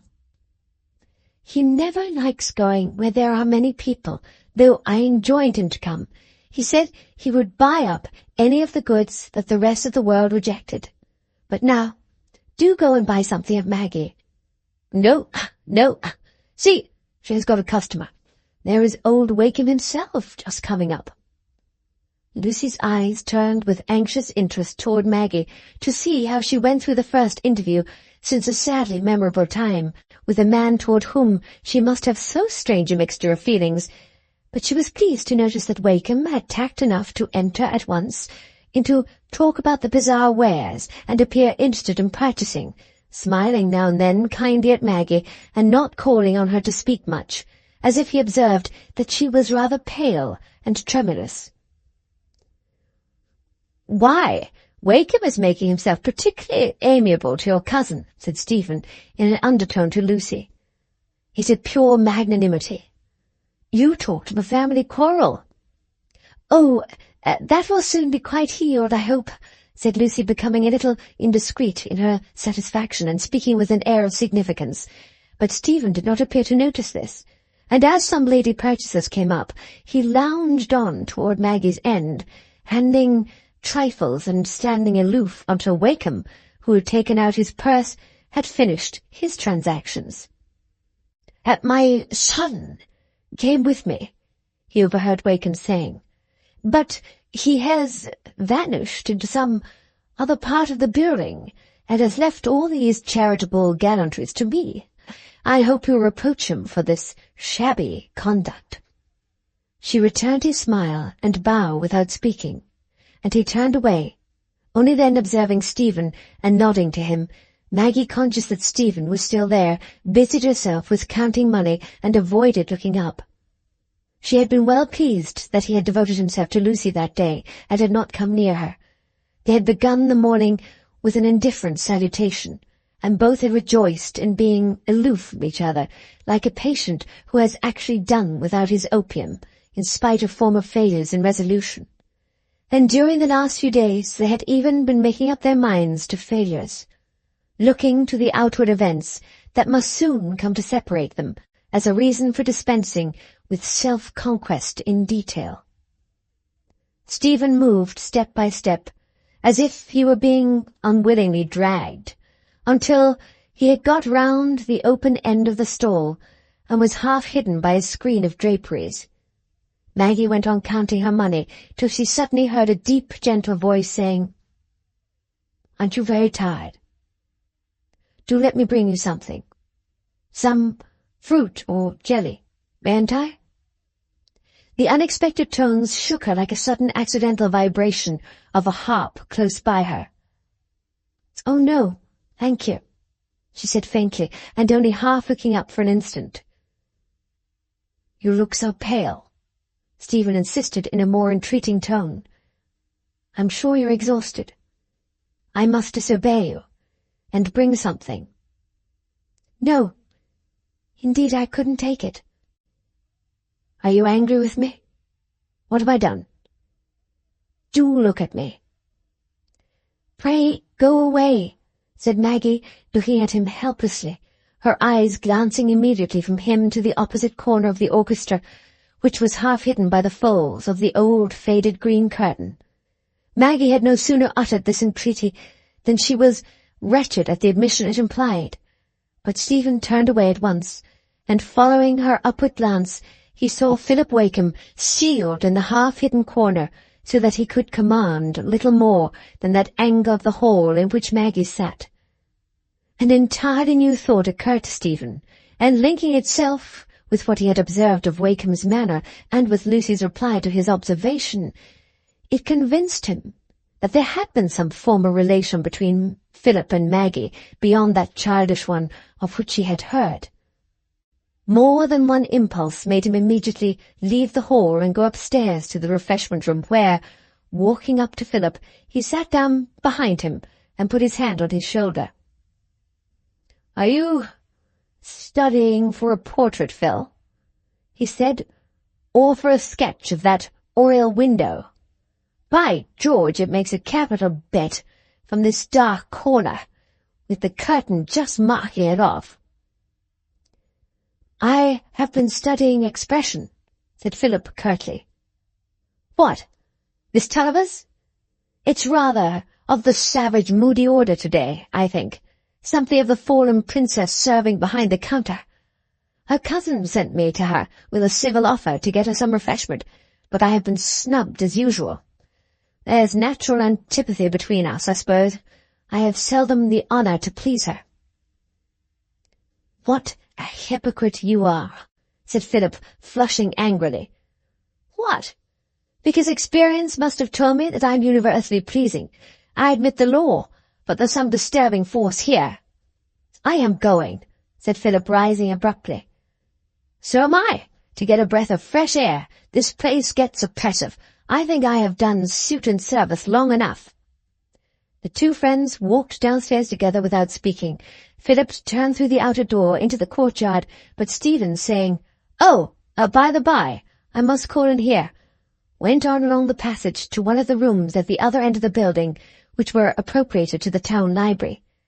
He had the room all to himself, and a man requires nothing less than this when he wants to dash his cap on the table, throw himself astride a chair, and stare at a high brick wall with a frown which would not have been beneath the occasion if he had been slaying the giant python. The conduct that issues from a moral conflict has often so close a resemblance to vice that the distinction escapes all outward judgments founded on a mere comparison of actions. It is clear to you, I hope, that Stephen was not a hypocrite, capable of deliberate doubleness for the selfish end, and yet his fluctuations between the indulgence of a feeling and the systematic concealment of it might have made a good case in support of Philip's accusation. Meanwhile, Maggie sat at her stall, cold and trembling, with that painful sensation in the eyes which comes from resolutely repressed tears. Was her life to be always like this, always bringing some new source of inward strife? She heard confusedly the busy, indifferent voices round her, and wished her mind could flow into that easy, babbling current. It was at this moment that Dr. Ken, who had quite lately come into the hall and was now walking down the middle with his hands behind him, taking a general view, fixed his eyes on Maggie for the first time, and was struck with the expression of pain on her beautiful face. She was sitting quite still, for the stream of customers had lessened at this late hour in the afternoon. The gentleman had chiefly chosen the middle of the day, and Maggie's stall was looking rather bare. This, with her absent, pained expression, finished the contrast between her and her companions, who were all bright, eager, and busy. He was strongly arrested. Her face had naturally drawn his attention as a new and striking one at church, and he had been introduced to her during a short call on business at Mr. Dean's, but he had never spoken more than 3 words to her. He walked toward her now, and Maggie, perceiving someone approaching, roused herself to look up and be prepared to speak. She felt a childlike instinctive relief from the sense of uneasiness in this exertion, when she saw it was Dr. Ken's face that was looking at her. A plain, middle-aged face, with a grave, penetrating kindness in it, seeming to tell of a human being who had reached a firm, safe strand, but was looking with helpful pity toward the struggler still tossed by the waves, had an effect on Maggie at this moment which was afterward remembered by her as if it had been a promise. The middle-aged, who have lived through their strongest emotions, but are yet in the time when memory is still half passionate and not merely contemplative, should surely be a sort of natural priesthood, whom life has disciplined and consecrated to be the refuge and rescue of early stumblers and victims of self-despair. But most of us, at some moment in our young lives, would have welcomed a priest of that natural order in any sort of canonicals or uncanonicals, but had to scramble upward into all the difficulties of 19 entirely without such aid as Maggie did. "You find your office rather a fatiguing one, I fear, Miss Tulliver," said Dr. Ken. "It is rather," said Maggie simply, not being accustomed to simpler, amiable denials of obvious facts. "But I can tell Mrs. Ken that you have disposed of her goods very quickly," he added. "She will be very much obliged to you." "Oh, I have done nothing. The gentleman came very fast to buy the dressing-gowns and embroidered waistcoats, but I think any of the other ladies would have sold more. I didn't know what to say about them." Dr. Ken smiled. "I hope I'm going to have you as a permanent parishioner now, Miss Tulliver, am I? You have been at a distance from us hitherto." "I have been a teacher in a school, and am going into another situation of the same kind very soon." "I was hoping you would remain among your friends, who are all in this neighbourhood, I believe." "Oh, I must go," said Maggie earnestly, looking at Dr. Ken with an expression of reliance, as if she had told him her history in those 3 words. It was one of those moments of implicit revelation which will sometimes happen even between people who meet quite transiently, in a mile's journey, perhaps, or when resting by the wayside. There is always this possibility of a word or a look from a stranger to keep alive the sense of human brotherhood. Dr. Ken's ear and eye took in all the signs that this brief confidence of Maggie's was charged with meaning. "I understand," he said. "You feel it right to go. But that will not prevent our meeting again, I hope. It will not prevent my knowing you better, if I can be of any service to you." He put out his hand and pressed hers kindly before he turned away. "She has some trouble or other at heart," he thought. "Poor child. She looks as if she might turn out to be one of the souls by nature pitched too high, by suffering plunged too low." There's something wonderfully honest in those beautiful eyes.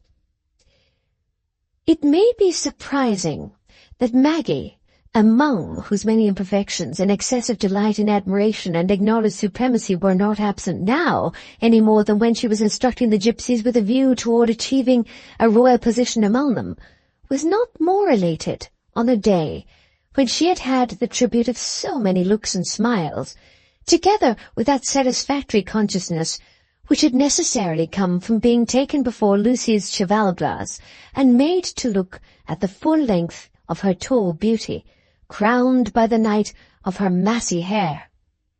Maggie had smiled at herself then, and for the moment had forgotten everything in the sense of her own beauty. If that state of mind could have lasted, her choice would have been to have Stephen Guest at her feet, offering her a life filled with all luxuries, with daily incense of adoration near and distant, and with all possibilities of culture at her command. But there were things in her stronger than vanity.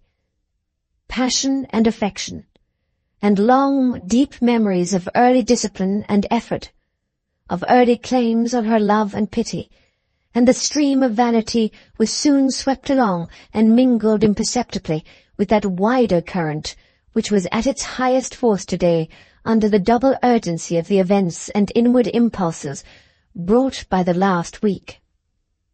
Philip had not spoken to her himself about the removal of obstacles between them on his father's side. He shrank from that. But he had told everything to Lucy, with the hope that Maggie, being informed through her, might give him some encouraging sign that their being brought thus much nearer to each other was a happiness to her. The rush of conflicting feelings was too great for Maggie to say much, when Lucy, with a face breathing playful joy like one of Correggio's cherubs, poured forth her triumphant revelation, and Lucy could hardly be surprised that she could do little more than cry with gladness at the thought of her father's wish being fulfilled, and of Tom's getting the mill again in reward for all his hard striving. The details of preparation for the bazaar had then come to usurp Lucy's attention for the next few days, and nothing had been said by the cousins on subjects that were likely to rouse deeper feelings. Philip had been to the house more than once, but Maggie had had no private conversation with him, and thus she had been left to fight her inward battle without interference. But when the bazaar was fairly ended, and the cousins were alone again, resting together at home, Lucy said, "You must give up going to stay with your Aunt Moss the day after tomorrow, Maggie. Write a note to her, and tell her you have put it off at my request, and I'll send the man with it. She won't be displeased. You will have plenty of time to go by and by, and I don't want you to go out of the way just now." "Yes, indeed, I must go, dear. I can't put it off. I wouldn't leave Aunt Gritty out for the world, and I shall have very little time, for I'm going away to a new situation on the 25th of June. "Maggie," said Lucy, almost white with astonishment.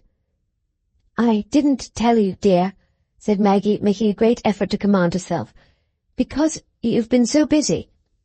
But some time ago I wrote to our old governess, Miss Furness, to ask her to let me know if she met with any situation that I could fill, and the other day I had a letter from her telling me that I could take 3 orphan pupils of hers to the coast during the holidays, and then make try of a situation with her as teacher. I wrote yesterday to accept the offer." Lucy felt so hurt that for some moments she was unable to speak. "Maggie," she said at last, "how could you be so unkind to me, not to tell me, to take such a step? And now—" She hesitated a little, and then added, "And Philip? I thought everything was going to be so happy. Oh, Maggie, what is the reason? Give it up. Let me write. There is nothing now to keep you and Philip apart." "Yes," said Maggie faintly. "There is Tom's feeling. He said I must give him up if I married Philip, and I know he will not change, at least not for a long while, unless something happened to soften him. But I will talk to him. He's coming back this week, and this good news about the mill will soften him, and I'll talk to him about Philip. Tom's always very compliant to me. I don't think he's so obstinate." "But I must go," said Maggie in a distressed voice. "I must leave some time to pack. Don't press me to stay, dear Lucy."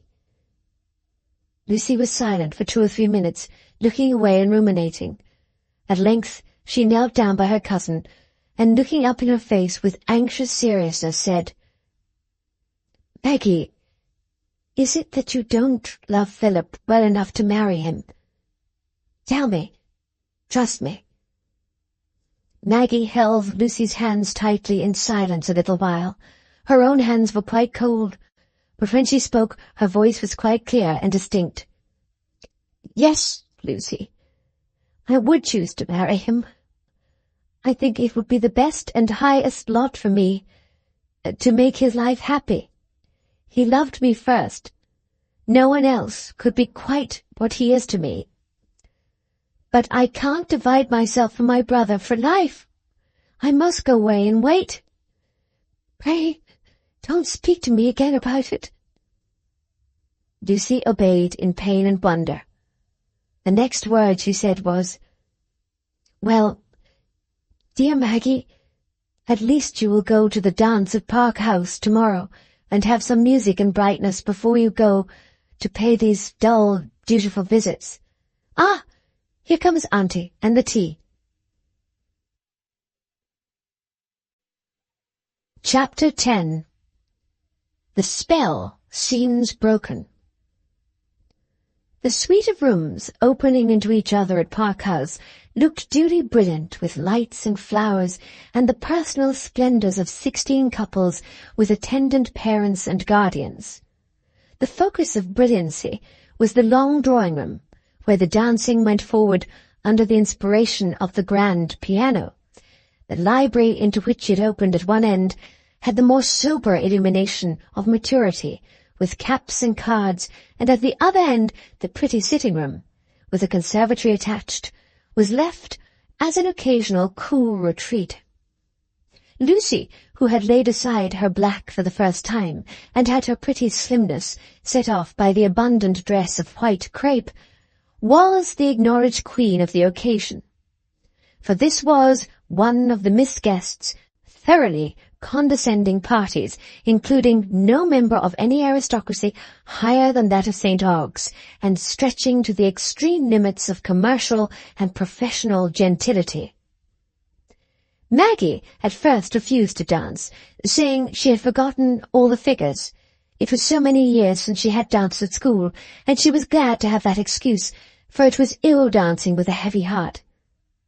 But at length the music wrought in her young limbs, and the longing came, even though it was the horrible young Tory who walked up a second time to try and persuade her. She warned him that she could not dance anything but a country dance.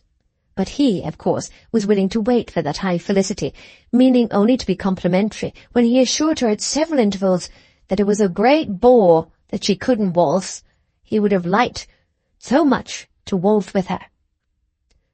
But at last it was the turn of the good old-fashioned dance, which has the least of vanity and the most of merriment in it, and Maggie quite forgot her troublous life in a childlike enjoyment of that half-rustic rhythm which seems to banish pretentious etiquette. She felt quite charitable toward young Torry as his hand bore her along and held her up in the dance. Her eyes and cheeks had that fire of young joy in them which will flame out if it can find the least breath to fan it, and her simple black dress with its bit of black lace seemed like the dim setting of a jewel. Stephen had not yet asked her to dance, had not yet paid her more than a passing civility. Since yesterday, that inward vision of her, which perpetually made part of his consciousness, had been half-screened by the image of Philip Wakem, which came across it like a blot.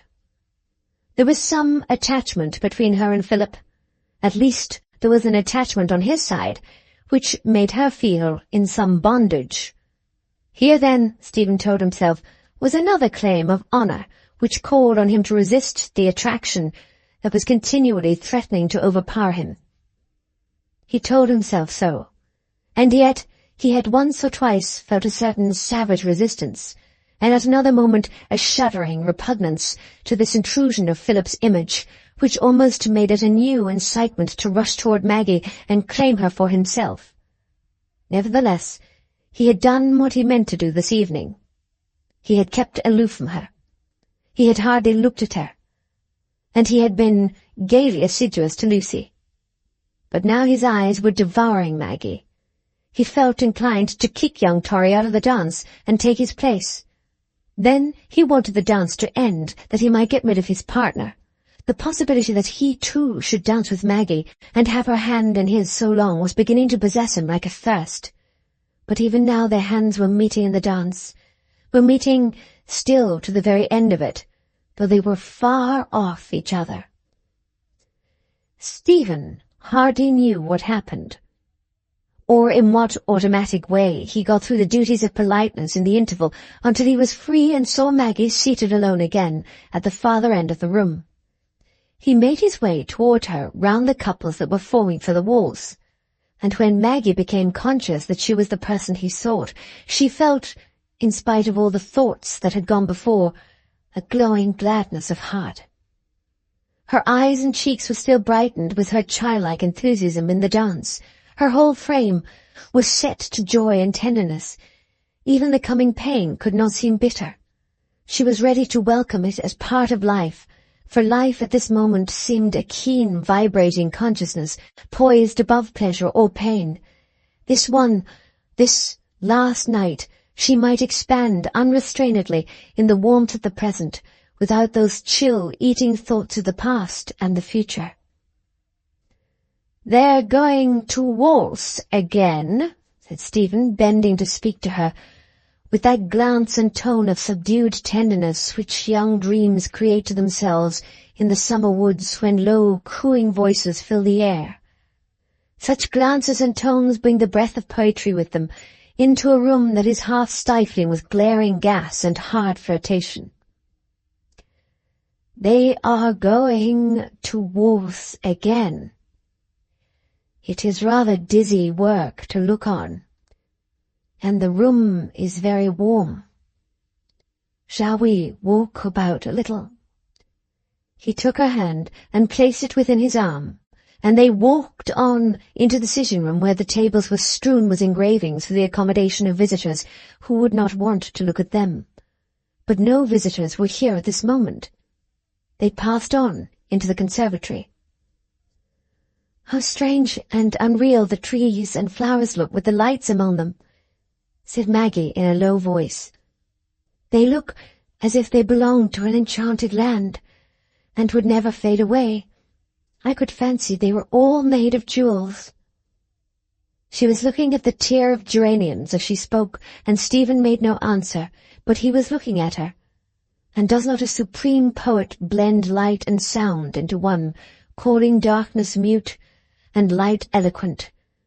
Something strangely powerful there was in the light of Stephen's long gaze, for it made Maggie's face turn toward it and look upward at it, slowly, like a flower, at the ascending brightness. And they walked unsteadily on, without feeling that they were walking, without feeling anything but that long, grave, mutual gaze, which is a solemnity belonging to all deep human passion. The hovering thought that they must and would renounce each other made this moment of mute confession more intense in its rapture. But they had reached the end of the conservatory and were obliged to pause and turn. The change of movement brought a new consciousness to Maggie. She blushed deeply, turned away her head, and drew her arm from Stephen's, going up to some flowers to smell them. Stephen stood motionless and still pale. "Oh, may I get this rose?" said Maggie, making a great effort to say something and dissipate the burning sense of irretrievable confession. "I think I am quite wicked with roses. I like to gather them and smell them till they have no scent left." Stephen was mute. He was incapable of putting a sentence together, and Maggie bent her arm a little upward toward the large, half-opened rose that had attracted her. Who has not felt the beauty of a woman's arm, the unspeakable suggestions of tenderness that lie in the dimpled elbow, and all the varied, gently lessening curves down to the delicate wrist, with its tiniest, almost imperceptible nicks in the firm softness? A woman's arm touched the soul of a great sculptor 2,000 years ago, so that he wrought an image of it for the Parthenon which moves us still as it clasps lovingly the time-worn marble of a headless trunk. Maggie's was such an arm as that, and it had the warm tints of life. A mad impulse seized on Stephen. He darted toward the arm and showered kisses on it, clasping the wrist. But the next moment Maggie snatched it from him and glared at him like a wounded war goddess, quivering with rage and humiliation. "How dare you?" She spoke in a deep, shaken, half-smothered voice. "What right have I given you to insult me?" She darted from him into the adjoining room and threw herself on the sofa, panting and trembling. A horrible punishment was come upon her for the sin of allowing a moment's happiness that was treachery to Lucy, to Philip, to her own better soul. That momentary happiness had been smitten with a blight, a leprosy. Stephen thought more lightly of her than he did of Lucy. As for Stephen, he leaned back against the framework of the conservatory, dizzy with the conflict of passions, love, rage, and confused despair. Despair at his want of self-mastery, and despair that he had offended Maggie. The last feeling surmounted every other. To be by her side again and entreat forgiveness was the only thing that had the force of a motive for him, and she had not been seated more than a few minutes when he came and stood humbly before her. But Maggie's bitter rage was unspent. "Leave me to myself, if you please," she said with impetuous haughtiness. "And as for the future, avoid me." Stephen turned away and walked backward and forward at the other end of the room. There was the dire necessity of going back into that dancing-room again, and he was beginning to be conscious of that. They had been absent so short a time, and when he went in again, the waltz was not ended. Maggie, too, was not long before she re-entered. All the pride of her nature was stung into activity. The hateful weakness which had dragged her within reach of this wound to her self-respect had at least wrought its own cure. The thoughts and temptations of the last month should all be flung away into an unvisited chamber of memory. There was nothing to allure her now. Duty would be easy, and all the old calm purposes would reign peacefully once more. She re-entered the drawing-room, still with some excited brightness in her face, but with a sense of proud self-command that defied anything to agitate her. She refused to dance again, but she talked quite readily and calmly with everyone who addressed her, and when they got home that night, she kissed Lucy with a free heart, almost exulting in this scorching moment, which had delivered her from the possibility of another word or look that would have the stamp of treachery toward that gentle, unsuspicious sister. The next morning Maggie did not set off to Bassett quite so soon as she had expected. Her mother was to accompany her in the carriage, and household business could not be dispatched hastily by Mrs. Tulliver, so Maggie, who had been in a hurry to prepare herself, had to sit waiting, equipped for the drive, in the garden. Lucy was busy in the house wrapping up some bizarre presents for the younger ones at Bassett, where there was a loud ring at the doorbell. Maggie felt some alarm, lest Lucy should bring out Stephen to her. It was sure to be Stephen. But presently the visitor came out into the garden alone, and seated himself by her on the garden chair. It was not Stephen. "We can just catch the tips of the Scotch firs, Maggie, from this seat," said Philip.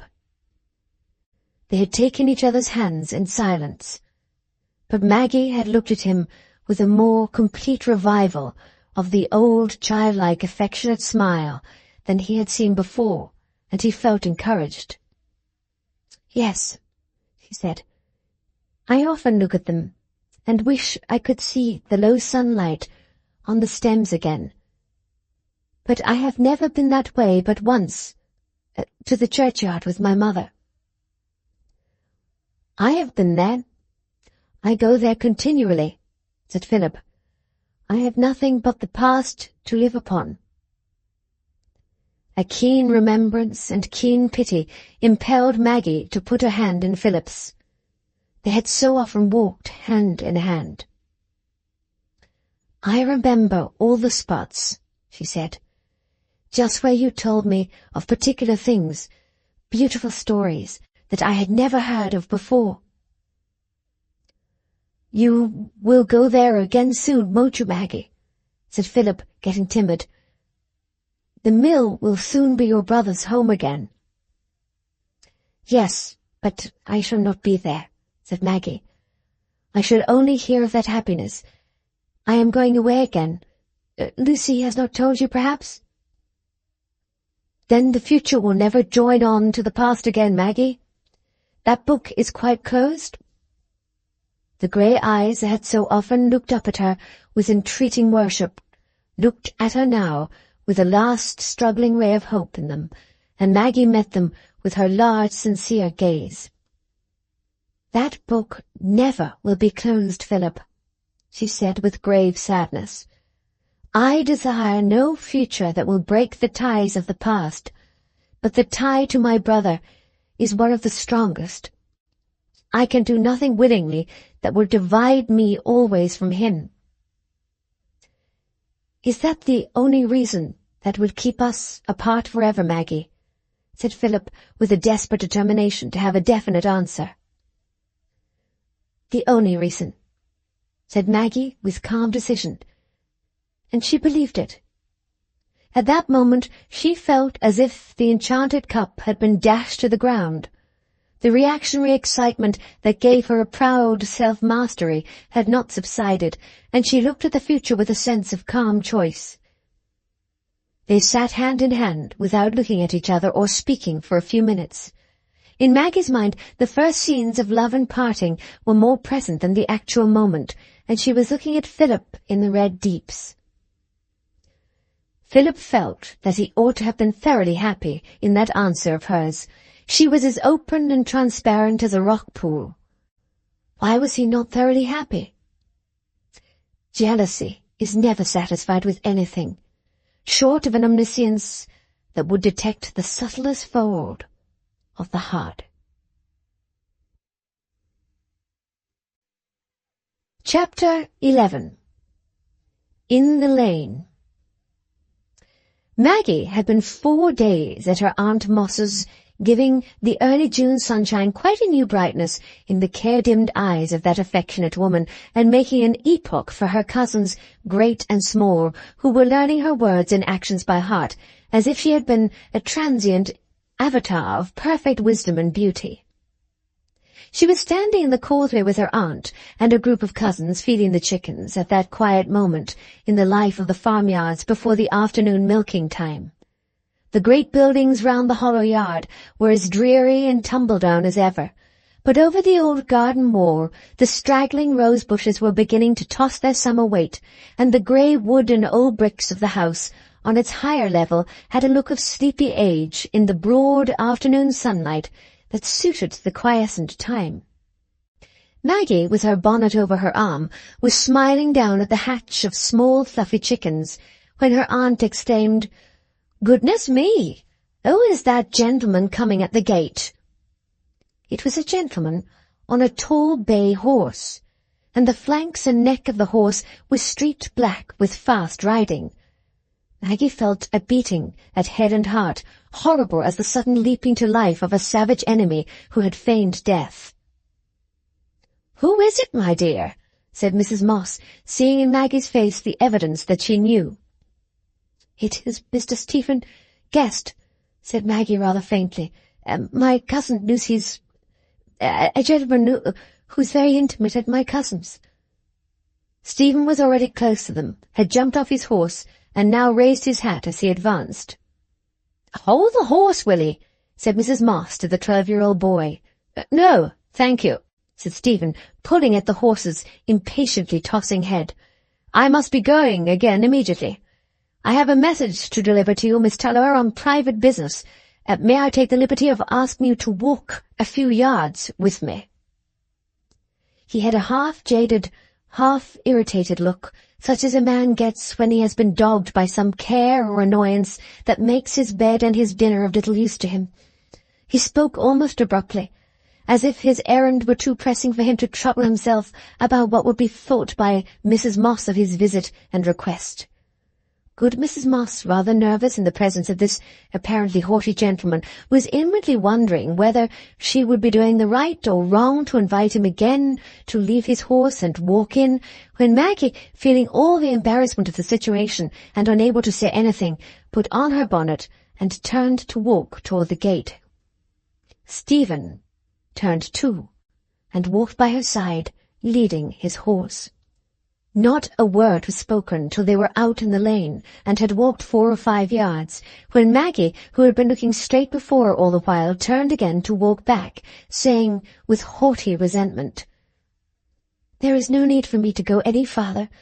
I don't know whether you consider it gentlemanly and delicate conduct to place me in a position that forced me to come out with you, or whether you wished to insult me still further by thrusting an interview upon me in this way." "Of course you are angry with me for coming," said Stephen bitterly. "Of course it is of no consequence what a man has to suffer. It is only your woman's dignity that you care about." Maggie gave a slight start, such as might have come from the slightest possible electric shock. "As if it were not enough that I'm entangled in this way, that I'm mad with love for you, that I resist the strongest passion a man can feel because I try to be true to other claims. But you must treat me as if I were a coarse brute who would willingly offend you, and when, if I had my own choice, I should ask you to take my hand and my fortune and my whole life and do what you liked with them, I know I forgot myself. I took an unwarrantable liberty. I hate myself for having done it, but I repented immediately.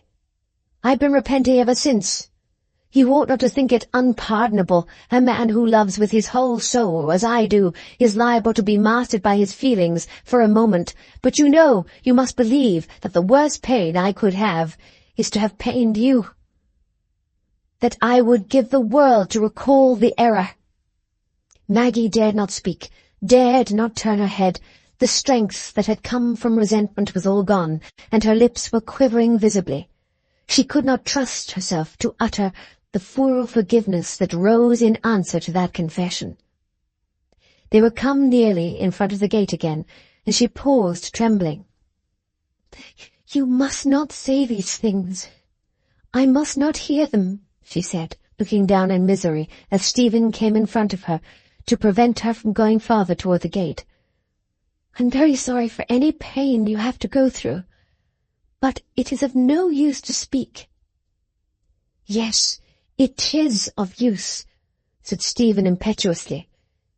"It would be of use if you would treat me with some sort of pity and consideration instead of doing me vile injustice in your mind. I could bear everything more quietly if I knew you didn't hate me for an insolent coxcomb. Look at me. See what a hunted devil I am.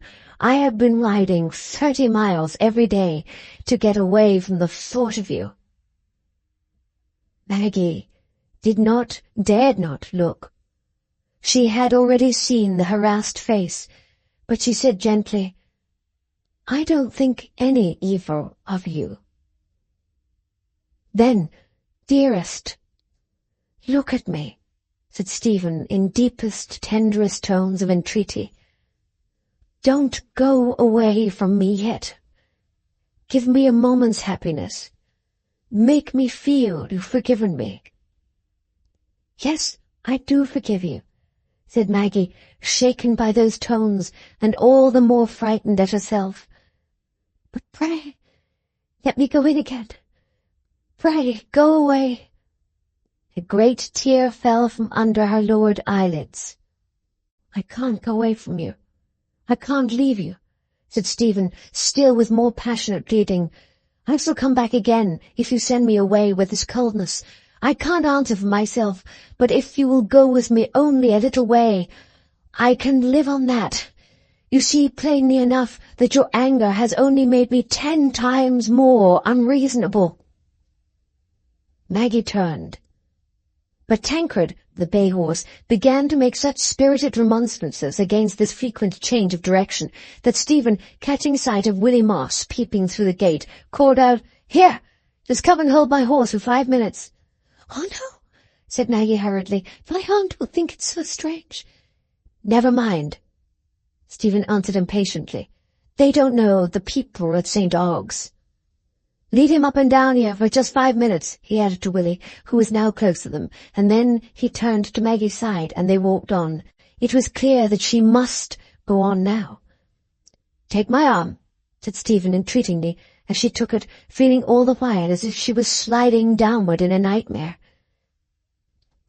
"There is no end to this misery," she began, struggling to repel the influence by speech. "It is wicked, base, ever allowing a word or a look that others might not have seen. Think of Lucy." "I do think of her, bless her. If I didn't—" Stephen had laid his hand on Maggie's that rested on his arm, and they both felt it difficult to speak. "And I have other ties," Maggie went on, at last with a desperate effort, "even if Lucy did not exist." "You are engaged to Philip Wakem," said Stephen hastily. "Is it so?" "I consider myself engaged to him. I don't mean to marry anyone else." Stephen was silent again until they turned out of the sun into a side lane, all grassy and sheltered. Then he burst out impetuously. "It is unnatural. It is horrible, Maggie. If you loved me as I love you, we should throw everything else to the winds for the sake of belonging to each other. We should break all these mistaken ties that were made in blindness and determine to marry each other." "I would rather die than fall into that temptation," said Maggie with deep, slow distinctness, all the gathered spiritual force of painful years coming to her aid in this extremity. She drew her arm from his as she spoke. "Tell me, then, that you don't care for me," he said almost violently. "Tell me that you love someone else better." It darted through Maggie's mind that here was a mode of releasing herself from outward struggle, to tell Stephen that her whole heart was Philip's. But her lips would not utter that, and she was silent. "If you do love me, dearest," said Stephen, gently taking her hand again and laying it within his arm, "it is better, it is right, that we should marry each other. We can't help the pain it will give. It has come upon us without our seeking. It is natural. It has taken hold of me in spite of every effort I have made to resist it. God knows I've been trying to be faithful to tacit engagements, and I've only made things worse. I'd better have given way at first." Maggie was silent. If it were not wrong, if she were once convinced of that, and need no longer beat and struggle against this current, soft and yet strong as the summer stream. "Say yes, dearest," said Stephen, leaning to look entreatingly in her face. "What could we care about in the whole world beside if we belonged to each other?" Her breath was on his face. His lips were very near hers, but there was a great dread dwelling in his love for her. Her lips and eyelids quivered. She opened her eyes full on his for an instant, like a lovely wild animal, timid and struggling under caresses, and then turned sharp round toward home again. "And after all," he went on, in an impatient tone, trying to defeat his own scruples as well as hers, "I am breaking no positive engagement. If Lucy's affections had been withdrawn from me and given to someone else, I should have felt no right to assert a claim on her. If you are not absolutely pledged to Philip, we are neither of us bound." "You don't believe that? It is not your real feeling," said Maggie earnestly. "You feel, as I do, that the real tie lies in the feelings and expectations we have raised in other minds, else all pledges might be broken. When there was no outward penalty, there would be no such thing as faithfulness." Stephen was silent. He could not pursue that argument. The opposite conviction had wrought in him too strongly through his previous time of struggle, but it soon presented itself in a new form. "The pledge can't be fulfilled," he said with impetuous insistence. "It is unnatural. We can only pretend to give ourselves to anyone else. There is wrong in that too. There may be misery in it for them as well as for us, Maggie. You must see that. You do see that." He was looking eagerly at her face. For the least sign of compliance, his large, firm, gentle grasp was on her hand. She was silent for a few moments with her eyes fixed on the ground. Then she drew a deep breath and said, looking up at him with solemn sadness, "Oh, it is difficult. Life is very difficult.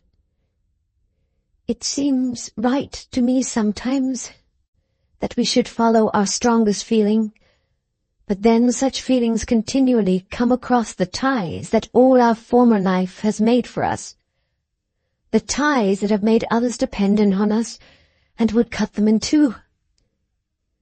If life were quite easy and simple, as it might have been in paradise, and we could always see that one being first toward whom, if life did not make duties for us before love comes, love would be a sign that two people ought to belong to each other. But I fear it is not so now. There are things we must renounce in life. Some of us must resign love. Many things are difficult and dark to be, but I see one thing quite clearly, that I cannot seek my own happiness by sacrificing others. Love is natural, but surely pity and faithfulness and memory are natural too, and they would live in me still and punish me if I did not obey them. I should be haunted by the suffering I caused. Our love would be poisoned. Don't hurt me. Help me. Help me because I love you." Maggie had become more and more earnest as she went on. Her face had become flushed and her eyes fuller and fuller of appealing love. Stephen had the fibre of nobleness in him that vibrated to her appeal, but in the same moment, how could it be otherwise, that pleading beauty gained new power over him. "Dearest," he said in scarcely more than a whisper, while his arms stole round her, "I'll dare anything you wish. But one kiss, the last, before we part." One kiss, and then a long look, until Maggie said tremulously, "Let me go. Let me make haste back." She hurried along, and another word was spoken. Stephen stood still and beckoned when they came within sight of Willie and the horse, and Maggie went on through the gate. Mrs. Moss was standing alone at the door of the old porch. She had sent all the cousins in with kind thoughtfulness, It might be a joyful thing that Maggie had a rich and handsome lover, but she would naturally feel embarrassed at coming in again, and it might not be joyful. In either case, Mrs. Moss waited anxiously to receive Maggie by herself. The speaking face told plainly enough that, if there was joy, it was of a very agitating, dubious sort. "Sit down here a bit, my dear." She drew Maggie into the porch and sat down on the bench by her. There was no privacy in the house. "Oh, Aunt Gritty, I'm very wretched. I wish I could have died when I was 15. It seemed so easy to give things up then. It is so hard now." The poor child threw her arms round her aunt's neck and fell into long, deep sobs. Chapter 12. A Family Party. Maggie left her good Aunt Gritty at the end of the week and went to Garum Firs to pay her visit to Aunt Pullet according to agreement. In the meantime, very unexpected things had happened, and there was to be a family party at Garum to discuss and celebrate a change in the fortunes of the Tullivers, which was likely finally to carry away the shadow of their demerits like the last limb of an eclipse, and cause their hitherto obscured virtues to shine forth in full-rounded splendour. It is pleasant to know that a new ministry, just come into office, are not the only fellow men who enjoy a period of high appreciation and full-blown eulogy. In many respectable families throughout this realm, relatives becoming creditable meet with a similar cordiality of recognition, which, in its fine freedom from the coercion of any antecedents, suggests the hopeful possibility that we may some day, without any notice, find ourselves in full millennium with cockatrices who have ceased to bite, and wolves that no longer show their teeth with any but the blandest intentions. Lucy came so early as to have the start even of Aunt Glegg, for she longed to have some undisturbed talk with Maggie about the wonderful news. "It seemed, did it not," said Lucy with her prettiest air of wisdom, "as if everything, even other people's misfortunes, poor creatures, were conspiring now to make poor dear Aunt Tulliver and Cousin Tom, and naughty Maggie too, if she were not obstinately bent on the contrary, as happy as they deserved to be after all their troubles. To think that the very day after Tom had come back from Newcastle, that unfortunate young jetsam, whom Mr. Wakem had placed at the mill, had been pitched off his horse in a drunken fit, and was lying at St. Ogg's in a dangerous state, so that Wakem had signified his wish that the new purchasers should enter on the premises at once.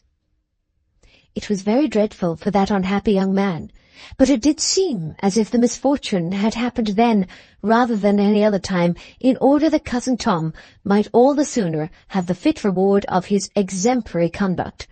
Papa thought so very highly of him, Aunt Tulliver must certainly go to the mill now, and keep house for Tom. That was rather a loss to Lucy in the matter of household comfort, but then to think of poor Auntie being in her old place again, and gradually getting comforts about her there. On this last point, Lucy had her cunning projects, and when she and Maggie had made their dangerous way down the bright stairs into the handsome parlour, where the very sunbeams seemed cleaner than elsewhere, she directed her manoeuvres as any other great tactician would have done against the weaker side of the enemy. "Aunt Pullet," she said, seating herself on the sofa and caressingly adjusting that lady's floating cap-string, "I want you to make up your mind what linen and things you will give Tom toward housekeeping, because you are always so generous. You give such nice things, you know, and if you set the example, Aunt Glegg will follow."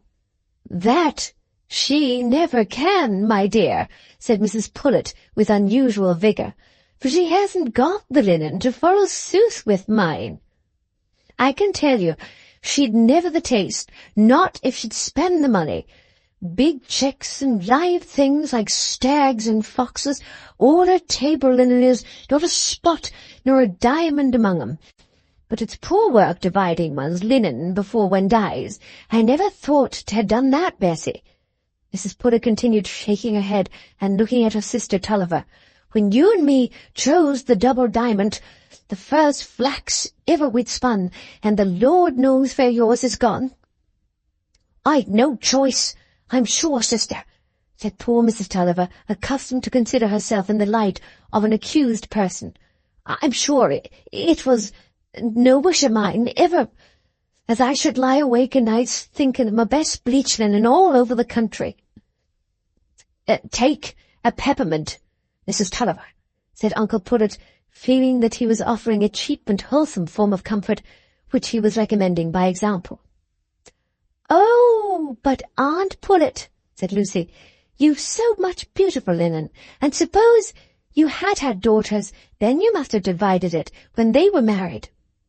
"Well, I don't say as I won't do it," said Mrs. Pullet.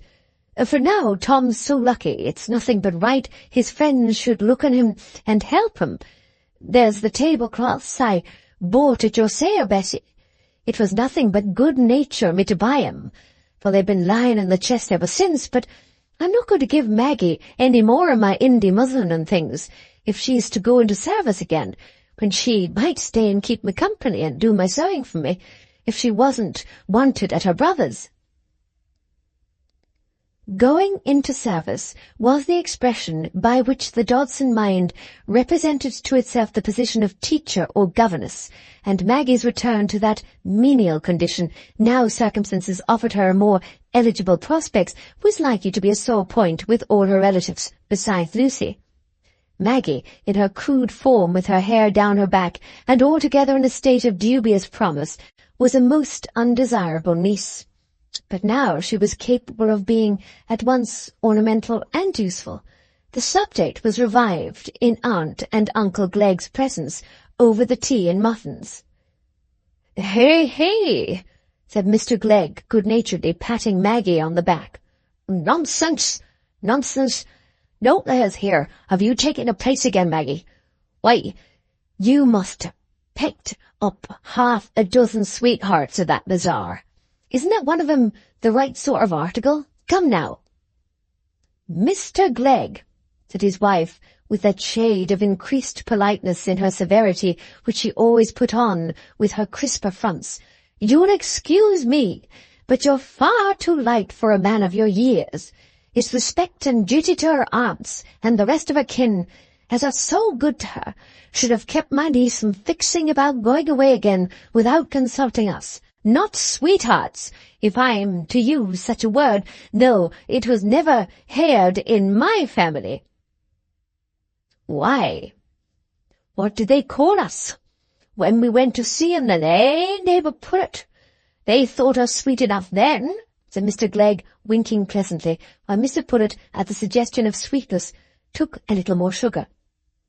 "Mr. Glegg," said Mrs. G., "if you're going to be undelicate, let me know." "Ah, now, Jane, your husband's only joking," said Mrs. Pullet. "Let him joke while he's got health and strength. There's poor Mr. Tilp, got his mouth drawn all to one side and couldn't laugh if he was to try."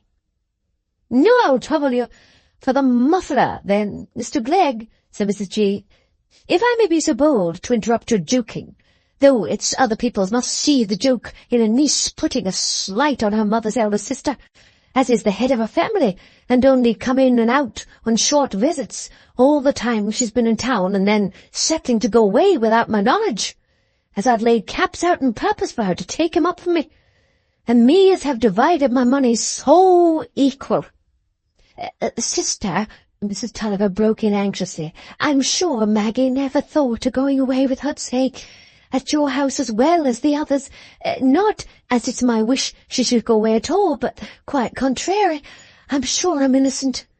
I've said over and over again, my dear, you've no call to go away, but there's 10 days or a fortnight Maggie'll have before she's fixed to go. She can stay at your house just as well, and I'll step in when I can, and so will Lucy." "Bessie," said Mrs. Glegg, "if you'd exercise a little more thought, You might know I should hardly think it worth while to unpin a bed and go to all that trouble now, just at the end of the time, when our house isn't above a quarter of an hour's walk from Mrs. Tudeen's. She can come in the first thing in the morning and go back last thing at night and be thankful she's got a good aunt so close to her to come and sit with. I know I should when I was her age." "That, Jane," said Mrs. Pullet, "it'd do your beds good to have somebody to sleep in 'em. There's that slight room smells dreadful mouldy, and the glass mildewed like anything. I'm sure I thought you'd be stuck to death when you took me in." "Oh, there is Tom," exclaimed Lucy, clapping her hands. "He's come on Sinbad, as I told him. I was afraid he was not going to keep his promise." Maggie jumped up to kiss Tom as he entered, with strong feeling at this first meeting since the prospect of returning to the mill had been opened to him, and she kept his hand, leading him to the chair by her side. To have no cloud between herself and Tom was still a perpetual yearning in her, that had its root deeper than all change. He smiled at her very kindly this evening and said, "Well, Magsy, how's Aunt Moss?" Come, sir," said Mr. Glegg, putting out his hand. "Why, you're such a big man, you'll carry all before you, it seems. You'll come into your luck a good deal earlier than us old folks did, but I wish you joy. I wish you joy. You'll get the mill all for your own again some day, I'll be bound. You won't stop halfway up the hill. But I hope he'll bear in mind as it's his mother's family as he owes it to," said Mrs. Glegg. "If he hadn't had them to take after, he'd have been poorly off. There was never any failures nor lowing nor wastefulness in our family, nor dying without wills."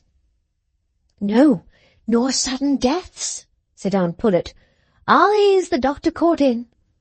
But Tom had the Dodson skin. I said that from the first, and I don't know what you mean to do, Sister Glegg, but I mean to give him a tablecloth of all my 3 biggest sizes but one, besides sheets. I don't see what more I shall do, but that I shall do, and if I should die tomorrow, Mr. Pullet, you'll bear it in mind, though you be blundering with the keys and never remember, as that on the 3rd shelf on the left-hand wardrobe, behind the nightcaps, with the broad ties and not the narrow fillings, is the key of the drawer in the blue room where the key of the blue closet is. You make a mistake and I shall never be worthy to know it. You've a memory for my pills and draughts, wonderful, I always say that of you, but you're lost among the keys." This gloomy prospect of the confusion that would ensue on her decease was very affecting to Mrs. Pullet. "You'll carry it too far, Sophie. That locking in and out," said Mrs. Glegg, in a tone of some disgust at this folly. "You go beyond your own family. There's nobody can say I don't lock up, but I do what's reasonable and no more, and as for the linen, I shall look out what's serviceable, to make a present of to my nephew. I've got cloth as has never been whitened, better worth having than other people's fine holland, and I hope he'll lie down in it and think of his aunt."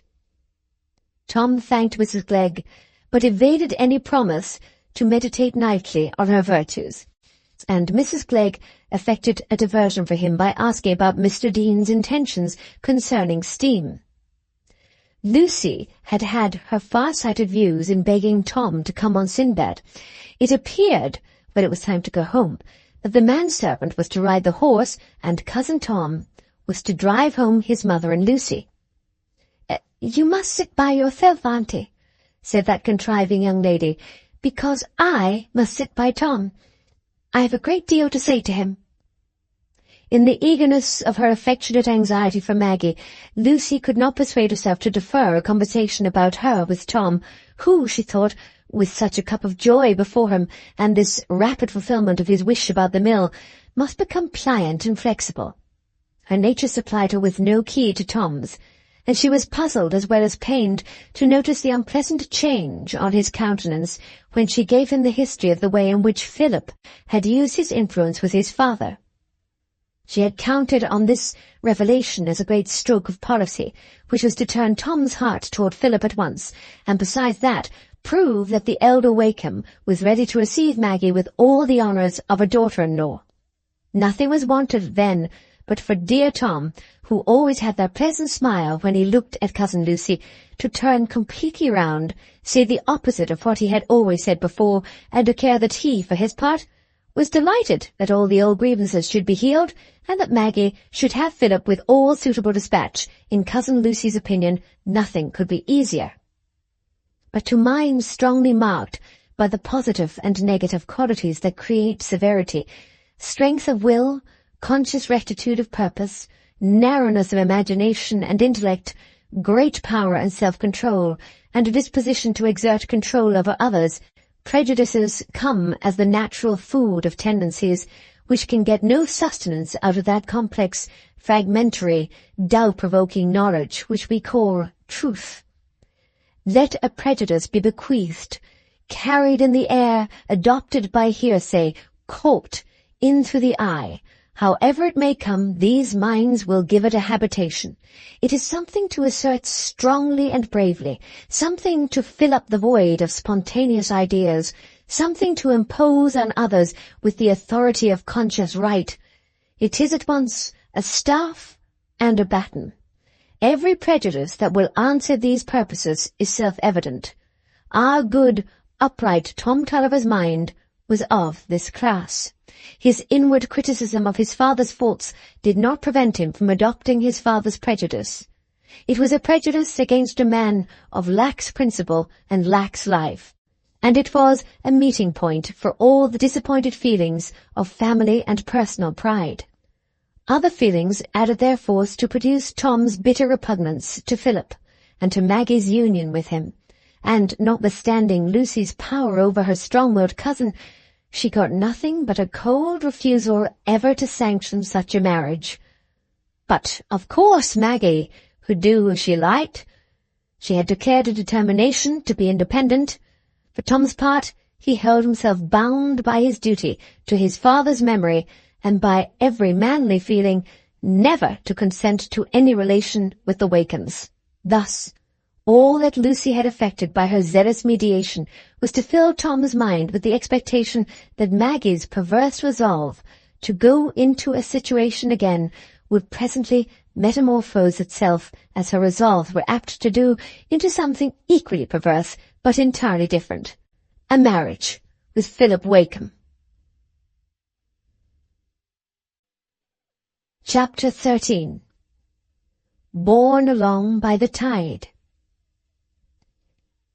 In less than a week, Maggie was at St. Ogg's again, outwardly in much the same position as when her visit there had just begun. It was easy for her to fill her mornings apart from Lucy without any obvious effort, for she had her promised visits to pay to her Aunt Glegg, and it was natural that she should give her mother more than usual of her companionship in these last weeks, especially as there were preparations to be thought of for Tom's housekeeping. But Lucy would hear of no pretext for her remaining away in the evenings. She must always come from Aunt Glegg before dinner. "Else, what shall I have of you?" said Lucy, with a tearful pout that could not be resisted. And Mr. Stephen Guest had unaccountably taken to dining at Mr. Dean's as often as possible, instead of avoiding that as he used to do. At first he began his mornings with a resolution that he would not dine there, not even go in the evening till Maggie was away. He had even devised a plan of starting off on a journey in this agreeable June weather. The headaches which he had constantly been alleging as a ground for stupidity and silence were a sufficient ostensible motive. But the journey was not taken, and by the fourth morning no distinct resolution was formed about the evenings. They were only foreseen as times when Maggie would still be present for a little while, when one more touch, one more glance might be snatched. For why not? There was nothing to conceal between them. They knew. They had confessed their love, and they had renounced each other. They were going to part. Honour and conscience were going to divide them. Maggie, with that appeal from her inmost soul, had decided it. But surely they might cast a lingering look at each other across the gulf before they turned away, never to look again till that strange light had forever faded out of their eyes. Maggie, all this time, moved about with a quiescence and even torpor of manner so contrasted with her usual fitful brightness and ardour that Lucy would have had to seek some other cause for such a change if she had not been convinced that the position in which Maggie stood between Philip and her brother and the prospect of a self-imposed wearisome banishment were quite enough to account for a large amount of depression. But under this torpor there was a fierce battle of emotions, such as Maggie in all her life of struggle had never known or foreboded. It seemed to her as if all the worst evil in her had lain in ambush till now, and had suddenly started up full-armed with hideous, overpowering strength. There were moments in which a cruel selfishness seemed to be getting possession of her. Why should not Lucy, why should not Philip suffer? She had had to suffer through many years of her life. And who had renounced anything for her? And when something like that fullness of existence, love, wealth, ease, refinement, all that her nature craved, was brought within her reach, why was she to forgo it? That another might have it, another who perhaps needed it less? But amidst all this new passionate tumult, there was the old voices making themselves heard with rising power, till from time to time the tumult seemed quelled. Was that existence which tempted her the full existence she dreamed? Where then would all the memories of early striving, all the deep pity for another's pain, which had been nurtured in her through years of affection and hardship, all the divine presentment of something higher than mere personal enjoyment, which had made the sacredness of life? She might as well hope to enjoy walking by maiming her feet as hope to enjoy an existence in which she set out by maiming the faith and sympathy that were the best organs of her soul. And then, if pain was so hard to her, what was it to others? Oh, God preserve me from inflicting, give me strength to bear it. How had she sunk into this struggle with a temptation, that she would once have thought herself as secure as from deliberate crime? When was that first hateful moment in which she had been conscious of a feeling that clashed with her truth, affection, and gratitude, and had not shaken it from her with horror, as if it had been a loathsome thing? And yet, since this strange, sweet, subduing influence should not conquer her, since it was to remain simply her own suffering, her mind was meeting Stephen's in that thought of his, that they might still snatch moments of mute confession before the parting came. For was not he suffering too? She saw it daily, saw it in the sickened look of fatigue with which, as soon as he was not compelled to exert himself, he relapsed into indifference toward everything but the possibility of watching her. Could she refuse sometimes to answer that beseeching look which he felt to be following her like a low murmur of love and pain? She refused it less and less, till at last the evening for them both was sometimes made of a moment's mutual gaze. They thought of it till it came, and when it had come, they thought of nothing else. One other thing Stephen seemed now and then to care for, and that was to sing. It was a way of speaking to Maggie. Perhaps he was not distinctly conscious that he was impelled to it by a secret longing, running counter to all his self-confessed resolves, to deepen the hold he had on her. Watch your own speech, and notice how it is guided by your less conscious purpose, and you will understand that contradiction in Stephen. Philip Wakem was a less frequent visitor, but he came occasionally in the evening, and it happened that he was there when Lucy said, as they sat down on the lawn near sunset, "Now Maggie's tale of visits to Aunt Glegg is completed, I mean that we shall go out boating every day until she goes. She has not had half enough boating because of these tiresome visits, and she likes it better than anything, don't you, Maggie?" "Better than any sort of locomotion, I hope you mean," said Philip, smiling at Maggie, who was lolling backward in a low garden chair. "Else she will be selling her soul to that ghostly boatman who haunts the Floss only for the sake of being drifted in a boat forever." "Should you like to be her boatman?" said Lucy. "Because if you would, you can come with us and take an oar. If the Floss were but a quiet lake instead of a river, we should be independent of any gentleman, for Maggie can row splendidly. As it is, we are reduced to ask services of knights and squires, who do not seem to offer them with great alacrity." She looked playful, reproach at Stephen, who was sauntering up and down and was just singing in pianissimo falsetto. A floss that from the soul doth rise, doth a husk a drink divine. He took no notice, but still kept aloof. He had done so frequently during Philip's recent visits. "You don't seem inclined for boating," said Lucy when he came to sit down by her on a bench. "Doesn't rowing suit you now?" "Oh, I hate a large party in a boat," he said almost irritably. "I'll come when you have no one else." Lucy coloured, fearing that Philip would be hurt.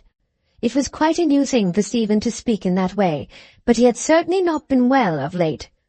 Philip coloured too, but less from a feeling of personal offence than from a vague suspicion that Stephen's moodiness had some relation to Maggie, who had started up from her chair as he spoke, and had walked toward the hedge of laurels to look at the descending sunlight on the river. "As Miss Dean didn't know she was excluding others by inviting me," said Philip, "I am bound to resign." "No, indeed you shall not," said Lucy, much vexed. "I particularly wish for your company tomorrow. The tide will suit at 10:30. It will be a delicious time for a couple of hours to row to Luckwith and walk back before the sun gets too hot. And how can you object to 4 people in a boat?" she added, looking at Stephen. "I don't object to the people, but the number," said Stephen, who had recovered himself and was rather ashamed of his rudeness. "If I voted for a 4th at all, of course it would be you, Phil. But we won't divide the pleasure of escorting the ladies.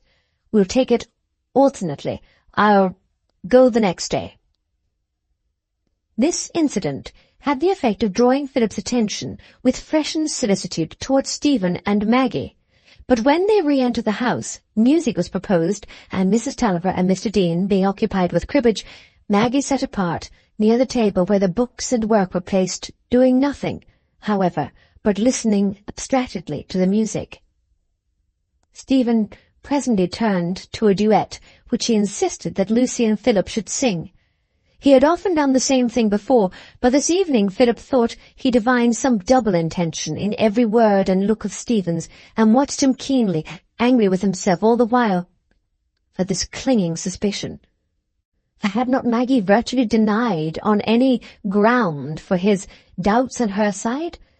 And she was truth itself. It was impossible not to believe her word and glance when they had last spoken together in the garden. Stephen might be strongly fascinated by her. What was more natural? But Philip felt himself rather base for intruding on what must be his friend's painful secret. Still, he watched. Stephen, moving away from the piano, sauntered slowly toward the table near which Maggie sat, and turned over the newspapers, apparently in mere idleness. Then he seated himself with his back to the piano, dragging a newspaper under his elbow and thrusting his hand through his hair as if he had been attracted by some bit of local news in the Laceham Courier. He was in reality looking at Maggie, who had not taken the slightest notice of his approach.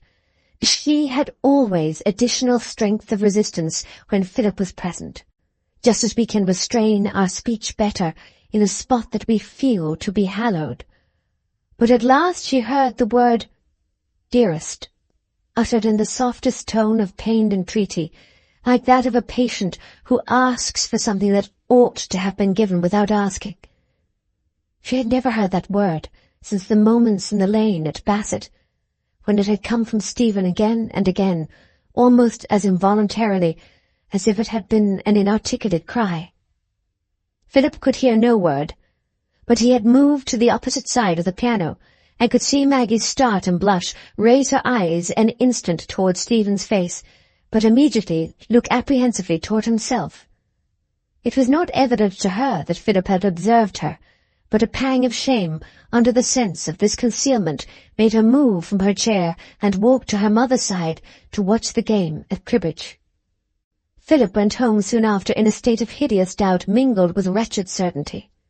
It was impossible for him now to resist the conviction that there was some mutual consciousness between Stephen and Maggie, and for half the night his irritable, susceptible nerves were pressed upon almost to frenzy by that one wretched fact. He could attempt no explanation that would reconcile it with her words and actions, when, at last, the need for belief in Maggie rose to its habitual predominance. He was not long in imagining the truth. She was struggling. She was banishing herself. This was the clue to all he had seen since his return. But athwart that belief there came other possibilities that would not be driven out of sight. His imagination wrought out the whole story. Stephen was madly in love with her. He must have told her so. She had rejected him and was hurrying away. But would he give her up? Knowing, Philip felt the fact with heart-crushing despair, that she was made half helpless by her feeling toward him. When the morning came, Philip was too ill to think of keeping his engagement to go in the boat. In his present agitation he could decide on nothing. He could only alternate between contradictory intentions. First he thought he must have an interview with Maggie and entreated to confide in him. Then again he distrusted his own interference. Had he not been thrusting himself on Maggie all along? She had uttered words long ago in her young ignorance. It was enough to make her hate him that these should be continually present with her as a bond. And had he any right to ask her for a revelation of feelings which she had evidently intended to withhold from him? He would not trust himself to see her till he had ensured himself that he could act from pure anxiety for her and not from egoistic irritation. He wrote a brief note to Stephen and sent it early by the servant, saying that he was not well enough to fulfill his engagement to Miss Dean. Would Stephen take his excuse and fill his place? Lucy had arranged a charming plan, which had made her quite content with Stephen's refusal to go in the boat. She discovered that her father was to drive to Lindham this morning at 10. Lindham was the very place she wanted to go to make purchases, important purchases, which must by no means be put off to another opportunity, and Aunt Tulliver must go too, because she was concerned in some of the purchases. "You will have your row in the boat just the same, you know," she said to Maggie when they went out of the breakfast-room and upstairs together. "Philip will be here at 10:30, and it is a delicious morning. Now, don't say a word against it, you dear, dolorous thing. What is the use of my being a fairy godmother if you set your face against all the wonders I work for you? Don't think of awful Cousin Tom. You may disobey him a little." Maggie did not persist in objecting. She was almost glad of the plan, for perhaps it would bring her some strength and calmness to be alone with Philip again. It was like revisiting the scene of a quieter life, in which the very struggles were repose compared with the daily tumult of the present. She prepared herself for the boat, and at 10:30 sat waiting in the drawing-room. The ring of the doorbell was punctual, and she was thinking with half-sad, affectionate pleasure of the surprise Philip would have in finding that he was to be with her alone, when she distinguished a firm, rapid step across the hall that was certainly not Philip's. The door opened, and Stephen Guest entered. In the first moment they were both too much agitated to speak, for Stephen had learned from the servant that the others were out. Maggie had started up and sat down again, with her heart beating violently, and Stephen, throwing down his cap and gloves, came and sat by her in silence. She thought Philip would be coming soon, and with great effort, for she trembled visibly, she rose to go to a distant chair. "He is not coming," said Stephen in a low tone. "I am going in the boat." "We can't go," said Maggie, sinking into her chair again. "Lucy did not expect she would be hurt. Why is not Philip come?" "He is not well. He asked me to come instead." "Lucy is gone to Lindham," said Maggie, taking off her bonnet with hurried, trembling fingers. "We must not go." "Very well," said Stephen dreamily, looking at her as he rested his arm on the back of his chair. Then we'll stay here." He was looking into her deep, deep eyes, far off and mysterious at the starlit blackness, and yet very near and timidly loving. Maggie sat perfectly still, perhaps for moments, perhaps for minutes, until the helpless trembling had ceased, and there was a warm glow on her cheek. "The man is waiting. He has taken the cushions," she said. "Will you go and tell him?" "What shall I tell him?" said Stephen, almost in a whisper. He was looking at the lips now. Maggie made no answer. "Let us go," Stephen murmured entreatingly, rising and taking her hand to raise her too. "We shall not be long together." And they went.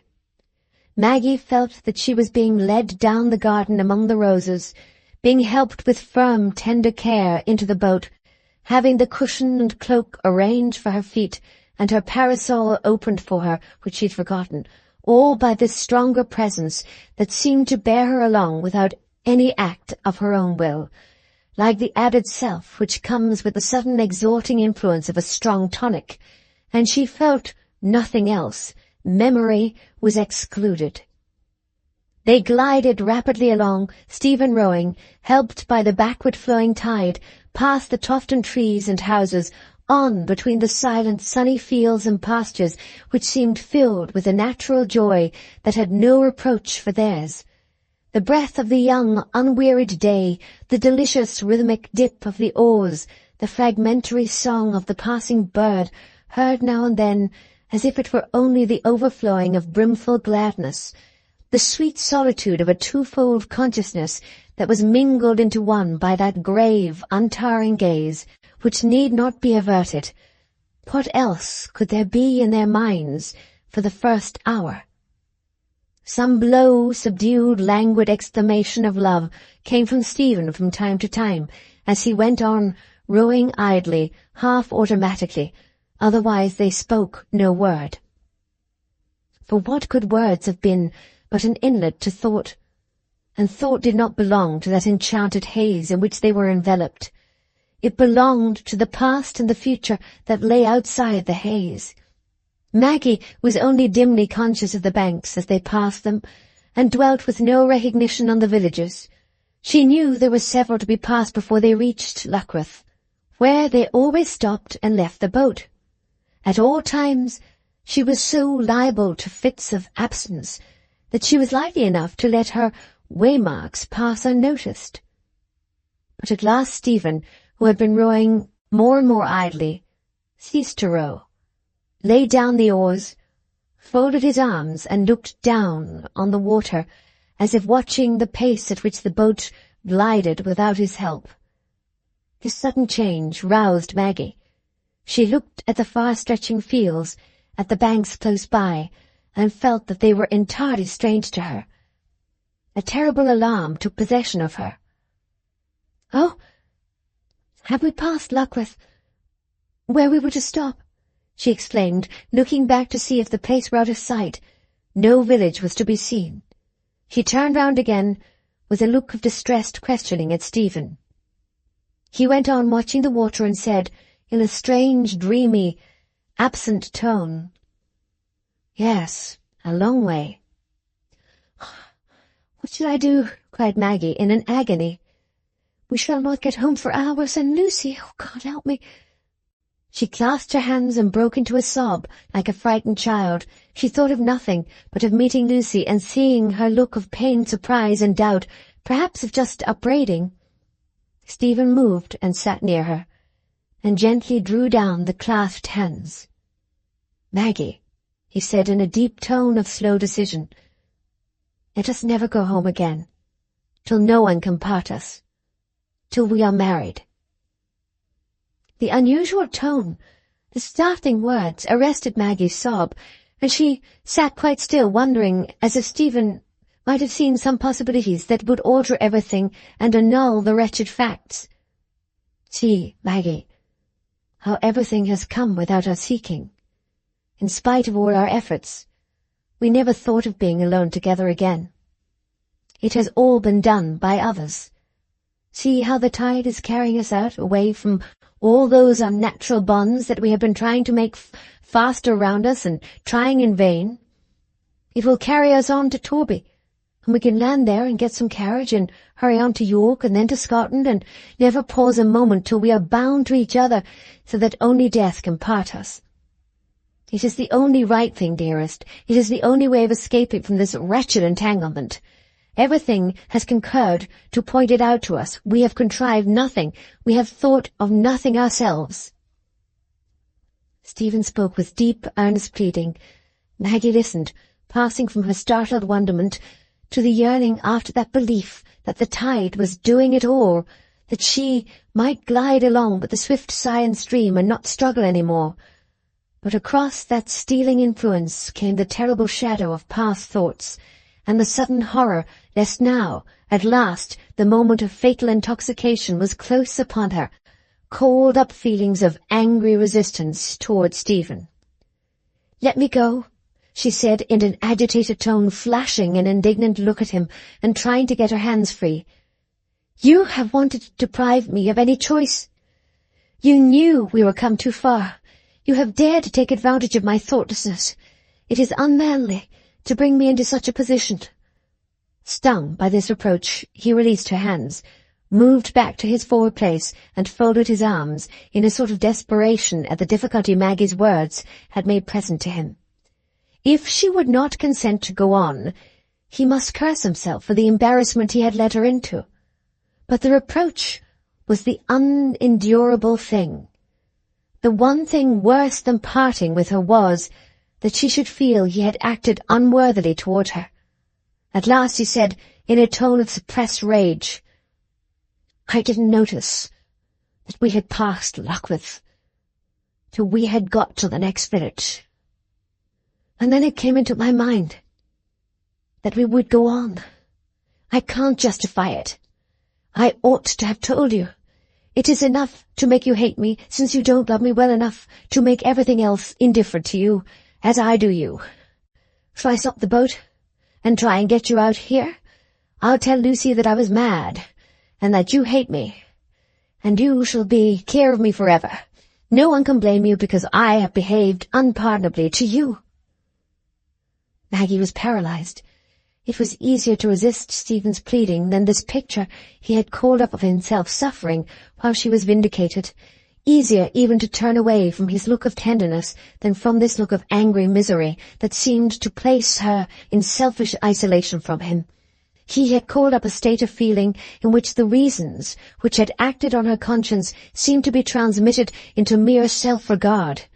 The indignant fire in her eyes was quenched, and she began to look at him with timid distress. She had reproached him for being hurried into irrevocable trespass, she who had been so weak herself. "As if I shouldn't feel what happened to you, just the same," she said with reproach of another kind, the reproach of love asking for more trust. This yielding to the idea of Stephen's suffering was more fatal than the other yielding, because it was less distinguishable from that sense of others' claims which was the moral basis of her resistance. He felt all the relenting in her look and tone. It was heaven opening again. He moved to her side and took her hand, leaning his elbow on the back of the boat and saying nothing. He dreaded to utter another word. He dreaded to make another movement that might provoke another reproach or denial from her. Life hung on her consent. Everything else was hopeless, confused, sickening misery. They glided along in this way, both resting in that silence as in a haven, both dreading lest their feelings should be divided again, till they became aware that the clouds had gathered, and that the slightest perceptible freshening of the breeze was growing and growing, so that the whole character of the day was altered. "You will be chill, Maggie, in this thin dress. Let me raise the cloak over your shoulders. Get up an instant, dearest." Maggie obeyed. There was an unspeakable charm in being told what to do, and having everything decided for her. He sat down again, covered with a cloak, and Stephen took to his oars again, making haste, for they must try to get to Torby as fast as they could. Maggie was hardly conscious of having said or done anything decisive. All yielding is attended with a less vivid consciousness than resistance. It is the partial sleep of thought. It is the submergence of our own personality by another. Every influence tended to lull her into acquiescence. That dreamy gliding in the boat, which had lasted for 4 hours and had brought some weariness and exhaustion, the recoil of her fatigued sensations from the impracticable difficulty of getting out of the boat at this unknown distance from home and walking for long miles, all helped to bring her into more complete subjection to that strong, mysterious charm which made a last parting from Stephen seem the death of all joy, and made the thought of wounding him like the first touch of the torturing iron before which resolution shrank. And then there was the present happiness of being with him, which was enough to absorb all her languid energy. Presently Stephen observed a vessel coming after them. Several vessels, among them the steamer to Mudport, had passed them with the early tide, but for the last hour they had seen none. He looked more and more eagerly at this vessel, as if a new thought had come into his mind along with it, and then he looked at Maggie, hesitatingly. "Maggie, dearest," he said at last, "if this vessel should be going to Mudport or to any convenient place on the coast northward, it would be our best plan to get them to take us on board. You are fatigued, and it may soon rain. It may be a wretched business getting to Torby in this boat. It's only a trading vessel, but I dare say you can be made tolerably comfortable. We'll take the cushions out of the boat. It is really our best plan. They'll be glad enough to take us. I've got plenty of money about me. I can pay them well." Maggie's heart began to beat with reawakened alarm at this new proposition, but she was silent. One course seemed as difficult as another. Stephen hailed the vessel. It was a Dutch vessel, going to Mudport, the English mate informed him, and, if this wind held, would be there in less than 2 days. We had got out too far with our boat," said Stephen. "I was trying to make for Torby, but I'm afraid of the weather, and this lady, my wife, will be exhausted with fatigue and hunger. Take us on board, will you, and haul up the boat. I'll pay you well." Maggie, now really faint and trembling with fear, was taken on board, making an interesting object of contemplation to admiring Dutchmen. The mate feared the lady would have a poor time of it on board, for they had no accommodation for such entirely unlooked-for passengers, no private cabin larger than an old-fashioned church pew, but at least they had Dutch cleanliness, which makes all our inconveniences tolerable, and the boat cushions were spread into a couch for Maggie on the poop with all alacrity. But to pace up and down the deck, leaning on Stephen, being upheld by his strength, was the first change that she needed. Then came food, and then quiet reclining on the cushions, with the sense that no new resolution could be taken that day. Everything must wait till tomorrow. Stephen sat beside her, with her hand on his. They could only speak to each other in low tones, only look at each other now and then, for it would take a long while to dull the curiosity of the 5 men on board, and reduce these handsome young strangers to that minor degree of interest which belongs, in a sailor's regard, to all objects nearer than the horizon. But Stephen was triumphantly happy. Every other thought or care was thrown into unmarked perspective by the certainty that Maggie must be his. The leap had been taken now. He had been tortured by scruples. He had fought fiercely with overmastering inclination. He had hesitated, but repentance was impossible.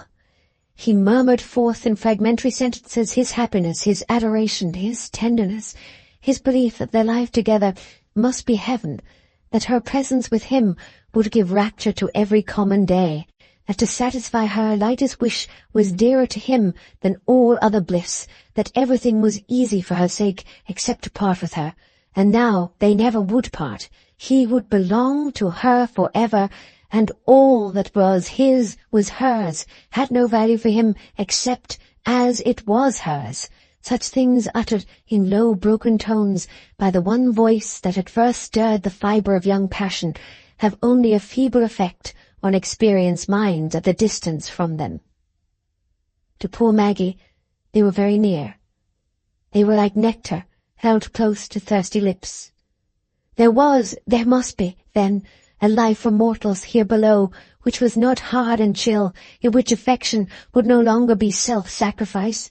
Stephen's passionate words made the vision of such a life more fully present to her than it had ever been before, and the vision for the time excluded all realities, all except the returning sun-gleams which broke out on the waters as the evening approached, and mingled with the visionary sunlight of promised happiness, all except the hand that pressed hers, and the voice that spoke to her, and the eyes that looked at her with grave, unspeakable love. There was to be no rain after all. The clouds rolled off to the horizon again, making the great purple rampart and long purple isles of that wondrous land which reveals itself to us when the sun goes down, the land that the evening star watches over. Maggie was to sleep all night on the poop. It was better than going below, and she was covered with the warmest wrappings the ship could furnish. It was still early when the fatigues of the day brought on a drowsy longing for perfect rest, and she laid down her head, looking at the faint dying flush in the west, where the one golden lamp was getting brighter and brighter. Then she looked up at Stephen, who was still seated beside her, hanging over her as he leaned his arm against the vessel's side.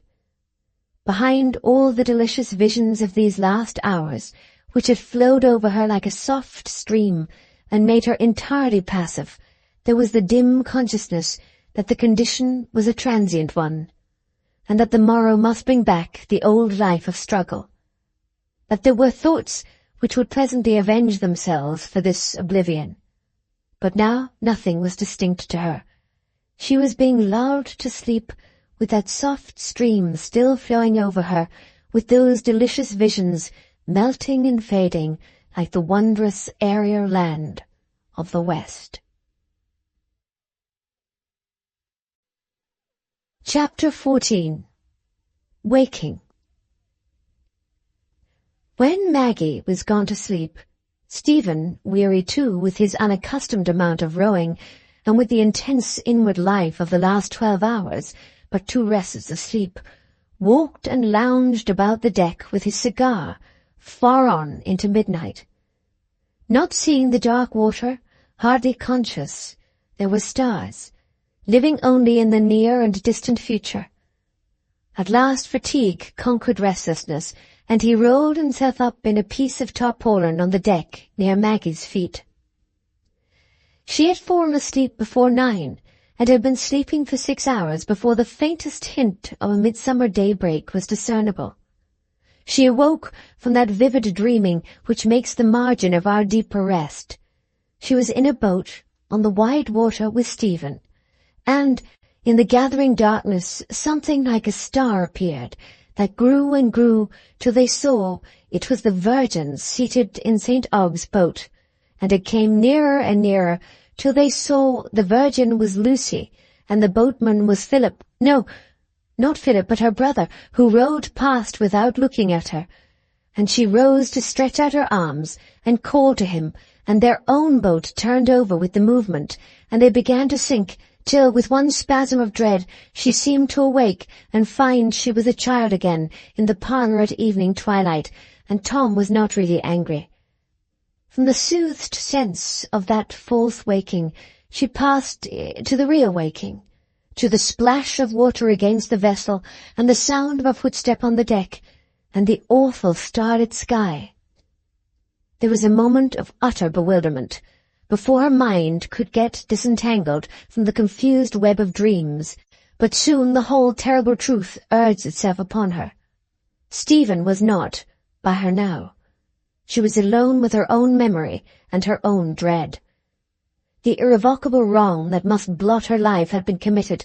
She had brought sorrow into the lives of others, into the lives that were knit up with hers by trust and love. The feeling of a few short weeks had hurried her into sins her nature had most recoiled from, breach of faith and cruel selfishness. She had rent the ties that had given meaning to duty, and had made herself an outlawed soul, with no guide but the wayward choice of her own passion. And where would that lead her? Where had it led her now? She had said she would rather die than fall into that temptation. She felt it now that the consequence of such a fall had come before the outward act was completed. There was at least this fruit from all her years of striving after the highest and the best, that her soul, though betrayed, beguiled, and snared, could never deliberately consent to a choice of the lower. And a choice of what? Oh God, not a choice of joy, but of conscious cruelty and hardness. For could she ever cease to see before her Lucy and Philip, with their murdered trusts and hopes? Her life with Stephen could have no sacredness. She must forever sink and wander vaguely, driven by uncertain impulse, for she had let go the clue of life, that clue which once in the far-off years her young need had clutched so strongly. She had renounced all delights then, before she knew them, before she had come within her reach. Philip had been right when he told her that she knew nothing of renunciation. She had thought it was quiet ecstasy. She stood face to face now, that sad, patient, loving strength which holds the clue of life, and saw that the thorns were forever pressing on its brow, the yesterday which could never be revoked. If she could have changed it now for any length of inward silent endurance, she would have bowed beneath that cross with a sense of rest. Daybreak came, and the reddening eastern light, while her past life was grasping her in this way, with that tightening clutch which comes in the last moments of possible rescue. She could see Stephen now lying on the deck, still fast asleep, and with the sight of him there came a wave of anguish that found its way in a long, suppressed sob. The worst bitterness of parting, the thought that urged the sharpest inward cry for help, was the pain it must give to him. But surmounting everything was the horror at her own possible failure, the dread lest her conscience should be benumbed again and not rise to energy till it was too late. Too late? It was too late already, not to have caused misery, too late for everything perhaps, but to rush away from the last act of baseness, the tasting of joys that were wrung from crushed hearts. The sun was rising now, and Maggie started up with the sense that a day of resistance was beginning for her. Her eyelashes were still wet with tears, as with her shawl over her head she sat looking at the slowly rounding sun. Something roused Stephen too, and getting up from his hard bed, he came to sit beside her. The sharp instinct of anxious love saw something to give him alarm in the very first glance. He had a hovering dread of some resistance in Maggie's nature that he would be unable to overcome. He had the uneasy consciousness that he had robbed her of perfect freedom yesterday. There was too much native honour in him for him not to feel that. If her will should recoil, his conduct would have been odious, and she would have a right to reproach him. But Maggie did not feel that right. She was too conscious of fatal weakness in herself, too full of the tenderness that comes with the foreseen need for inflicting a wound. She let him take her hand when he came to sit down beside her, and smiled at him, only with rather a sad glance. She could say nothing to pain him till the moment of possible parting was nearer.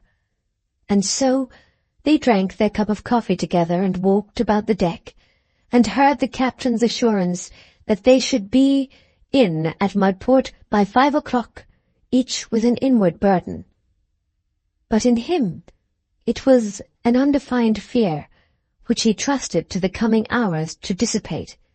In her it was a definite resolve, of which she was trying silently to tighten her hold.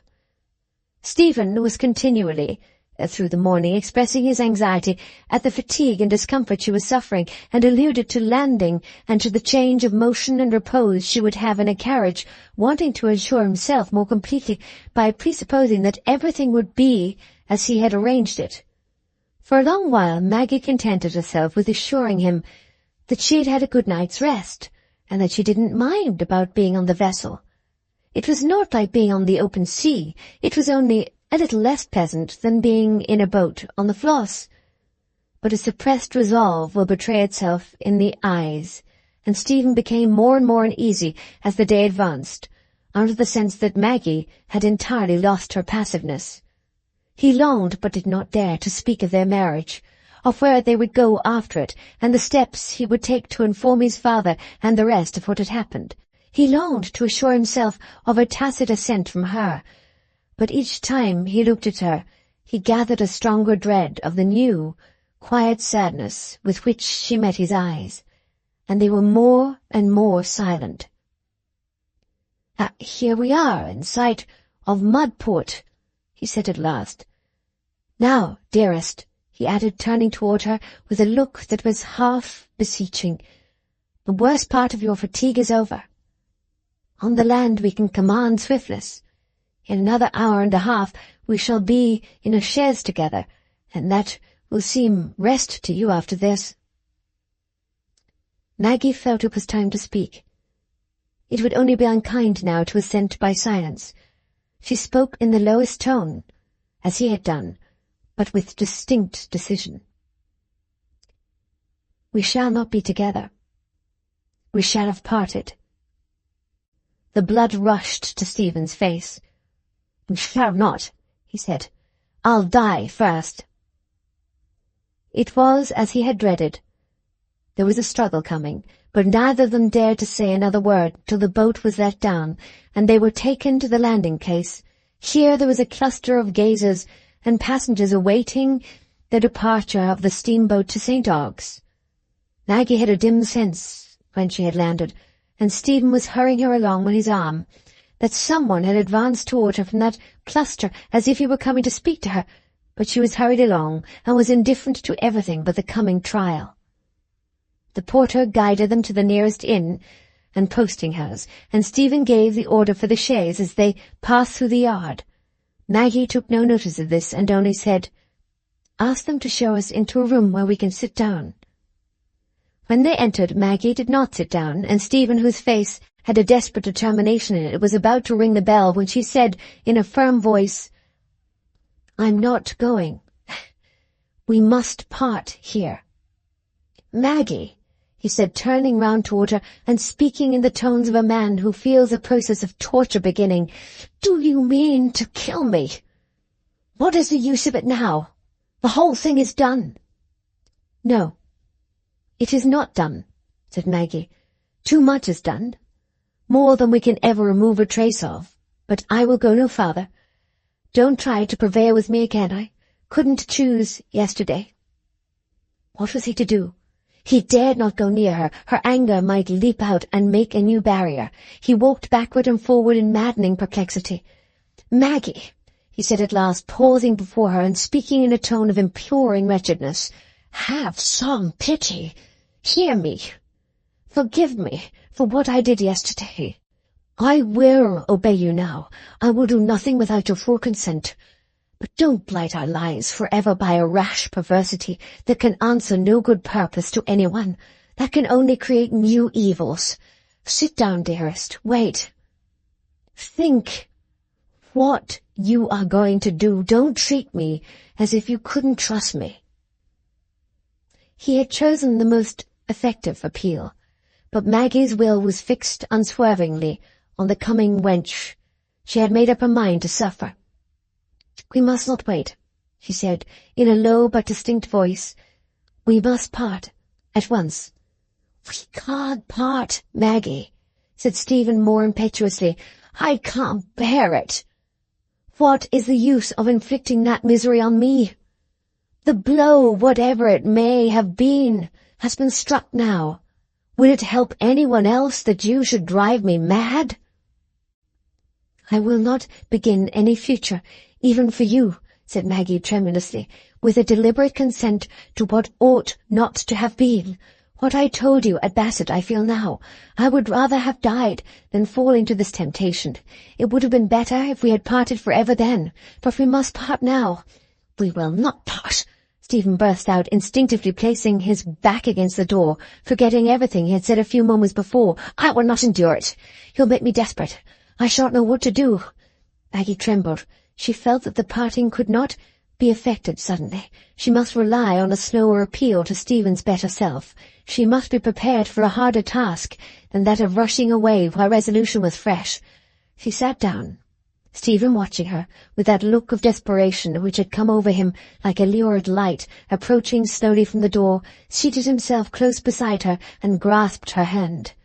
Her heart beat like the heart of a frightened bird, but this direct opposition helped her. She felt her determination growing stronger. "Remember what you felt weeks ago," she began with beseeching earnestness. "Remember what we both felt, that we owed ourselves to others, and must conquer every inclination which could make us false to that debt.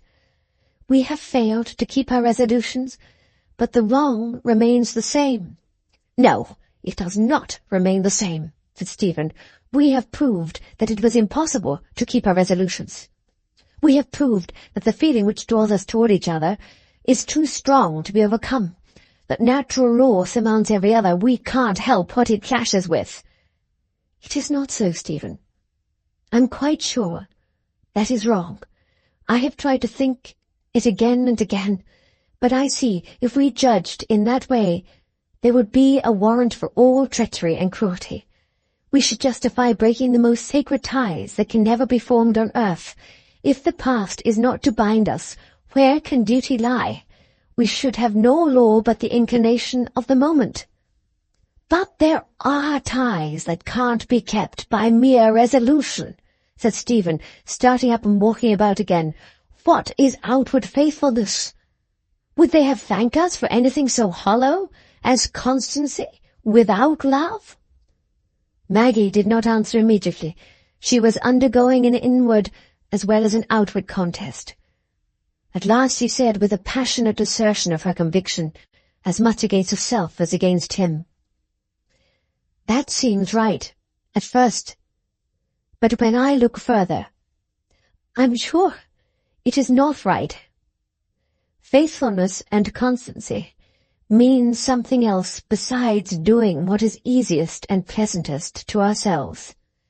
They mean renouncing whatever is opposed to the reliance others have in us, whatever would cause misery to those whom the course of our lives has made dependent on us. If I had been better, nobler, those claims would have been so strongly present with me, I should have felt them pressing on my heart so continually, just as they do now in the moment when my conscience is awake, that the opposite feeling would never have grown in me as it has done. It would have been quenched at once. I should have prayed for help so earnestly, I should have rushed away as we rush from hideous danger. I feel no excuse for myself, none.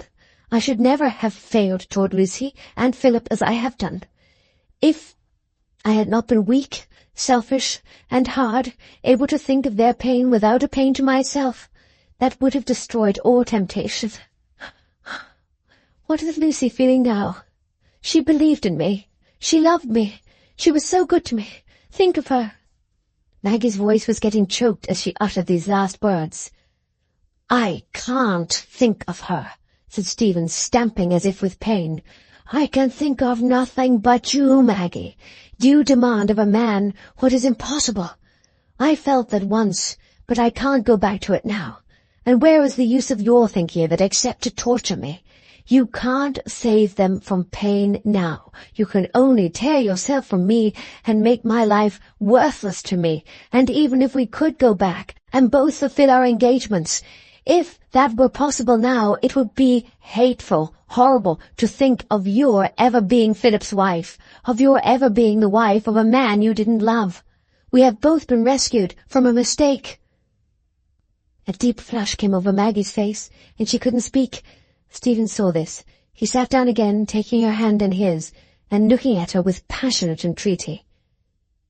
"Maggie, dearest, if you love me, you are mine.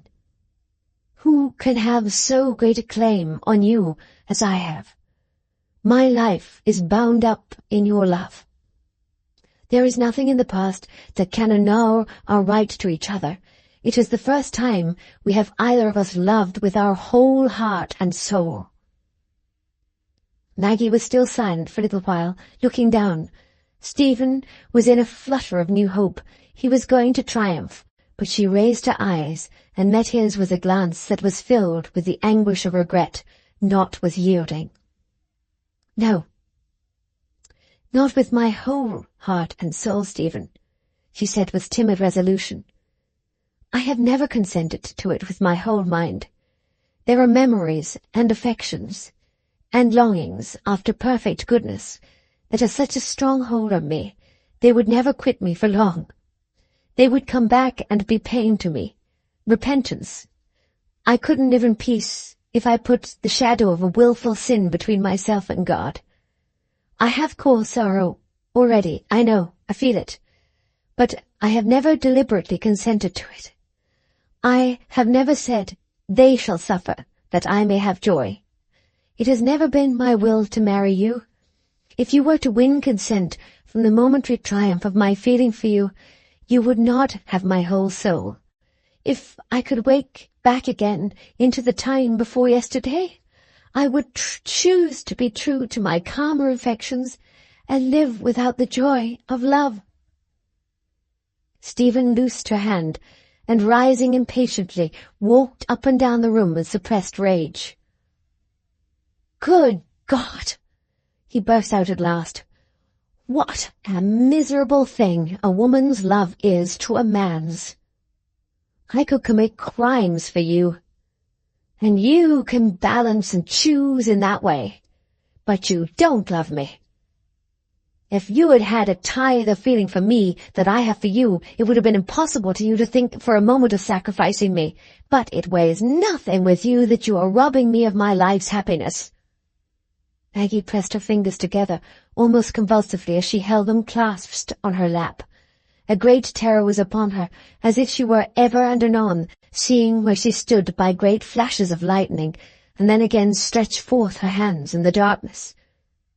"No, I don't sacrifice you.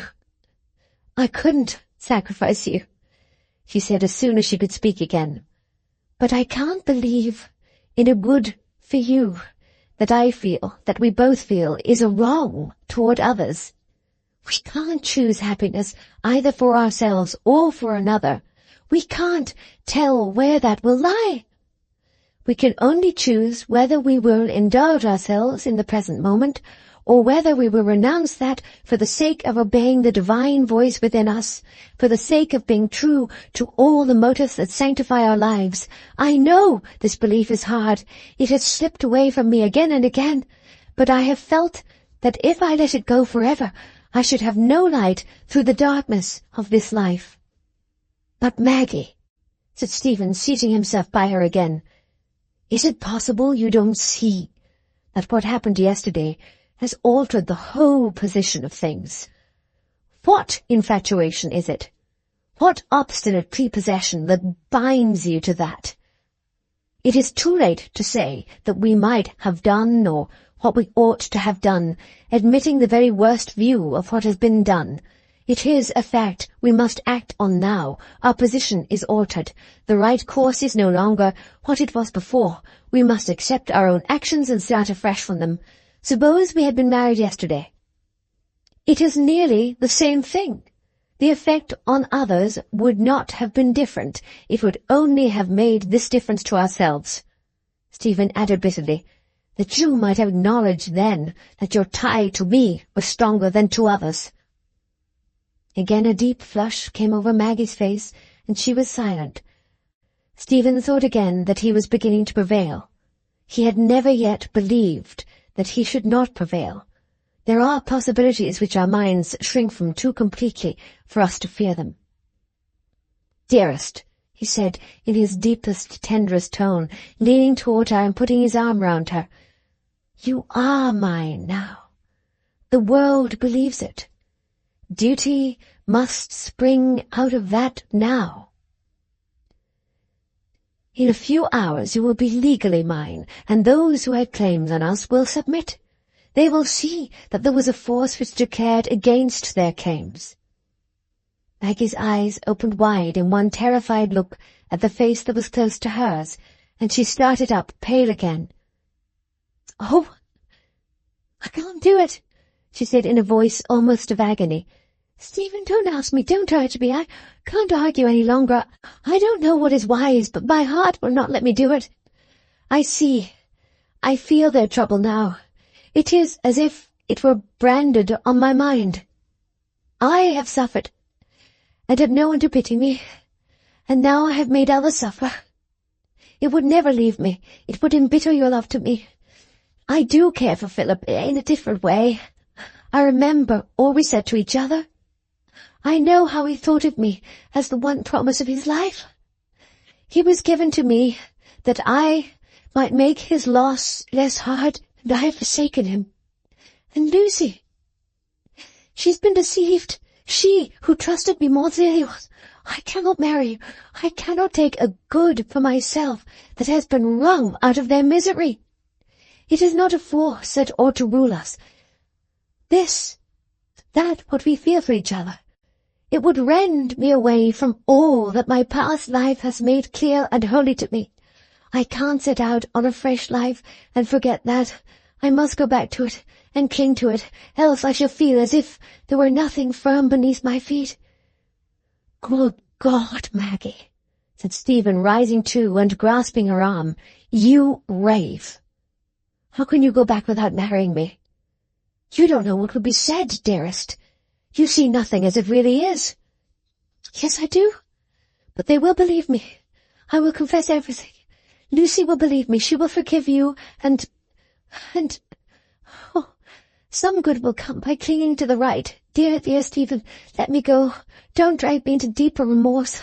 My whole soul has never consented. It does not consent now." Stephen let go her arm and sank back on his chair, half stunned by despairing rage. He was silent a few moments, not looking at her, while her eyes were turned toward him yearningly, in alarm at this sudden change. At last he said, still without looking at her, "Go, then. Leave me. Don't torture me any longer. I can't bear it." Involuntarily she leaned toward him and put out her hand to touch his, but he shrank from it as if it had been a burning iron, and said again, "Leave me." Maggie was not conscious of a decision as she turned away from that gloomy, averted face and walked out of the room. It was like an automatic action that fulfills a forgotten intention. What came after? A sense of stairs descended as if in a dream, of flagstones, of a chaise and horses standing, then a street, and a turning into another street where a stagecoach was standing, taking in passengers, and the darting thought that the coach would take her away, perhaps toward home. But she could ask nothing yet. She only got into the coach. Home! Where her mother and brother were, Philip, Lucy, the scene of her very cares and trials, was the haven toward which her mind tended, the sanctuary where sacred relics lay, where she would be rescued from one more falling. The thought of Stephen was like a horrible throbbing pain, which, yet, as such pains do, seemed to urge all other thoughts into activity. But among her thoughts, what others would say and think of her conduct was hardly present. Love and deep pity and remorseful anguish left no room for that. The coach was taking her to York, farther away from home, but she did not learn that until she was set down in the old city at midnight. It was no matter. She could sleep there and start home the next day. She had her purse in her pocket, with all her money in it, a banknote and a sovereign. She had kept it in her pocket from forgetfulness after going out to make purchases the day before yesterday. Did she lie down in that gloomy bedroom of the old inn that night, with her will bent unwaveringly on the path of penitent sacrifice? The great struggles of life are not so easy as that. The great problems of life are not so clear. In the darkness of that night she saw Stephen's face, turned toward her in passionate, reproachful misery. She lived through again all the tremulous delights of his presence with her, that made existence an easy floating in a stream of joy instead of a quiet resolved endurance and effort. The love she had renounced came back upon her with a cruel charm. She felt herself opening her arms to receive it once more, and then it seemed to slip away and fade and vanish, leaving only the dying sound of a deep, thrilling voice that said, "Gone. Forever gone." Book 7. The Final Rescue. Chapter 1. The Return to the Mill. Between 4 and 5 o'clock on the afternoon of the 5th day from that on which Stephen and Maggie had left St. Ogg's, Tom Tulliver was standing on the gravel walk outside the old house at Dorlcote Mill. He was master there now. He had half fulfilled his father's dying wish, and by years of steady self-government and energetic work, he had brought himself near to the attainment of more than the old respectability which had been the proud inheritance of the Dodsons and Tullivers. But Tom's face, as he stood in the hot, still sunshine of that summer afternoon, had no gladness, no triumph in it. His mouth wore its bitterest expression, his severe brow its hardest and deepest fold, as he drew down his hat farther over his eyes to shelter them from the sun. Thrusting his hands deep into his pockets, began to walk up and down the gravel. No news of his sister had been heard since Bob Yacon had come back in the steamer from Mudport and put an end to all improbable suppositions of an accident on the water by stating that he had seen her land from a vessel with Mr. Stephen Guest. Would the next news be that she was married? Or what? Probably that she was not married. Tom's mind was set to the expectation of the worst that could happen. Not death, but disgrace.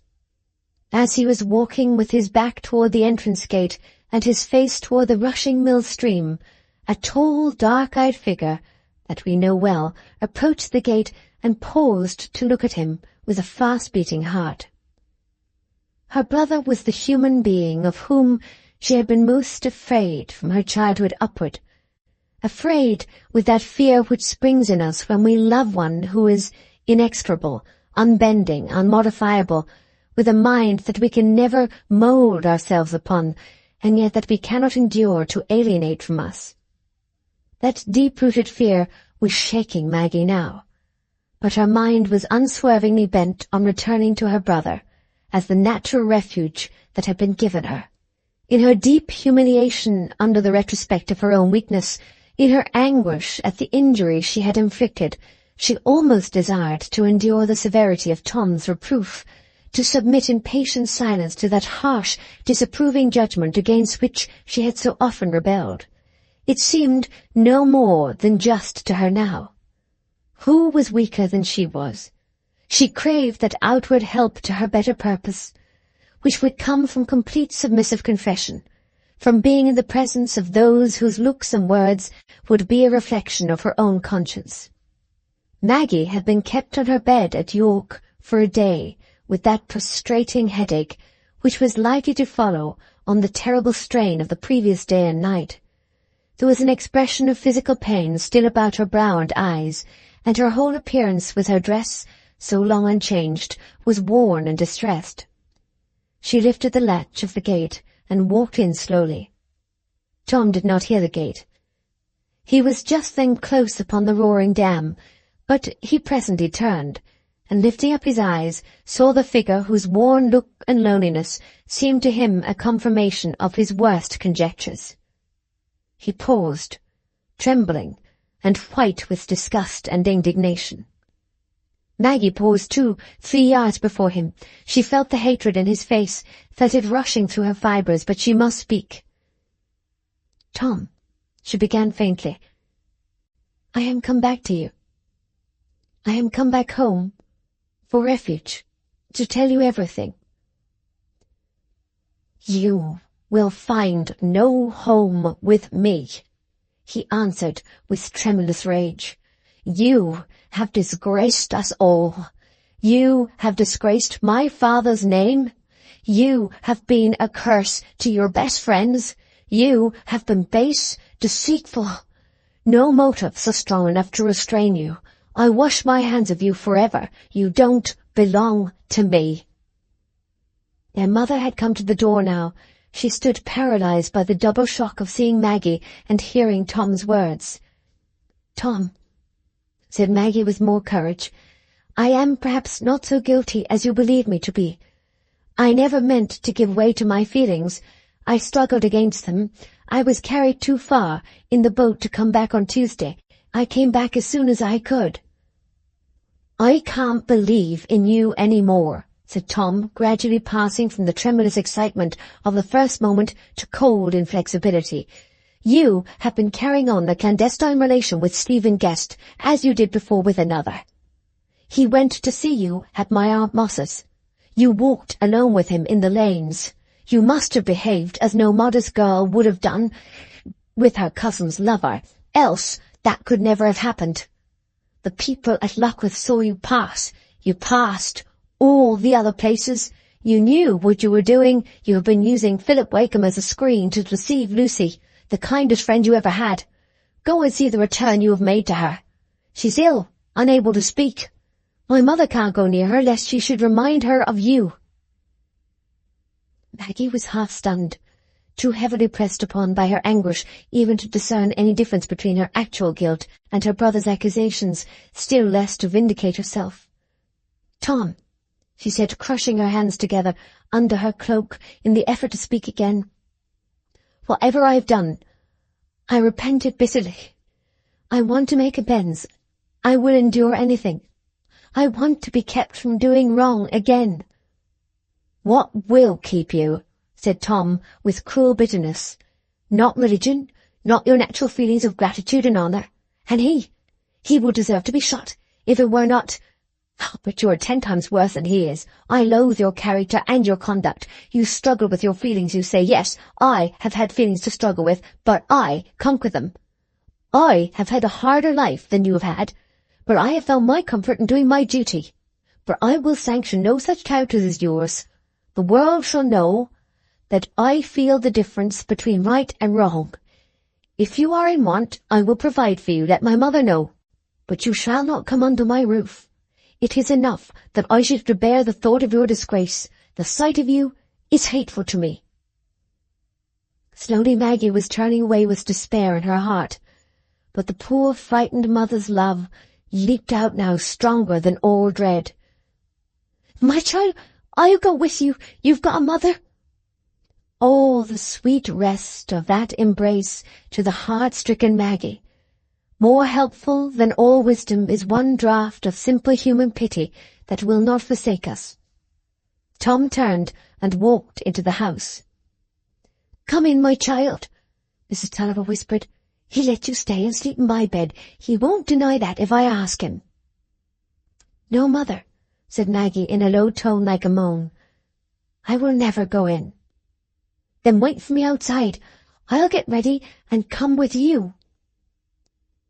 When his mother appeared with her bonnet on, Tom came out to her in the passage and put money into her hands. "My house is yours, mother. Always," he said. "You will come and let me know everything you want. You will come back to me." Poor Mrs. Tulliver took the money, too frightened to say anything. The only thing clear to her was the mother's instinct that she would go with her unhappy child. Maggie was waiting outside the gate. She took her mother's hand, and they walked a little way in silence. "Mother," said Maggie at last, "we will go to Luke's cottage. Luke will take me in. He was very good to me when I was a little girl." "He's got no room for us, my dear, now. His wife's got so many children. I don't know where to go, if it isn't to one of your aunts. And I hardly durst," said poor Mrs. Tulliver, quite destitute of mental resources in this extremity. Maggie was silent a little while and then said, "Let us go to Bob Jakin's, mother. His wife will have room for us if they have no other lodger." So they went on their way to St. Ogg's, to the old house by the riverside. Bob himself was at home, with a heaviness at heart which resisted even the new joy and pride of possessing a 2-month-old baby, quite the liveliest of its age that had ever been born to prince or packman. He would perhaps not so thoroughly have understood all the dubiousness of Maggie's appearance with Mr. Stephen Guest on the quay at Mugport if he had not witnessed the effect it produced on Tom when he went to report it, and since then the circumstances which in any case gave a disastrous character to her elopement had passed beyond the more polite circles of St. Ogg's, and had become a matter of common talk, accessible to the grooms and errand boys, so that when he opened the door and saw Maggie standing before him in her sorrow and weariness, he had no questions to ask, except one which he dared only ask himself. Where was Mr. Stephen Guest? Bob, for his part, hoped he might be in the warmest apartment of an asylum understood to exist in the other world for gentlemen who were likely to be in fallen circumstances there. The lodgings were vacant, and both Mrs. Yacon the larger and Mrs. Yacon the less were commanded to make all things comfortable for the old missus and the young miss. Alas, that she was still miss! The ingenious Bob was sorely perplexed as to how this result could have come about, how Mr. Stephen Guest could have gone away from her, or could have let her go away from him, when he had the chance of keeping her with him. But he was silent, and would not allow his wife to ask him a question, would not present himself in the room, lest it should appear like intrusion and a wish to pry, having the same chivalry toward dark-eyed Maggie as in the days when he had bought her the memorable present of books. But after a day or two, Mrs. Tulliver was gone to the mill again for a few hours to see to Tom's household matters. Maggie had wished this. After the first violent outburst of feeling which came as soon as she had no longer any active purpose to fulfill, she was less in need of her mother's presence. She even desired to be alone with her grief. But she had been solitary only a little while in the old sitting-room that looked on the river, when there came a tap at the door, and turning round her sad face, she said, "Come in." She saw Bob enter, with the baby in his arms and Mumps at his heels. "We'll go back, if it disturbs you, miss," said Bob. "No," said Maggie in a low voice, wishing she could smile. Bob, closing the door behind him, came and stood before her. "You see, we've got a little un, miss, and I wanted you to look at it and take it in your arms, if you'd be so good, for we made free to name it after you, and it'd be better if you'd taken a bit of notice on it." Maggie could not speak, but she put out her arms to receive the tiny baby, while Mumps snuffed at it anxiously to ascertain that this transference was all right. Maggie's heart had swelled at this action and speech of Bob's. She knew well enough that it was a way he had chosen to show his sympathy and respect. "Sit down, Bob," she said presently, and he sat down in silence, finding his tongue unmanageable in quite a new fashion, refusing to say what he wanted to say. "Bob," she said after a few moments, looking down at the baby and holding it anxiously, as if she feared it might slip from her mind and her fingers, "I have a favour to ask of you." "Don't you speak so, miss," said Bob, grasping the skin of Mumps' neck. "If there's any I can do for you, I should look upon it as a day's earnings." "I want you to go to Dr. Ken's and ask to speak to him, and tell him that I am here, and should be very grateful if he would come to me while my mother is away. She will not come back till evening." "Hey, miss, I'll do it in a minute. It is but a step. But Dr. Ken's wife lies dead. She's to be buried tomorrow. Died the day I come from Mudport. It's all the more pity she should have died just now. If you want him, I hardly like to go annoy him yet." "Oh, no, Bob," said Maggie. "We must let it be till after a few days, perhaps, when you hear that he is going about again. But perhaps he may be going out of town, to a distance," she added with a new sense of despondency at this idea. "Not he, miss," said Bob. "He'll none go away. He isn't one of them gentlefolks as to go and cry at watering places when their wives die. He's got something else to do. He looks fine and sharp after the parish, he does. He christened the little un, and he was at me to know what I did of a Sunday, as I didn't come to church. But I told him I was upon travel 3 days of a Sunday, and then I'm so used to being on my legs I can't sit down so long an end, Lord, sir, says I, a patman can do with small allowance at church. It tastes strong, says I. There's no call to lay it on thick. Aye, miss? How good the little one is with you. It's like as if it knowed you. It partly does, I'll be bound, like the birds know the morning. Bob's tongue was now evidently loosed from its unwanted bondage, and might even be in danger of doing more work than was required of it, but the subject on which he longed to be informed was so steep and difficult of approach that his tongue was likely to run on along the level rather than to carry him on that unbeaten road. He felt this, and was silent again for a little while, ruminating much on the possible forms in which he might put a question. At last he said in a more timid voice than usual, "Will you give me leave to ask you only one thing, miss?" Maggie was rather startled, but she answered, "Yes, Bob, if it is about myself, not about anyone else." "Well, miss, it's this. Do you owe anybody a grudge?" "No, not anyone," said Maggie, looking up at him inquiringly. "Why?" "Oh, lowers, miss," said Bob, pinching Mump's neck harder than ever. "I wish you did. And tell me, I'd leather him till I couldn't see. I would. And the justice might do what he liked me after." "Oh, Bob," said Maggie, smiling faintly, "you're a very good friend to me. But I shouldn't like to punish anyone, even if they'd done me wrong. I've done wrong myself too often." This view of things was puzzling to Bob, and threw more obscurity than ever over what could possibly have happened between Stephen and Maggie. But further questions would have been too intrusive, even if he could refrain suitably, and he was obliged to carry baby away to an expectant mother. "Happen you'd like Mumps for company, miss," he said when he had taken the baby again. "He's rare company, Mumps is. He knows everything and makes no bother about it. If I tell him, he'll lie before you and watch you, and still, just as he watches my pack. You'd better let me leave him a bit. He'll get fond in you. Yours, it's a fine thing. To have a dumb brute fond of you. It'll stick to you and make no jaw." "Yes, do leave him, please," said Maggie.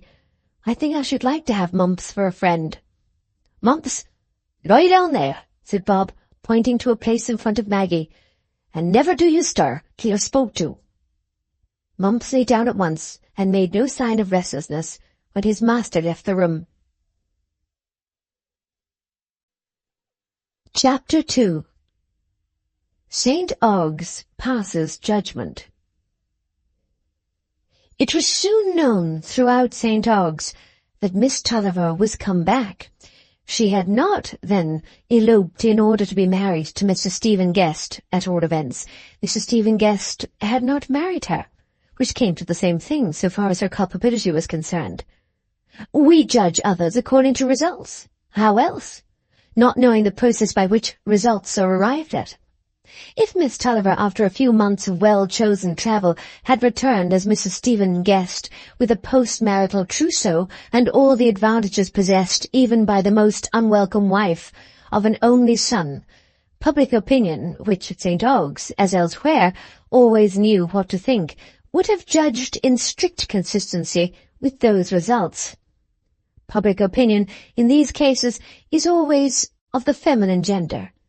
Not the world, but the world's wife, and she would have seen that two handsome young people, the gentlemen of quite the first family of St. Ogg's, having found themselves in a false position, had been led into a course which, to say the least of it, was highly injudicious and productive of sad pain and disappointment, especially to that sweet young thing, Miss Dean. Mr. Stephen Guest had certainly not behaved well, but then young men were liable to those sudden infatuated attachments, and bad as it might seem in Mrs. Stephen Guest to admit the faintest advances from her cousin's lover, indeed it had been said that she was actually engaged to young Wakem. Old Wakem himself had mentioned it. Still, she was very young, and a deformed young man, you know, and young Guest so very fascinating, and they say he positively worships her. To be sure, that can't last. And he ran away with her in a boat quite against her will, and what could she do? she couldn't come back then. No one would have spoken to her. And how very well that maize-coloured satinette becomes her complexion. It seems as if the folds in front were quite come in. Several of her dresses are made so. They say he thinks nothing too handsome to buy for her. Poor Miss Dean. She is very pitiable. But then there was no positive engagement, and the air at the coast will do her good. After all, if young Guest felt no more for her, then that it was better for her not to marry him. What a wonderful marriage for a girl like Miss Tulliver, quite romantic. Why, young Guest will put up for the borough at the next election. Nothing like commerce nowadays. That young Wakeham nearly went out of his mind. He always was rather queer, but he's gone abroad again to be out of the way, quite the best thing for a deformed young man. Miss Unit declares she will never visit Mr. and Mrs. Stephen Guest. Such nonsense, pretending to be better than other people. Society couldn't be carried on if we inquired into private conduct in that way. And Christianity tells us to think no evil, and my belief is that Miss Unit had no card sent her. But the results, we know, were not of a kind to warrant this extenuation of the past. Maggie had returned without a trousseau, without a husband, in that degraded and outcast condition to which error is well known to lead, and the world's wife, with that fine instinct which is given her for the preservation of society, saw at once that Miss Tulliver's conduct had been of the most aggravated kind. Could anything be more detestable? A girl so much indebted to her friends, whose mother, as well as herself, had received so much kindness from the Deans, to lay the design of winning a young man's affections away from her own cousin, who had behaved like a sister to her. Winning his affections? That was not a phrase for such a girl as Miss Tulliver. It would have been more correct to say that she had been actuated by mere unwomanly boldness and unbridled passion. There was always something questionable about her. That connection with young Wakeham, which they said had been carried on for years, looked very ill, disgusting in fact. But with a girl of that disposition, to the world's wife, there had always been something in Miss Tulliver's very physique that a refined instinct felt to be prophetic of harm. As for poor Mr. Stephen Guest, he was rather pitiable than otherwise. A young man of 25 is not to be too severely judged in these cases. He is really very much at the mercy of a designing, bold girl. And it was clear that he had given way in spite of himself. He had shaken her off as soon as he could. Indeed, their having parted so soon looked very black indeed, for her. To be sure, he had written a letter, laying all the blame on himself and telling the story in a romantic fashion, so as to try to make her appear quite innocent. Of course he would do that, but the refined instinct of the world's wife was not to be deceived, providentially. Else what would have become of society? Why, her own brother had turned her from his door. He had seen enough, you might be sure, before he would do that. A truly respectable young man, Mr. Tom Tulliver, quite likely to rise in the world. His sister's disgrace was naturally a heavy blow to him. It was to be hoped that she would go out of the neighbourhood to America, or anywhere, so as to purify the air of St. Ogg's from the stain of her presence, extremely dangerous to daughters there. No good could happen to her. It was only to be hoped she would repent, and that God would have mercy on her. He had not the care of society on his hands, as the world's wife had. It required nearly a fortnight for fine instinct to assure itself of these inspirations. Indeed, it was a whole week before Stephen's letter came, telling his father the facts, and adding that he was gone across to Holland, had drawn upon the agent at Mudport for money, was incapable of any resolution at present. Maggie, all this while, was too entirely filled with a more agonizing anxiety to spend any thought on the view that was been taken of her conduct by the world of St. Ogg's. Anxiety about Stephen, Lucy, Philip, beat on her poor heart in a hard, driving, ceaseless storm of mingled love, remorse, and pity. If she had thought of rejection and injustice at all, it would have seemed to her that they had done their worst, that she could hardly feel any stroke from them intolerable since the words she had heard from her brother's lips. Across all her anxiety for the loved and the injured, Those words shot again and again like a horrible pang that would have brought misery and dread even into the heaven of delights. The idea of ever recovering happiness never glimmered in her mind for a moment. It seemed as if every sensitive fibre in her were too entirely preoccupied by pain ever to vibrate again to another influence. Life stretched before her as one act of penitence, and all she craved as she dwelt on her future lot was something to guarantee her from more falling.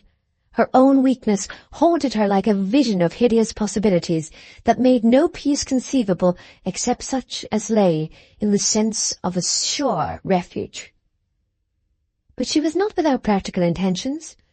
The love of independence was too strong an inheritance and a habit for her not to remember that she must get her bread, and when other projects looked vague, she fell back on that of returning to her plain sewing and so getting enough to pay for her lodging at Bob's. She meant to persuade her mother to return to the mill by and by and live with Tom again, and somehow or other she would maintain herself at St. Ogg's. Dr. Ken would perhaps help her and advise her. She remembered his parting words at the bazaar. She remembered the momentary feeling of reliance that had sprung on her when he was talking to her, and she waited with yearning expectation for the opportunity of confiding everything to him. Her mother called every day at Mr. Dean's to learn how Lucy was. The report was always sad. Nothing had yet roused her from the feeble passivity which had come on with the first shock. But of Philip, Mrs. Tulliver had learned nothing. Naturally, no one whom she met would speak to her about what related to her daughter, but at last she summoned courage to go and see Sister Glegg, who, of course, would know everything, and had been even to see Tom at the mill in Mrs. Tulliver's absence, though she had said nothing of what had passed on the occasion. As soon as her mother was gone, Maggie put on her bonnet. She had resolved on walking to the rectory and asking to see Dr. Ken. He was in deep grief. But the grief of another does not jar upon us in such circumstances. It was the first time she had been beyond the door since her return. Nevertheless, her mind was so bent on the purpose of her walk that the unpleasantness of meeting people on the way and being stared at did not occur to her. But she had no sooner passed beyond the narrower streets which she had to thread from Bob's dwelling than she became aware of unusual glances cast at her, and this consciousness made her hurry along nervously, afraid to look right or left. Presently, however, she came full on Mrs. and Miss Turnbull, old acquaintances of her family. They both looked at her strangely, and turned a little aside without speaking. All hard looks were pain to Maggie, but her self-reproach was too strong for resentment. No wonder they will not speak to me, she thought. They are very fond of Lucy. But now she knew that she was about to pass a group of gentlemen who were standing at the door of the billiard-rooms, and she could not help seeing young Torry step out a little with his glass at his eye and bow to her with that air of nonchalance which he might have bestowed on a friendly barmaid. Maggie's pride was too intense for her not to feel that sting, even in the midst of her sorrow, and for the first time the thought took strong hold of her that she would have other obloquy cast on her besides that which she felt to be due to her breach of faith toward Lucy. But she was at the rectory now. There perhaps she would find something else than retribution. Retribution may come from any voice. The hardest, cruelest, most imbruted urchin at the street corner can inflict it. Surely help and pity are rarer things, more needful for the righteous to bestow. She was shown up at once, after being announced, into Dr. Ken's study, where he sat amongst piled-up books for which he had little appetite, leaning his cheek against the head of his youngest child, a girl of 3. The child was sent away with the servant, and when the door was closed, Dr. Ken said, placing a chair for Maggie, "I was coming to see you, Miss Tulliver. You have anticipated me. I am glad you did." Maggie looked at him with her childlike directness, as she had done at the bazaar, and said, "I want to tell you everything." But her eyes filled fast with tears as she said it, and all the pent-up excitement of her humiliating walk would have its vent before she could say more. "Do tell me everything," Dr. Ken said, with quiet kindness in his grave, firm voice. Think of me as one to whom a long experience has been granted, which may enable him to help you." In rather broken sentences, and with some effort at first, but soon, with the greater ease that came from a sense of relief in the confidence, Maggie told the brief story of a struggle that must be the beginning of a long sorrow. Only the day before, Dr. Ken had been made acquainted with the contents of Stephen's letter, and he had believed them at once without the confirmation of Maggie's statement. That involuntary plaint of hers, "Oh, I must go," had remained with him as the sign that she was undergoing some inward conflict. Maggie dwelt the longest on the feeling which had made her come back to her mother and brother, which made her cling to all the memories of the past. When she had ended, Dr. Ken was silent for some minutes. There was a difficulty in his mind. He rose and walked up and down the hearth with his hands behind him. At last he seated himself again and said, looking at Maggie, "Your prompting to go to your nearest friends, to remain where all the ties of your life have been formed, is a true prompting to which the Church in its original constitution and discipline responds, opening its arms to the penitent, watching over its children to the last, never abandoning them until they are hopelessly reprobate. And the Church ought to represent the feeling of the community, so that every parish should be a family, knit together by Christian brotherhood under the spiritual Father. But the ideas of discipline and Christian fraternity are entirely relaxed. They can hardly be said to exist in the public mind. They hardly survive except in the partial, contradictory form they have taken in the narrow communities of schismatics. And if I were not supported by the firm faith that the Church must ultimately recover the full force of that constitution, which is alone fitted to human needs, I should often lose heart at observing the want of fellowship and sense of mutual responsibility among my own flock. At present everything seems tending toward the relaxation of ties, toward the substitution of wayward choice for the adherence to obligation, which has its roots in the past. Your conscience and your heart have given you true light on this point, Miss Tulliver, and I have said all this that you may know what my wish about you, what my advice to you would be if they sprang from my own feeling and opinion unmodified by counteracting circumstances. Dr. Ken paused a little while. There was an entire absence of effusive benevolence in his manner. There was something almost cold in the gravity of his look and voice. If Maggie had not known that his benevolence was persevering in proportion to his reserve, she might have been chilled and frightened. As it was, she listened expectantly, quite sure that there would be some effective help in his words.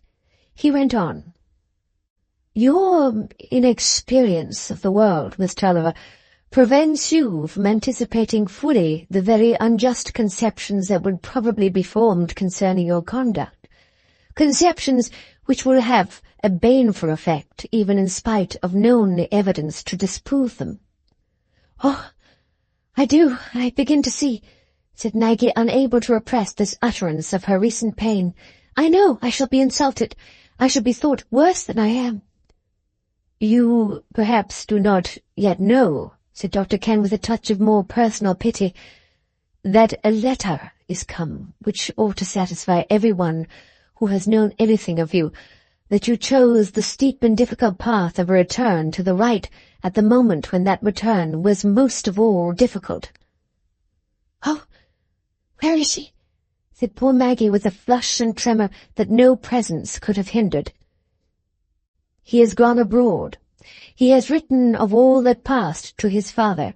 He has vindicated you to the utmost, and I hope the communication of that letter to your cousin will have a beneficial effect on her." Dr. Ken waited for her to get calm again before he went on. "That letter, as I said, ought to suffice to prevent false impressions concerning you, but I am bound to tell you, Miss Tulliver, that not only the experience of my whole life, but my observation within the last 3 days makes me fear that there is hardly any evidence which will save you from the painful effect of false imputations.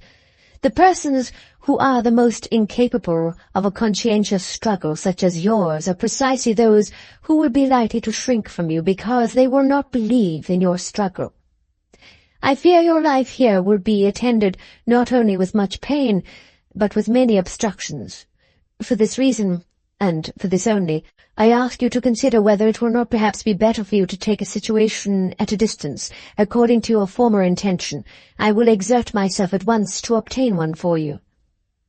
"Oh, but if I could but stop here," said Maggie. "I have no heart to begin a strange life again. I should have no stay. I should feel like a lonely wanderer cut off from the past. I have written to the lady who offered me a situation to excuse myself. If I remained here, I could perhaps atone in some way to Lucy, to others. I could convince them that I'm sorry." And she added, with some of the old proud fire flashing out, "I will not go away because people say false things of me. They shall learn to retract them. If I must go away at last, because others wish it, I will not go now." "Well," said Dr. Ken after some consideration, "if you determine on that, Miss Tulliver, you may rely on all the influence my position gives me.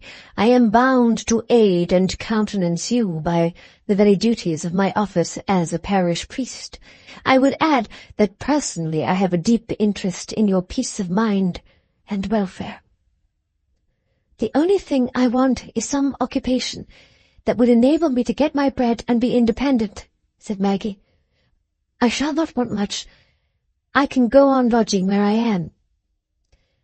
"I must think over the subject maturely," said Dr. Ken, "and in a few days I shall be better able to ascertain the general feeling. I shall come to see you. I shall bear you constantly in mind." When Maggie had left him, Dr. Ken stood ruminating, with his hands behind him, and his eyes fixed on the carpet under a painful sense of doubt and difficulty.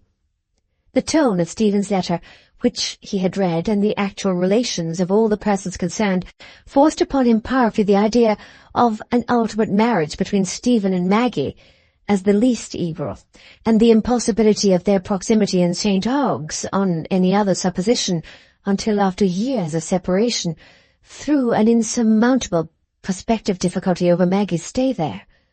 On the other hand, he entered with all the comprehension of a man who had known spiritual conflict and lived through years of devoted service to his fellow men, into that state of Maggie's heart and conscience which made the consent to the marriage a desecration to her.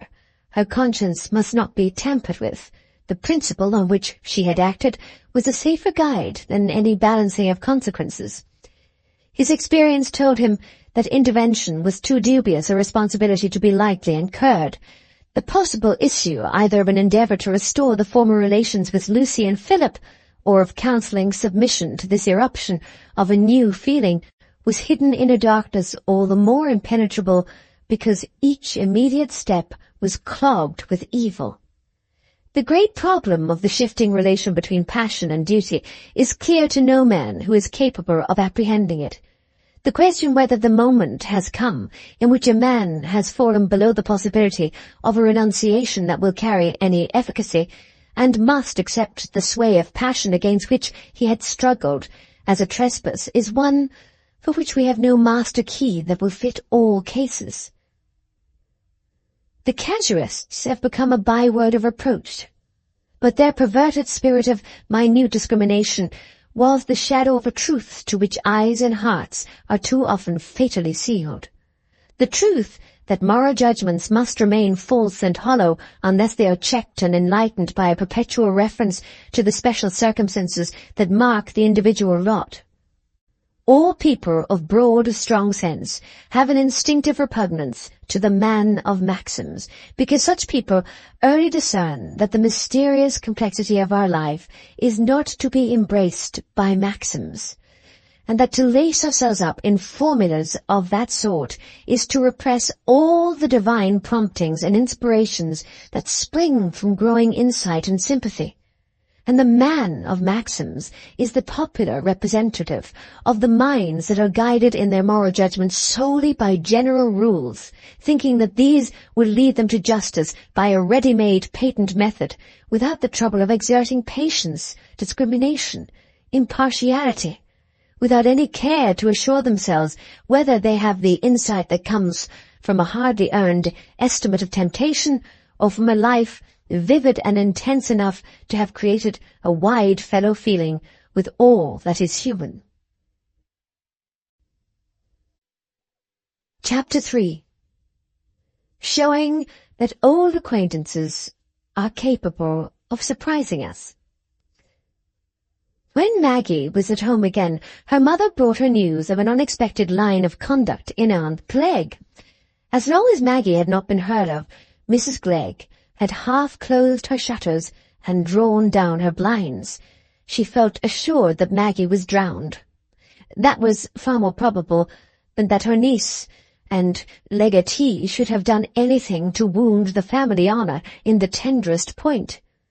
When at last she learned from Tom that Maggie had come home, and gathered from him what was her explanation of her absence, she burst forth in severe reproof of Tom for admitting the worst of his sister until he was compelled. If you were not to stand by your kin as long as there was a shred of honour attributable to them, pray, what were you to stand by? Likely to admit conduct in one of your own family that would force you to alter your will had never been the way of the Dodsons, and though Mrs. Glegg had always augured ill of Maggie's future, at a time when other people were perhaps less clear-sighted, yet fair play was a jewel, and it was not for her own friends to help to rob the girl of her fair fame, and to cast her out from the family shelter to the scorn of the outer world until she had become unequivocally a family disgrace. Circumstances were unprecedented in Mrs. Glegg's experience. Nothing of that kind had happened among the Dodsons before, but it was a case in which hereditary rectitude and personal strength of character found a common channel along with her fundamental ideas of clanship, as they did in her lifelong regard to equity in money matters. She quarrelled with Mr. Glegg, whose kindness, flowing entirely into compassion for Lucy, made him as hard in his judgment of Maggie as Mr. Dean himself was, and fuming against her sister Tulliver because she did not at once come to her for advice and help, shut herself up in her own room with Baxter's Saints' Rest from morning till night, denying herself to all visitors till Mr. Glegg brought from Mr. Dean the news of Stephen's letter. Then Mrs. Glegg felt that she had adequate fighting ground. Then she laid aside Baxter and was ready to meet all comers, while Mrs. Pullet could do nothing but shake her head and cry, and wish that Cousin Abbott had died, or any number of funerals had happened rather than this, which had never happened before, so that there was no knowing how to act, and Mrs. Pullet could never enter St. Ogg's again, because acquaintances knew of it all. Mrs. Glegg only hoped that Mrs. Wool, or anyone else, would come to her with their false tales about her own niece, and she would know what to say to that ill-advised person. Again, she had a scene of remonstrance with Tom, all the more severe in proportion to the greater strength of her present position. But Tom, like other immovable things, seemed only the more rigidly fixed under that attempt to shake him. Poor Tom! He judged by what he had been able to see, and the judgment was painful enough to him. He thought he had had the demonstration of facts observed through years by his own eyes, which gave no warning of their imperfection, that Maggie's nature was utterly untrustworthy, and too strongly marked with evil tendencies to be safely treated with leniency. He would act on that demonstration at any cost, but the thought of it made his days bitter to him. Tom, like every one of us, was imprisoned within the limits of his own nature, and his education had simply glided over him, leaving a slight deposit of polish. If you are inclined to be severe on his severity, remember that the responsibility of tolerance lies with those who have the wider vision. There had arisen in Tom a repulsion toward Maggie that derived its very intensity from their early childish love in the time when they had clasped tiny fingers together, and their later sense of nearness in a common duty and common sorrow. The sight of her, as he told her, was hateful to him. In this branch of the Dodson family, Aunt Glegg found a stronger nature than her own, a nature in which family feeling had lost the character of kinship by taking on a doubly deep dye of personal pride. Mrs. Glegg allowed that Maggie ought to be punished. She was not a woman to deny that. She knew what conduct was, but punished in proportion to the misdeeds proved against her, not to those which were cast upon her by people outside her own family who might wish to show that their own kin were better. "Your Aunt Glegg scolded me so as never was, my dear," said poor Mrs. Tulliver when she came back to Maggie, "as I didn't go to her before. She said it wasn't for her to come to me first, but she spoke like a sister too, having she always was, and hard to please, oh dear. But she said the kindest word as has ever been spoken by you yet, my child. For she says, for all she's been so set again, having one extra at the house, and making extra spoons and things, and putting her about in her ways. You shall have a shelter in her house, if you go to her dutiful, and she'll uphold you against folks that say harm of you when they've no call. And I told her I thought you couldn't bear to see anybody but me, you were so beat down with trouble, but she said, I won't throw ill words at her. There's them out at the family'll be ready enough to do that, but I'll give her good advice, and she must be humble. It's wonderful, Jane, for I'm sure she used to throw everything I did wrong at me. If she was, the raisin wine has turned out bad, or the pie's too hot, or whatever it was. Oh, mother, said poor Maggie, shrinking from the thought of all the contact her bruised mind would have to bear. Tell her I'm very grateful. I'll go and see her as soon as I can, but I can't see anyone just yet, except Dr. Ken. I've been to him. He will advise me and help me to get some occupation.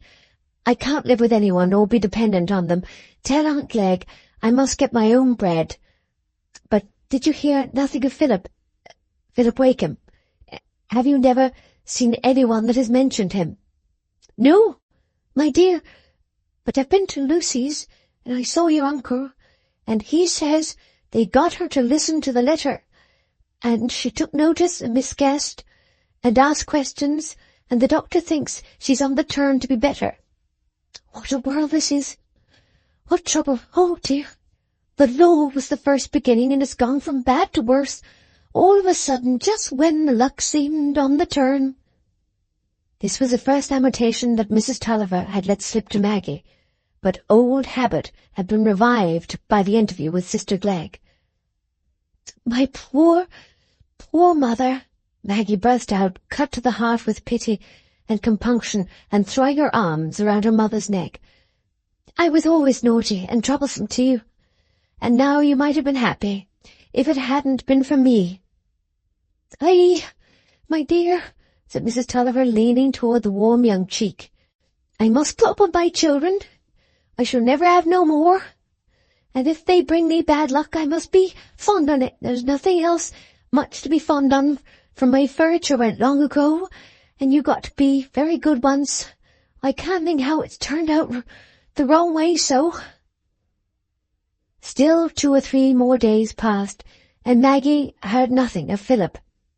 Anxiety about him was becoming her predominant trouble, and she summoned courage at last to inquire about him of Dr. Ken on his next visit to her. He did not even know if Philip was at home. The elder Wakem was made moody by an accumulation of annoyance.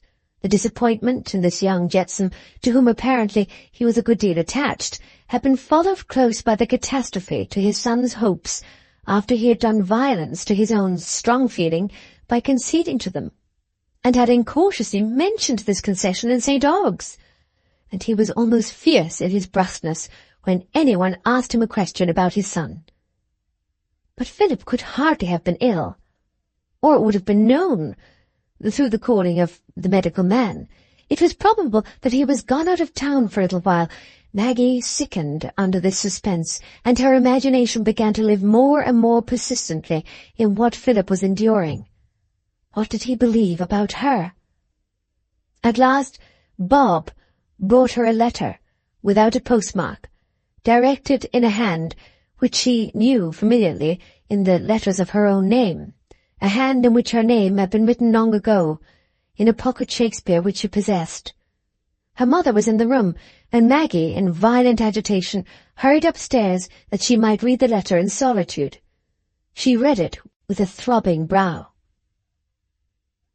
Maggie, I believe in you. I know you never meant to deceive me. I know you tried to keep faith to me and to all. I believed this before I had any other evidence of it than your own nature. The night after I last parted from you, I suffered torments.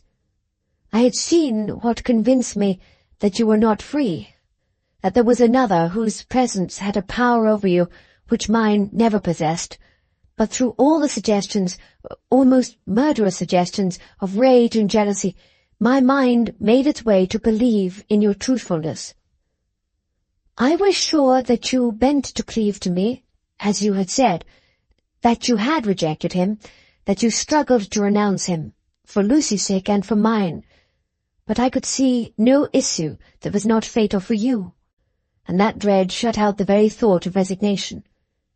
I foresaw that he would not relinquish you, and I believed then, as I believe now, that the strong attraction which drew you together proceeded only from one side of your characters, and belonged to that partial, divided action of our nature which makes half the tragedy of the human lot. I have felt the vibration of chords in your nature that I have continually felt the want of in his. But perhaps I am wrong. Perhaps I feel about you as the artist does about the scene over which his soul has brooded with love. He would tremble to see it confided to other hands. He would never believe that he could bear for another all the meaning and the beauty it bears for him. I dared not trust myself to see you that morning. I was filled with selfish passion. I was shattered by a night of conscious delirium. I told you long ago that I had never been resigned even to the mediocrity of my powers. How could I be resigned to the loss of the one thing which had ever come to me on earth, with the promise of such deep joy as would give a new and blessed meaning to the foregoing pain, the promise of another self that would lift my aching affection into the divine rapture of an ever-springing, ever-satisfied want. But the miseries of that night had prepared me for what came before the next. It was no surprise to me. I was certain that he had prevailed on you to sacrifice everything to him, and I waited with equal certainty to hear of your marriage. I measured your love and his by my own. But I was wrong, Maggie. There is something stronger in you than your love for him. I will not tell you what I went through in that interval, but even in its utmost agony, even in those terrible throes that love must suffer before it can be disembodied of selfish desire, my love for you sufficed to withhold me from suicide, without the aid of any other motive, in the midst of my egoism. I yet could not bear to come like a death shadow across the feast of your joy. I could not bear to forsake the world in which you still lived and might need me. It was part of the faith I had vowed to you, to wait and endure. Maggie, that is a proof of what I write now to assure you of, that no anguish I have had to bear on your account has been too heavy a price to pay for the new life into which I have entered in loving you. I want you to put aside all grief because of the grief you have caused me. I was nurtured in the sense of privation. I never expected happiness, and in knowing you, in loving you, I have had and still have what reconciles me to life. You have been to my affections what light, what colour is to my eyes, what music is to the inward ear. You have raised a dim unrest into a vivid consciousness. The new life I have found in caring for your joy and sorrow more than for what is directly my own has transformed the spirit of rebellious murmuring into that willing endurance which is the birth of strong sympathy. I think nothing but such complete and intense love could have initiated me into that enlarged life which grows and grows by appropriating the life of others. For before, I was always dragged back from it by ever-present painful self-consciousness. I even think sometimes that this gift of transferred life, which has come to me in loving you, may be a new power to me. Then, dear one, in spite of all, you have been the blessing of my life. Let no self-reproach weigh on you because of me. It is I who should rather reproach myself for having urged my feelings upon you, and hurried you into words that you have felt as fetters. You meant to be true to those words. You have been true. I can measure your sacrifice by what I have known in only 1/2 hour of your presence with me, when I dreamed that you might love me best. But, Maggie, I have no just claim on you for more than affectionate remembrance. For some time I have shrunk from writing to you, because I have shrunk even from the appearance of wishing to thrust myself before you, and so repeating my original error. But you will not misconstrue me. I know that we must keep apart for a long while.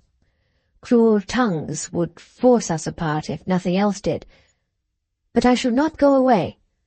The place where you are is the one where my mind must live, wherever I might travel. And remember that I am unchangeably yours. Yours not with selfish wishes, but with a devotion that excludes such wishes. God comfort you, my loving, large-souled Maggie. If everyone else has misconceived you, remember that you have never been doubted by him whose heart recognized you 10 years ago. Do not believe anyone who says I am ill because I am not seen out of doors. I have only had nervous headaches, no worse than I have sometimes had them before, but the overpowering heat inclines me to be perfectly quiescent in the daytime. I am strong enough to obey any word which will tell me that I can serve you by word or deed. Yours to the last, Philip Wakeham. As Maggie knelt by the bed sobbing, with that letter pressed under her, her feelings again and again gathered themselves in a whispered cry, always in the same words. Oh God, is there any happiness in love that could make me forget their pain? Chapter 4. Maggie and Lucy. By the end of the week, Dr. Ken had made up his mind that there was only one way in which he could secure to Maggie a suitable living at St. Ogg's. Even with his 20 years' experience as a parish priest, he was aghast at the obstinate countenance of imputations against her in the face of evidence. Hitherto he had been rather more adored and appealed to than was quite agreeable to him, but now, in attempting on behalf of Maggie Tulliver, he suddenly found himself as powerless as he was aware he would have been if he had attempted to influence the shape of bonnets. Dr. Ken could not be contradicted. He was listened to in silence, but when he left the room, a comparison of opinions among his hearers yielded much the same result as before. Miss Tulliver had undeniably acted in a blamable manner. Even Dr. Ken did not deny that. How then could he think so lightly of her as to put that favourable interpretation on everything she had done, even on the supposition that required the utmost stretch of belief, namely that none of the things said about Miss Tulliver were true? Still, since they had been said about her, they had cast an odour round her which must cause her to be shrunk from by every woman who had to take care of her own reputation and of society. To have taken Maggie by the hand and said, I will not believe unproved evil of you, my lips shall not utter it, my ears shall be closed against it, I too am an erring mortal, liable to stumble, apt to come short of my most earnest efforts. Your lot has been harder than mine, your temptation greater. Let us help each other to stand and walk without more falling. To have done this would have demanded courage, deep pity, self-knowledge, generous trust, would have demanded a mind that tasted no piquancy in evil speaking, that felt no self-exaltation in condemning, that cheated itself with no large words into the belief that life can have any moral end, any high religion which excludes the striving after perfect truth, justice, and love toward the individual men and women who come across our own path. The ladies of St. Ogg's were not beguiled by any wild speculative conceptions, but they had their favourite abstraction, called society, which served to make their consciences perfectly easy in doing what satisfied their own egoism, thinking and speaking the worst of Maggie Tulliver and turning their backs upon her. It was naturally disappointing to Dr. Ken, after 2 years of superfluous incense from his feminine parishioners, to find them suddenly maintaining their views in opposition to his. But then they had maintained them in opposition to a higher authority, which they had venerated longer. That authority had furnished a very explicit answer to persons who might inquire where their social duties began, and might be inclined to take wide views as to the starting point. The answer had not turned on the ultimate good of society, but on a certain man who was found in trouble by the wayside. Not that St. Ogg's was empty of women with some tenderness of heart and conscience. Probably it had as fair a proportion of human goodness in it as any other small trading town of that day, but until every good man is brave, we must expect to find many good women timid, too timid even to believe in the correctness of their own best promptings, when these would place them in a minority. And the men at St. Ogg's were not at all brave, by any means.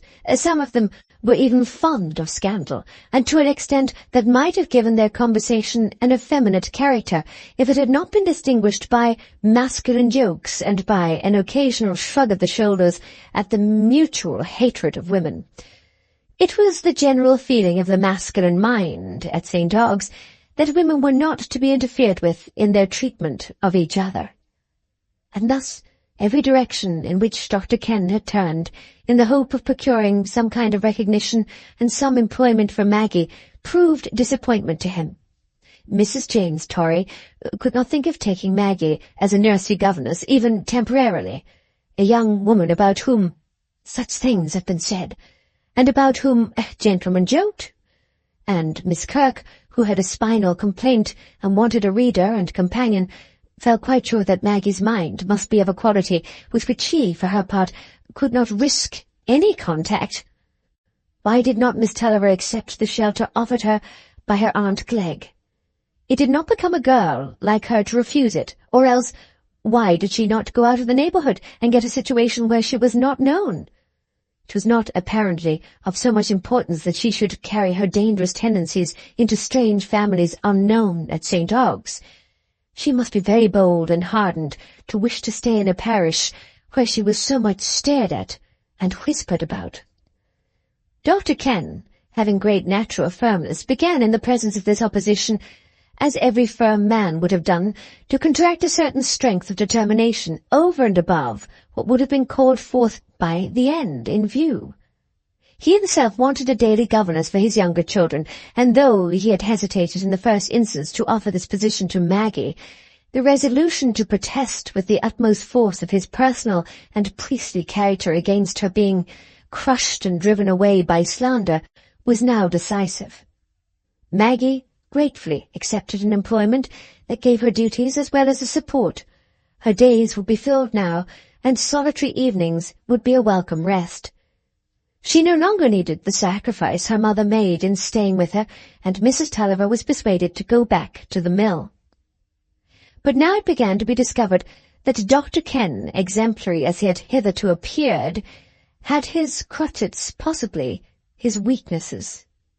The masculine mind of St. Ogg's smiled pleasantly, and did not wonder that Ken liked to see a fine pair of eyes daily, or that he was inclined to take so lenient a view of the past. The feminine mind, regarded at that period as less powerful, took a more melancholy view of the case. If Dr. Ken should be beguiled into marrying that Miss Tulliver, It was not safe to be too confident, even about the best of men. An apostle had fallen, and wept bitterly afterwards, and though Peter's denial was not a close precedent, his repentance was likely to be. Maggie had not taken her daily walks to the rectory for many weeks, before the dreadful possibility of her some time or other becoming the rector's wife had been talked of so often in confidence that ladies were beginning to discuss how they should behave to her in that position. For Dr. Ken, it had been understood, had sat in the schoolroom half an hour one morning when Miss Tulliver was giving her lessons. Nay, he had sat there every morning. He had once walked home with her. He almost always walked home with her, and if not, he went to see her in the evening. What an artful creature she was! What a mother for those children! It was enough to make poor Mrs. Ken turn in her grave. That they should be put under the care of this girl only a few weeks after her death? Would he be so lost to propriety as to marry her before the year was out? The masculine mind was sarcastic and thought not. The Miss Guests saw an alleviation to the sorrow of witnessing a folly in their rector. At least their brother would be safe, and their knowledge of Stephen's tenacity was a constant ground of alarm to them, lest he should come back and marry Maggie. They were not among those who disbelieved their brother's letter, but they had no confidence in Maggie's adherence to her renunciation of him. They suspected that she had shrunk rather from the elopement than from the marriage, and that she lingered in St. Ogg's, relying on his return to her. They had always thought her disagreeable. They now thought her artful and proud, having quite as good grounds for that judgment as you and I probably have for so many strong opinions of the same kind. Formerly, they had not altogether delighted in the contemplated marriage with Lucy, but now their dread of a marriage between Stephen and Maggie added this momentum to their genuine pity and indignation on behalf of the gentle, forsaken girl, in making them desire that he should return to her. As soon as Lucy was able to leave home, she was to seek relief from the oppressive heat of this August by going to the coast with Miss Guests, and it was their plans that Stephen should be induced to join them. On the very first hint of gossip concerning Maggie and Dr. Ken, the report was conveyed in Miss Guest's letter to her brother. Maggie had frequent tidings through her mother or Aunt Glegg or Dr. Ken of Lucy's gradual progress toward recovery, and her thoughts tended continually toward her Uncle Dean's house. She hungered for an interview with Lucy. If there were only for 5 minutes to utter a word of penitence, to be assured by Lucy's own eyes and lips that she did not believe in the willing treachery of those whom she had loved and trusted. But she knew that even if her uncle's indignation had not closed his house against her, the agitation of such an interview would have been forbidden to Lucy. Only to have seen her without speaking would have been some relief, for Maggie was haunted by a face cruel in its very gentleness, a face that had been turned on hers with glad, sweet looks of trust and love from the twilight time of memory, changed now to a sad and weary face by a first heart-stroke. And as the days passed on, that pale image became more and more distinct. The picture grew and grew into more speaking definiteness under the avenging hand of remorse. The soft hazel eyes, in their look of pain, were bent forever on Maggie, and pierced her the more because she could see no anger in them. But Lucy was not yet able to go to church, or any place where Maggie could see her, and even the hope of that departed, when the news was told her by Aunt Glegg that Lucy was really going away in a few days to Scarborough with the Miss Guests, who had been heard to say that they expected their brother to meet them there. Only those who have known what hardest inward conflict is can know what Maggie felt as she sat in her loneliness the evening after hearing that news from Mrs. Glegg. Only those who have known what it is to dread their own selfish desires, as the watching mother would dread the sleeping potion that was to still her own pain. She sat without candle in the twilight, by the window wide open toward the river, the sense of oppressive heat adding itself undistinguishably to the burden of her lot.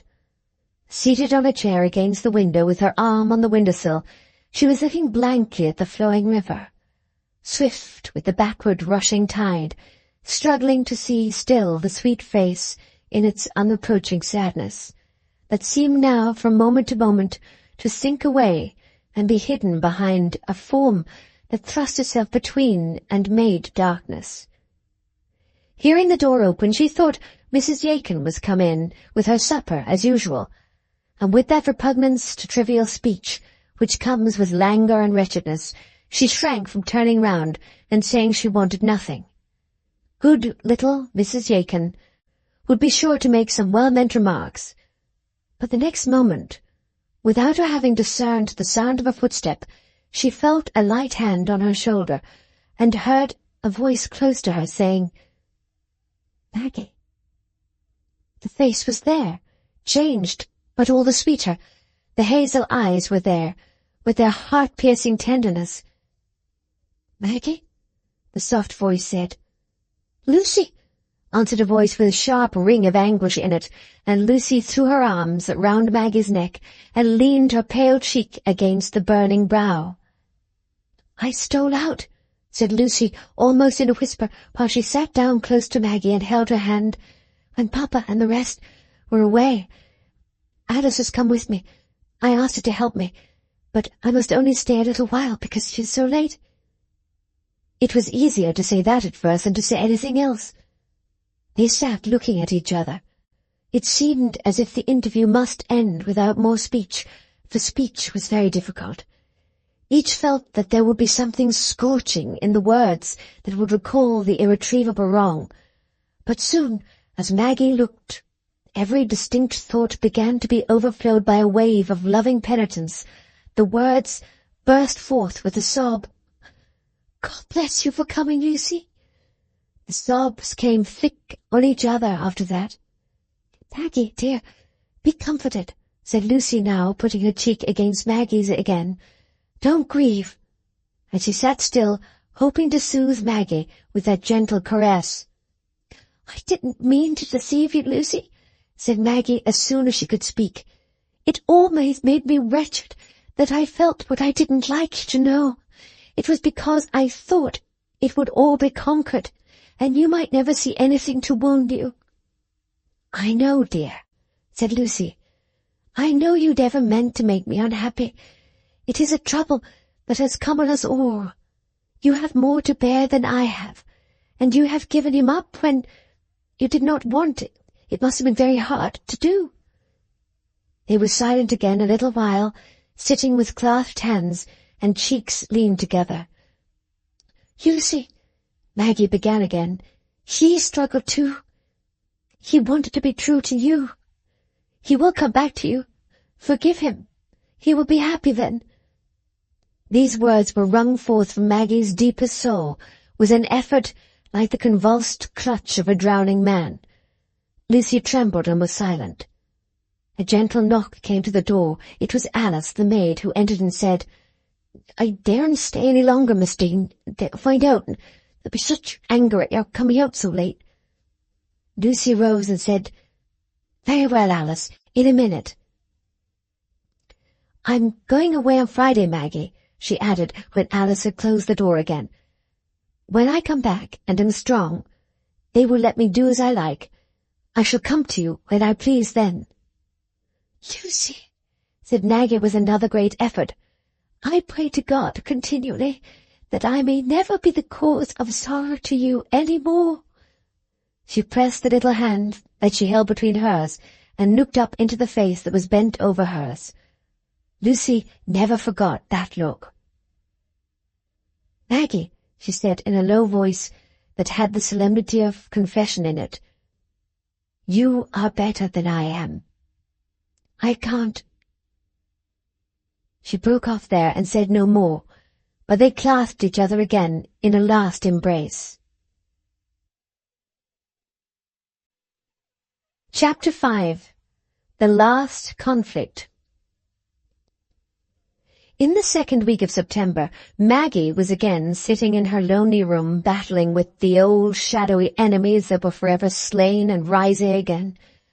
It was past midnight, and the rain was beating heavily against the window, driven with fitful force by the rushing, loud moaning wind. For the day after Lucy's visit, there had been a sudden change in the weather.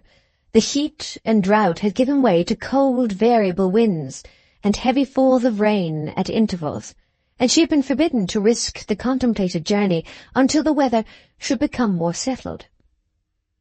In the counties higher up the Floss, the rains had been continuous, and the completion of the harvest had been arrested, and now, for the last 2 days, the rains on this lower course of the river had been incessant, so that the old men had shaken their heads and talked of 60 years ago, with the same sort of weather happening about the equinox, brought on the great floods which swept the bridge away and reduced the town to great misery. But the younger generation, who had seen several small floods, thought lightly of these sombre recollections and forebodings, and Bob Yacon, naturally prone to take a hopeful view of his own luck, laughed at his mother when she regretted their having taken a house by the riverside, observing that but for that they would have had no boats, which were the most likely of possessions in case of a flood that obliged them to go to a distance for food. But the careless and the fearful were alike sleeping in their beds now. There was hope that the rain would abate by the morrow. Threatenings of a worse kind from sudden thaws after falls of snow had often passed off in the experience of the younger ones, and at the very worst the banks would be sure to break lower down the river when the tide came in with violence, and so the waters would be carried off, without causing more than temporary inconvenience and losses that would be felt only by the poorer sort, whom charity would relieve. All were in their beds now, for it was past midnight. All except some solitary watchers such as Maggie.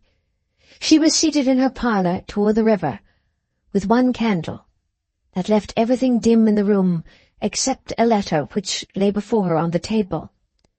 That letter which had come to her today was one of the causes that had kept her up far on into the night, unconscious how the hours were going, careless of seeking rest, with no image of rest coming across her mind, except of that far, far-off rest from which there would be no more waking for her into this struggling earthly life. 2 days before Maggie received that letter, she had been to the rectory for the last time. The heavy rain would have prevented her from going since, but there was another reason. Dr. Ken, at first enlightened only by a few hints as to the new turn which gossip and slander had taken in relation to Maggie, had recently been made more fully aware of it by an earnest remonstrance from one of his male parishioners against the indiscretion of persisting in the attempt to overcome the prevalent feeling in the parish by a course of resistance. Dr. Ken, having a conscience void of offence in the matter, was still inclined to persevere, was still averse to give way before a public sentiment that was odious and contemptible, but he was finally wrought upon by the consideration of the peculiar responsibility attached to his office of avoiding the appearance of evil, an appearance that is always dependent on the average quality of surrounding minds. Where these minds are low and gross, the area of that appearance is proportionately widened. Perhaps he was in danger of acting from obstinacy, perhaps it was his duty to succumb. Conscientious people are apt to see their duty in that which is the most painful course, and to recede was always painful to Dr. Ken. He made up his mind that he must advise Maggie to go away from St. Ogg's for a time, and he performed that difficult task with as much delicacy as he could, only stating in vague terms that he found his attempt to countenance her stay was a source of discord between himself and his parishioners that was likely to obstruct his usefulness as a clergyman. He begged her to allow him to write to a clerical friend of his who might possibly take her into his family as a governess, and, if not, would probably know of some other available position for a young woman in whose welfare Dr. Ken felt a strong interest. Poor Maggie listened with a trembling lip. She could say nothing but a faint, "Thank you, I should be grateful." And she walked back to her lodgings through the driving rain with a new sense of desolation. She must be a lonely wanderer. She must go out among fresh faces that would look at her wonderingly because the days did not seem joyful to her. She must begin a new life, in which she would have to rouse herself to receive new impressions, and she was so unspeakably, sickeningly weary. There was no home, no help for the erring. Even those who pitied were constrained to hardness. But ought she to complain? Ought she to shrink in this way from the long penitence of life, which was all the possibility she had of lightening the load to some other sufferers, and so changing that passionate error into a new force of unselfish human love? All the next day she sat in her lonely room, with the window darkened by the cloud and the driving rain, thinking of that future, and wrestling for patience, for what repose could poor Maggie ever win, except by wrestling? And on the third day, this day of which she had just set out the clothes, the letter had come which was lying on the table before her. The letter was from Stephen. He has come back from Holland. He was at Mudport again, unknown to any of his friends, and had written to her from that place, enclosing the letter to a person whom he trusted in St. Ogg's. From beginning to end it was a passionate cry of reproach, an appeal against her useless sacrifice of him, of herself, against that perverted notion of right which led her to crush all his hopes, for the sake of a mere idea, and not any substantial good. His hopes, whom she loved, and who loved her with that single overpowering passion, that worship which a man never gives to a woman more than once in his life. "They have written to me that you are to marry Ken. As if I should believe that. Perhaps they have told you some such fables about me. Perhaps they tell you I have been travelling. My body has been dragged about somewhere, but I have never travelled from the hideous place where you left me, where I started up from the stupor of helpless rage to find you gone. Maggie, whose pain can have been like mine? Whose injury is like mine? Who, besides me, has met that long look of love that has burned itself into my soul, so that no other image can come there? Maggie, call me back to you. Call me back to life and goodness. I am banished from both now. I have no motives. I am indifferent to everything. 2 months have only deepened the certainty that I can never care for life without you. Write me one word. Say, come. In 2 days I shall be with you. Maggie, have you forgotten what it was to be together? To be within reach of a look? To be within hearing of each other's voice? When Maggie first read this letter, she felt as if her real temptation had only just begun. At the entrance of the chill dark cavern, we turn with unworn courage from the warm light. But how, when we have trodden far in the damp darkness, and have begun to be faint and weary? How, if there is a sudden opening above us, and we are invited back again to the life-nourishing day? The leap of natural longing from under the pressure of pain is so strong that all less immediate motives are likely to be forgotten till the pain has been escaped from. For hours Maggie felt as if her struggle had been in vain. For hours every other thought that she strove to summon was thrust aside by the image of Stephen waiting for the single word that would bring him to her. She did not read the letter. She heard him uttering it, and the voice shook her with its old strange power. All the day before, she had been filled with the vision of a lonely future to which she must carry the burden of regret, upheld only by clinging faith. And here, close within her reach, urging itself upon her even as a claim, was another future, in which hard endurance and effort were to be exchanged for easy, delicious leaning on another's loving strength. And yet that promise of joy, in the place of sadness, did not make the dire force of the temptation to Maggie. It was Stephen's tone of misery. It was the doubt and the justice of her own resolve that made the balance tremble, and made her once start from her seat to reach the pen and paper and write, "Come."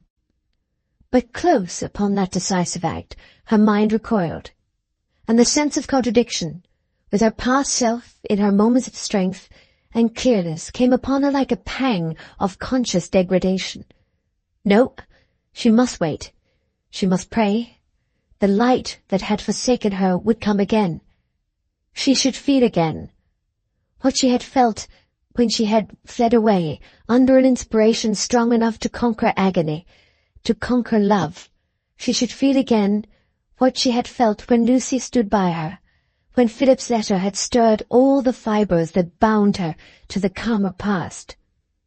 She sat quite still, far on into the night, with no impulse to change her attitude, without active force enough even for the mental act of prayer, only waiting for the light that would surely come again. It came with the memories that no passion could long quench. The long past came back to her, and with it the fountains of self-renouncing pity and affection, of faithfulness and resolve. The words that were marked by the quiet hand in the little old book that she had long ago learned by heart, rushed even to her lips, and found a vent for themselves in a low murmur that was quite lost in the loud driving of the rain against the window and the loud moan and roar of the wind. I have received the cross. I have received it from thy hand. I will bear it, and bear it till death, as thou hast laid it upon me. But soon other words rose, that could find no utterance but in a sob. Forgive me, Stephen. It will pass away. You will come back to her. She took up the letter, held it to the candle, and let it burn slowly on the hearth. Tomorrow she would write to him the last word of parting. I will bear it, and bear it till death. But how long it will be before death comes? I am so young, so healthy. How shall I have patience and strength? Am I to struggle and fall and repent again? Has life other trials as hard for me still? With that cry of self-despair, Maggie fell on her knees against the table and buried her sorrow-stricken face. Her soul went out to the unseen pity that would be with her to the end. Surely there was something being taught her by this experience of great need, and she must be learning a secret of human tenderness and long-suffering that the less erring could hardly know. O God, if my life is to be long, let me live to bless and comfort. At that moment Maggie felt a startling sensation of sudden cold about her knees and feet. It was water, flowing under her. She started up. The stream was flowing under the door that led into the passage. She was not bewildered for an instant. She knew it was the flood.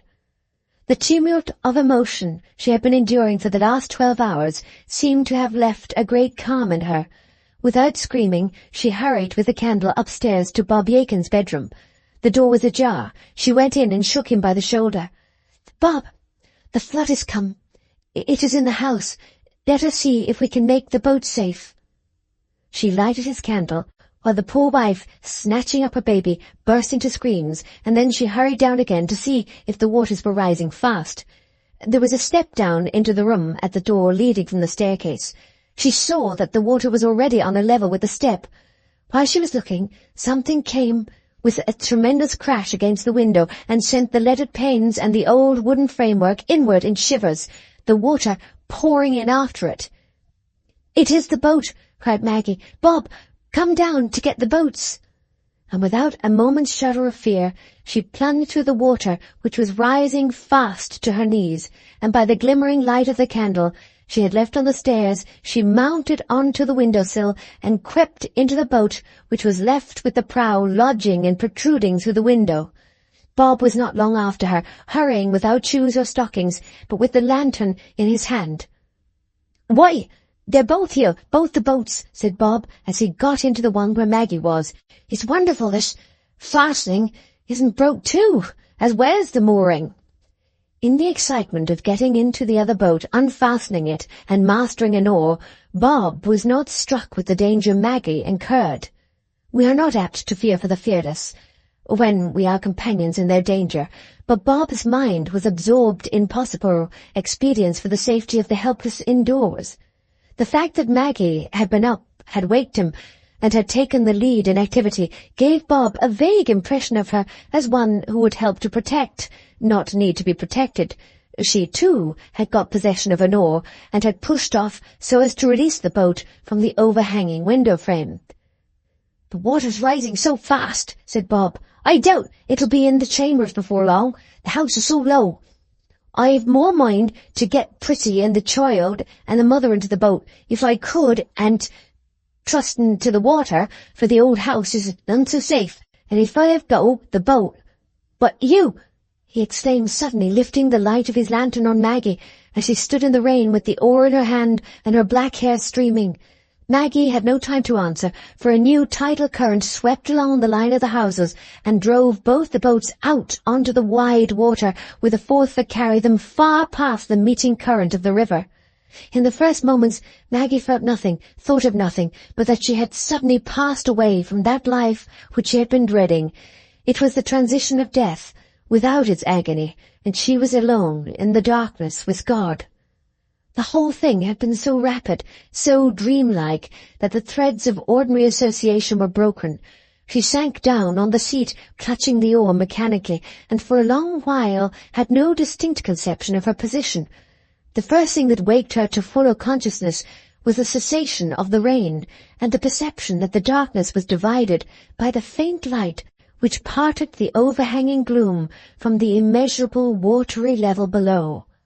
She was driven out upon the flood, that awful visitation of God which her father used to talk of, which had made the nightmare of her childish dreams, and with that thought there rushed in the vision of the old home, and Tom, and her mother. They had all listened together. "Oh God, where am I? Which is the way home?" she cried out in the dim loneliness. What was happening to them at the mill? The flood had once nearly destroyed it. They might be in danger, in distress, her mother and her brother alone there beyond reach of help. Her whole soul was strained now on that thought, and she saw the long-loved faces looking for help into the darkness and finding none. She was floating in smooth water now, perhaps far on the over-flooded fields. There was no sense of present danger to check the outgoing of her mind to the old home, and she strained her eyes against the curtain of gloom that she might seize the first sight of her whereabout, that she might catch some faint suggestion of the spot toward which all her anxieties tended. Oh, how welcome! The widening of that dismal watery level, the gradual uplifting of the cloudy firmament, the slowly defining blackness of objects above the glassy dark. Yes, she must be out in the fields. Those were the tops of hedgerow trees. Which way did the river lie? Looking behind her, she saw the lines of black trees. Looking before her, there were none. Then the river lay before her. She seized an oar and began to paddle the boat forward with the energy of wakening hope. The dawning seemed to advance more swiftly. Now she was in action, and she could soon see the poor dumb beasts crowding piteously on a mound where they had taken refuge. Onward she paddled and rowed by turns in the growing twilight. Her wet clothes clung round her, and her streaming hair was dashed about by the wind, but she was hardly conscious of any bodily sensations, except the sensation of strength, inspired by mighty emotion. Along with the sense of danger and possible rescue for those long-remembered beings at the old home, there was an indefined sense of reconcilement with her brother. What quarrel, what harshness, what unbelief in each other can subsist in the presence of a great calamity, when all the artificial vesture of our life is gone, and we are all one with each other in primitive mortal needs? Vaguely, Maggie felt this in the strong resurgent love toward her brother that swept away all the later impressions of hard, cruel offence and misunderstanding, and left only the deep, underlying, unshakable memories of early union. But now there was a large dark mass in the distance, and near to her Maggie could discern the current of the river. The dark mass must be— yes, it was St. Aug's. Ah! Now she knew which way to look for the first glimpse of the well-known trees, the grey willows, and now yellowing chestnuts, and above them the old roof. But there was no colour, no shape yet. All was faint and dim, More and more strongly the energies seemed to come and put themselves forth, as if her life were a stored-up force that was being spent in this hour, unneeded for any future. She must get her boat into the current of the Floss, else she would never be able to pass the ripper and approach the house. This was the thought that occurred to her, as she imagined with more and more vividness the state of things round the old home. But then she might be carried very far down, and be unable to guide her boat out of the current again. For the first time, distinct ideas of danger began to press upon her. But there was no choice of courses, no room for hesitation. She was floated into the current. Swift she went now, without effort, more and more clearly. In the lessening distance and the growing light, she began to discern the objects that she knew must be the well-known trees and roofs.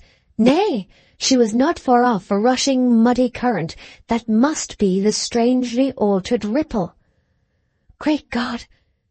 There were floating masses in it that might dash against her boat as she passed and cause her to perish too soon. What were those masses? For the first time Maggie's heart began to beat in an agony of dread.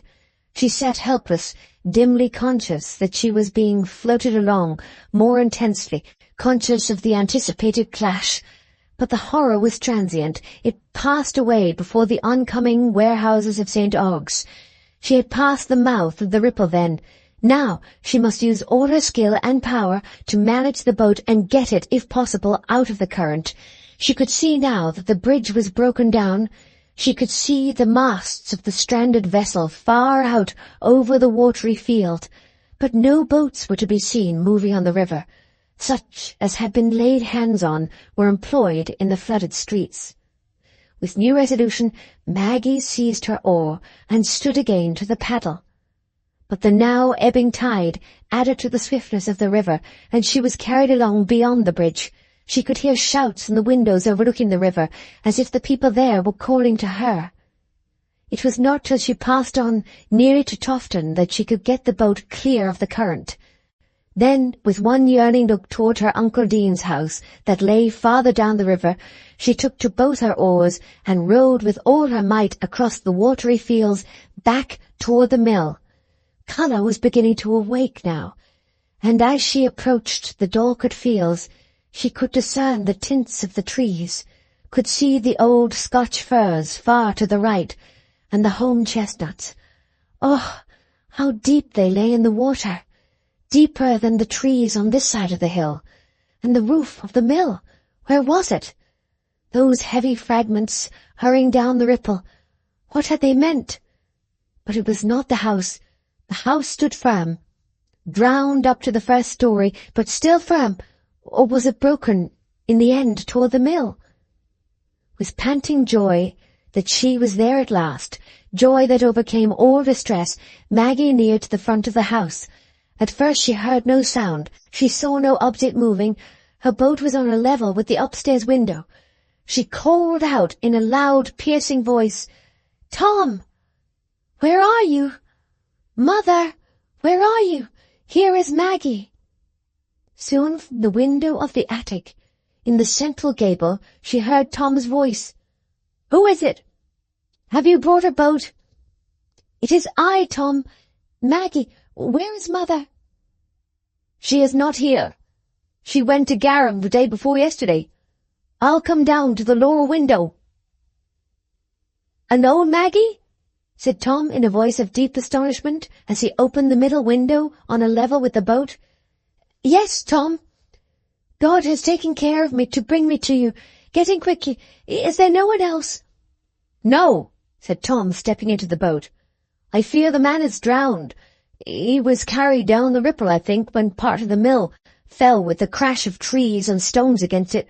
I've shouted again and again, and there has been no answer. Give me the oars, Maggie."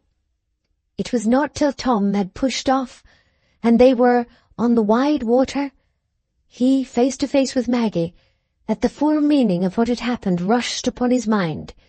It came with so overpowering a force, it was such a new revelation to his spirit of the depths in life that had lain beyond his vision, which he had fancied so keen and clear that he was unable to ask a question. They sat mutely gazing at each other, Maggie with eyes of intense life looking out from a weary, beaten face, Tom pale with a certain awe and humiliation. Thought was busy, though the lips were silent, and though he could ask no question, he guessed a story of almost miraculous, divinely protected effort. But at last a mist gathered over the blue-grey eyes, and the lips found a word they could utter, the old childish "Magsy."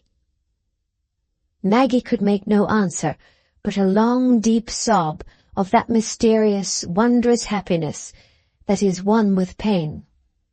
As soon as she could speak, she said, "We will go to Lucy, Tom. We'll go and see if she's safe, and then we can help the rest." Tom rowed with untired vigour, and with a different speed from poor Maggie's. The boat was soon in the current of the river again, and soon they would be at Tofton. "Park House stands high up out of the flood," said Maggie. "Perhaps they have got Lucy there." Nothing else was said, and new danger was being carried down toward them by the river. Some wooden machinery had just given way on one of the wharfs. The huge fragments were being floated along. The sun was rising now, and the wide area of watery desolation was spread out in dreadful clearness around them. In dreadful clearness floated onward the hurrying, threatening masses. A large company in a boat that was working its way along under the Tofton houses observed their danger and shouted, "Get out of the current!" But that could not be done at once, and Tom, looking before him, saw death rushing on them. Huge fragments, clinging together in fatal fellowship, made one wide mass across the stream. "It is coming, Maggie," said Tom in a deep, hoarse voice, losing the oars and clasping her. The next instant the boat was no longer seen upon the water, and the huge mass was hurrying on in hideous triumph. But soon the keel of the boat reappeared, a black speck on the golden water. The boat reappeared. A brother and sister had gone down in an embrace never to be parted, living through again in one supreme moment the days when they had clasped their little hands in love and roamed the daisied fields together. Conclusion. Nature repairs her ravages, repairs them with her sunshine and with human labour. The desolation wrought by that flood had left little visible trace on the face of the earth 5 years after. The 5th autumn was rich in golden corn-stacks rising in thick clusters among the distant hedgerows. The wharves and warehouses on the Floss were busy again with echoes of eager voices, with hopes for loading and unloading. And every man and woman mentioned in this history was still living, except those whose end we know. Nature repairs her ravages, but not all. The uptorn trees are not rooted again. The parted hills are left scarred. If there is a new growth, the trees are not the same as the old, and the hills underneath their green vesture bears the marks of the past rending. To the eyes that have dwelt on the past, there is no thorough repair. Dorlcote Mill was rebuilt, and Dorlcote churchyard, where the brick grave that held a father whom we know, was found with the stone laid prostrate on it after the flood, had recovered all its grassy order and decent quiet. Near that brick grave there was a tomb erected very soon after the flood for 2 bodies that were found in close embrace, and it was visited at different moments by 2 men who both felt that their keenest joy and keenest sorrow were forever buried there. One of them visited the tomb again with a sweet face beside him, but that was years after. The other was always solitary. His great companionship was among the trees of the red deeps, where the buried joy seemed still to hover like a revisiting spirit.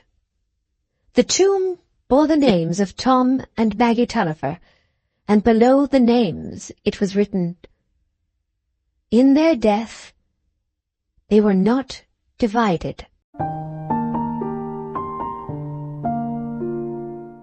The end. Thank you very much for watching. Please don't forget to subscribe our channel for more stories.